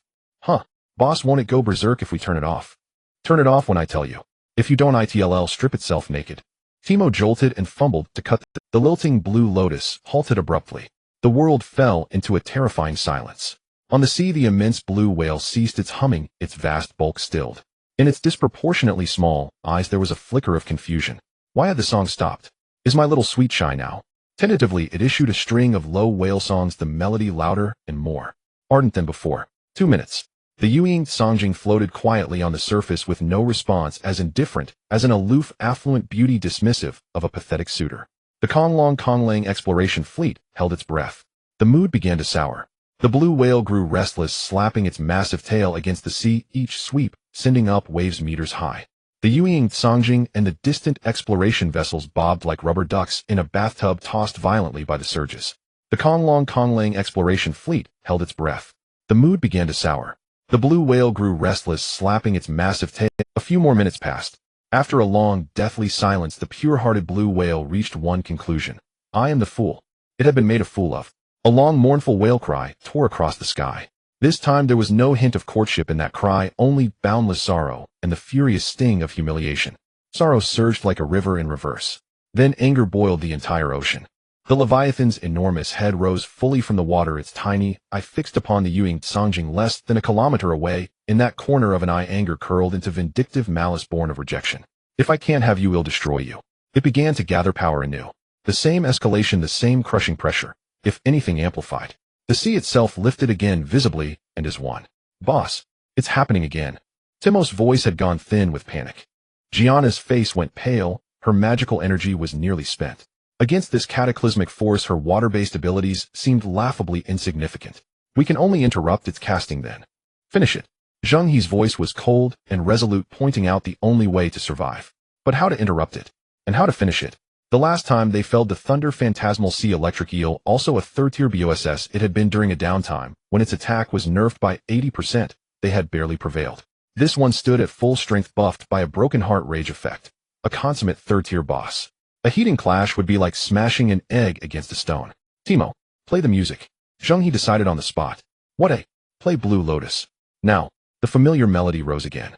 Almost at the moment the music began, the enraged blue whale's movement faltered. The rising sea halted. Then like a punctured balloon, the water slowly slumped back. The fury in the whale's eye was forced down, transforming into deep self-doubt. It did not understand. Was this a test, or was it being toyed with? This time, though, it did not resort to ostentatious courtship displays. A beast in heat has no reason. Whether it was being toyed with or not, act first and deal later. In the next second, the blue whale arched its enormous body like an awakening volcano and surged toward the Yuying Sanjing. He saw along the whale's charge path beneath the surface an indescribable gargantuan form breaching the water and thrusting itself upright. He saw along the whale's charge path beneath the surface an indescribable gargantuan form breaching the water and thrusting itself upright. Holy! Zheng He cursed with no time to explain. Human ship unification. His consciousness seized control of the Yuying Sanjing. The hull became an extension of his own body. The engines roared to their limit. The helm slammed hard to starboard. The Yuying Sanjing gave a pained cry as its massive hull at the most strained of angles slid aside by a hair. Boom! The whale's charge struck air. The colossal appendage that had breached the surface thundered past, where the Yuying Sangjing had just been bearing irresistible force. A pillar rose to the heavens. The gust it whipped up nearly capsized a nearby exploration ship. The Konglong fleet, every burly man among them, was left dumbfounded. On the channel the squad leader's breath came rough, after a long moment, he managed Zheng He, sir, is that the largest mammal in the world? The sense of oppression was unreal. Having missed, the whale deftly adjusted its form, and another furious cry rose. It charged again. Weapons systems ready. Zheng He's roar detonated through the cockpit, edged with desperate outlaw bravado. Give it a vicious hit. I'm going to physically neuter it today. Boss, the ammunition is loaded and ready. We can fire at any moment. Timo's voice came through the communicator, tinged with an uncontainable tension.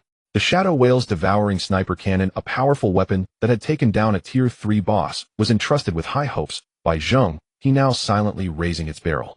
A deep energy hum resonated within the ship's hull, while at the muzzle a dark blue energy aura spun and compressed at high speed, poised to unleash a devastating strike. Zheng He did not respond. In the state of unity of man and ship, his senses had melded with the entire. He could not only feel every tremor of the engine, but also acutely sense the immense will beneath the water. A twisted resentment over unrequited love transformed into an unending hatred. Roar! A thunderous bellow erupted. This time the whale's song held no trace of affection, only pure violence and possessiveness.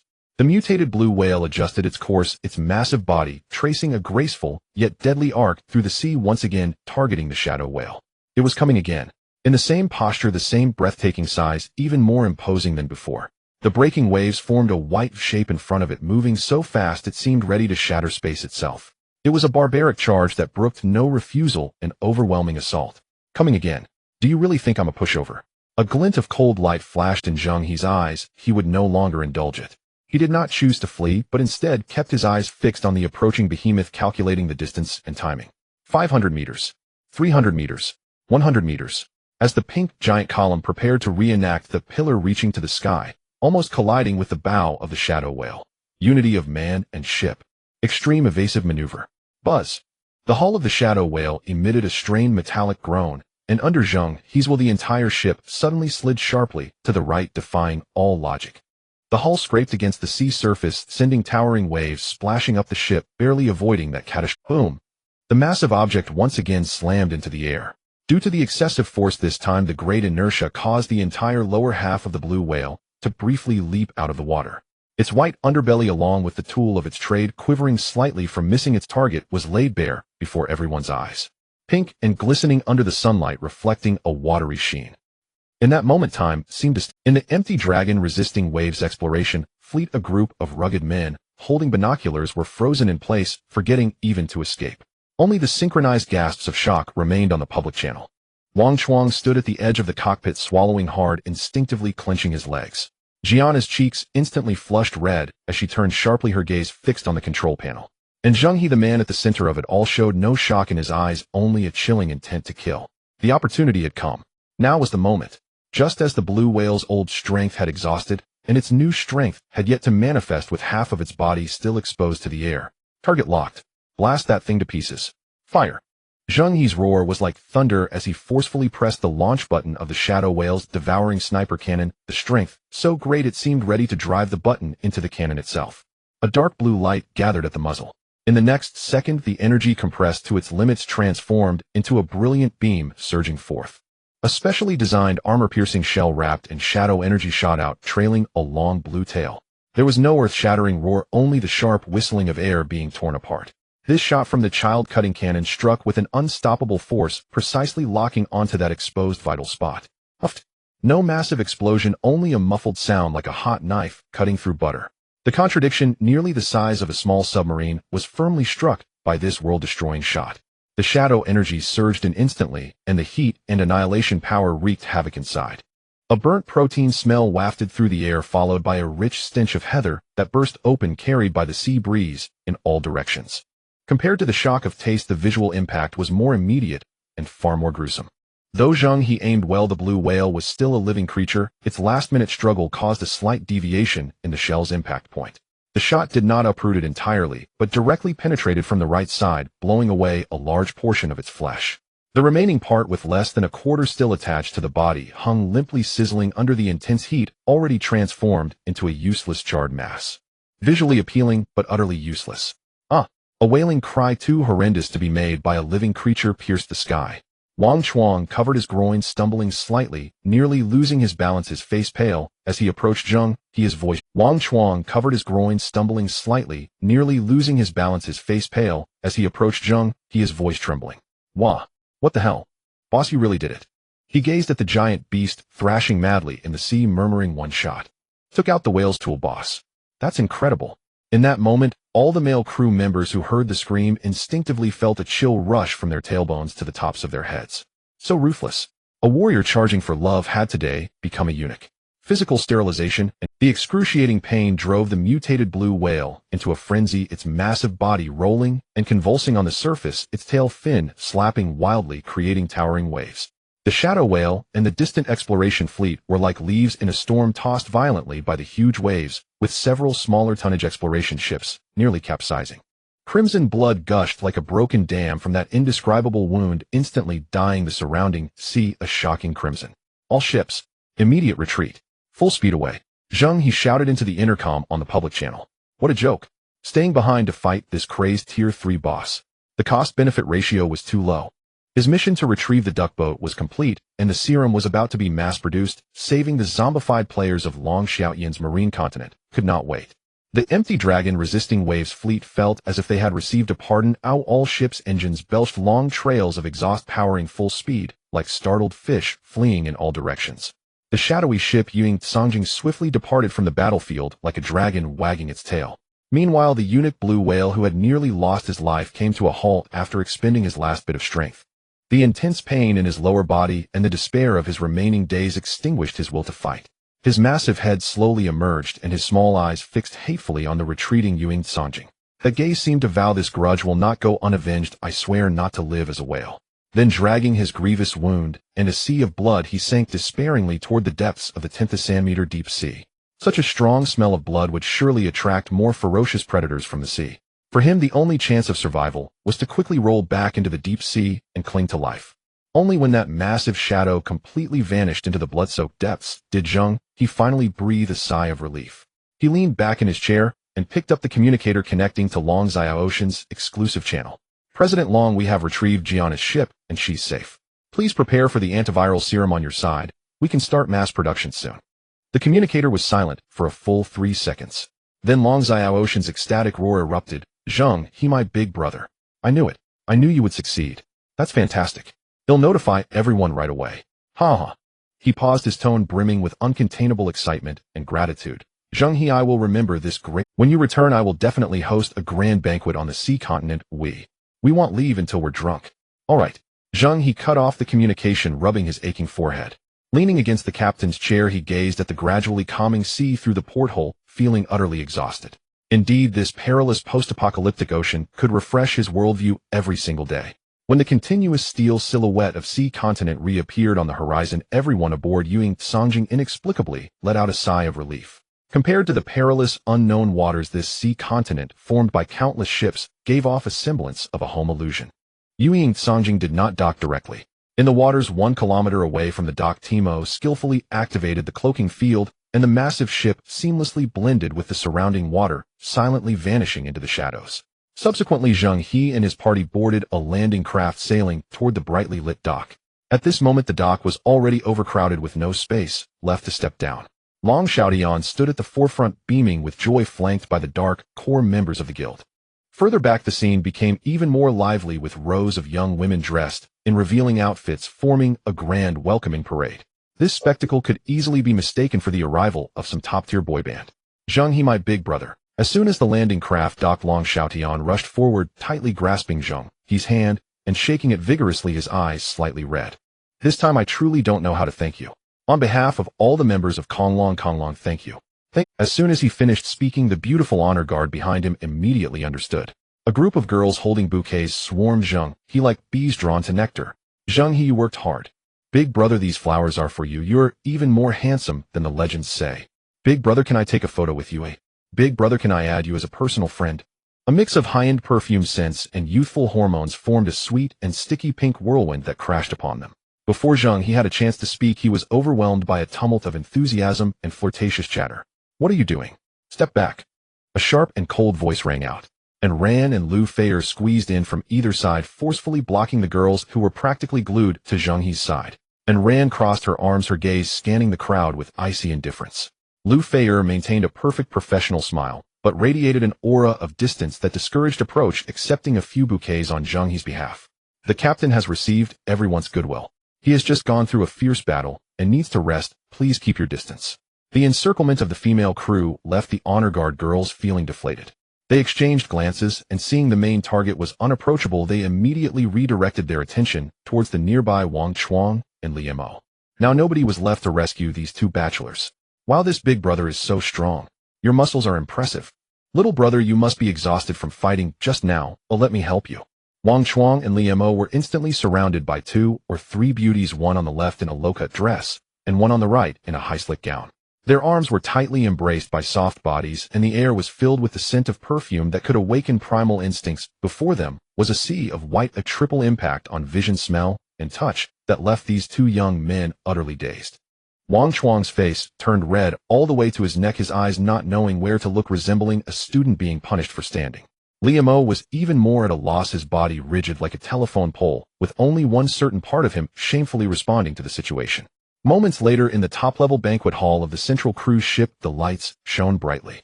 Hundreds of large round tables filled the entire hall, laden with exquisite cold dishes and various drinks. The guild members had already taken their seats, but not a single person touched their chopsticks. All eyes were fervently gathered on the main table at the front of the banquet hall. Long Xiaodian personally led Zheng He and his party to the center position and then strode onto the stage. He picked up the microphone, and the once noisy hall fell silent. "Brothers and sisters," Long Xiaoshan's voice resonated through the hall, tinged with a raspy and "Just a few days ago we were still in panic over that damned zombie virus, watching our comrades fall one by one, powerless to help. Long Xiaoyan was even prepared for the worst." He paused, his gaze suddenly locking onto Zheng He and the crowd. "But our lives were not meant to end, because we encountered Big Brother Zheng He. It was he who lent us a hand in our darkest hour. It was he and his crew who risked their lives to accompany us through Bear Island and fight against the giant beasts. From discovering the antibodies in Brother Wang Chuang's body, to devising the bear-catching plan, and just now Big Brother Zheng He informed me through the communicator. The antiviral serum can already be mass-produced." Boom! A single sentence ignited an explosion of excitement throughout the banquet hall. The sounds of cheers, whistles, and the clatter of tables and chairs merged into a wave of ecstatic noise, almost lifting the ceiling of the cruise ship. Boom! A single sentence ignited an explosion of excitement throughout the banquet hall. The sounds of cheers, whistles, and the clatter of tables and chairs merged into a wave of ecstatic noise, almost lifting the ceiling of the cruise ship. Here I announce the awarding of the highest honor, the Honorary Savior Medal, to Big Brother Zheng He and all the crew members of the Ghostly Whale. As he spoke, he personally descended the stage with a tray presenting the exquisitely crafted medals to Zheng He and others. Moreover, Long Xiaodian stepped back onto the stage, throwing out the night's most weighty bombshell. "I sincerely invite Big Brother Zheng He to join our Konglong. As long as Big Brother is willing to nod, I, Long Xiaoyan, will immediately step down from this position of president without a second thought." The crowd erupted in astonishment, all eyes turning to Long Xiaoyan, then to Zheng He. Under the watchful gaze of countless eyes, Zheng He stood up calmly, took the microphone, and smiled as he waved his hand.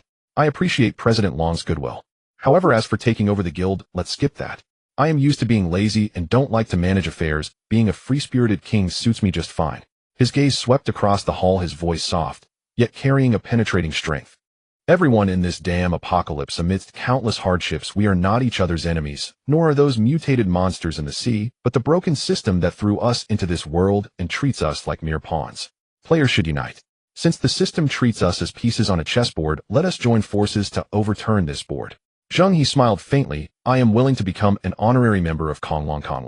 In the future, if anyone encounters an insurmountable obstacle, as long as I, Zheng He, can help, I will do so without hesitation."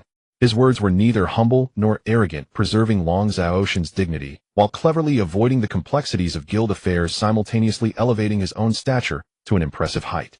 Long Xiaoyan, a wise man, immediately laughed and applauded. "Good. Well said. With Big Brother's words, we shall henceforth be like brothers from different mothers." Everyone let the banquet begin. The atmosphere of the evening reached a climax. No one would leave sober. Zheng He, Wang Chuang, and Li Mo became the focal point of the crowd, being toasted in round after round of drinking battles. Even though Zheng He had an incredible constitution by the end, he could not avoid staggering. When the banquet concluded and Ran kindly brought over a specially made hangover tea, Lu Feier supported the now unsteady Zheng He, preparing to return to the ghostly whale. Meanwhile, Wang Chuang and Li Mo were caringly supported by several enthusiastic female attendants back to their respective ships. Upon returning to the ghostly whale, Lu Feier showcased her skills as a chief steward, first settling Zheng He into his room, then thoughtfully arranging accommodations for the newcomer Jianna, always managing everything meticulously. Finally, she returned to Zheng He's room. Click. She locked the door from the inside. Lu Feier walked to the bedside, quietly watching Zheng He, who was peacefully asleep. Looking at his chiseled profile, the anxiety that had been lodged in her throat for days finally settled completely.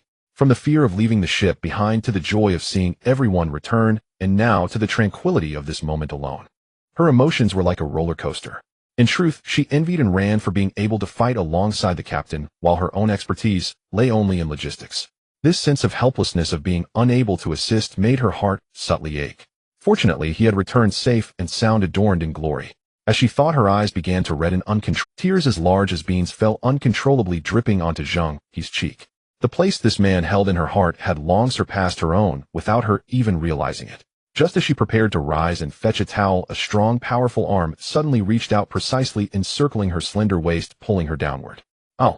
Lu Feier let out a short gasp, her entire being firmly falling into a warm and broad. She looked up in shock, meeting Zheng He's deep, affectionate gaze, which bore no trace of intoxication. Zheng He said nothing, merely gazing at her silently, his eyes filled with pain, tenderness, and a fervor she had never seen before. Lu Feier's heart skipped a beat. In the next moment, she closed her eyes, following her heart as she leaned in to meet his lips. After in Ran's yin-yang harmonization technique, Zheng He's bodily functions had been completely transformed. He was no longer the reckless youth who only knew how to charge forward. With the rhythm of breath, the control of strength, and the variations in tempo, he could accurately perceive even the slightest tremors and feedback from his partner. At times like a gentle spring breeze, silently nourishing, at times like a raging storm, sweeping everything away. That night, the captain's cabin of the ghostly whale was as warm as spring. Lu Feier thoroughly experienced what it meant to reach the peak. Both her body and soul ascended through those repeated climaxes. The next morning, Lu Feier hummed a little tune while busily working in the kitchen, her steps so light they seemed to dance. Though she had toiled all night, she felt as if she were soaking in a honey pot, her cheeks a rosy white, and her skin so good it seemed to glisten with moisture, more effective than any top-tier skincare product.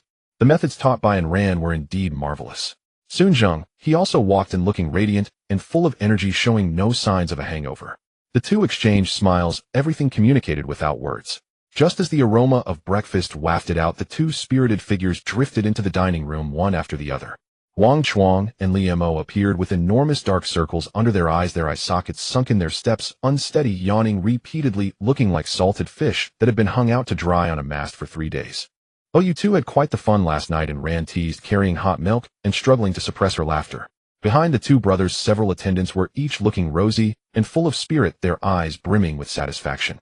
Indeed, there are only overworked oxen, not worn-out fields. Wang Chuang waved his hand, slumped over the dining table. Don't mention it, and Ran, you must provide me with some supplements. I feel like I've exhausted at least 10 years of my lifespan. Li Mo was even worse, unable to utter a word, merely chugging water from his cup. And Ran walked over to the two, sizing them up from head to toe, and clicked her tongue. I told you before, don't take on work that you can't handle. Look at your drained state, young men, you're like rats in a trap. The two were left blushing, unable to retort, only able to channel their frustration into their appetites. After a lively breakfast, the crew of the shadowy whale began to move. Wang Chuang and Li Maqiang dragged their exhausted bodies towards the ocean continent to meet with the members of the Long Xiaodian Guild for the collection of discarded iron shells, and Ran dove into the medical room, utilizing fresh giant bear blood to tackle the challenge of mass-producing an antiviral serum. Timo's supplement safety house was also entering the final testing phase, and would soon be officially operational, providing stable potion support for everyone. Lu Feier activated standby mode, waiting for Wang Chuang and the others to bring back materials ready to handcraft metal ingots for upgrades to the shadowy whale. Zheng He stood on the deck, feeling the cool sea breeze as he retrieved a trophy from the Divine Sea Spirit warehouse. It was a high-tier piece of equipment dropped after defeating the Thunder Illusionary Electric Eel. Thunder Core Eel Eye Quality Orange Type Accessory. Effect 1 increases lightning attribute damage by 18. Effect 2 increases skill critical hit rate by 5. Effect 3. When releasing lightning-type skills, there is a 10 chance to generate a paralysis field in the target area that lasts for 3 seconds, causing all enemy units within to enter a brief state of rigidity. Description: it has witnessed the thunder of the abyss, and now it will bring you the destructive lightning. This attribute is truly terrifying. For lightning mages, this is practically the ultimate accessory at this stage. Zheng He turned around and walked towards the stern. Zheng He was standing there quietly gazing at the distant sea horizon as if she were adapting to the new environment. She was dressed in a combat suit that allowed for ease of movement, with the sea breeze lifting her long hair, giving her an elegant yet spirited appearance. Here, take this. Zheng He wasted no time on pleasantries and directly handed over the Thunder Coriolis. Zheng He caught it in confusion, but when she saw the attribute panel, a trace of shock flashed across her traditionally aloof face. The enhancement this piece of equipment provided was a leap from A to F. She looked up at Zheng He with a complex expression. She understood better than anyone the value of this orange accessory, enough to drive any large guild mad. Take it, it's a gift for boarding the ship. Zheng He said casually, from now on you'll be our main damage dealer on the ship. Equip well, and everyone will be safer. Zheng He fell silent for a moment, and solemnly put on the Thunder Coriolis. The accessory glowed with orange light, and in an instant arcs of lightning surged from her wrists, sinking into her skin to complete the contract. Thanks, Captain. She replied succinctly, I will perform well from now on. Zheng He nodded, satisfied with her. What he wanted were partners who could fight alongside him, not just pretty faces who spoke empty words. Just then his communicator rang. It was a call from Wang Chuang. Hey Lao Wang, how's it going? How many iron shells did you get? Zheng He answered the call. There was a strange silence for 2 seconds on the other end before Wang Chuang's tired voice came through. Boss Long Xiaodian. Didn't prepare any iron shells. What? Zheng He's brows furrowed instantly. This was unusual. Given Long Xiaoshan's style, it was impossible for them to not follow through on what they had agreed upon. Moreover, this was related to the cooperation on the antiviral serum, and there was no way they could drop the ball at this critical moment. Could it be that they were too busy with guild affairs and forgot? A hint of displeasure rose in Zheng He's heart as he prepared to edit a message to question Long Xiaodian. Before he could finish editing, Wang Chuang's slightly fatigued voice came through again. They directly prepared several thousand units of iron ingots for us. What the hell? Zheng He almost threw out his back, wishing he could reach through the signal and strangle this unfortunate fellow. Could Wang Chuang not speak without panting so heavily? His previously rising anger instantly dissipated, replaced by a mix of laughter and tears. Goodness, he had underestimated Long Xiaoshan's vision. Not only did he execute things with full force, but he also thought one step deeper, directly skipping the most troublesome recycling and smelting steps, saving Lu Feier a huge amount of energy and time. Although synthesis could enhance skill proficiency, smelting several thousand units of iron ingots in one go was indeed a physically exhausting task. Long Xiaodian was a person to be appreciated. He genuinely cared when it came to important matters. Boss, just come over and pick it up, there's too much of this stuff. Liamo and I can't even fit a fraction of it in our storage space. Wang Chuang's voice revealed a hint of astonishment. Alright, send me the location and I'll head over right away. After hanging up Zheng, he immediately piloted a landing craft, hurrying towards the coordinates Wang Chuang had sent. When he arrived at the destination, he was also astonished by the sight before him. On the deck of a massive ocean cargo ship, there was a mountain of metal constructed from standard iron ingots, neatly stacked, gleaming with the unique cold hardness of metal under the sunlight. A full 5,000 units. Long Xiaoshan's generosity was truly remarkable. Without a second thought, Zheng He walked forward and placed his hand on the mountain of ingots. Divine Sea Spirit Warehouse Collect. Accompanied by a slight distortion of space waves, the massive mountain of metal instantly vanished, completely absorbed into Zheng He's exclusive warehouse. He opened the vehicle upgrade interface again, looking at the overflowing material reserves on the panel, and Zheng He felt only one word: delighted. Refined iron ingots and high-tier alloys. This time, it would definitely be more than enough. Zheng He quickly returned to the shadowy whale and called Lu Feier to the deck. Come on, Feier, it's your time to shine. With a thought, 5,000 units of iron ingots poured out like a silver waterfall, crashing onto the broad deck and instantly forming a sea of steel. Lu Feier gazed at this spectacular sight, a little taken aback. She took a deep breath, walked to the pile of ingots, and extended her delicate hand. Synthesize. 1,600 units of iron ingots compressed wildly in a white light. In the blink of an eye, 200 units of refined iron ingots shimmered with a higher-grade luster suspended in midair. Done. Lu Feier seized the opportunity, replenished her spiritual energy, and once again synthesized 100 units of refined iron ingots as the base material. Then she clapped her hands together. High-tier alloy, come forth. This time the light became even more brilliant. 100 units of refined iron ingots spun rapidly in the air, colliding and producing a piercing metallic clang, causing the surrounding air to heat up from the friction. As the light faded, chunks of strange metal with a dark golden hue floated in the air. High-tier alloy completed. Lu Feier let out a long breath, her face full of joyful smiles. After this series of operations, all the metal materials needed for upgrading the shadowy whale had finally been. Zheng He opened the panel of the shadow whale ship. His gaze swept downward and felt at ease. The upgrade materials section was filled with a glaring green light. Refined iron ingots and high-grade alloys were both at maximum capacity. There were surplus crystal cores, and basic materials like wood and vines had long been gathered on Chemical Island. Everything was ready, just waiting for a click. Zheng He stood at the ship's railing, the sea breeze brushing against his cheeks, yet he felt no immediate excitement to upgrade the vessel. His gaze crossed the shimmering sea surface, looking toward the distant area formed by countless ships, the sea continent. The support from Long Xiaotian was tremendous. He owed this favor swiftly. Rescuing those infected by the virus was the most pressing matter at hand. If he didn't resolve this issue promptly, he wouldn't feel at ease upgrading. Zheng He picked up the communicator and directly called Enran. Enran, how's the serum coming along? The first batch is ready, with both concentration and stability up to standard enough to treat the 7 people on Long Xiaotian's side. Enran's voice carried a hint of undeniable fatigue, but more so the thrill of accomplishment. Well done, Zheng, he praised. Get ready, bring the serum. We're going to help Long Xiaotian deal with this trouble. After hanging up with Enran, he immediately contacted Wang Chuang and Li Mo. You two, don't rest either, come with me. Received. Coming, boss. The weak voices of Wang Chuang and Li Mo came from the cabin, which made one want to chuckle. Moments later, the 4 of them boarded the landing craft, once again heading toward the sea continent. Long Xiaotian had been eagerly awaiting at the dock. When he saw the landing craft approach, especially the small medical cooler in Enran's hands, the eyes of this maritime overlord turned slightly red. Long Xiaotian had been eagerly awaiting at the dock. When he saw the landing craft approach, especially the small medical cooler in Enran's hands, the eyes of this maritime brother sigh. A myriad of words turned into a long sigh in the end. This outbreak had hit him hard. He witnessed his brother's change before his eyes, the feeling of helplessness nearly overwhelming him. He also saw through the warmth and coldness of humanity in this apocalypse. Many guilds that had once called him brother fled at the mere mention of the zombie virus. Only Zheng He, this big shot whom he had never met, not only didn't take advantage of him, but instead extended the most crucial helping hand. This favor weighed as heavily as Mount Tai. Long Xiaotian even felt a bit fortunate, grateful that he owed such a big favor to Zheng He. Occasionally, debts of human kindness are more binding than money and interests. All right, long brother, no more sentimentality. Here, let's get down to business. Zheng He smiled. Right, business is important. Long Xiaotian rubbed his face vigorously, instantly switching back to big shot mode, leading the way. He led the group through the luxurious banquet hall of the cruise ship, navigating several complicated corridors, and finally arrived at the heavy iron door leading to the lower hold. As the iron door slowly opened, a mixed smell of disinfectant and a certain biological decay hit them. The light in the lower hold was dimmer, and the air was oppressive. 7 independent prison cells modified from containers were lined up, thick tempered glass separating the inside from the outside.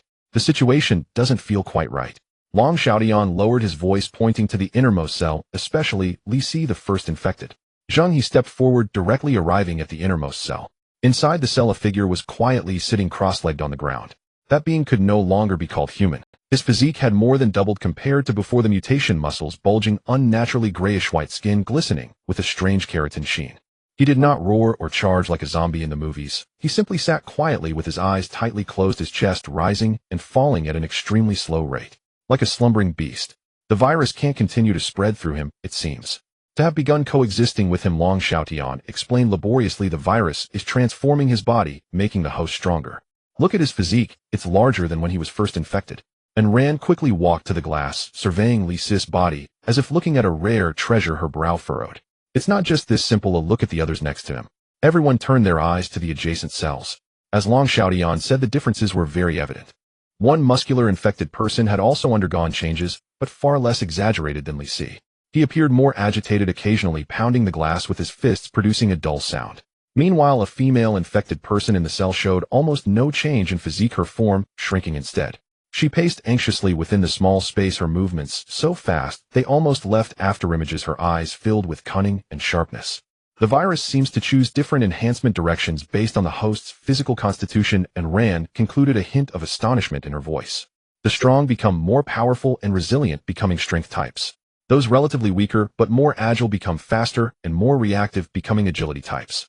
Suddenly, she paused, a chilling hypothesis emerging in her mind. Then, What if a highly intelligent person with strong mental power gets infected? Would they evolve into zombies capable of using mental powers? This statement rendered everyone present silent. A chill rose in their hearts. A zombie with immense strength or lightning speed was already terrifying enough. If one were to appear that could think, strategize, and even launch mental attacks, it would be a nightmare for all survivors. Let's not think too far ahead, Zheng He interrupted this oppressive thought one by one. Let's start with Li Si. Long brother, you promised him back then. Long Xiaotian nodded solemnly. Yes, I promised to save him first. The action immediately commenced.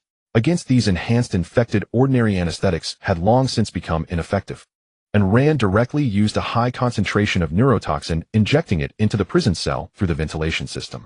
Even Li Si, who was strong, struggled for only a moment after inhaling the toxin before collapsing. The heavy iron door was opened, and Wang Chuang and Li Mo, dressed in full protective gear, worked together to drag the unconscious Li Si out, securing him on a specially designed stretcher. And Rand stepped forward, skillfully withdrawing a disposable syringe and taking out a vial of serum emitting a faint blue light from the cooler. Without hesitation, she precisely inserted the needle into Li Si's thick carotid artery and slowly pushed the medication in. Done. And Rand put the syringe away and told Long Xiaotian antibodies take time to form. How long he will truly take to recover depends on his own fortune. Next, the other 6 infected were each administered the antiviral serum in the same method. When the last infected was properly settled, Long Xiaotian let out a long breath, feeling as if the largest stone pressing on his heart had finally dropped to the ground. He turned and bowed deeply to Zheng He. Brother Zheng, great favors need not be spoken. If ever you need Long Xiaotian, give the word. If I so much as frown, then I am not born of my mother. Zheng He helped him to his feet and smiled. Enough, Brother Long. We are all on the same human side. Helping one another is only right. Those iron ingots of yours helped us greatly as well. Long Xiaotian shook his head like a rattle, one thing at a time. Life is worth far more than iron. The two men exchanged a knowing smile, but much was left unspoken. By the way, brother, what are your plans next? Long Xiaotian asked. Once your men are stable, we have to set off. Zheng He's expression grew grave. The He Wu is still on our heels. We must hurry into the deep sea region to put sufficient distance between us. Upon hearing this, Long Xiaotian immediately proposed. Perfect. We go together. The sea is perilous. Besides natural calamities, there are human dangers as well. That Haisha guild is like a pack of mad dogs causing trouble wherever they roam. If we travel together, there will at least be someone to watch our backs. Zheng He merely shook his head. Old Long, I appreciate your goodwill, he said candidly. To be honest, my feud with Haisha runs deeper than you might imagine. They are currently targeting me. If you come along, you will only draw trouble onto yourselves. There is no need for that. He did not wish for Konglong to be implicated because of him. Long Xiaotian opened his mouth to argue, but when he met Zheng He's resolute gaze, he swallowed his words. He knew this young man's temper. Once decided, not even 9 oxen could pull him back. Very well. Long Xiaotian nodded heavily. I will not force you. But remember, Konglong will always be your most steadfast ally. No matter what you encounter at sea, one call is all it takes. My men and my ships will be at your disposal. All right, Brother Long, I have it noted. In the lower hold, the lighting was dim. 7 infected lay quietly as the virus within them waged a silent war against the newborn antibodies. At the end of that struggle lay new hope and an impending voyage. Even after parting with Long Xiaotian, the atmosphere in the hold did not immediately lighten, and Rand did not follow Zheng He and his party. She would remain to observe the clinical effects of the antiviral. You go on. I cannot return for now. Her head did not lift, her voice was concentrated. This is first-hand clinical data, too precious. The virus mutation trajectory, the antibody action, the host recovery curve. I must record it all. She bent over Li Si, the first to receive the serum, her handheld terminal pulsing as it recorded his vital signs. Heart rate, body temperature, cellular activity, energy fluctuations. An immense mass of data converged into intricate curves and patterns before her eyes. Long Xiaotian stood aside, watching the meticulous doctor with admiration. He understood that Rand stayed not only for research, but to ensure his 7 brothers were unequivocally safe. Miss Rand, if you need anything, do not hesitate to ask, he said solemnly. Zheng He patted Long Xiaotian's shoulder. My crewman is a workaholic. Please bear with her. If anything comes up, contact me. Rest assured. After the handover, Zheng He with Wang Chuang and Li Mo boarded the landing craft again and steered toward the Yuing Sanjing. The sea breeze brushed their faces, carrying a briny dampness. Wang Chuang and Li Mo, both large men, slumped in their seats like drained rags, too exhausted even to speak. Zheng He gazed at that familiar ink-dark silhouette in the distance and began to reckon matters. Long Xiaotian's debt had been repaid, and the immediate danger had been quelled for the moment. Yet whether it was the relentless He Wu or the vengeful Haisha guild, both hung over them like a sword of Damocles ready to fall at any time. To survive, and to live better, on this treacherous sea required greater strength. Back on deck, Lu Feier and Jianna were already waiting, and TMO poked his head out from the cockpit. Is everything resolved? Lu Feier asked with concern as she approached. Resolved, Zheng, he nodded, then swept his gaze over the crew present. All of you come here. We have a major task to do. His tone was resolute, and even the listless Wang Chuang and Li Mo straightened their backs at once. The crew gathered round, all eyes fixed on Zheng He. Zheng He spoke little. He unfolded the Yue and Kangjing's virtual control panel before him and with a long finger swiped straight to the very bottom. There a section read vehicle upgrade. The materials list beneath it had all turned a pleasing green. Iron ingots 2000 met. Refined iron ingots 200,200 met. Advanced alloy 2020 met. Second tier crystal core 55 met. Wood 800 met. Every condition had been satisfied. Zheng He's gaze fell to a distinctive button at the very bottom, emitting a faint purple glow. Hai Ling Rongha. This was the special upgrade option he had been waiting for. A conventional upgrade merely reinforced the hull. Hai Ling Rongha, however, would truly fuse the life traits of a powerful sea beast into the vessel's very genes. He did not hesitate and selected the option. A new submenu popped up requesting fusion materials. This time go big, he thought. With a flick of his mind, Zheng He extracted from the Shunhai Lingsong the third-tier crystal core he had obtained after slaying the Thunder Phantom Sea electric eel. It was a fist-sized crystal streaked with violent violet-blue electric light. Merely placing it in the air made the nearby metal railings emit a soft, sizzling hum. But that alone was not enough. Zheng He then selected the long, grotesque spinal ridge tens of meters in length stripped whole from the eel's carcass, the resilient lightning-patterned eel sinews, and the gelatinous mass of Phantom Sea electric marrow. Everything at once. These are the most refined parts of the Tier 3 boss. Detected that crew member Timo possesses the mechanical specialization talent resonating with the upgrade process, triggering the craftsman's blessing. This time Zheng He chose the blessing direction as hull structure optimization. Timo's specialization worked wonders once again. The little one stood proudly, her face full of praise. Zheng He generously gave her a thumbs up. Taking a deep breath, his gaze became incredibly fervent. He focused on the shimmering golden confirm upgrade button at the bottom of the panel and pressed down heavily. Buzz! A deep resonance reminiscent of a giant beast from the deep sea suddenly spread from the center of the ship. The entire Phantom Tsang whale was instantly engulfed by a rich azure glow. The mountains of ingots, alloys, and wood piled on the deck instantly decomposed into the most primitive streams of particles, like a brilliant river of stars pouring into the glow. Sea Spirit fusion was activated simultaneously. The furious lightning crystal core transformed into a dazzling bolt of lightning racing into the heart of the ship. Following closely, the massive electric eel spine, eel tendons, and electric marrow also merged in. Boom! The originally pitch-black Phantom Tsang whale shuddered violently. Zzz. The piercing sound of electric currents erupted. Countless fragmented electric patterns appeared and spread from various parts of the ship, moving across the surface like living creatures. The surrounding seawater was violently stirred by the terrifying overflow of electricity, creating thick clouds of mist. Amidst the astonished gazes of everyone, the form of the Phantom Tsang whale began to restructure. At the bow, two long, menacing spines over 10 meters long grew out from either side of the whalebone ram. This shape resembled the twin horns atop the electric eel of Thunderstorm Phantom Sea. The tips of the spines crackled with unquenchable electric arcs, exuding a heavy sense of pressure. Below the hull, near the waterline, rows of bionic soft fins slowly unfolded. They gently skimmed the surface, creating visible static ripples. The most shocking change came from the outer armor and keel. The bottom of the ship was wrapped in a layer of deep black beast skin gleaming with metallic luster. This was the high-grade mystical sea beast skin Zheng He had previously stored, which under the infusion of Thunder's essence revealed intricate natural scales. A faint mist of static electricity enveloped the entire hull, and touching it would even induce a slight tingling sensation. As for the interior of the ship, besides the mutated whalebone structure serving as the main support, it was additionally wrapped in an entirely new structure, the complete spine of the Thunderstorm Phantom Sea electric eel. A double keel structure. The whalebone on the outside is responsible for bearing, compressing, and withstanding all physical impacts. The eel bone on the inside acts as an energy furnace dedicated to circulating and storing the tremendous power of thunder. One focuses on physicality, the other on energy. A perfect balance of strength and subtlety inside and out. This is truly an unexpected delight brought by the craftsman's blessing. The structural strength and resilience of the entire ship soared by more than one rank. The glow slowly dissipated. A brand new war behemoth proudly loomed before everyone.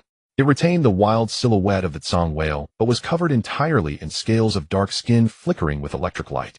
The fierce lightning spines and the undulating static soft fins made it resemble a prehistoric monster crawling out from the depths of a thunderous abyss. Within the iron thunder can be nurtured. This is the perfect fusion of technology and fierce capability. Zheng He eagerly pulled up the new attribute panel. Lightning Shadow Song Whale Durability 6,000,6,000 Resistance 60 Reduction in Lightning Elemental Damage 30 Increase in Impact Piercing Resistance Sailing Speed 30 Maximum Speed on the Surface Maneuverability 25 Turning Sensitivity Space 30 Expansion of Cabin Space. Just looking at this surge in base attributes is enough to show a complete transformation. But what truly sent Zheng He's adrenaline soaring was the newly unlocked divine skills below. Passive Skills 1. Song Eel Static Phantom inherits the original stealth capability of the Phantom while adding the electrosensitive field of the electric eel. Within a range of 500 meters, enemy sonar and thermal detection devices will find it exceedingly difficult to lock onto this ship. Any small electric shock floating organisms or sensing mines close to the hull will be instantaneously triggered or paralyzed by the static field. The first attack while in stealth mode will inflict a paralyze effect on the target. 2. Lightning Energy Absorption. When the ship is in a thunderstorm sea area or passes through special ocean currents containing electric energy, the hull will slowly absorb lightning energy, continuously repairing durability. Damage from lightning attribute attacks will be significantly reduced and converted into additional energy reserve. 3.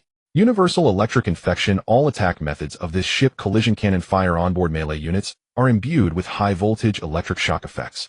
Enemy units hit will have their movement and attack speed reduced by 40 for 8 seconds. This effect can stack up to 3 layers, and when fully stacked it will trigger a forced shutdown causing the target ship to instantly lose power, temporarily locking its weapon systems and preventing it from firing. Seeing these 3 passives, Wang Chuang was almost drooling. Damn, boss in the future who will fight us. Won't they just be electrocuted to death? A single touch slows them down, 3 touches will have them standing there taking hits. This is simply the ultimate control in naval warfare. Looking further down, the active skills are even more outrageous. Active Skills 1. Thundertide Whale Bite. Main Cannon Enhancement consumes energy to infuse the Phantom Whale Bite Sniper Cannon with the original thunder power of the Tier 3 Electric Eel Crystal Core. The shell will transform into a giant penetrative thunderbolt, exploding into a lightning vortex with a diameter of 200 meters upon impact, continuously damaging all enemy units within range. Against heavily armored units and gigantic sea beasts, it deals an additional 70 thunder armor-breaking damage and inflicts a strong paralysis effect. 2. Frenzied Eel Lightning / Tactical Charge. The hull is enveloped in a frenzied blue electric glow, transforming into a thunderous phantom as it rushes rapidly in the designated direction, maximum distance of 800 meters. The path of the charge will leave behind high-voltage electric traces, paralyzing and immobilizing all enemy units that come into contact for 3 seconds. During the charge, the ship will take 50 less damage. 3. 10,000 Thundered Song Sea Domain Ultimate Skill. After charging for 10 seconds, opens a thunderstorm no-go zone with a radius of 600 meters centered around the ship. Within the domain, the sea surface will continuously strike with chain lightning, indiscriminately bombarding all enemy targets. Friendly units within the domain will be immune to all paralysis effects and gain a slight increase in damage and speed. Domain effects within the domain. All attack damage of this ship is increased by 65, and the paralysis duration of electric infection is doubled.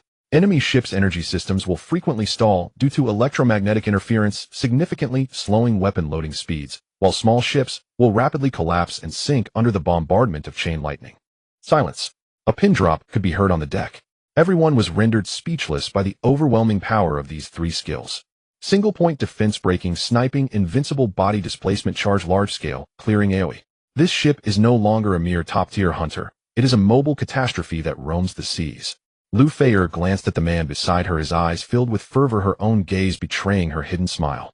Jianna gently stroked the menacing lightning thorn, feeling the tingling sensation at her fingertips, her azure eyes sparkling with excitement.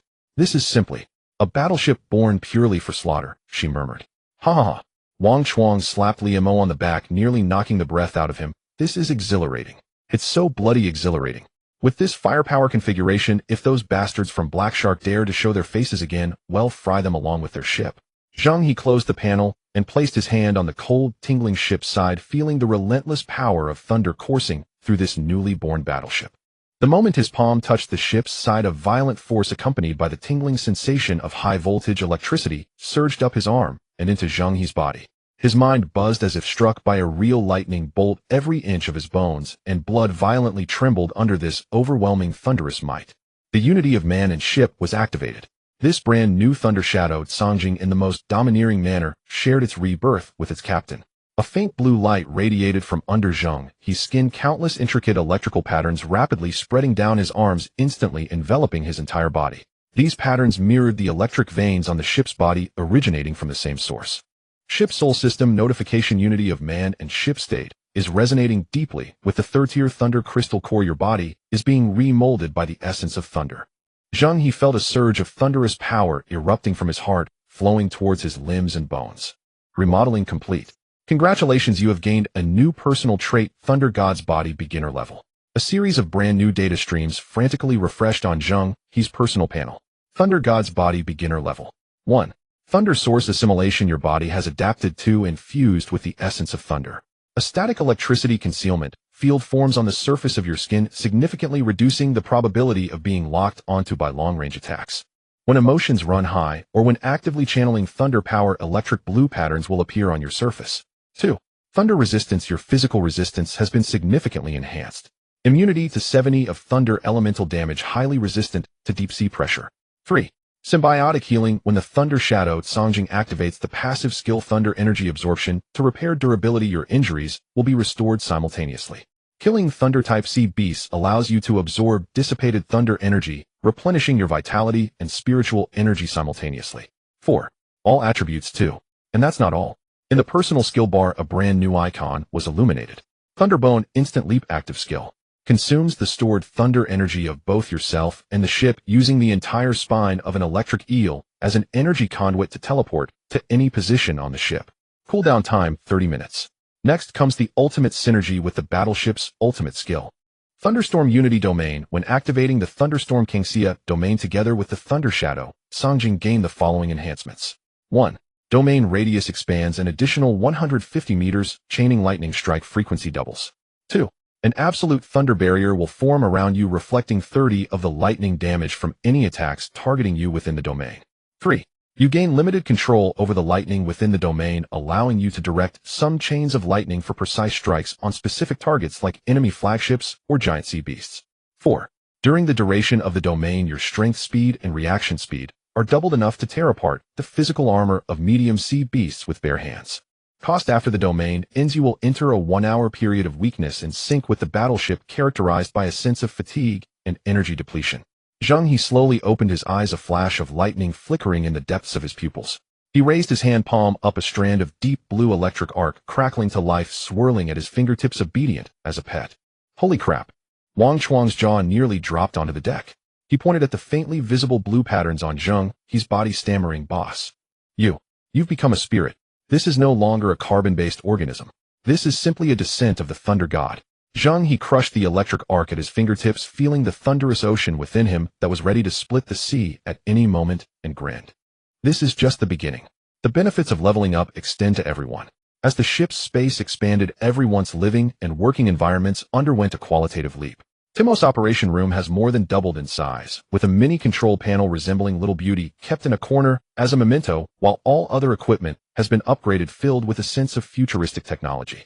The petite mechanic was excitedly rolling around inside, looking like a little mouse that had fallen into a riceware. The kitchen now features a fully automated food processing station, and the medical room has expanded to include a separate sample analysis area and a medicine synthesis zone. Even everyone's bedrooms have increased in size, with many now featuring their own bathrooms.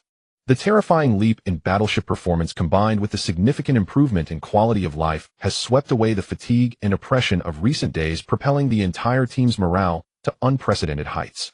All right, let's not just revel in joy. Zheng He clapped his hands to draw everyone's attention. The upgrade isn't completely finished yet. The last step is the most reliant on luck. As soon as he finished speaking with a thought, a gigantic golden wheel appeared in midair above the deck. The wheel was divided into several sections of different colors, arranged sequentially from white, green, blue, purple, to the extremely rare gold. "Come on, gold. We need gold. Everyone contribute some luck," Wang Chuang shouted. Everyone immediately surrounded it, each rubbing their fists, their eyes fixed on the wheel. "Let's get a gold one. It has to be gold." Liamo anxiously rubbed his hands. Timos' blessing. Timos' blessing activates. The petite mechanic clasped his hands together, eyes closed as he murmured, Lu Feier and Jianna exchanged knowing smiles, but the intensity of their gaze fixed on the wheel betrayed their inner anticipation. Spin. With Zheng He's command, the pointer spun like a blur. Everyone's heart raced to their throats. Gold, gold, gold. Wang Chuang led the charge, and everyone unconsciously shouted along, their voices echoing across the deck. The pointer's speed gradually slowed down, sweeping past everyone's eager gazes. It passed through large sections of white and green, brushed past blue, and slowly crawled over purple. It's getting close. Just a step away from that solitary golden section. The pointer hovered wildly on the edge of the golden section, seemingly about to come to a stop. Wang Chuang held. As everyone stared intently, the pointer stubbornly shifted a millimeter to the side with a distinct click. It plunged into the blue area next to the golden grid. Ah!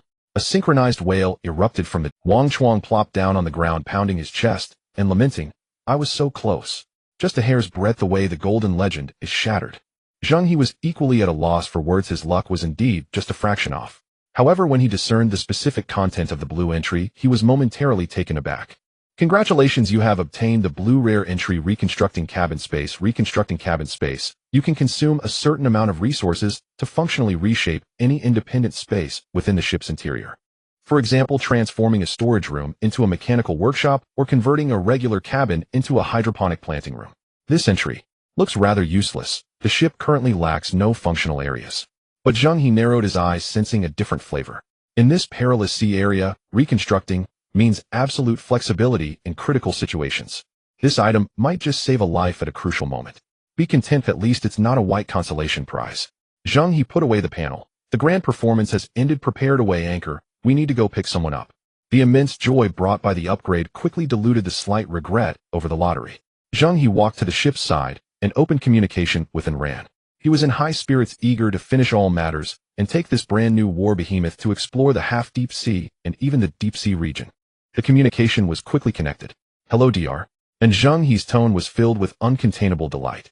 Although it was a bit noisy on Ran's, and she smiled upon hearing Zheng He's voice. "Captain, you seem to be in a good mood.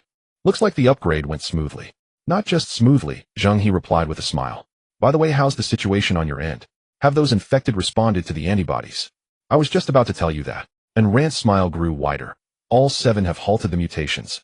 2 with mild symptoms have partially regained their consciousness this morning and are capable of some simple communication now." "That's fantastic." Zheng He exclaimed sincerely. "Thank you for your hard work, Ran. When I get back, I'll make sure you get first-class merit." And Ran lowered her voice. "I don't care about any accolades. I just want to advance Yin-Yang harmony to a higher level." All right, well, do it your way." Zheng He paused for a moment and then asked, "Can Long Xiao Ocean's medical team take care of the remaining wrap-up work? The horn for deep-sea voyages has already sounded. We're just waiting for you. It's almost done. The core treatment phase has been completed. What's left is observation and conditioning. I'll organize the data and subsequent precautions here and just hand it over to them." Her voice came through clearly. "Wait for me to regroup." And Ran checked the vital signs of the 7 infected individuals once again. All data was stable, and the virus activity had been thoroughly suppressed by the serum. She brought up the monitoring footage, watching the 2 patients who had partially regained their consciousness, sipping on nutrition fluids, feeling a weight lift off her chest. "You 2 come here." And Ran called over 2 medical personnel from Kong Lang, who were assisting nearby. The 2 hurriedly jogged over, standing upright, as if awaiting a review from their superior. And Ran handed them a memory chip containing all the clinical data and follow-up care plans. Her gaze scanned them briefly. "This contains precautions for each stage over the next 7 days, including nutrient solution ratios, mental state assessment standards, and possible adverse reactions, along with emergency response measures." And Ran spoke calmly, exuding professionalism. "The core treatment is complete, but the subsequent conditioning is equally important. Whether they can fully recover depends on your execution. If something goes wrong..." She didn't complete her sentence, but the 2 were already sweating profusely, nodding repeatedly. "Understood, DR. And you can rest assured. We will take shifts monitoring them 24 hours a day. We guarantee to complete the task." After the instructions were given and Ran took off her white coat, casually tossed it aside, and her fitted combat uniform accentuated her graceful figure. Outside, Long Xiaodian had been waiting, personally accompanying her towards the dock. "DR. And this time, your kindness is beyond words." Long Xiaodian walked beside her, his strong voice trembling slightly. "I won't say much as long as Brother Zheng He gives a word in the face of danger. My Kong Lang will follow without hesitation." "It's only right," and Ran replied calmly. "We are allies." At the dock, the thunder-shadowed Song whale was quietly docked. Its massive body was covered with blue electric veins. like a thunderous beast lying in the harbor. Just looking at it gave a sense of oppression. Zheng He and his group had long been waiting at the gangway. Chairman Long. Zheng He greeted him with a smile, and their hands clasped firmly together. The two men exchanged no formalities as Zheng He patted Long Xiaoshan's shoulder, and they shared a knowing smile. This cooperation against the virus had intertwined the two previously unacquainted teams into a strong bond of friendship forged through the fires of life and death. Brother Zheng He, this ship of yours. Long Xiaodian looked up at the thunder-shadowed Song whale, swallowing hard, unable to hide his astonishment. There will be plenty of opportunities to fight side by side in the future, Zheng He replied with a grin. After a brief farewell, and Rand stepped onto the gangway, turning back to wave at Long Xiaodian. Set sail. With Zheng He's command, the engine of the thunder-shadowed Song whale made no sound, and the water beneath the ship rippled with circles of blue electric light. The massive ship glided out of the harbor like a phantom, suddenly accelerating, leaving a long white wake on the ocean surface, heading straight for the deep sea. Long Xiaodian stood at the dock, staring intently at the warship, which could be called a mobile natural disaster, disappearing beyond the horizon, before finally exhaling a long breath.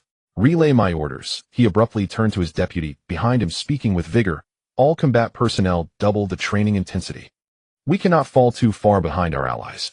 On the thunder-shadowed Song whale in the bridge, Zheng He stood in front of the floor-to-ceiling window, casually opening the regional chat channel. In the past couple of days, he had been too focused on saving people and upgrading, hardly looking at the public screen.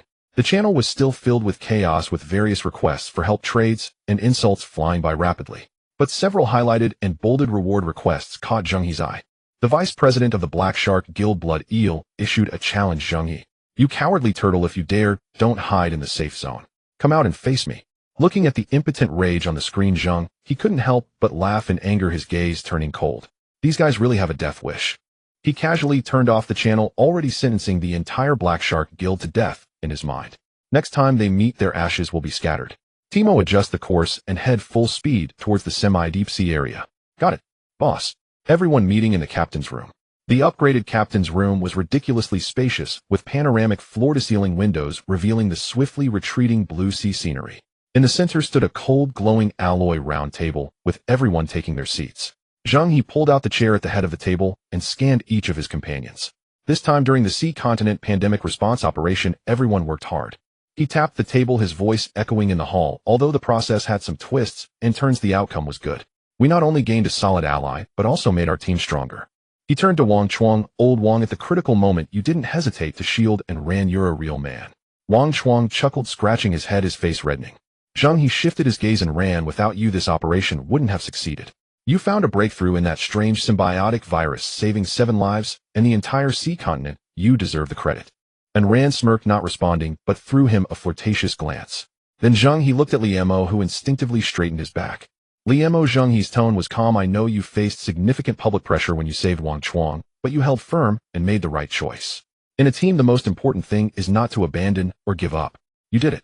And Gianna, Zheng He looked at the high-level major, kindness earned us the friendship of the merfolk, a treasure that no amount of resources could buy. Gianna smiled softly, her azure eyes sparkling like shattered starlight. Finally, he looked at Lu Fayer and Timo Fayer. Without your full effort in synthesizing materials, our thunder-shadowed Song whale would still be just a fantasy. Timo, the roaring happy chair, although abstractly named, is indeed black technology. You two are our ship's strongest support.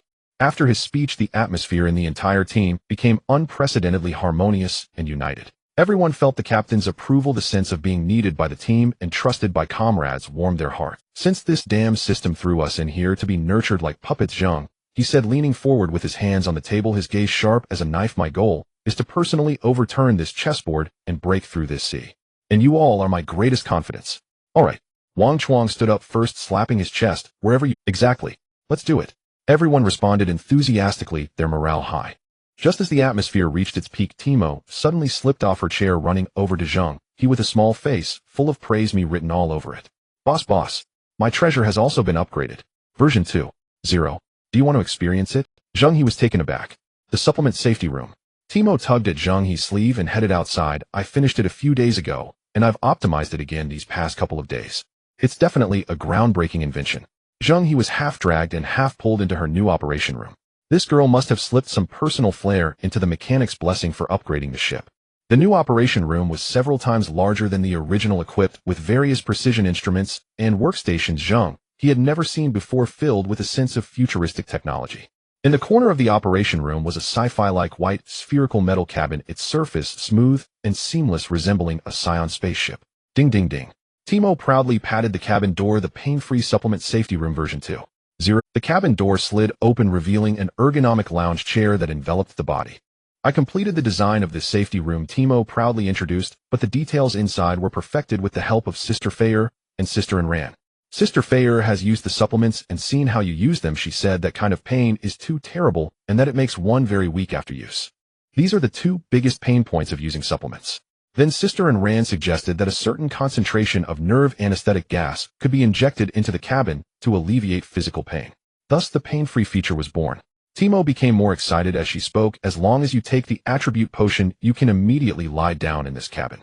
Close the cabin door, and it will spray out the anesthetic mist specially formulated by Sister Ran, allowing you to go through the most painful absorption period in bliss. Once the effect wears off, the system will automatically switch to spray the nutritional repair liquid, instantly replenishing your depleted energy, cutting the weakness period by at least half. Zheng He was captivated. Alleviating pain and shortening the weakness period. This is simply a blessing for drug enthusiasts. Perfect. Zheng He slapped his thigh vigorously. If this thing were sold in the system shop, it would definitely sell like hotcakes. Timo, you're a genius. It can be patented. Hee. Timo's face turned red from the praise. Zheng He circled around the safety room, twice more and more pleased, feeling a strong urge. Such a good thing. Not trying it out immediately would be a disservice to Timo's efforts. His gaze suddenly swept to the people peeking outside the door, finally locking onto Liamo. Liamo was lost in the joy of being praised, but when Zheng He's gaze fell on him, he felt a chill down his neck, and his heart skipped a beat. Boss, you really don't need to look at me like that. I'm scared. Zheng He grinned, revealing a set of white teeth, and walked over to hug Liamo's neck, making them look like brothers. Little Liamo, look at you. You were injured before, and these past few days you've been busy. Your body must still be weak. As captain, I have to take responsibility for the health of my crew. I'm not weak. Boss, I'm really not weak. Liamo shook his head like a rattle drum. I say you're weak, then you're weak. Zheng He unceremoniously took out a bottle of bubbling green potion from his storage space. Just looking at the color told him it was definitely not something legitimate. Come on, Delang. A little Emo down this potion. Then lie down inside and be our team's guinea pig for this black technology. Wang Chuang beside him covered his mouth, stifling laughter, his shoulders shaking like they were electrified. Liamo looked at the green potion, his face turned pale and his legs trembled. Liamo's blood-curdling screams echoed through the pristine operating room. With a hint of despair and a touch of sorrow, the onlookers outside couldn't help but burst into laughter. Zheng He locked one of his arms around Liamo's neck, rendering him immobile despite his struggles, his face adorned with a villainous grin. Stop screaming. It's useless even if you shout until your throat breaks, Zheng He said as he dragged him toward the white spherical pod. Look at your frail body, as fragile as A4 paper. As the team's core healer, your actions make me feel quite insecure, Liamo protested, clinging tightly to the door frame and attempting one last struggle. Zheng He suddenly dropped his playful demeanor and released his grip. This left Liamo momentarily stunned, causing him to swallow back the words that were on the tip of his tongue. I'm not joking with you anymore, Zheng, he said, pulling out a vial of potion from the divine sea spirit capsule. The deep green liquid swirled in the test tube, emitting a dark glow as if it had a life of its own. The bottle bore a label, Tier 1 Physical Enhancement Potion. You specialize in healing, right? Zheng He stared at him. Liamo nodded. His current specialization level was Tier 2, possessing the skills Rejuvenation and Lifelink. The former was a single-target healing spell, while the latter allowed him to share damage with teammates. Lifelink is a team-saving skill that can be crucial during critical moments. However, the problem is, can your physique withstand the damage sharing? Zheng He's words struck hard. A critical hit from the enemy might leave your teammates unharmed, but you could be taken out instantly. What good is a healer who can't sustain combat? The facts spoke louder than words. Liamo's face turned pale, and he fell silent. This bottle of Tier 1 Physical Enhancement Potion can fundamentally change your physique. But with rewards come risks, Zheng, he continued. His voice grew serious. The safe usage threshold is a physique of 5 points. I've seen your stats. Your physique is at 4 points, just 1 point short. Zheng, he looked at Liamo. This means that if you force it and the enhancement fails, you could suffer serious injuries, or at worst, die instantly, dissipating into ash. The entire operating room fell silent in an instant. The laughter from outside ceased, and all eyes focused on Liamo and the vial of potion. Liamo's lips felt dry as he stared at the deep green potion, his atoms apple bobbing nervously. He was truly scared, but Zheng He's words, along with the feeling of helplessness from earlier in battle, were like a thorn embedded in his heart. He no longer wanted to be the burden hiding behind others. Liamo took a deep breath, clenched his fists tightly, and his gaze shifted from hesitation to determination. I'll do it. Have you thought it through? No pressure. I've thought it through. If I don't take risks, I won't change, I don't want to be a burden anymore. Seeing Li Mo's completely transformed expression, Zheng He's lips curled into a slight smile. He said no more, only raising his hand to take off an unremarkable necklace that had been hanging around his neck, which bore a seemingly ordinary shark tooth. He personally placed the necklace around Li Mo's neck. Don't worry, good brother, you'll be fine. Zheng He pat Li Mo's shoulder, and his calm confidence unwittingly provided Li Mo with immense courage. Li Mo nodded heavily, no longer hesitating. He picked up the Tier 1 physical enhancement potion, twisted off the cap, and raised it to his lips, downing the strange green liquid in one go like a toast. As the potion hit his throat, a scorching sensation instantly spread throughout his body. Quick! Li Mo was torn by the excruciating pain, his eyes rolling back in his head. He had no time to think. He dashed into the painless supplement safety room, lying down with a resolve to face death. Hiss! The pod door sealed tightly. The crowd peered through the semi-transparent observation window, witnessing jets around the pod spray out a large amount of white mist, quickly filling the entire chamber. Li Mo's body began to convulse violently from the potion's raging energy, his facial muscles contorting, veins bulging, creating a horrifying sight. But in the next second, the anesthetic mist took effect. His tensed body suddenly relaxed, his convulsing facial muscles calmed down, and after a few unconscious shudders, he closed his eyes and fell into a deep sleep. Is he asleep already? Wang Chuang stared in astonishment. It's a special neural anesthetic concocted by Sister Anren. Its effects are outstanding, Timo said, hands on his hips, his chin tilted up. Being able to allow players to complete enhancements in their dreams, this stuff would definitely create a frenzy among major powers if sold. 5 minutes felt as long as 300 seconds for those outside the pod. They could clearly see Li Mo's body undergoing visible changes. Under the catalyst of the potion, his physique expanded rapidly, as if being inflated like a balloon. His originally lean shoulders became broad, and his slender arms bulged with solid muscle contours, transforming him from a malnourished youth into a muscular man. After 5 minutes, the period of excruciating pain from the enhancement ended. The jets on the pod activated again, this time releasing a brown mist infused with herbal scents, enveloping Li Mo completely. This was a nutritional repair solution concocted by Anren based on ancient texts, which could be absorbed by the body to the maximum extent in mist form, quickly replenishing the life energy depleted during the enhancement process and shortening the period of weakness. Although Li Mo was still in a deep sleep under anesthesia, everyone could see that his previously pale complexion was visibly recovering to a rosy hue, and his tightly furrowed brows fully relaxed.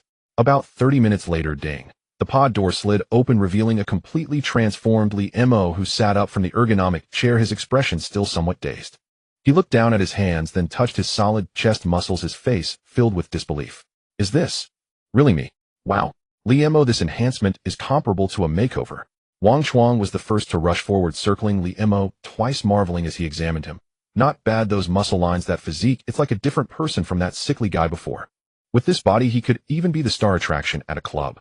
Li Mo's face darkened as he swatted Wang Chuang's lewd hands away. He quickly accessed his attribute panel, and the moment he glanced at his physique attribute, he froze.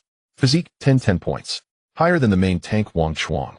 This meant his life link skill would no longer be a self-destructive bind, but a true godly skill capable of sharing damage for the team. Li Mo's eyes instantly brimmed with tears, trembling with excitement. He hurried to Zheng. He solemnly removed the shark tooth necklace from his neck and handed it over with both hands. Boss, thank you. His voice trembled with the relief of survival. After all, it's a challenge of 4 points of physique against a threshold of 5 points with a failure rate of at least 30%. Zheng He picked up the necklace that Li Mo had handed back, wrapping it around his fingers twice and smiling. Who told you that he is gambling with a physique of 4 points? Everyone was taken aback and turned to look at him in unison. Do you really think this is just an ordinary talisman? Zheng He displayed the necklace's attributes to everyone. Blessing necklace, blue quality equipment effect, physique 2, spirit 2, note, a blessing from an unknown tribe said to bring good luck.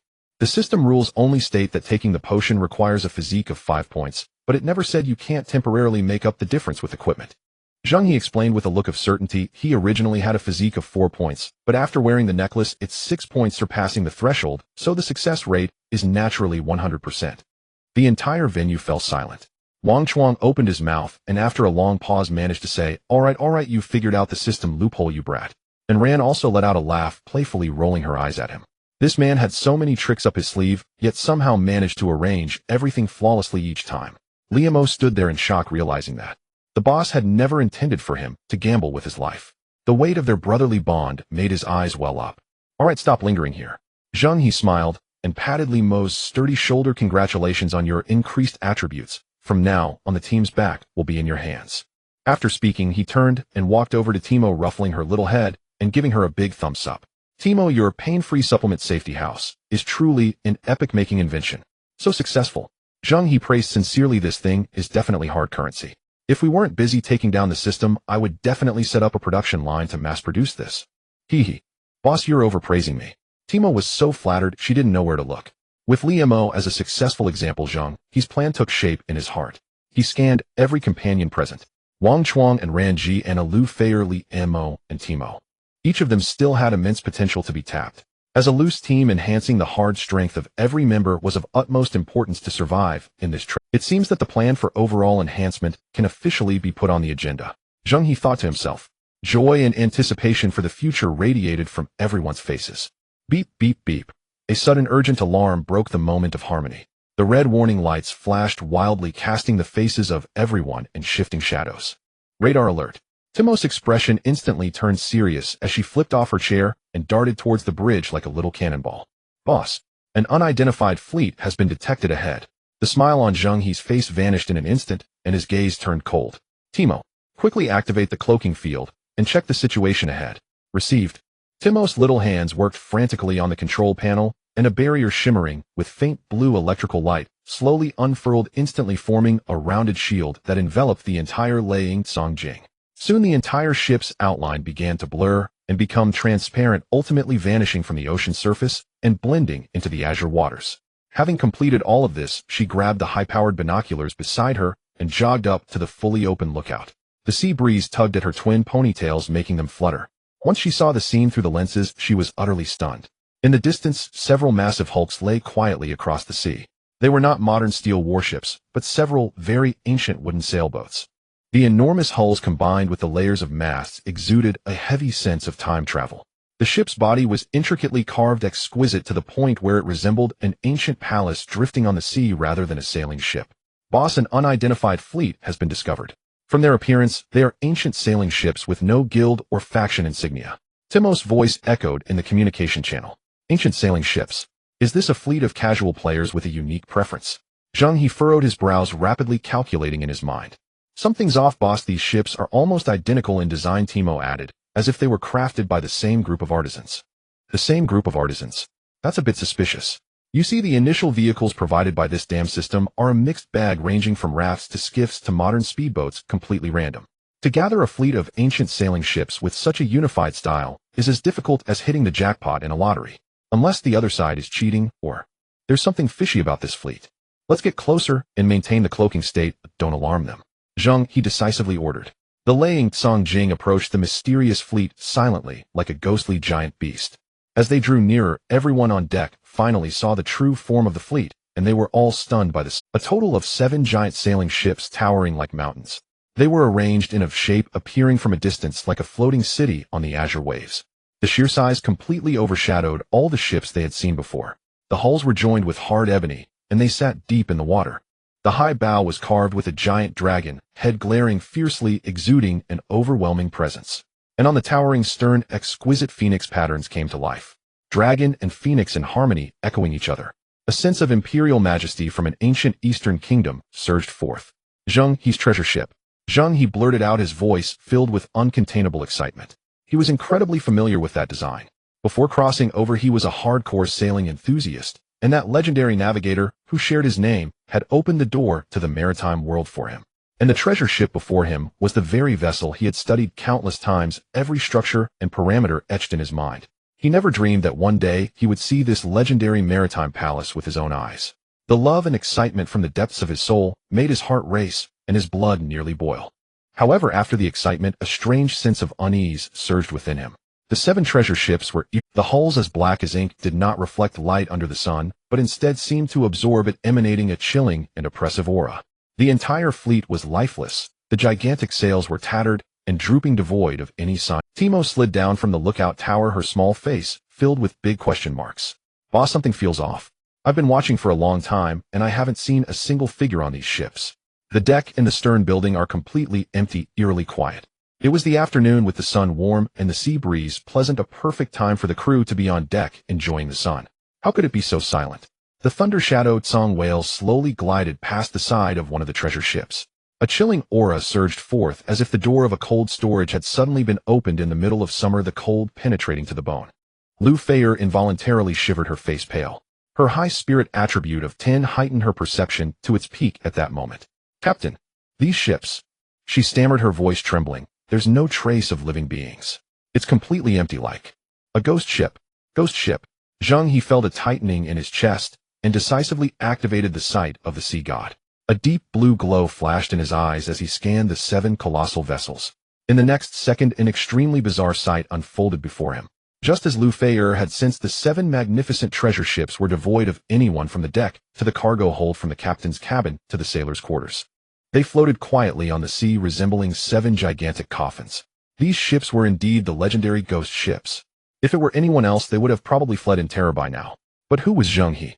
As a devoted maritime enthusiast, the term ghost ship was the ultimate temptation that excited him. If this had happened before his transmigration, the CCTV program Closer to Science would have definitely filmed 3 episodes about it. Zheng He was not panicked. Instead, he was exhilarated, his eyes gleaming. A once-in-a-lifetime opportunity.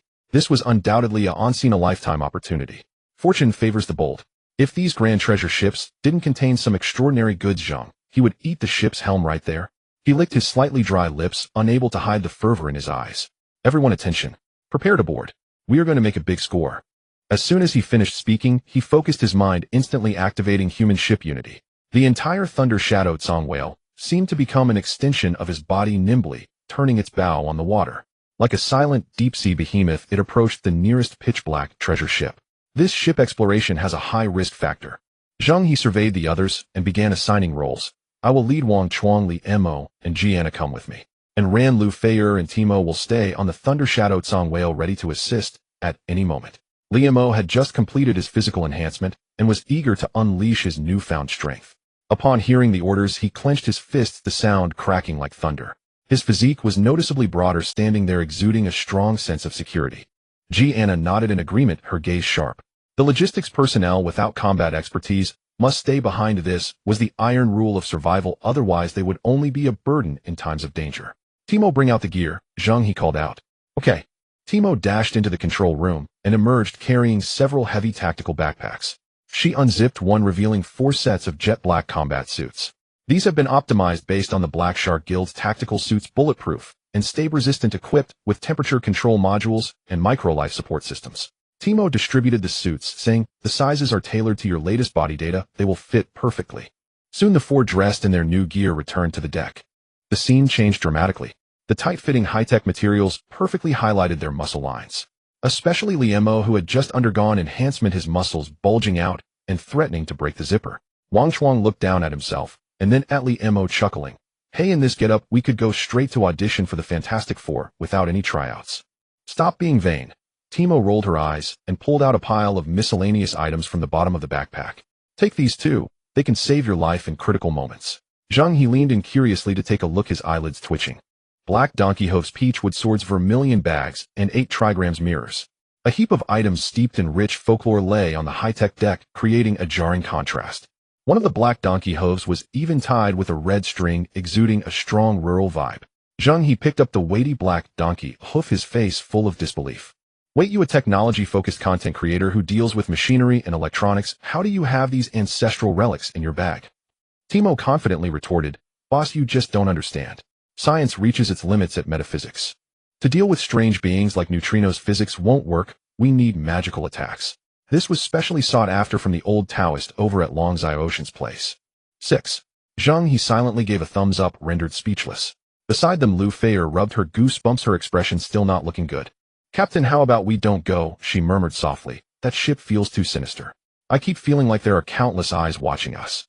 Zheng He, however, felt completely the opposite. He gazed at the treasure ships with unbridled enthusiasm. This was the Zheng He treasure ship, the dream ship he had yearned to touch before his transmigration.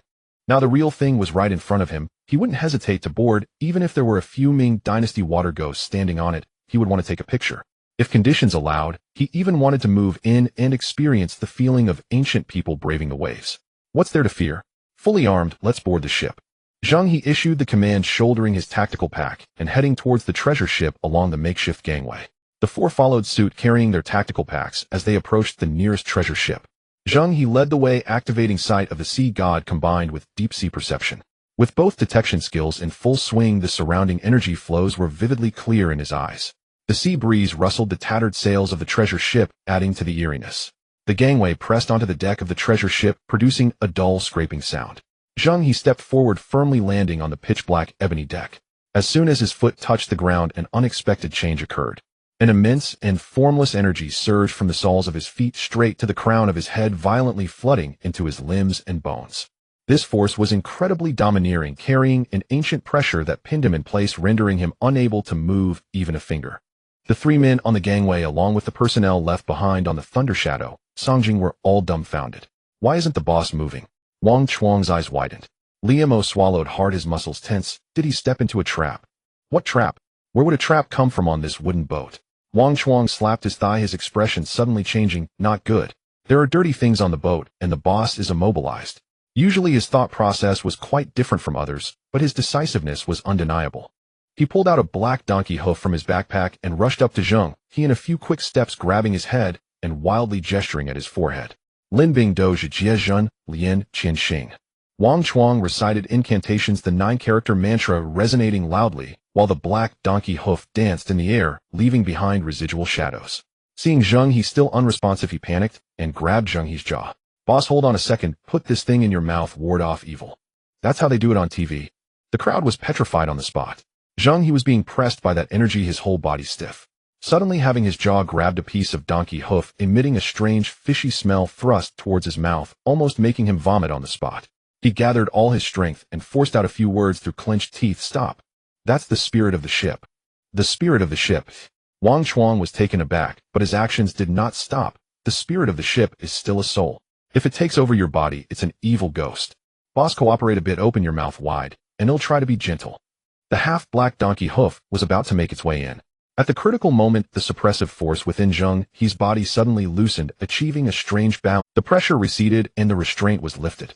Zheng He quickly turned his head, narrowly avoiding a deadly blockage, and slapped Wang Chuang on the back of the head. Old Wang, I'm going to smack you. Zheng He rubbed his jaw, cursing. If I hadn't reacted quickly, my mouth's innocence would have been ruined by you today. Are you polite? Wang Chuang, feeling aggrieved after being hit, scratched his head. Boss, I was just afraid you'd be possessed. You were staring blankly and not moving. It was quite scary. Possessed my ass. Zheng He shot him an annoyed glance, his expression turning serious. That energy, just now, was the spirit of this treasure ship. The spirit of the ship. Ji Anna stepped forward, cautiously scanning the surroundings. Yes, Zheng He explained. It is the guardian of this treasure ship. If outsiders board it, will release pressure to test them. If they cannot withstand it, they will be controlled mentally, either killing each other or jumping into the sea to feed the fish. Everyone felt a chill down their spines. Liemo instinctively took a half step back, looking at the deck in front of him, feeling that something was off. Zheng He was also sweating internally. Fortunately, he was the first to board, relying on his high attributes and SS-level ship spirit system to withstand it, completing the reconciliation with the ship's spirit. If it had been Wang Chuang or Liemo who boarded first, they would probably have already drawn their knives to start attacking their teammates. However, after the crisis was averted, a huge doubt began to amplify crazily in Zheng He's mind. When he initially sensed the ship's spirit system, the system had clearly indicated that the ship's spirit system had uniqueness. Since it is unique, then what is the spirit of this Zheng He treasure ship? Could it be that this broken system has bugs? Or does the origin of these 7 treasure ships involve complexities far beyond his imagination? Was this ship's spirit not born naturally, but rather forcefully sealed inside the ship by some means? Zheng He stroked his chin, his gaze directed towards the dark cabin deep within the treasure ship. The wooden door was half closed, revealing a dark abyss with a profound sense of the passage of time. He patted Wang Chuang on the shoulder. Put away your hoof, stay close to me. The waters on this ship run deeper than we think. Is it all right? Lu Feier's shout came from the Thunder Shadow, Songjing filled with worry. Zheng He waved at her. It's fine now, that was just a little incident. He really didn't want to explain to the 3 remaining women on the ship about how he almost lost his innocence to a half. The pungent, fishy smell that rushed to his head still lingered in his mind. After assuring the people on the ship, the 4 continued to move inside. The deck of this treasure ship was wide enough to run horses. However, the deeper they went, the tighter Zheng He's brows furrowed. The ground was littered with snapped ropes, weathered wooden nails, and a few bamboo baskets that had rotted down to their skeletons. What caught his attention the most were the distinct indentations on the ground, evidently where heavy machinery and cannons had once been placed. But now it was completely empty. Weapons, food supply, ship, tools, not a single item left. How strange. Wang Chuang squatted down, poking at the indentation with his finger. Are these people moving? Not even a nail left for us. Zheng He did not respond. He walked around the deck, crouched down, and forcefully rubbed the gaps in the wooden planks with his fingertips. There were no bloodstains. At least there had been no brutal hand-to-hand combat. The ship's body was also intact. There were no puncture holes or charred marks from fire, even the edge railings were standing neatly. It wasn't a sea beast attack, nor a pirate raid. Zheng He stood up, dusting off the dirt from his hands, his tone firm. If it were a robbery to destroy combat effectiveness, the cannons and the ship would definitely have been violently damaged. But look at this scene. He scanned the orderly empty spaces, his voice lowering. It looks more like the people on the ship meticulously packed up all the valuables they could take. Then they voluntarily abandoned the ship. Liamo felt a chill run down his back then. Where are the people? I don't know, Zheng He answered honestly. Lu Feier said there are no living people on the ship. But a whole ship of people can't just disappear into thin air. Ji Anna silently tightened her grip on the staff at her waist, her expression growing increasingly vigilant. This excessively clean scene was more unsettling than a river of blood. With no other clues to be found on the deck, the four of them followed the central wooden stairs down towards the lower cabin. The cabin door was largely decayed. Zheng He reached out and gently pushed it, the creaking sound echoing in the silence, amplified infinitely. A scent sealed by time rushed toward him. A heavy mustiness, the nearly evaporated smell of old tung oil, and the salty, fishy smell of seawater mixed together, making it hard to breathe. Before him lay a narrow corridor. On both sides were the crew's quarters.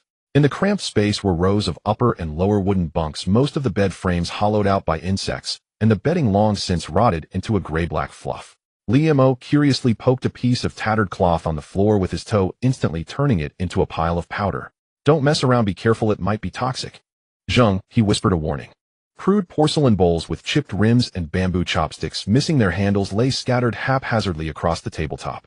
On the floor, several coarse hemp sandals, worn down to near disintegration, had been carelessly discarded. Everything rested in silent stillness, as though its owner had just moments before been idly scratching his feet while eating, and then vanished into thin air, never to return. As he surveyed the scene, Wang Chuang had already wriggled beneath a bed frame, his broad backside jutting upward as he rummaged feverishly. Brother! He shot upright with such force that his skull cracked against the wooden bed frame, eliciting a sharp, involuntary gasp of pain, yet triumphantly thrust aloft an object clutched in his hand.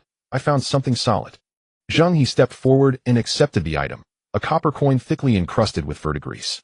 He rubbed its surface vigorously with his thumbs, squinting to decipher the faded inscriptions. Yongla Tongbao. The four characters struck his vision like a cold blade down his spine. Yongla. That was the reign title of the Ming dynasty. Yongli Year 3, the very year Admiral Zheng He's fleet first set sail on its legendary western voyages. Clutching the coin, Zheng He stood motionless, speechless for a long, breathless moment. His suspicion had crystallized into certainty. This was indeed a Ming fleet. These 7 colossal, lifeless black vessels before him were none other than the fabled Baochuan, the treasure ships of Zheng He, masters of the seas. A preposterous thought flickered through his mind. What if in this world Zheng He's fleet had never once made landfall? What if these ships had drifted ghost-like upon the open ocean for 600 years? What's wrong, brother? Wang Chuang edged closer, voice hushed, noticing Zheng He's pallor. Not worth much. Worth more than gold, Zheng He replied, closing his fist tightly around the coin. Priceless. Its edges were charred black. Upon its surface, crimson cinnabar had traced strange symbols, sun and moon, stars, and intricate. Its edges were charred black. Upon its surface, crimson cinnabar had traced strange symbols, sun and moon, stars, and intricate positional notations. Celestial navigation marks, Zheng He declared instantly. An ancient mariner's star chart for fixing course at sea. With reverent care, he placed the fragment alongside the Yongla Tongbao coin into his Shunhai Lingsong. These were irrefutable physical artifacts, tangible proof anchoring the vessel firmly within Ming history. To him, they held far greater historical weight than any hoard of gold or jewels. The four combed the entire deck meticulously. Only decayed, everyday objects littered the floor, nothing else. Onward. Zheng He aimed his flashlight toward a narrower staircase at the corridor's end, descending to the second level. Darkness deepened. He activated the high-lumen tactical spotlight embedded in his suit. The beam swept across chaotic ruin the ship's dedicated repair and forging workshop. A massive hardwood workbench lay splintered into jagged fragments, the exposed wood grain blackened with age. In one corner, the earthen charcoal forge had collapsed inward, its furnace gaping wide. The colossal bellows once powered by oxhide bladders now lay reduced to crumbling timber shards, the leather long since rotted into oblivion. Wang Chuang stood beside the cold hearth, thrusting his hand deep into the dead furnace. Good heavens, this fire's been extinguished for centuries. Zheng He offered no reply, circling the workshop, slowly flashlight in hand. The presence of a self-contained forge signaled extraordinary self-sufficiency and battlefield resilience in the fleet's prime. Yet now, this level mirrored the one above. Every portable tool, raw material, even half-forged components, anything that could be carried away, had vanished without trace. Only immovable heavy machinery remained abandoned and rotting in solitude. The deeper they ventured, the denser grew that nameless, uncanny unease. This was no panicked rout. It was a deliberate, orderly exodus. As if the crew had long planned their departure. They packed their belongings, took all they could carry, and then receiving some unseen command departed without hesitation, leaving behind only this hollow shell for the sea to claim. But where could they possibly retreat? To the boundless ocean itself. 6 centuries ago the Ming Navy abandoned even their ships. Where then did they vanish? Zheng He paused before the fractured workbench at the workshop's center, fingertips resting lightly upon its icy, splintered surface.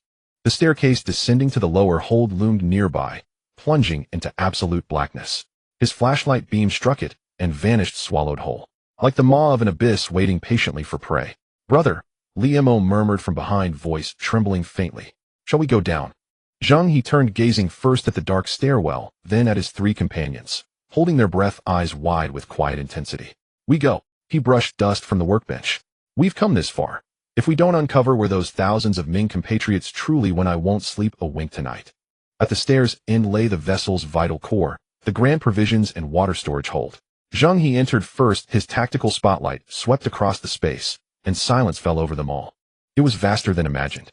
Towering hardwood grain casks lined both walls, reaching up to the ceiling, the iron hoops that once secured them still faintly visible. Yet every single one stood empty. Zheng He approached one and rapped it sharply. The hollow, resonant dong echoed hauntingly through the tomb-like stillness. Peering inside, he found its interior dry and bleached white, with only a thin layer of black ash at the bottom. Its acrid, sour stench unmistakably that of centuries-old, decayed grain. The water casks were identical, row upon row, scrubbed clean as if scoured with brushes. Good Lord, how much grain could this possibly hold? "Look at this. Thousands fed from here alone." Wang Chuang circled the casks, increasingly awestruck. Meanwhile, Li Mo knelt beside a heap of toppled ceramic urns. These ancient vessels, once used to seal dried meats and preserved fruits, now lay strewn helter-skelter across the floor. He lifted one, casually shook it, and heard only hollow emptiness, not even a crumb remaining. "Brother, empty again." Zheng He nodded. "Same pattern as the upper decks, everything portable removed, only the immovable left behind to rot." He crouched low, scooping a pinch of ash from the cask's base and sniffing it, his brow furrowing deeply. Such thorough evacuation felt unervingly precise, almost sinister. Just then Gianna, searching the far end, froze and beckoned urgently toward them. Zheng He hurried over to find a shriveled, jet-black object wedged near her feet. Curved roughly, palm-sized. Wang Chuang leaned and glanced, and burst out, "Holy hell, who left that behind in a rush?" He snatched it up, examined it closely, and suddenly erupted in laughter. "Even in a mad dash you wouldn't ditch this. Turns out it's a 600-year-old desiccated banana."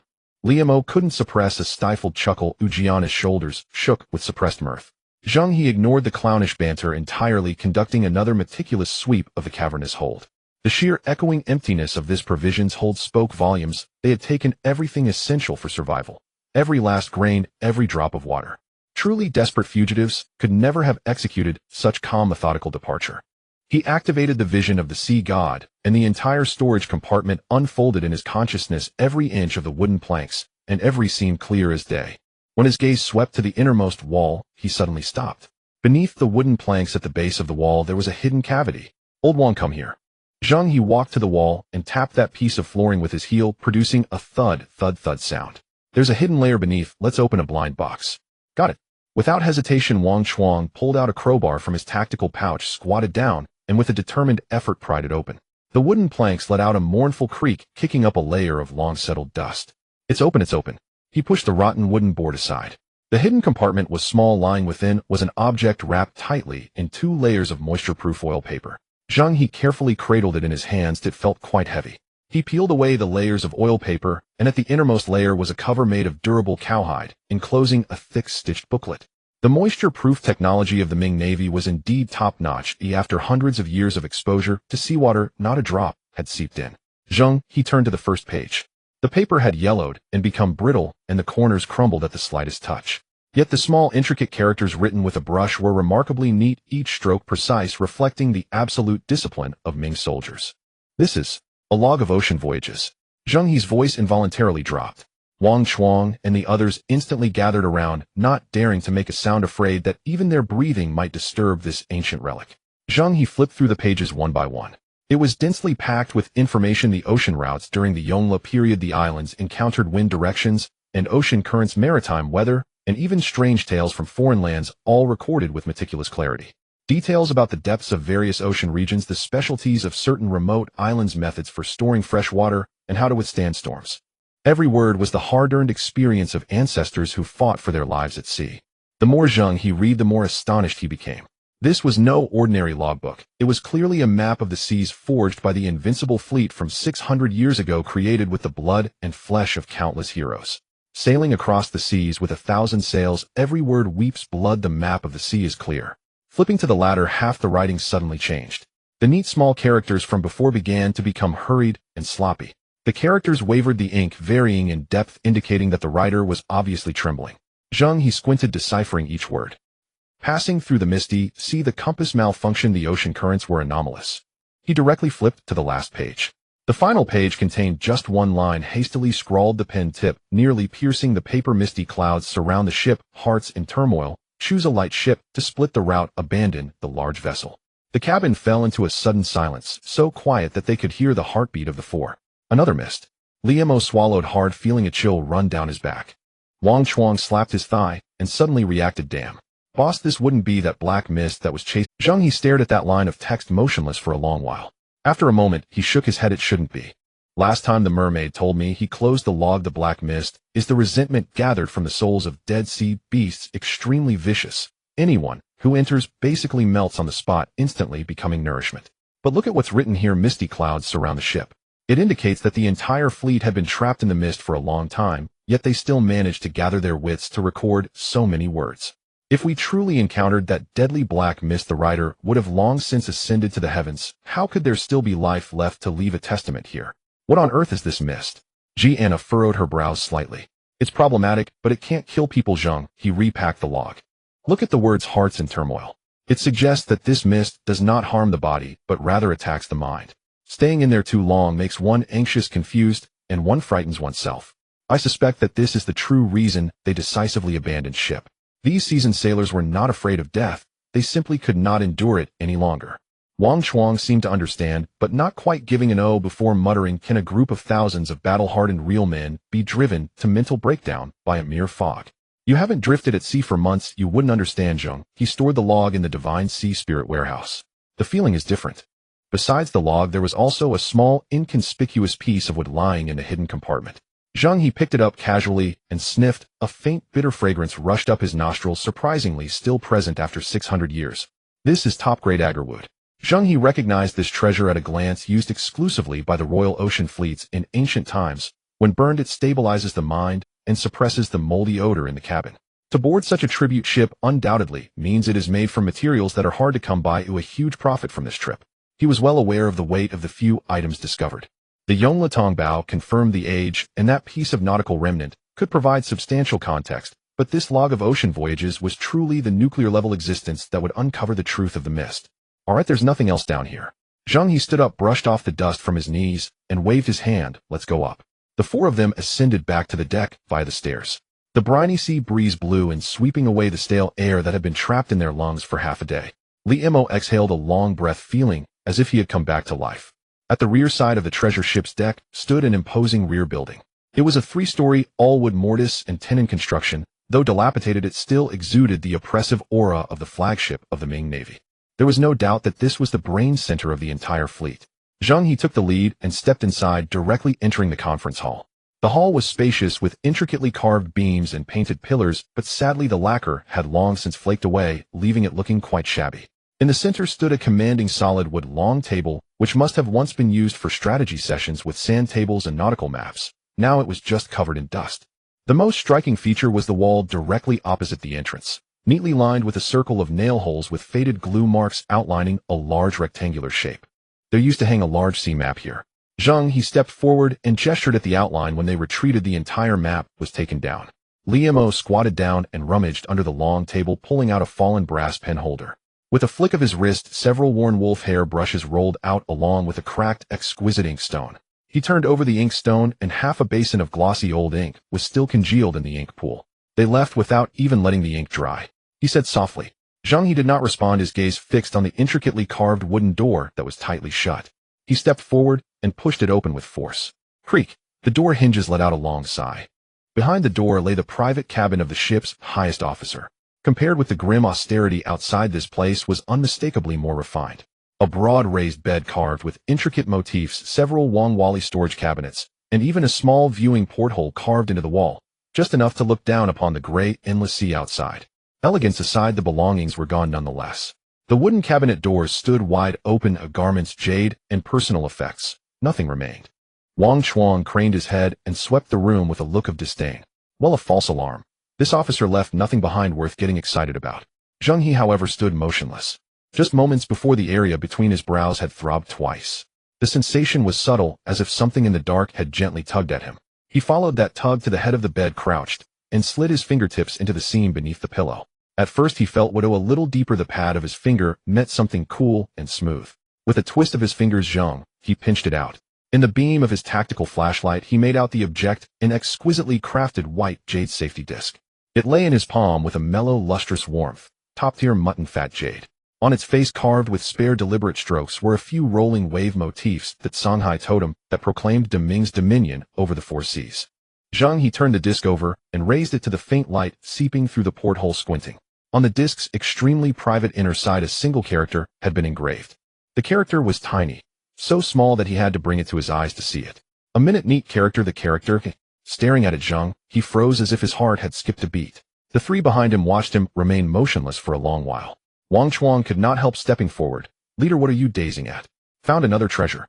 Zheng He said nothing. He simply pressed the white jade disc before him so he could see the character. Wang Chuang stared so long his eyes nearly crossed, and stammered, He what? Harmony brings wealth. It is the he of Zheng He. Zheng He rubbed the tiny inscription with his thumb, his voice very low. The owner of this cabin, the supreme commander of that invincible fleet. Surname Zheng, given name He. Silence fell over the cabin. Liemo and Jianna exchanged incredulous looks. Wang Chuang gaped, and after a long moment blurted out, Good heavens. So, this room was inhabited by Zheng He himself. Zheng He pocketed the priceless disc. He rose and through the narrow porthole fixed his gaze on the deathly black sea beyond. 7 ghost black ships like small mountains drifting at sea for a full 600 years. A doomed logbook that ended abruptly at the edge of the mist, and this personal jade disc engraved with the legendary commander's name.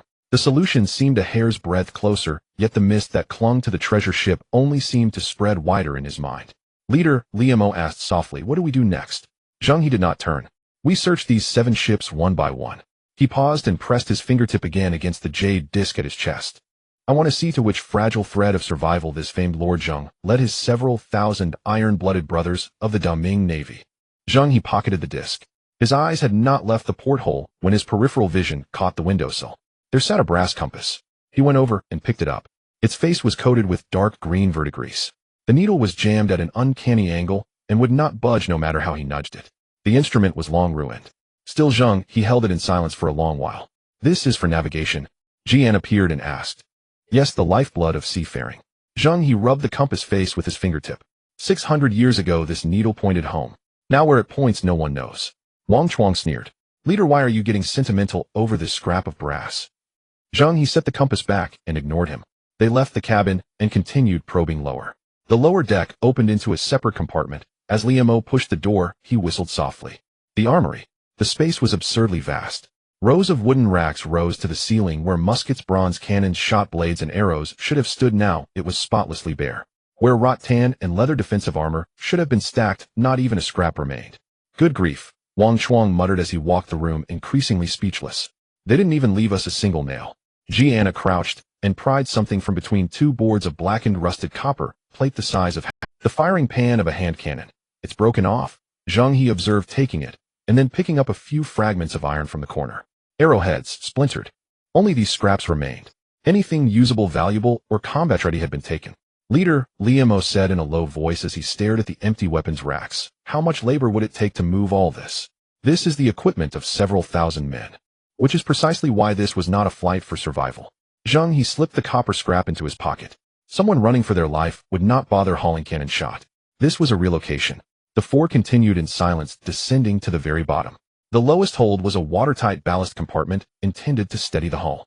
The air grew colder the further down they went. Thick mildew and dampness stabbed at their nostrils, water pooled underfoot, squelching with every step. This place was even emptier. Most of the ballast stones and sandbags had been removed, the few left lay haphazard. Dense beads of water clung to the bulkheads, chill to the bone. Wang Chuang involuntarily shuddered. This cursed place is heavy with gloom, he said, instinctively patting the black donkey's hoof talisman in his pocket. Zheng He ignored the remark. His Haishan Jishur sea god sight remained active. His gaze swept along the enormous keel and froze. There lay a small palm-sized Buddha statue. He crouched and lifted it. Once gilded, the gold paint had flaked away, revealing a dull bronze core. Beside it lay several strings of prayer beads. The wood had long since swollen and softened, crumbling to dust at a pinch. For offerings, Jianna said, recognizing them. Sailors pray for safety and gentler seas. Zheng He weighed the Buddha in his palm. The object held little monetary value, which was why no one had taken it. Those who evacuated had planned everything. Except they had not taken this statue that had watched over them. Or perhaps they did not dare to take it. All things are bitter, and even gods are poor farriers. Once they stepped into the mist, not even Buddha could protect them.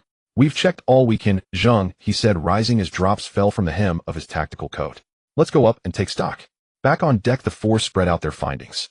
Yongla Tongbao copper coins, a Cinnabardron nautical sketch, the ocean voyage log that broke off at the fog, a fragment of agarwood, rusty scraps of weaponry, the gilded little Buddha, and the white jade safety disc engraved with the character He. Wang Chuang squatted on the ground and counted twice, scratching his head. That's all. This massive ship yielded less loot than what fits in my backpack. This is the answer. Zheng He stared at the scattered items. All the large pieces are gone. Weapons, grain, nautical charts, precious treasures. Nothing remains. What remains are either too heavy to move, or simply not worth the effort. Liamo added, so they left. They switched ships in batches, Zheng He nodded.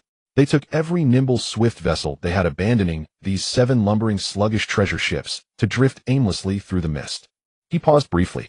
7 colossal treasure ships. 6 centuries of time. 1 fatal logbook. A personal jade clasp. Zheng He's thumb traced the carved character He as he lifted his gaze toward the lifeless leviathan behind him. 600 years ago, someone stood upon these waters, yearning to reach the edge of heaven and earth. 600 years later, Zheng He stood here too, venturing into the abyssal deep. Across 6 centuries of time, 2 generations met across the same sea, silent, spectral, faceless. Let's go, he said, gathering the artifacts. Back to the ship. On board the laying Songjing whale, Lu Feier, Ran and Timo had been waiting with bated breath. The four recounted every detail of their exploration aboard the treasure ship.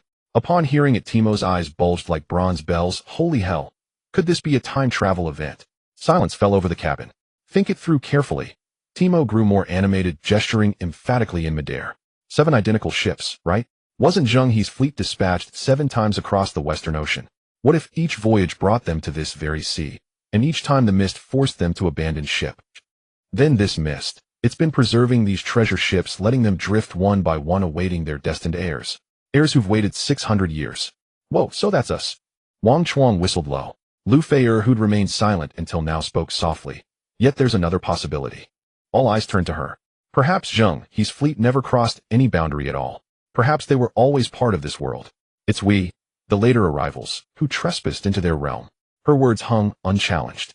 Who truly crossed over? Zheng He's men, or were we the ones pulled into this alien sea? No one could say. Silence settled once more. Zheng He sat at the head of the table, fingers tapping absently upon its surface, when suddenly a memory flashed across his mind. His first landing on the island, the stone cave. Inside lay a desiccated corpse clad in a modern tactical jacket. A tactical jacket, one that certainly did not exist 6 centuries ago. There's something I've never examined closely, Zheng He ceased tapping. When I first arrived in this world, the first island I set foot upon held a stone cave, and inside a mummified body. Whoa, boss, you actually encountered a mummy. Did you pour child's urine on it? Timo paled. He wasn't, Zheng He said, but he wore contemporary clothing. What does that imply? Ran responded instantly. It means others entered long before us. Possibly more than one group. Zheng He scanned the faces around him, voice grave. Zheng He's fleet sailed 6 centuries ago. That corpse belongs to recent decades. And we are of the present. This sea has drawn people from multiple eras, century after century, generation after generation. Wang Chuang slapped his thigh. So this isn't some exclusive club, it's a trans-temporal asylum. And we're not even the first in line, just another batch queued up behind countless others. Then where are they now? Liu Mo asked the most critical question. Silence returned. Zheng He gazed out the porthole at the ashen sea. Not far away, 7 ghostly black ships drifted motionless upon the water's surface. Where did Zheng He vanish with his thousands of iron-willed mariners? Alive or dead? How did that corpse, clad in a modern jacket, reach that cave, and why did it collapse there in utter despair? Are there other survivors scattered somewhere across this sea, alive or reduced to dust and bone? Question after question surged forth, relentless and unanswerable.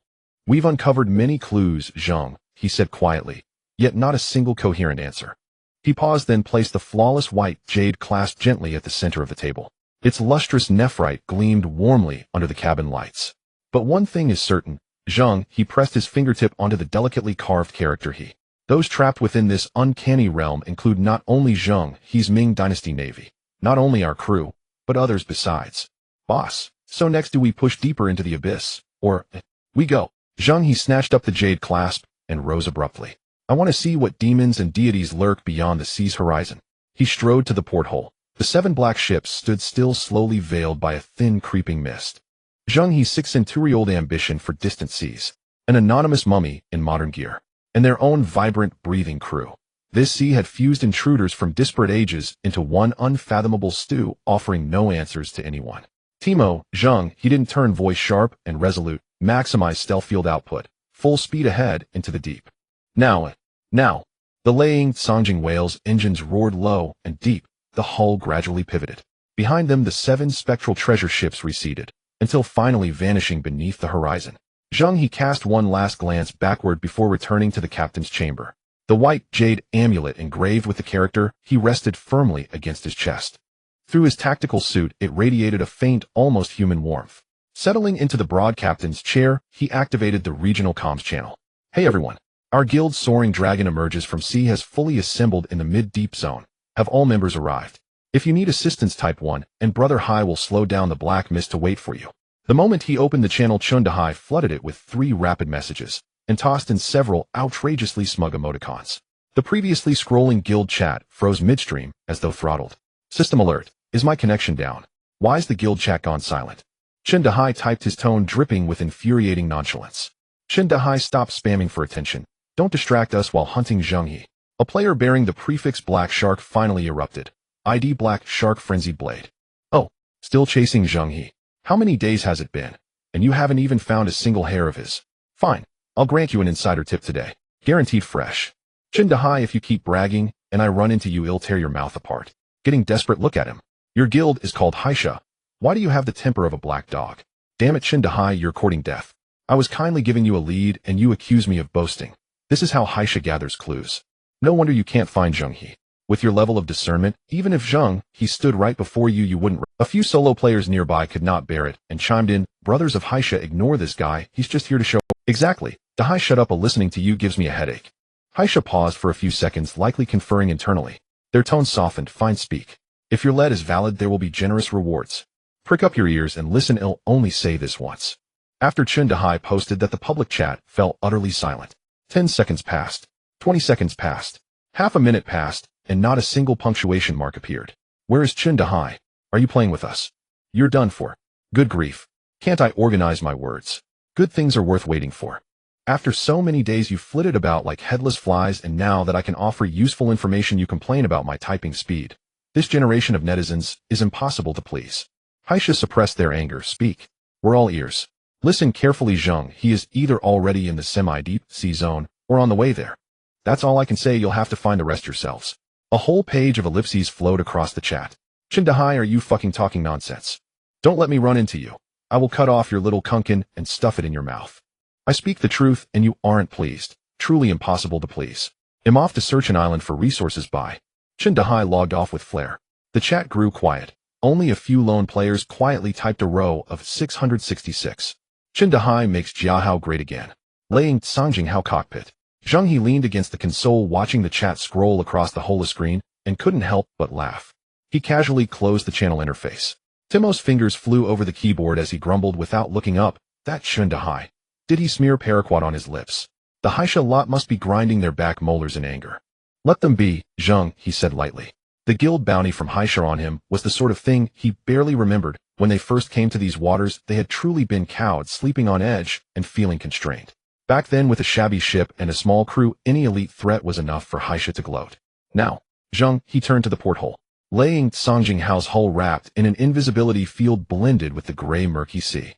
Timo had optimized the field generators so they not only blocked vision, but also hid them from radar and energy scans. The ship's rating had risen, and its weaponry was fully loaded. At his side were hard-hitting damage dealers like Wang Chuang and Jiana Li Mo, the muscle-type healer, and the steady support of Lu Feier, Anren, and Timo. Not to mention the super ally Konglong Kongleng. With supplies in hand, they remained untroubled. If Haisha wanted to touch Laying Zheng He now, they'd better check whether their fortunes were stout enough. Timo boost power output by another 20%, Zheng He ordered. Boss, any more, and well, overload. The reactor temperature will spike. Timo's fingers danced on the virtual keys. Still, I like this push in the back. The engines uttered a deep roar, the hull cleaved the waves, and their speed climbed again. Wang Chuang climbed up from the lower hold, taking a bite of an apple. Boss, how far to the semi-deep sea? My harpoon's getting impatient. Soon, Zheng He said, eyes fixed on the navigation chart. Their position sat on the edge of the shallow sea. The pale blue markers lay behind them, replaced ahead by a stretch of deep blue, the semi-deep sea zone. The water temperature is dropping, Timo observed from the environmental panel. It has fallen 4 degrees and continues to fall. The pressure is changing too. Lu Feier closed her eyes and sensed the outside changes. The scent in the wind has shifted. The saltiness is stronger with a hint of rust.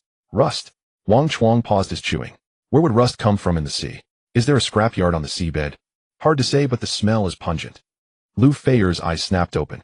Zheng He moved to the helm, taking over from Timo. All hands on alert. Check your equipment. Once inside the semi-deep sea, anything can happen. Roger. The crew answered in unison over comm. Countdown to entering the semi-deep sea. 5, 4, 3, 2, 1. Timo counted. Laying Zheng He crossed an invisible boundary. The sea's color shifted in an instant, from its former gray-green to a profound, deep blue. The mist above did not thicken, yet visibility oddly diminished. Sunlight was strangled by heavy clouds. The entire world bore an oppressive stillness. Radar and sonar read normal. Timo swallowed. But, boss, looked straight ahead. Zheng He looked up. The surface ahead was crowded with drifting wreckage, not ordinary planks and splinters, but vast rust-streaked metal components. There were colossal gears over 10 meters across, twisted and ruined, thick pipes and steel plates riddled with corrosion. They rose and fell with the dark waves like the bones of a leviathan. Holy! Wang Chuang drew a sharp breath. What's happening? Did some giant machine crash into the sea? Zheng He's eyes narrowed as Haishan Ji Shi Sea God's sight silently activated. In his vision, the metal wreckage was encrusted with a chilling red filamentous growth. It's blood algae. Zheng He's voice grew somber. They are devouring metal. Those ruins must once have been enormous machines, now chewed down to skeletons. Isn't blood algae supposed to be found only in the deep sea? Anren leafed through data. How is it in the semi-deep zone? It means the ecosystem here is already in disarray. Zheng He tightened his grip on the wheel. Timo, activate the forward obstacle clearing shockwave. Don't let the hull touch that debris. Blood algae are highly corrosive. A contact will spell major trouble. Understood. High-frequency oscillators sprang up on both sides of the bow. Invisible ripples spread and forcibly pushed the approaching steel wreckage aside. Laying Zheng He threaded its way through the heap of scrap metal like a lone vessel entering a biochemical iron graveyard. The ship Laying Zheng threaded its way through that field of iron graves for roughly a quarter of an hour. The forward shockwave brusquely pushed aside the wreckage. Now, and then a dull scrape of metal rasped under the hull, a sound that made one's teeth ache. Zheng He stared at the colossal gears beyond the porthole, their teeth eaten by blood algae, and found his mind wandering for no reason. He remembered Zheng He's petty mocking tone on the regional channel a moment ago. That fellow's mouth was obnoxious, but one remark struck home. Hey, Shaw can't find him. They can't find him because he has been hiding all along. Timo, stop the ship. Timo's finger froze over the keyboard. What? Boss, stop here. This place is covered in corrosive blood algae. Increase the shockwave power and hover in place. The engine's roar subsided. The hull slowly steadied, gently rising and falling with a deep blue swell. Wang Chuang poked half his head out of the cabin. What's going on? Is there trouble ahead? Zheng He turned and glanced over the handful of people in the cockpit. Lu Feier and Ran Jiana Tmo and the newly boarded Wang Chuang. Limo's voice came through the comms. Boss, I'm on the second level. Any instructions? All of you come over. Zheng He's tone was grave. I have something I want to discuss. Before long, everyone had. In the roomy captain's cabin, 6 people sat along the long table. Zheng He at the head. The atmosphere carried an inexplicable weight. He crossed his arms, but did not speak at once, instead letting his gaze sweep over each face. What I'm about to decide is a little reckless. I'll lay my cards on the table first. Wang Chuang grumbled in his thick voice, just say it, boss. Why circle around? He Sha is still hunting me, Zheng, he said calmly. You've all seen the regional notices. It's been days and the bounty is still pinned at the top. We have a stealth field now. Even if we hide, they won't find us for a while. That's good, and Rand murmured. We can quietly make a fortune. Good, yes, Zheng He smiled. But skulking about like a frightened turtle every day is not how I live. He paused, then turned his gaze toward Lu Feier. Lu Feier looked up when she heard that. There are people on our ship who also have ties to the He Sha Guild. Zheng He did not state it outright, but his look made Lu Feier understand. Lu Feier's fingers curled at her side. She said nothing yet. Zheng He could see the thorn that had been lodged in her heart for so long. I refuse to wait until the day we meet and still end up taking the blows. Zheng He withdrew his gaze, scanned them all, and raised his voice. Since we've come into the Ban Shanhai area, we must make a name for ourselves. If we later go for deep-sea dominance with enemies unknown, we won't get far. The captain's cabin fell silent for a few seconds. Wang Chuang was the first to respond, slapping his thigh. Boss, tell us how to do it. My fists are starving for a fight. Right? Limo's voice answered. Boss, point me, and I'll go where you tell me. Zheng He had been waiting for precisely that attitude. He knew his brothers too well. Wang Chuang was headlong, Limo steady, but once they fixed on a target, good. He nodded. I'll lay out my idea. He straightened and spoke slowly, deliberately. I want to expose our coordinates on purpose, draw He Sha here, and finish them off right in this steel graveyard. The cabin felt as if someone had pressed pause. TMO was the first to react. Boss, deliberately expose our... Are you mad? Don't you understand the Dark Forest principle? Once the coordinates light up, who knows what monsters it will attract? It might not be He Sha. Could be Bai Sha, could be Hu Sha. Then we'd be the target of everyone. And Rand grew anxious. Zheng He did not flinch. He smiled instead. It's precisely because we have a stealth field that I can play this Baitanan Force game. He moved to the sea chart and tapped the Ban Shanhai topography with his finger. Sending coordinates isn't the same as showing our face. I'll make the signal flash for a few seconds, then cut it off. The enemy will surge in, hungry for blood, and find only empty sea. They will advance in the light. We will remain in the dark. Zheng He drew a circle on the screen with his fingertip. I also want to probe the depths of this sea to see how many forces have designs on us. Our ship is nimble and can hide. If we can win, we fight. If we can't, we run. Wang Chuang finished the thought with relish. Running is something we know well. Timo's mouth twitched. There was no arguing. Lu Feier suddenly looked up. Can't we lure only He Sha? Good question. Zheng He looked at her. Here's my core idea. He Sha has tyrannized this sea for too long. If only He Sha comes, and we meet them hidden, we might not be sure to win. But if... He paused and swept his gaze across them. Expectation was written on every face. If we make enough of a commotion, Zheng He's eyes shone, and all 4 guilds arrive along with the freelances, then it becomes a different matter. Wang Chuang didn't quite follow. Wait. If we draw, everyone, won't that make us less likely to win? You and your brain. TMO rolled his eyes. More people won't necessarily unite against us. They might turn on one another. Zheng He waved a hand and continued. Think of He Sha's corporate culture. Never do good, only love to kill and burn. How brazen and overbearing are they normally? They pillage and slaughter in these waters with no conscience. Oh, what makes them any different from lowly brigands? He paused, a little inflamed. The world has long suffered under He Sha. Those 7 words landed, and everyone fell silent. I'm not after a duel with He Sha, Zheng. He lowered his voice, each word weighted. I want to create chaos. Make it loud, let everyone watch. Even if other guilds do not step in to help, once they see He Sha take a beating and its arrogance clipped, when the wall falls, many will push. Lu Feier took up the thought. Exactly. Zheng He snapped his fingers and smiled meaningfully at her. When the wall collapses, those who shove will line up. This is an overt strategy. Put it in plain view, and they'll be forced into the pit. If they refuse to come, they'll be seen as cowards. Once He Sha is shamed on these waters, its prestige will crumble. Only the sound of breathing remained in the cockpit. Everyone was feverishly digesting this explosive plan. TMO finally burst out. I have to say, boss, your talent for psychological manipulation and staging traps. If you don't go north to run things, it would be a waste. Get lost, Zheng He laughed and chided. Wang Chuang rubbed his hands in excitement, and what he said next made Zheng He lose his composure. I understand now. Let's hide in the shadows and watch those fools tear each other apart. Once they're sufficiently weakened, we'll swoop in for the kill. Brilliant. Zheng He waved his hand, nearly striking Wang Chuang on the head. Get him out of here. Who brought this idiot onto the ship? He's dragging down the entire crew's IQ. Wang Chuang looked utterly confused. Silly brother, we are the main characters in this play. If the main characters don't show up, the play can't continue. Liamo reminded him from the side. Zhang Matzi has already set the example for us, guns in hand. Follow me. Let's take down the enemy strong. Zheng He tapped his head. This plan carries significant risk. I need to be upfront, once the coordinates are sent out, there's no turning back. If anything goes wrong, we could be wiped out. He looked each person in the eye. So if anyone disagrees, speak now. This isn't just my ship. No one back down. Wang Chuang pounded his chest. Damn the black shark. Boss, you should have done this ages ago. After being stifled for so long, I've been itching to vent. Liamo raised his hand, indicating count me in. And Ran adjusted his glasses. I'll monitor everyone's vital signs. If anything abnormal happens, I'll report it immediately. TMO took a deep breath. I'll handle the stealth field control and weapon loading. Let me see how these fools bite the bit. Jinna fixed her bangs. I want to try out the new gear the captain gave us and throw them an elemental party. Finally, it was Lu Feier's turn. She was silent for a moment, then raised her head. The hesitation in her gaze dissipated. I agree, she said, and if Night Owl comes, I want to face her alone. Zheng He looked at her, not rushing to respond. He knew how much was behind those words. All right. He nodded. You are not alone. We are here to support you. Lu Feier softly acknowledged, ready to remove the thorn that had been lodged for too long. Good. Zheng He straightened up forcefully, then it settled. Zheng He stopped wasting words and opened the regional channel. He got straight to the point and sent out a message. Hello, fellow navigators. I am Zheng He. I just arrived at the semi-deep sea area today and saw my bounty notice pinned at the top of the regional channel for several days.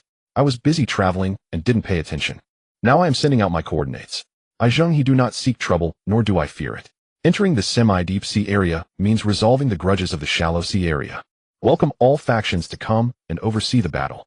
He sent the message. Immediately after, he shot out a set of precise coordinates accurate to 4 decimal places.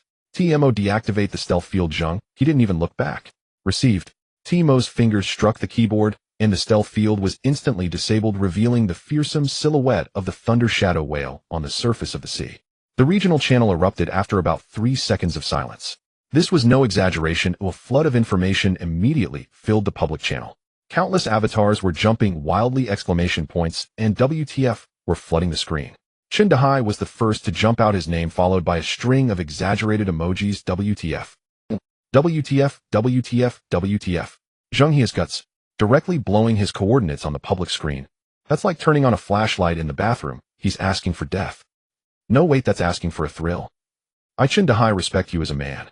But brother, this move is just too reckless. You young people just can't keep calm. Now you've done it, the whole region has to come help you collect your corpse. Oops, I misspoke. I meant to cheer you on. And watch from the front row. Soon messages from other random players and factions surged like a waterfall. Zheng He, you're awesome. Wishing you victory over those beasts from the Black Shark. A big shot is a big shot. What bravado. I'm going to witness this battle live. Isn't this more thrilling than watching Spain versus Cape Verde 00? Coordinates received. Semi-deep sea area. Brothers, full speed ahead. Let's go watch the gods fight. Is there a team going to spectate? We can look out for each other on the way to avoid getting swallowed by the monsters of the semi-deep sea area. Hey, where are the Black Shark Guild members? Weren't they just arrogantly buying materials at a low price? Why are they all playing dead? Sure, they're probably panicking and scratching their heads in a meeting. A good show is. Sure enough, in the regional channel, IDs prefixed with Black Shark suddenly fell silent, as if their internet connection had been cut. Zheng He glanced at the public screen, a smile creeping at the corner of his mouth. The current public sentiment was in his favor. Not lingering too much in the regional channel, he knew the truly significant information was all in private messages. Indeed, his private message notifications had exploded. He opened it, and a voice message from Long Xiaodian popped up immediately. Brother Zheng He. As soon as the voice connected, Long Xiaoshan's booming voice came through. Are you dead set on going head-to-head with the Black Shark? Long Xiaoyan's tone was filled with shock, but more so with seriousness. Our ocean continent is still on its route from the shallow sea area to the semi-deep sea area. I'll arrange to adjust the course immediately and head straight for your coordinate location. Thanks, Brother Long. Zheng He replied calmly, with you here, I feel more at ease. What are you being polite for? Long Xiaoshan's voice was firm. Your business is my business, Zheng He. The communication was cut off. Zheng He quickly scanned through other private messages. Some players who had traded materials with him expressed their shock and inquiries. Others who had also been wanted by the Black Shark sent their encouragement and offered to help. Even a few IDs he didn't recognize sent messages of support indicating they wanted to witness history. He didn't reply individually. The discussions in the channel had shifted from shock to various speculations and analyses, with some even starting to bet on how long Zheng He could hold out. Zheng He glanced and then looked away. At the same time, in the Black Shark Guild in the meeting hall, 7 or 8 core members of the guild sat around the large conference table, the atmosphere tinged with eerie excitement amidst the oppressive tension. President, this kid must be crazy. A burly man with a scarred face nicknamed Venomous Fong spoke first, directly exposing coordinates in the regional channel. Seeking death isn't done this way. I wouldn't be so sure. Another well-dressed middle-aged man with gold-rimmed glasses adjusted his spectacles. The long life of fleeing has brought him immense mental pressure. He can't eat well, can't sleep well, and is losing clumps of hair. His SA insanity value is likely at rock bottom. He's seeking a way out. Nonsense. A bearded man immediately cut him off. We've posted bounties on him for ages, yet not a single credible lead has surfaced. Every coordinate we chased turned out to be a fraud, wasting fuel equivalent to several oil fields. If he knows we can't find him, would he truly live in constant dread? More likely he's feasting on delicacies surrounded by beauties, drinking endless milk, devouring endless abalone. Don't forget, he's the first player in the server to solo kill a Tier 3 boss. A third voice chimed in, the tall, slender ghost hand intelligence officer of the guild. His vessel's upgrade speed is unmatched server-wide. It's now at least level 7. To slay a Tier 3 boss alone proves undeniable strength. This man isn't foolish. When something defies expectation, danger lurks beneath. Silence settled over the war room for several seconds, every gaze instinctively shifting toward the man seated at the head of the table. Shueisha, the guild master of Black Shark, sat motionless, his fingers tapping rhythmically upon the table. Though not yet 50, his hair was impeccably groomed, and his tailored dark naval uniform lent him the air of a shrewd corporate magnate rather than a pirate lord. Shueisha swept his gaze across the assembly, his tapping fingers stilled. Zheng He began slowly. The chamber hushed instantly. I've dug into his background. He holds first kill records for all Tier 1, Tier 2, and Tier 3 bosses server-wide. His ship's upgrades have consistently led the field, and he's won every minor skirmish, decisively, flawlessly. He paused, his eyes glinting with seasoned cunning. So Ghost Hand's concern is justified. This doesn't align. Given his capabilities, we couldn't locate him, not even within weeks. Yet now he's deliberately thrust his neck forward. He scanned the room and raised 3 fingers. Only 3 possibilities exist. First, he's stumbled upon an unprecedented opportunity and grown arrogant, seeking to humiliate us as a stepping stone to fame. Second, he's broken, truly unhinged, and believes death inevitable, so he intends to drag us down with him. A flicker of sardonic amusement crossed his eyes. Third, he's laid a trap designed specifically for Black Shark. He couldn't suppress a low chuckle. Murmurs rippled through the hall. Master, do we go, or not? Do you? Blurted out impatiently, his fists cracking audibly. We go, why wouldn't we?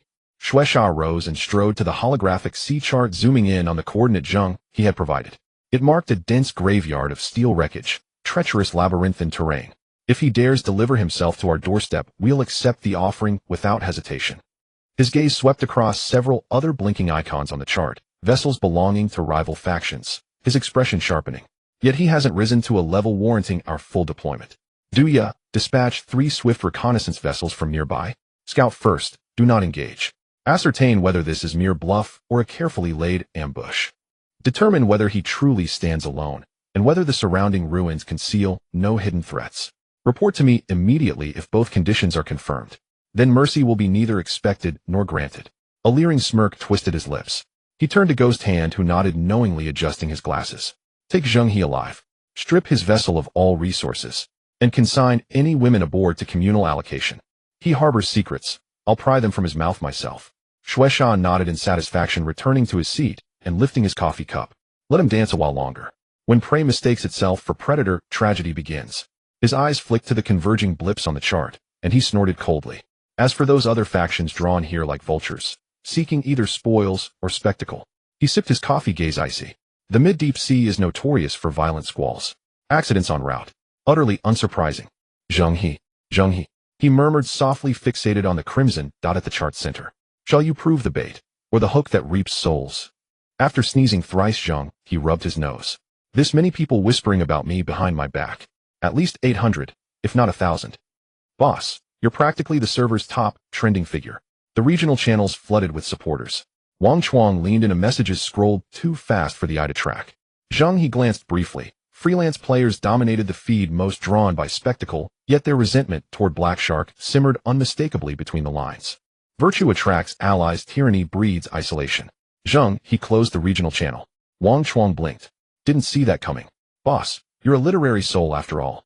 Back in school, I memorized plenty of classical poetry. Call it strategic reserves for future swagger. Zheng He leaned back in the captain's chair, arms crossed, voice relaxed.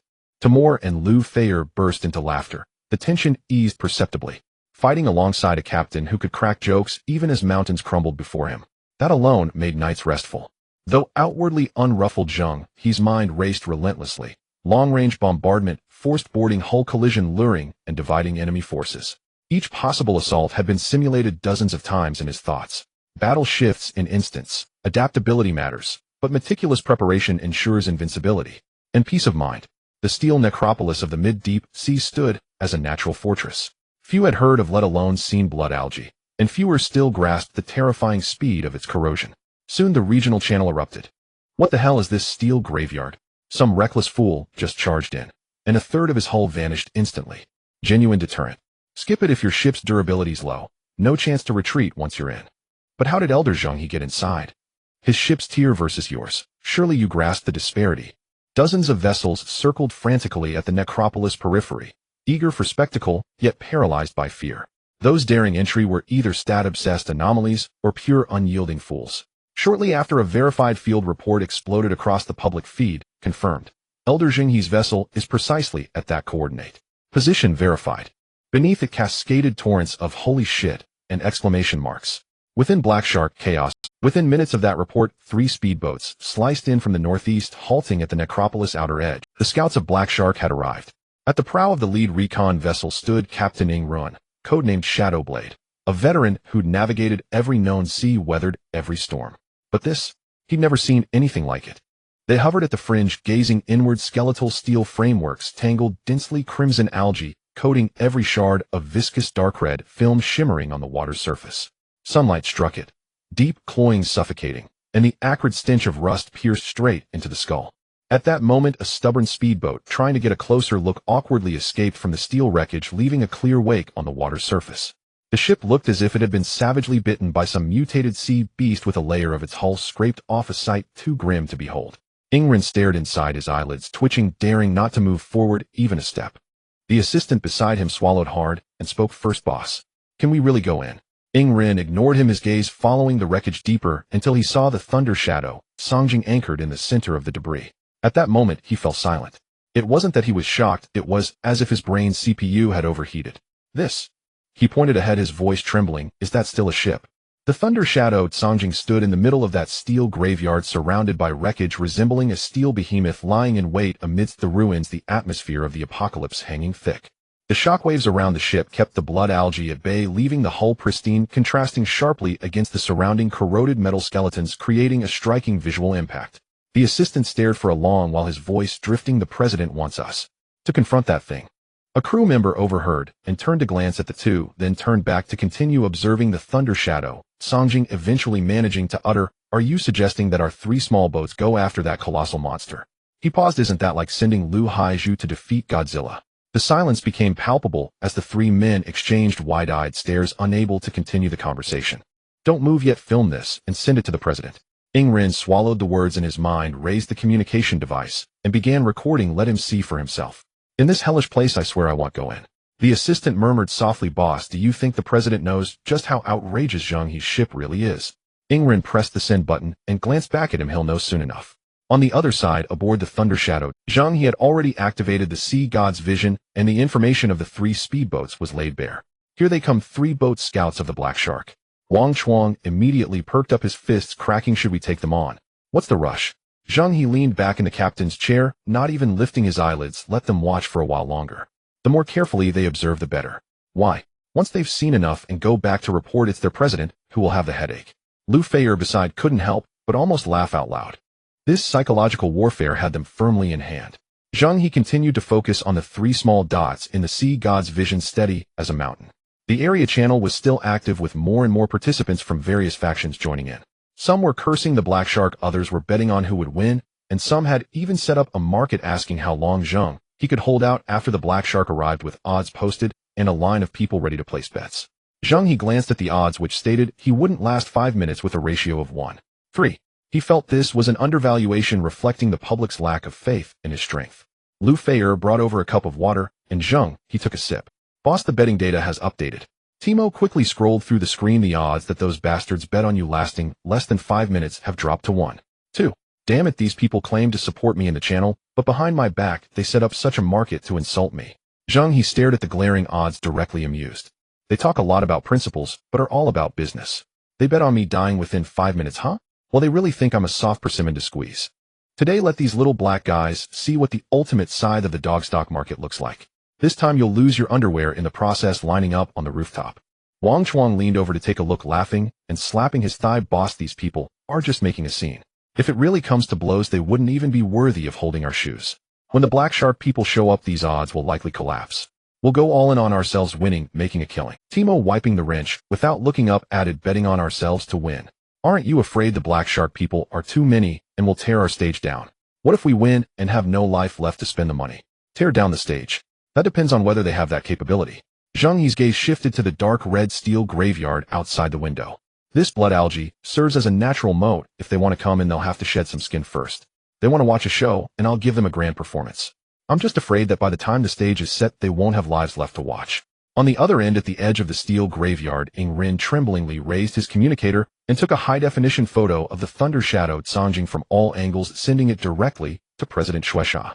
In the photo, the enormous warship resembled a lurking steel beast, the shockwaves keeping the blood algae at bay, emanating a sense of forbidding pressure. Not 2 minutes later, a message came back. Oh, Ing Rin brother is also using AI now. Which big model generated this image? Looks surprisingly realistic. The light and texture are quite impressive, must have consumed quite a bit of computing power, right? Reading the words on the screen, Ing Rin felt his blood pressure spike. He took a deep breath filled with the taste of rust from the sea breeze, and quickly replied, President, we are at the coordinates given by Zheng He. This picture is straight from the original camera. Not a single layer of filter added. Bro, please don't joke with me, alright? You're saying this steel monster is Zheng He's ship? I grew up watching Ultraman, and tricks like this to fool kids won't work on me. Ing Rin, anxious, was even trembling as he typed, I swear if this is an AI-generated image, my Ing Rin's little Kuan will be 5 centimeters shorter. No 10 centimeters. On the other side, there was a long silence, likely weighing the veracity of this oath. Alright, that's a serious vow, oh I believe you. Shueisha's tone finally turned serious. What kind of monster is this? Is there an ambush nearby? Ing Rin sighed in relief and hurriedly reported after observation no ambush was found in the vicinity. But this hellish place has a natural barrier. The sea is full of highly corrosive blood algae. Just now a stubborn rogue tried to get in for a closer look, and the bottom of his boat was bitten off a third. Shueisha fell silent for a moment. Then he gasped on the other end. Hiss, blood algae. This is the guild's upper management needs to discuss a countermeasure. Brothers, you've worked hard exploring the way. Communication cut off. Ing Rin set down the device, staring at that massive object in the distance, his brow furrowed tightly. The subordinate leaned in and whispered, Boss, it seems like the president isn't scared at all. That's because he isn't present, he hasn't faced this thing directly. Once the real fight begins, he'll know what despair truly means. Then what about us? Shadowblade decisively waved his hand. Turn around. Retreat. I don't want to stay in this wretched place for even a second longer. 3 speedboats swiftly turned around, quickly slipping out of the edge of the steel graveyard, vanishing on the sea surface. In the captain's cabin of the thunder-shadowed Song Whale, Wang Chuang stared at the 3 fast-moving light spots on the holographic sea map at the control panel, clicking his tongue. They ran away. They just ran. I was hoping they'd at least come and say a few harsh words. Zheng He leaned against the captain's chair, his eyes half closed. As for the scouts, they only need to complete their mission by taking photos and checking in. Do you expect them to engage you in a duel? At the same time, at the headquarters of the Black Shark Guild. Bang! Blood Shark slammed his palm on the table, causing the coffee cup to shake, spilling brown liquid. Damn. No wonder this kid dares to openly reveal coordinates. He's exploiting the terrain's bug. He's calculated that our ordinary ships can't withstand the blood algae and wants to play a war of attrition. Ghost Hand adjusted his gold-rimmed glasses and ominously analyzed. President, we need to find some anti-corrosive coating or chemical neutralizers. Also, Zheng He is so brazen, there must be heavy firepower on his ship, so the Vanguard needs to be careful. Immediately get anti-corrosive coatings. Blood Shark waved his hand. Let the Vanguard test the waters. Tell them not to underestimate the situation. With the order given, the guild's twin red sticks, Crazy Rhino, and Night Owl's communicators went off simultaneously. On the Bone Crusher, Crazy Rhino was irritably sifting through a pile of new weapon blueprints. He rubbed his sore eyes, and the image of that all-powerful mechanical lowly involuntarily surfaced in his. Damn that Xiao Jinjin, why did he have to bring that little girl for a gathering task? Her craftsmanship is truly unmatched. The things she creates can be used with eyes closed. And then look at the mechanic assigned to the guild now. Oh, he's simply insane. He can't even speak normally, and the weapons he creates are outlandish. Without a manual and his guidance, I wouldn't dare use them. The last time that new artillery almost blew up the guild headquarters. I'm really so damn frustrated. Crazy Rhino threw down the blueprint and casually opened the guild's orders. He scanned the task information and glanced at the task coordinates. It wasn't too far. Compared to an organized siege, he actually prefers ambushes. That thrill of opening a blind box is the best for stimulating dopamine secretion. Every time he faces unknown enemies, the excitement is irresistible. Alright, let's meet this number 1 player in the whole server. I hope his ship isn't as sinister as in the photos. Crazy Rhino slammed the throttle. The Bone Crusher roared, tearing through the waves at full speed. On the other side, aboard the Sharp Tooth, Night Owl was staring blankly at the deep sea area map. She had been in this sea area for several days, setting up ambushes on the outskirts to rob passerby players. Originally, she was in the business of killing and looting, but because of her stunning figure and beautiful face, she inadvertently turned the robbery into a large fan meeting. Many players, knowing that there was a black shark checkpoint ahead, still eagerly sailed over to deliver packages, just to experience the thrill of being robbed by a cold and aloof goddess. In certain circles of infatuated fans, she has gained a bit of fame, with some sailing over specifically for her to rob them, and after being robbed they refuse to leave, insisting on becoming friends. Just now, a passerby whom she had robbed 3 times was still leaning over the ship's railing, shouting at her, "Sister Owl, next time you'll prepare more premium. Would Owl remember to step on me a couple more times? I just caught some sea fish, go give you 2. Night Owl felt her vision darken and grabbed the loudspeaker, angrily shouting, "Are you sick? I only rob for money, not for sex. If you don't leave, he'll use artillery to blow your mast down." She looked down at the task coordinates on the screen. The location was not far behind her. Just as she had driven away that group of peculiar infatuated fans, Crazy Rhino's voice communication came in. "Sister Owl, where are you receiving clients? Did you see the headquarters mission?" Crazy Rhino's rough voice carried a hint of grease. Night Owl's tone was icy. "I saw it, to shut your filthy mouth. Oh, it's us, the star-crossed lovers. Do you think Bloodshark has betrothed me to you? Why do we have to team up for missions? Why don't we just get our marriage certificate and consider our future missions as an official honeymoon?" Crazy Rhino shamelessly teased, not at all concerned about the tough battle coming up. Night Owl couldn't be bothered to listen to his nonsense and directly cut off the communication. She strode to the helm, yanked the steering wheel, and the Sharp Tooth drew a beautiful arc as it sped towards the coordinate point. The sea breeze swept through her long hair, and there was a hint of coldness in her eyes. Zheng He openly issued a challenge. He was definitely not a simple opponent. Crazy Rhino's carefree nature could easily lead him to be butchered. At the edge of the steel graveyard, the sea breeze mixed with the pungent smell of rust and fish. Zheng He stood at the bow, happily watching the spectacle through his binoculars. A few reckless passerby ships had just plunged into the blood algae area, and their hulls were corroded, emitting yellow smoke. The screams could be heard from a distance. One unfortunate soul had just thrown a life ring into the water, and that rubber ring was devoured by the red algae in less than 3 seconds, leaving only the valve core. These Ironhead kids are really treating their lives like a game. Zheng He put down the binoculars and pouted. Although he usually likes to show off, when it comes to playing with lives, he values his life more than anyone else. "Boss, this blood algae is really sinister. Physical scraping is completely useless. The more you scrape, the faster it grows." Outdoor enthusiast Old Zhao leaned in, shaking a sampling bottle in his hand that contained a thick mass of dark red substance. "I just measured it. This stuff is extremely sensitive to temperature. As long as the temperature fluctuates dramatically, their cell walls will rupture." Zheng He's eyes lit up. "You mean boil water to scald them?" "That's about the gist of it." Old Zhao pushed up his sunglasses. "As long as we heat the hull surface to 100 degrees, the blood algae will die upon contact, and the corrosive liquid will undergo protein denaturation, losing its corrosiveness." "Good lord, you really are something." Zheng He slapped his thigh, pressed the communicator, and shouted, "Mechanic, quickly install heating pipes below the waterline on all 3 of our ships." The mechanics in the guild were nimble, and half an hour later thick copper pipes covered both sides of the hulls, with scalding steam rising around the pipes. Full speed ahead. Zheng He waved his hand. "Today I am going to claim this VIP viewing spot. I want the whole server to see what it means to change the tide of battle with words." The 3 ships, spewing white steam, sliced through the waves and charged straight into the steel graveyard. As they passed, the blood algae made a sizzling noise upon contact with the high temperature hull, curling and blackening as they sank straight to the bottom of the sea. Zheng He stood at the bow, holding a cup of red tea, feeling as relaxed as if he were on vacation in the Maldives. His flashy maneuvers quickly spread through the regional channel. As the observing players saw this method of solving the problem, they immediately showcased their own skills. Thus began an extraordinary algae removal grand prize. Someone was wildly pouring quicklime into the sea, attempting to neutralize the acidity and alkalinity. Bubbles rose vigorously on the surface, doing little to the blood algae, but leaving him coughing uncontrollably. Others brought several high-pressure water guns, shooting jets of water high into the air only to send the blood algae flying everywhere, leaving a thick layer on the deck, almost corroding both the people and the ship. Even more absurd was a guy who had previously engaged in biological pest control. He somehow managed to bring hundreds of sea turtles, tying them around the ship, hoping they'd munch on the blood algae. However, as soon as the turtles hit the water, they were corroded and died, merely delivering the algae as takeout, infuriating him to the point of cursing.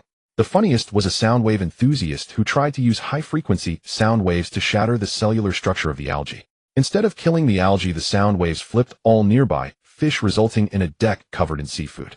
Human creativity was fully displayed in this strange sea. The barrage on the regional channel was flying by, with everyone commenting on which method of algae removal looked the coolest. Some even took the opportunity to place bets on who would reach Zheng He's ship first. On the thunder shadow, Songjing in the captain's cabin, Zheng He was staring at the holographic sea chart on the control panel. The previously isolated outer area was now densely lit with green points representing friendly or neutral forces. These green dots were converging on his coordinates at an astonishing speed. The blood algae barrier has been breached, Zheng He said, turning off the sea chart, stretching his neck, and heading out of the cabin. Timo poked half of his body out from behind the control panel, his face brimming with excitement. Boss, it's a real spectacle outside right now. The barrage on the regional channel is about to explode. Many people are betting again on who can get close to our ship first. Let them be, Zheng He replied, pushing open the cabin door and stepping onto the deck. The sea breeze hit him face in, bringing with it a strange mix of burnt and lime smells. He walked to the bow, gazing far into the distance. On the horizon, dark silhouettes of ships were surging in from all directions.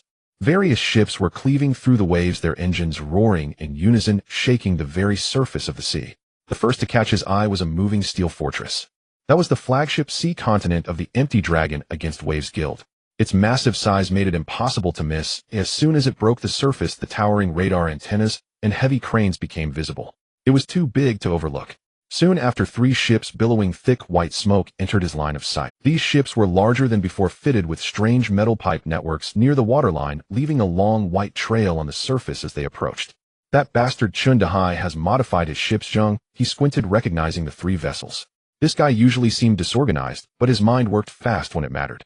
Using high temperatures to remove the algae, what a clever idea. Behind Zheng He's group, 2 ships painted black and resembling predators were closing in. The bows of the ships bore markings of bones and sharp teeth, and they were equipped with heavy collision armor, exuding an air of danger to anyone who dared to approach. Bone Crusher and Sharp Tooth. Zheng He was well aware of these names. They belonged to the vanguard of the Black Shark Guild, the Mad Rhino and Night Owl. One was a mad dog who knew only destruction, and the other a cold-hearted vixen. It seemed the Blood Shark was truly desperate this time, sending 2 top guns to swallow him whole. Yet there was not a hint of unrest in Zheng He's eyes. The steel graveyard he had chosen was littered with massive metal wreckage, and the waterways were narrow and complex. Large ships simply could not maneuver here. It was practically a custom-made hunting ground for the thunder-shadowed Songjing. The Black Shark, thinking they could crush him with sheer numbers, was nothing but a dream. Timo, activate the all-hands communication channel, Zheng He said, turning back into the cabin. Received. The communication was established, and Zheng He's voice echoed in the ears of everyone on the Thunder Shadow. Songjing, attention, everyone, the blood algae barrier has been breached. The Empty Dragon against Waves, Zheng He's squad, and the Black Shark's Bone Crusher and Sharp Tooth have all entered visual range. Everyone take your positions. Warm up the weapon systems and charge the shields. Prepare to welcome our guests. Listen well, our main strategy this time is to draw them in. Zheng He laid out the battle plan over the communication channel. Wang Chuang, you take charge of the Thunder Whale sniper cannon, and Timo handle the charging. Remember, we'll play Hitandron, don't let them get too close.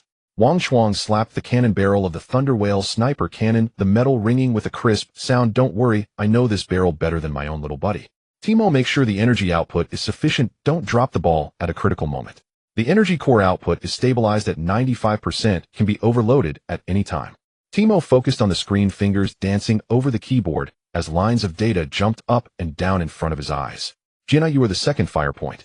Zheng He continued distributing roles, adjust the elements based on the battle situation, use water, fire, thunder, and lightning at will. Lu Feier, keep an eye on her blue bar and ensure logistical support. Lu Feier poked her head out from the kitchen, holding a plate freshly baked thunder cookies with double portions of magic grass. They can sustain blue recovery for half an hour each. Here, Jina, try this for taste. Jina reluctantly took the cookie and took a bite, mumbling, can't you make them in a different shape next time? This is Pikachu Thunderbolt.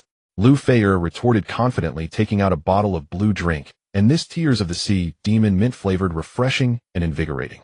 Liemo, your task is to heal and link damage. Don't tank if your health is low, cut the link decisively. And Ran, you are in charge of the medical cabin to ensure everyone's health. If anyone loses an arm or a leg, I'll hold you accountable. Zheng He paused. As for me, I won't act unless absolutely necessary. Once I do, the game will end immediately. And Ran was in the medical cabin, swiftly checking the emergency supplies. Don't worry, we have nanobandages, coagulants, and adrenaline ready. As long as there's breath left, I can pull someone back from the brink. But you all be careful, don't be reckless, and try not to come bother me. On the deck, Wang Chuang threw away the rag he used to clean the Thunder Whale sniper cannon, grinning widely. They've finally come. My cannon has been itching to fire. With me as the main gunner, they won't even touch our ship's paint. Wang Chuang patted his chest, casually moving several boxes of armor-piercing rounds next to the cannon. In the engine room, Timo pushed the power output to the max. Boss, the energy core pressure is about to overload. We can move at full speed immediately. If these beasts try to get close, I'll make sure they won't even catch a glimpse of our wake. Boom. The engine of the Thunder Shadow Songjing let out a deep roar, vibrating the massive ship lightly. On the surface of the sea, ships from various factions were drawing closer. The smell of gunpowder had already overpowered the stench of blood algae. A great battle was imminent. Chun Dahai's 3 ships squeezed to the outskirts of the steel graveyard with a densely packed fleet of rogue ships blocking the way, and no one dared to rush in. The great commander has arrived, everyone clear the way. Chun Dahai stood at the bow, shouting at the top of his lungs, "You bunch of rookies, don't block the way. Let my dragon emerging from the sea, 3rd commander, go in and carve out a bloody path for you. The VIP viewing seats in the front row are all mine." As soon as he finished speaking, the 3 ships arranged themselves in a triangular formation, pushing their engines to the limit and charging straight into the blood algae swarm. The onlookers were sweating for him. If this stuff clung to the bottom of the ship, it could chew the entire vessel to bits in minutes. But then something strange happened. The metal pipe network added around the hull of the 3 ships suddenly glowed red, and when the seawater touched the pipe walls, it bubbled up and quickly boiled. In the waterway carved by the bow, the clawing blood algae were scalded by the boiling water, their red color fading to dark brown, floating limply on the surface, and the corrosive liquid lost its effect. "Brothers." Chun Dahai placed his hands on his hips and turned back to gesture at the fleet of onlookers. "Do you see how impressive I am?" The public screen exploded with comments. "Damn, he really did it. This guy is shameless, but he really has a way. Please share the modification blueprints, begging you." With this move, Chun Dahai stole the limelight from everyone present. The previously hesitant rogues followed his fleet into the steel graveyard. However, the glory lasted only 3 seconds before the situation changed. The cooked blood algae resembled a feast set out for a banquet. The surviving blood algae, drawn by the scent, rushed towards the waterway, fighting and devouring each other, crowding together in a frenzy. The waterway that Chun Dahai had painstakingly created was blocked again in an instant, even more densely than before. A few rogue ships that were too close behind couldn't stop in time and crashed straight into the freshly healed blood algae swarm. The bottom of the ship didn't withstand 3 seconds before being gnawed through, seawater gushing in violently as the ship tilted and sank. The people on the deck didn't even have time to jump into the sea before being entangled by the surging blood algae, dragged down into the depths. The screams mixed with the sound of rushing seawater made one's scalp tingle. The barrage of comments that had been wildly cheering just a moment ago fell into sudden silence. The smile won't disappear, but will shift now that group of blood algae is laughing madly. These blood algae are ruthless. Chun Dahai, why don't you wait for the people behind? Chun Dahai turned back to look, his wide-open mouth froze in shock. He chuckled awkwardly, decisively closing the public screen and muttering, "I'm not taking the blame for this. I didn't force them to come along." On another side of the perimeter, 2 dark ships broke through the crowd and advanced forcefully. Bone Crusher and Fong of the Beast. The outer equipment of these 2 ships was not a metal pipe network, but a circle of cyber energy launchers glowing with a bluish light. Once the launchers were activated, blue energy waves spread out in a ring, pushing aside the blood algae for dozens of meters, creating a clean fan-shaped area on the water surface. The 2 ships advanced steadily along the open waterway. Meanwhile, the sea continent of Empty Dragon was blocked at the very outskirts by the rogue ships and several guilds. Its size was simply too large to squeeze in. Long Xiaodian stood on the command platform of the sea continent, gazing at the distant wreckage of steel. "President, should we force our way in?" asked his assistant. "What's the rush?" Long Xiaodian waved his hand. "Zheng He is crafty. He won't call for help until he's truly at the end of his rope. Let's just watch the show from outside. If he really can't hold on any longer, we'll go in. If we go too early, they'll complain we're stealing the spotlight. I have this timing under control perfectly." Deep within the steel graveyard on the thunder-shadowed Song Whale. In the control room, Zheng He stared at the holographic sea chart. 2 green dots were steadily approaching his position, not fast, but on a direct route, clearly heading straight for him. On the observation deck, Timo leaned over the railing to look out, increasingly feeling that it looked familiar. Suddenly, he slapped his thigh. Boss, the black shark is coming with the Mad Rhino and Night Owl. Those cyber energy launchers on those two ships were installed by me. I installed them myself. His tone shifted, half showing off, half feeling pained. Back then I took a private job to modify their ships, and I did it beautifully. The energy wave thrust was set to maximum. I thought I would never use it again in this life, but today I'm going to be hit by my own handiwork. The technology is indeed impressive. He looked up and smiled. The cannons on those two ships are also installed by you, right? Perfect. Let me see if your energy field can withstand your own cannons. Timo nearly choked. Boss, the way you say it makes it sound like I'm looking forward to getting beaten up. Zheng He ignored him and pressed the all-hands communication button. Wang Chuang. On the deck, Wang Chuang, who was leaning over the Thunder Wave whale-hunting sniper cannon like he was caressing his wife, jolted up when he heard his name called. Present. Keep an eye on those two red dots on the radar. As soon as they enter range, open fire. Zheng He's voice was calm, yet carried a chilling intent. Don't hold back. The first shot should hit them hard. Let the people of Black Shark experience our hospitality first. Got it. Wang Chuang pressed his face against the scope, his finger resting on the trigger, his eyes filled with fervor. I've been looking forward to this shot for a long time. That bastard Mad Rhino, last time he stole 2 boxes of ammo from me on Supply Island. I'm definitely going to get back what he owes me today. Timo, charge it up for me. Coming. Timo slid down from the observation deck, dashed back to the engine room, and typed out a ghostly sequence on the keyboard. Main cannon charging has begun. Energy core output at 100. Wang Chuang, you aim properly. The energy of this shot is enough to penetrate 3 battleships. If you miss, I'll take it out on you. Just keep your worries to yourself. Wang Chuang fixed his gaze on the increasingly large black ship in the scope, swallowing hard. I can hit their command room, even with my eyes closed. The 2 red dots were gradually approaching the edge of the shooting range of the Thunder Wave whale-hunting sniper cannon. In the control room, Zheng He picked up the mint-flavored Tears of the Sea prepared by Liu Feier, leisurely taking a sip, while keeping his eyes on the sea chart. Here they come. He put down the cup. Fire. Boom. The Thunder Wave whale-hunting sniper cannon erupted with a deafening roar, the cannon mouth exploding with terrifying high temperatures. The specially made armor-piercing shell tore through the air, carrying the energy to destroy everything as it shot straight towards the 2 red dots. The first shot officially rang out.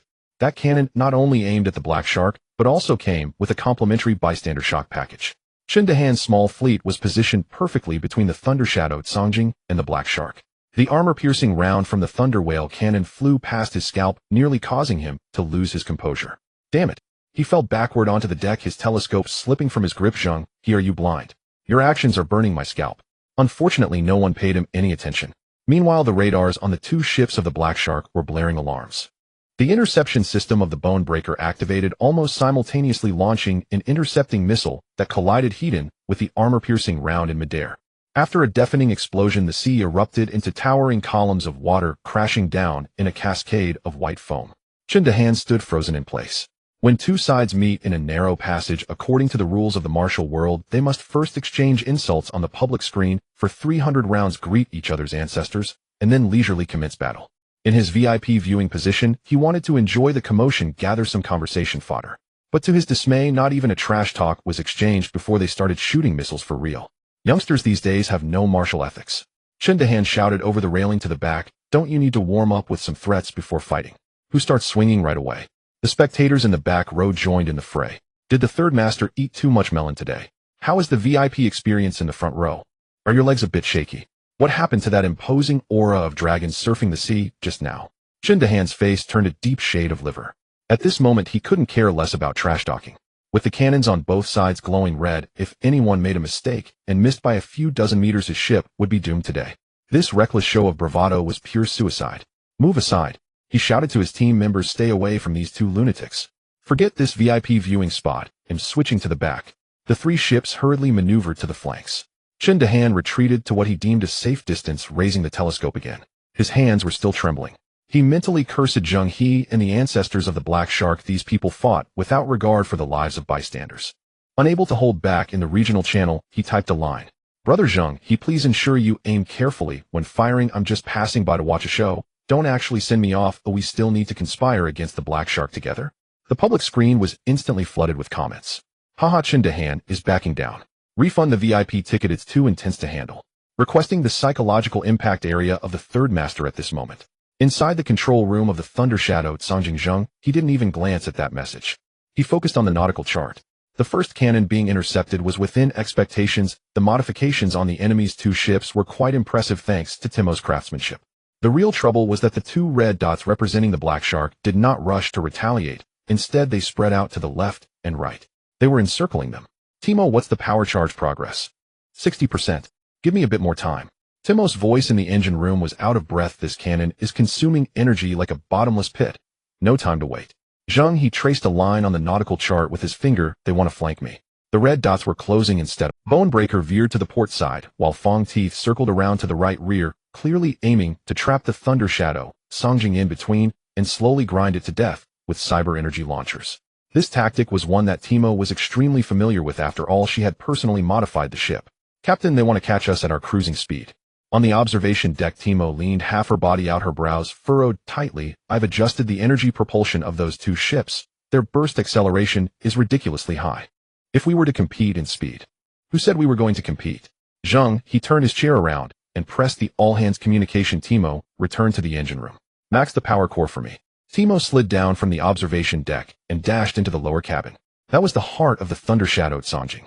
The level 8 power unit embedded with various crystal cores she had collected along the way, further boosted by the Sea Beast attribute from the Sea Spirit fusion. This configuration was so ferocious that she usually wouldn't dare to push it to the limit herself. All of you. Timo cleared her throat in the channel, her fingers poised over the overload switch, her tone suddenly brightening. Hold on tight. Make sure to brace yourselves. Let me show you what extreme acceleration feels like. No sooner had she finished speaking than she pushed the switch. Boom. The Thunder Shadow Songjing emitted a deep, thunderous roar, as if a colossal ancient beast had kicked it from behind, completely defying the laws of physics, due to its size, and surging forward. On the deck, Wang Chuang lost his balance, half his body hanging off the cannon as he laughed crazily. Timo, take it easy. In the control room, Zheng He's mint-flavored tears of the sea demon spilled half a cup onto the handrail. He didn't mind. His eyes were fixed on the 2 red dots that were rapidly falling behind on the nautical chart.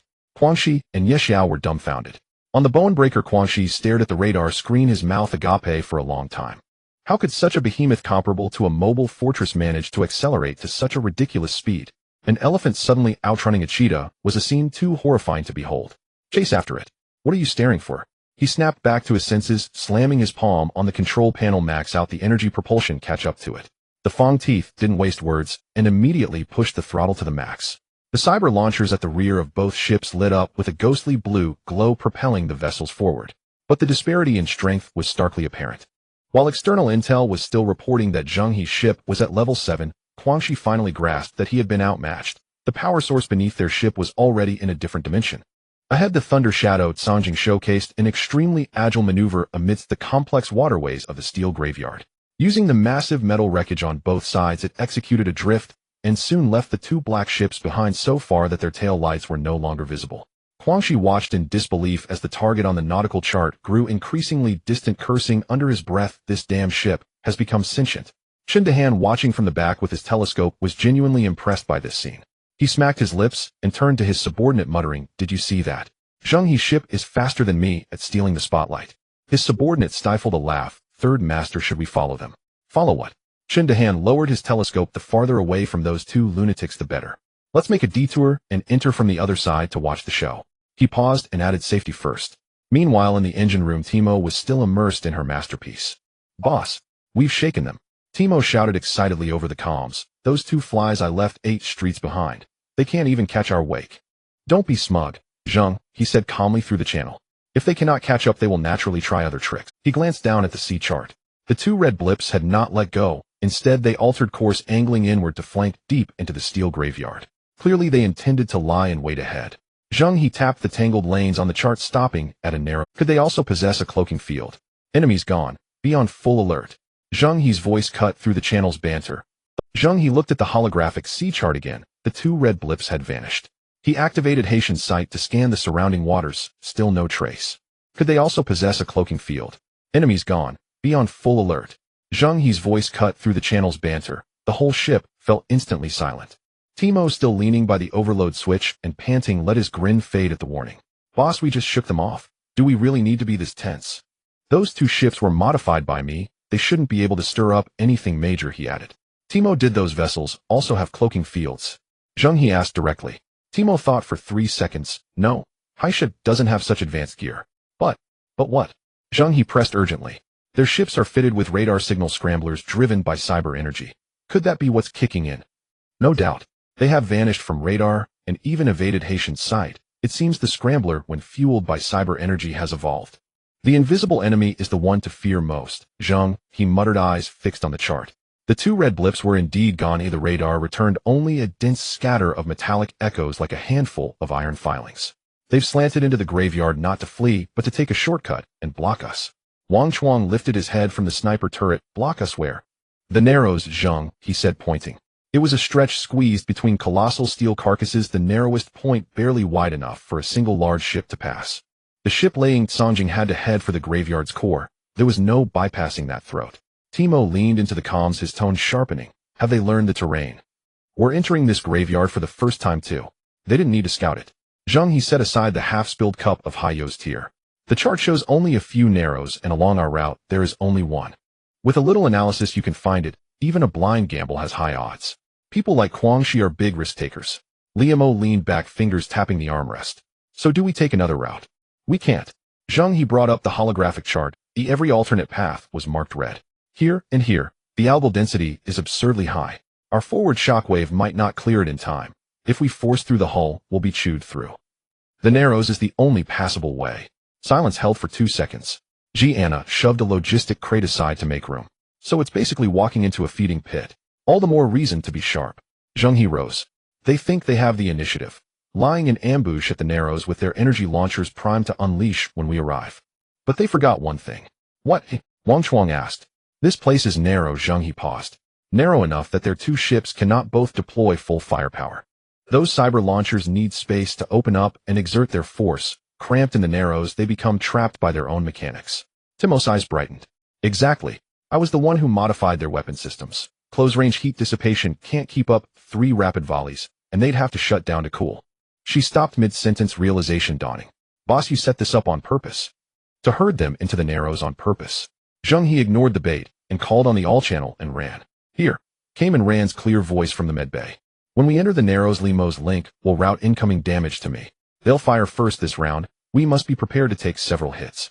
If the ship is damaged, I will bear it. Liamo will share the burden and help keep my vitals up. The task will be arduous. And Rand monitor both our life signs and have emergency measures ready at all times. Understood. Everything is prepared. Liamo, don't be a martyr with the link. If you can't hold it, speak up. Timo, ready the hull reinforcements. Understood. Zheng He returned to the control seat, hands on the helm. The bow was already aligned with the narrow mouth. The iron remains pressed in thick and oppressive blood algae, glowing a dark crimson in the seams. Wang Chuang, main cannon charge. Charged long ago. Wang Chuang pressed his face to the sight. Brother, my fingers have calloused waiting. Don't fire yet. Zheng He watched the chart, his tone slowing. Once we go in, they'll strike first. I need to see where they're crouched before I give you the order. Laying Tsanjing crept toward the Narrows, speed reduced to a whisper. The enormous hull edged into the seam wreckage, so close they could read the mottled rust and the strands of blood algae clinging to it. Timo lay on the lookout, hardly daring to breathe. The engine core hummed low, ready for another extreme pull.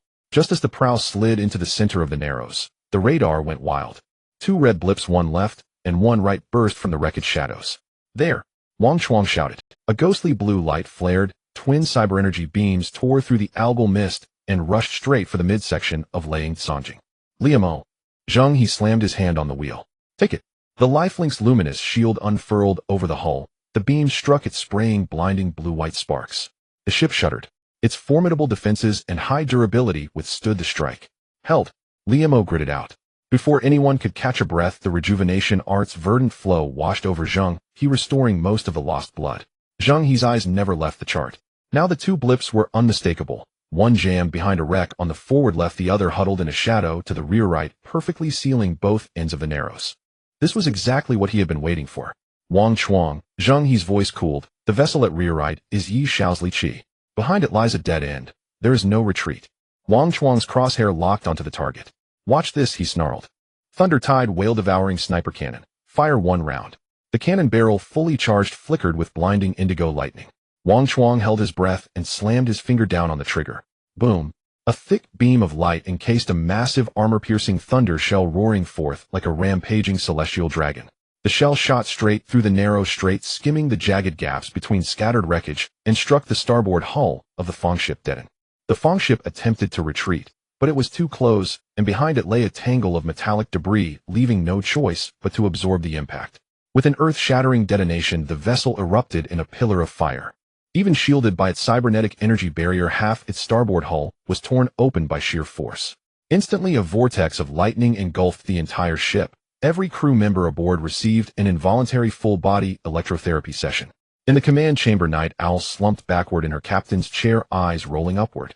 Her extraordinary sensory acuity, normally an asset, now acted as an amplifier. Waves of intense tingling numbness surged through her limbs, drawing from her lips an involuntary sultry moan.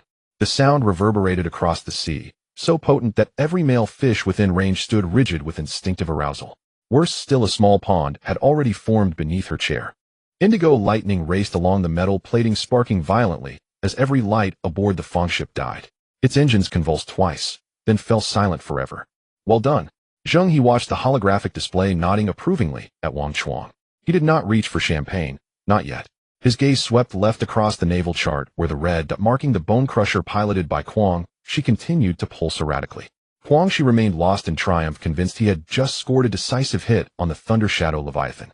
But when he turned, his ally's Fang ship was spewing black smoke from half its hull, and Night Owl's comms channel crackled only with static and that unmistakable echoing moan. Xiaomei, respond. Quang, she pounded the console frantically. Switching to private frequency yielded only dead air. Only then did it dawn on him, Zheng He hadn't merely absorbed the blow, he delivered a swift, brutal physical transcendence upon the Fang ship. Lightning's affinity for precision circuitry meant the Fang ship likely couldn't power even a single bulb, and Night Owl's hypersensory physiology.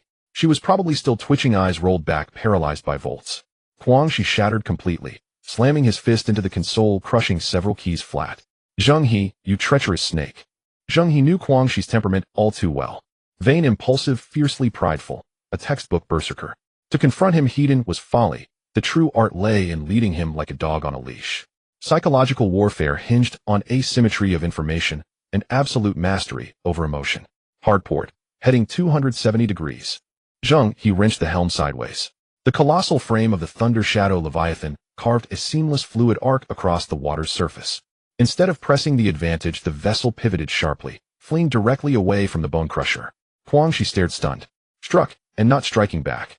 Just running. You think you can run? Not a chance.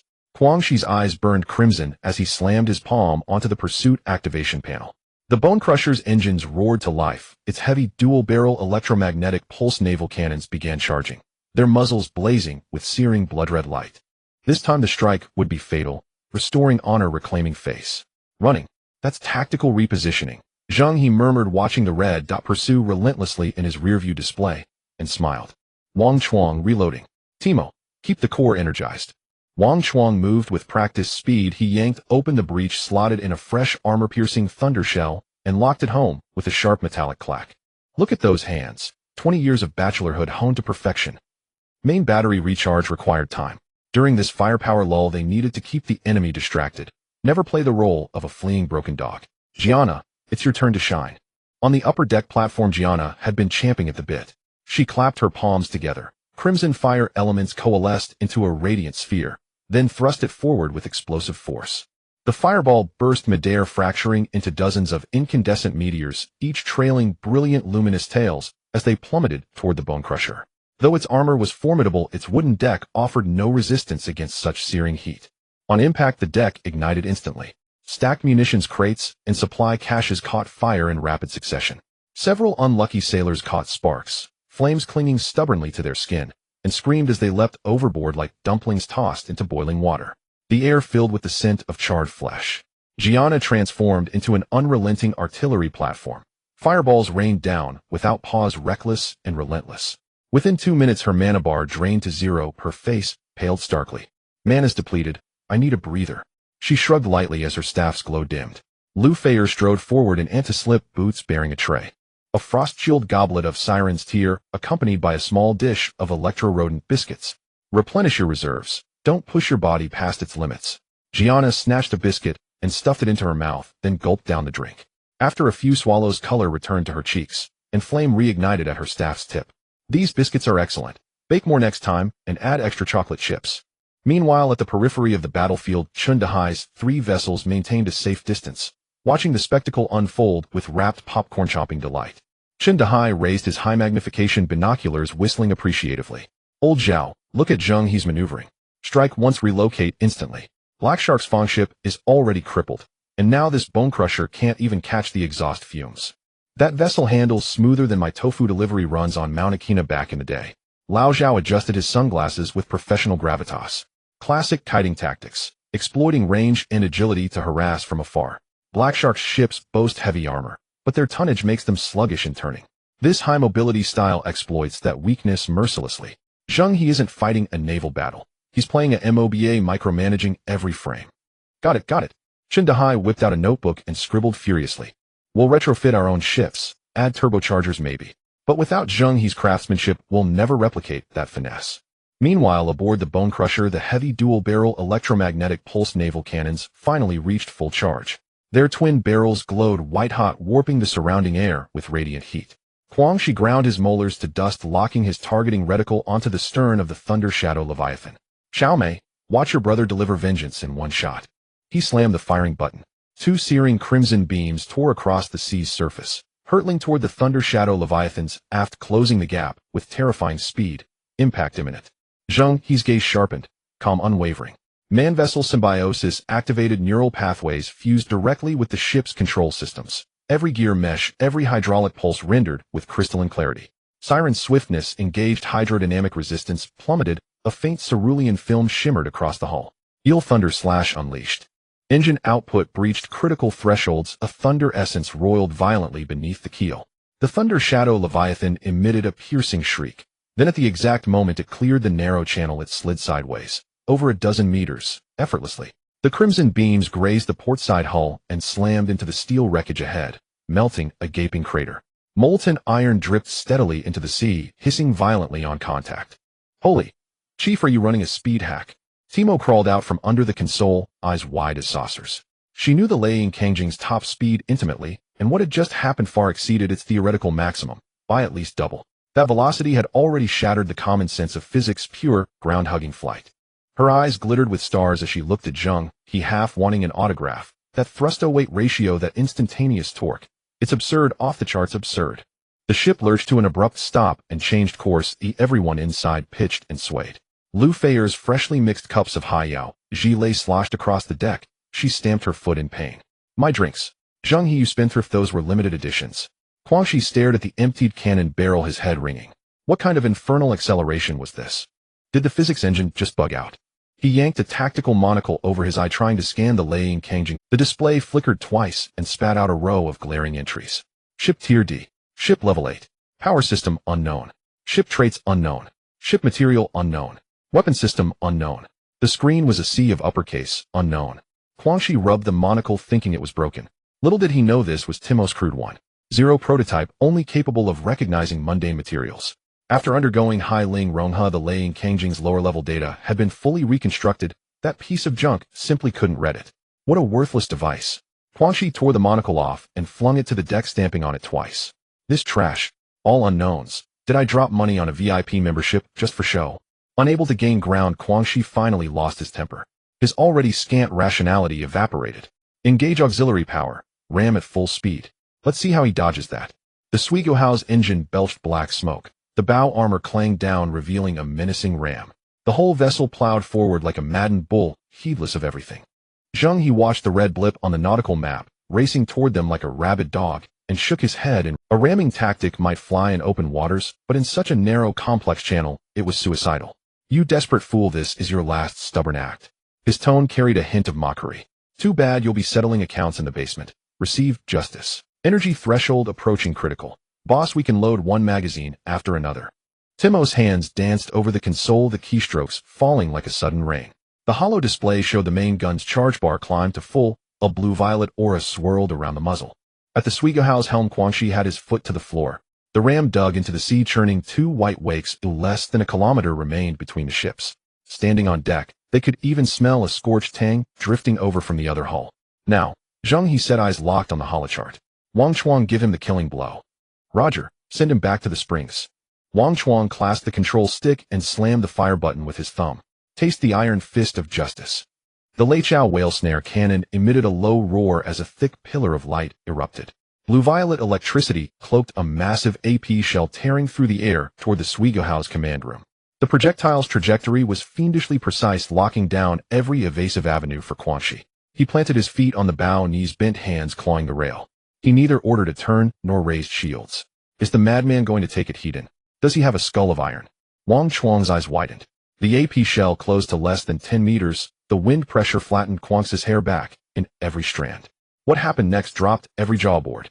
Quan Shi released the railing, thrust his arms wide, and then hoisted them upward with savage force. Veins bulged at his neck, muscle fibers writhing beneath skin as he bore the terrifying recoil.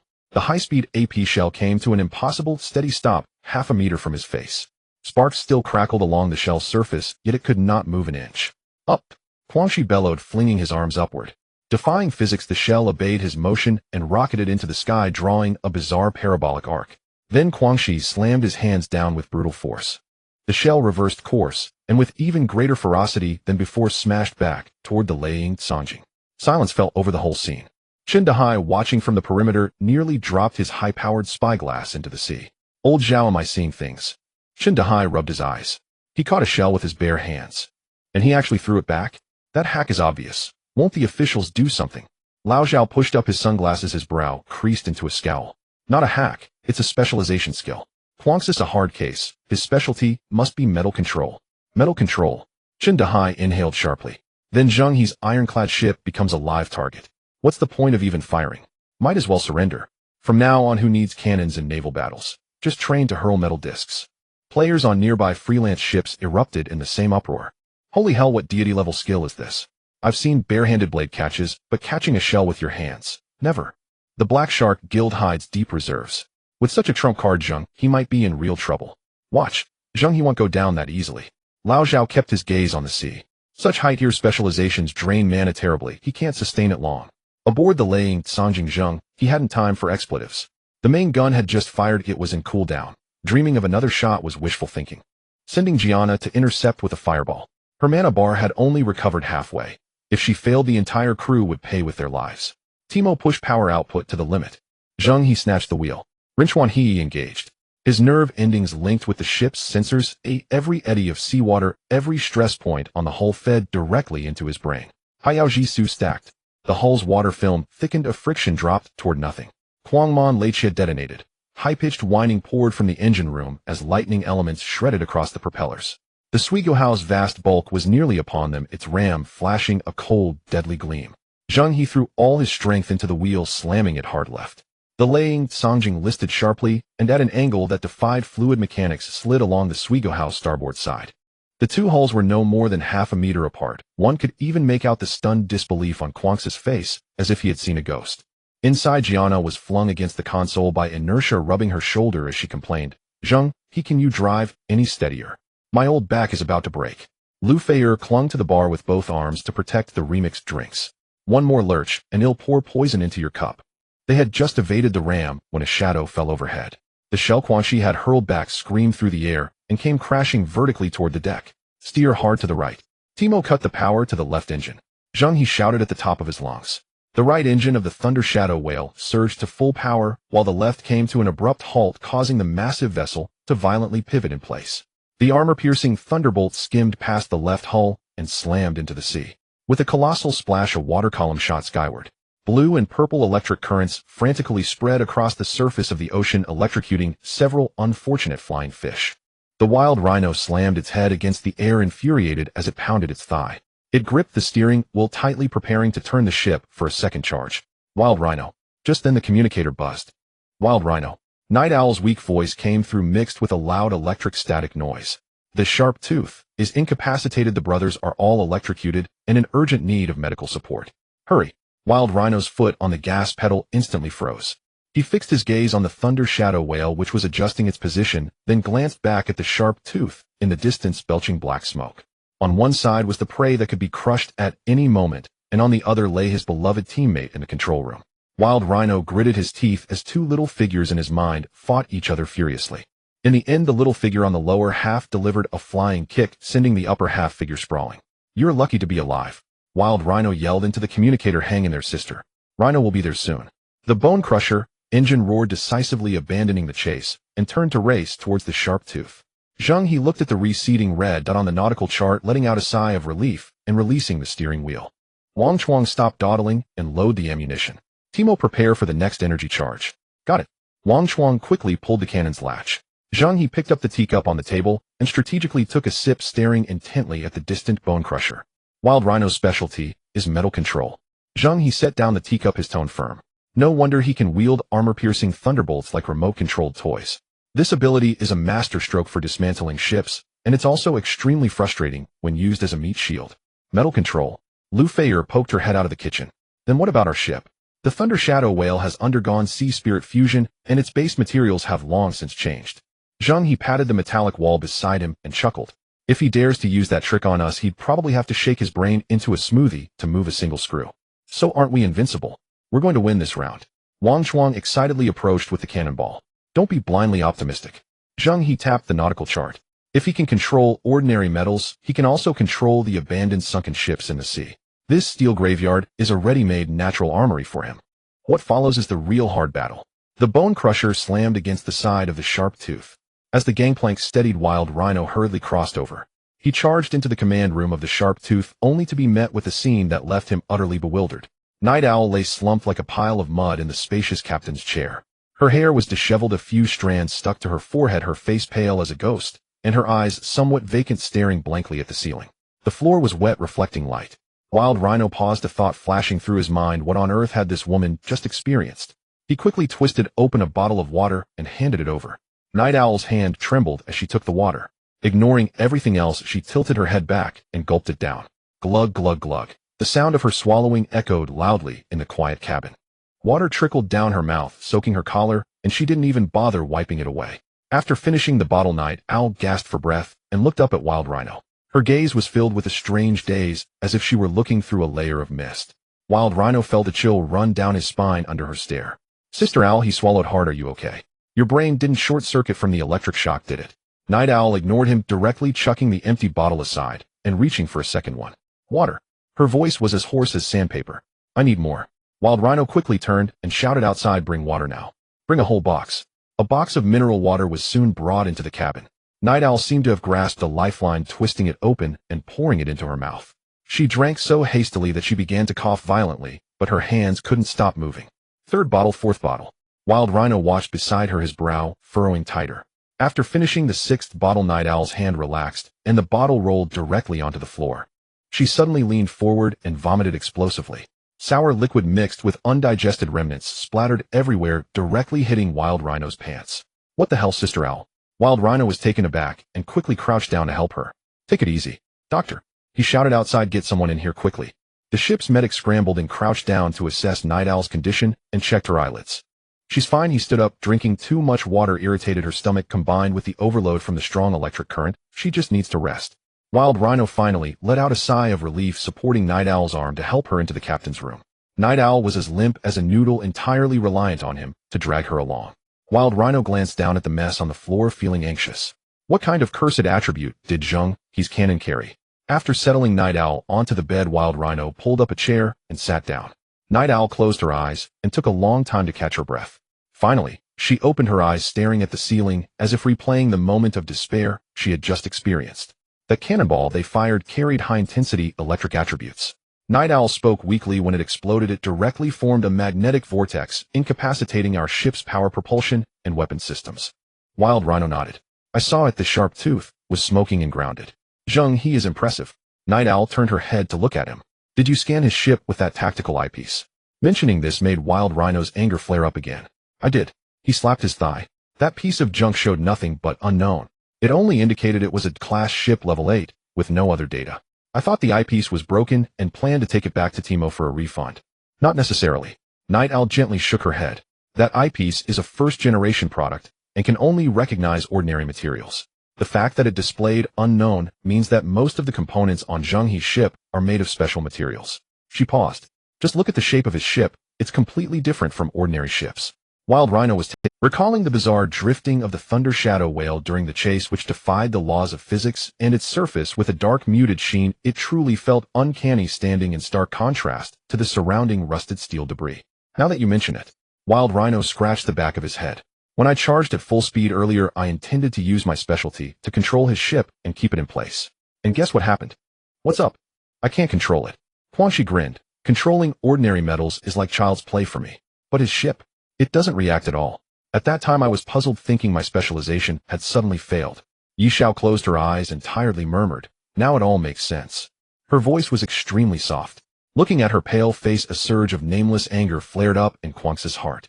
He held back for a long time before managing to say, "Xiao Mei, just now. I charged at him at full speed just to vent your anger." Yi Xiao opened her eyes and stared directly at him. Quan Shi, she asked, "Did you really charge at him?" You were trying to take us both down." "I didn't think that far." Quan Shi scratched his head. "I was just thinking that I couldn't let you take that hit for nothing." Yi Xiao stared at him for a few seconds before suddenly laughing. She laughed so hard her shoulders shook, which aggravated her injuries, causing her to hiss in pain. "What are you laughing at?" Quan Shi felt uneasy from her laughter. "Laughing at your stupidity." Yi Xiao gasped, "You're a fool, not the cute kind of fool."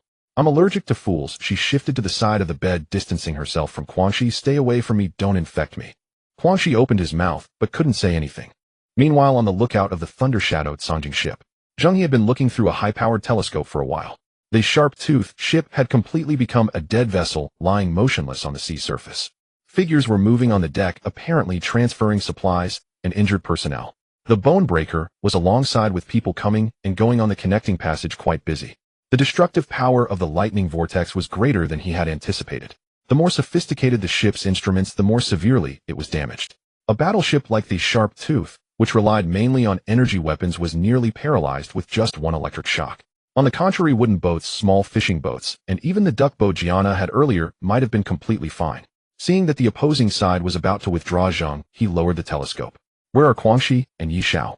These two hadn't shown up for a while. Could they be having an in-depth discussion? Zheng He thought about the location of the Sharp Tooth command room, then looked at the angle of the two ships docking. The bow of the Bonebreaker was perfectly blocking the view of the Sharp Tooth captain's cabin. "Got it." He smirked. "Wang Chuang, is the cannonball loaded?" A voice from below deck replied excitedly, "Boss, loading complete. Ready to fire at any time." "Timo, how's the charging situation?" "Charging at 87. It should be fully charged in 5 minutes." Timo's lowly voice came from the control room. Zheng He acknowledged without saying more. He raised the telescope to take one last look at the two stationary battleships. In the Sharp-Tooth captain's room, Yi Xiao lay on the bed, her body twitching intermittently. The sheets were soaked in a large area, the residual arcs of electricity in her body causing chaos. Her hair was also stuck to her face, strands of it still slightly smoking at the tips. Quan Shi squatted by the bed, watching her convulsions, feeling helpless. "Xiao Mei, please don't scare me." He desperately reached out to support her shoulder. As soon as his fingertips brushed against her clothes, a powerful electric shock jolted him back. "Damn, it's still electrified." Quan Shi shook his numb fingers, gasping. Yi Xiao gritted her teeth, forcing out a few words through her clenched jaw. "Don't touch me. That won't do." Quan Shi was anxious. "If you keep convulsing like this, you'll roast yourself. Quickly let Big Brother check to see where you got electrocuted." Saying this, he stepped forward again. Yi Xiao suddenly shrank back towards the inner side of the bed, her hands pressing firmly against the mattress as she retreated. Her lips were pale beads of sweat on her forehead. "Quan Shi, don't come over." "How can I check if I don't come over?" Quan Shi was anxious, pacing in the cramped captain's room. "You can't leave this static electricity on you. It's bound to leave a chronic issue." I can handle it myself." "Handle it? No way." Quan Shi raised his voice. "You can't even get down on the ground. Now how can you handle it with your head?" Yi Xiao had no strength to argue back, only breathing heavily. Her body suddenly twitched uncontrollably again, the movement so intense that she arched up half a foot before crashing back down. Quan Shi watched his eyelids twitching wildly, a surge of fire igniting in his heart. "No way." He gritted his teeth, making a decision. "I have to help you discharge the residual electricity today." "How do you plan to do that?" Yi Xiao's voice was drifting. Quan Shi scratched his head in frustration. He was actually at a loss, but having said it, a real man would never back down. "Use conductors. The positive pole connects to the negative pole." He looked around, his gaze quickly locking onto a metal water pipe at the head of the bed. "As long as we're connected, I hold the water pipe and the electricity will flow through it into the ship's body, and that's it." "Are you crazy, Quan Shi?" Yi Xiao's eyes widened. "Not crazy, completely clear-headed." Quan Shi had already strode over decisive. He didn't give her a chance to refuse, pulling Yi Xiao into his embrace, her body icy and slightly numb, a sensation of static electricity. "Let go of me." "No way." Quan Shi glared, his fierce demeanor exposed. "Do you want to convulse here all night? I'm afraid you'll dehydrate and die on the ship." Yi Xiao was both amused and angered by his recklessness. However, after laughing twice, she coughed violently, which tugged at her internal injuries, causing her to curl up. Seeing this, Quan Shi tightened his arms, holding her even closer. He completed the connection of the positive and negative poles. He let Yi Xiao hold on to him. Hold on tight. We're starting to discharge the static electricity. Quan Shi gripped the cold metal water pipe, tightly exerting all his strength. Zizi, the overwhelming currents surged wildly through Yi Xiao's body towards Quan Shi, then violently passed through him. Quan Shi instantly experienced what it meant to have a tingling scalp. Though every strand of his short hair stood on end, his teeth chattering loudly, yet his hands were like they were welded to the water pipe, refusing to let go. How does it feel? He asked, his tongue trembling as well. Yi Xiao did not answer. She stared blankly at Quan Shi's face, which was turning purple from the strain her gaze complicated. The current was indeed flowing through his body, frantically guiding into the water pipe, ultimately pouring into the ship's body. The unbearable pain that had tormented her was visibly diminishing. Quan Shi's face was as white as paper, veins bulging on the back of his hands. He didn't loosen his grip, instead gripping even tighter. How much more is there? He gritted his teeth and asked. Yi Xiao closed her eyes, carefully sensing. The residual electric arc coursing through her meridians had already diminished by more than half. The remaining bits were insignificant and wouldn't pose a problem. About done. Her voice still carried weakness, but it was much steadier.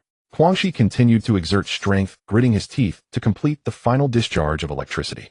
Once the feeling of electricity faded completely, he released the water pipe, as if he had lost all strength, collapsing heavily onto the night owl. Damn it. Quan Shi stared at his hand, forcing a dry smile. This is really something. The night owl remained silent, propping herself up on one side and pulling on a nightgown from nearby. Her hair was a tangled mess, her clothes wrinkled beyond recognition. Although her complexion was still frighteningly pale, a hint of blush appeared on her cheeks. Compared to her earlier state, where she looked like she could collapse at any moment, she was much improved. Thank you. She lowered her eyelids, her voice as faint as a mosquito's. Quan Shi waved his hand casually and fished out a crushed pack of cigarettes from his pocket. After trembling for a while, he finally managed to pull out a cigarette and placed it between his lips. Then he took out a lighter, pressing the button 3 times before he finally managed to get a flame going. Smoke rose into the air. Leaning against the headboard, he comfortably exhaled a smoke ring. The night owl quietly watched him. The rugged man's profile still bore the red marks from the electric shock, and his hair looked like a lion's mane, comically wild. But somehow it gave a sense of inexplicable security. Quan Shi, she spoke up. Why did you dare to connect with me at that moment? Quan Shi took a deep drag of his cigarette and grinned. I'm tough, I can take it. Aren't you afraid of dying? What's there to be afraid of? Quan Shi flicked the ashes off his cigarette. If you die here, how am I supposed to explain it to the boss? Do we want to lose the face of the Black Shark Guild? If we die, we die together. The night owl fell silent. She knew he was just talking nonsense. The intensity of that current could have killed an ordinary person with just one touch. Quan Shi had stubbornly endured for so long, purely gambling with his life. In the future, the night owl paused, her tone softening. Don't act so recklessly. This is just how I am. Quan Shi laughed heartily. I can't change it in this lifetime. After finishing a cigarette, he pressed the butt against the wall, casually got dressed, and stood up. Can you walk? The night owl tried to move her hands and feet. She still lacked strength, but at least she could control them now. Should be fine. This time Quan Shi didn't reach for her hand, but instead turned his back and squatted down. Get on. The night owl was taken aback. What are you waiting for? Quan Shi urged as he turned his head. With you looking like you're about to topple over, do you still think you can walk back by yourself? Are you going to fall on your rear end again later? The night owl remained silent for a few seconds before climbing onto his back. Quan Shi stood up, steadily bouncing her a couple of times. You're lighter. He frowned and commented, eat more meat when we get back. The night owl pressed her burning face against his broad back, remaining silent. Pushing open the door to the captain's cabin, they stepped onto the dilapidated deck. The salty and fishy sea breeze rushed and mixed with a strong smell of rust. Quan Shi carried her towards the gangway. Sister Owl. In the future, don't take those heavy hits. Quan Shi's voice sounded somewhat heavy in the sea breeze. If we encounter Zheng He's ship again, I'll go with you. The night owl tightly closed her eyes. Let's talk about it later. On the thunder shadow whale at the observation deck, Zheng He put down the high-powered binoculars. He could clearly see Quan Shi carrying the severely injured night owl walking out of the tooth and stepping onto the deck of the bonebreaker. In the dim light of the setting sun, their silhouettes appeared utterly disheveled. Thinking of escaping, Zheng He stroked his chin, his gaze turning icy. Timo's voice came from below. Boss, the main cannon is charged to 98. Should we fire again? Continue charging. Lock onto the bonebreaker's engine room. Zheng He said coldly without looking back. Wang Chuang leaned closer. Boss, they're starting to retreat. Night Owl is also out of commission. Should we still fight? Zheng He turned his head and looked at Wang Chuang as if he were an idiot. If you don't kill the snake, it will harm you. And if we let them go today, tomorrow when they come back with the main force of the Black Shark Guild to hunt you down, will you thank yourself for your mercy today? Wang Chuang's heart trembled, and he quickly shook his head. Remember, in these waters, mercy towards the enemy is cruelty towards yourself. Zheng He raised the binoculars again. Enemies who are dead are good enemies. Main cannon charged to 100. Timo shouted. Locked and loaded. Wang Chuang also completed the aiming. Fire.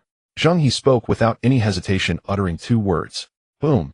The bow of the thunder shadow whale suddenly burst into blinding blue-purple light. A thick beam of high energy tore through the remnants of the setting sun on the sea surface, carrying a breath of death straight towards the bone breaker, which was about to turn around. In the captain's lounge of the bone breaker, Guangxi placed Night Owl on the sofa just as he breathed a sigh of relief. Wrapped in a blanket, Night Owl's face was pale. Sister Owl. Guangxi scratched his head. Today, consider it mine. Beep, beep, beep. The highest level alarm suddenly echoed throughout the battleship, the red alarm lights casting the lounge in a blood-red hue. Night Owl suddenly opened her eyes wide, her pupils constricted. High-energy reaction. He doesn't plan to let us go. Guangxi's eyes widened as he turned to rush towards the control panel, but it was already too late. Boom. A violent energy beam enveloped the armor-piercing torpedo, accurately penetrating the bone breaker's armor and directly detonating the core of the lower level. Before they could even let out a scream, Guangxi and Night Owl's figures were instantly engulfed by the searing heat of thousands of degrees. The massive steel battleship split in 2 on the sea surface, a violent explosion, creating towering waves with countless burning metal debris falling into the sea like rain. On the deck of the Thunder Shadow Whale, the sea breeze tousled Zheng He's hair. He looked expressionless at the steel wreckage gradually sinking in the distance without a trace of emotion in his eyes. Target destroyed, no signs of life. Timo looked at the radar report, swallowing hard, his voice. Well done. Zheng He turned around and clapped his hands. Taking out the Black Shark's vanguard is a warning to the Tiger. The scales of victory are tilting in our favor. From a distance, Zheng He, watching from the shore, had a trembling hand holding the binoculars. In the viewfinder, the 2 burning steel pieces were slowly sinking, and the black smoke rising above the sea was dozens of meters high, staining the setting sun a dirty dark red. Old Zhao, he swallowed hard, his throat dry and tight. The 2 ships from Black Shark, just like that, are gone. And we lost 2 elite fighters.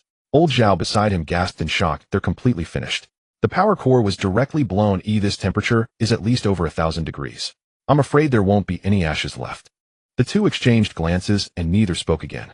At this moment, the regional channel had turned into a chaotic mess. Zheng He, how the hell are you a battlefield reporter? You didn't even let out a peep about the high energy ahead. Quick, tell us, big brother, did Zheng He get taken out, or did the Black Shark people fall? Do we even need to think? It must be that Zheng He was cornered and detonated the munitions depot to take Black Shark down with him. What a pity those 2 elite ships of Black Shark have such thick armor. This way from Zheng He is probably for nothing. Zheng He, you need to say something. You're making me anxious. Who won? Speak up. You bunch of frogs at the bottom of the well. You have no idea what kind of grand scene you missed. As Zheng He roared, he floundered to throw the snapshot he had just captured into the channel. It was high definition, no censorship. The shattered bone was split in 2, engulfed in raging flames with wreckage raining down into the sea. The entire channel fell silent for 3 seconds. Then it was as if a dam had broken. The messages began to flood in the screen, lagging with the afterimages. Holy shit. Holy shit. Am I blind? What the hell is this? Damn. Zheng He is incredible. Zheng He is the #1 in the world. Was that ship that was blown in half really an elite vessel of Black Shark? It was taken down. Zheng He single-handedly flipped over the 2 elite ships of Black Shark. What a tremendous boost in momentum. Who says casual players can only be the dogs of big guilds? Zheng He is the god of casual players today. No way. What kind of trash is Black Shark sending? Is this it? Can't they send some elites to give Zheng He a run for his money? We're talking about elites here. Those are the Mad Rhino and the Night Owl. Those 2 doomed lovebirds even robbed my supplies before. That woman had an incredible figure. What a waste, such a young body gone to waste. Ha ha ha. Is this the extent of Black Shark's strength? Aren't they supposed to possess absolute military power? Zheng He's ship didn't even get a scratch. I say you Black Shark are just a bunch of bullies picking on the weak. You're submissive to the powerful, yet strike hard against us casual players, and today you finally kicked the steel plate. Well deserved. Zheng He watched as his message ignited the entire scene, his tail immediately standing tall. He turned to Old Zhao with a sly smile. See, others say I'm just riding the wave, but in the top flow here. Old Zhao rolled his eyes. You still have time to think about that. Hurry and pull the ship back. If Black Shark's main force comes over, our 3 ships will be live targets. Zheng He's smile froze instantly. You're right. Let's retreat. On the thunder shadow, Songjing Zheng, he put down the binoculars, the sea breeze tousling his hair. The two segments of wreckage in front of him were nearly submerged with only a few scattered pieces still floating on the surface. Boss. Timo climbed up from below, his voice barely containing his excitement. The radar has expanded its range, confirming no signs of life. There were no survivors on the shattered bone or iron tooth. Zheng He replied, showing little emotion. Wang Chuang leaned closer, rubbing his hands. Boss, we've made a name for ourselves now.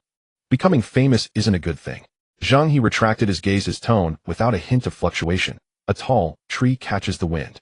2 generals and 2 warships have been lost. Bloodshark won't be able to swallow this anger. Timo's smile faded slightly. So, will they send their main force over? Zheng He turned and walked into the cabin. They're probably already on the way. As expected. In the headquarters of Black Shark, the marble conference room that could cast shadows felt as if it had fallen into a millennia-old ice cavern. In the center of the holographic projection, the 2 green dots that represented the life signs of the Mad Rhino and the Night Owl had now turned into 2 glaring red crosses.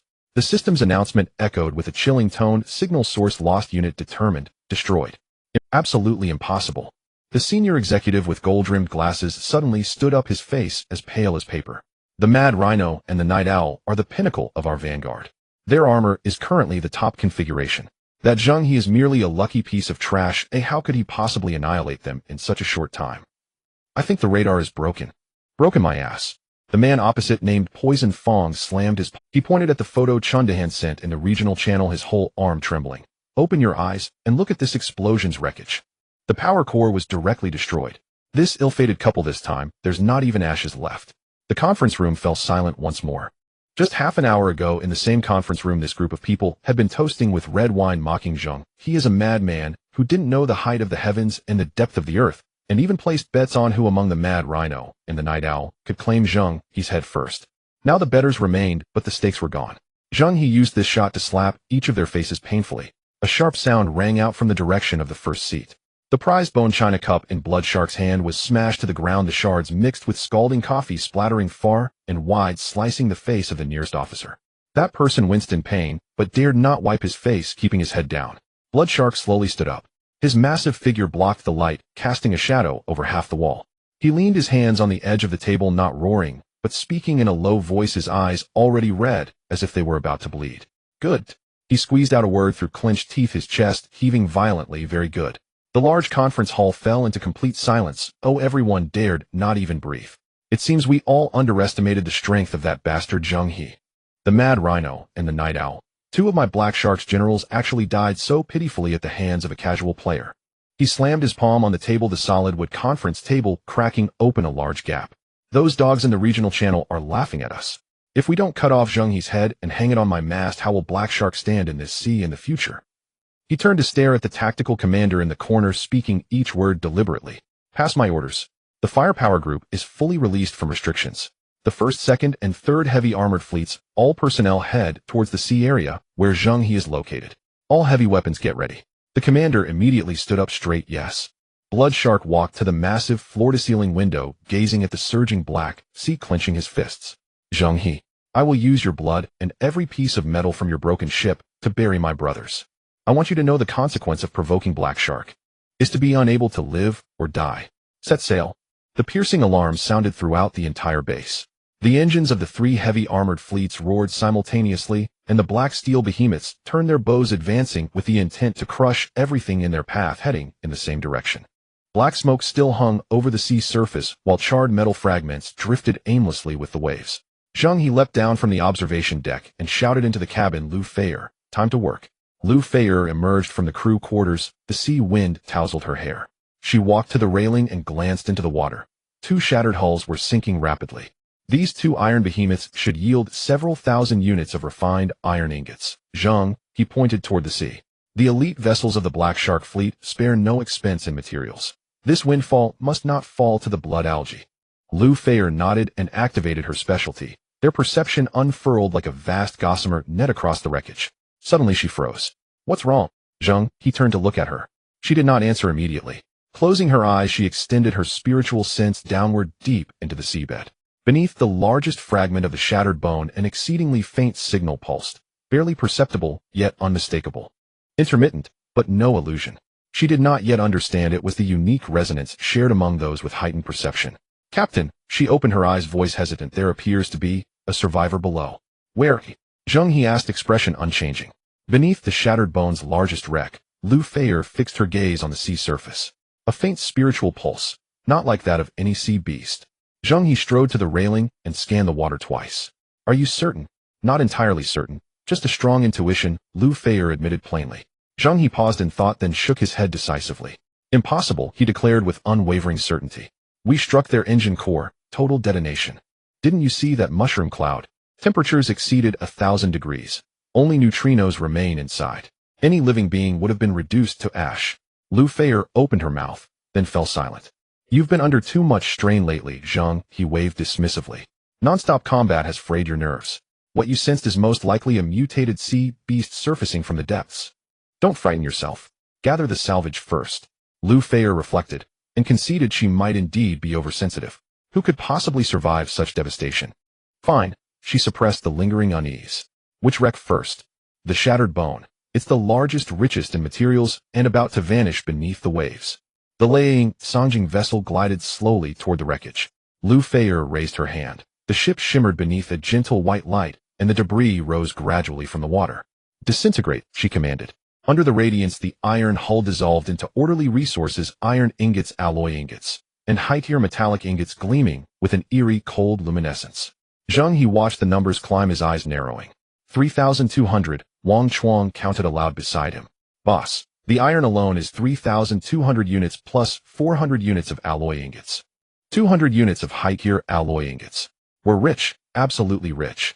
Collect, Zheng He gestured, and every resource vanished into the divine sea spirit vault. After clearing the shattered bone, they steered toward the crippled razor tooth, whose hull remained intact, yielding far more complete salvage. With another sweep of Zheng He's hand, thousands more iron ingots and a fresh batch of high-tier alloys flowed into inventory. Victory beyond measure.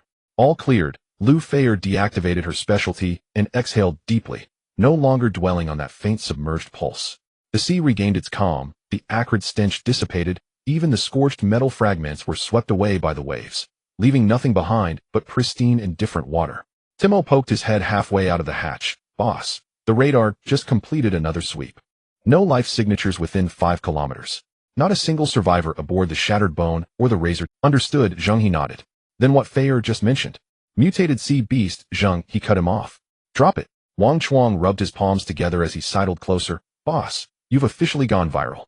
The regional channel's already hailing you as the sovereign of freelancers. Fame brings danger, Zheng, he said, coolly, eyes fixed on the horizon. We've pulled 2 of their fangs. Black Shark won't swallow this humiliation. Wang Chuang's grin stiffened. You mean, their main force is coming? Already en route. As the words left his lips, a private message notification flashed open. It was Long Xiaodian. Brother Zheng He, I just saw your feed on the regional channel. Absolutely legendary. I'm cheering you on through the screen. The next message followed instantly, but now you're squarely in their crosshairs. Black Shark will definitely dispatch their full contingent to hunt you down. Need anything from me? Just say the word. Zheng He stared at the screen, then typed back. Brother Long, this is merely the appetizer. 2 ships. Their main force arrives soon. So what's your plan? Want me to come reinforce you? No reinforcement needed, Zheng He replied. I need something else from you. Name it. Help me orchestrate a Zheng He paused briefly. Guide public sentiment across the regional channel. Convince freelance players that Black Shark has truly fallen, its fate sealed. Long Xiaodian fell silent for several seconds. Astroturfing. That's my wheelhouse. I used to handle PR for a major corporation. But why go to such lengths? People follow the crowd, Zheng He wrote. Freelancers have long endured oppression, pent-up fury, yet no courage to act without leadership. I've slapped Black Shark hard across the face, but one man striking alone changes nothing. They must believe Black Shark is broken. Only then will they dare to rise. By the time Black Shark's main force arrives, this entire periphery will be chaos incarnate. Now that will be entertaining. Long Xiaodian paused again, then sent a cascade of exclamation marks. Incredible. You're igniting the collective fury of every freelancer across the sea, using the regional channel as your kindling. Close enough. DLA. Done. They'll take this job. Long Xiaodian vowed. I'll endorse you under the banner of Konglong Konglang. When it comes to narrative warfare, I rank second only to myself. Black Shark is finished. Zheng He closed the message window and leaned against the railing. Boss, deal sealed. Zheng He smiled coldly. Now the show begins. Across the regional channel Long Zia Ocean's influence had already erupted. Konglong Konglang maintained a dedicated cadre of players skilled in shaping public discourse, normally employed to polish the guild's image but perfectly trained for moments like this. Their first post set the tone. Deep Dive, who is Zheng He, the hidden sovereign of freelancers. The post wove half-truths with masterful flair. It claimed Zheng He had rescued dozens of freelancers and routinely gifted beginners vital supplies. A true bodhisattva of the freelance realm. Even the classified incident, how Zheng He helped Konglong Konglang eradicate a zombie virus outbreak, was dramatized with vivid embellishment. Only such a figure deserves the title Light of the Freelancers, concluded the post. Immediately the narrative pivoted into a full-scale indictment of Black Shark. Several self-proclaimed victims, freelancers, stepped forward recounting harrowing tales of raids and plunder at Black Shark's hands. I've been hoarding supplies for 3 months, said a player named Drifting at Sea. The people from Black Shark stopped me and took everything without saying a word. I begged them to leave some fuel so I could find an island to resupply, and what did that leader say? He said swim back, it's good for weight loss. I was furious. Isn't this risking lives, eh? What does that count as? Another chimed in. I was detained by Black Shark, forced to hand over an entire ship's worth of advanced alloys. After handing it over they still didn't let me go, humiliating me the whole night. I still feel pain thinking back on those unbearable memories. Black Shark does steal, but they also degrade people more. The third person said they don't lack that little bit of supplies, they just relish this kind of power. Seeing you kneel and beg, they enjoy it, a bunch of beasts. As these comments poured in, the channel exploded. Those players who were merely spectators, regardless of whether they had received favors from Zheng He, had all suffered losses at the hands of Black Shark. Now all their grievances came pouring out. I was robbed too. That one called Poison Fong after robbing me beat me up and then poured water over my head, that pitiful 3 centimeters. Black Shark is a tumor of this sea. Finally someone has dealt with them today. Fantastic. Great job, boss Zheng. You've avenged our grievances. Submitting to the powerful guilds, yet striking hard at us. How long has Black Shark been playing this game? Today they finally hit a brick wall. They deserve it. The public sentiment surged like a dam, bursting, drowning Black Shark in no time. Seeing the atmosphere reach a peak, Long Xiaotian personally intervened and issued an official statement. Sky Dragon Resisting Waves hereby states, after thorough verification, Zheng He's actions have been upright, never mistreating any solitary player. In contrast, Black Shark is a habitual robber committing numerous wrongdoings and has long drawn the wrath of heaven and man. After this battle, Black Shark's time is up. Our entire guild raises a glass to boss Zheng He. Once this statement was released, it was equivalent to a major guild publicly taking a stand, and the channel boiled over. Even the president of Sky Dragon Resisting Waves has spoken. This time Black Shark is truly going to be finished. It's a rebellion. Solitary players will never be slaves. In the conference hall of Black Shark, the atmosphere dropped to freezing point. The scarred-faced Poison Fang's expression turned ashen, having just slammed the projection of the regional channel against the wall. That 3-centimeter comment jumped out. Boss, take a look at this, he said, voice strained with anger. We're already considered socially dead in this channel. Blood Shark lifted his eyes. The comments rolled up the wall, each more hurtful than the last. Players with various guild prefixes and solitary players filled the screen, listing Black Shark's crimes. Robbing supplies, taking hostages, humiliating players one after another, all exposed to public view. Blood Shark read them one by one. The flesh on his face tightened bit by bit. When we robbed them before, I never saw these bastards dare to let out a peep. His voice was cold as ice. Now they all jump out. Boss, should we find someone to control the reviews? Control what? Blood Shark interrupted fiercely. That'll only make it worse. He stood up, walked to the projection, and stared at the Sky Dragon Resisting Waves official statement for a long time. Long Xiaotian, he spat out the name through gritted teeth. That old dog Long Xiaotian has also come to meddle. No one in the conference hall dared to speak. Blood Shark suddenly sneered. Good, very good. He turned around and scanned the people below. Is it just one Zheng He that has frightened you all? Do a few comments in the channel really make you think Black Shark is done for? No one responded. Make sure to remember this. Blood Shark slammed his hand on the table. Today, everyone who jumps in the channel, whether guild players or solitary players, must be noted down in my little notebook. Once I take care of Zheng, he'll teach them all a lesson. Poison Fong swallowed hard. Boss, there are some core members of major guilds in there. What's so special about core members? Blood Shark fixed his gaze on him. In this sea, my guns and cannons are the law. This world has no rules. Whoever has the strongest fist has the power to speak. Isn't Zheng He just taking advantage of the fact that I didn't kill him in time, causing this mess? He punched the projection, the wall flickered, and those comments scattered and then gathered again. This time I will let the entire sea see the consequences of provoking Black Shark. Not a single one of those stirring up trouble will escape. Where are the 3 heavy assault fleets? The tactical commander immediately stood up. Report. The advance forces will reach the target sea area in 40 minutes. The follow-up fleets are right behind. 40 minutes. Bloodshark leaned back in his chair. Send the order down, direct fire coverage upon meeting. I want Zheng He's broken ship to turn into molten iron. Yes. Bloodshark stared at the photo of the wreckage of the shattered bone. Zheng He murmured, you'd better pray that by the time I arrive you've already run far away. Yet he knew deep down that the kid would never run away. On the thunder-shadowed song Whale Zheng, he looked at the explosive comments in the regional channel. A slight smile curled at his lips. Boss, this fire is burning pretty well. Wang Chuang chuckled. If the fire isn't strong, how can we boil this pot of water? Zheng He casually turned off the channel.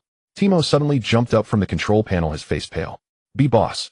His voice trembled. The radar is picking up something. Southeast direction, 3 large signal sources are approaching. Timo pointed at the screen where 3 red shadows were slowly closing in. The size is several times larger than the last 2 ships. Wang Chuang leaned in for a look and gasped. 3 heavy assault fleets. Timo nodded, his throat moving. Based on this size estimate, each fleet has at least 5 to 8 ships. He didn't dare to say more.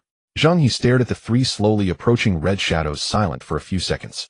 Boss, Wang Chuang's voice was a bit dry. This isn't an appetizer anymore, it's the main course. Zheng He gazed at the overwhelming red shadows on the screen, saying nothing. He walked to the railing, looking out at the distant sea, suddenly turning to look at Lu Feier. What you mentioned earlier, the spiritual fluctuations beneath the shattered bone, Zheng He asked, is it still there? Lu Feier was taken aback and quickly closed her eyes to sense. A few seconds later, she suddenly opened her eyes wide. It's gone. It was there before, but now it's completely disappeared. Zheng He's gaze sharpened. Before he could finish speaking, the radar emitted a piercing alarm. Boss, something's wrong. Timo's voice cracked. The signal sources have split. 3 have turned into 9. They are spreading out to encircle us. Zheng He's gaze darted sharply to the screen. 9 red dots were rapidly closing in like a giant net. When the 9 red dots pressed down the crew aboard the Thunder Shadow, Songjing fell into collective silence. Timo stared at the radar, her fingers tapping incessantly on the console. Wang Chuang loaded the armor-piercing thunder shells into the Thunder Tide way-leading sniper cannon and turned to look at Zheng He. Chen Dahai's 3 viewing ships were still swaying on the surface of the water, neither too close nor too far. Boss, why don't we activate stealth and retreat? Timo's voice trembled a bit. 9 heavy battleships against our single one. This wave is definitely a blood loss. Zheng He did not respond, walking to the edge of the railing to look out at the perimeter of the steel graveyard. The sea surface was crowded with ships. It wasn't the Black Shark fleet. They were all there to watch the excitement. Ever since Chen Dahai's photo was released, half the sea area's freelancers had rushed to this spot. A dense crowd formed, and the patch of steel wreckage in the middle became the focus, surrounded tightly by layers of onlookers. These people. Wang Chuang leaned out. They're here to watch the show, right? Yeah. Zheng He nodded. Just here to watch. The Black Shark fleet pressed in from the southeast, 9 heavy battleships, each larger than the last. But the outer wall of ships was too thick. Those vessels were haphazardly parked on the surface, refusing to move or let anyone through. As the Black Shark ships reached halfway, the lead escort ship was stuck by this crowd of onlookers, unable to squeeze in. A person stood on the front escort ship. Bare-chested, a scar ran from his shoulder to his elbow. This was the leader of Black Shark Firepower Team, Benlay. He shouted to the crowd through a megaphone, "Get the hell back. Are you all waiting to be reborn here?" No one below moved. Benling's face turned serious. "Did you hear me? If you block the way, I'll take you all out." This statement was effective. The thick hull of the escort ship pressed forward, causing the freelancers to retreat. The main cannon at the ship's bow pointed ominously at the crowd, and no one dared to gamble their life on whether there were bullets in Benling's gun. The ship wall forcibly cracked open a passage. The 9 heavy battleships of Black Shark entered in succession, cleaving the surrounding fleet in half. The momentum that had just surged in the channel was now replaced by meekness and reality. Wang Chuang couldn't help but sneer. Boss, these freelancers were shouting loud in the channel, but as soon as Black Shark arrives, they all become cowards. Wang Chuang couldn't help but sneer. Boss, these freelancers were shouting loud in the channel, but as soon as Black Shark arrives, they all become cowards. Gaze, that's how freelancers are. When it doesn't concern them, no one will put themselves in danger. Timo leaned in. Boss, are we hiding or not? They're getting closer. Zheng He did not answer, his gaze fixed on the 3 ships that had remained stationary. Chen Dahai. Timo, do you see those 3 ships? Zheng He raised a hand to point steer towards them. The few people at the console turned in unison. Wang Chuang blinked rapidly. What? Are we really going over there? Boss, what are you planning? We're steering over there. Zheng He's tone was flat, but brooked no refusal. Timo opened her mouth, but ultimately held back her question. They had thoroughly learned the logic of this big boss over the past few days. Who would have imagined that a single ship could execute such an incredible drift during the battle against the crazy rhinoceros? Since he wanted them to steer over, then they would steer over. With a push of the engine, the thunder-shadowed Songjing turned its bow straight toward Zheng He. Wang Chuang continued to murmur, "Black Shark is chasing from that side, and we're steering toward the onlookers. I really don't understand this operation." "Shut up." Zheng He focused on the front. "Keep an eye on the sniper cannons charging." At this moment, Zheng He was feeling quite pleased. That photo had gone viral. The regional channel was filled with shares of the wreckage photo of the Bone Crusher with a flood of comments like, "See, brother, is awesome, please carry me, please add me as a friend." Having lived in this sea for so long, it was his first time experiencing the taste of being an internet celebrity, and he was floating with joy. Suddenly the radar emitted a piercing sound. He looked down and saw that the massive vessel that had just defeated the crazy rhinoceros was heading straight for him. The bow appeared larger and closer in his field of vision. Zheng He's heart sank. It was over. His mind began to race. What did this killing god want? Last time on the mining island, I didn't hand over that cyber core willingly. But that can't be blamed on me. If he wanted, I would have given it, but where would I put my face? But in the end, didn't you still take it away? Wait, did I say a couple of unpleasant words back then? It seems that I did. But that was just a catchphrase. It shouldn't be punishable by death, right? The more he thought about it, the more anxious he became, and he was sweating profusely. Old Zhao. Zheng He grabbed Old Zhao next to him. What does he want? Old Zhao was also confused. How would I know? He doesn't look like he's here to visit. Get everyone over. Zheng He decisively said, everyone from the 3 ships come aboard mine. Crowding together for courage. Over 20 people hurriedly gathered onto one ship. Zheng He stood at the front, forcing himself to appear calm, but as that ship drew closer, his throat tightened. Ultimately, the thunder shadow, Songjing, stopped about 30 meters from them. On the bow stood 7 people. Zheng He stood in the middle, flanked by 3 on each side. Those 7 stood there without any superfluous movements, yet the aura of having just destroyed 2 battleships pressed down on the 20 or so people on Zheng He's side, making it hard for them to breathe. "See, brother." The female player named Xiaoli's voice trembled. "They can't really be here to clean us out, right?" Zheng He swallowed hard and did not dare to respond. At that moment, Zheng He spoke from the other side. "Zheng He." His voice wasn't loud, but it was clear across. "Thank you for that photo just now." Zheng He was stunned. "Thank you.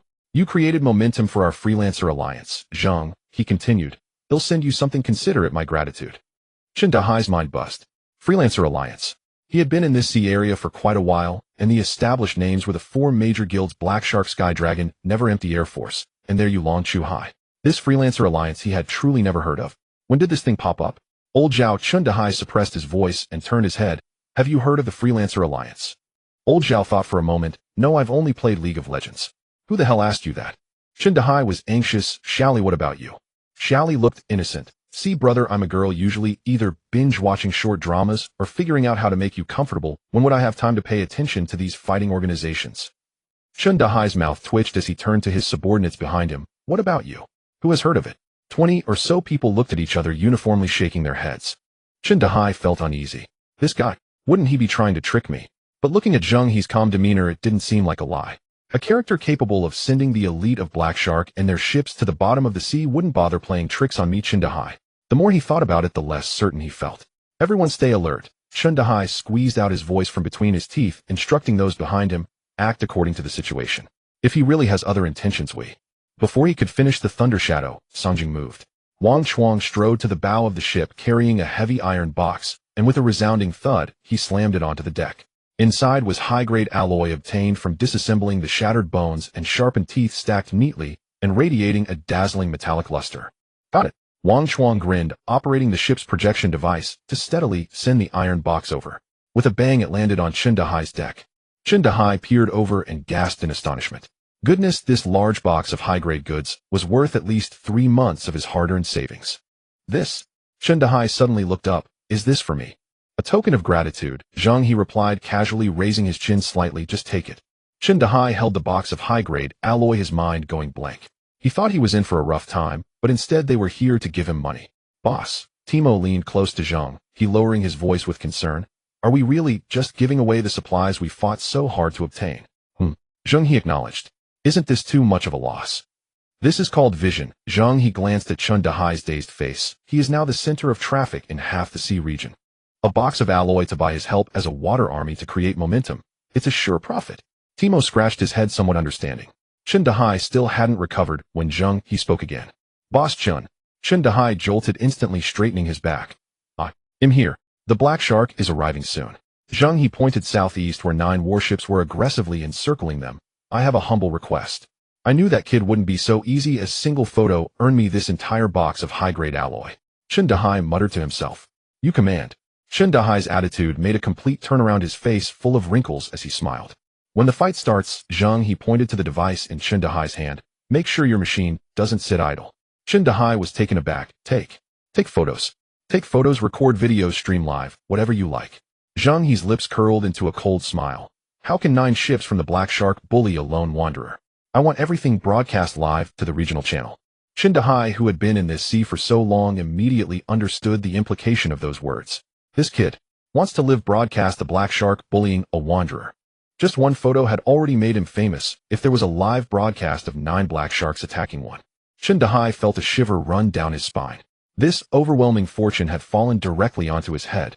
All right. Zheng He slapped his chest, shoving the box of high-grade alloy into Lao Zhao's arms. Don't worry, this is on me. They'll set up the machine right now. Zheng He turned to leave, but paused and glanced back at Zheng He. Do you have any further instructions?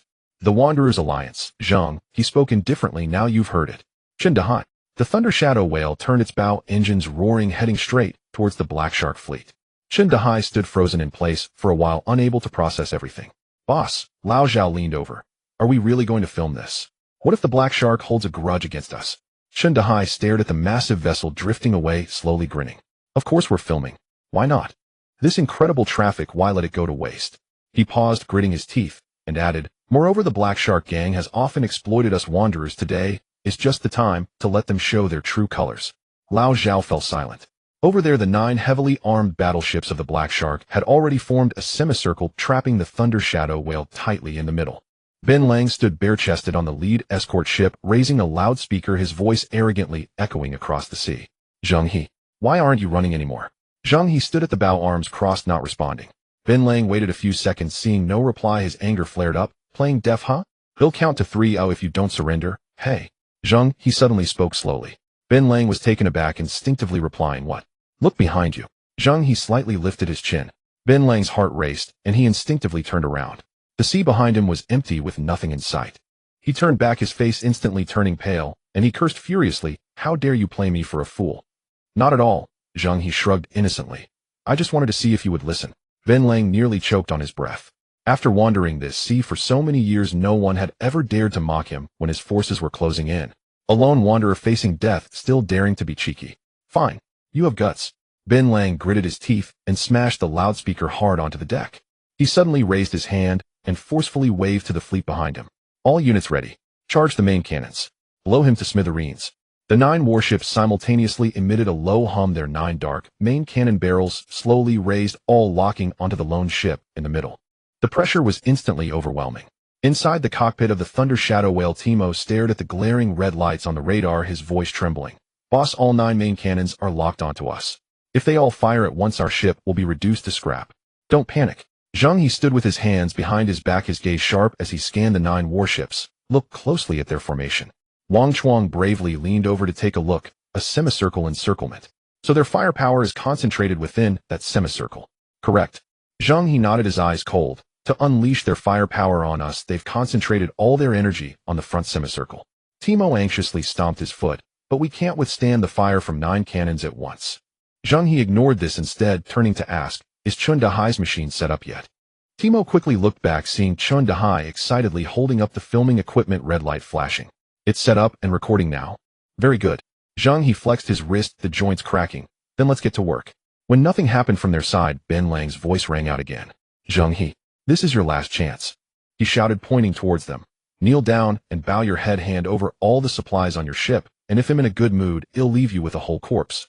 Wang Chuang couldn't help but chuckle. Boss, this guy is asking you to kneel. Heard that.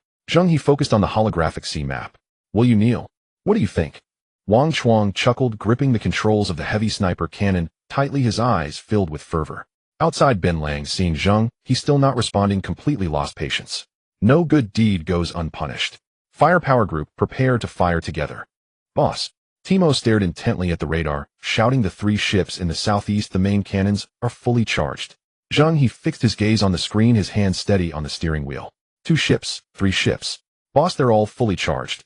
Timo jumped anxiously and placed the 9 cannon is fully locked on us. The air in the cockpit seemed to freeze instantly. Zheng He looked at the 9 flashing deadly red dots on the screen, suddenly curling his lips into a faint smile. They've raised all their cannons, he said softly. Huh. The 9 cannons have all turned to the bow for Zheng He pointed at the screen with his long fingers. What do you think? Is the side of their ship empty right now? Wang Chuang was first taken aback, then his eyes widened in realization. The side. Their firepower is all focused on the front, the sides. Zheng He's eyes turned cold as he revealed the secret. Heavy artillery takes time to charge. They're putting all their chips on this round of concentrated fire. Timo still couldn't grasp the situation, nearly crying. So, what does that matter? Once they open fire, won't we still get blasted? Blast what?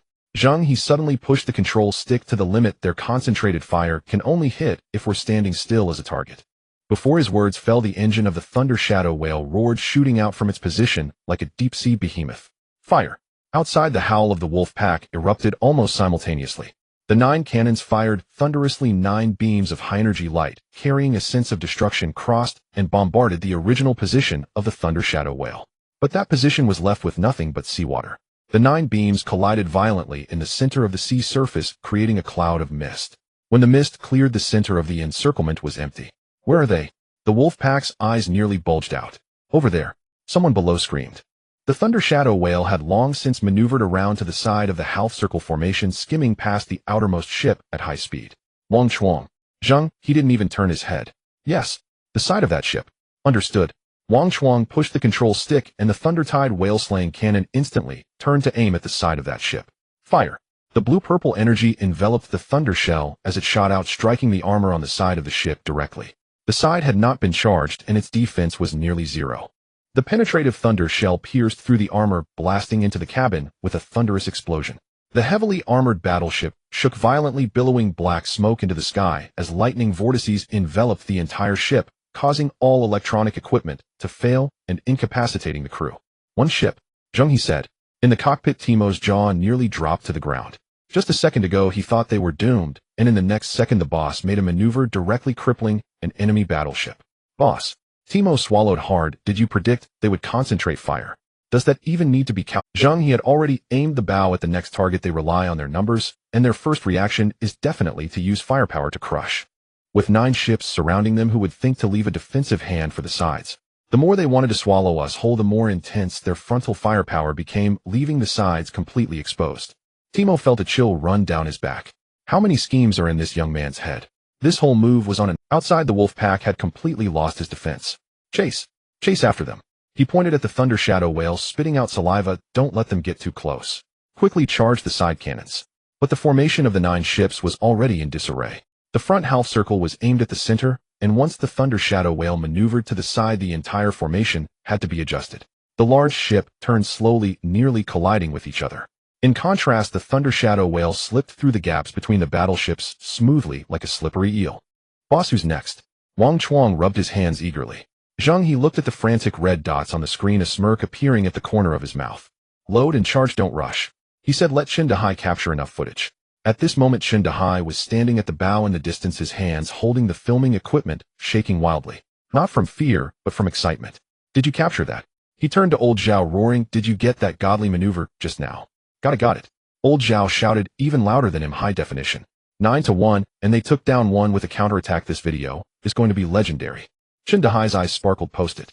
Hurry up and get it on the regional channel. What's the title? Zheng He didn't think twice, just right. Black Shark, 9 ships encircle the light of the solo player, 0 hits, and counterkill 1. Old Zhao's fingers danced over the panel. Wait. Zheng He slapped his forehead. Add one more thing at the end. Add what?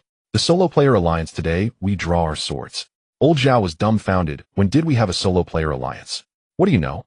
Zheng He kicked out. If Brother Zheng says there must be. Post it. Once the post was out, within 5 minutes, the regional channel exploded. This time it was even more intense than the last. Last time it was just a photo, this time it was a live video. In the video, 9 warships lined up, the main cannons firing simultaneously, and the ship in the middle executed an extreme maneuver to dodge the cannonballs, counterattacking with a wave, leaving viewers' scalps tingling. Damn, this maneuver is insane. 9-1 and counterkilled. Is Black Shark putting on a circus here? This move is on another level. The light of the solo player is amazing. What happened to that arrogant wolf pack just now? Come out and take a few steps. When was the solo player alliance established? Is it still recruiting? I want to join too. In just a few seconds, the comments below reached hundreds, all begging to join the solo player alliance. Zheng He watched the traffic spike, his mouth nearly stretching to his ears. Brother He. Xiaoli leaned over the backhand. Private messages are exploding. Everyone is asking if we're part of the alliance. Zheng He's eyes turned. What did you say? I said we are peripheral members of the alliance responsible for publicity. Zheng He nearly laughed. Just say it like that. Old Zhao rubbed his hands beside him, sweating nervously. Brother He, we're dancing on a volcano here.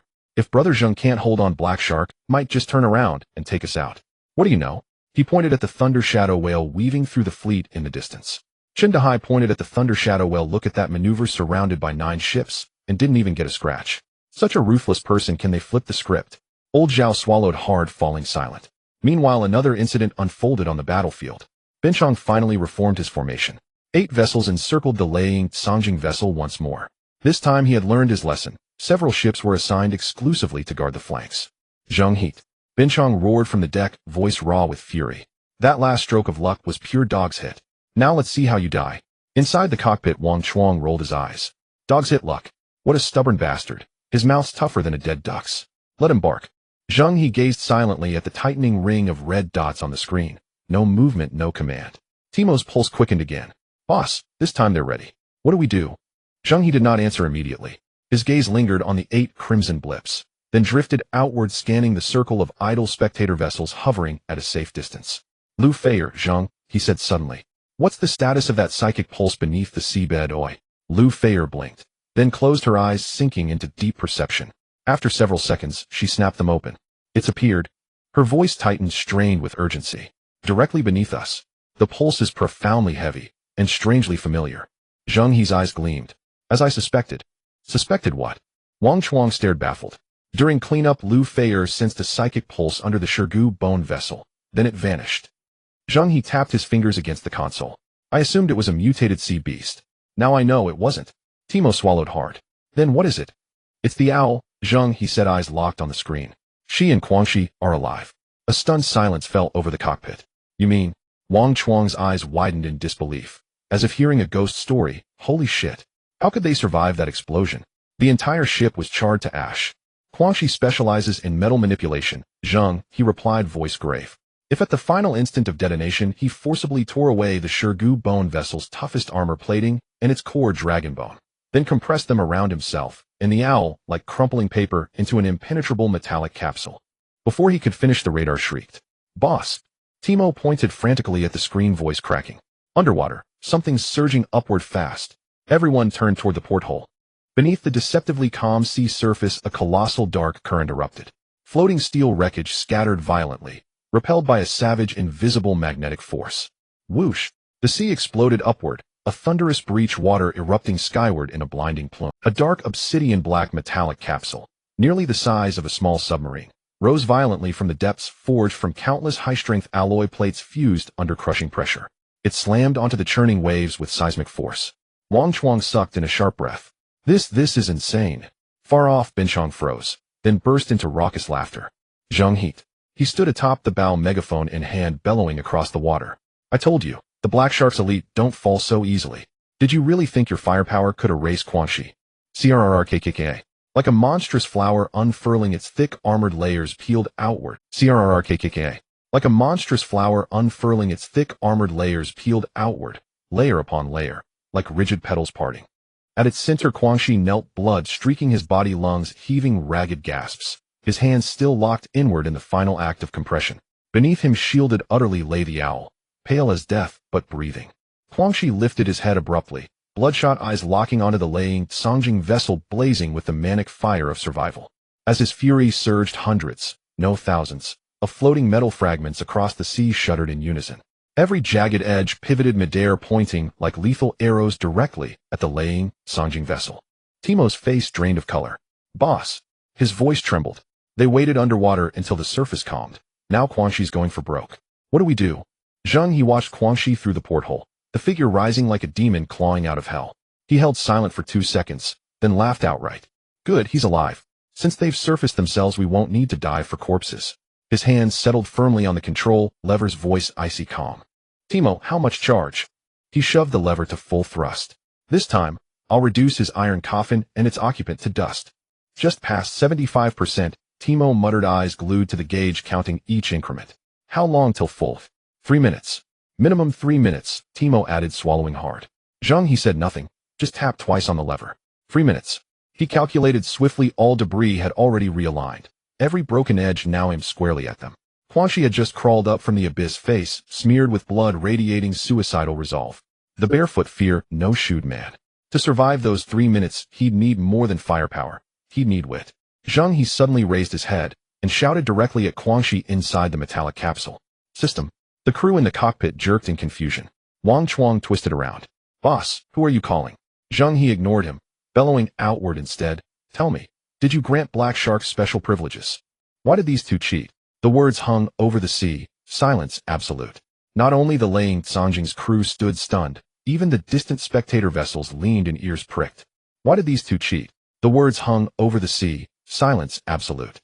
Not only the Laying. Lao Zhao frowned, bewildered. Didn't they survive that blast purely by hiding inside that rusted shell? How is that cheating? Zheng He's eyes darted wildly. Then he slapped his thigh. Screw whether it's cheating or not. If there's drama, we film it. Now. Across the water, Quan Shi, who'd been kneeling catching his breath, went utterly still.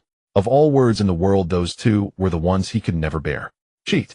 Quan Shi shot upright, his blood-smeared face flushing crimson. Who are you calling a cheater? I survived that blast by skill. Do I need the system to bend rules for me? Zheng He had waited for that exact retort. He pressed forward without pause. Fine. You claim no cheating. Then tell me at game launch the system explicitly stated, ship destroyed, player eliminated. Was that clause mere decoration? Your Shirgu bone vessel snapped in half and sank. By rule, you two should have been ejected from the match instantly. Yet here you are, surfacing after hours hidden beneath the sea. If that isn't cheating, what is? Zheng He's barrage left Quan Shi speechless. In the cockpit, Timo muttered softly, what is the boss trying to do? Is he stalling for time while waiting for the cooldown? Shut up and watch. Wang Chuang vaguely sensed something, making a shushing gesture with his finger. Zheng He was quite quick in his actions. As soon as Zheng He finished speaking, he had already edited the footage, added a title, and tossed it into the regional channel. Black Shark cheating, irrefutable evidence. Less than a minute after the post was sent out, the regional channel exploded with activity. What the hell? The ship was destroyed, and they can still survive. Isn't this cheating? I was wondering why those two ships were decomposed while the people were still alive. Turns out the system opened a backdoor for that beastly guild Black Shark. Goodness, players are eliminated if their ships are destroyed, but Black Shark can revive after theirs is destroyed. How much did the officials take? System come out and take a few steps. Why should there be different treatment for players? In just a few seconds, thousands of messages denouncing the system. Zheng He watched the traffic curve on the back end spike up, rubbing his hands in delight. Old Zhao, look, this video from Zheng Daolao is 100 times more effective than us shouting in the channel. This is the power of a top influencer. Old Zhao swallowed hard. But the problem is, how did they cheat? Zheng He glanced at him. Who cares how they cheated? Let's first hype this up. If Zheng Daolao says they cheated, they definitely cheated. In the cockpit, Zheng He stared at the energy percentage on the screen, 81. It was slow enough to make one's heart race. He didn't want to know how Quan Shi and Yexiao survived. He just wanted Quan Shi's mouth to keep running for a few more seconds. On the metal capsule, Quan Shi indeed couldn't hold back any longer. Bullshit. Quan Shi fumed, his chest heaving. What cheating are you talking about? This is utilizing the rules reasonably, understand. Zheng He felt a breath of relief inside. He had taken the bait. As long as this guy was willing to explain, he had plenty to say in response. Back and forth time just slipped away. I'm waiting for the energy to finish charging. Well, what are you all waiting for? On the surface, he didn't reveal any flaws, instead provocatively humming. Utilizing the rules reasonably. Why don't you explain how that's reasonable? You were decomposed, yet you can still pop out. Do you even believe that yourself? Why can't I pop out? Quan Shi was completely ignited. His biggest flaw was his pride. In front of millions of viewers in the regional channel, being called a cheater by a kid, he couldn't swallow that. Kid, maybe you're just young, Quan Shi sneered, wiping the blood from his face. You're not following the rules, taking advantage of our misfortune. Ew, I want to slice you in half right now. But since you say I cheated, then fine, I'll break this down for you clearly so you understand it thoroughly. Zheng, he didn't even lift his eyelids. Start your performance. At that moment, Yexiao sensed when your main cannon was locked on. Quan Shi enunciated. I reacted quickly and collected the best pieces of armor alloy from the bone crusher, making 2 metal capsules. Capsules. One inside the other. Yexiao was in the innermost layer while I protected her from the outside. Quan Shi grew more animated as he spoke. Then the crucial step came. After making the metal capsules, we each took these 2 shells and rebound them to the vehicles. In the cockpit, Timo's mouth slowly dropped open in astonishment. What you see now, Quan Shi patted the layer of peeling metal shell beneath him, is not a lifeboat, it's my new ship. The old ship is destroyed, but I have a new ship. Why should the system eliminate me? For a moment, even Zheng, he didn't know how to respond. This was a completely new perspective. This operation was indeed impressive. In the final moment of the explosion, stripping metal, making the shell, and rebinding the vehicle was done in one go without delay. If it were someone slower to react, they would have been turned to ash by the 1,000-degree heat. Zheng He stared at the metal shell, nodding rarely in approval. 666, he commented, this is very reasonable. Huh. Quan Shi was momentarily taken aback by this reaction. Didn't you just say, I was cheating? It is quite reasonable, Zheng, he nodded seriously, so reasonable that I almost want to give you a round of applause. Quan Shi. This kid must be crazy. On Zheng He's side, he recorded Quan Shi's entire explanation and tossed it into the regional channel. The direction of the channel shifted, just like that. Oh, so this is how it is, using the materials from the old ship to make a new ship and rebinding it. That's some clever thinking. Wait, this doesn't count as cheating, this is real skill. It's reasonable, but does that mean other players can learn from this? Can they salvage materials to rebind before their ships are destroyed? Dream on. How can ordinary players have such metal expertise? They are the backbone of the big guilds.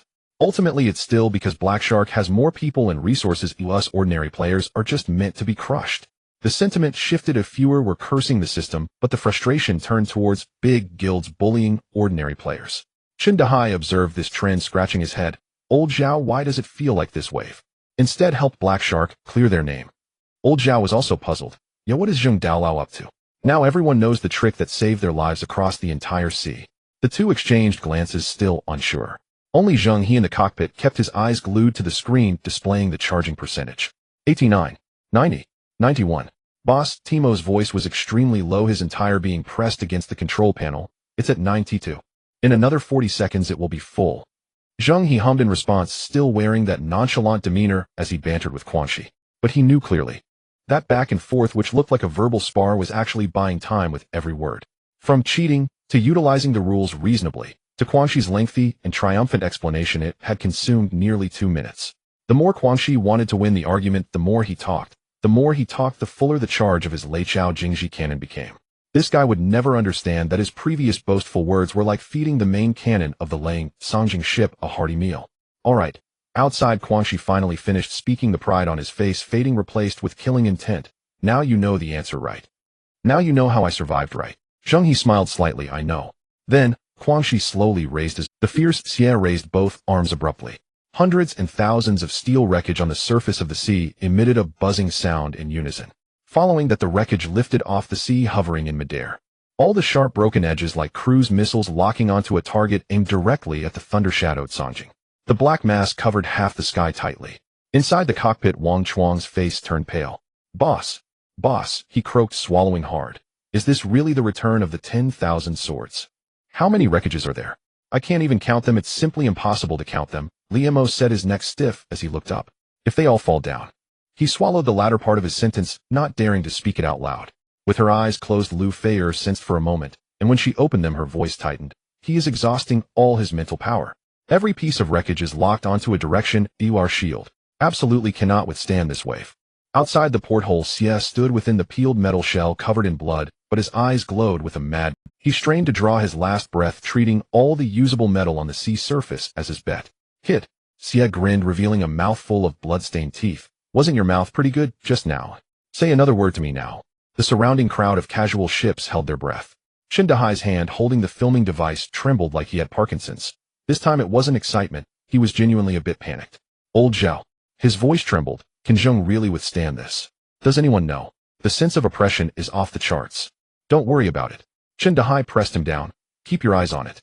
We must capture this footage clearly. If the boss really flips over, we'll just kick it into high gear and run. In the cockpit, the shadow of death gradually spread. Timo trembled as he said, Boss, with so many wreckages we can't dodge. Just now they could dodge with some maneuvering, but now it was a complete 360-degree surround with no blind spots. Where could they run to? Wang Chuang fell silent as well. After following Zheng He for so long, it was the first time he felt this was a dead end. Xie's arms suspended in midair rose higher and higher before pressing down. The dark mass of wreckage pressed down a bit further, locking onto its target. The last words. Xie stared at the thunder-shadowed Songjing, each word punctuated with determination for mutual destruction. I will turn you and your demon ship into scrap metal at the bottom of the sea. At this moment, everyone's gaze was fixed on Zheng He. Timo anxiously cried out, Boss, you need to say. Zheng He remained motionless. Throughout, his eyes never left the screen displaying the charging progress. 99. Boss. Timo's scream nearly broke. It's full. The main cannon is charged to 100%. Almost in the same second outside, Xie roared, pressing his arms down heavily. The sky was filled with steel wreckage screaming as it tore through the air, crashing down toward the thunder-shadowed Sanjing. Meanwhile in the cockpit, Zheng He finally moved his hand. He pushed the main cannon control lever all the way down. The casual expression on his face instantly vanished, leaving only two words exuding a chilling dominance squeezed out from between his teeth: fire. A blue-purple energy beam wrapped around the armor-piercing projectile, tearing through the air and shooting toward the metal capsule on the surface of the sea. At the same time, the sky full of steel wreckage raised by Xie also came crashing down. The two forces clashed heat. In the cockpit, Timo gripped the armrests of his seat tightly, his eyes wide like copper bells. Can this work, boss? He grinned, blood smeared all over his face, smiling viciously. One shot. You think you can kill me with just that? Dream on. Xie's finger twitched slightly. He grinned, blood smeared all over his face, smiling viciously. One shot. You think you can kill me with just that? Dream on. Xie's finger twitched slightly, and the metal capsule beneath him trembled. He still had one card left. Just now, manipulating the wreckage in this sea area had indeed drained most of his mental power, and the blue bar was nearly empty. But no matter how drained he was, he still left himself a breath, waiting for the moment the projectile got close to maneuver the capsule to dodge. Competing with this little brat to the bitter end. Dream on. I'm keeping this breath to watch you perish in this. The projectile drew closer, carrying the spark of destruction. Xie's eyes narrowed just as he was about to maneuver the capsule sideways. A strange scene unfolded. The armor-piercing projectile collided head-on with several massive pieces of metal wreckage in midair. It didn't explode. Not only did it not explode, but the flight path of the entire projectile was forcefully lifted due to the violent impact, barely scraping above the metal capsule and flying off into the empty distance. It missed the target. The onlookers were collectively stunned. Chun Dahai's hand holding the device froze in midair. It went off target. Did Zheng mess up? Old Zhao swallowed hard, struggling to articulate. It's over if this shot misses, hasn't Xie just gained time for free? On the metal capsule, Xie also froze for a moment. Then he burst into laughter. Huh. It's heaven's will. This is heaven's will. He laughed so hard his shoulders shook. What did I say? Your demon ship is bound to sink today. Even the heavens can't stand to see you flaunt your power. He suddenly looked up again at the sky full of wreckage. It had already pressed down on top of the thunder-shadowed Sanjing.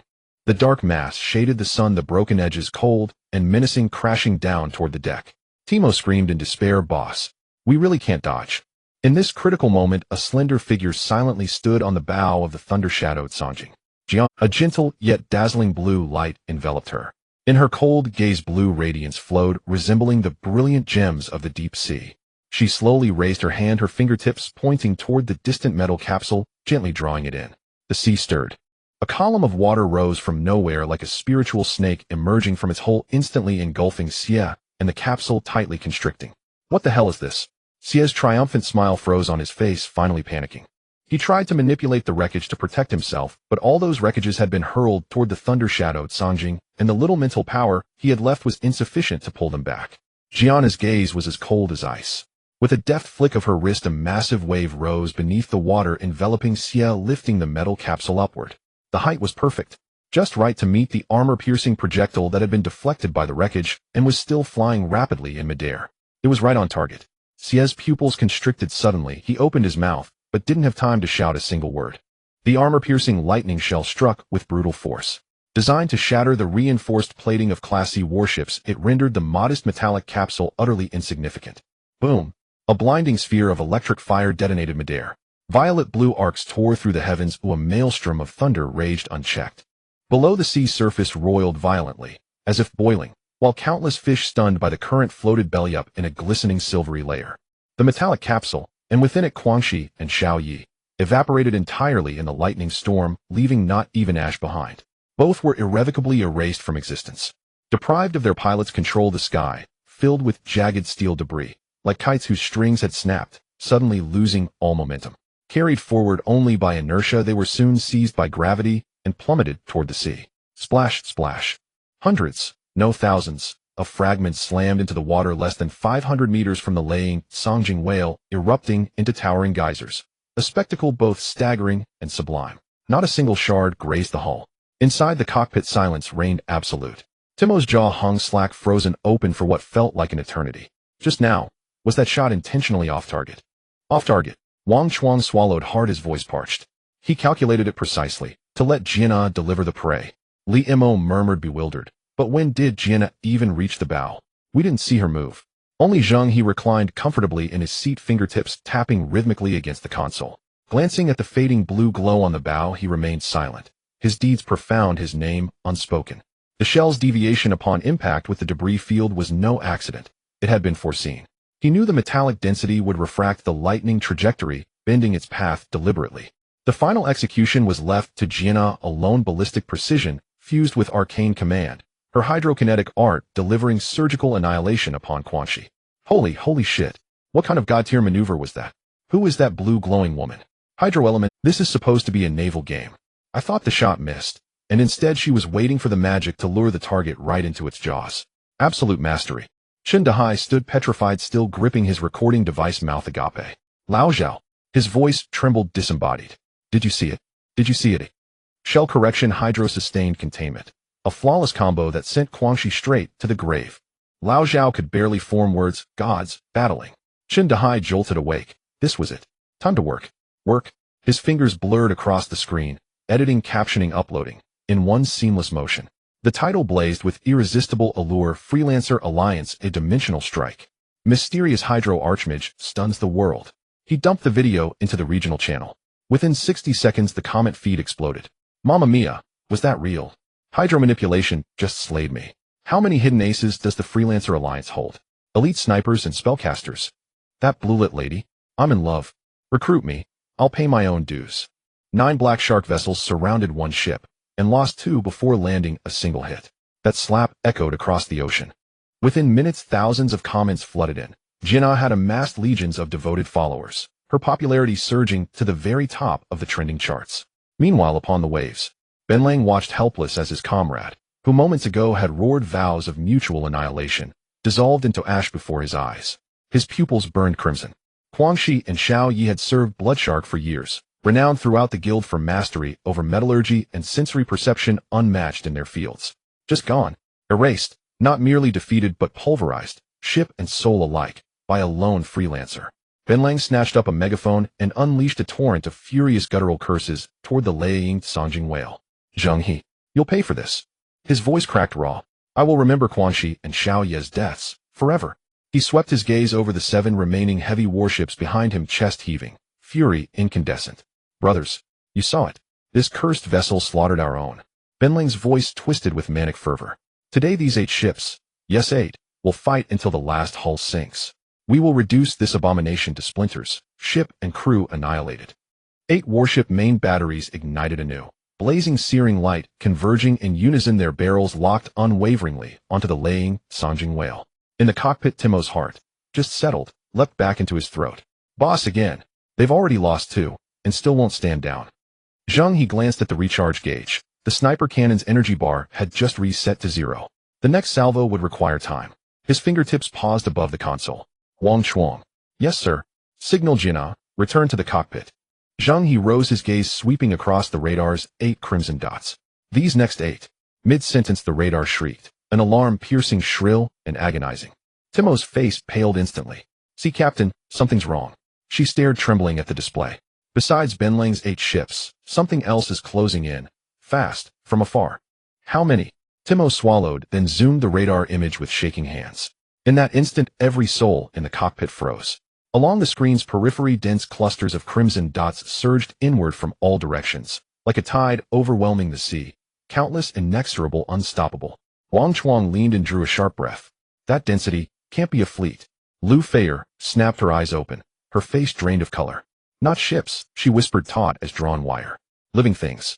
Silence fell, so absolute only the faint hum of the charging bar's progress could be heard. Zheng He narrowed his eyes, studying the tightening swarm of red points. Clearly the earlier battle's violent resonance had awakened the mutated leviathans slumbering deep beneath the seabed. Now they emerged en masse, drawn by the disturbance, rising with savage intent to purge these intruders from their domain.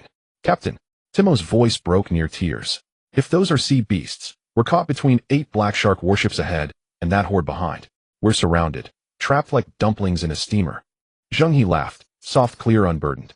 He settled back into his seat, fingers resting lightly on the control yoke. Benlang wants to fight until his last ship falls. His tone was calm, casual, almost conversational. I suspect he won't even get the chance to fire a second shot. On the radar, the dense swarm had already closed behind the Black Shark fleet. The deep blue sea began to churn violently. In the cockpit, Timo nearly bit off her own finger. Boss, the sea beast swarm. The density. She pointed at the screen where a sea of red dots occupied nearly half, her voice trembling.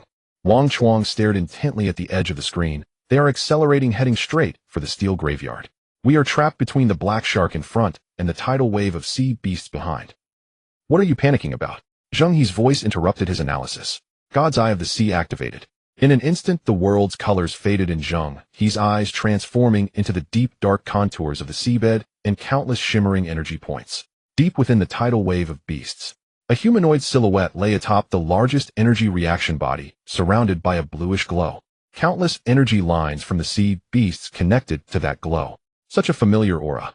A subtle smile slowly crept across Zheng He's lips. The Black Shark Guild has finally hit a titanium alloy wall today. Know what they've provoked is the deity of this, still able to laugh when death is imminent. Have you gone stupid? Ben Lang's voice boomed through the loudspeaker, carrying an unabashed arrogance cutting through the sea breeze. He stood at the bow of the ship, watching the Liang Tsongjing ship locked down by their 8 warships, and glanced back at the rapidly approaching shadows, feeling a sense of calm. Desperate situation. This arrogant monster ship now faced the elite fleet of the Black Shark in front, and an unknown natural barrier behind a pure dead end. Old Ben Lang. Zheng He's voice was not loud, yet it clearly echoed across the sea through the communication system. Open your eyes wide and see who is really surrounded now. Ha ha ha. Ben Lang seemed to hear a great joke, laughing uncontrollably. Brothers, listen. The people on that monster ship have lost their minds. Before he could finish, his words suddenly caught in his throat. Because that shadow he regarded as a natural barrier suddenly surged in speed. The deep blue sea boiled at that moment, with countless massive dorsal fins and fierce heads breaking the water's surface. That was not a barrier. It was a swarm of mutated sea beasts, densely packed, numbering in the hundreds. Their fierce jaws, sharp bone spurs, and glimmering compound eyes. A scent mixed with stench and primal ferocity sent chills down one's spine. Worse still, the movement trajectories of these sea beasts were not just passing by. They halted uniformly at the periphery of the steel graveyard. Then, before everyone's stunned gaze, these fierce sea beasts collectively lowered their heads, beginning to ravenously devour the dark red blood algae on the wreckage. Blood algae. They came for a buffet. Zheng He murmured, the camera focusing on those sea beasts buried in their feast, his fingers trembling. The amount of information was overwhelming. But an even more jaw-dropping scene unfolded. After a moment of feeding, the swarm of sea beasts suddenly became restless. At the core of the tidal wave of beasts, a massive creature resembling an ancient dragon carried a blurred human figure, slowly swimming towards the center of the steel graveyard, where the Liang Tsongjing and the Black Shark fleet were located. The sea beasts along the way parted like Moses parting the sea. Holy crap. Is that a Sharpie rogue player screamed below Zheng He's video. She is riding on the largest sea beast. What the hell? Controlling sea beasts? What kind of ridiculous ability is this? In the control room, Wang Chuang's mouth dropped open. Boss. Is that a mermaid? Zheng He simply replied softly, his gaze piercing through the cockpit's window, seemingly locking eyes with that figure at the core of the tidal wave. Jinnah had quietly returned to the cabin from the bow. Meanwhile, an even older, grander rhythm of water began to emanate from that swarm of sea beasts. At the outer edge of the steel graveyard, those sea beasts that finished eating the blood algae began to turn. Following the ancient dragon-like creature, they swam towards the center of the steel graveyard. Not good. They are charging at us. All main cannons fully charged. Fire. Blast these beasts to pieces. Ben Lang snapped back to reality from his initial shock, a wave of inexplicable fear crashing through his rational mind. He could never believe these sea beasts could inflict any substantial damage on heavily armored warships. Ben Lang and another fully operational warship fired first. 2 thick beams of high-energy light tore through the air, sharply piercing into the frontmost swarm of sea beasts. Explosions erupted and blood and flesh flew everywhere. Several small sea beasts evaporated instantly. Rather than scaring away the tidal wave, it ignited their wild nature completely. Beautiful. Ben Lang shouted, boosting his morale. What's so scary about these beasts from the depths? My iron shell is not made of tofu. Can I really fear them? Roar. A low, furious roar laden with ancient pressure erupted from the mouth of that ancient dragon-like beast. Doria lay on its broad head, gently stroking a still bleeding wound on its neck, which was caused by the cannon fire ordered by Ben Lang. Blue light flowed in her eyes as she soothingly calmed her mount's agitated emotions, simultaneously transmitting a clear will. Surround them. The giant beast's roar was the signal. Binlang ignored the radar where the light dots representing his warships were quickly surrounded by a dense mass. In the next moment, a warship was struck by a combined charge from 3 giant sharks. With a dull thud, the alloy armor emitted a painful groan, and the entire ship veered off course. Another warship trying to turn was entangled by countless tentacle-like sea beasts with the power system screeching from overload. Close defense cannons. Electric nets. Stop them. Binlang roared, his voice finally revealing an uncontrollable fear. He watched the seemingly endless black tide outside the window, observing those fearless beasts tearing and slamming against the ship with their bodies and sharp teeth. A chill surged from his tailbone straight to the crown of his head. This was a hunt from the deep sea targeting the Iron Giant. The remaining 8 warships of the Black Shark fleet instantly transformed from hunters to prey, completely engulfed, impacted, and torn apart by the surging tidal wave. Explosions, the sound of twisted metal, the roars of sea beasts, Binlang's nearly frantic command shouts, and the desperate wails of the crew blended into a chaotic cacophony.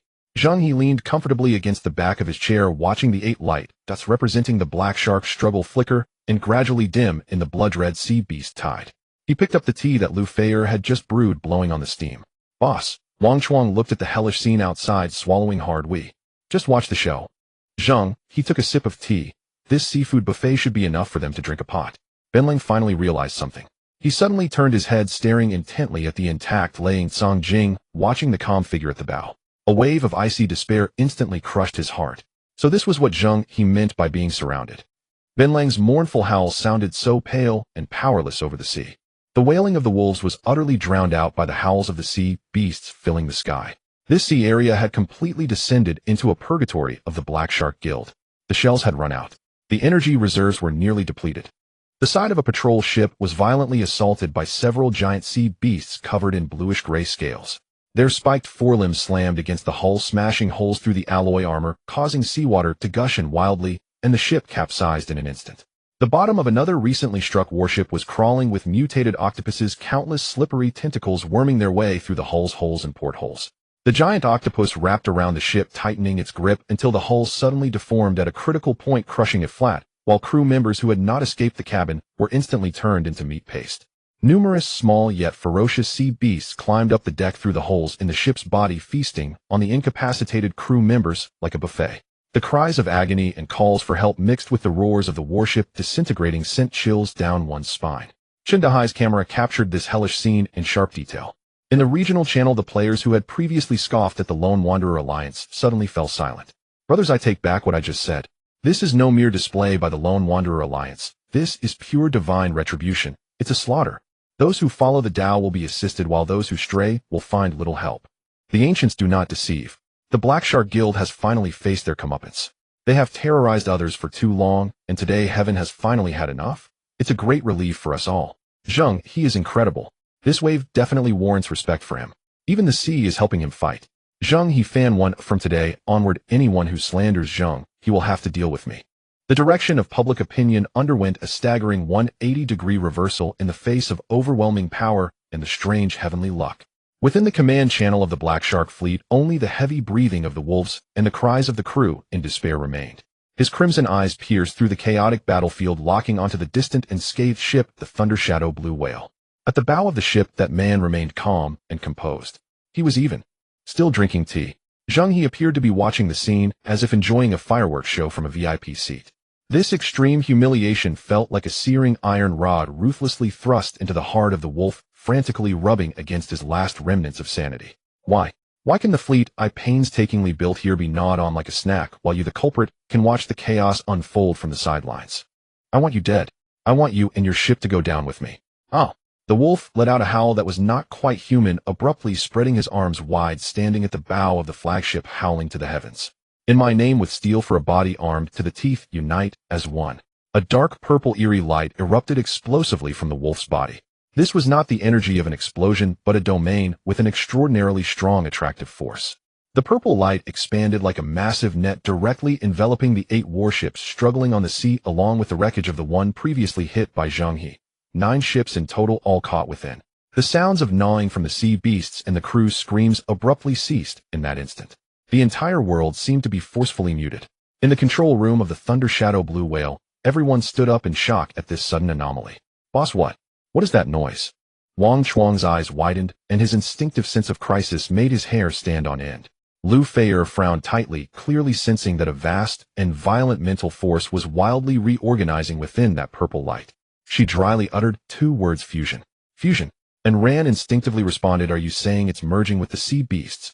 I saw a horror movie where a man was transformed into a walrus man. So disgusting. It's not biological. Lu Feier shook her head, her eyes full of caution. What he's absorbing is inorganic matter. Inorganic matter. Could it be? As a ridiculous thought just surfaced in Zheng He's mind before he could finish his sentence, the dark purple light enveloping the sea suddenly shrank towards the center like a receding tide. Immediately afterward, a colossal steel giant so immense that it instilled a sense of despair appeared in everyone's sight, hovering above the sea. Holy shit! Timo screamed in fright. Is that a Gundam? It was a heavily armored war machine over 100 meters tall, forcibly pieced together from countless ship components. The bridge of the Wolf's warship was embedded in the giant's chest, flashing a sinister red warning light, clearly becoming the core cockpit. The armor of 2 patrol ships formed thick shoulder plates, while the bodies of other ships were violently distorted, transforming into strong limbs. Countless close-range cannons dotted the mech's entire body like the spikes of a porcupine. On its back, 6 sets of turbo engines, forcibly stripped from the ships, were blasting out pale blue high-energy flames. Most absurdly, the left arm of this mech was prominently wielding a heavy shield pieced together from side armor, and its right arm was single-handedly holding a grotesque sniper cannon over 30 meters long. This scene was captured in real time and transmitted to the regional channel through Chundahai's trembling camera. The entire channel exploded in chaos. I can't be seeing this wrong, can I? Why is there suddenly a steel Ultraman on the sea? Bro, do you even understand mechs? This is clearly strike freedom. Look at that big gun. Stop arguing. With that size and weaponry, it's definitely a heavy armored sea cow. System, come explain this. Has the Black Shark Guild activated hacks again? I don't even have a hot weapon, and these guys are already piloting a Gundam. The damn planners must have secretly spent money to cheat.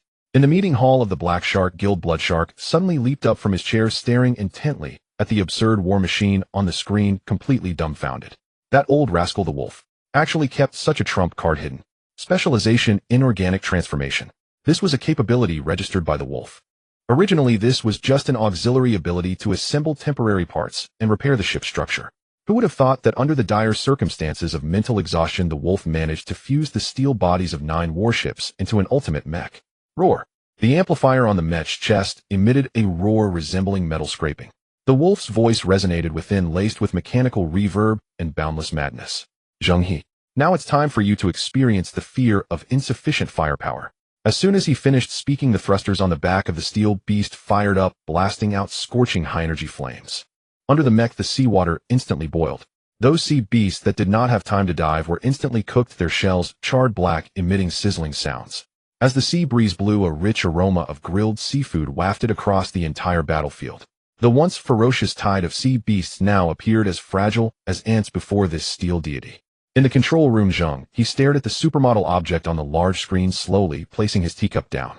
The calmness on his face vanished for the first time, replaced by an unprecedented gravitas. Is this really the style that a survival game at sea should have? On the deck of the thunder-shadowed Songjing, there was a deathly silence. Everyone unconsciously stepped out of the control room, looking up at the iron monstrosity hovering above the sea. The 100-meter mech blocked the sunlight, casting a colossal shadow that made it hard to breathe. Zheng He stood at the bow of the ship, activating the Eye of Poseidon. In the field of vision, a scarlet patch representing a fatal weakness appeared prominently on the mech's chest. There it was, the core cockpit transformed from the bridge of the Benlang flagship. Benlang was hiding inside, but at that height it was at least 80 meters above the sea. The Thunder Shadow Kangjing's thunderous whale-biting sniper cannon was a divine artifact for naval battles, yet its angle of elevation was limited, leaving it powerless against such high-altitude targets. Having lost the strongest single-point explosive means this battle seemed to have become an unsolvable deadlock. Boss, what the hell is this thing? Wang Chuang's voice trembled, his robust figure feeling as tiny as a grain of sand in front of this steel giant. It's a Gundam, can't you see? Timo beside him swallowed hard, his voice filled with both fear and a hint of excitement. What's a Gundam? Wang Chuang looked utterly confused.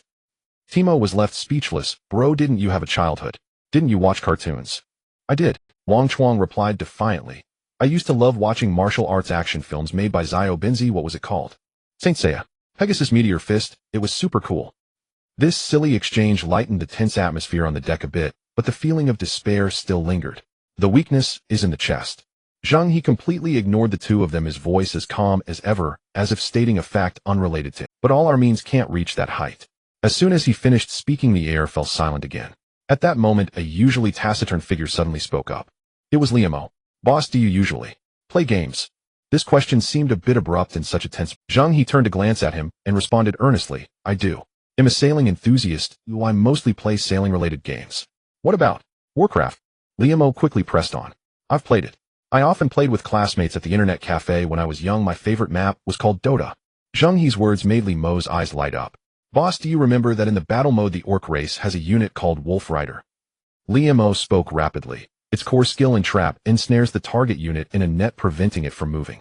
If the target is an aerial unit, it will be forcibly pulled down to the ground. One remark awakened the dreamer. A light flashed in Zheng He's mind, and he suddenly understood. Right? If we can't hit it, then let's find a way to bring it down. Since it was already beyond the conventional firepower attack range, let's change our approach, pulling it down from the sky, bringing it within our attack range, and then obliterating it in the way we excel at. Roar. Before they could fully comprehend this unconventional tactical plan, the Gundam in the sky moved. Benlang had lost all patience. The mech's chest-mounted speaker emitted a piercing roar, and the 6 thrusters behind it erupted with scorching flames at thousands of degrees, propelling its massive body at a terrifying speed that belied its size, charging directly towards the thunder-shadowed Sanjing. It wasn't sailing, it was flying just above the surface of the sea. In front of the mech, the seawater was pushed aside by the immense thrust, forming a white sonic boom cloud, and a devastating sense of oppression surged forward, causing some crew members with weaker mental fortitude to buckle at the knees, nearly collapsing on the deck. Timo. Zheng He shouted. Activate the stealth field. Received. Timo snapped back to reality, his hands pulling shadows across the console. With a low hum, an invisible energy ripple spread out from the thunder shadow, Sanjing distorting the light. In less than a second, the entire massive battleship, along with everyone on the deck, vanished into thin air on the surface of the sea. This scene was clearly seen by Zheng He, who was monitoring the battlefield from a distance. He jolted, his voice breaking. Where did the ship go? He shouted. The thunder shadowed Sanjing. It vanished into thin air. Benlang abruptly reversed its thrusters, carving a boiling trench in the sea as it came to a screeching halt. The enormous steel head clumsily turned left and right, scanning this empty sea area in search of the suddenly evaporated demon ship. This unbelievable footage was immediately transmitted by Zheng He to the regional channel. If the earlier transformation into a Gundam had driven the entire channel into madness, then now the Thunder Shadow Kanjing's sudden disappearance shattered the understanding of all players. Teleportation. Or did he trigger some kind of spatial entrance and get sucked in? Bullshit. The surface of the sea doesn't even have a ripple. Where's the sign of spatial fluctuations? This is definitely cloaking. Optical cloaking. What kind of international joke is this? A maritime survival game, and the tech tree has climbed to the level of StarCraft. Gundams and cloaking ships, and I'm still trying to fish with harpoons. Is this the same game? Get that damn planner out to explain. Why is the gap between people bigger than the gap between man and dog? Is it us who don't deserve it, or did you give Hishin special GM privileges? I'm quitting the game. I must quit the game. This game is unplayable now. Others are deploying stealth destroyers while I'm using a stick to spear fish. What the hell? The tide of public opinion shifted instantly from denouncing the Black Shark Guild for cheating to collectively bombarding the game's officials. Countless players felt their intelligence and efforts were being ruthlessly ground into the dirt. Meanwhile, at the center of the battlefield, can't find them. How could it be possible to not find them? The speaker emitted Benlang's furious curses. On the radar screen, aside from the seawater, there wasn't even a ghostly shadow. Come out. Get the hell out here. The extreme anger made the red light in his chest glow brighter. Suddenly, he stopped his helpless rage. The steel giant slowly lifted its menacing right arm, composed of a 30-meter sniper cannon, which no longer aimed at any direction, but slowly pointed towards the sky. An extremely dangerous energy began to gather at the muzzle. Timo's face turned ashen, and she looked urgently at Zheng. Boss, what is he going to do? Zheng He stared at the muzzle, accumulating energy, his expression unusually grave. He slowly uttered a few words. Indiscriminate. Bombardment. Benlang couldn't find a target, so he planned to obliterate this sea along with everything concealed in the air. Boom, boom. The deafening sound of energy beams and solid projectiles rained down upon the area where the Laying Sanjing had vanished, as if the forces were free of cost. The Benlang had completely breached its defenses. The 100-meter steel giant resembled a giant infant, throwing a tantrum, waving its fearsome cannon arms and unleashing tons of destructive firepower. Each shell that plunged into the sea erupted into towering water columns. Every beam that swept across turned the ocean's surface into a boiling cauldron of white mist. The shockwaves from the explosions created massive waves soaring over 10 meters high, making the entire sea resemble a pot of boiling water. In the distance, the Liang Songjing had stealthily glided several kilometers away under the dual protection of the Tsangman static cloak and the stealth field. No radar, sonar, or naked eye could detect even a trace of its presence. In theory, Zheng He could simply sit back and watch the show until the mech exhausted its energy or the Ben Lang succumbed to mental collapse. But he could not.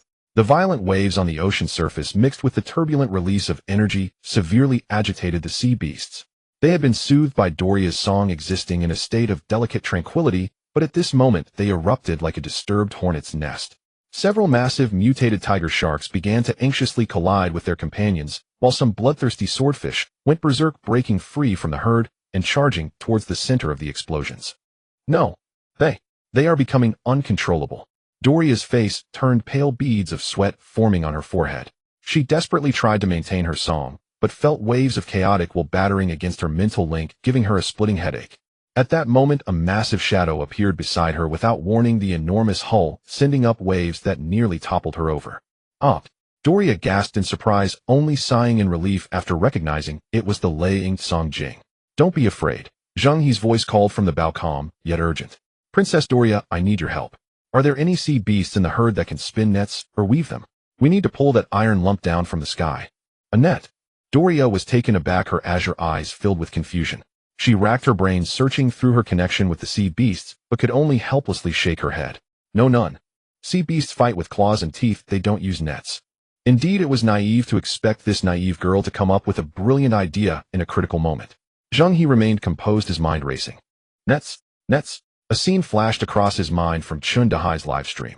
A battleship known as the Black Shark, entangled by several gigantic octopuses, their soft tentacles resembling tough ropes crushing the hull into a distorted wreck. Octopuses. Tentacles. Countless tentacles. Isn't that a living net? What a unique line of thought. Yet at this moment it was the only solution. Zheng He decisively issued a new command. Doria, immediately summon all the octopuses in this sea area. The bigger the better. Not those small ones we usually eat as sashimi. We need monsters capable of sinking. Doria didn't fully understand Zheng He's intentions, but she had an almost blind trust in him. She promptly withdrew her control over the other sea beasts, focusing all her energy and switching her song to an ancient melody with extraordinary penetrating power. Woo, hum. The ethereal song transformed into invisible sound waves, instantly penetrating the deep sea. In the next moment, a miraculous scene unfolded. The formerly agitated sea beasts lost their soothing influence and became chaotic. Yet on the edge of the turmoil, shadows that were soft, slippery, and covered in suction cups began to rise from the depths. First came a few gigantic octopuses the size of cars, waving their tentacles as thick as buckets, rudely pushing aside obstructing mutated sea beasts. Following them were octopuses the size of wash basins, water tanks, and even houses. An endless stream of octopuses surged from all directions, as if a convention of soft-bodied creatures were in session. In less than a minute, the sea surface beside the Liang Songjing was completely covered by a writhing suction-cupladen shadow. As far as the eye could see, there were densely packed waving tentacles and swirling eyes enough to make one's scalp tingle. Wang Chuang on the deck gaped, feeling his fear of crowded spaces flaring up. It's done. Zheng He's eyes brightened, continuing to issue orders. Command them to nod in formation, tentacles pulling tentacles. Weave a net big enough to cover that iron lump in the sky. Doria's song shifted again. The army of soft-bodied creatures on the ocean surface truly began to execute the commands efficiently. The largest octopuses formed the main strands of the net, their 8 long limbs intertwining to construct a massive framework. Following closely, the slightly smaller octopuses squeezed into the giant grids, using their bodies and tentacles to fill, connect, and weave. A terrifying living net composed of thousands of octopuses rapidly took shape on the ocean surface. The mesh was so dense that not even a seagull could fly through. The net was complete. Yet a new problem arose. This thing was too soft. How could it reach the sky? Even a gust of wind could distort it. Zheng He's gaze fell upon the figure who had been quietly standing behind him. Gianna. Zheng He pointed at the still wriggling octopus net in the sea, and then at the steel giant in the sky that was still frantically firing into the air, his meaning clear. Gianna understood, but frowned slightly. Accurately tossing such a large mass of soft flesh to a height of 100 meters was an absurd challenge. No matter how powerful the water flow, it was difficult to fling a soft cloth into the air. At that moment, Zheng He seemed to see through her doubts. He turned to Doria and asked a question that defied common sense. Princess, is there a way to harden soft-bodied creatures? Anrin understood instantly and exclaimed nearby. Suddenly Doria's face turned slightly red, then she seemed to remember something. Anrin understood instantly and exclaimed nearby. Suddenly Doria's face turned slightly red, then she seemed to remember something and became serious. She closed her eyes, her singing voice rising again, now carrying a hint of divine majesty. A faint golden halo spread from her, sweeping over the vast octopus net on the surface of the sea like ripples. In the next moment, everyone's eyes nearly popped out. The once soft and slimy net unexpectedly shimmered with a metallic luster. The formerly slippery tentacles seemed to undergo a biological calcification, instantly turning from soft-bodied to hard and keratinous. It was as if a human male under certain stimuli could instantly transform from soft and flabby to hard as steel. In just a few seconds, the entire giant octopus net morphed from a fishing net into a steel net forged by living beings. It's done.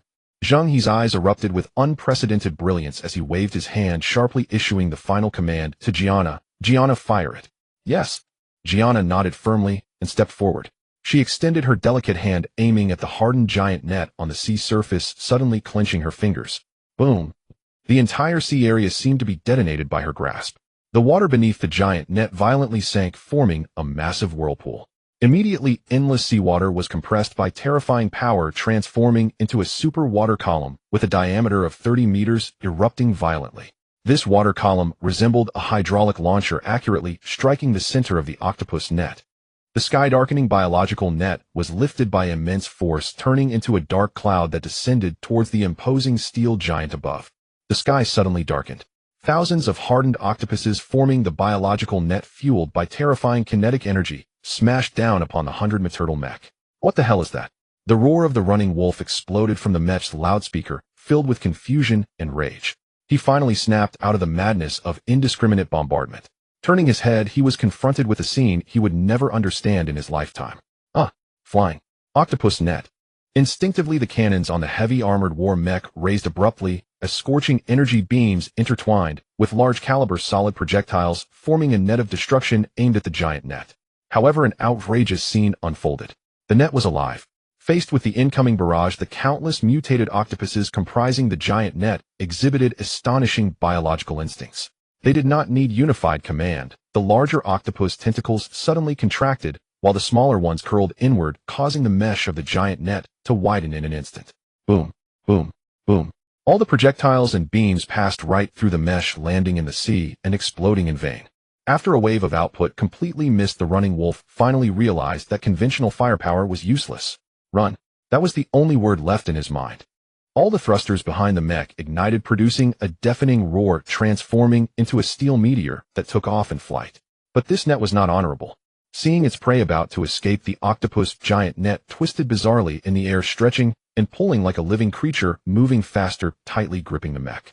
The players watching below were left dumbfounded. Holy crap. This net has tracking. This is no longer science fiction. This is fantasy. It's mythology. Mom asked me why I'm watching the live stream on my knees. The running wolf also realized he couldn't shake it off, and in despair lost his temper. He let out a beast-like roar, and the massive mech abruptly halted in midair, instantly pivoting reverse, igniting, charging forward against the giant net. The sniper cannon on his arm transformed and reorganized, turning into a menacing energy blade glowing with light. A 40-meter-long great sword materialized at that moment. 1/2 breaks the Rui divine sword.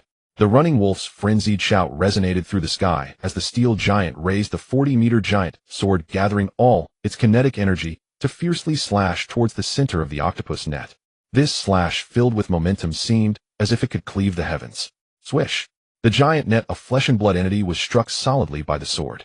Countless tentacles broke off and foul-smelling bodily fluids rained down like a shower, forcibly tearing open a large gap. However, the life force of the mutated octopus was exceedingly bizarre. The severed tentacles continued to writhe frantically, while the octopuses on both sides of the gap immediately extended new tentacles, tightly entwining with each other. In less than a second, that large gap closed up like a zipper. Yet due to this countercharge, the running wolf had entirely sent the mech into the net. The massive biological net suddenly constricted, wrapping the 100-meter steel giant tightly within. Hooray! Wang Chuang excitedly waved his fists on the deck. Finally dealt with it. Liamo also let out a long sigh of relief.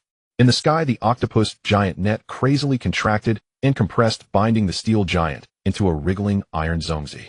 The joints of the mech creaked under the pressure, and the sounds of struggle grew fainter. Is this it? Wang Chuang looked at the enormous steel body writhing and struggling in the air, curling his lip. This iron lump looks impressive, but in the face of our tactics, it's nothing but waste. Numerous octopuses crawled all over the iron shell, their suckers opening and closing, creating an exceedingly appetizing scene. But for everyone, this was a symbol of victory. With the crisis temporarily averted, Zheng He finally shifted his gaze from the sky to the true hero beside him. Princess Doria, why are you here in this sea area? Curiously, he asked. The blood algae in this area were cultivated by our merfolk. Doria's expression softened considerably. They can devour shipwrecks and various debris at sea, purifying the ocean. But they grow too fast, and I need to regularly bring sea beasts to feed on them to ensure they won't cause a flood at sea. Oh, I see. At this moment, the little white seal named Kankan popped out of Doria's arms and thoughtfully waved its front flippers at Zheng He. Hello there, little creature. Zheng He smiled and politely responded. Kankan, thanks to you and the beast tide this time. Zheng He sincerely expressed his gratitude. Otherwise, just those 8 warships would have been enough for us to drink a pot. It was just a small effort. Doria shook her head. I should be heading to the next point soon. The next one? Zheng He keenly caught the key point. You cultivated more than just this patch of blood algae. Of course, Doria explained casually. The ocean is so vast, one patch is simply not enough. We merfolk have cultivated blood algae in various safe channels out at sea, or else this ocean would have been filled with all kinds of wreckage and debris long ago. Zheng He's eyes flickered. This was a remarkable piece of information. Purifying the ocean meant an efficient decomposition capability for metal debris. If we could master the properties of this blood algae. Just as the two were chatting, the regional channel was still frantically scrolling with the scene of this divine battle. A mutation suddenly occurred. GG. A piercingly sharp wail echoed across the sea surface. This was not produced by humans, but came from the octopuses that enveloped the steel giant. The enormous iron Zheng He surface saw the octopuses seemingly stuck to a red-hot iron plate, convulsing frantically. Many small octopuses exploded into a pulp on the spot. What is happening? Wang Chuang's smile froze on his face. Zheng He suddenly looked up, his pupils sharp. Hey, how about the iron plate octopus? It just lacks a bit of cumin and chili powder, otherwise would definitely have. The arrogant voice of Ben Lang echoed across the entire sea through the mecha's loudspeaker, carrying a manic sense of survival after a catastrophe. He actually heated the steel giant's shell with energy in an instant. The high temperature radiated from the inside out, leaving those octopuses trapped in the inner layer with no chance of escape, suffocating them alive. Doria gritted her silver teeth in anger at the sight of her people being so mistreated. Wang Chuang stared in disbelief on the deck, saying, Damn, this guy is inhumane. Isn't this just teppanyaki? The audience in the regional channel was also in an uproar. So cruel. This is simply hellish cooking. Although, I seem to smell something delicious. Hey, you in front, something's off.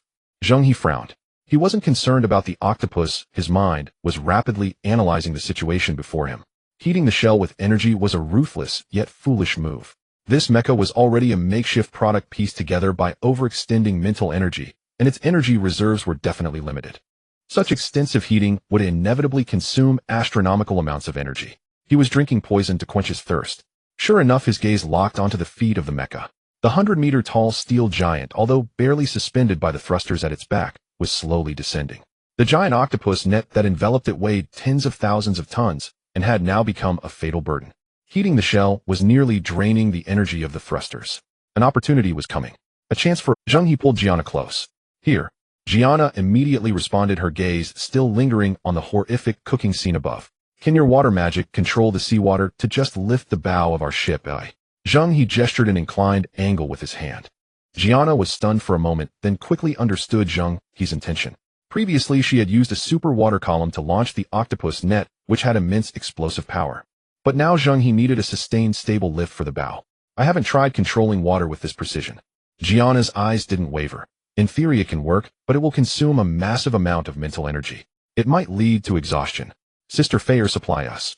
Zheng He looked directly at Lu Fayer. Lu Fayer immediately pulled out something wrapped in oil paper from her pocket, patting it. Don't worry, the electric rat biscuits I made last time are still here. There's plenty. Good. Zheng He decisively declared. Then let's give him a shot. He turned to Timo beside him.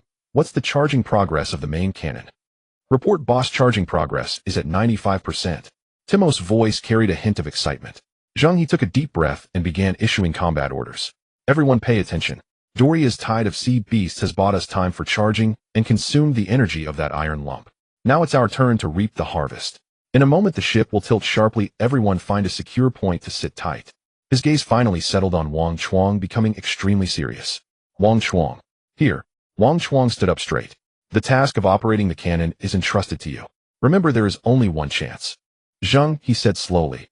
All our preparations are for your final shot. If you miss, we might have to take the cannonballs with our faces. Wang Chuang's facial muscles twitched, and without saying another word, he nodded vigorously with all his strength. With the cannon ready, Zheng, he turned and walked towards Doria. Princess Doria, I need your help. Zheng He's tone was very sincere. In a moment, I will drive the ship forward. When our bow rises, you need to immediately dismantle and retreat your octopus net to avoid collateral damage from the cannon fire. Doria understood. Zheng He wanted her people to have a safe retreat before the attack. All right. I will try to minimize casualties. She nodded. Everything was ready. Zheng He returned to the control room and personally grasped the helm. The engine of the Thunder Shadow Whale roared, turning the bow towards the steel giant in the air, charging straight ahead. The Thunder Shadow Whale appeared on Benlang's radar after disabling its cloaking field. Benlang saw the glaring red rapidly approaching him, grinning maniacally. Finally dared to come out. Come on, come and clash with me. Let me show you what true power is. While roaring, he attempted to adjust the thrusters behind the mecha, wanting to charge towards the Thunder Shadow Whale. A mutual charge was about to unfold. Trapped in the giant octopus net, Benlang couldn't see the outside situation at all. He could only sense the increasingly close threat through the radar. He anticipated an earth-shattering collision. However, when the red dot was about 1,000 meters away, it suddenly stopped. The light spot on the radar just remained still there. Benlang was stunned, and a derisive laugh came from the loudspeaker. Zheng He, why aren't you charging? Are you scared out of your wits by my Gundam? Coward. His voice echoed over the sea, filled with mockery. In the regional channel, countless viewers were also confused. Why did he stop? Is he surrendering? No way, he doesn't seem like someone who would surrender. Could it be that the ship is broken? Just when everyone thought Zheng He had backed down, an unexpected change occurred again. Splash. The biological net tightly wrapped around the steel giant suddenly loosened. Thousands of octopuses seemed to have received an order, simultaneously releasing their tentacles and abandoning the scalding iron dumpling. The net instantly disintegrated. The large and small octopuses fell into the sea like rain. When the few large octopuses blocking the mecha's chest also fell, Benling's vision finally cleared up. Then he witnessed the most horrifying and ludicrous scene of his life. 1,000 meters ahead, the demon ship he thought was about to escape was quietly hovering on the surface of the sea, and its bow was slowly rising at a bizarre angle. Below the bow, a massive water column visible to the naked eye was firmly supporting the ship's weight of thousands of tons like a hydraulic jack. The Thunder Shadow Whale transformed into a missile silo about to launch, with its stern submerged and bow raised, forming an almost 45-degree angle with the sea surface. And at that elevated bow, the main cannon Thunder Wave Whale, devouring sniper, was flickering with a spine-chilling blue-purple electrical light. The cannon's aim was precise, directly pointing at the cockpit of the mecha where he was located. Benlang's mind froze instantly, lifting the ship to use it as an anti-aircraft cannon. What infernal tactic was this? How much counterfeit liquor had Zheng He consumed to conceive such a maneuver? All his arrogance shattered in that instant, reduced to dust, utterly obliterated. Across the regional channel, tens of thousands of spectators fell silent as the stream of comments froze midair. On screen, the tilted warship loomed like a missile silo primed for launch, while the 100-meter mecha, moments ago strutting in arrogant dominance, hung exposed and defenseless in midair, stripped bare like a living target. The image radiated a surreal, grotesque violence, a perverse aesthetic of the absurd. Move. Fly. Get airborne now. Benlang's survival instinct erupted uncontrollably. He slammed the controls stick forward with manic desperation. Yet the mecha's engines emitted only feeble, ragged shrieks. To execute the iron plate grill maneuver moments earlier, he had exhausted nearly all its energy reserves. Its rear thrusters flickered dimly, barely sustaining altitude, let alone enabling rapid, large-scale, evasive maneuvers within any reasonable time frame. He was like a butterfly pinned to a wall, forced to watch helpless as the hunter's barrel aligned unerringly with his heart. On the deck of the Laying Songjing cruiser, the world itself tilted. Wang Chuang had strapped himself tightly into his command seat with safety harnesses. Half his body dangled in midair, his eyes bloodshot and unblinking, locked onto the targeting reticle in his scope.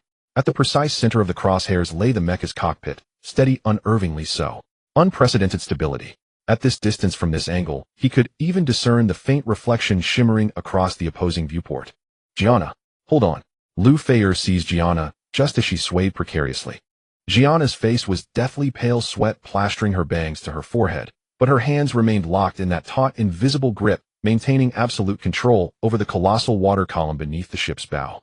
She felt her spiritual energy being violently siphoned away, a sharp stabbing pains lanced through her skull. Yet she clenched her teeth, uttering not a single word. She knew, victory or ruin hinged upon this very moment.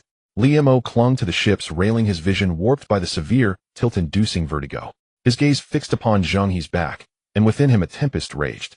This man was unequivocally mad, using the octopus net to force the mecha into expending its final reserves. Then rather than dragging the enemy down from altitude, he'd instead elevated himself into firing position.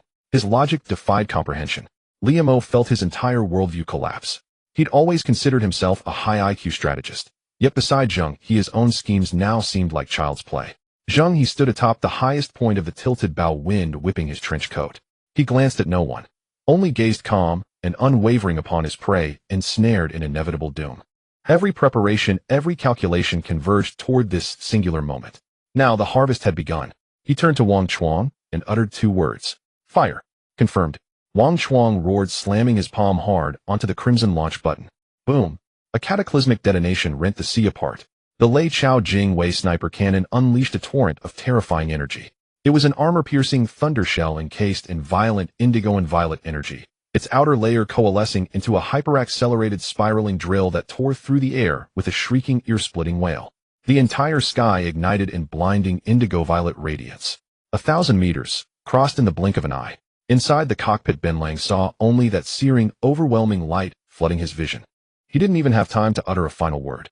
In the next instant, the armor-piercing thunder shell struck true, shattering the mecha's chest-mounted cockpit with surgical precision. There was no grand explosion, only the silent, brutal penetration of a white-hot needle piercing butter. Against that ferocious lightning drill, the mecha's reinforced composite plating crumbled like parchment, pierced through in an instant. The shell punched straight through the torso, trailing sparks and shredded metal. Then, deep within its core, the pent-up thunder energy detonated violently inside the mecha's hull. Crackle. Thick, writhing arcs of indigo-violet lightning erupted from the chest cavity, instantly consuming every gear, joint, and circuit of the steel colossus. The 100-meter war machine convulsed violently midair. Every light upon its frame flared to blinding intensity, then in perfect unison snuffed out. The once mighty mecha hung motionless, a cold, lifeless husk of steel, frozen in the air for 2 seconds. Then gravity reclaimed dominion. Deprived of all power, the colossal machine collapsed inward, as if its spine had been severed, and plummeted toward the ocean surface. Boom! The 100-meter Titan crashed into the sea like a toppling mountain, striking with earth-shaking force. The impact carved a massive crater in the water's surface, then towering waves, 30 meters high, exploded outward in all directions from the epicenter. Just as Gianna stabilized the laying Songjing cruiser, the colossal wave lifted it violently, then slammed it back down with crushing force. The crew reeled in disorientation. Wah-wah!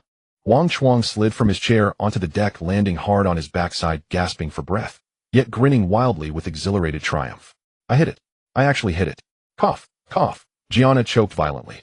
Lu Feier immediately tore open the packet of electric mouse biscuits and shoved one into her mouth.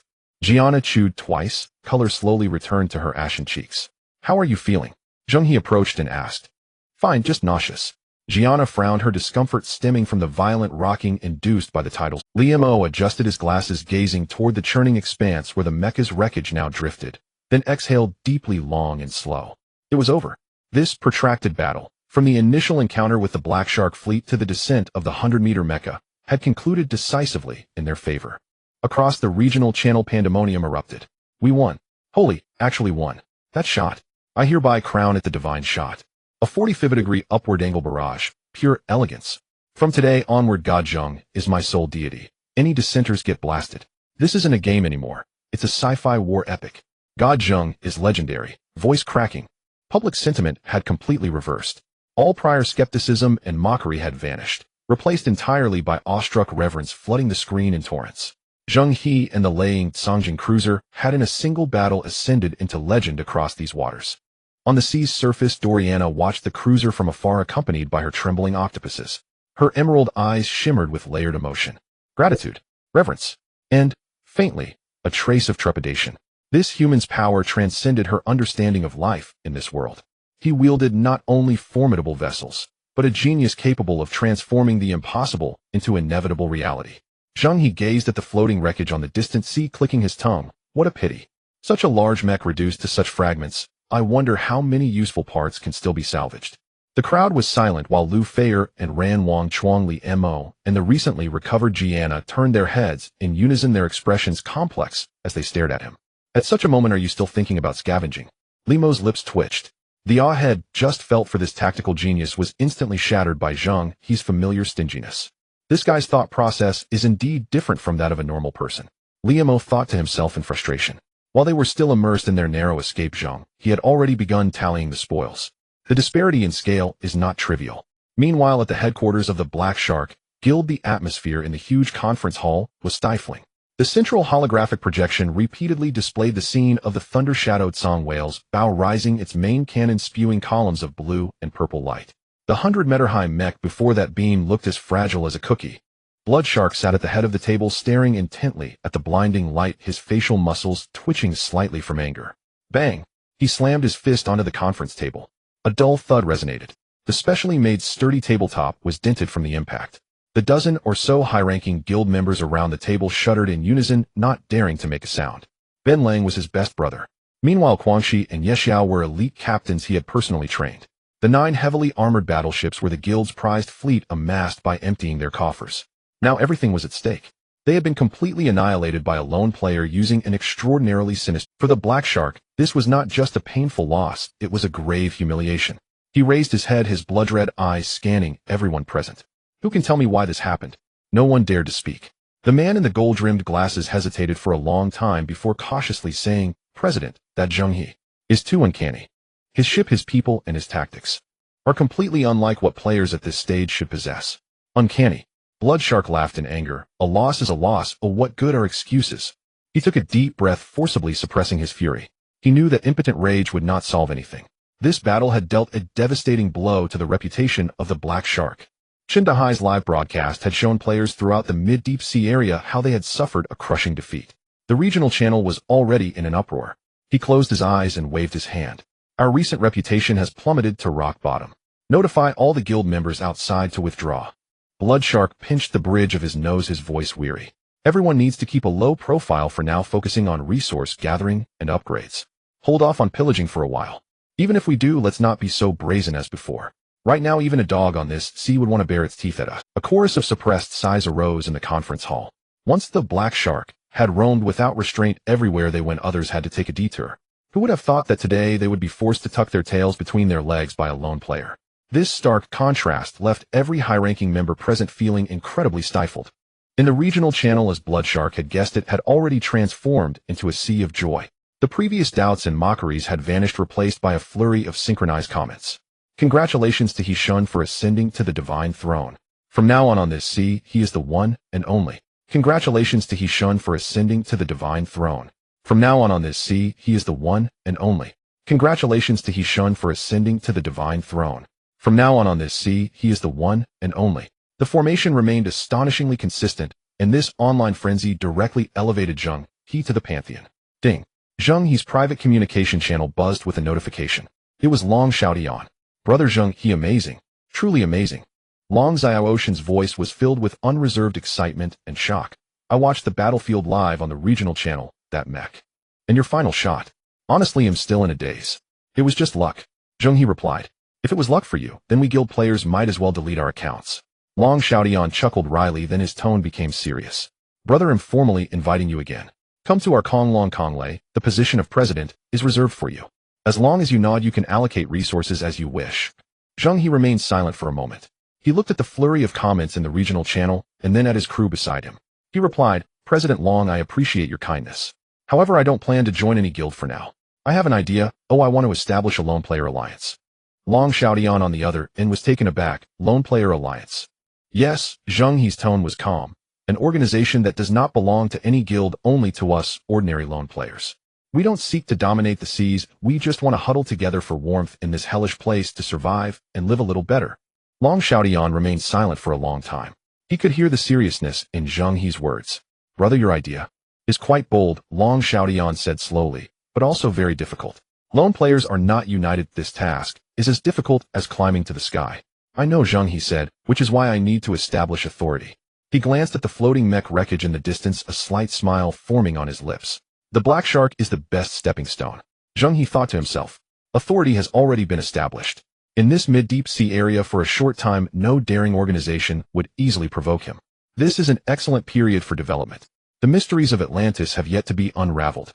The origins of those 7 mysterious treasure ships remain unknown. There is still much to be done. After ending the communication with Long Xiaoyan, the thunder-shadowed Song whale shed its murderous intent and steadily headed towards Chun Dahai's broken ship. Zheng He looked at Chun Dahai, already having a plan in mind. Letting professionals handle professional matters, this guy was a master at setting the pace. He was indispensable for the Lone Player Alliance's momentum. To make the horse run, one must feed it hay. With a plan forming in his heart, Zheng He revealed a knowing smile. At this moment, Chun Dahai also saw the approaching giant ship, his face flushed with excitement as he stood at the bow ready to welcome his true god. Zheng He, big shot.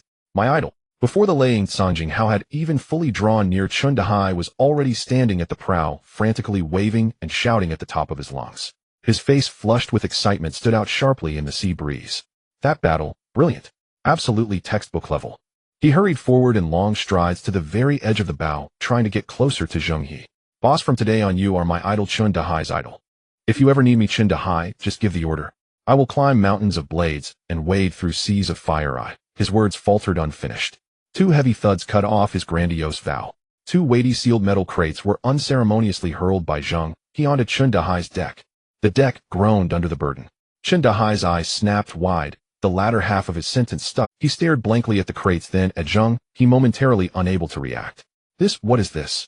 Compensation for your trouble. Zheng He replied, evenly, the live stream was good. You deserve it. Chun Dahai swallowed hard, trembling as he lifted the lid of one crate. A humming, dazzling flash of metal greeted him. The crate was brimful of high-grade alloy ingots and even some rare metal bars that shimmered with a violet tinge. His breath grew shallow at once. With trembling hands, he opened the second crate. This time there was no blinding gleam, but the blow it dealt him was even greater. An entire crate of energy crystal cores, each faintly flickering with color. Interspersed among them were a few second-tier top-grade cores whose energy ripples were terrifying. He could only swallow hard. Chun Dahai's atoms apple-bobbed frantically. Even if they had risked life and limb at sea for months, they could not have earned the value of these 2 crates. And yet Zheng He had tossed them over as if they were nothing. This was no longer a pillow delivered for a nap. This was the entire bed being moved to your doorstep. This is too valuable, boss. I can't take this. We were just helping out. Really, you don't have to. Chun Dahai mouthed his refusal, but his body betrayed him. He almost flung himself onto the crates, reaching in to feel the crystal cores. He was drooling with desire. Old Zhao and Xiao Li beside him wore equally dazed, wide-eyed expressions, murmuring breathlessly. Holy, this is a Alihigang. The stuff they sell for sky-high prices on the black market. Second-tier pinnacle tortoiseshell cores. Jackpot. Zheng He watched the 3 of them with no particular stir of feeling. To him, these were mere scraps pried from mech wreckage. Free favors do not endure. Binding allies through shared benefits is the true path. Once you give enough sweetness, even the loudest mouths will point where you instruct. In beast mastery, I may not rival Dualia, but when it comes to commanding people, everyone here is rubbish. Zheng He did not stint in his self-assurance. Had he not been transmigrated into this damned game he fancied, he might have ended up a petty boss in some frontier town. Take them. There will be plenty of occasions when Streamer Chun needs to stir the waters on our behalf. Zheng, he said lightly. Chun Dahai understood at once. It was an oath of fealty. He straightened, thumped his chest. Rest easy, boss. From now on, I, Chun Dahai, will be your chief online brigade leader in the regional channel. If you say go east, they'll never go west. At anyone who slanders you will spray until they quit the game. Zheng He nodded in satisfaction. Teachable material. Bidding farewell to the grinning, crate-clutching Chun Dahai, the laying Zheng He turned toward a nearby gathering of sea beasts. The sea beast tide had largely receded, leaving a clutch of octopi that circled Dualia like planets about a moon. Princess Dualia, want you reconsider joining us? Zheng He regarded the merfolk princess earnestly. Our strengths complement one another. If we join forces, we could dominate this sea. He had witnessed the might of a beast master. The overwhelming tide of sea beasts, the miraculous bayonet that turned rod into wonder. Things his technological arsenal could scarcely replicate. That was the greatest shortcoming of his squad. Dualia watched him quietly, the cold steel leviathan of a ship reflected in her sea-green eyes. She did not answer directly. Tilting her head slightly, she hummed that ethereal song, Blue Lotus. The melody drifted across the water as if it could wash away every worldly distraction. Zheng He listened and understood her answer. She belonged to the boundless blue, not to any warship. When the song finished, Dualia spoke softly. Thank you, but I have my mission. She paused. A newfound maturity and sense of duty flashed across her eyes. I used to be a playful little mermaid, but now I have grown up. After watching the blood algae our people cultivate become polluted, I realized I bear a responsibility. Some family affairs, my father the king and my mother the queen, have begun to entrust to me. I must shoulder what is mine. Her words surprised Zheng He. The mermaid princess who once seemed innocent of the world had undergone a transformation. Dualia looked at Zheng He and handed him a peculiar pearl-glossed conch. This is our merfolk's message conch, Dualia said. As long as we are in the same sea, speak into it, and I will, if you ever encounter trouble you cannot solve, or simply want someone to talk to, come to me anytime. She treated Zheng He as a friend worth trusting. Zheng He received the conch. It felt warm and smooth in his hand, carrying a faint salty tang and the lingering warmth of a maiden's touch. Very well, he said, tucking it away with solemnity. Dualia's sea-green eyes blinked curious. So what are your plans next? Will you continue roaming this? Zheng He thought a moment and answered earnestly. Yes, first get a lay of the semi-deep sea zone, then casually clear a few high-ear sea beasts to help us grow a bit. As she spoke, a strange expression crossed her face, part pity, part comic misery. Now its calls have become soft and timid. When it sees other male whales it slinks away. Last time, some damned fool physically castrated a blue whale I raised since it was a calf. As she spoke, a strange expression crossed her face, part pity, part comic misery. Now its calls have become soft and timid. When it sees other male whales it slinks away in shame. A snort of laughter burst from Wang Chuang behind Zheng. He lost his composure and spat out a laugh. Lu Feier and Ji Anna clapped hands to their mouth shoulders, shaking with suppressed mirth. The phrase physical castration was too perfect, hilariously precise. Zheng He, however, maintained a straight face for a moment before donning an indignant expression. That is monstrous. Truly heartless. He beat his chest with righteous fury. Rest assured, I will see this matter through to the end. If I catch that bastard, I'll personally deliver his manhood with both hands. Cough. Cough. This time, even the usually composed Li Mo nearly choked on his own saliva. The individuals on the Laying Tsang Jing ship could no longer hold back, covering their mouths and shaking with laughter. This guy is really too mischievous. Dualia's cheeks flushed slightly as she glared at Zheng He, both angry and amused. She simply could not keep up with this human's way of thinking. However, Zheng He seemed oblivious to everyone's reactions and threw out his most pressing question. Do all the creatures in this sea count as subjects of your merfolk race? Dualia's expression turned serious. She shook her head. Of course not. The ocean is far broader and more complex than you humans can imagine. The merfolk only occupy a small area of relatively mild waters. In deeper or more dangerous regions, there are other intelligent marine races. Other intelligent races. Li Mo keenly grasped the key term. Dualia nodded, a hint of undisguised wariness flashing in her azure eyes. In the depths of those 10 sand-meter deep trenches, legends speak of the kingdom of the Naga sea demons. They are fierce and combative, believing in the survival of the fittest, and are the top predators of the ocean. Naga sea demons. Zheng He silently noted this name. And there's more. Dualia turned her gaze toward the unknown sea in the distance, her expression becoming somewhat grave. After I returned to my tribe last time, the elders revealed a piece of news to me. The Atlantis we discussed before has recently become unusually active. She paused, her tone laced with apprehension. That mysterious nation of the West seems to be awakening. Hearing this, Zheng He's expression darkened slightly as memories of his previous encounters surged in his mind. At that time he had speculated that it was a creation of some lost high-level civilization, and now Dualia's words perfectly fit these pieces together. This matches up perfectly. Zheng He said thoughtfully, I have indeed encountered creations of the Atlantis civilization before, and I accidentally discovered a cybernetic mine on an island. It seems that this legendary nation not only truly exists, but is also becoming restless. Atlantis. The waters of this ocean were deeper than Zheng He had imagined. It seems I need to find a way to enhance my strength. The fear of lacking firepower must be addressed, and I need to quickly scavenge more high-level materials to fortify the Laying Tsang Jing ship. Dualia noticed the ambition burning in Zheng He's eyes. All right, I should be going now. She waved goodbye to Zheng He. Remember our agreement. When we meet next time, I hope you will be stronger. After saying this, she gently patted the enormous beast beneath her that resembled an ancient dragon. Countless sea beasts surrounded it, slowly sinking into the deep blue sea. The massive group of sea beasts arrived with a roar and departed in silence. The sea, once boiling with cannon fire, returned to silence. On the surface of the sea, only the Laying Tsang Jing ship remained, along with Chun Dahai's 3 ships in the distance, still tallying their spoils. The players who had originally observed the battle from the sidelines quietly dispersed after confirming that the fight was over. Although they had reached the semi-deep sea zone, the black fog shrouding the edge of the world seemed to loom closer. The pressure of survival hung over every player. On the Laying Tsang Jing ship, Wang Chuang sat down heavily on the deck, exhaling deeply, Today has been more thrilling than anything I've experienced in the past month. Indeed. Lu Feier leaned against the railing looking at the calm surface of the sea with lingering fear. I really didn't expect that Ben Lang could pull off such a big one in the end. Jiana ate a few pieces of electric rat cookies, her complexion already returning to its rosy hue. Timo was checking the damage to the ship's hull. Although it hadn't been directly hit, it still needed some maintenance due to being battered by the giant waves. Everything seemed to have returned to normal. Zheng He stood at the bow of the ship enjoying the sea breeze while contemplating his next plans. First, find a place to repair the ship.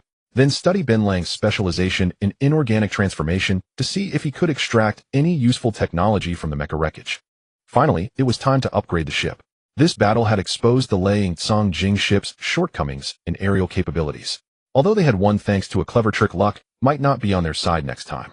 At that moment, a cold mechanical notification echoed in the minds of everyone on the Lei Tsang Jing world announcement. Congratulations to player Zheng He for becoming the first player to achieve dominant level in the reputation achievement of the semi-deep sea zone. World announcement. Congratulations to player Zheng He. World announcement. Congratulations to player Zheng He.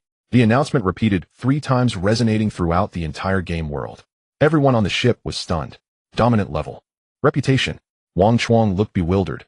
How did the reputation suddenly shoot up so high? Liamo suddenly raised his head and exclaimed, "It's the Black Shark Guild."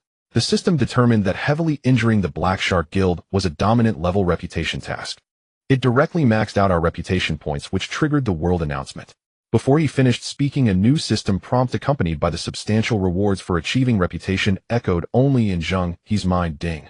Congratulations on achieving dominant level reputation in the semi-deep sea zone and receiving a reputation-exclusive reward.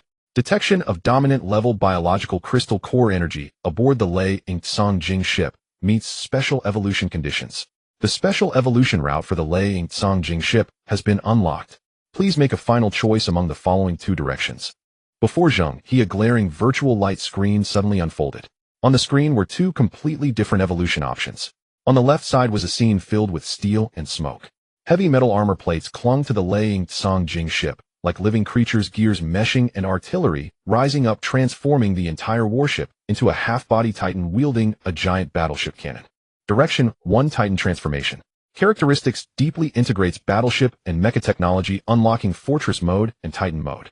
The thickness of the armor and firepower outpouring capability receive devastating enhancements with short-range hovering combat ability. On the right side, the image was dark and terrifying.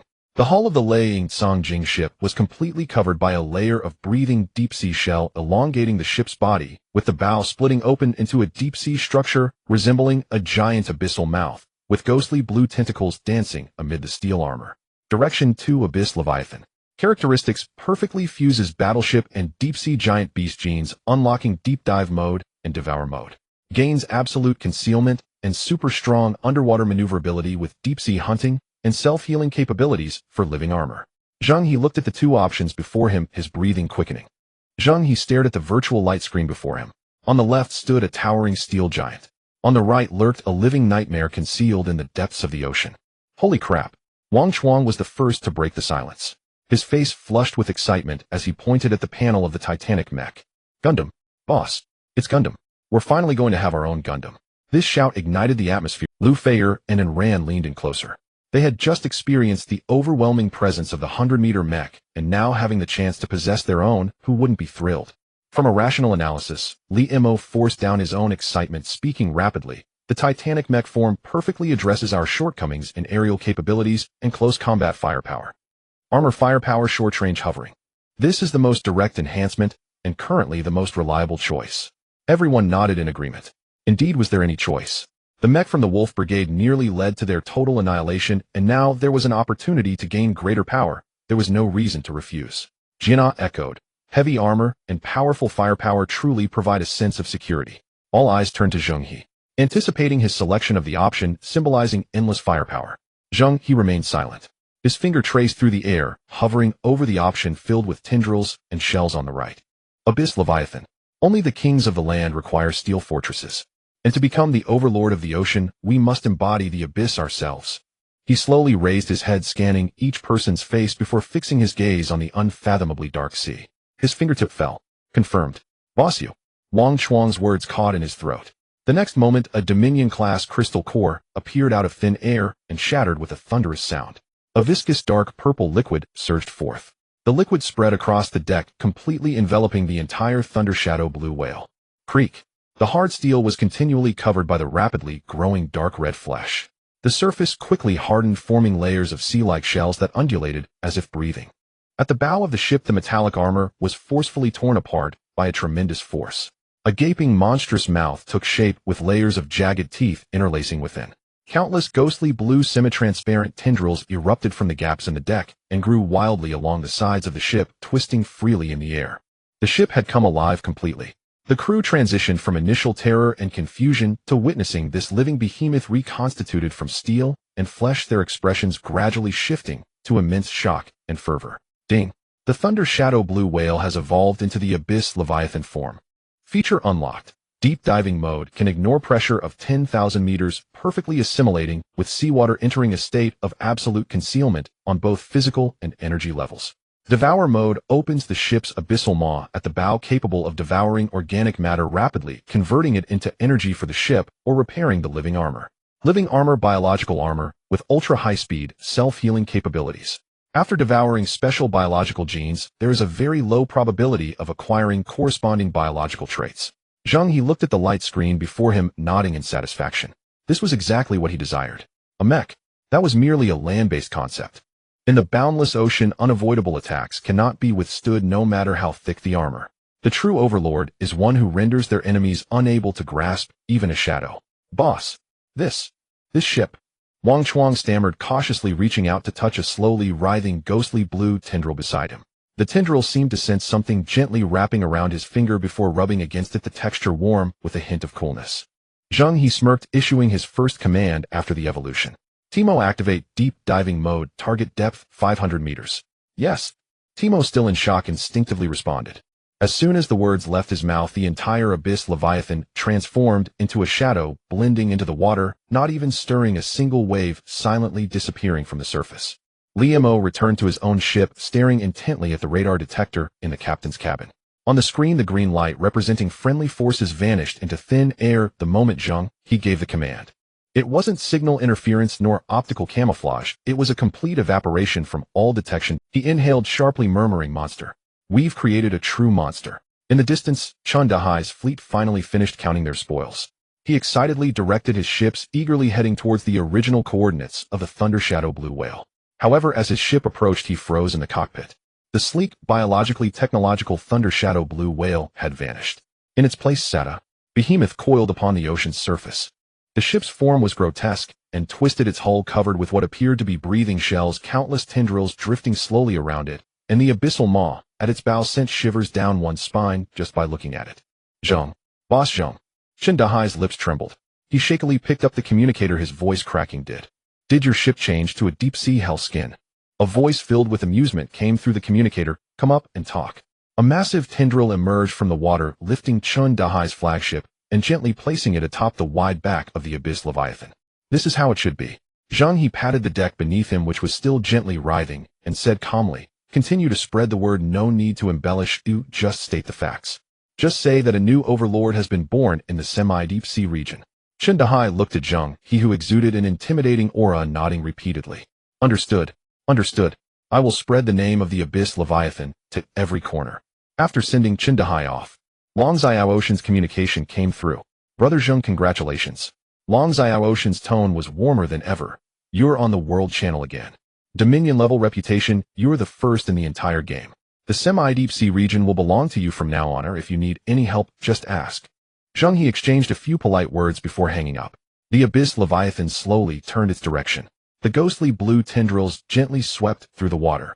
The entire ship surged forward like a released arrow, heading into the unknown depths of the semi-deeps. That night, to celebrate the overwhelming victory and the rebirth of the Leviathan battleship, a small feast was. Lu Feier suggested that since it was a celebration of rebirth, everyone should personally prepare a dish. The crowd enthusiastically agreed. Zheng He decided to let them enter the Divine Sea Spirit warehouse to personally select ingredients. As they stepped into the Divine Sea Spirit warehouse, time seemed to freeze. The vast space had been neatly organized by Lu Feier. She led everyone to the ingredient area, where rich spiritual energy and fresh mist greeted them. Fruits and vegetables glistened with dew as if they had just been picked in the morning. The sea spirit fish in the tanks were lively, their scales shimmering with a soft light. Even the top-quality Star Beast beef retained the vibrant red and elasticity from when it was freshly cut. I can't believe that just moments ago we were teetering on the brink of life and death, and now we can stand here, choosing ingredients. Liemo, touching the tank, smiled with a hint of nostalgia.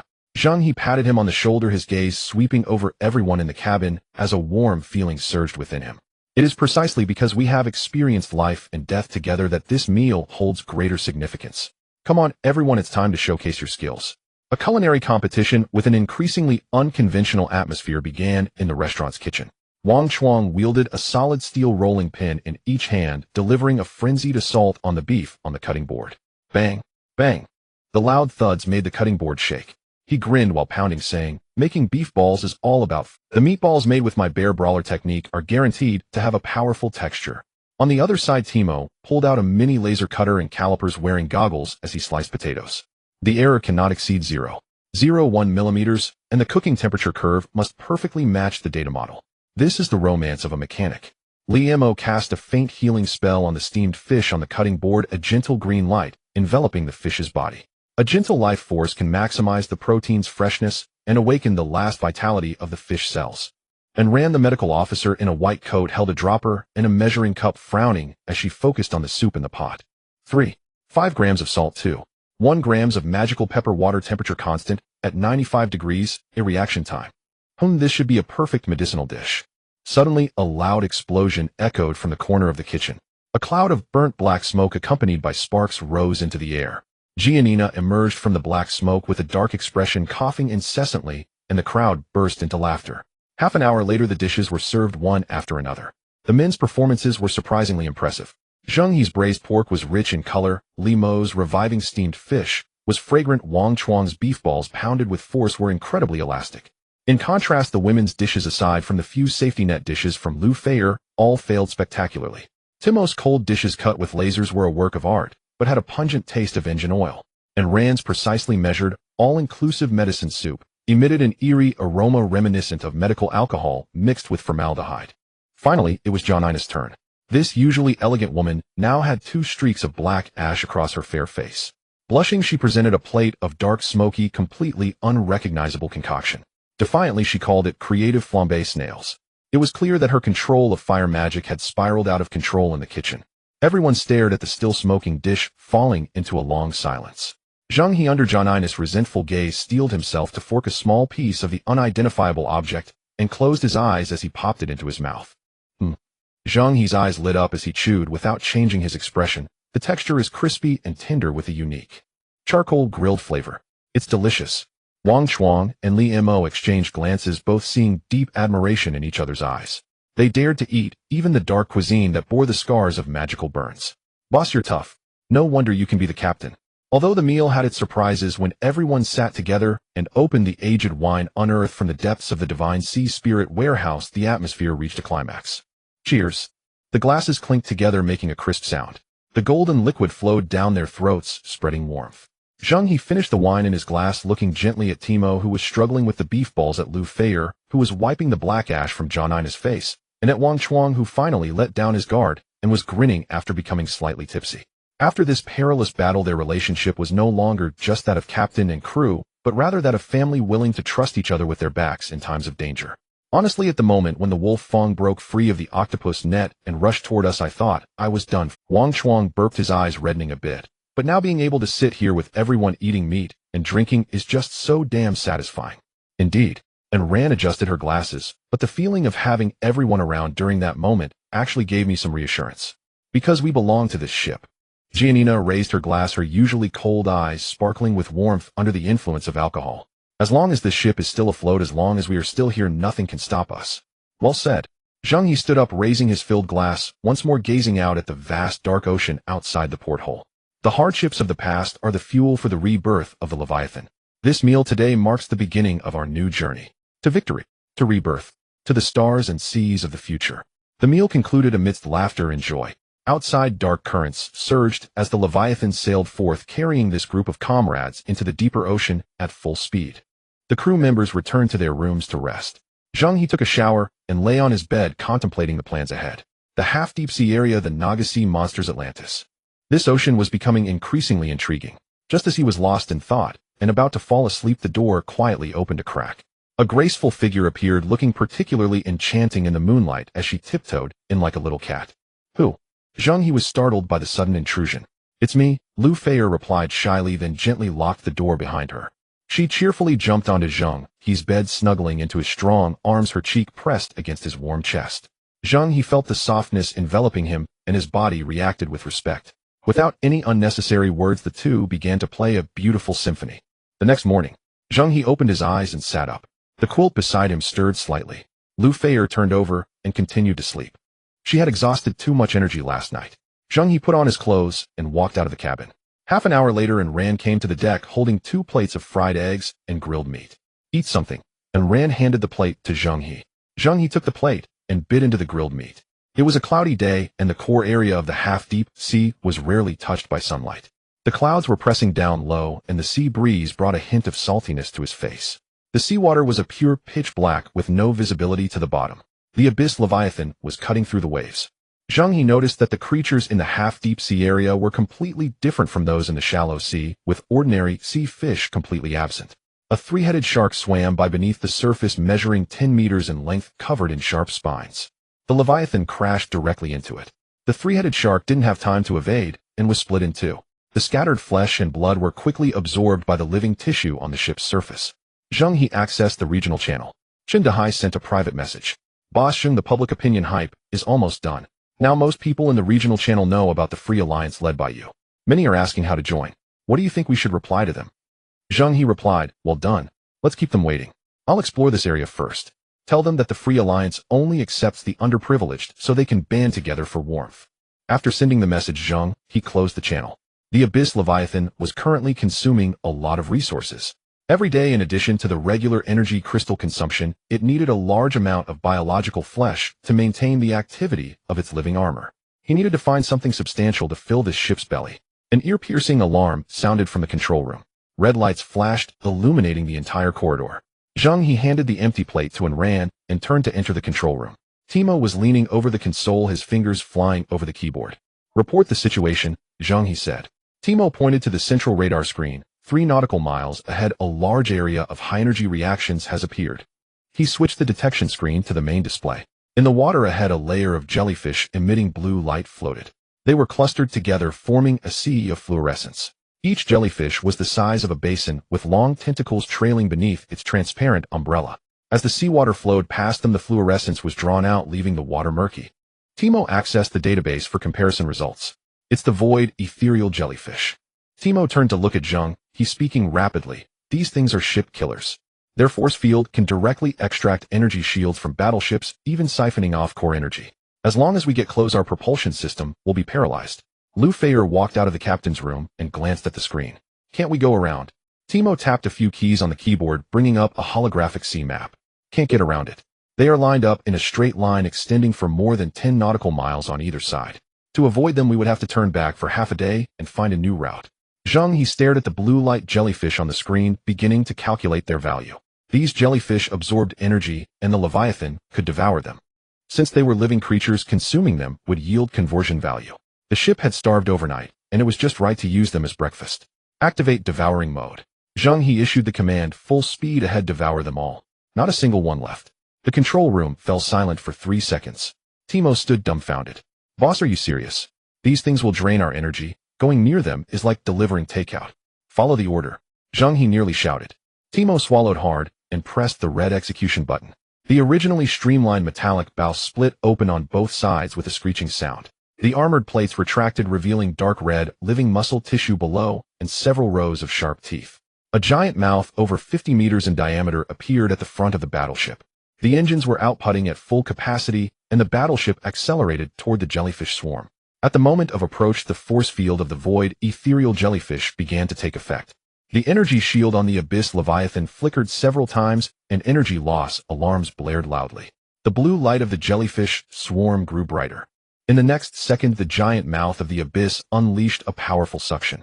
The seawater ahead formed a massive vortex. Thousands of void ethereal jellyfish along with the seawater were pulled into the vortex, flooding into the belly of the abyss leviathan. Inside the ship, dense, chewing, and crushing sounds could be heard with mucus dripping into the sea from its chin. Timo was staring intently at the data panel on the control console. Shields offline. But the core energy hasn't decreased. Timo's voice suddenly rose. Energy reserves are skyrocketing. 80%. 90%. It's full. The console emitted an overload warning with the red lights flashing at an accelerated rate. Energy levels have exceeded the limit, reaching 130%. Timo pounded the table. At the same time, a system notification popped up in Zheng He's mind. Ding. Absorbing void ethereal jellyfish genes. The living armor gains a new trait, energy absorption weak.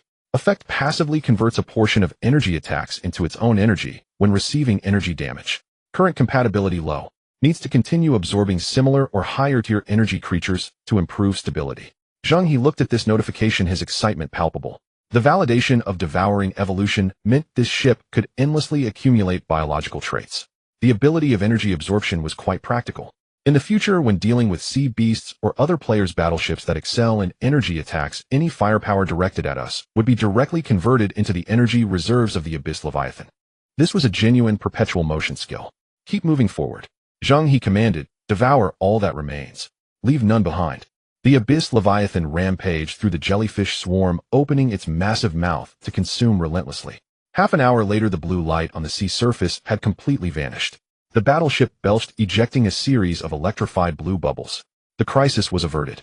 The crew had gained a new understanding of this battleship.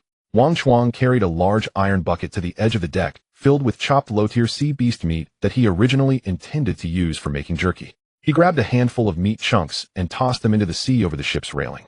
As soon as the meat touched the surface of the water, a small opening cracked open on a section of the ship's exterior armor, extending two fleshy tendrils to pull the meat inside. The small opening closed, accompanied by a swallowing sound. It really eats. Wang Chuang laughed. He dumped the entire bucket of meat into the sea. Dozens of cracks opened on the deck, cleanly distributing the meat. The ship emitted a low hum, vibrating Wang Chuang's feet.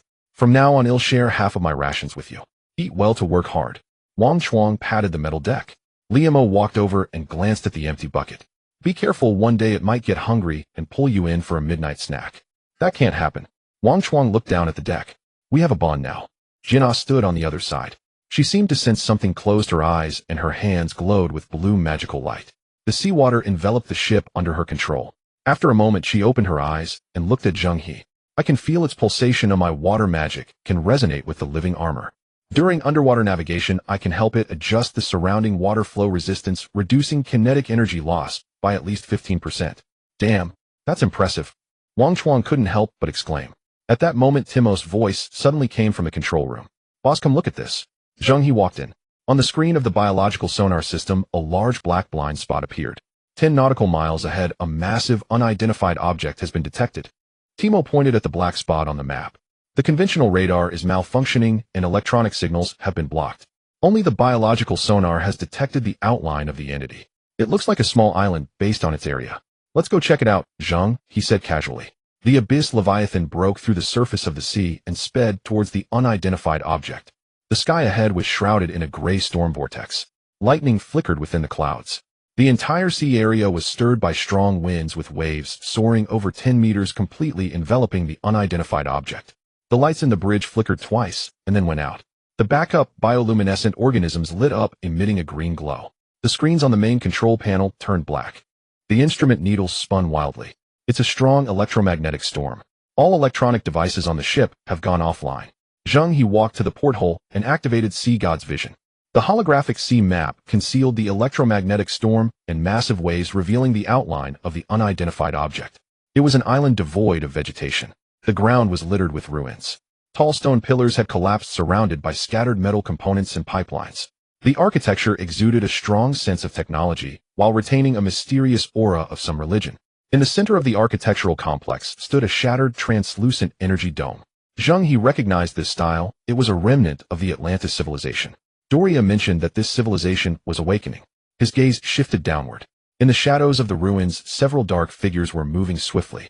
They moved on all fours, long and swift, leaping between the stones and quickly disappearing into the depths of the buildings. There were still living creatures on the island. Suddenly, a violent tremor came from beneath the water. Something was awakening. Immediately afterward, the surface of the sea ahead bulged upward, forming a massive water bubble. The water bubble burst, and a metallic tentacle over 100 meters long appeared before everyone. The surface of the tentacle was covered in black scales with blue arcs flashing in the gaps. The abyss leviathan's approach triggered an alarm, and the metallic tentacle quickly ascended into the air, producing a sharp whistle from the metal scraping against the air, and came crashing down towards the abyss leviathan. The wind pressure made Wang Chuang unsteady on the deck. He activated his combat specialization, transforming into a battle bear, attempting to withstand the attack of the metallic tentacle. "Old Wang, don't be foolish," Zheng He shouted at Wang Chuang, expressing his disapproval of his recklessness. Zheng He immediately activated water magic, raising a thick water wall shield on the ship's roof. Zheng He looked at the descending metallic tentacle without flinching. "Hard to port," Zheng He shouted. "Charge the main cannon." Timo clutched the backup mechanical helm with both hands, pushing it all the way to the left. The massive steel gears meshed with a screeching sound. The abyss leviathan's hull tilted to the left under the forced maneuver. Without electronic assistance, Timo connected the backup circuit of the Thunder Tidal whale-slaying sniper cannon. Main cannon connected. Charging begins, Timo shouted. The enormous metallic tentacle struck the water wall shield raised by Zheng He. The intense impact caused the water element to dissipate on the spot. Zheng He slid back 3 meters, her feet pressed against the deck and her back slammed heavily against the cabin wall. She gritted her teeth, swallowing the metallic taste of blood rising in her throat. The tentacle broke through the defense line, crashing into the sea surface beside the abyss leviathan's starboard side. The towering water wall was displaced, slamming heavily against the deck. The ship rocked violently, and the living armor emitted a low growl, withstanding the bruise. A large chunk of the metal shell on the starboard side fell off, exposing the pulsating flesh and blood tissue inside. The backlash from the ship's constraints caused Zheng He to feel intense pain. He gritted his teeth and did not make a sound. Within seconds, granulation tissue intertwined, and the wound forcibly closed. The underwater glow flashed again, and the tentacle prepared to strike from the seabed. "Timo, report on the main cannon charging progress." Zheng He shouted anxiously at Timo. "Boss, the charging efficiency of the backup circuit has decreased, currently at 45%. Damn, this is outrageous. How are we supposed to fight?" Zheng He swore. "Wait, boss, the charging progress is rising rapidly. What's going on?" Timo stammered, looking at the nearly full charging progress bar. "Charging complete. Old Wang, hit it in the midsection." Zheng He pointed at the water surface on the right. Wang Chuang rotated the sniper cannon's barrel, aiming at the position Zheng He indicated. A fist slammed down hard on the launch button. The Thunder Tidal whale-slaying sniper cannon's barrel lit up with dazzling blue-purple electric light. A high-energy beam enveloped an armor-piercing shell, shooting into the water and accurately hitting the tentacle. A dull vibration emanated from underwater. A large surge of blue viscous blood mixed with oil bubbled to the surface. Several broken metal scales were pushed out of the water by the pressure. The attack was effective, but it enraged the entity. The alarm of Sea God's vision echoed in his mind. Around the tentacle at the seabed, 7 or 8 identical red dots appeared. They were rushing upward at an alarming speed. Engaging directly would be disadvantageous. The strong electromagnetic interference caused the abyss leviathan to lose the advantage of high-precision radar positioning. If entangled by 8 tentacles, even the strongest living armor would be torn apart. Zheng He made a decision. Cut off the power supply to the main cannon. Turn off all backup lights. Zheng He issued the command, dive mode, descend 300 meters, activate the concealment field, absolute concealment. "We can't fight back, can we not run?" Timo kicked the power supply line, plunging the battleship into silent darkness. The bow tilted downward, quickly submerging into the inky black sea. The pores on the surface of the living armor closed completely, locking heat and magical fluctuations inside the ship. The abyss leviathan's concealment features were fully operational. Light disappeared, and the backup bioluminescent organisms glowed once more. Inside the cabin there was a dead silence, with only the sound of breathing remaining. Zheng He stood at the porthole in the command room, looking up. The water flow above the sea surface was chaotic. 8 metallic tentacles burst through the water in succession, waving wildly at the position where they had just stopped. They shattered the waves, creating several massive whirlpools. Losing their target lock, the tentacles could only search blindly on the surface of the sea. "That was close." Wang Chuang wiped the seawater off his face. "This thing is way too big, much fiercer than Doria's octopus." "The watchdog of Atlantis, the cyber Cthulhu," Zheng He explained. "Right now our ship is like a blind man without a radar, and the power system has also been damaged." Zheng He stared at the surging black sea above, his tone surprisingly steady. "Engaging directly on the sea would be tantamount to serving food to the enemy. Let me first lay a trap for them." Zheng He was always adept at orchestrating tactics. Liamo walked over to Gianna, a soft green light glowing in his palm resting against her back. The healing spell gradually permeated her body, stabilizing her turbulent internal energy. The Abyss Leviathan continued to descend, distancing itself from the electromagnetic storm on the surface. 300 meters underwater light completely vanished. Zheng He planned to navigate through the water, avoiding the frontal defenses, and find a blind spot to land on the island. The stealth mode could evade the perception of most sea beasts. The battleship steadily halted at a depth of 300 meters. Ahead lay the massive rocky foundation of the island. The surface of the foundation was not natural, embedded with complex metallic pipelines through which faint azure energy flowed. It resembled blood vessels or the nerves of some dormant machine. Boss, the biological sonar indicates that we are now positioned right in front of that enormous signal source. Timo glanced at the remaining backup monitor, lowering her voice. Zheng He peered through the porthole. In the darkness below, at the very bottom of the island's foundation, two glowing red orbs lit up. Those were not energy lamps of the ruins. They were two gigantic eyeballs, each over 10 meters in diameter, glowing as red as a burning furnace. The insides of the eyeballs were covered in black mechanical patterns, staring coldly through the frigid seawater at the Abyss Leviathan, which was in a state of absolute concealment. The surrounding water currents became extremely sluggish. A thick metal chain extended from the depths of the foundation, connecting to the immense shadow beneath those eyes. That shadow was enormous. It was more exaggerated than the combined size of 10 Abyss Leviathans. The monster paid no mind to the tentacles on the surface. It had already locked onto them at the bottom of the sea. Absolute concealment was ineffective against those eyes. A flash of red light indicated that the enormous shadow had moved forward a step. The seabed silt was stirred up, swirling like black mist. It can see us. Zheng He drew out a massive axe with his right hand, making a downward motion with his left. All personnel prepare for battle. If the enemy moves, we remain still. The air inside the cabin felt frozen. Wang Chuang's muscles tensed like stone, ready to charge out and fight at any moment. Li Mo instinctively positioned himself in front of Gianna, the healing green light in his palm flickering. Only Zheng He, after issuing the battle preparation order, remained utterly still. He was fixated on those two massive red eyeballs outside the porthole. There was no agitation in those eyes, nor any killing intent. Only a cold scrutiny. Like a deep-sea scanner, it was dissecting every inch of the Abyss Leviathan structure. 1 second. 2 seconds. Several seconds passed. The enormous shadow remained motionless, quietly suspended at the seabed. Two massive metal chains extended from it, plunging deeper into the darkness, tightly restricting its range of motion. Boss. Wang Chuang couldn't help but speak up, breaking the silence. Are we still going to fight? No more fighting. Zheng He relaxed his grip on the axe's body, also easing. It's restrained, it can't come over. With his sea god's vision, he saw even more clearly. This so-called island was not naturally formed at all. Its foundation was a regular geometric structure, and those pipelines were not ordinary metal, but an energy and material transport system. This was not an island, it was a forward base of Atlantis floating in the half-deep sea.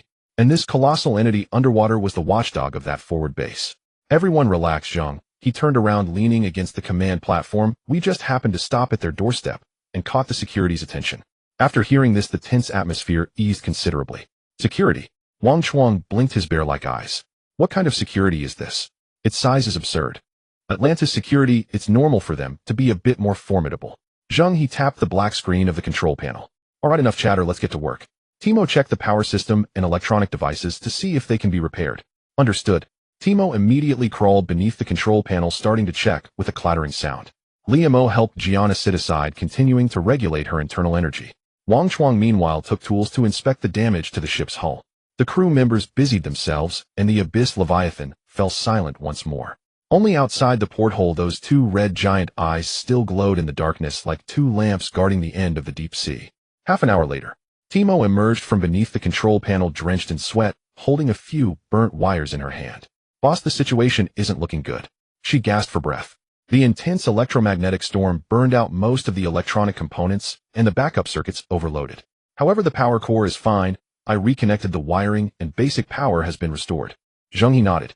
As long as it can move, that's good. But Timo lifted the charred wires. The intelligent targeting module of the Thunderwave whale-piercing cannon is completely destroyed, and the charging circuits need to be redone.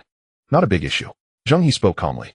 Wait a minute. Wang Chuang walked in from outside, wiping water off his face with a towel, while exclaiming, the shot we fired earlier. I remember, Timo, you said the charge was only at 40%. How did it suddenly become full? When this question arose, everyone turned to look at Timo. In the earlier urgent situation, no one had thought much about it, but looking back now, it did seem peculiar. At this inquiry, Timo's eyes lit up instantly. Her fatigue vanished, replaced by the fervor of a navigator discovering a new land. I was just about to mention this. She rushed in front of Wang Chuang, excitedly gesturing with her hands. At that time I was watching the charging bar, and it truly was only at 45%. I was so anxious I almost kicked the machine. And then what? Gianna's curiosity was piqued. Then just a second before the tentacles were about to emerge from the water the progress bar, Timo waved her hand. Suddenly it shot straight from 45% to 100. She nearly slapped Wang Chuang in the face, causing him to lean back quickly. I thought it was a short circuit causing a display error, but that shot definitely went out at full power. She turned and rushed to the backup screen, pulling up a few remnants of log data. Look, the reason is here. Timo pointed to a nearly vertical rise in the energy fluctuation curve.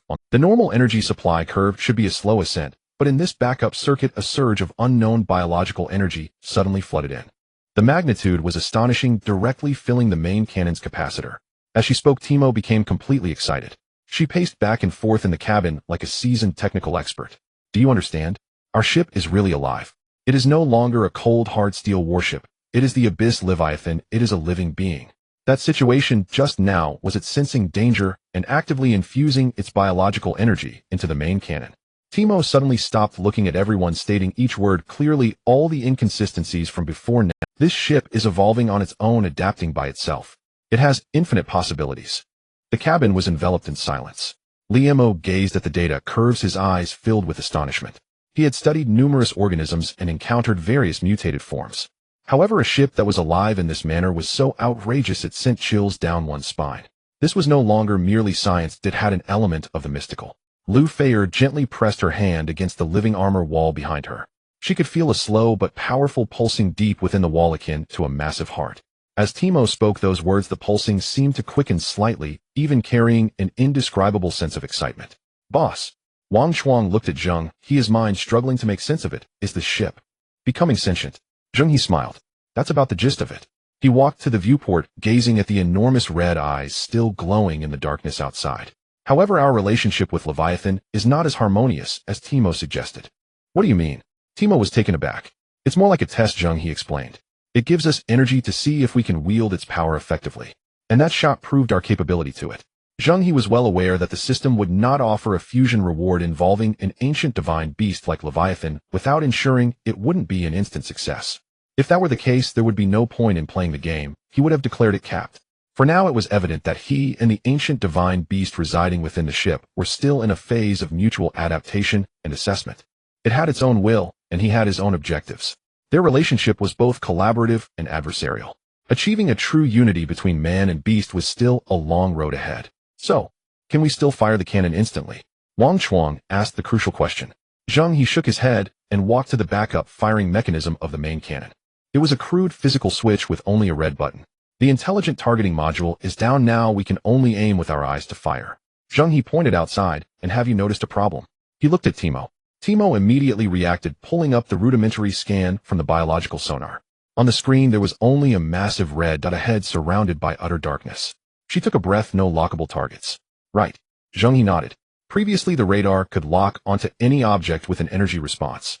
But now the Abyss Leviathan's sensing system seems to have also come to life. It no longer merely identifies inanimate objects.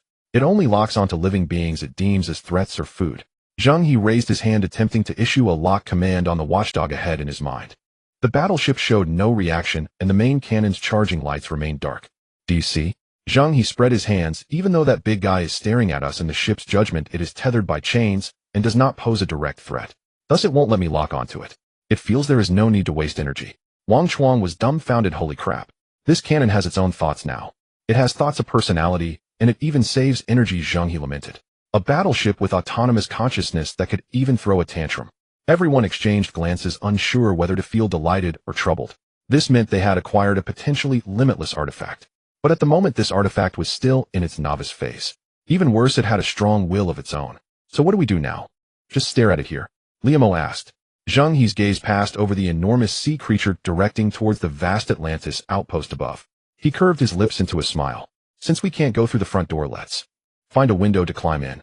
Timo busied herself at the control panel for a while, finally exhaling a sigh of relief. She wiped the non-existent sweat from her forehead and turned to give everyone an okay gesture. Done. I've reconnected the basic circuits that were damaged by the electromagnetic storm. The ship's self-diagnostic system was back to normal, and the electronic radar was operational again. Timo patted the control panel, a hint of pride in her tone. Wang Chuang leaned closer, pointing at the main cannon's monitoring interface. What about this? Can it be used now? It can be used. Timo nodded. The electronic auto-aiming has been restored, but the locking function still relies on Leviathan's own biological perception. Also, the biological energy amplification in crisis situations is gone. Under normal circumstances, the charging speed will revert to its original level. Wang Chuang's expression of hope instantly fell by half. Does that mean it can't charge instantly anymore? Correct. Timo shrugged. Wang Chuang clicked his tongue. Well, the trial card has expired. Zheng He was unfazed. He walked over to Timo, patting her shoulder. You've worked hard. As long as it works, that's good. At least we have another option. He understood that Leviathan's temperament was a double-edged sword. It had its own judgment, which meant it could unleash astonishing power at critical moments. Yet during normal times, it truly had a mind of its own. Strong as it was just as stubborn. Now that the electronic devices were restored, Zheng He returned to the viewport, his gaze fixed on the island suspended in the storm. 8 massive metallic tentacles were still thrashing wildly around the island. They pierced through the waves and stirred the storm like a group of tireless sentinels. Any living being daring enough to approach would likely be turned into a meat patty on the spot. Zheng He's gaze deepened as he activated the vision of the sea god. In his sight, the enormous watchdog below was a massive red energy mass, while the island outpost above resembled a complex heart made of countless glowing veins. The vast majority of pipes shimmered with blue or purple light, a testament to the energy flowing within. Zheng He's eyes meticulously searched through the dense network of pipes. Soon he found his target. In the central area of those intricate pipes, there was a dark energy-devoid pipe. It was wedged between dozens of pipes. The interface was broken, the outer wall worn down, appearing to have been abandoned for many years. Yet it extended from the island's foundation all the way to the bottom of the outpost, forming an unknown passage. Zheng He felt a surge of joy. The system left him a backdoor. Found it. Zheng He marked a rough coordinate on the holographic sea chart. Head in this direction. The abyss Leviathan adjusted its course, its massive body gliding silently through the water, drawing closer to the center of the island's foundation. As they approached the island's foundation, the energy pipes became increasingly dense. At first, the pipes were distinct and recognizable. But when the battleship truly reached directly beneath the outpost, everyone was stunned by the sight before them. Thousands of pipes varying in thickness intertwined, here forming a massive metal tangle, making it impossible to discern which is which. Boss, this is too complicated, isn't it? Wang Chuang stared at the chaotic mass outside the porthole, his scalp tingling. How are we supposed to find anything?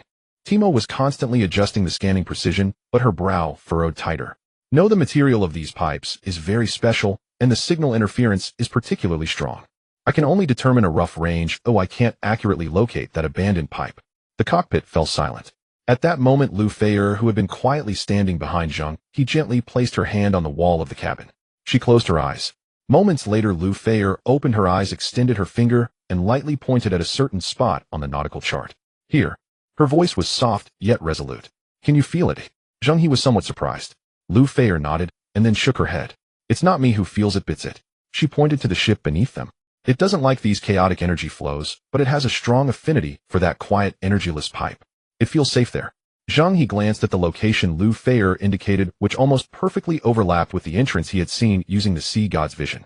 He smiled. It seemed that although this ship had a temper, it wasn't just a troublemaker. At critical moments, it was quite reliable. Well done, Feier. Thank you, Zheng He praised, then ordered. Wang Chuang, Li Mo, prepare yourselves. The 3 of us are going up. Got it. Wang Chuang immediately went to check his gear. As he organized, he grinned and said, finally, it's my turn to stretch my legs. If I hold back any longer, it'll start growing mushrooms. Li Mo's eyes also held a hint of excitement. He had a particular curiosity about these unknown ancient relics. Zheng He turned and walked into the divine sea spirit storage. Since it was a stealth operation, he needed to bring a handy melee weapon. He was just about to grab the crimson shell giant claw battle axe, which had accompanied him through thick and thin, when Timo ran over holding a weapon box. Here. She handed the box to Zheng He. Zheng He opened it and was taken aback. Inside lay a uniquely shaped weapon. It had the silhouette of a battle axe with a blade that shimmered coldly, clearly the sharp axe of the previous crimson shell giant claw. However, the handle had been modified by Timo into a rifle body. The stock trigger and magazine were all present. The weapon's exterior was rugged while its internal mechanism was intricate, looking impressively stylish. This is Thunderbolt Assault Axe Rifle, made by combining the blueprint from the Thunder Phantom Sea Eel with the Crimson Shelled Giant Claw Battle Axe. Timo wore a hint of smugness on her face. This axe rifle can be used for melee slashing as well as ranged shooting, and it uses physical ammunition unaffected by electromagnetic storms. I think you would find it useful. Zheng He held the axe rifle in his hand, weighing it. It felt substantial. The sharpness of the axe blade and the coldness of the rifle body blended perfectly, making it hard for him to part with. The more he looked at it, the more satisfied he became. This thing was far more stylish than ordinary swords. Who could refuse an axe that could shoot? Timo, you're truly a genius. Zheng He showered her with praise, unable to hide the smile on his face like a child who had just received a toy. Timo blushed slightly from the compliment and waved her hand. Go on, be careful. Once prepared, the three-person team gathered in the landing pod. And Ran and Lu Feier also hurried over. Take this. And Ran handed over an exquisite perfume bottle. Energy shield, it can save your life in critical moments. Lu Feier walked up to Zheng He, helping him adjust his collar softly, saying, be careful with everything. Zheng He nodded and grasped her hand. Don't worry. He then turned to look at the landing pod door. Let's go. The door opened, and icy seawater rushed in instantly, but was held steadily at bay by the force field. The three left the abyss Leviathan, slipping through the entrance of the abandoned pipe. The interior of the pipe was pitch dark. The air was filled with a stale, damp smell alongside an indescribable metallic rust scent. The three turned on their tactical flashlights, making their way upward along the pipe. After about 10 minutes of walking, a glimmer of light finally appeared ahead. The three quickened their pace and emerged from the pipe. The scene opened up before them. They arrived on a spacious platform. A salty, sulfur-laden wind blew towards them. Zheng He looked up. They had entered the interior of the Atlantis outpost. The entire island was barren. The ground was paved with some black metal, and no plants were in sight. Above them, a massive gray storm vortex slowly rotated. Lightning continuously erupted in the clouds. Waves towering over 10 meters crashed repeatedly against the island's edge, completely isolating this place from the outside world. In the distance, 8 gigantic metallic tentacles still writhed wildly in the air. Each swing produced a sharp metallic scraping sound. Wang Chuang looked around, tightening his grip on the axe. This place is really oppressive. Li Mo squatted down, collecting some dust from the ground and placing it in a sample bag. The radiation index is very high. The air composition is also quite complex, containing sulfides, metal particles, and several kinds of active substances I've never seen before. Wang Chuang was momentarily stunned. Speak in human terms. Li Mo replied calmly. Don't inhale randomly, don't touch randomly, and don't lick randomly. Wang Chuang. Who would randomly lick anything? Zheng He ignored their bickering and focused his gaze on the center of the island. There was a translucent energy dome there. However, the dome was covered with cracks and holes, clearly having lost its defensive capability. Beneath the dome stood a magnificent structure. From its appearance, it resembled a temple. That's our target. Zheng He pointed at the temple. Let's go. The three carefully stepped into the temple area. The interior of the temple was vast and empty. Numerous stone pillars several meters high stood on either side. Light streamed down through the cracks in the roof, casting mottled shadows on the black floor. There was no trace of life here, yet it inexplicably felt eerie, as if something had been lurking in the shadows all along. In the very center of the temple stood a gigantic statue. Upon seeing the statue clearly, Zheng He halted his steps. It was a Naga sea demon. The lower half was a fierce serpentine tail, while the upper half was a strong humanoid figure. It held a trident in both hands, exuding an imposing demeanor with a powerful visage radiating an ancient sense of oppression. Wang Chuang looked up at the statue, unable to help but murmur, this guy looks like he's not to be trifled with. Li Mo also recognized it, albeit with some confusion in his tone. Naga, isn't this the Atlantis outpost? Why is there a statue of a Naga here? Zheng He did not answer. He recalled the cyber sea monster he encountered when activating the fragment of Atlantis. Its appearance was that of a Naga. Could it be that the Atlantis civilization enslaved the Naga race? Or did the Naga betray their own faith to ally with Atlantis for some benefit? Zheng He walked to the foot of the statue and discovered a circle of incomprehensible inscriptions carved into the ground, their strokes twisted and filled with an ancient aura. This must be the language of the Naga. These characters resemble those on the previous fragment, Zheng He murmured, just as the three of them circled the statue, trying to find more clues from these ancient relics. Swish, swish, swish. 3 indistinct figures flashed past the entrance of the temple at an astonishing speed. Although it was just a fleeting moment, Zheng He still caught a hint of an aura that did not belong to them. Who's there? Zheng He shouted sharply, raising the newly acquired axe gun across his chest, aiming at the entrance. Wang Chuang and Li Mo immediately entered a state of alert, standing back to back, while vigilantly surveying their surroundings. The temple was enveloped in silence, only the howling wind rushed in through the breach. There was no response. Zheng He's gaze sharpened. See God's vision activate. His vision instantly shifted, revealing the entire structure of the temple and its energy responses before him. On the ground, apart from the three of them, there was no one else. Behind the stone pillars there was nothing of note. The entrance was equally empty. Could it be an illusion? No. Zheng He slowly raised his head, directing his gaze towards the top of the temple. Behind the massive stone beam, dozens of meters above, three distinct red, humanoid silhouettes were quietly lurking. They had been watching them from above. Zheng He remained silent. His gaze lingered on the Naga statue ahead, seemingly examining the ancient inscriptions. But his peripheral vision was firmly locked onto those three red silhouettes in the sea god's vision. He gestured subtly to Wang Chuang, and Li Mo gently nodding his chin upwards. A minuscule action nearly imperceptible. Wang Chuang, fixated on the statue's menacing serpent tail, was about to show off his knowledge when he suddenly caught Zheng He's signal. The honest expression on his face vanished, and his eyes instantly turned sharp. He didn't look up or glance around, but tightened his grip on the battle axe. Li Mo, who was observing the material of the statue's base, also caught this signal. He subtly adjusted his angle, positioning himself to support Wang Chuang. The three of them continued to tour as if nothing had happened. The craftsmanship of this statue is truly Zheng He suddenly spoke, his voice echoing in the vast temple. Let's go around to the back and see if there are any mechanisms. After saying that, he led the way behind the Naga statue. Wang Chuang and Li Mo immediately followed. Soon their figures were completely obscured by the towering statue. The three lurking figures atop the stone beam lost their target. One of them gestured to his companions. In the next second, the three moved along the stone beam like geckos, silently climbing toward the top of the statue. They wanted to regain their view.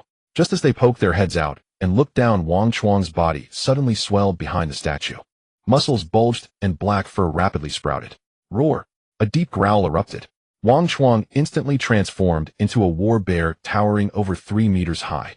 His sturdy arms firmly supported Zheng He. Let's go! Wang Chuang roared, exerting force from his waist and abdomen, hurling his arms upwards. Zheng He was thrown like a cannonball toward the top of the temple. At the same time, a green light shot out from Li Mo's hand, connecting Zheng He and Wang Chuang. Lifelink damage shared. The battle erupted instantly. In midair, Zheng He adjusted his posture. He soared over the massive stone beam and immediately spotted the three humanoid creatures preparing to flee. These three were clearly startled by this sudden maneuver. Seeing Zheng He thrown up from below, they froze for a moment before turning to escape along the stone beam. Damn, that's impressive. Wang Chuang couldn't help but exclaim. At that moment, Timo's voice suddenly came from the control room. Boss, come look at this. That shadow reacted extremely quickly, twisting its body in a strange manner. At the instant, Zheng He pulled the trigger, narrowly avoiding a fatal hit. But the bullet still grazed its arm, causing a spray of blue blood droplets to fly out. Damn it, Zheng He cursed. It seemed he needed more time to adapt to the trajectory of this new weapon. He landed steadily on the stone beam, producing a dull thud beneath his feet. The injured shadow let out a short cry of pain. The other two companions quickly supported it, rushing along the stone beam toward the temple's exit. They knew very well. Once discovered, staying behind meant death. But they were fast. Below them, someone was even faster. The warbear form of Wang Chuang looked up at them, a sinister grin appearing on his bare face. In the next second, his massive body rapidly shrank. The black fur conformed to his body, and his limbs became long and powerful. In the blink of an eye, Wang Chuang transformed into a sleek black leopard. With a powerful push from his forelegs, the leopard form of Wang Chuang became a black shadow, swiftly climbing along the stone pillars of the temple. In just a few breaths, he had caught up to the three behind. The injured companion severely slowed their speed. Wang Chuang seized the opportunity, leaping fiercely. His sharp claws aimed at one of the shadows, supporting the injured, striking down viciously. Ryup! The battle suit was torn apart. That person immediately bore several deep wounds visible to the bone on his back. Blue blood gushed out. The three screamed as they fell from the stone beam. Bang! They crashed heavily onto the stone floor of the temple. Zheng He leaped down from the several-meter-high stone beam, bending his knees slightly to land effortlessly. He glanced at the three who were forced to the ground by Wang Chuang, groaning, and gave a thumbs up to Wang Chuang, who had reverted to his human form. Nice, all that practice in the barrier wasn't in vain. Wang Chuang scratched his head, a smug expression on his face. Boss, these guys are a bit strange, be careful. Zheng He nodded, gripping the axe gun, and walked over slowly. Li Mo followed suit, green light flickering in his hand. As they got closer, the appearance of the three was completely revealed to their eyes. They wore tight black combat suits made of unknown material. Hoods obscured most of their faces. Zheng He used the barrel of the axe gun to lift one of their hoods. The hood fell away, revealing a pale face. It was a kind of colorless white that was somewhat chilling in the dim. His features were deep-set, resembling a European face. But his eyes were pure sapphire blue, like two sparkling gems. Strangely, there were three continuously opening and closing slits on both sides of his neck, resembling gills. His ears were not human-shaped, but rather thin fish fins. Zheng He glanced at his hands and feet. Both his palms and soles were clearly webbed. The one whose hood had been lifted was staring at Zheng He with those sapphire-like eyes in terror. He muttered a string of words that were completely incomprehensible. The other two were similar. One clutched his arm while the other held his back, both rapidly speaking in the same. Their tone was filled with urgency and fear. What is this thing? Wang Chuang leaned closer to take a look, his face filled with disdain. It looks so. Li Mo crouched down using the analysis device to examine the blue blood they had released, his brow furrowed. Communication barrier, unknown species. Zheng He frowned. They had caught them, but without a way to communicate. It was like capturing 3 mute individuals yielding no valuable information. At that moment, he remembered the sound-transmitting conch given to him by Princess Doria before his departure. He took out the conch from his pocket, following Doria's instructions, infused a thread of energy into it, and said, "Princess Doria." Moments later, a somewhat languid voice from the conch responded, "Encountering trouble so soon. I've captured 3 strange individuals, and I need your help to identify them." Zheng He concisely described the physical characteristics of the 3 humanoid creatures.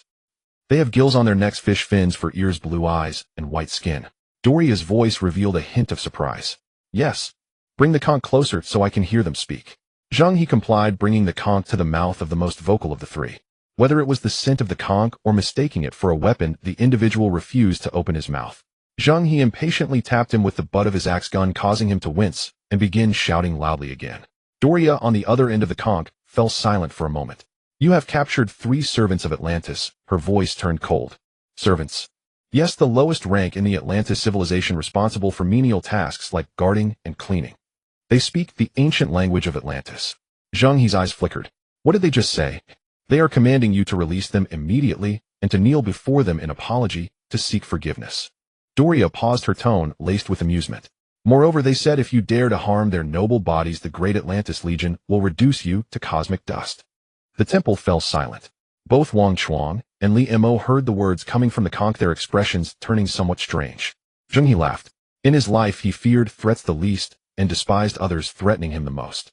He put away the conch, wearing a warm smile, and looked down at the 3 individuals on the ground, slowly stepping toward. Watching Zheng He approach with his head lowered, the 3 Atlantis servants on the ground first froze, then exchanged. In the next second, they understood. Surely that earlier threat had taken effect. In this contemptible human's ears, the reputation of Atlantis was indeed an irresistible fate. This fellow was now coming over with his head down, clearly terrified, and ready to kneel and beg for mercy. What's this? Now you know fear. It's too late." One of the servants suddenly perked up. Even though his body was still sprawled on the ground, his gills on either side of his neck flared in defiance once again. Speaking in a language the 3 couldn't understand, the tone was as arrogant as could be. "What's this? Now you know fear. It's too late. Despicable surface monkey, don't you dare roll over here. Kneel on both knees and bang your head on the ground to apologize. If you don't bang loud enough, I'll flay you alive." Hearing their companion's words, the other 2 servants suddenly seemed to regain their confidence. They grinned, revealing a mouth full of sharp teeth, and began to mock him audaciously. "He! Ha ha!" Their eerie laughter echoed back and forth in the empty temple, piercing like a broken wind instrument being forcibly played. On their pale faces was the arrogance of small people reveling in their moment. Their expressions towards Zheng He shifted from fear to one of condescension. As if Zheng He was no longer a living being, but rather a worm ready to lie at their feet, allowing them to crush. One of the servants even strained to prop up half of his body, beckoning Zheng He with his finger. The look on his face practically screamed, "I'm asking for a beating." They waited, waiting for this human to kneel down, waiting to hear the dull thud of his forehead hitting the black metal ground, waiting to reclaim the nobility and dignity belonging to Atlantis servants. Unfortunately, they seemed to have misunderstood something. Zheng He lowered his head, not out of fear, but in thought. Which one should he start with? "Just right, let's test the power of the new weapon." He nodded to Wang Chuang, "Bind them up." Wang Chuang grinned, pulling out specially made chains from his backpack. In a matter of moments, the 3 noble Atlantis servants were bound up like rice dumplings. The 3 seemed to sense danger and began to scream even louder. Their eyes filled with terror. The incomprehensible language mixed with their noisy tones ignited an unnamed fury within Zheng He. He raised the Thunderbolt submachine gun, aiming at the only one who wasn't injured. Bang! The gunshot rang out again. This time the bullet did not miss. Blue-purple lightning erupted from the barrel, instantly piercing through the calf of that Atlantis servant. Blue blood gushed out. The individual let out a shrill, inhuman scream that echoed throughout the temple. The other 2 trembled with fear, immediately falling silent. Wang Chuang clicked his tongue. "So obedient now. Weren't you just shouting loudly?" Zheng He didn't respond, directly activating the communicator. "Timo, boss, what's up?" Timo's voice came through immediately. I captured 3 prisoners Atlantean. Can you decipher their language? Atlantis. Timo's tone noticeably perked up, but soon she calmed down. No, boss. Our database doesn't have a language model for this civilization. Cracking it from scratch will take a long time. Unless... Zheng He asked, unless what? Unless someone who understands their language guides and corrects it, establishing a basic reference library first. Timo spoke quickly. In that case, the deciphering speed will be much faster. Zheng He understood. Professional matters still required professional people. He took out the sound-transmitting conch again. Doria, my queen, I wish to make a deal with you. Doria's voice came through the conch. Speak. Help me decipher the Atlantis language. Zheng He glanced at the 3 prisoners on the ground. In return, I can help you with one thing. Anything. The conch fell silent. In the temple, only the sound of the wind and the distant screech of metallic tentacles could be heard. After a long while, Doria's voice rang out again. All right, I accept your deal. Zheng He put away the conch and turned to Wang Chuang and Liemo. Take them back. We're heading back to the ship. 3 people were escorting 3 captives retracing their steps. Timo curiously examined the 3 humanoid beings bound, like Zhongzi remarking, they look. Gianna's eyes widened as well as she was fascinated by these intelligent beings with distinctly non-human traits, and even wanted to reach out and touch their fin-like ears. Anrin and Lu Feier shrank back, clearly repulsed by the mutated beings. The 3 Atlantean servants, upon seeing the beautiful women on the ship, suddenly had a change in their expressions. Although they were still bound and unable to move, they began to chatter in their language, their gazes toward the women filled with desire and lewdness. Zheng He remained expressionless as he took out a communication conch. Doria, what are they saying? Doria's voice soon came through the conch, tinged with disgust. They are discussing the physical structure of these female surface dwellers. They say the skin is very fair, the legs are long, and they have 2 assets that shouldn't be discarded. The cabin, Wang Chuang twisted his neck, making cracking sounds as he looked at Zheng He and grinned. Boss, can we fight? Wang Chuang received the order and marched toward them, his knuckles cracking. The 3 servants, still unaware of the danger, continued to shout in their language as Wang Chuang approached. Bang! Wang Chuang's fist slammed into the stomach of the loudest servant. The guy's eyes bulged out, his body arching like a shrimp as blue blood spurted from his mouth. The other 2 shut their mouths in fear, staring at Wang Chuang in terror. Wang Chuang didn't stop swinging his fists in a flurry of blows.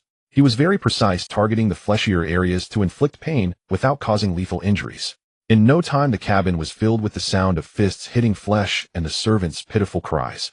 The women silently retreated to the side. Anrin calmly held a recorder documenting the Atlanteans' resistance to damage. Only when the 3 were completely silent, reduced to weak twitches, did Wang Chuang clap his hands and return feeling refreshed. That felt good. Zheng He nodded and signaled, continuing to speak to the conch. Doria, let's get down to business. With Doria's remote assistance, a special language lesson began. Doria spoke words and sentences in ancient Atlantean through the conch, while Timo quickly recorded, analyzed, and built a database using her supercomputer. The 3 nearly beaten servants became convenient pronunciation tools. Timo occasionally used a shock device to prod them into producing specific syllables. The entire process lasted half a day. Finally, Timo let out a long sigh and rubbed her somewhat sore eyes. The basic language database is complete. Her voice was filled with excitement. Next, just leave it to me. Zheng He asked, what are you going to do? I'm going to create a translator. Timo twirled her twin tails with her fingers. I just confirmed with Princess Doria that the grammar structure and pronunciation rules of Atlantean are very complex. Our relying solely on rote memorization is inefficient. My baby can solve this problem, she said, proudly pointing to her supercomputer. First, it will collect and recognize speech through a microphone, then utilize the database I just established, employing an encoder-decoder structure for deep learning, allowing the computer to understand the semantic context, and finally synthesize the speech output. Seeing the blank expressions on everyone's faces, Timo scratched her head and simplified her explanation. In simple terms, it's a little gadget that can translate in real time. Once we have it, we can communicate with these guys without barriers. That said, this technology is quite mature in our world, but creating a language translator for an unknown civilization from scratch here is still very challenging. If it works, it would be a piece of art. Zheng He nodded and gave her a thumbs up. Go ahead. Whatever resources you need, just ask. During this time, no one will disturb you. All right. Timo cheered, clutching her precious computer, and dove into her exclusive workspace, closing the door. Zheng He looked at the closed cabin door and said to everyone, before the translator is made, these 3 still have their uses, they cannot be killed. Wang Chuang rubbed his chin, casting an unfriendly glance at the 3 near-death captives. Boss, do you have... Zheng He smiled, but remained silent. Once the translator was ready, he had plenty of ways to make these noble Atlantean servants spill everything they knew without missing a word. Just then a mechanical prompt echoed in every player's mind. Greetings, sailors. The black mist has reached the boundary of the half-deep sea area and will remain here for 5 days. From now on you will have 5 days of free activity time to make the most of the half-deep sea area. After 5 days the final phase will commence and the black mist will advance into the deep sea area. Speed of advance 15 knots. The message spanned only 4 short lines, yet instantly ignited a frenzy in the regional channel. 15 knots. Has the system gone mad? That's roughly 28 kilometers per hour. Are they trying to take our lives? My ship's maximum speed is only 8 knots. How are we supposed to escape? It's over, all is lost, we might as well wait for death. I just don't understand, wouldn't it be simpler to just kill us directly? Is this whole running from poison thing entertaining? Watching us struggle like dogs for survival must be quite fulfilling, right? Despair and anger spread throughout the regional channel. However, soon a discordant voice emerged. Zheng He said, 15 knots. Is that it? I find it slow even at 30% power. System, could you increase the intensity? Do you know how tough these aimless days are? Another high-level player chimed in. Indeed, this speed is too slow. It should be faster to clear out the trash sailing with their broken ships that waste ocean resources, which would also help purify the environment. Class conflicts are magnified in the face of the threat of death. Zheng He quietly watched the quarrel on the channel, his expression calm. He did not engage in the verbal battle. He was simply in deep thought. A speed of 15 knots is nothing for the Abyss Leviathan. But for the vast majority of struggling independent players living on the edge of survival, this is an insurmountable, since they referred to him as He Shun and he was instrumental in the birth of the Independent Alliance. He picked up the communicator and connected to Long Xiaoshan's private channel. President Long, I have a win-win project. Would you like to participate? Long Xiaoshan's voice quickly came through, tinged with a hint of amusement. What scheme does Brother Zheng have this time? You know about the black mist acceleration, right? Yes, 15 knots, no big deal. It's no big deal for you, but for many it's a dead end. I want you to help me with something. Go ahead, Long Xiaotian responded readily. Would you be willing to make an exception and recruit a batch for Kong Long Kong Lang? Long Xiaotian paused for a moment. He instantly understood Zheng He's meaning.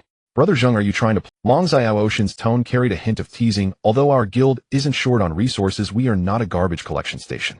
Those we take in our mouths that need feeding. I'm not asking you to take them in for free, Zheng He replied. By taking in these people you would be saving their lives. They will surely serve you loyally. Long Xiaotian fell silent again.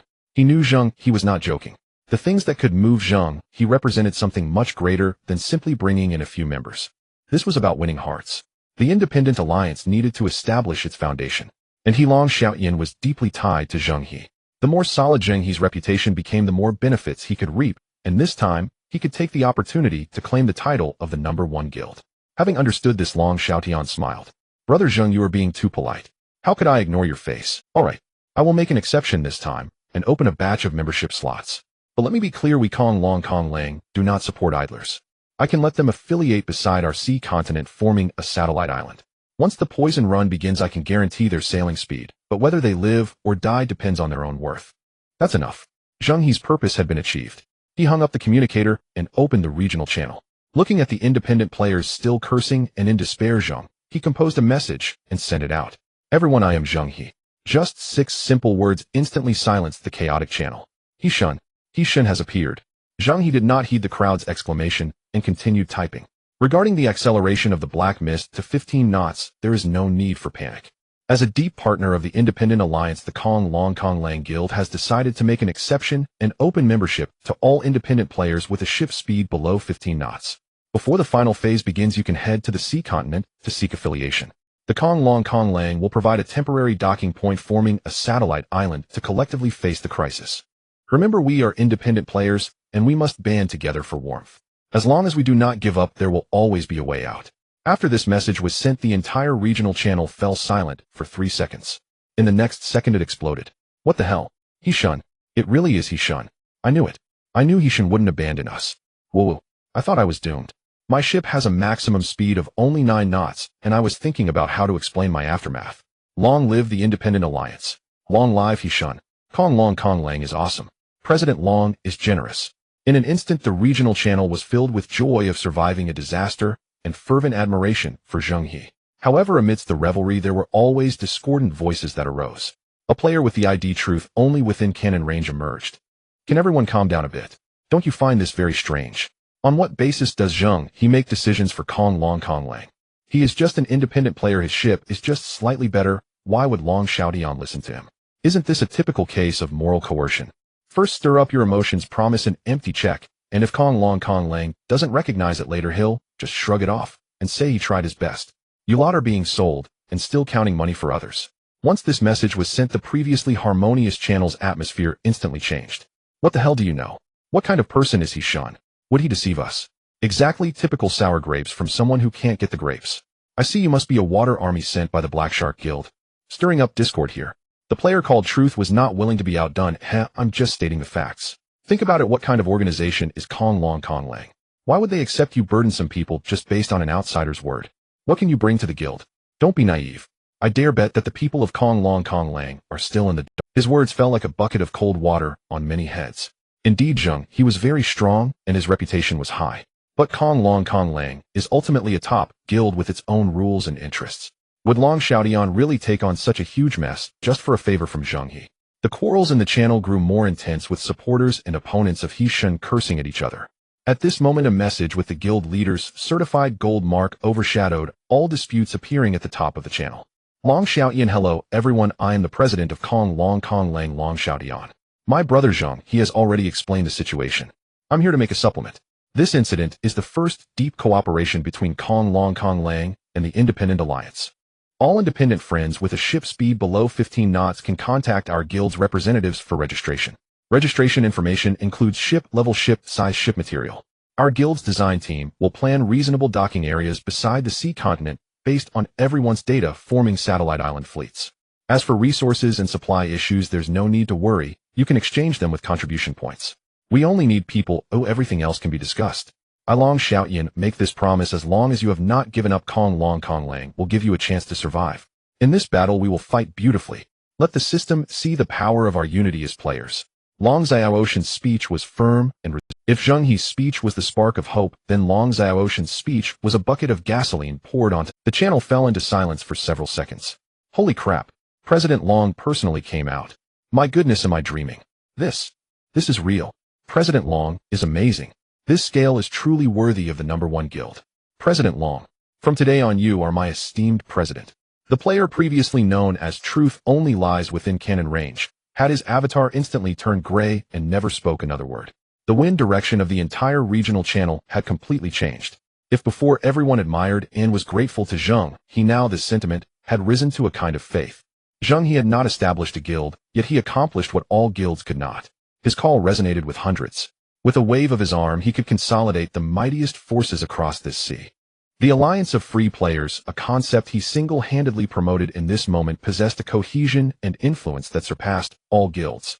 Through this cooperation, Empty Dragon Resisting Waves not only gained an immense amount of public support and prestige, but also firmly secured the position of the #1 guild, leaving the once dominant Black Shark far behind. At the headquarters of the Black Shark Guild, the spacious conference hall was filled with a stifling atmosphere. Blood Shark looked pallid as he watched everything happening in the regional channel on the luminous screen. The cheers and praises for Zheng He and Long Xiaotian felt like needles piercing his heart with every word. Those free players. They were supposed to be the mobile supply packs for him to plunder resources. Now they were effortlessly gathered by Zheng He and handed over to Long Xiaotian. He not only lost a large piece of fat meat, but also watched helplessly as his nemesis grew even stronger. And what about himself? First the failure of the Mad Rhino and the Night Owl, followed by the complete annihilation of the Running Wolves, causing his guild's reputation to plummet. Now even the free players who used to avoid them dared to openly mock the Black Shark Guild in the channel. A disgrace. An unprecedented disgrace. A surge of rage shot up from his chest, bursting forth with a puff, as a mouthful of fresh blood sprayed onto the luminous screen before him. And what about himself? First the failure of the Mad Rhino and the Night Owl, followed by the complete annihilation of the Running Wolves, causing his guild's reputation to plummet. President, quick, medic, call for a medic. Quick, lay the president flat and elevate his head. The conference hall erupted into chaos, everyone hurriedly rushing to his side. Some were applying pressure while others fanned him, and the scene was in complete disarray. After quite a while, Blood Shark slowly regained consciousness. They helped him back to his room and let him lie down to rest. Blood Shark kept his eyes closed, but could not sleep at all. His mind was filled with images of Zheng He and the faces of those players in the regional channel. Once the maritime overlord, he had now fallen to the point of being forced to vomit blood and faint by a free player. This drastic fall from grace was unbearable. Zheng He. Again it was Zheng He. Since this name appeared, he had not had a single good day. No, this could not. Blood Shark suddenly opened his eyes, a hint of mad determination flashing in his gaze. He struggled to rise from the bed, walked to the bedside, and crouched down, dragging out an ancient wooden box covered in dust from under the bed. The box was not locked. He blew off the dust and opened the lid. Inside lay a palm-sized black statue. The statue was made of a material that was neither metal nor stone, feeling ice-cold to the touch. It depicted an Atlantean in ornate armor wearing a uniquely shaped crown with a dignified expression. This had been discovered by the running wolves in an abandoned temple. He found it interesting and had kept it by his side. Whenever he felt troubled, he would take it out to play with, serving as a kind of spiritual solace.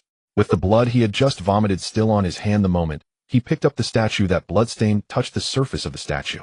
A strange scene unfolded. The dark red blood vanished, as if absorbed by a sponge. Immediately after, the entirely black statue emitted a faint red glow. Bloodshark was startled. His hand trembled, nearly tossing the statue away. The red light on the statue flickered as if it were alive. Could it be blood? A wild thought flashed through his mind. He looked at the statue, then at his hand, and his gaze became fervent. He pulled out a dagger from his waist, aimed it at his finger, and cut down hard. Bright red blood gushed from the wound, dripping onto the crown of the black statue. The blood droplets did not roll off, but seemed to be imbued with life, quickly penetrating into the statue, disappearing without a trace. The red glow on the statue suddenly brightened. Bloodshark's breathing became heavy as he pressed his bleeding finger directly onto the statue. More blood was greedily absorbed by the statue. Its radiance grew brighter, transforming from a faint glow into a blinding crimson. The entire president's lounge was shrouded in this ominous red light. Under the illumination of the red light, Bloodshark's face twisted, his expression oscillating between pain and ecstasy, looking extremely terrifying. He felt his blood being drawn out by an irresistible force from within his body, flowing continuously through the finger he pressed against the statue. His consciousness grew hazy, the sense of weakness in his body intertwined with a peculiar feeling of fullness, creating a bizarre experience. Before he completely lost consciousness, he heard a vague voice, as if it came from the ancient deep sea. The contract is established. When he opened his eyes again, the room had returned to its dimness. The eerie black statue lay at his side, having returned to its original plain appearance, now merely possessing a layer of warm luster on its surface. Bloodshark propped himself up from the ground, feeling no trace of weakness. On the contrary, an unprecedented power coursed through his limbs. He casually swung his fist, the air producing a slight explosive sound. His body seemed somewhat different. Looking down at his hands, his skin was no longer the weathered bronze, but had transformed into an almost sickly pale, faintly glimmering under the dim light. He stood up, feeling as if he had grown taller. In the room, there was a full-length mirror used specifically for grooming. Bloodshark walked over step by step. When he saw the person in the mirror, he froze completely. The person in the mirror was now much more robust than before, with distinctly defined muscles brimming with explosive power. His skin was fair and smooth, emanating a faint glow. What terrified him the most was his head.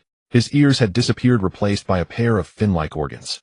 On both sides of his neck, close to the collarbone, several neat cracks had formed, opening and closing with his breath. Those were gills. Bloodshark reached out to touch his face, then stroked the gills on his neck, mirroring the actions of the person in the mirror. He was startled by his own reflection. Is this still a human? Just as his mind was in turmoil, a dignified voice echoed in his mind. My dear friend, there is no need to panic. Bloodshark suddenly turned around, finding the room empty. Who is speaking? I am the noble king of Atlantis. The voice resounded again, bearing an undeniable tone. You have awakened the slumbering contract with your blood and loyalty. Now you have completed the soul binding with me and the great Atlantis. I shall grant you the mysterious powers of Atlantis in exchange for your soul, which will belong to me forever. You must swear eternal loyalty to Atlantis. Bloodshark cared nothing for Atlantis or any soul contract. He only knew that the surge of power within him was real. At that moment, a single thought consumed him: revenge. Kill Zheng He. He spoke to the air, or rather to the voice in his mind, urgently asking, Great King, can the power you bestow upon me defeat a person? Before he could finish, the voice seemed to find the world's greatest joke, bursting into a deep, rumbling laugh. Haha, my friend, your perspective is too narrow. Do not speak of just one person. Even an army would be no match for you. Bloodshark's breath turned heavy in an instant, his eyes alight with ecstatic fervor. An army? He looked at his hands, now pale, yet full of strength, and a more insane thought surged within. Great King, he licked his dry lips. Since this contract requires blood, does that mean? As long as someone is willing to donate blood, I can create an army. Just like me. An army. He looked. The king's voice was filled with temptation. As long as more people complete the contract through that statue of the king, I can not only grant them power, but also help you forge an unstoppable super army. Bloodshark trembled with excitement. He could almost envision himself leading a mutant army, flattening the half-deep sea area with Zheng He beneath his feet. He immediately summoned all the high-ranking officials through the guild system for an emergency meeting. Minutes later, in the meeting hall of the Black Shark Guild, a dozen high-ranking members rushed in, and upon seeing Bloodshark seated at the head of the meeting, they all froze, their footsteps halted. The meeting hall was silent. "See, Chairman," a slightly bolder vice-chairman tentatively asked. The crowd looked at Bloodshark's inhuman appearance, their shock impossible to disguise. Bloodshark was pleased with their reaction. He briefly explained the events, emphasizing how powerful he had become. "This is evolution, a gift from the gods." Bloodshark stood up, arms wide open. "I am now 10 times stronger than before. I intend to establish the Black Shark Guild as a branch of the Atlantis civilization in this sea region." He placed the black statue at the center of the meeting table. "Now you, as the core of the guild, will be the first to receive this blessing." The meeting hall remained utterly silent. The executives exchanged glances, their eyes filled with hesitation and fear. To become like the chairman. Not quite human nor ghost. Finally, a relatively timid manager could not help but speak up. "Chairman, is this contract? After turning into someone like you, can we revert back?" He chose his words carefully. I don't want to become a freak." As the words freak left his mouth, he immediately regretted it. He felt a flash before his eyes, a fleeting shadow passed. The next second, a cold hand had grasped his throat, lifting him from his seat. It was Bloodshark. His speed was so fast that it was almost imperceptible to the naked eye. "Who do you say is a freak?" Bloodshark's voice was icy, and after the contract his temper had become even more volatile. The executive's feet left the ground, his face turning the color of liver, desperately trying to pry Bloodshark's hand away. He emitted a huffing sound from his throat, his eyes filled with pleading. But Bloodshark needed to establish his authority. He needed to make this group understand who the absolute ruler was here. He showed no mercy, gripping tighter. Crack! A sharp sound of bones breaking echoed. The executive's head tilted at an odd angle, his body going limp. Bloodshark casually tossed him into the corner, his body sliding down like a puddle of mud on the ground. The others in the meeting room turned pale, not daring to breathe. Bloodshark scanned the room, his cold gaze sweeping over each face. Is there anyone else with objections? Under the absolute force and threat of death, the high-ranking members stepped forward one by one, using daggers to cut their fingers, dripping their blood onto the statue.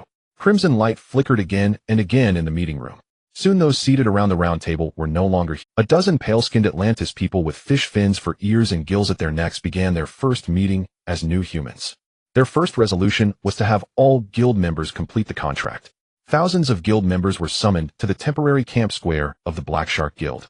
Bloodshark stood on a platform flanked by a row of newly arisen Atlantis executives. He passionately announced the guild's evolution plan. However, the reaction from below was beyond his expectations. There were no cheers, no excitement, only a deathly silence alongside the murmurs and unrest spreading among the crowd. "What a joke. You want us to turn into those kinds of monsters? I quit. How many brothers died following him against Zheng He? Now you want us to become monsters? The Black Shark name is already tainted, who everyone shouts to beat us. I might as well quit and become a solo player." "Exactly. Quit. I want to go to Empty Dragon against the waves and join the solo player alliance. At least I can survive." After 2 devastating defeats against Zheng He, the guild members' confidence had already hit rock bottom. Now, with Zheng He allied with Long Xiaoyan providing a way out for solo players while Bloodshark wanted to turn them into monsters, the pent-up resentment and survival instinct erupted in that moment. "Quit the guild. We want to quit. We want to be human, not monsters." It was unclear who shouted first, but soon a chorus of agreement erupted in the square. More than half of the people were shouting to withdraw from the guild. Bloodshark stood on the high platform, observing the agitated members below, his facial muscles twisted with anger. He never expected that the guild he had single-handedly built would have such an unstable foundation. These people whom he regarded as mere ants dared to rebel against him. A senior executive behind him leaned over and whispered, "President, what should we do? Should we calm them down first?" Bloodshark turned his head, his crimson eyes fixed on him. "Calm them down." He laughed, his voice hoarse and unpleasant. "The divine is willing to bestow grace upon everyone, and everyone has the duty to accept that grace." Bloodshark's voice echoed over the square, carrying an undeniable sense of command. Since the king of Atlantis was willing to help him forge a super army, a larger force was naturally better. He didn't care whether these people were willing or not. As long as blood was injected into the statue, the contract would be forcibly completed. Separate people based on their willingness. Bloodshark ordered a senior executive behind him. The new human executive immediately understood and began organizing personnel, screening the thousands of members in the square. Those willing to accept the grace were taken to a luxurious cruise ship docked nearby. Meanwhile, those who shouted to withdraw from the guild and were unwilling to become freaks were forcibly taken away by another group and escorted onto a massive cargo ship. Inside the activity hall of the luxurious cruise ship, a bizarre ceremony was underway. Hundreds of Black Shark Guild members who chose to stay lined up waiting to contract with the statue. Their expressions varied. Some were expectant, some numb, while others couldn't hide their inner fear. At the front of the line, the black statue was placed on a table emanating an ominous aura. "Begin," a senior executive called out expressionlessly. The member at the front stepped forward, extending a finger, and lightly scraped it with a prepared small knife. A cut opened on his finger, blood oozing from the wound, and dripping onto the statue, followed by him pressing his finger against it, allowing it to suck. The statue glowed red, and the member's body softened, assisted by others to be taken away to the lounge for the subsequent transformation. The entire process was orderly, resembling a well-organized blood donation activity. Meanwhile, in another part, the bottom hold of the massive cargo ship, thousands of guild members unwilling to accept the contract were roughly shoved inside, and then the iron door slammed shut behind them. The hold was dimly lit, the air filled with the stench of rust and seawater. Everyone was crowded together, their faces filled with anxiety and anger. What does this mean? Are they going to lock us up? Damn it, Blood Shark is crazy. Thousands of guild members unwilling to accept the contract were roughly shoved inside, and then the iron door slammed shut behind them. The hold was dimly lit. At that moment, a huge screen at the front of the hold suddenly lit up. Blood Shark's already inhuman face appeared on the screen, a hint of playful amusement at the corner of his mouth. "Gentlemen," his voice echoed through the ship's cabin via the loudspeaker, carrying a hypocritical warmth. "You have all once been my brothers and witnessed the growth of the Black Shark, shedding blood and putting in effort for the guild. Now the guild has reached a critical period of development and needs to transform, yet you have chosen to sever ties with me at this moment." Blood Shark's tone sounded somewhat sorrowful. "To be honest, I didn't expect this at first. However, when I looked into your resolute eyes, I knew you weren't joking with me." He paused for a moment, and in the image he even pretended to wipe the corner of his eye. "It turns out I was the joke." The crowd in the cabin exchanged glances, unsure of what he was trying to do. On the screen, Blood Shark's expression suddenly changed, the hypocritical warmth vanishing, replaced by an icy chill. "Since you have chosen another path today, I will send you on your way. To your end." As soon as his words fell, the originally dim corners of the hold suddenly lit up with dozens of strong searchlights illuminating the entire space, as bright as day. Only then did everyone realize in terror that the second-level walkway of the hold was now filled with fully armed squads holding firearms. The dark muzzles of the guns were aimed directly at them. Rat-a-tat-tat. Without any warning, a barrage of gunfire erupted from the muzzles. Bullets poured down like a rainstorm, instantly ripping through the air and tearing flesh apart. "Oh, help!" The piercing screams and wails echoed throughout the cabin, but were quickly drowned out by even denser gunfire. People fell and rose like cut wheat. Blood gushed from their bodies, staining the cold steel floor red. Some in their final moments shouted with their last strength, "God, save me." Others roared, "Long live the Loose Alliance." Blood Shark watched this scene from the control room, listening to the curses and cries of those dying, his facial muscles twitching wildly. Bang! He slammed his fist down on the control panel, the hard metal surface denting clearly under his blow. Zheng He. He grit his teeth, uttering that name. Once his army completed the contract and transformation, the first person he would kill would be Zheng He. In the cargo ship's hold, blood flowed like a river. The crimson liquid flowed along the grooves and drains designed on the ground, gathering and flowing to the lowest part of the cabin. There, a massive metal container held another identical black statue lying quietly. A large amount of blood was poured into the container, quickly submerging the statue completely. The statue, like a bottomless pit, greedily absorbed the incoming blood, yet showed no sign of change. The blood in the container continued to increase, but could never fill it up. On the Leviathan ship, Zheng He, Wang Chuang, and Li Mo were gathered around a freshly made little gadget.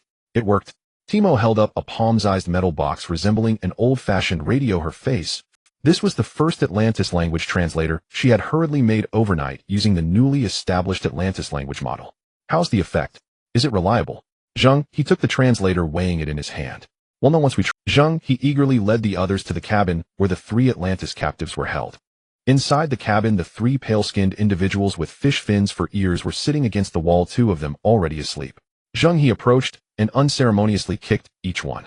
The 3 awakened individuals saw Zheng He and immediately exploded in anger, shouting excitedly, their expressions animated and spittle flying. After a surge of electrical sounds, a series of unspeakable curses emitted from the translator. "You damned land bug. You despicable ants. How dare you kick the great warrior of Atlantis. Once we get out, I'll definitely twist off your head and use it as a chamber pot." Wang Chuang frowned while listening from the side. "Timo, what are you producing? Why does the translation only spew insults?" Timo rolled his eyes, looking at him with a face of, "Are you stupid? Is it possible that they really are cursing?" Zheng He ignored their bickering.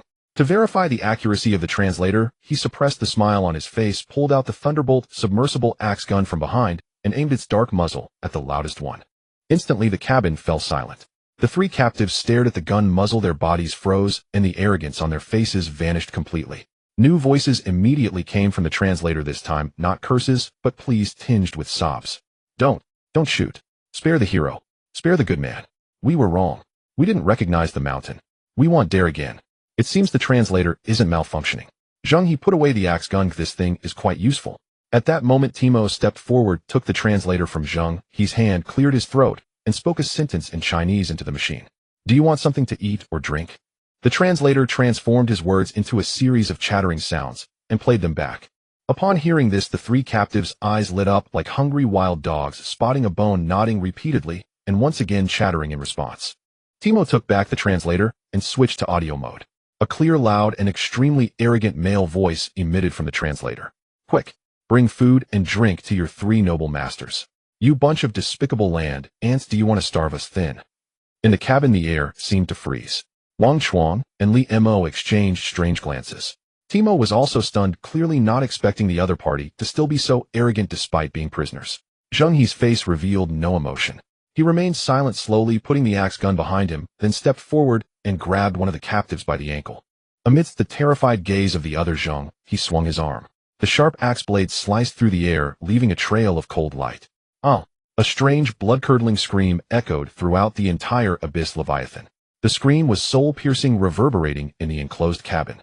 The Atlantis individual caught by Zheng He's ankle was now clutching his right leg, rolling on the ground. His calf had vanished, lying a few steps away, the severed end smooth and neat, blue blood gushing out.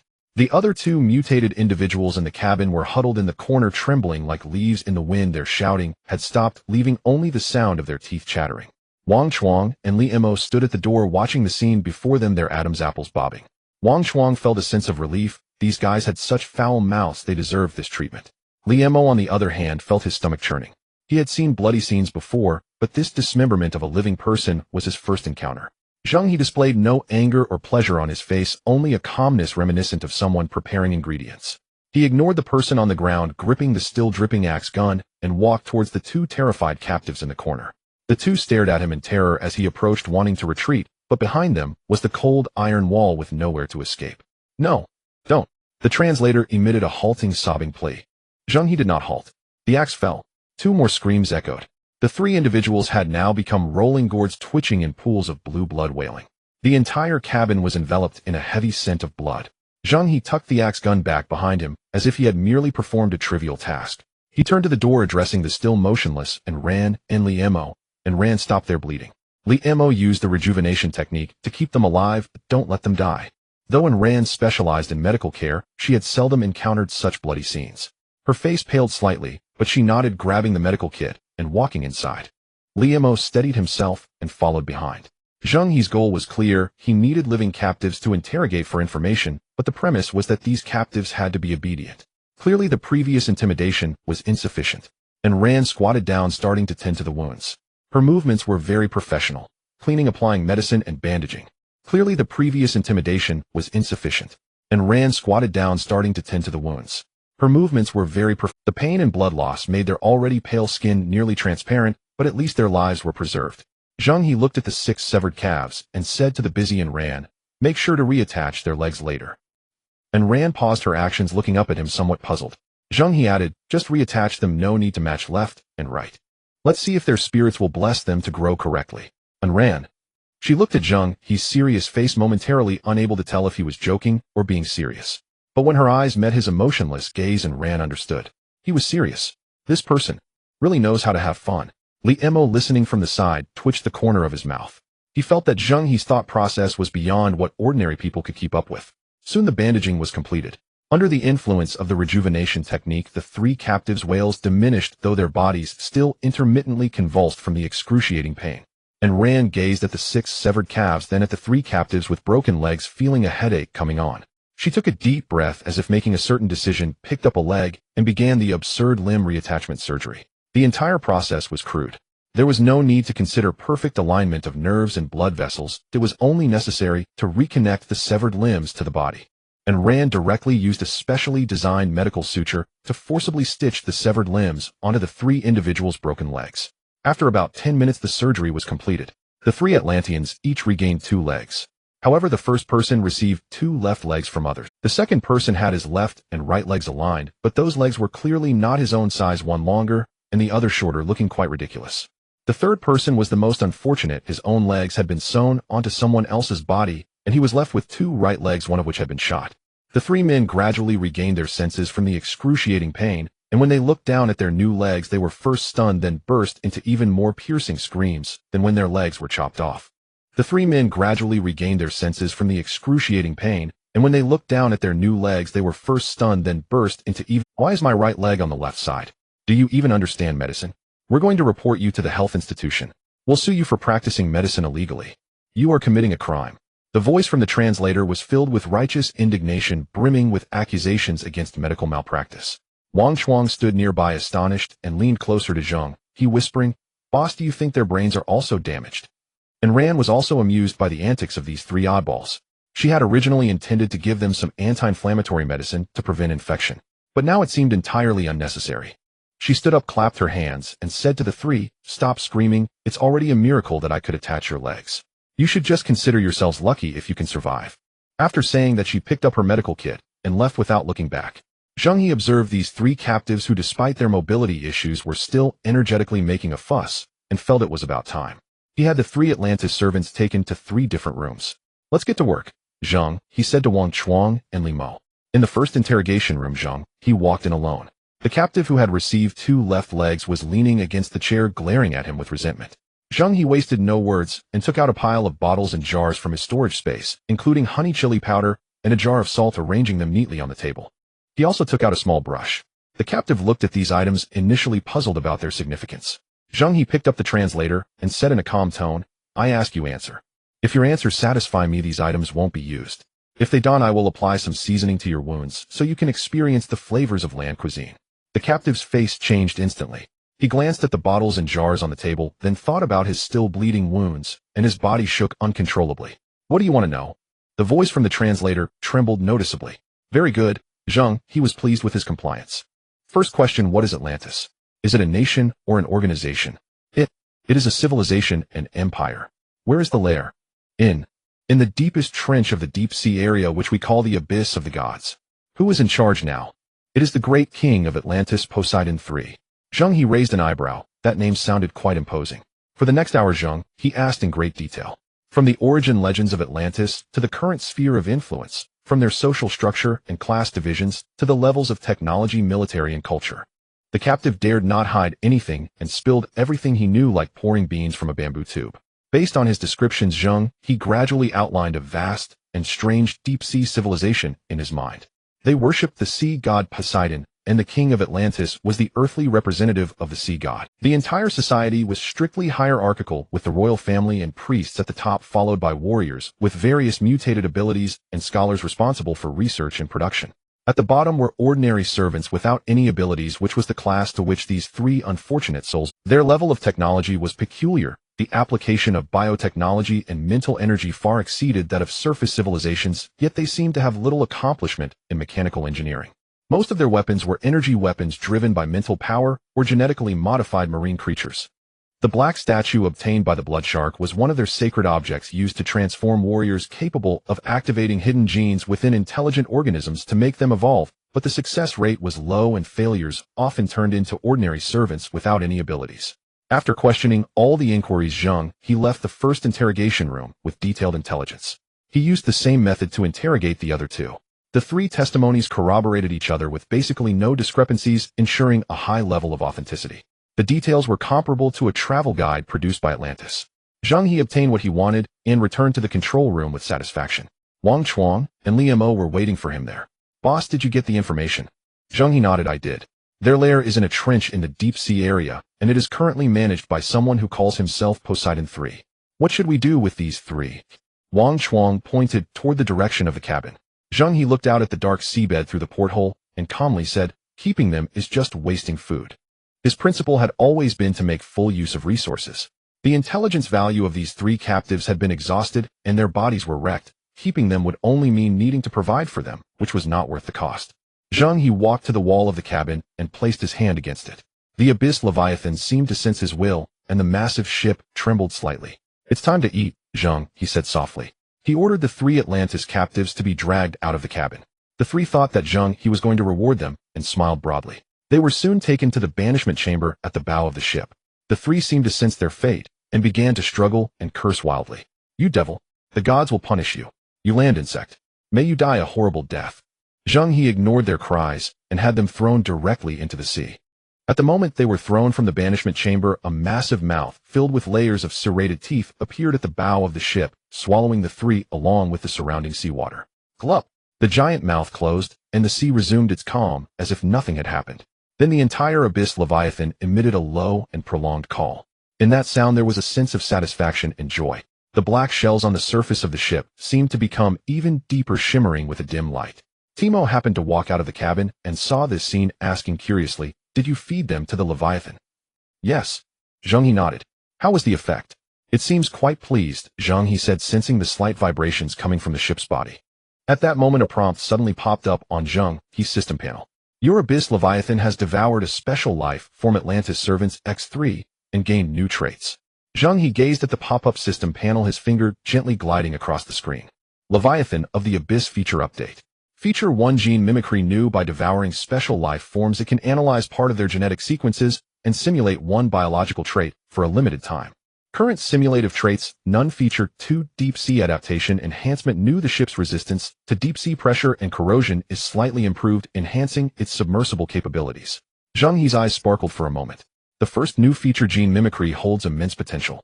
This means that as long as it is fed sufficient and unique life forms, the Leviathan of the Abyss can acquire all sorts of unimaginable abilities. Although the second new feature provides only a slight enhancement, it also bolsters the ship's chances of survival in the deep sea. It seems I need to find some special ingredients for the Leviathan in the future. What's wrong? Timo noticed Zheng He's unusual expression and leaned closer to ask. The ship is well fed and received a 5-star rating. Zheng He replied briefly, closing the panel. He regained his focus and addressed the people in the control room. Let's hold a brief meeting. Everyone gathered around the conference table, all ears. We extracted some information from the 3 prisoners. Zheng He recounted the intel obtained during the interrogation. The Atlantis Empire. Poseidon 3. Abyss of the Gods. Wang Chuang was taken aback. They actually managed to establish a civilization. That's not the point, Zheng He tapped the table. The focus is that they are spreading a black statue to convert other intelligent beings into their kind, expanding their influence. He paused to voice his deduction. The Naga siren we encountered earlier likely offered their souls, and their entire race formed a pact with Atlantis, becoming their subordinate race. And the merfolk?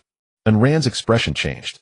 Exactly, Zheng He nodded. If Atlantis intends to act against the merfolk, bringing the Naga along would make victory nearly impossible for the merfolk. From the prisoners' descriptions, Atlantis' biotechnological level is exceptionally high, capable of gene modification and using psychic energy for attack and control, but they have severe shortcomings. They can't even produce decent machinery. A malformed civilization, Zheng He defined, but no matter how malformed, it is still sufficiently dangerous. He looked at Timo. Can your translator be mass-produced? Yes, the database has been established and the core algorithm is complete. As long as there are enough materials, we can produce as many as needed, Timo replied. Great. Zheng He stood up. I'll contact Doria first. He stepped aside and dialed Doria's communication. Zheng He, has your side concluded? Yes, there are some new developments that I think you need to know. Zheng He wasted no time directly explaining that Atlantis is reviving and may team up with the Naga to After listening to him, Doria's expression grew serious. She was silent for a moment before speaking. Thank you for the intel, Zheng He. Regarding this matter, the elders in our clan have already sensed something and are making preparations. Oh, you have a plan. Zheng He was somewhat surprised. Yes, we have our own methods, Doria nodded, but did not elaborate. However, this is a top secret of our merfolk and cannot be disclosed to outsiders. Please understand.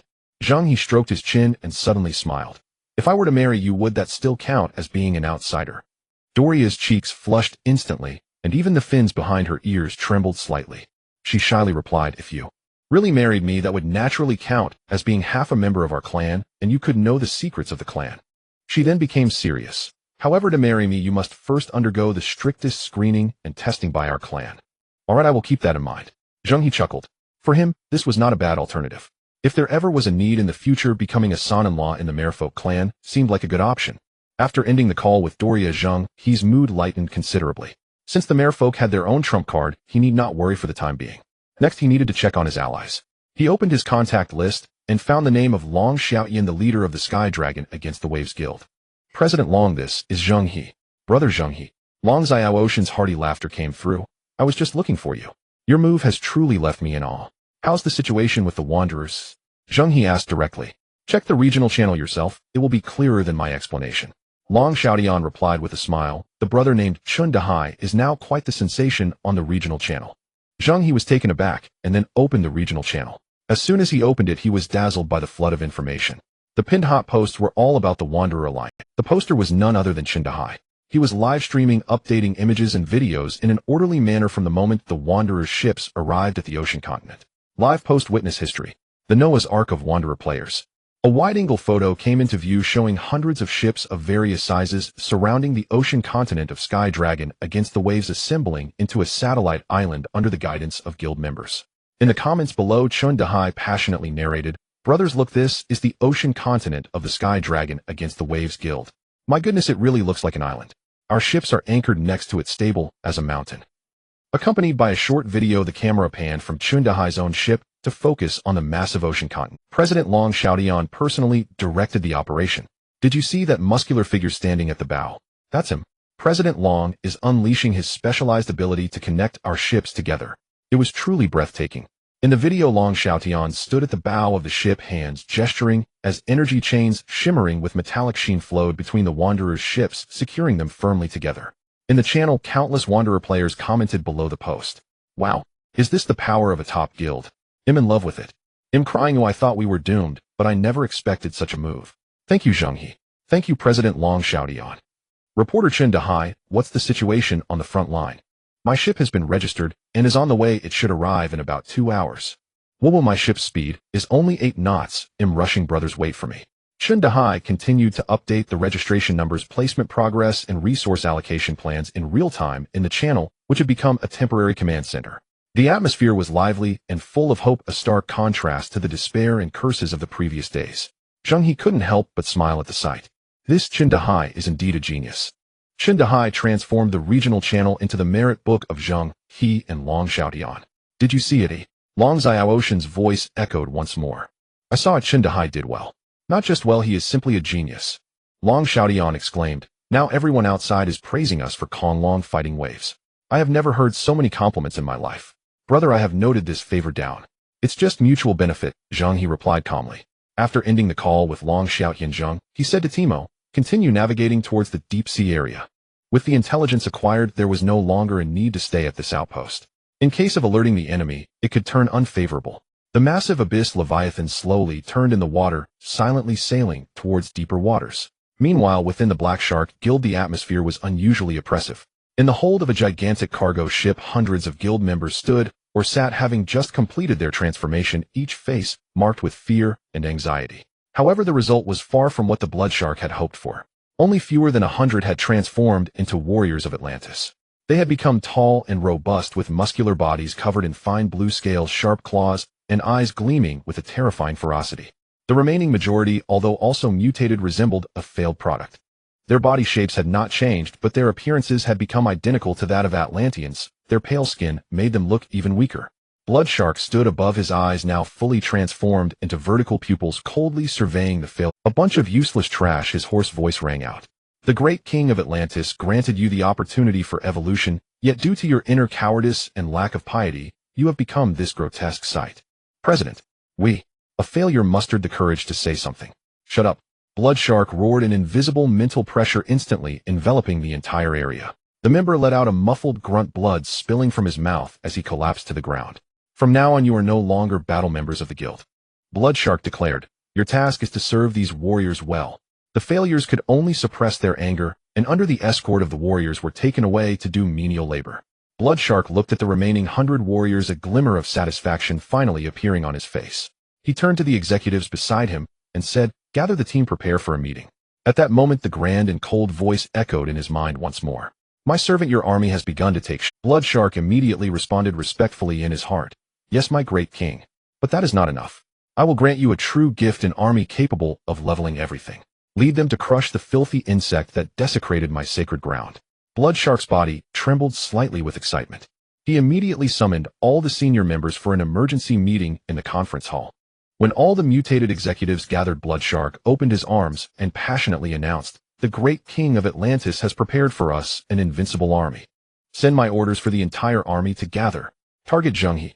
This time I will personally twist off his head." In the captain's lounge of the Abyss, Leviathan Zheng He, lying on a soft bed, suddenly sneezed without warning. He rubbed his nose and muttered, "Damn it, who is cursing me behind my back?" The bathroom door opened a crack, and in Rand poked her head out, water droplets still hanging on her fair neck, her damp hair sticking to her cheek, her eyes sparkling with a hint of playfulness. "What are you asking for? It must be some little flirt who you deceived into bed thinking of you again."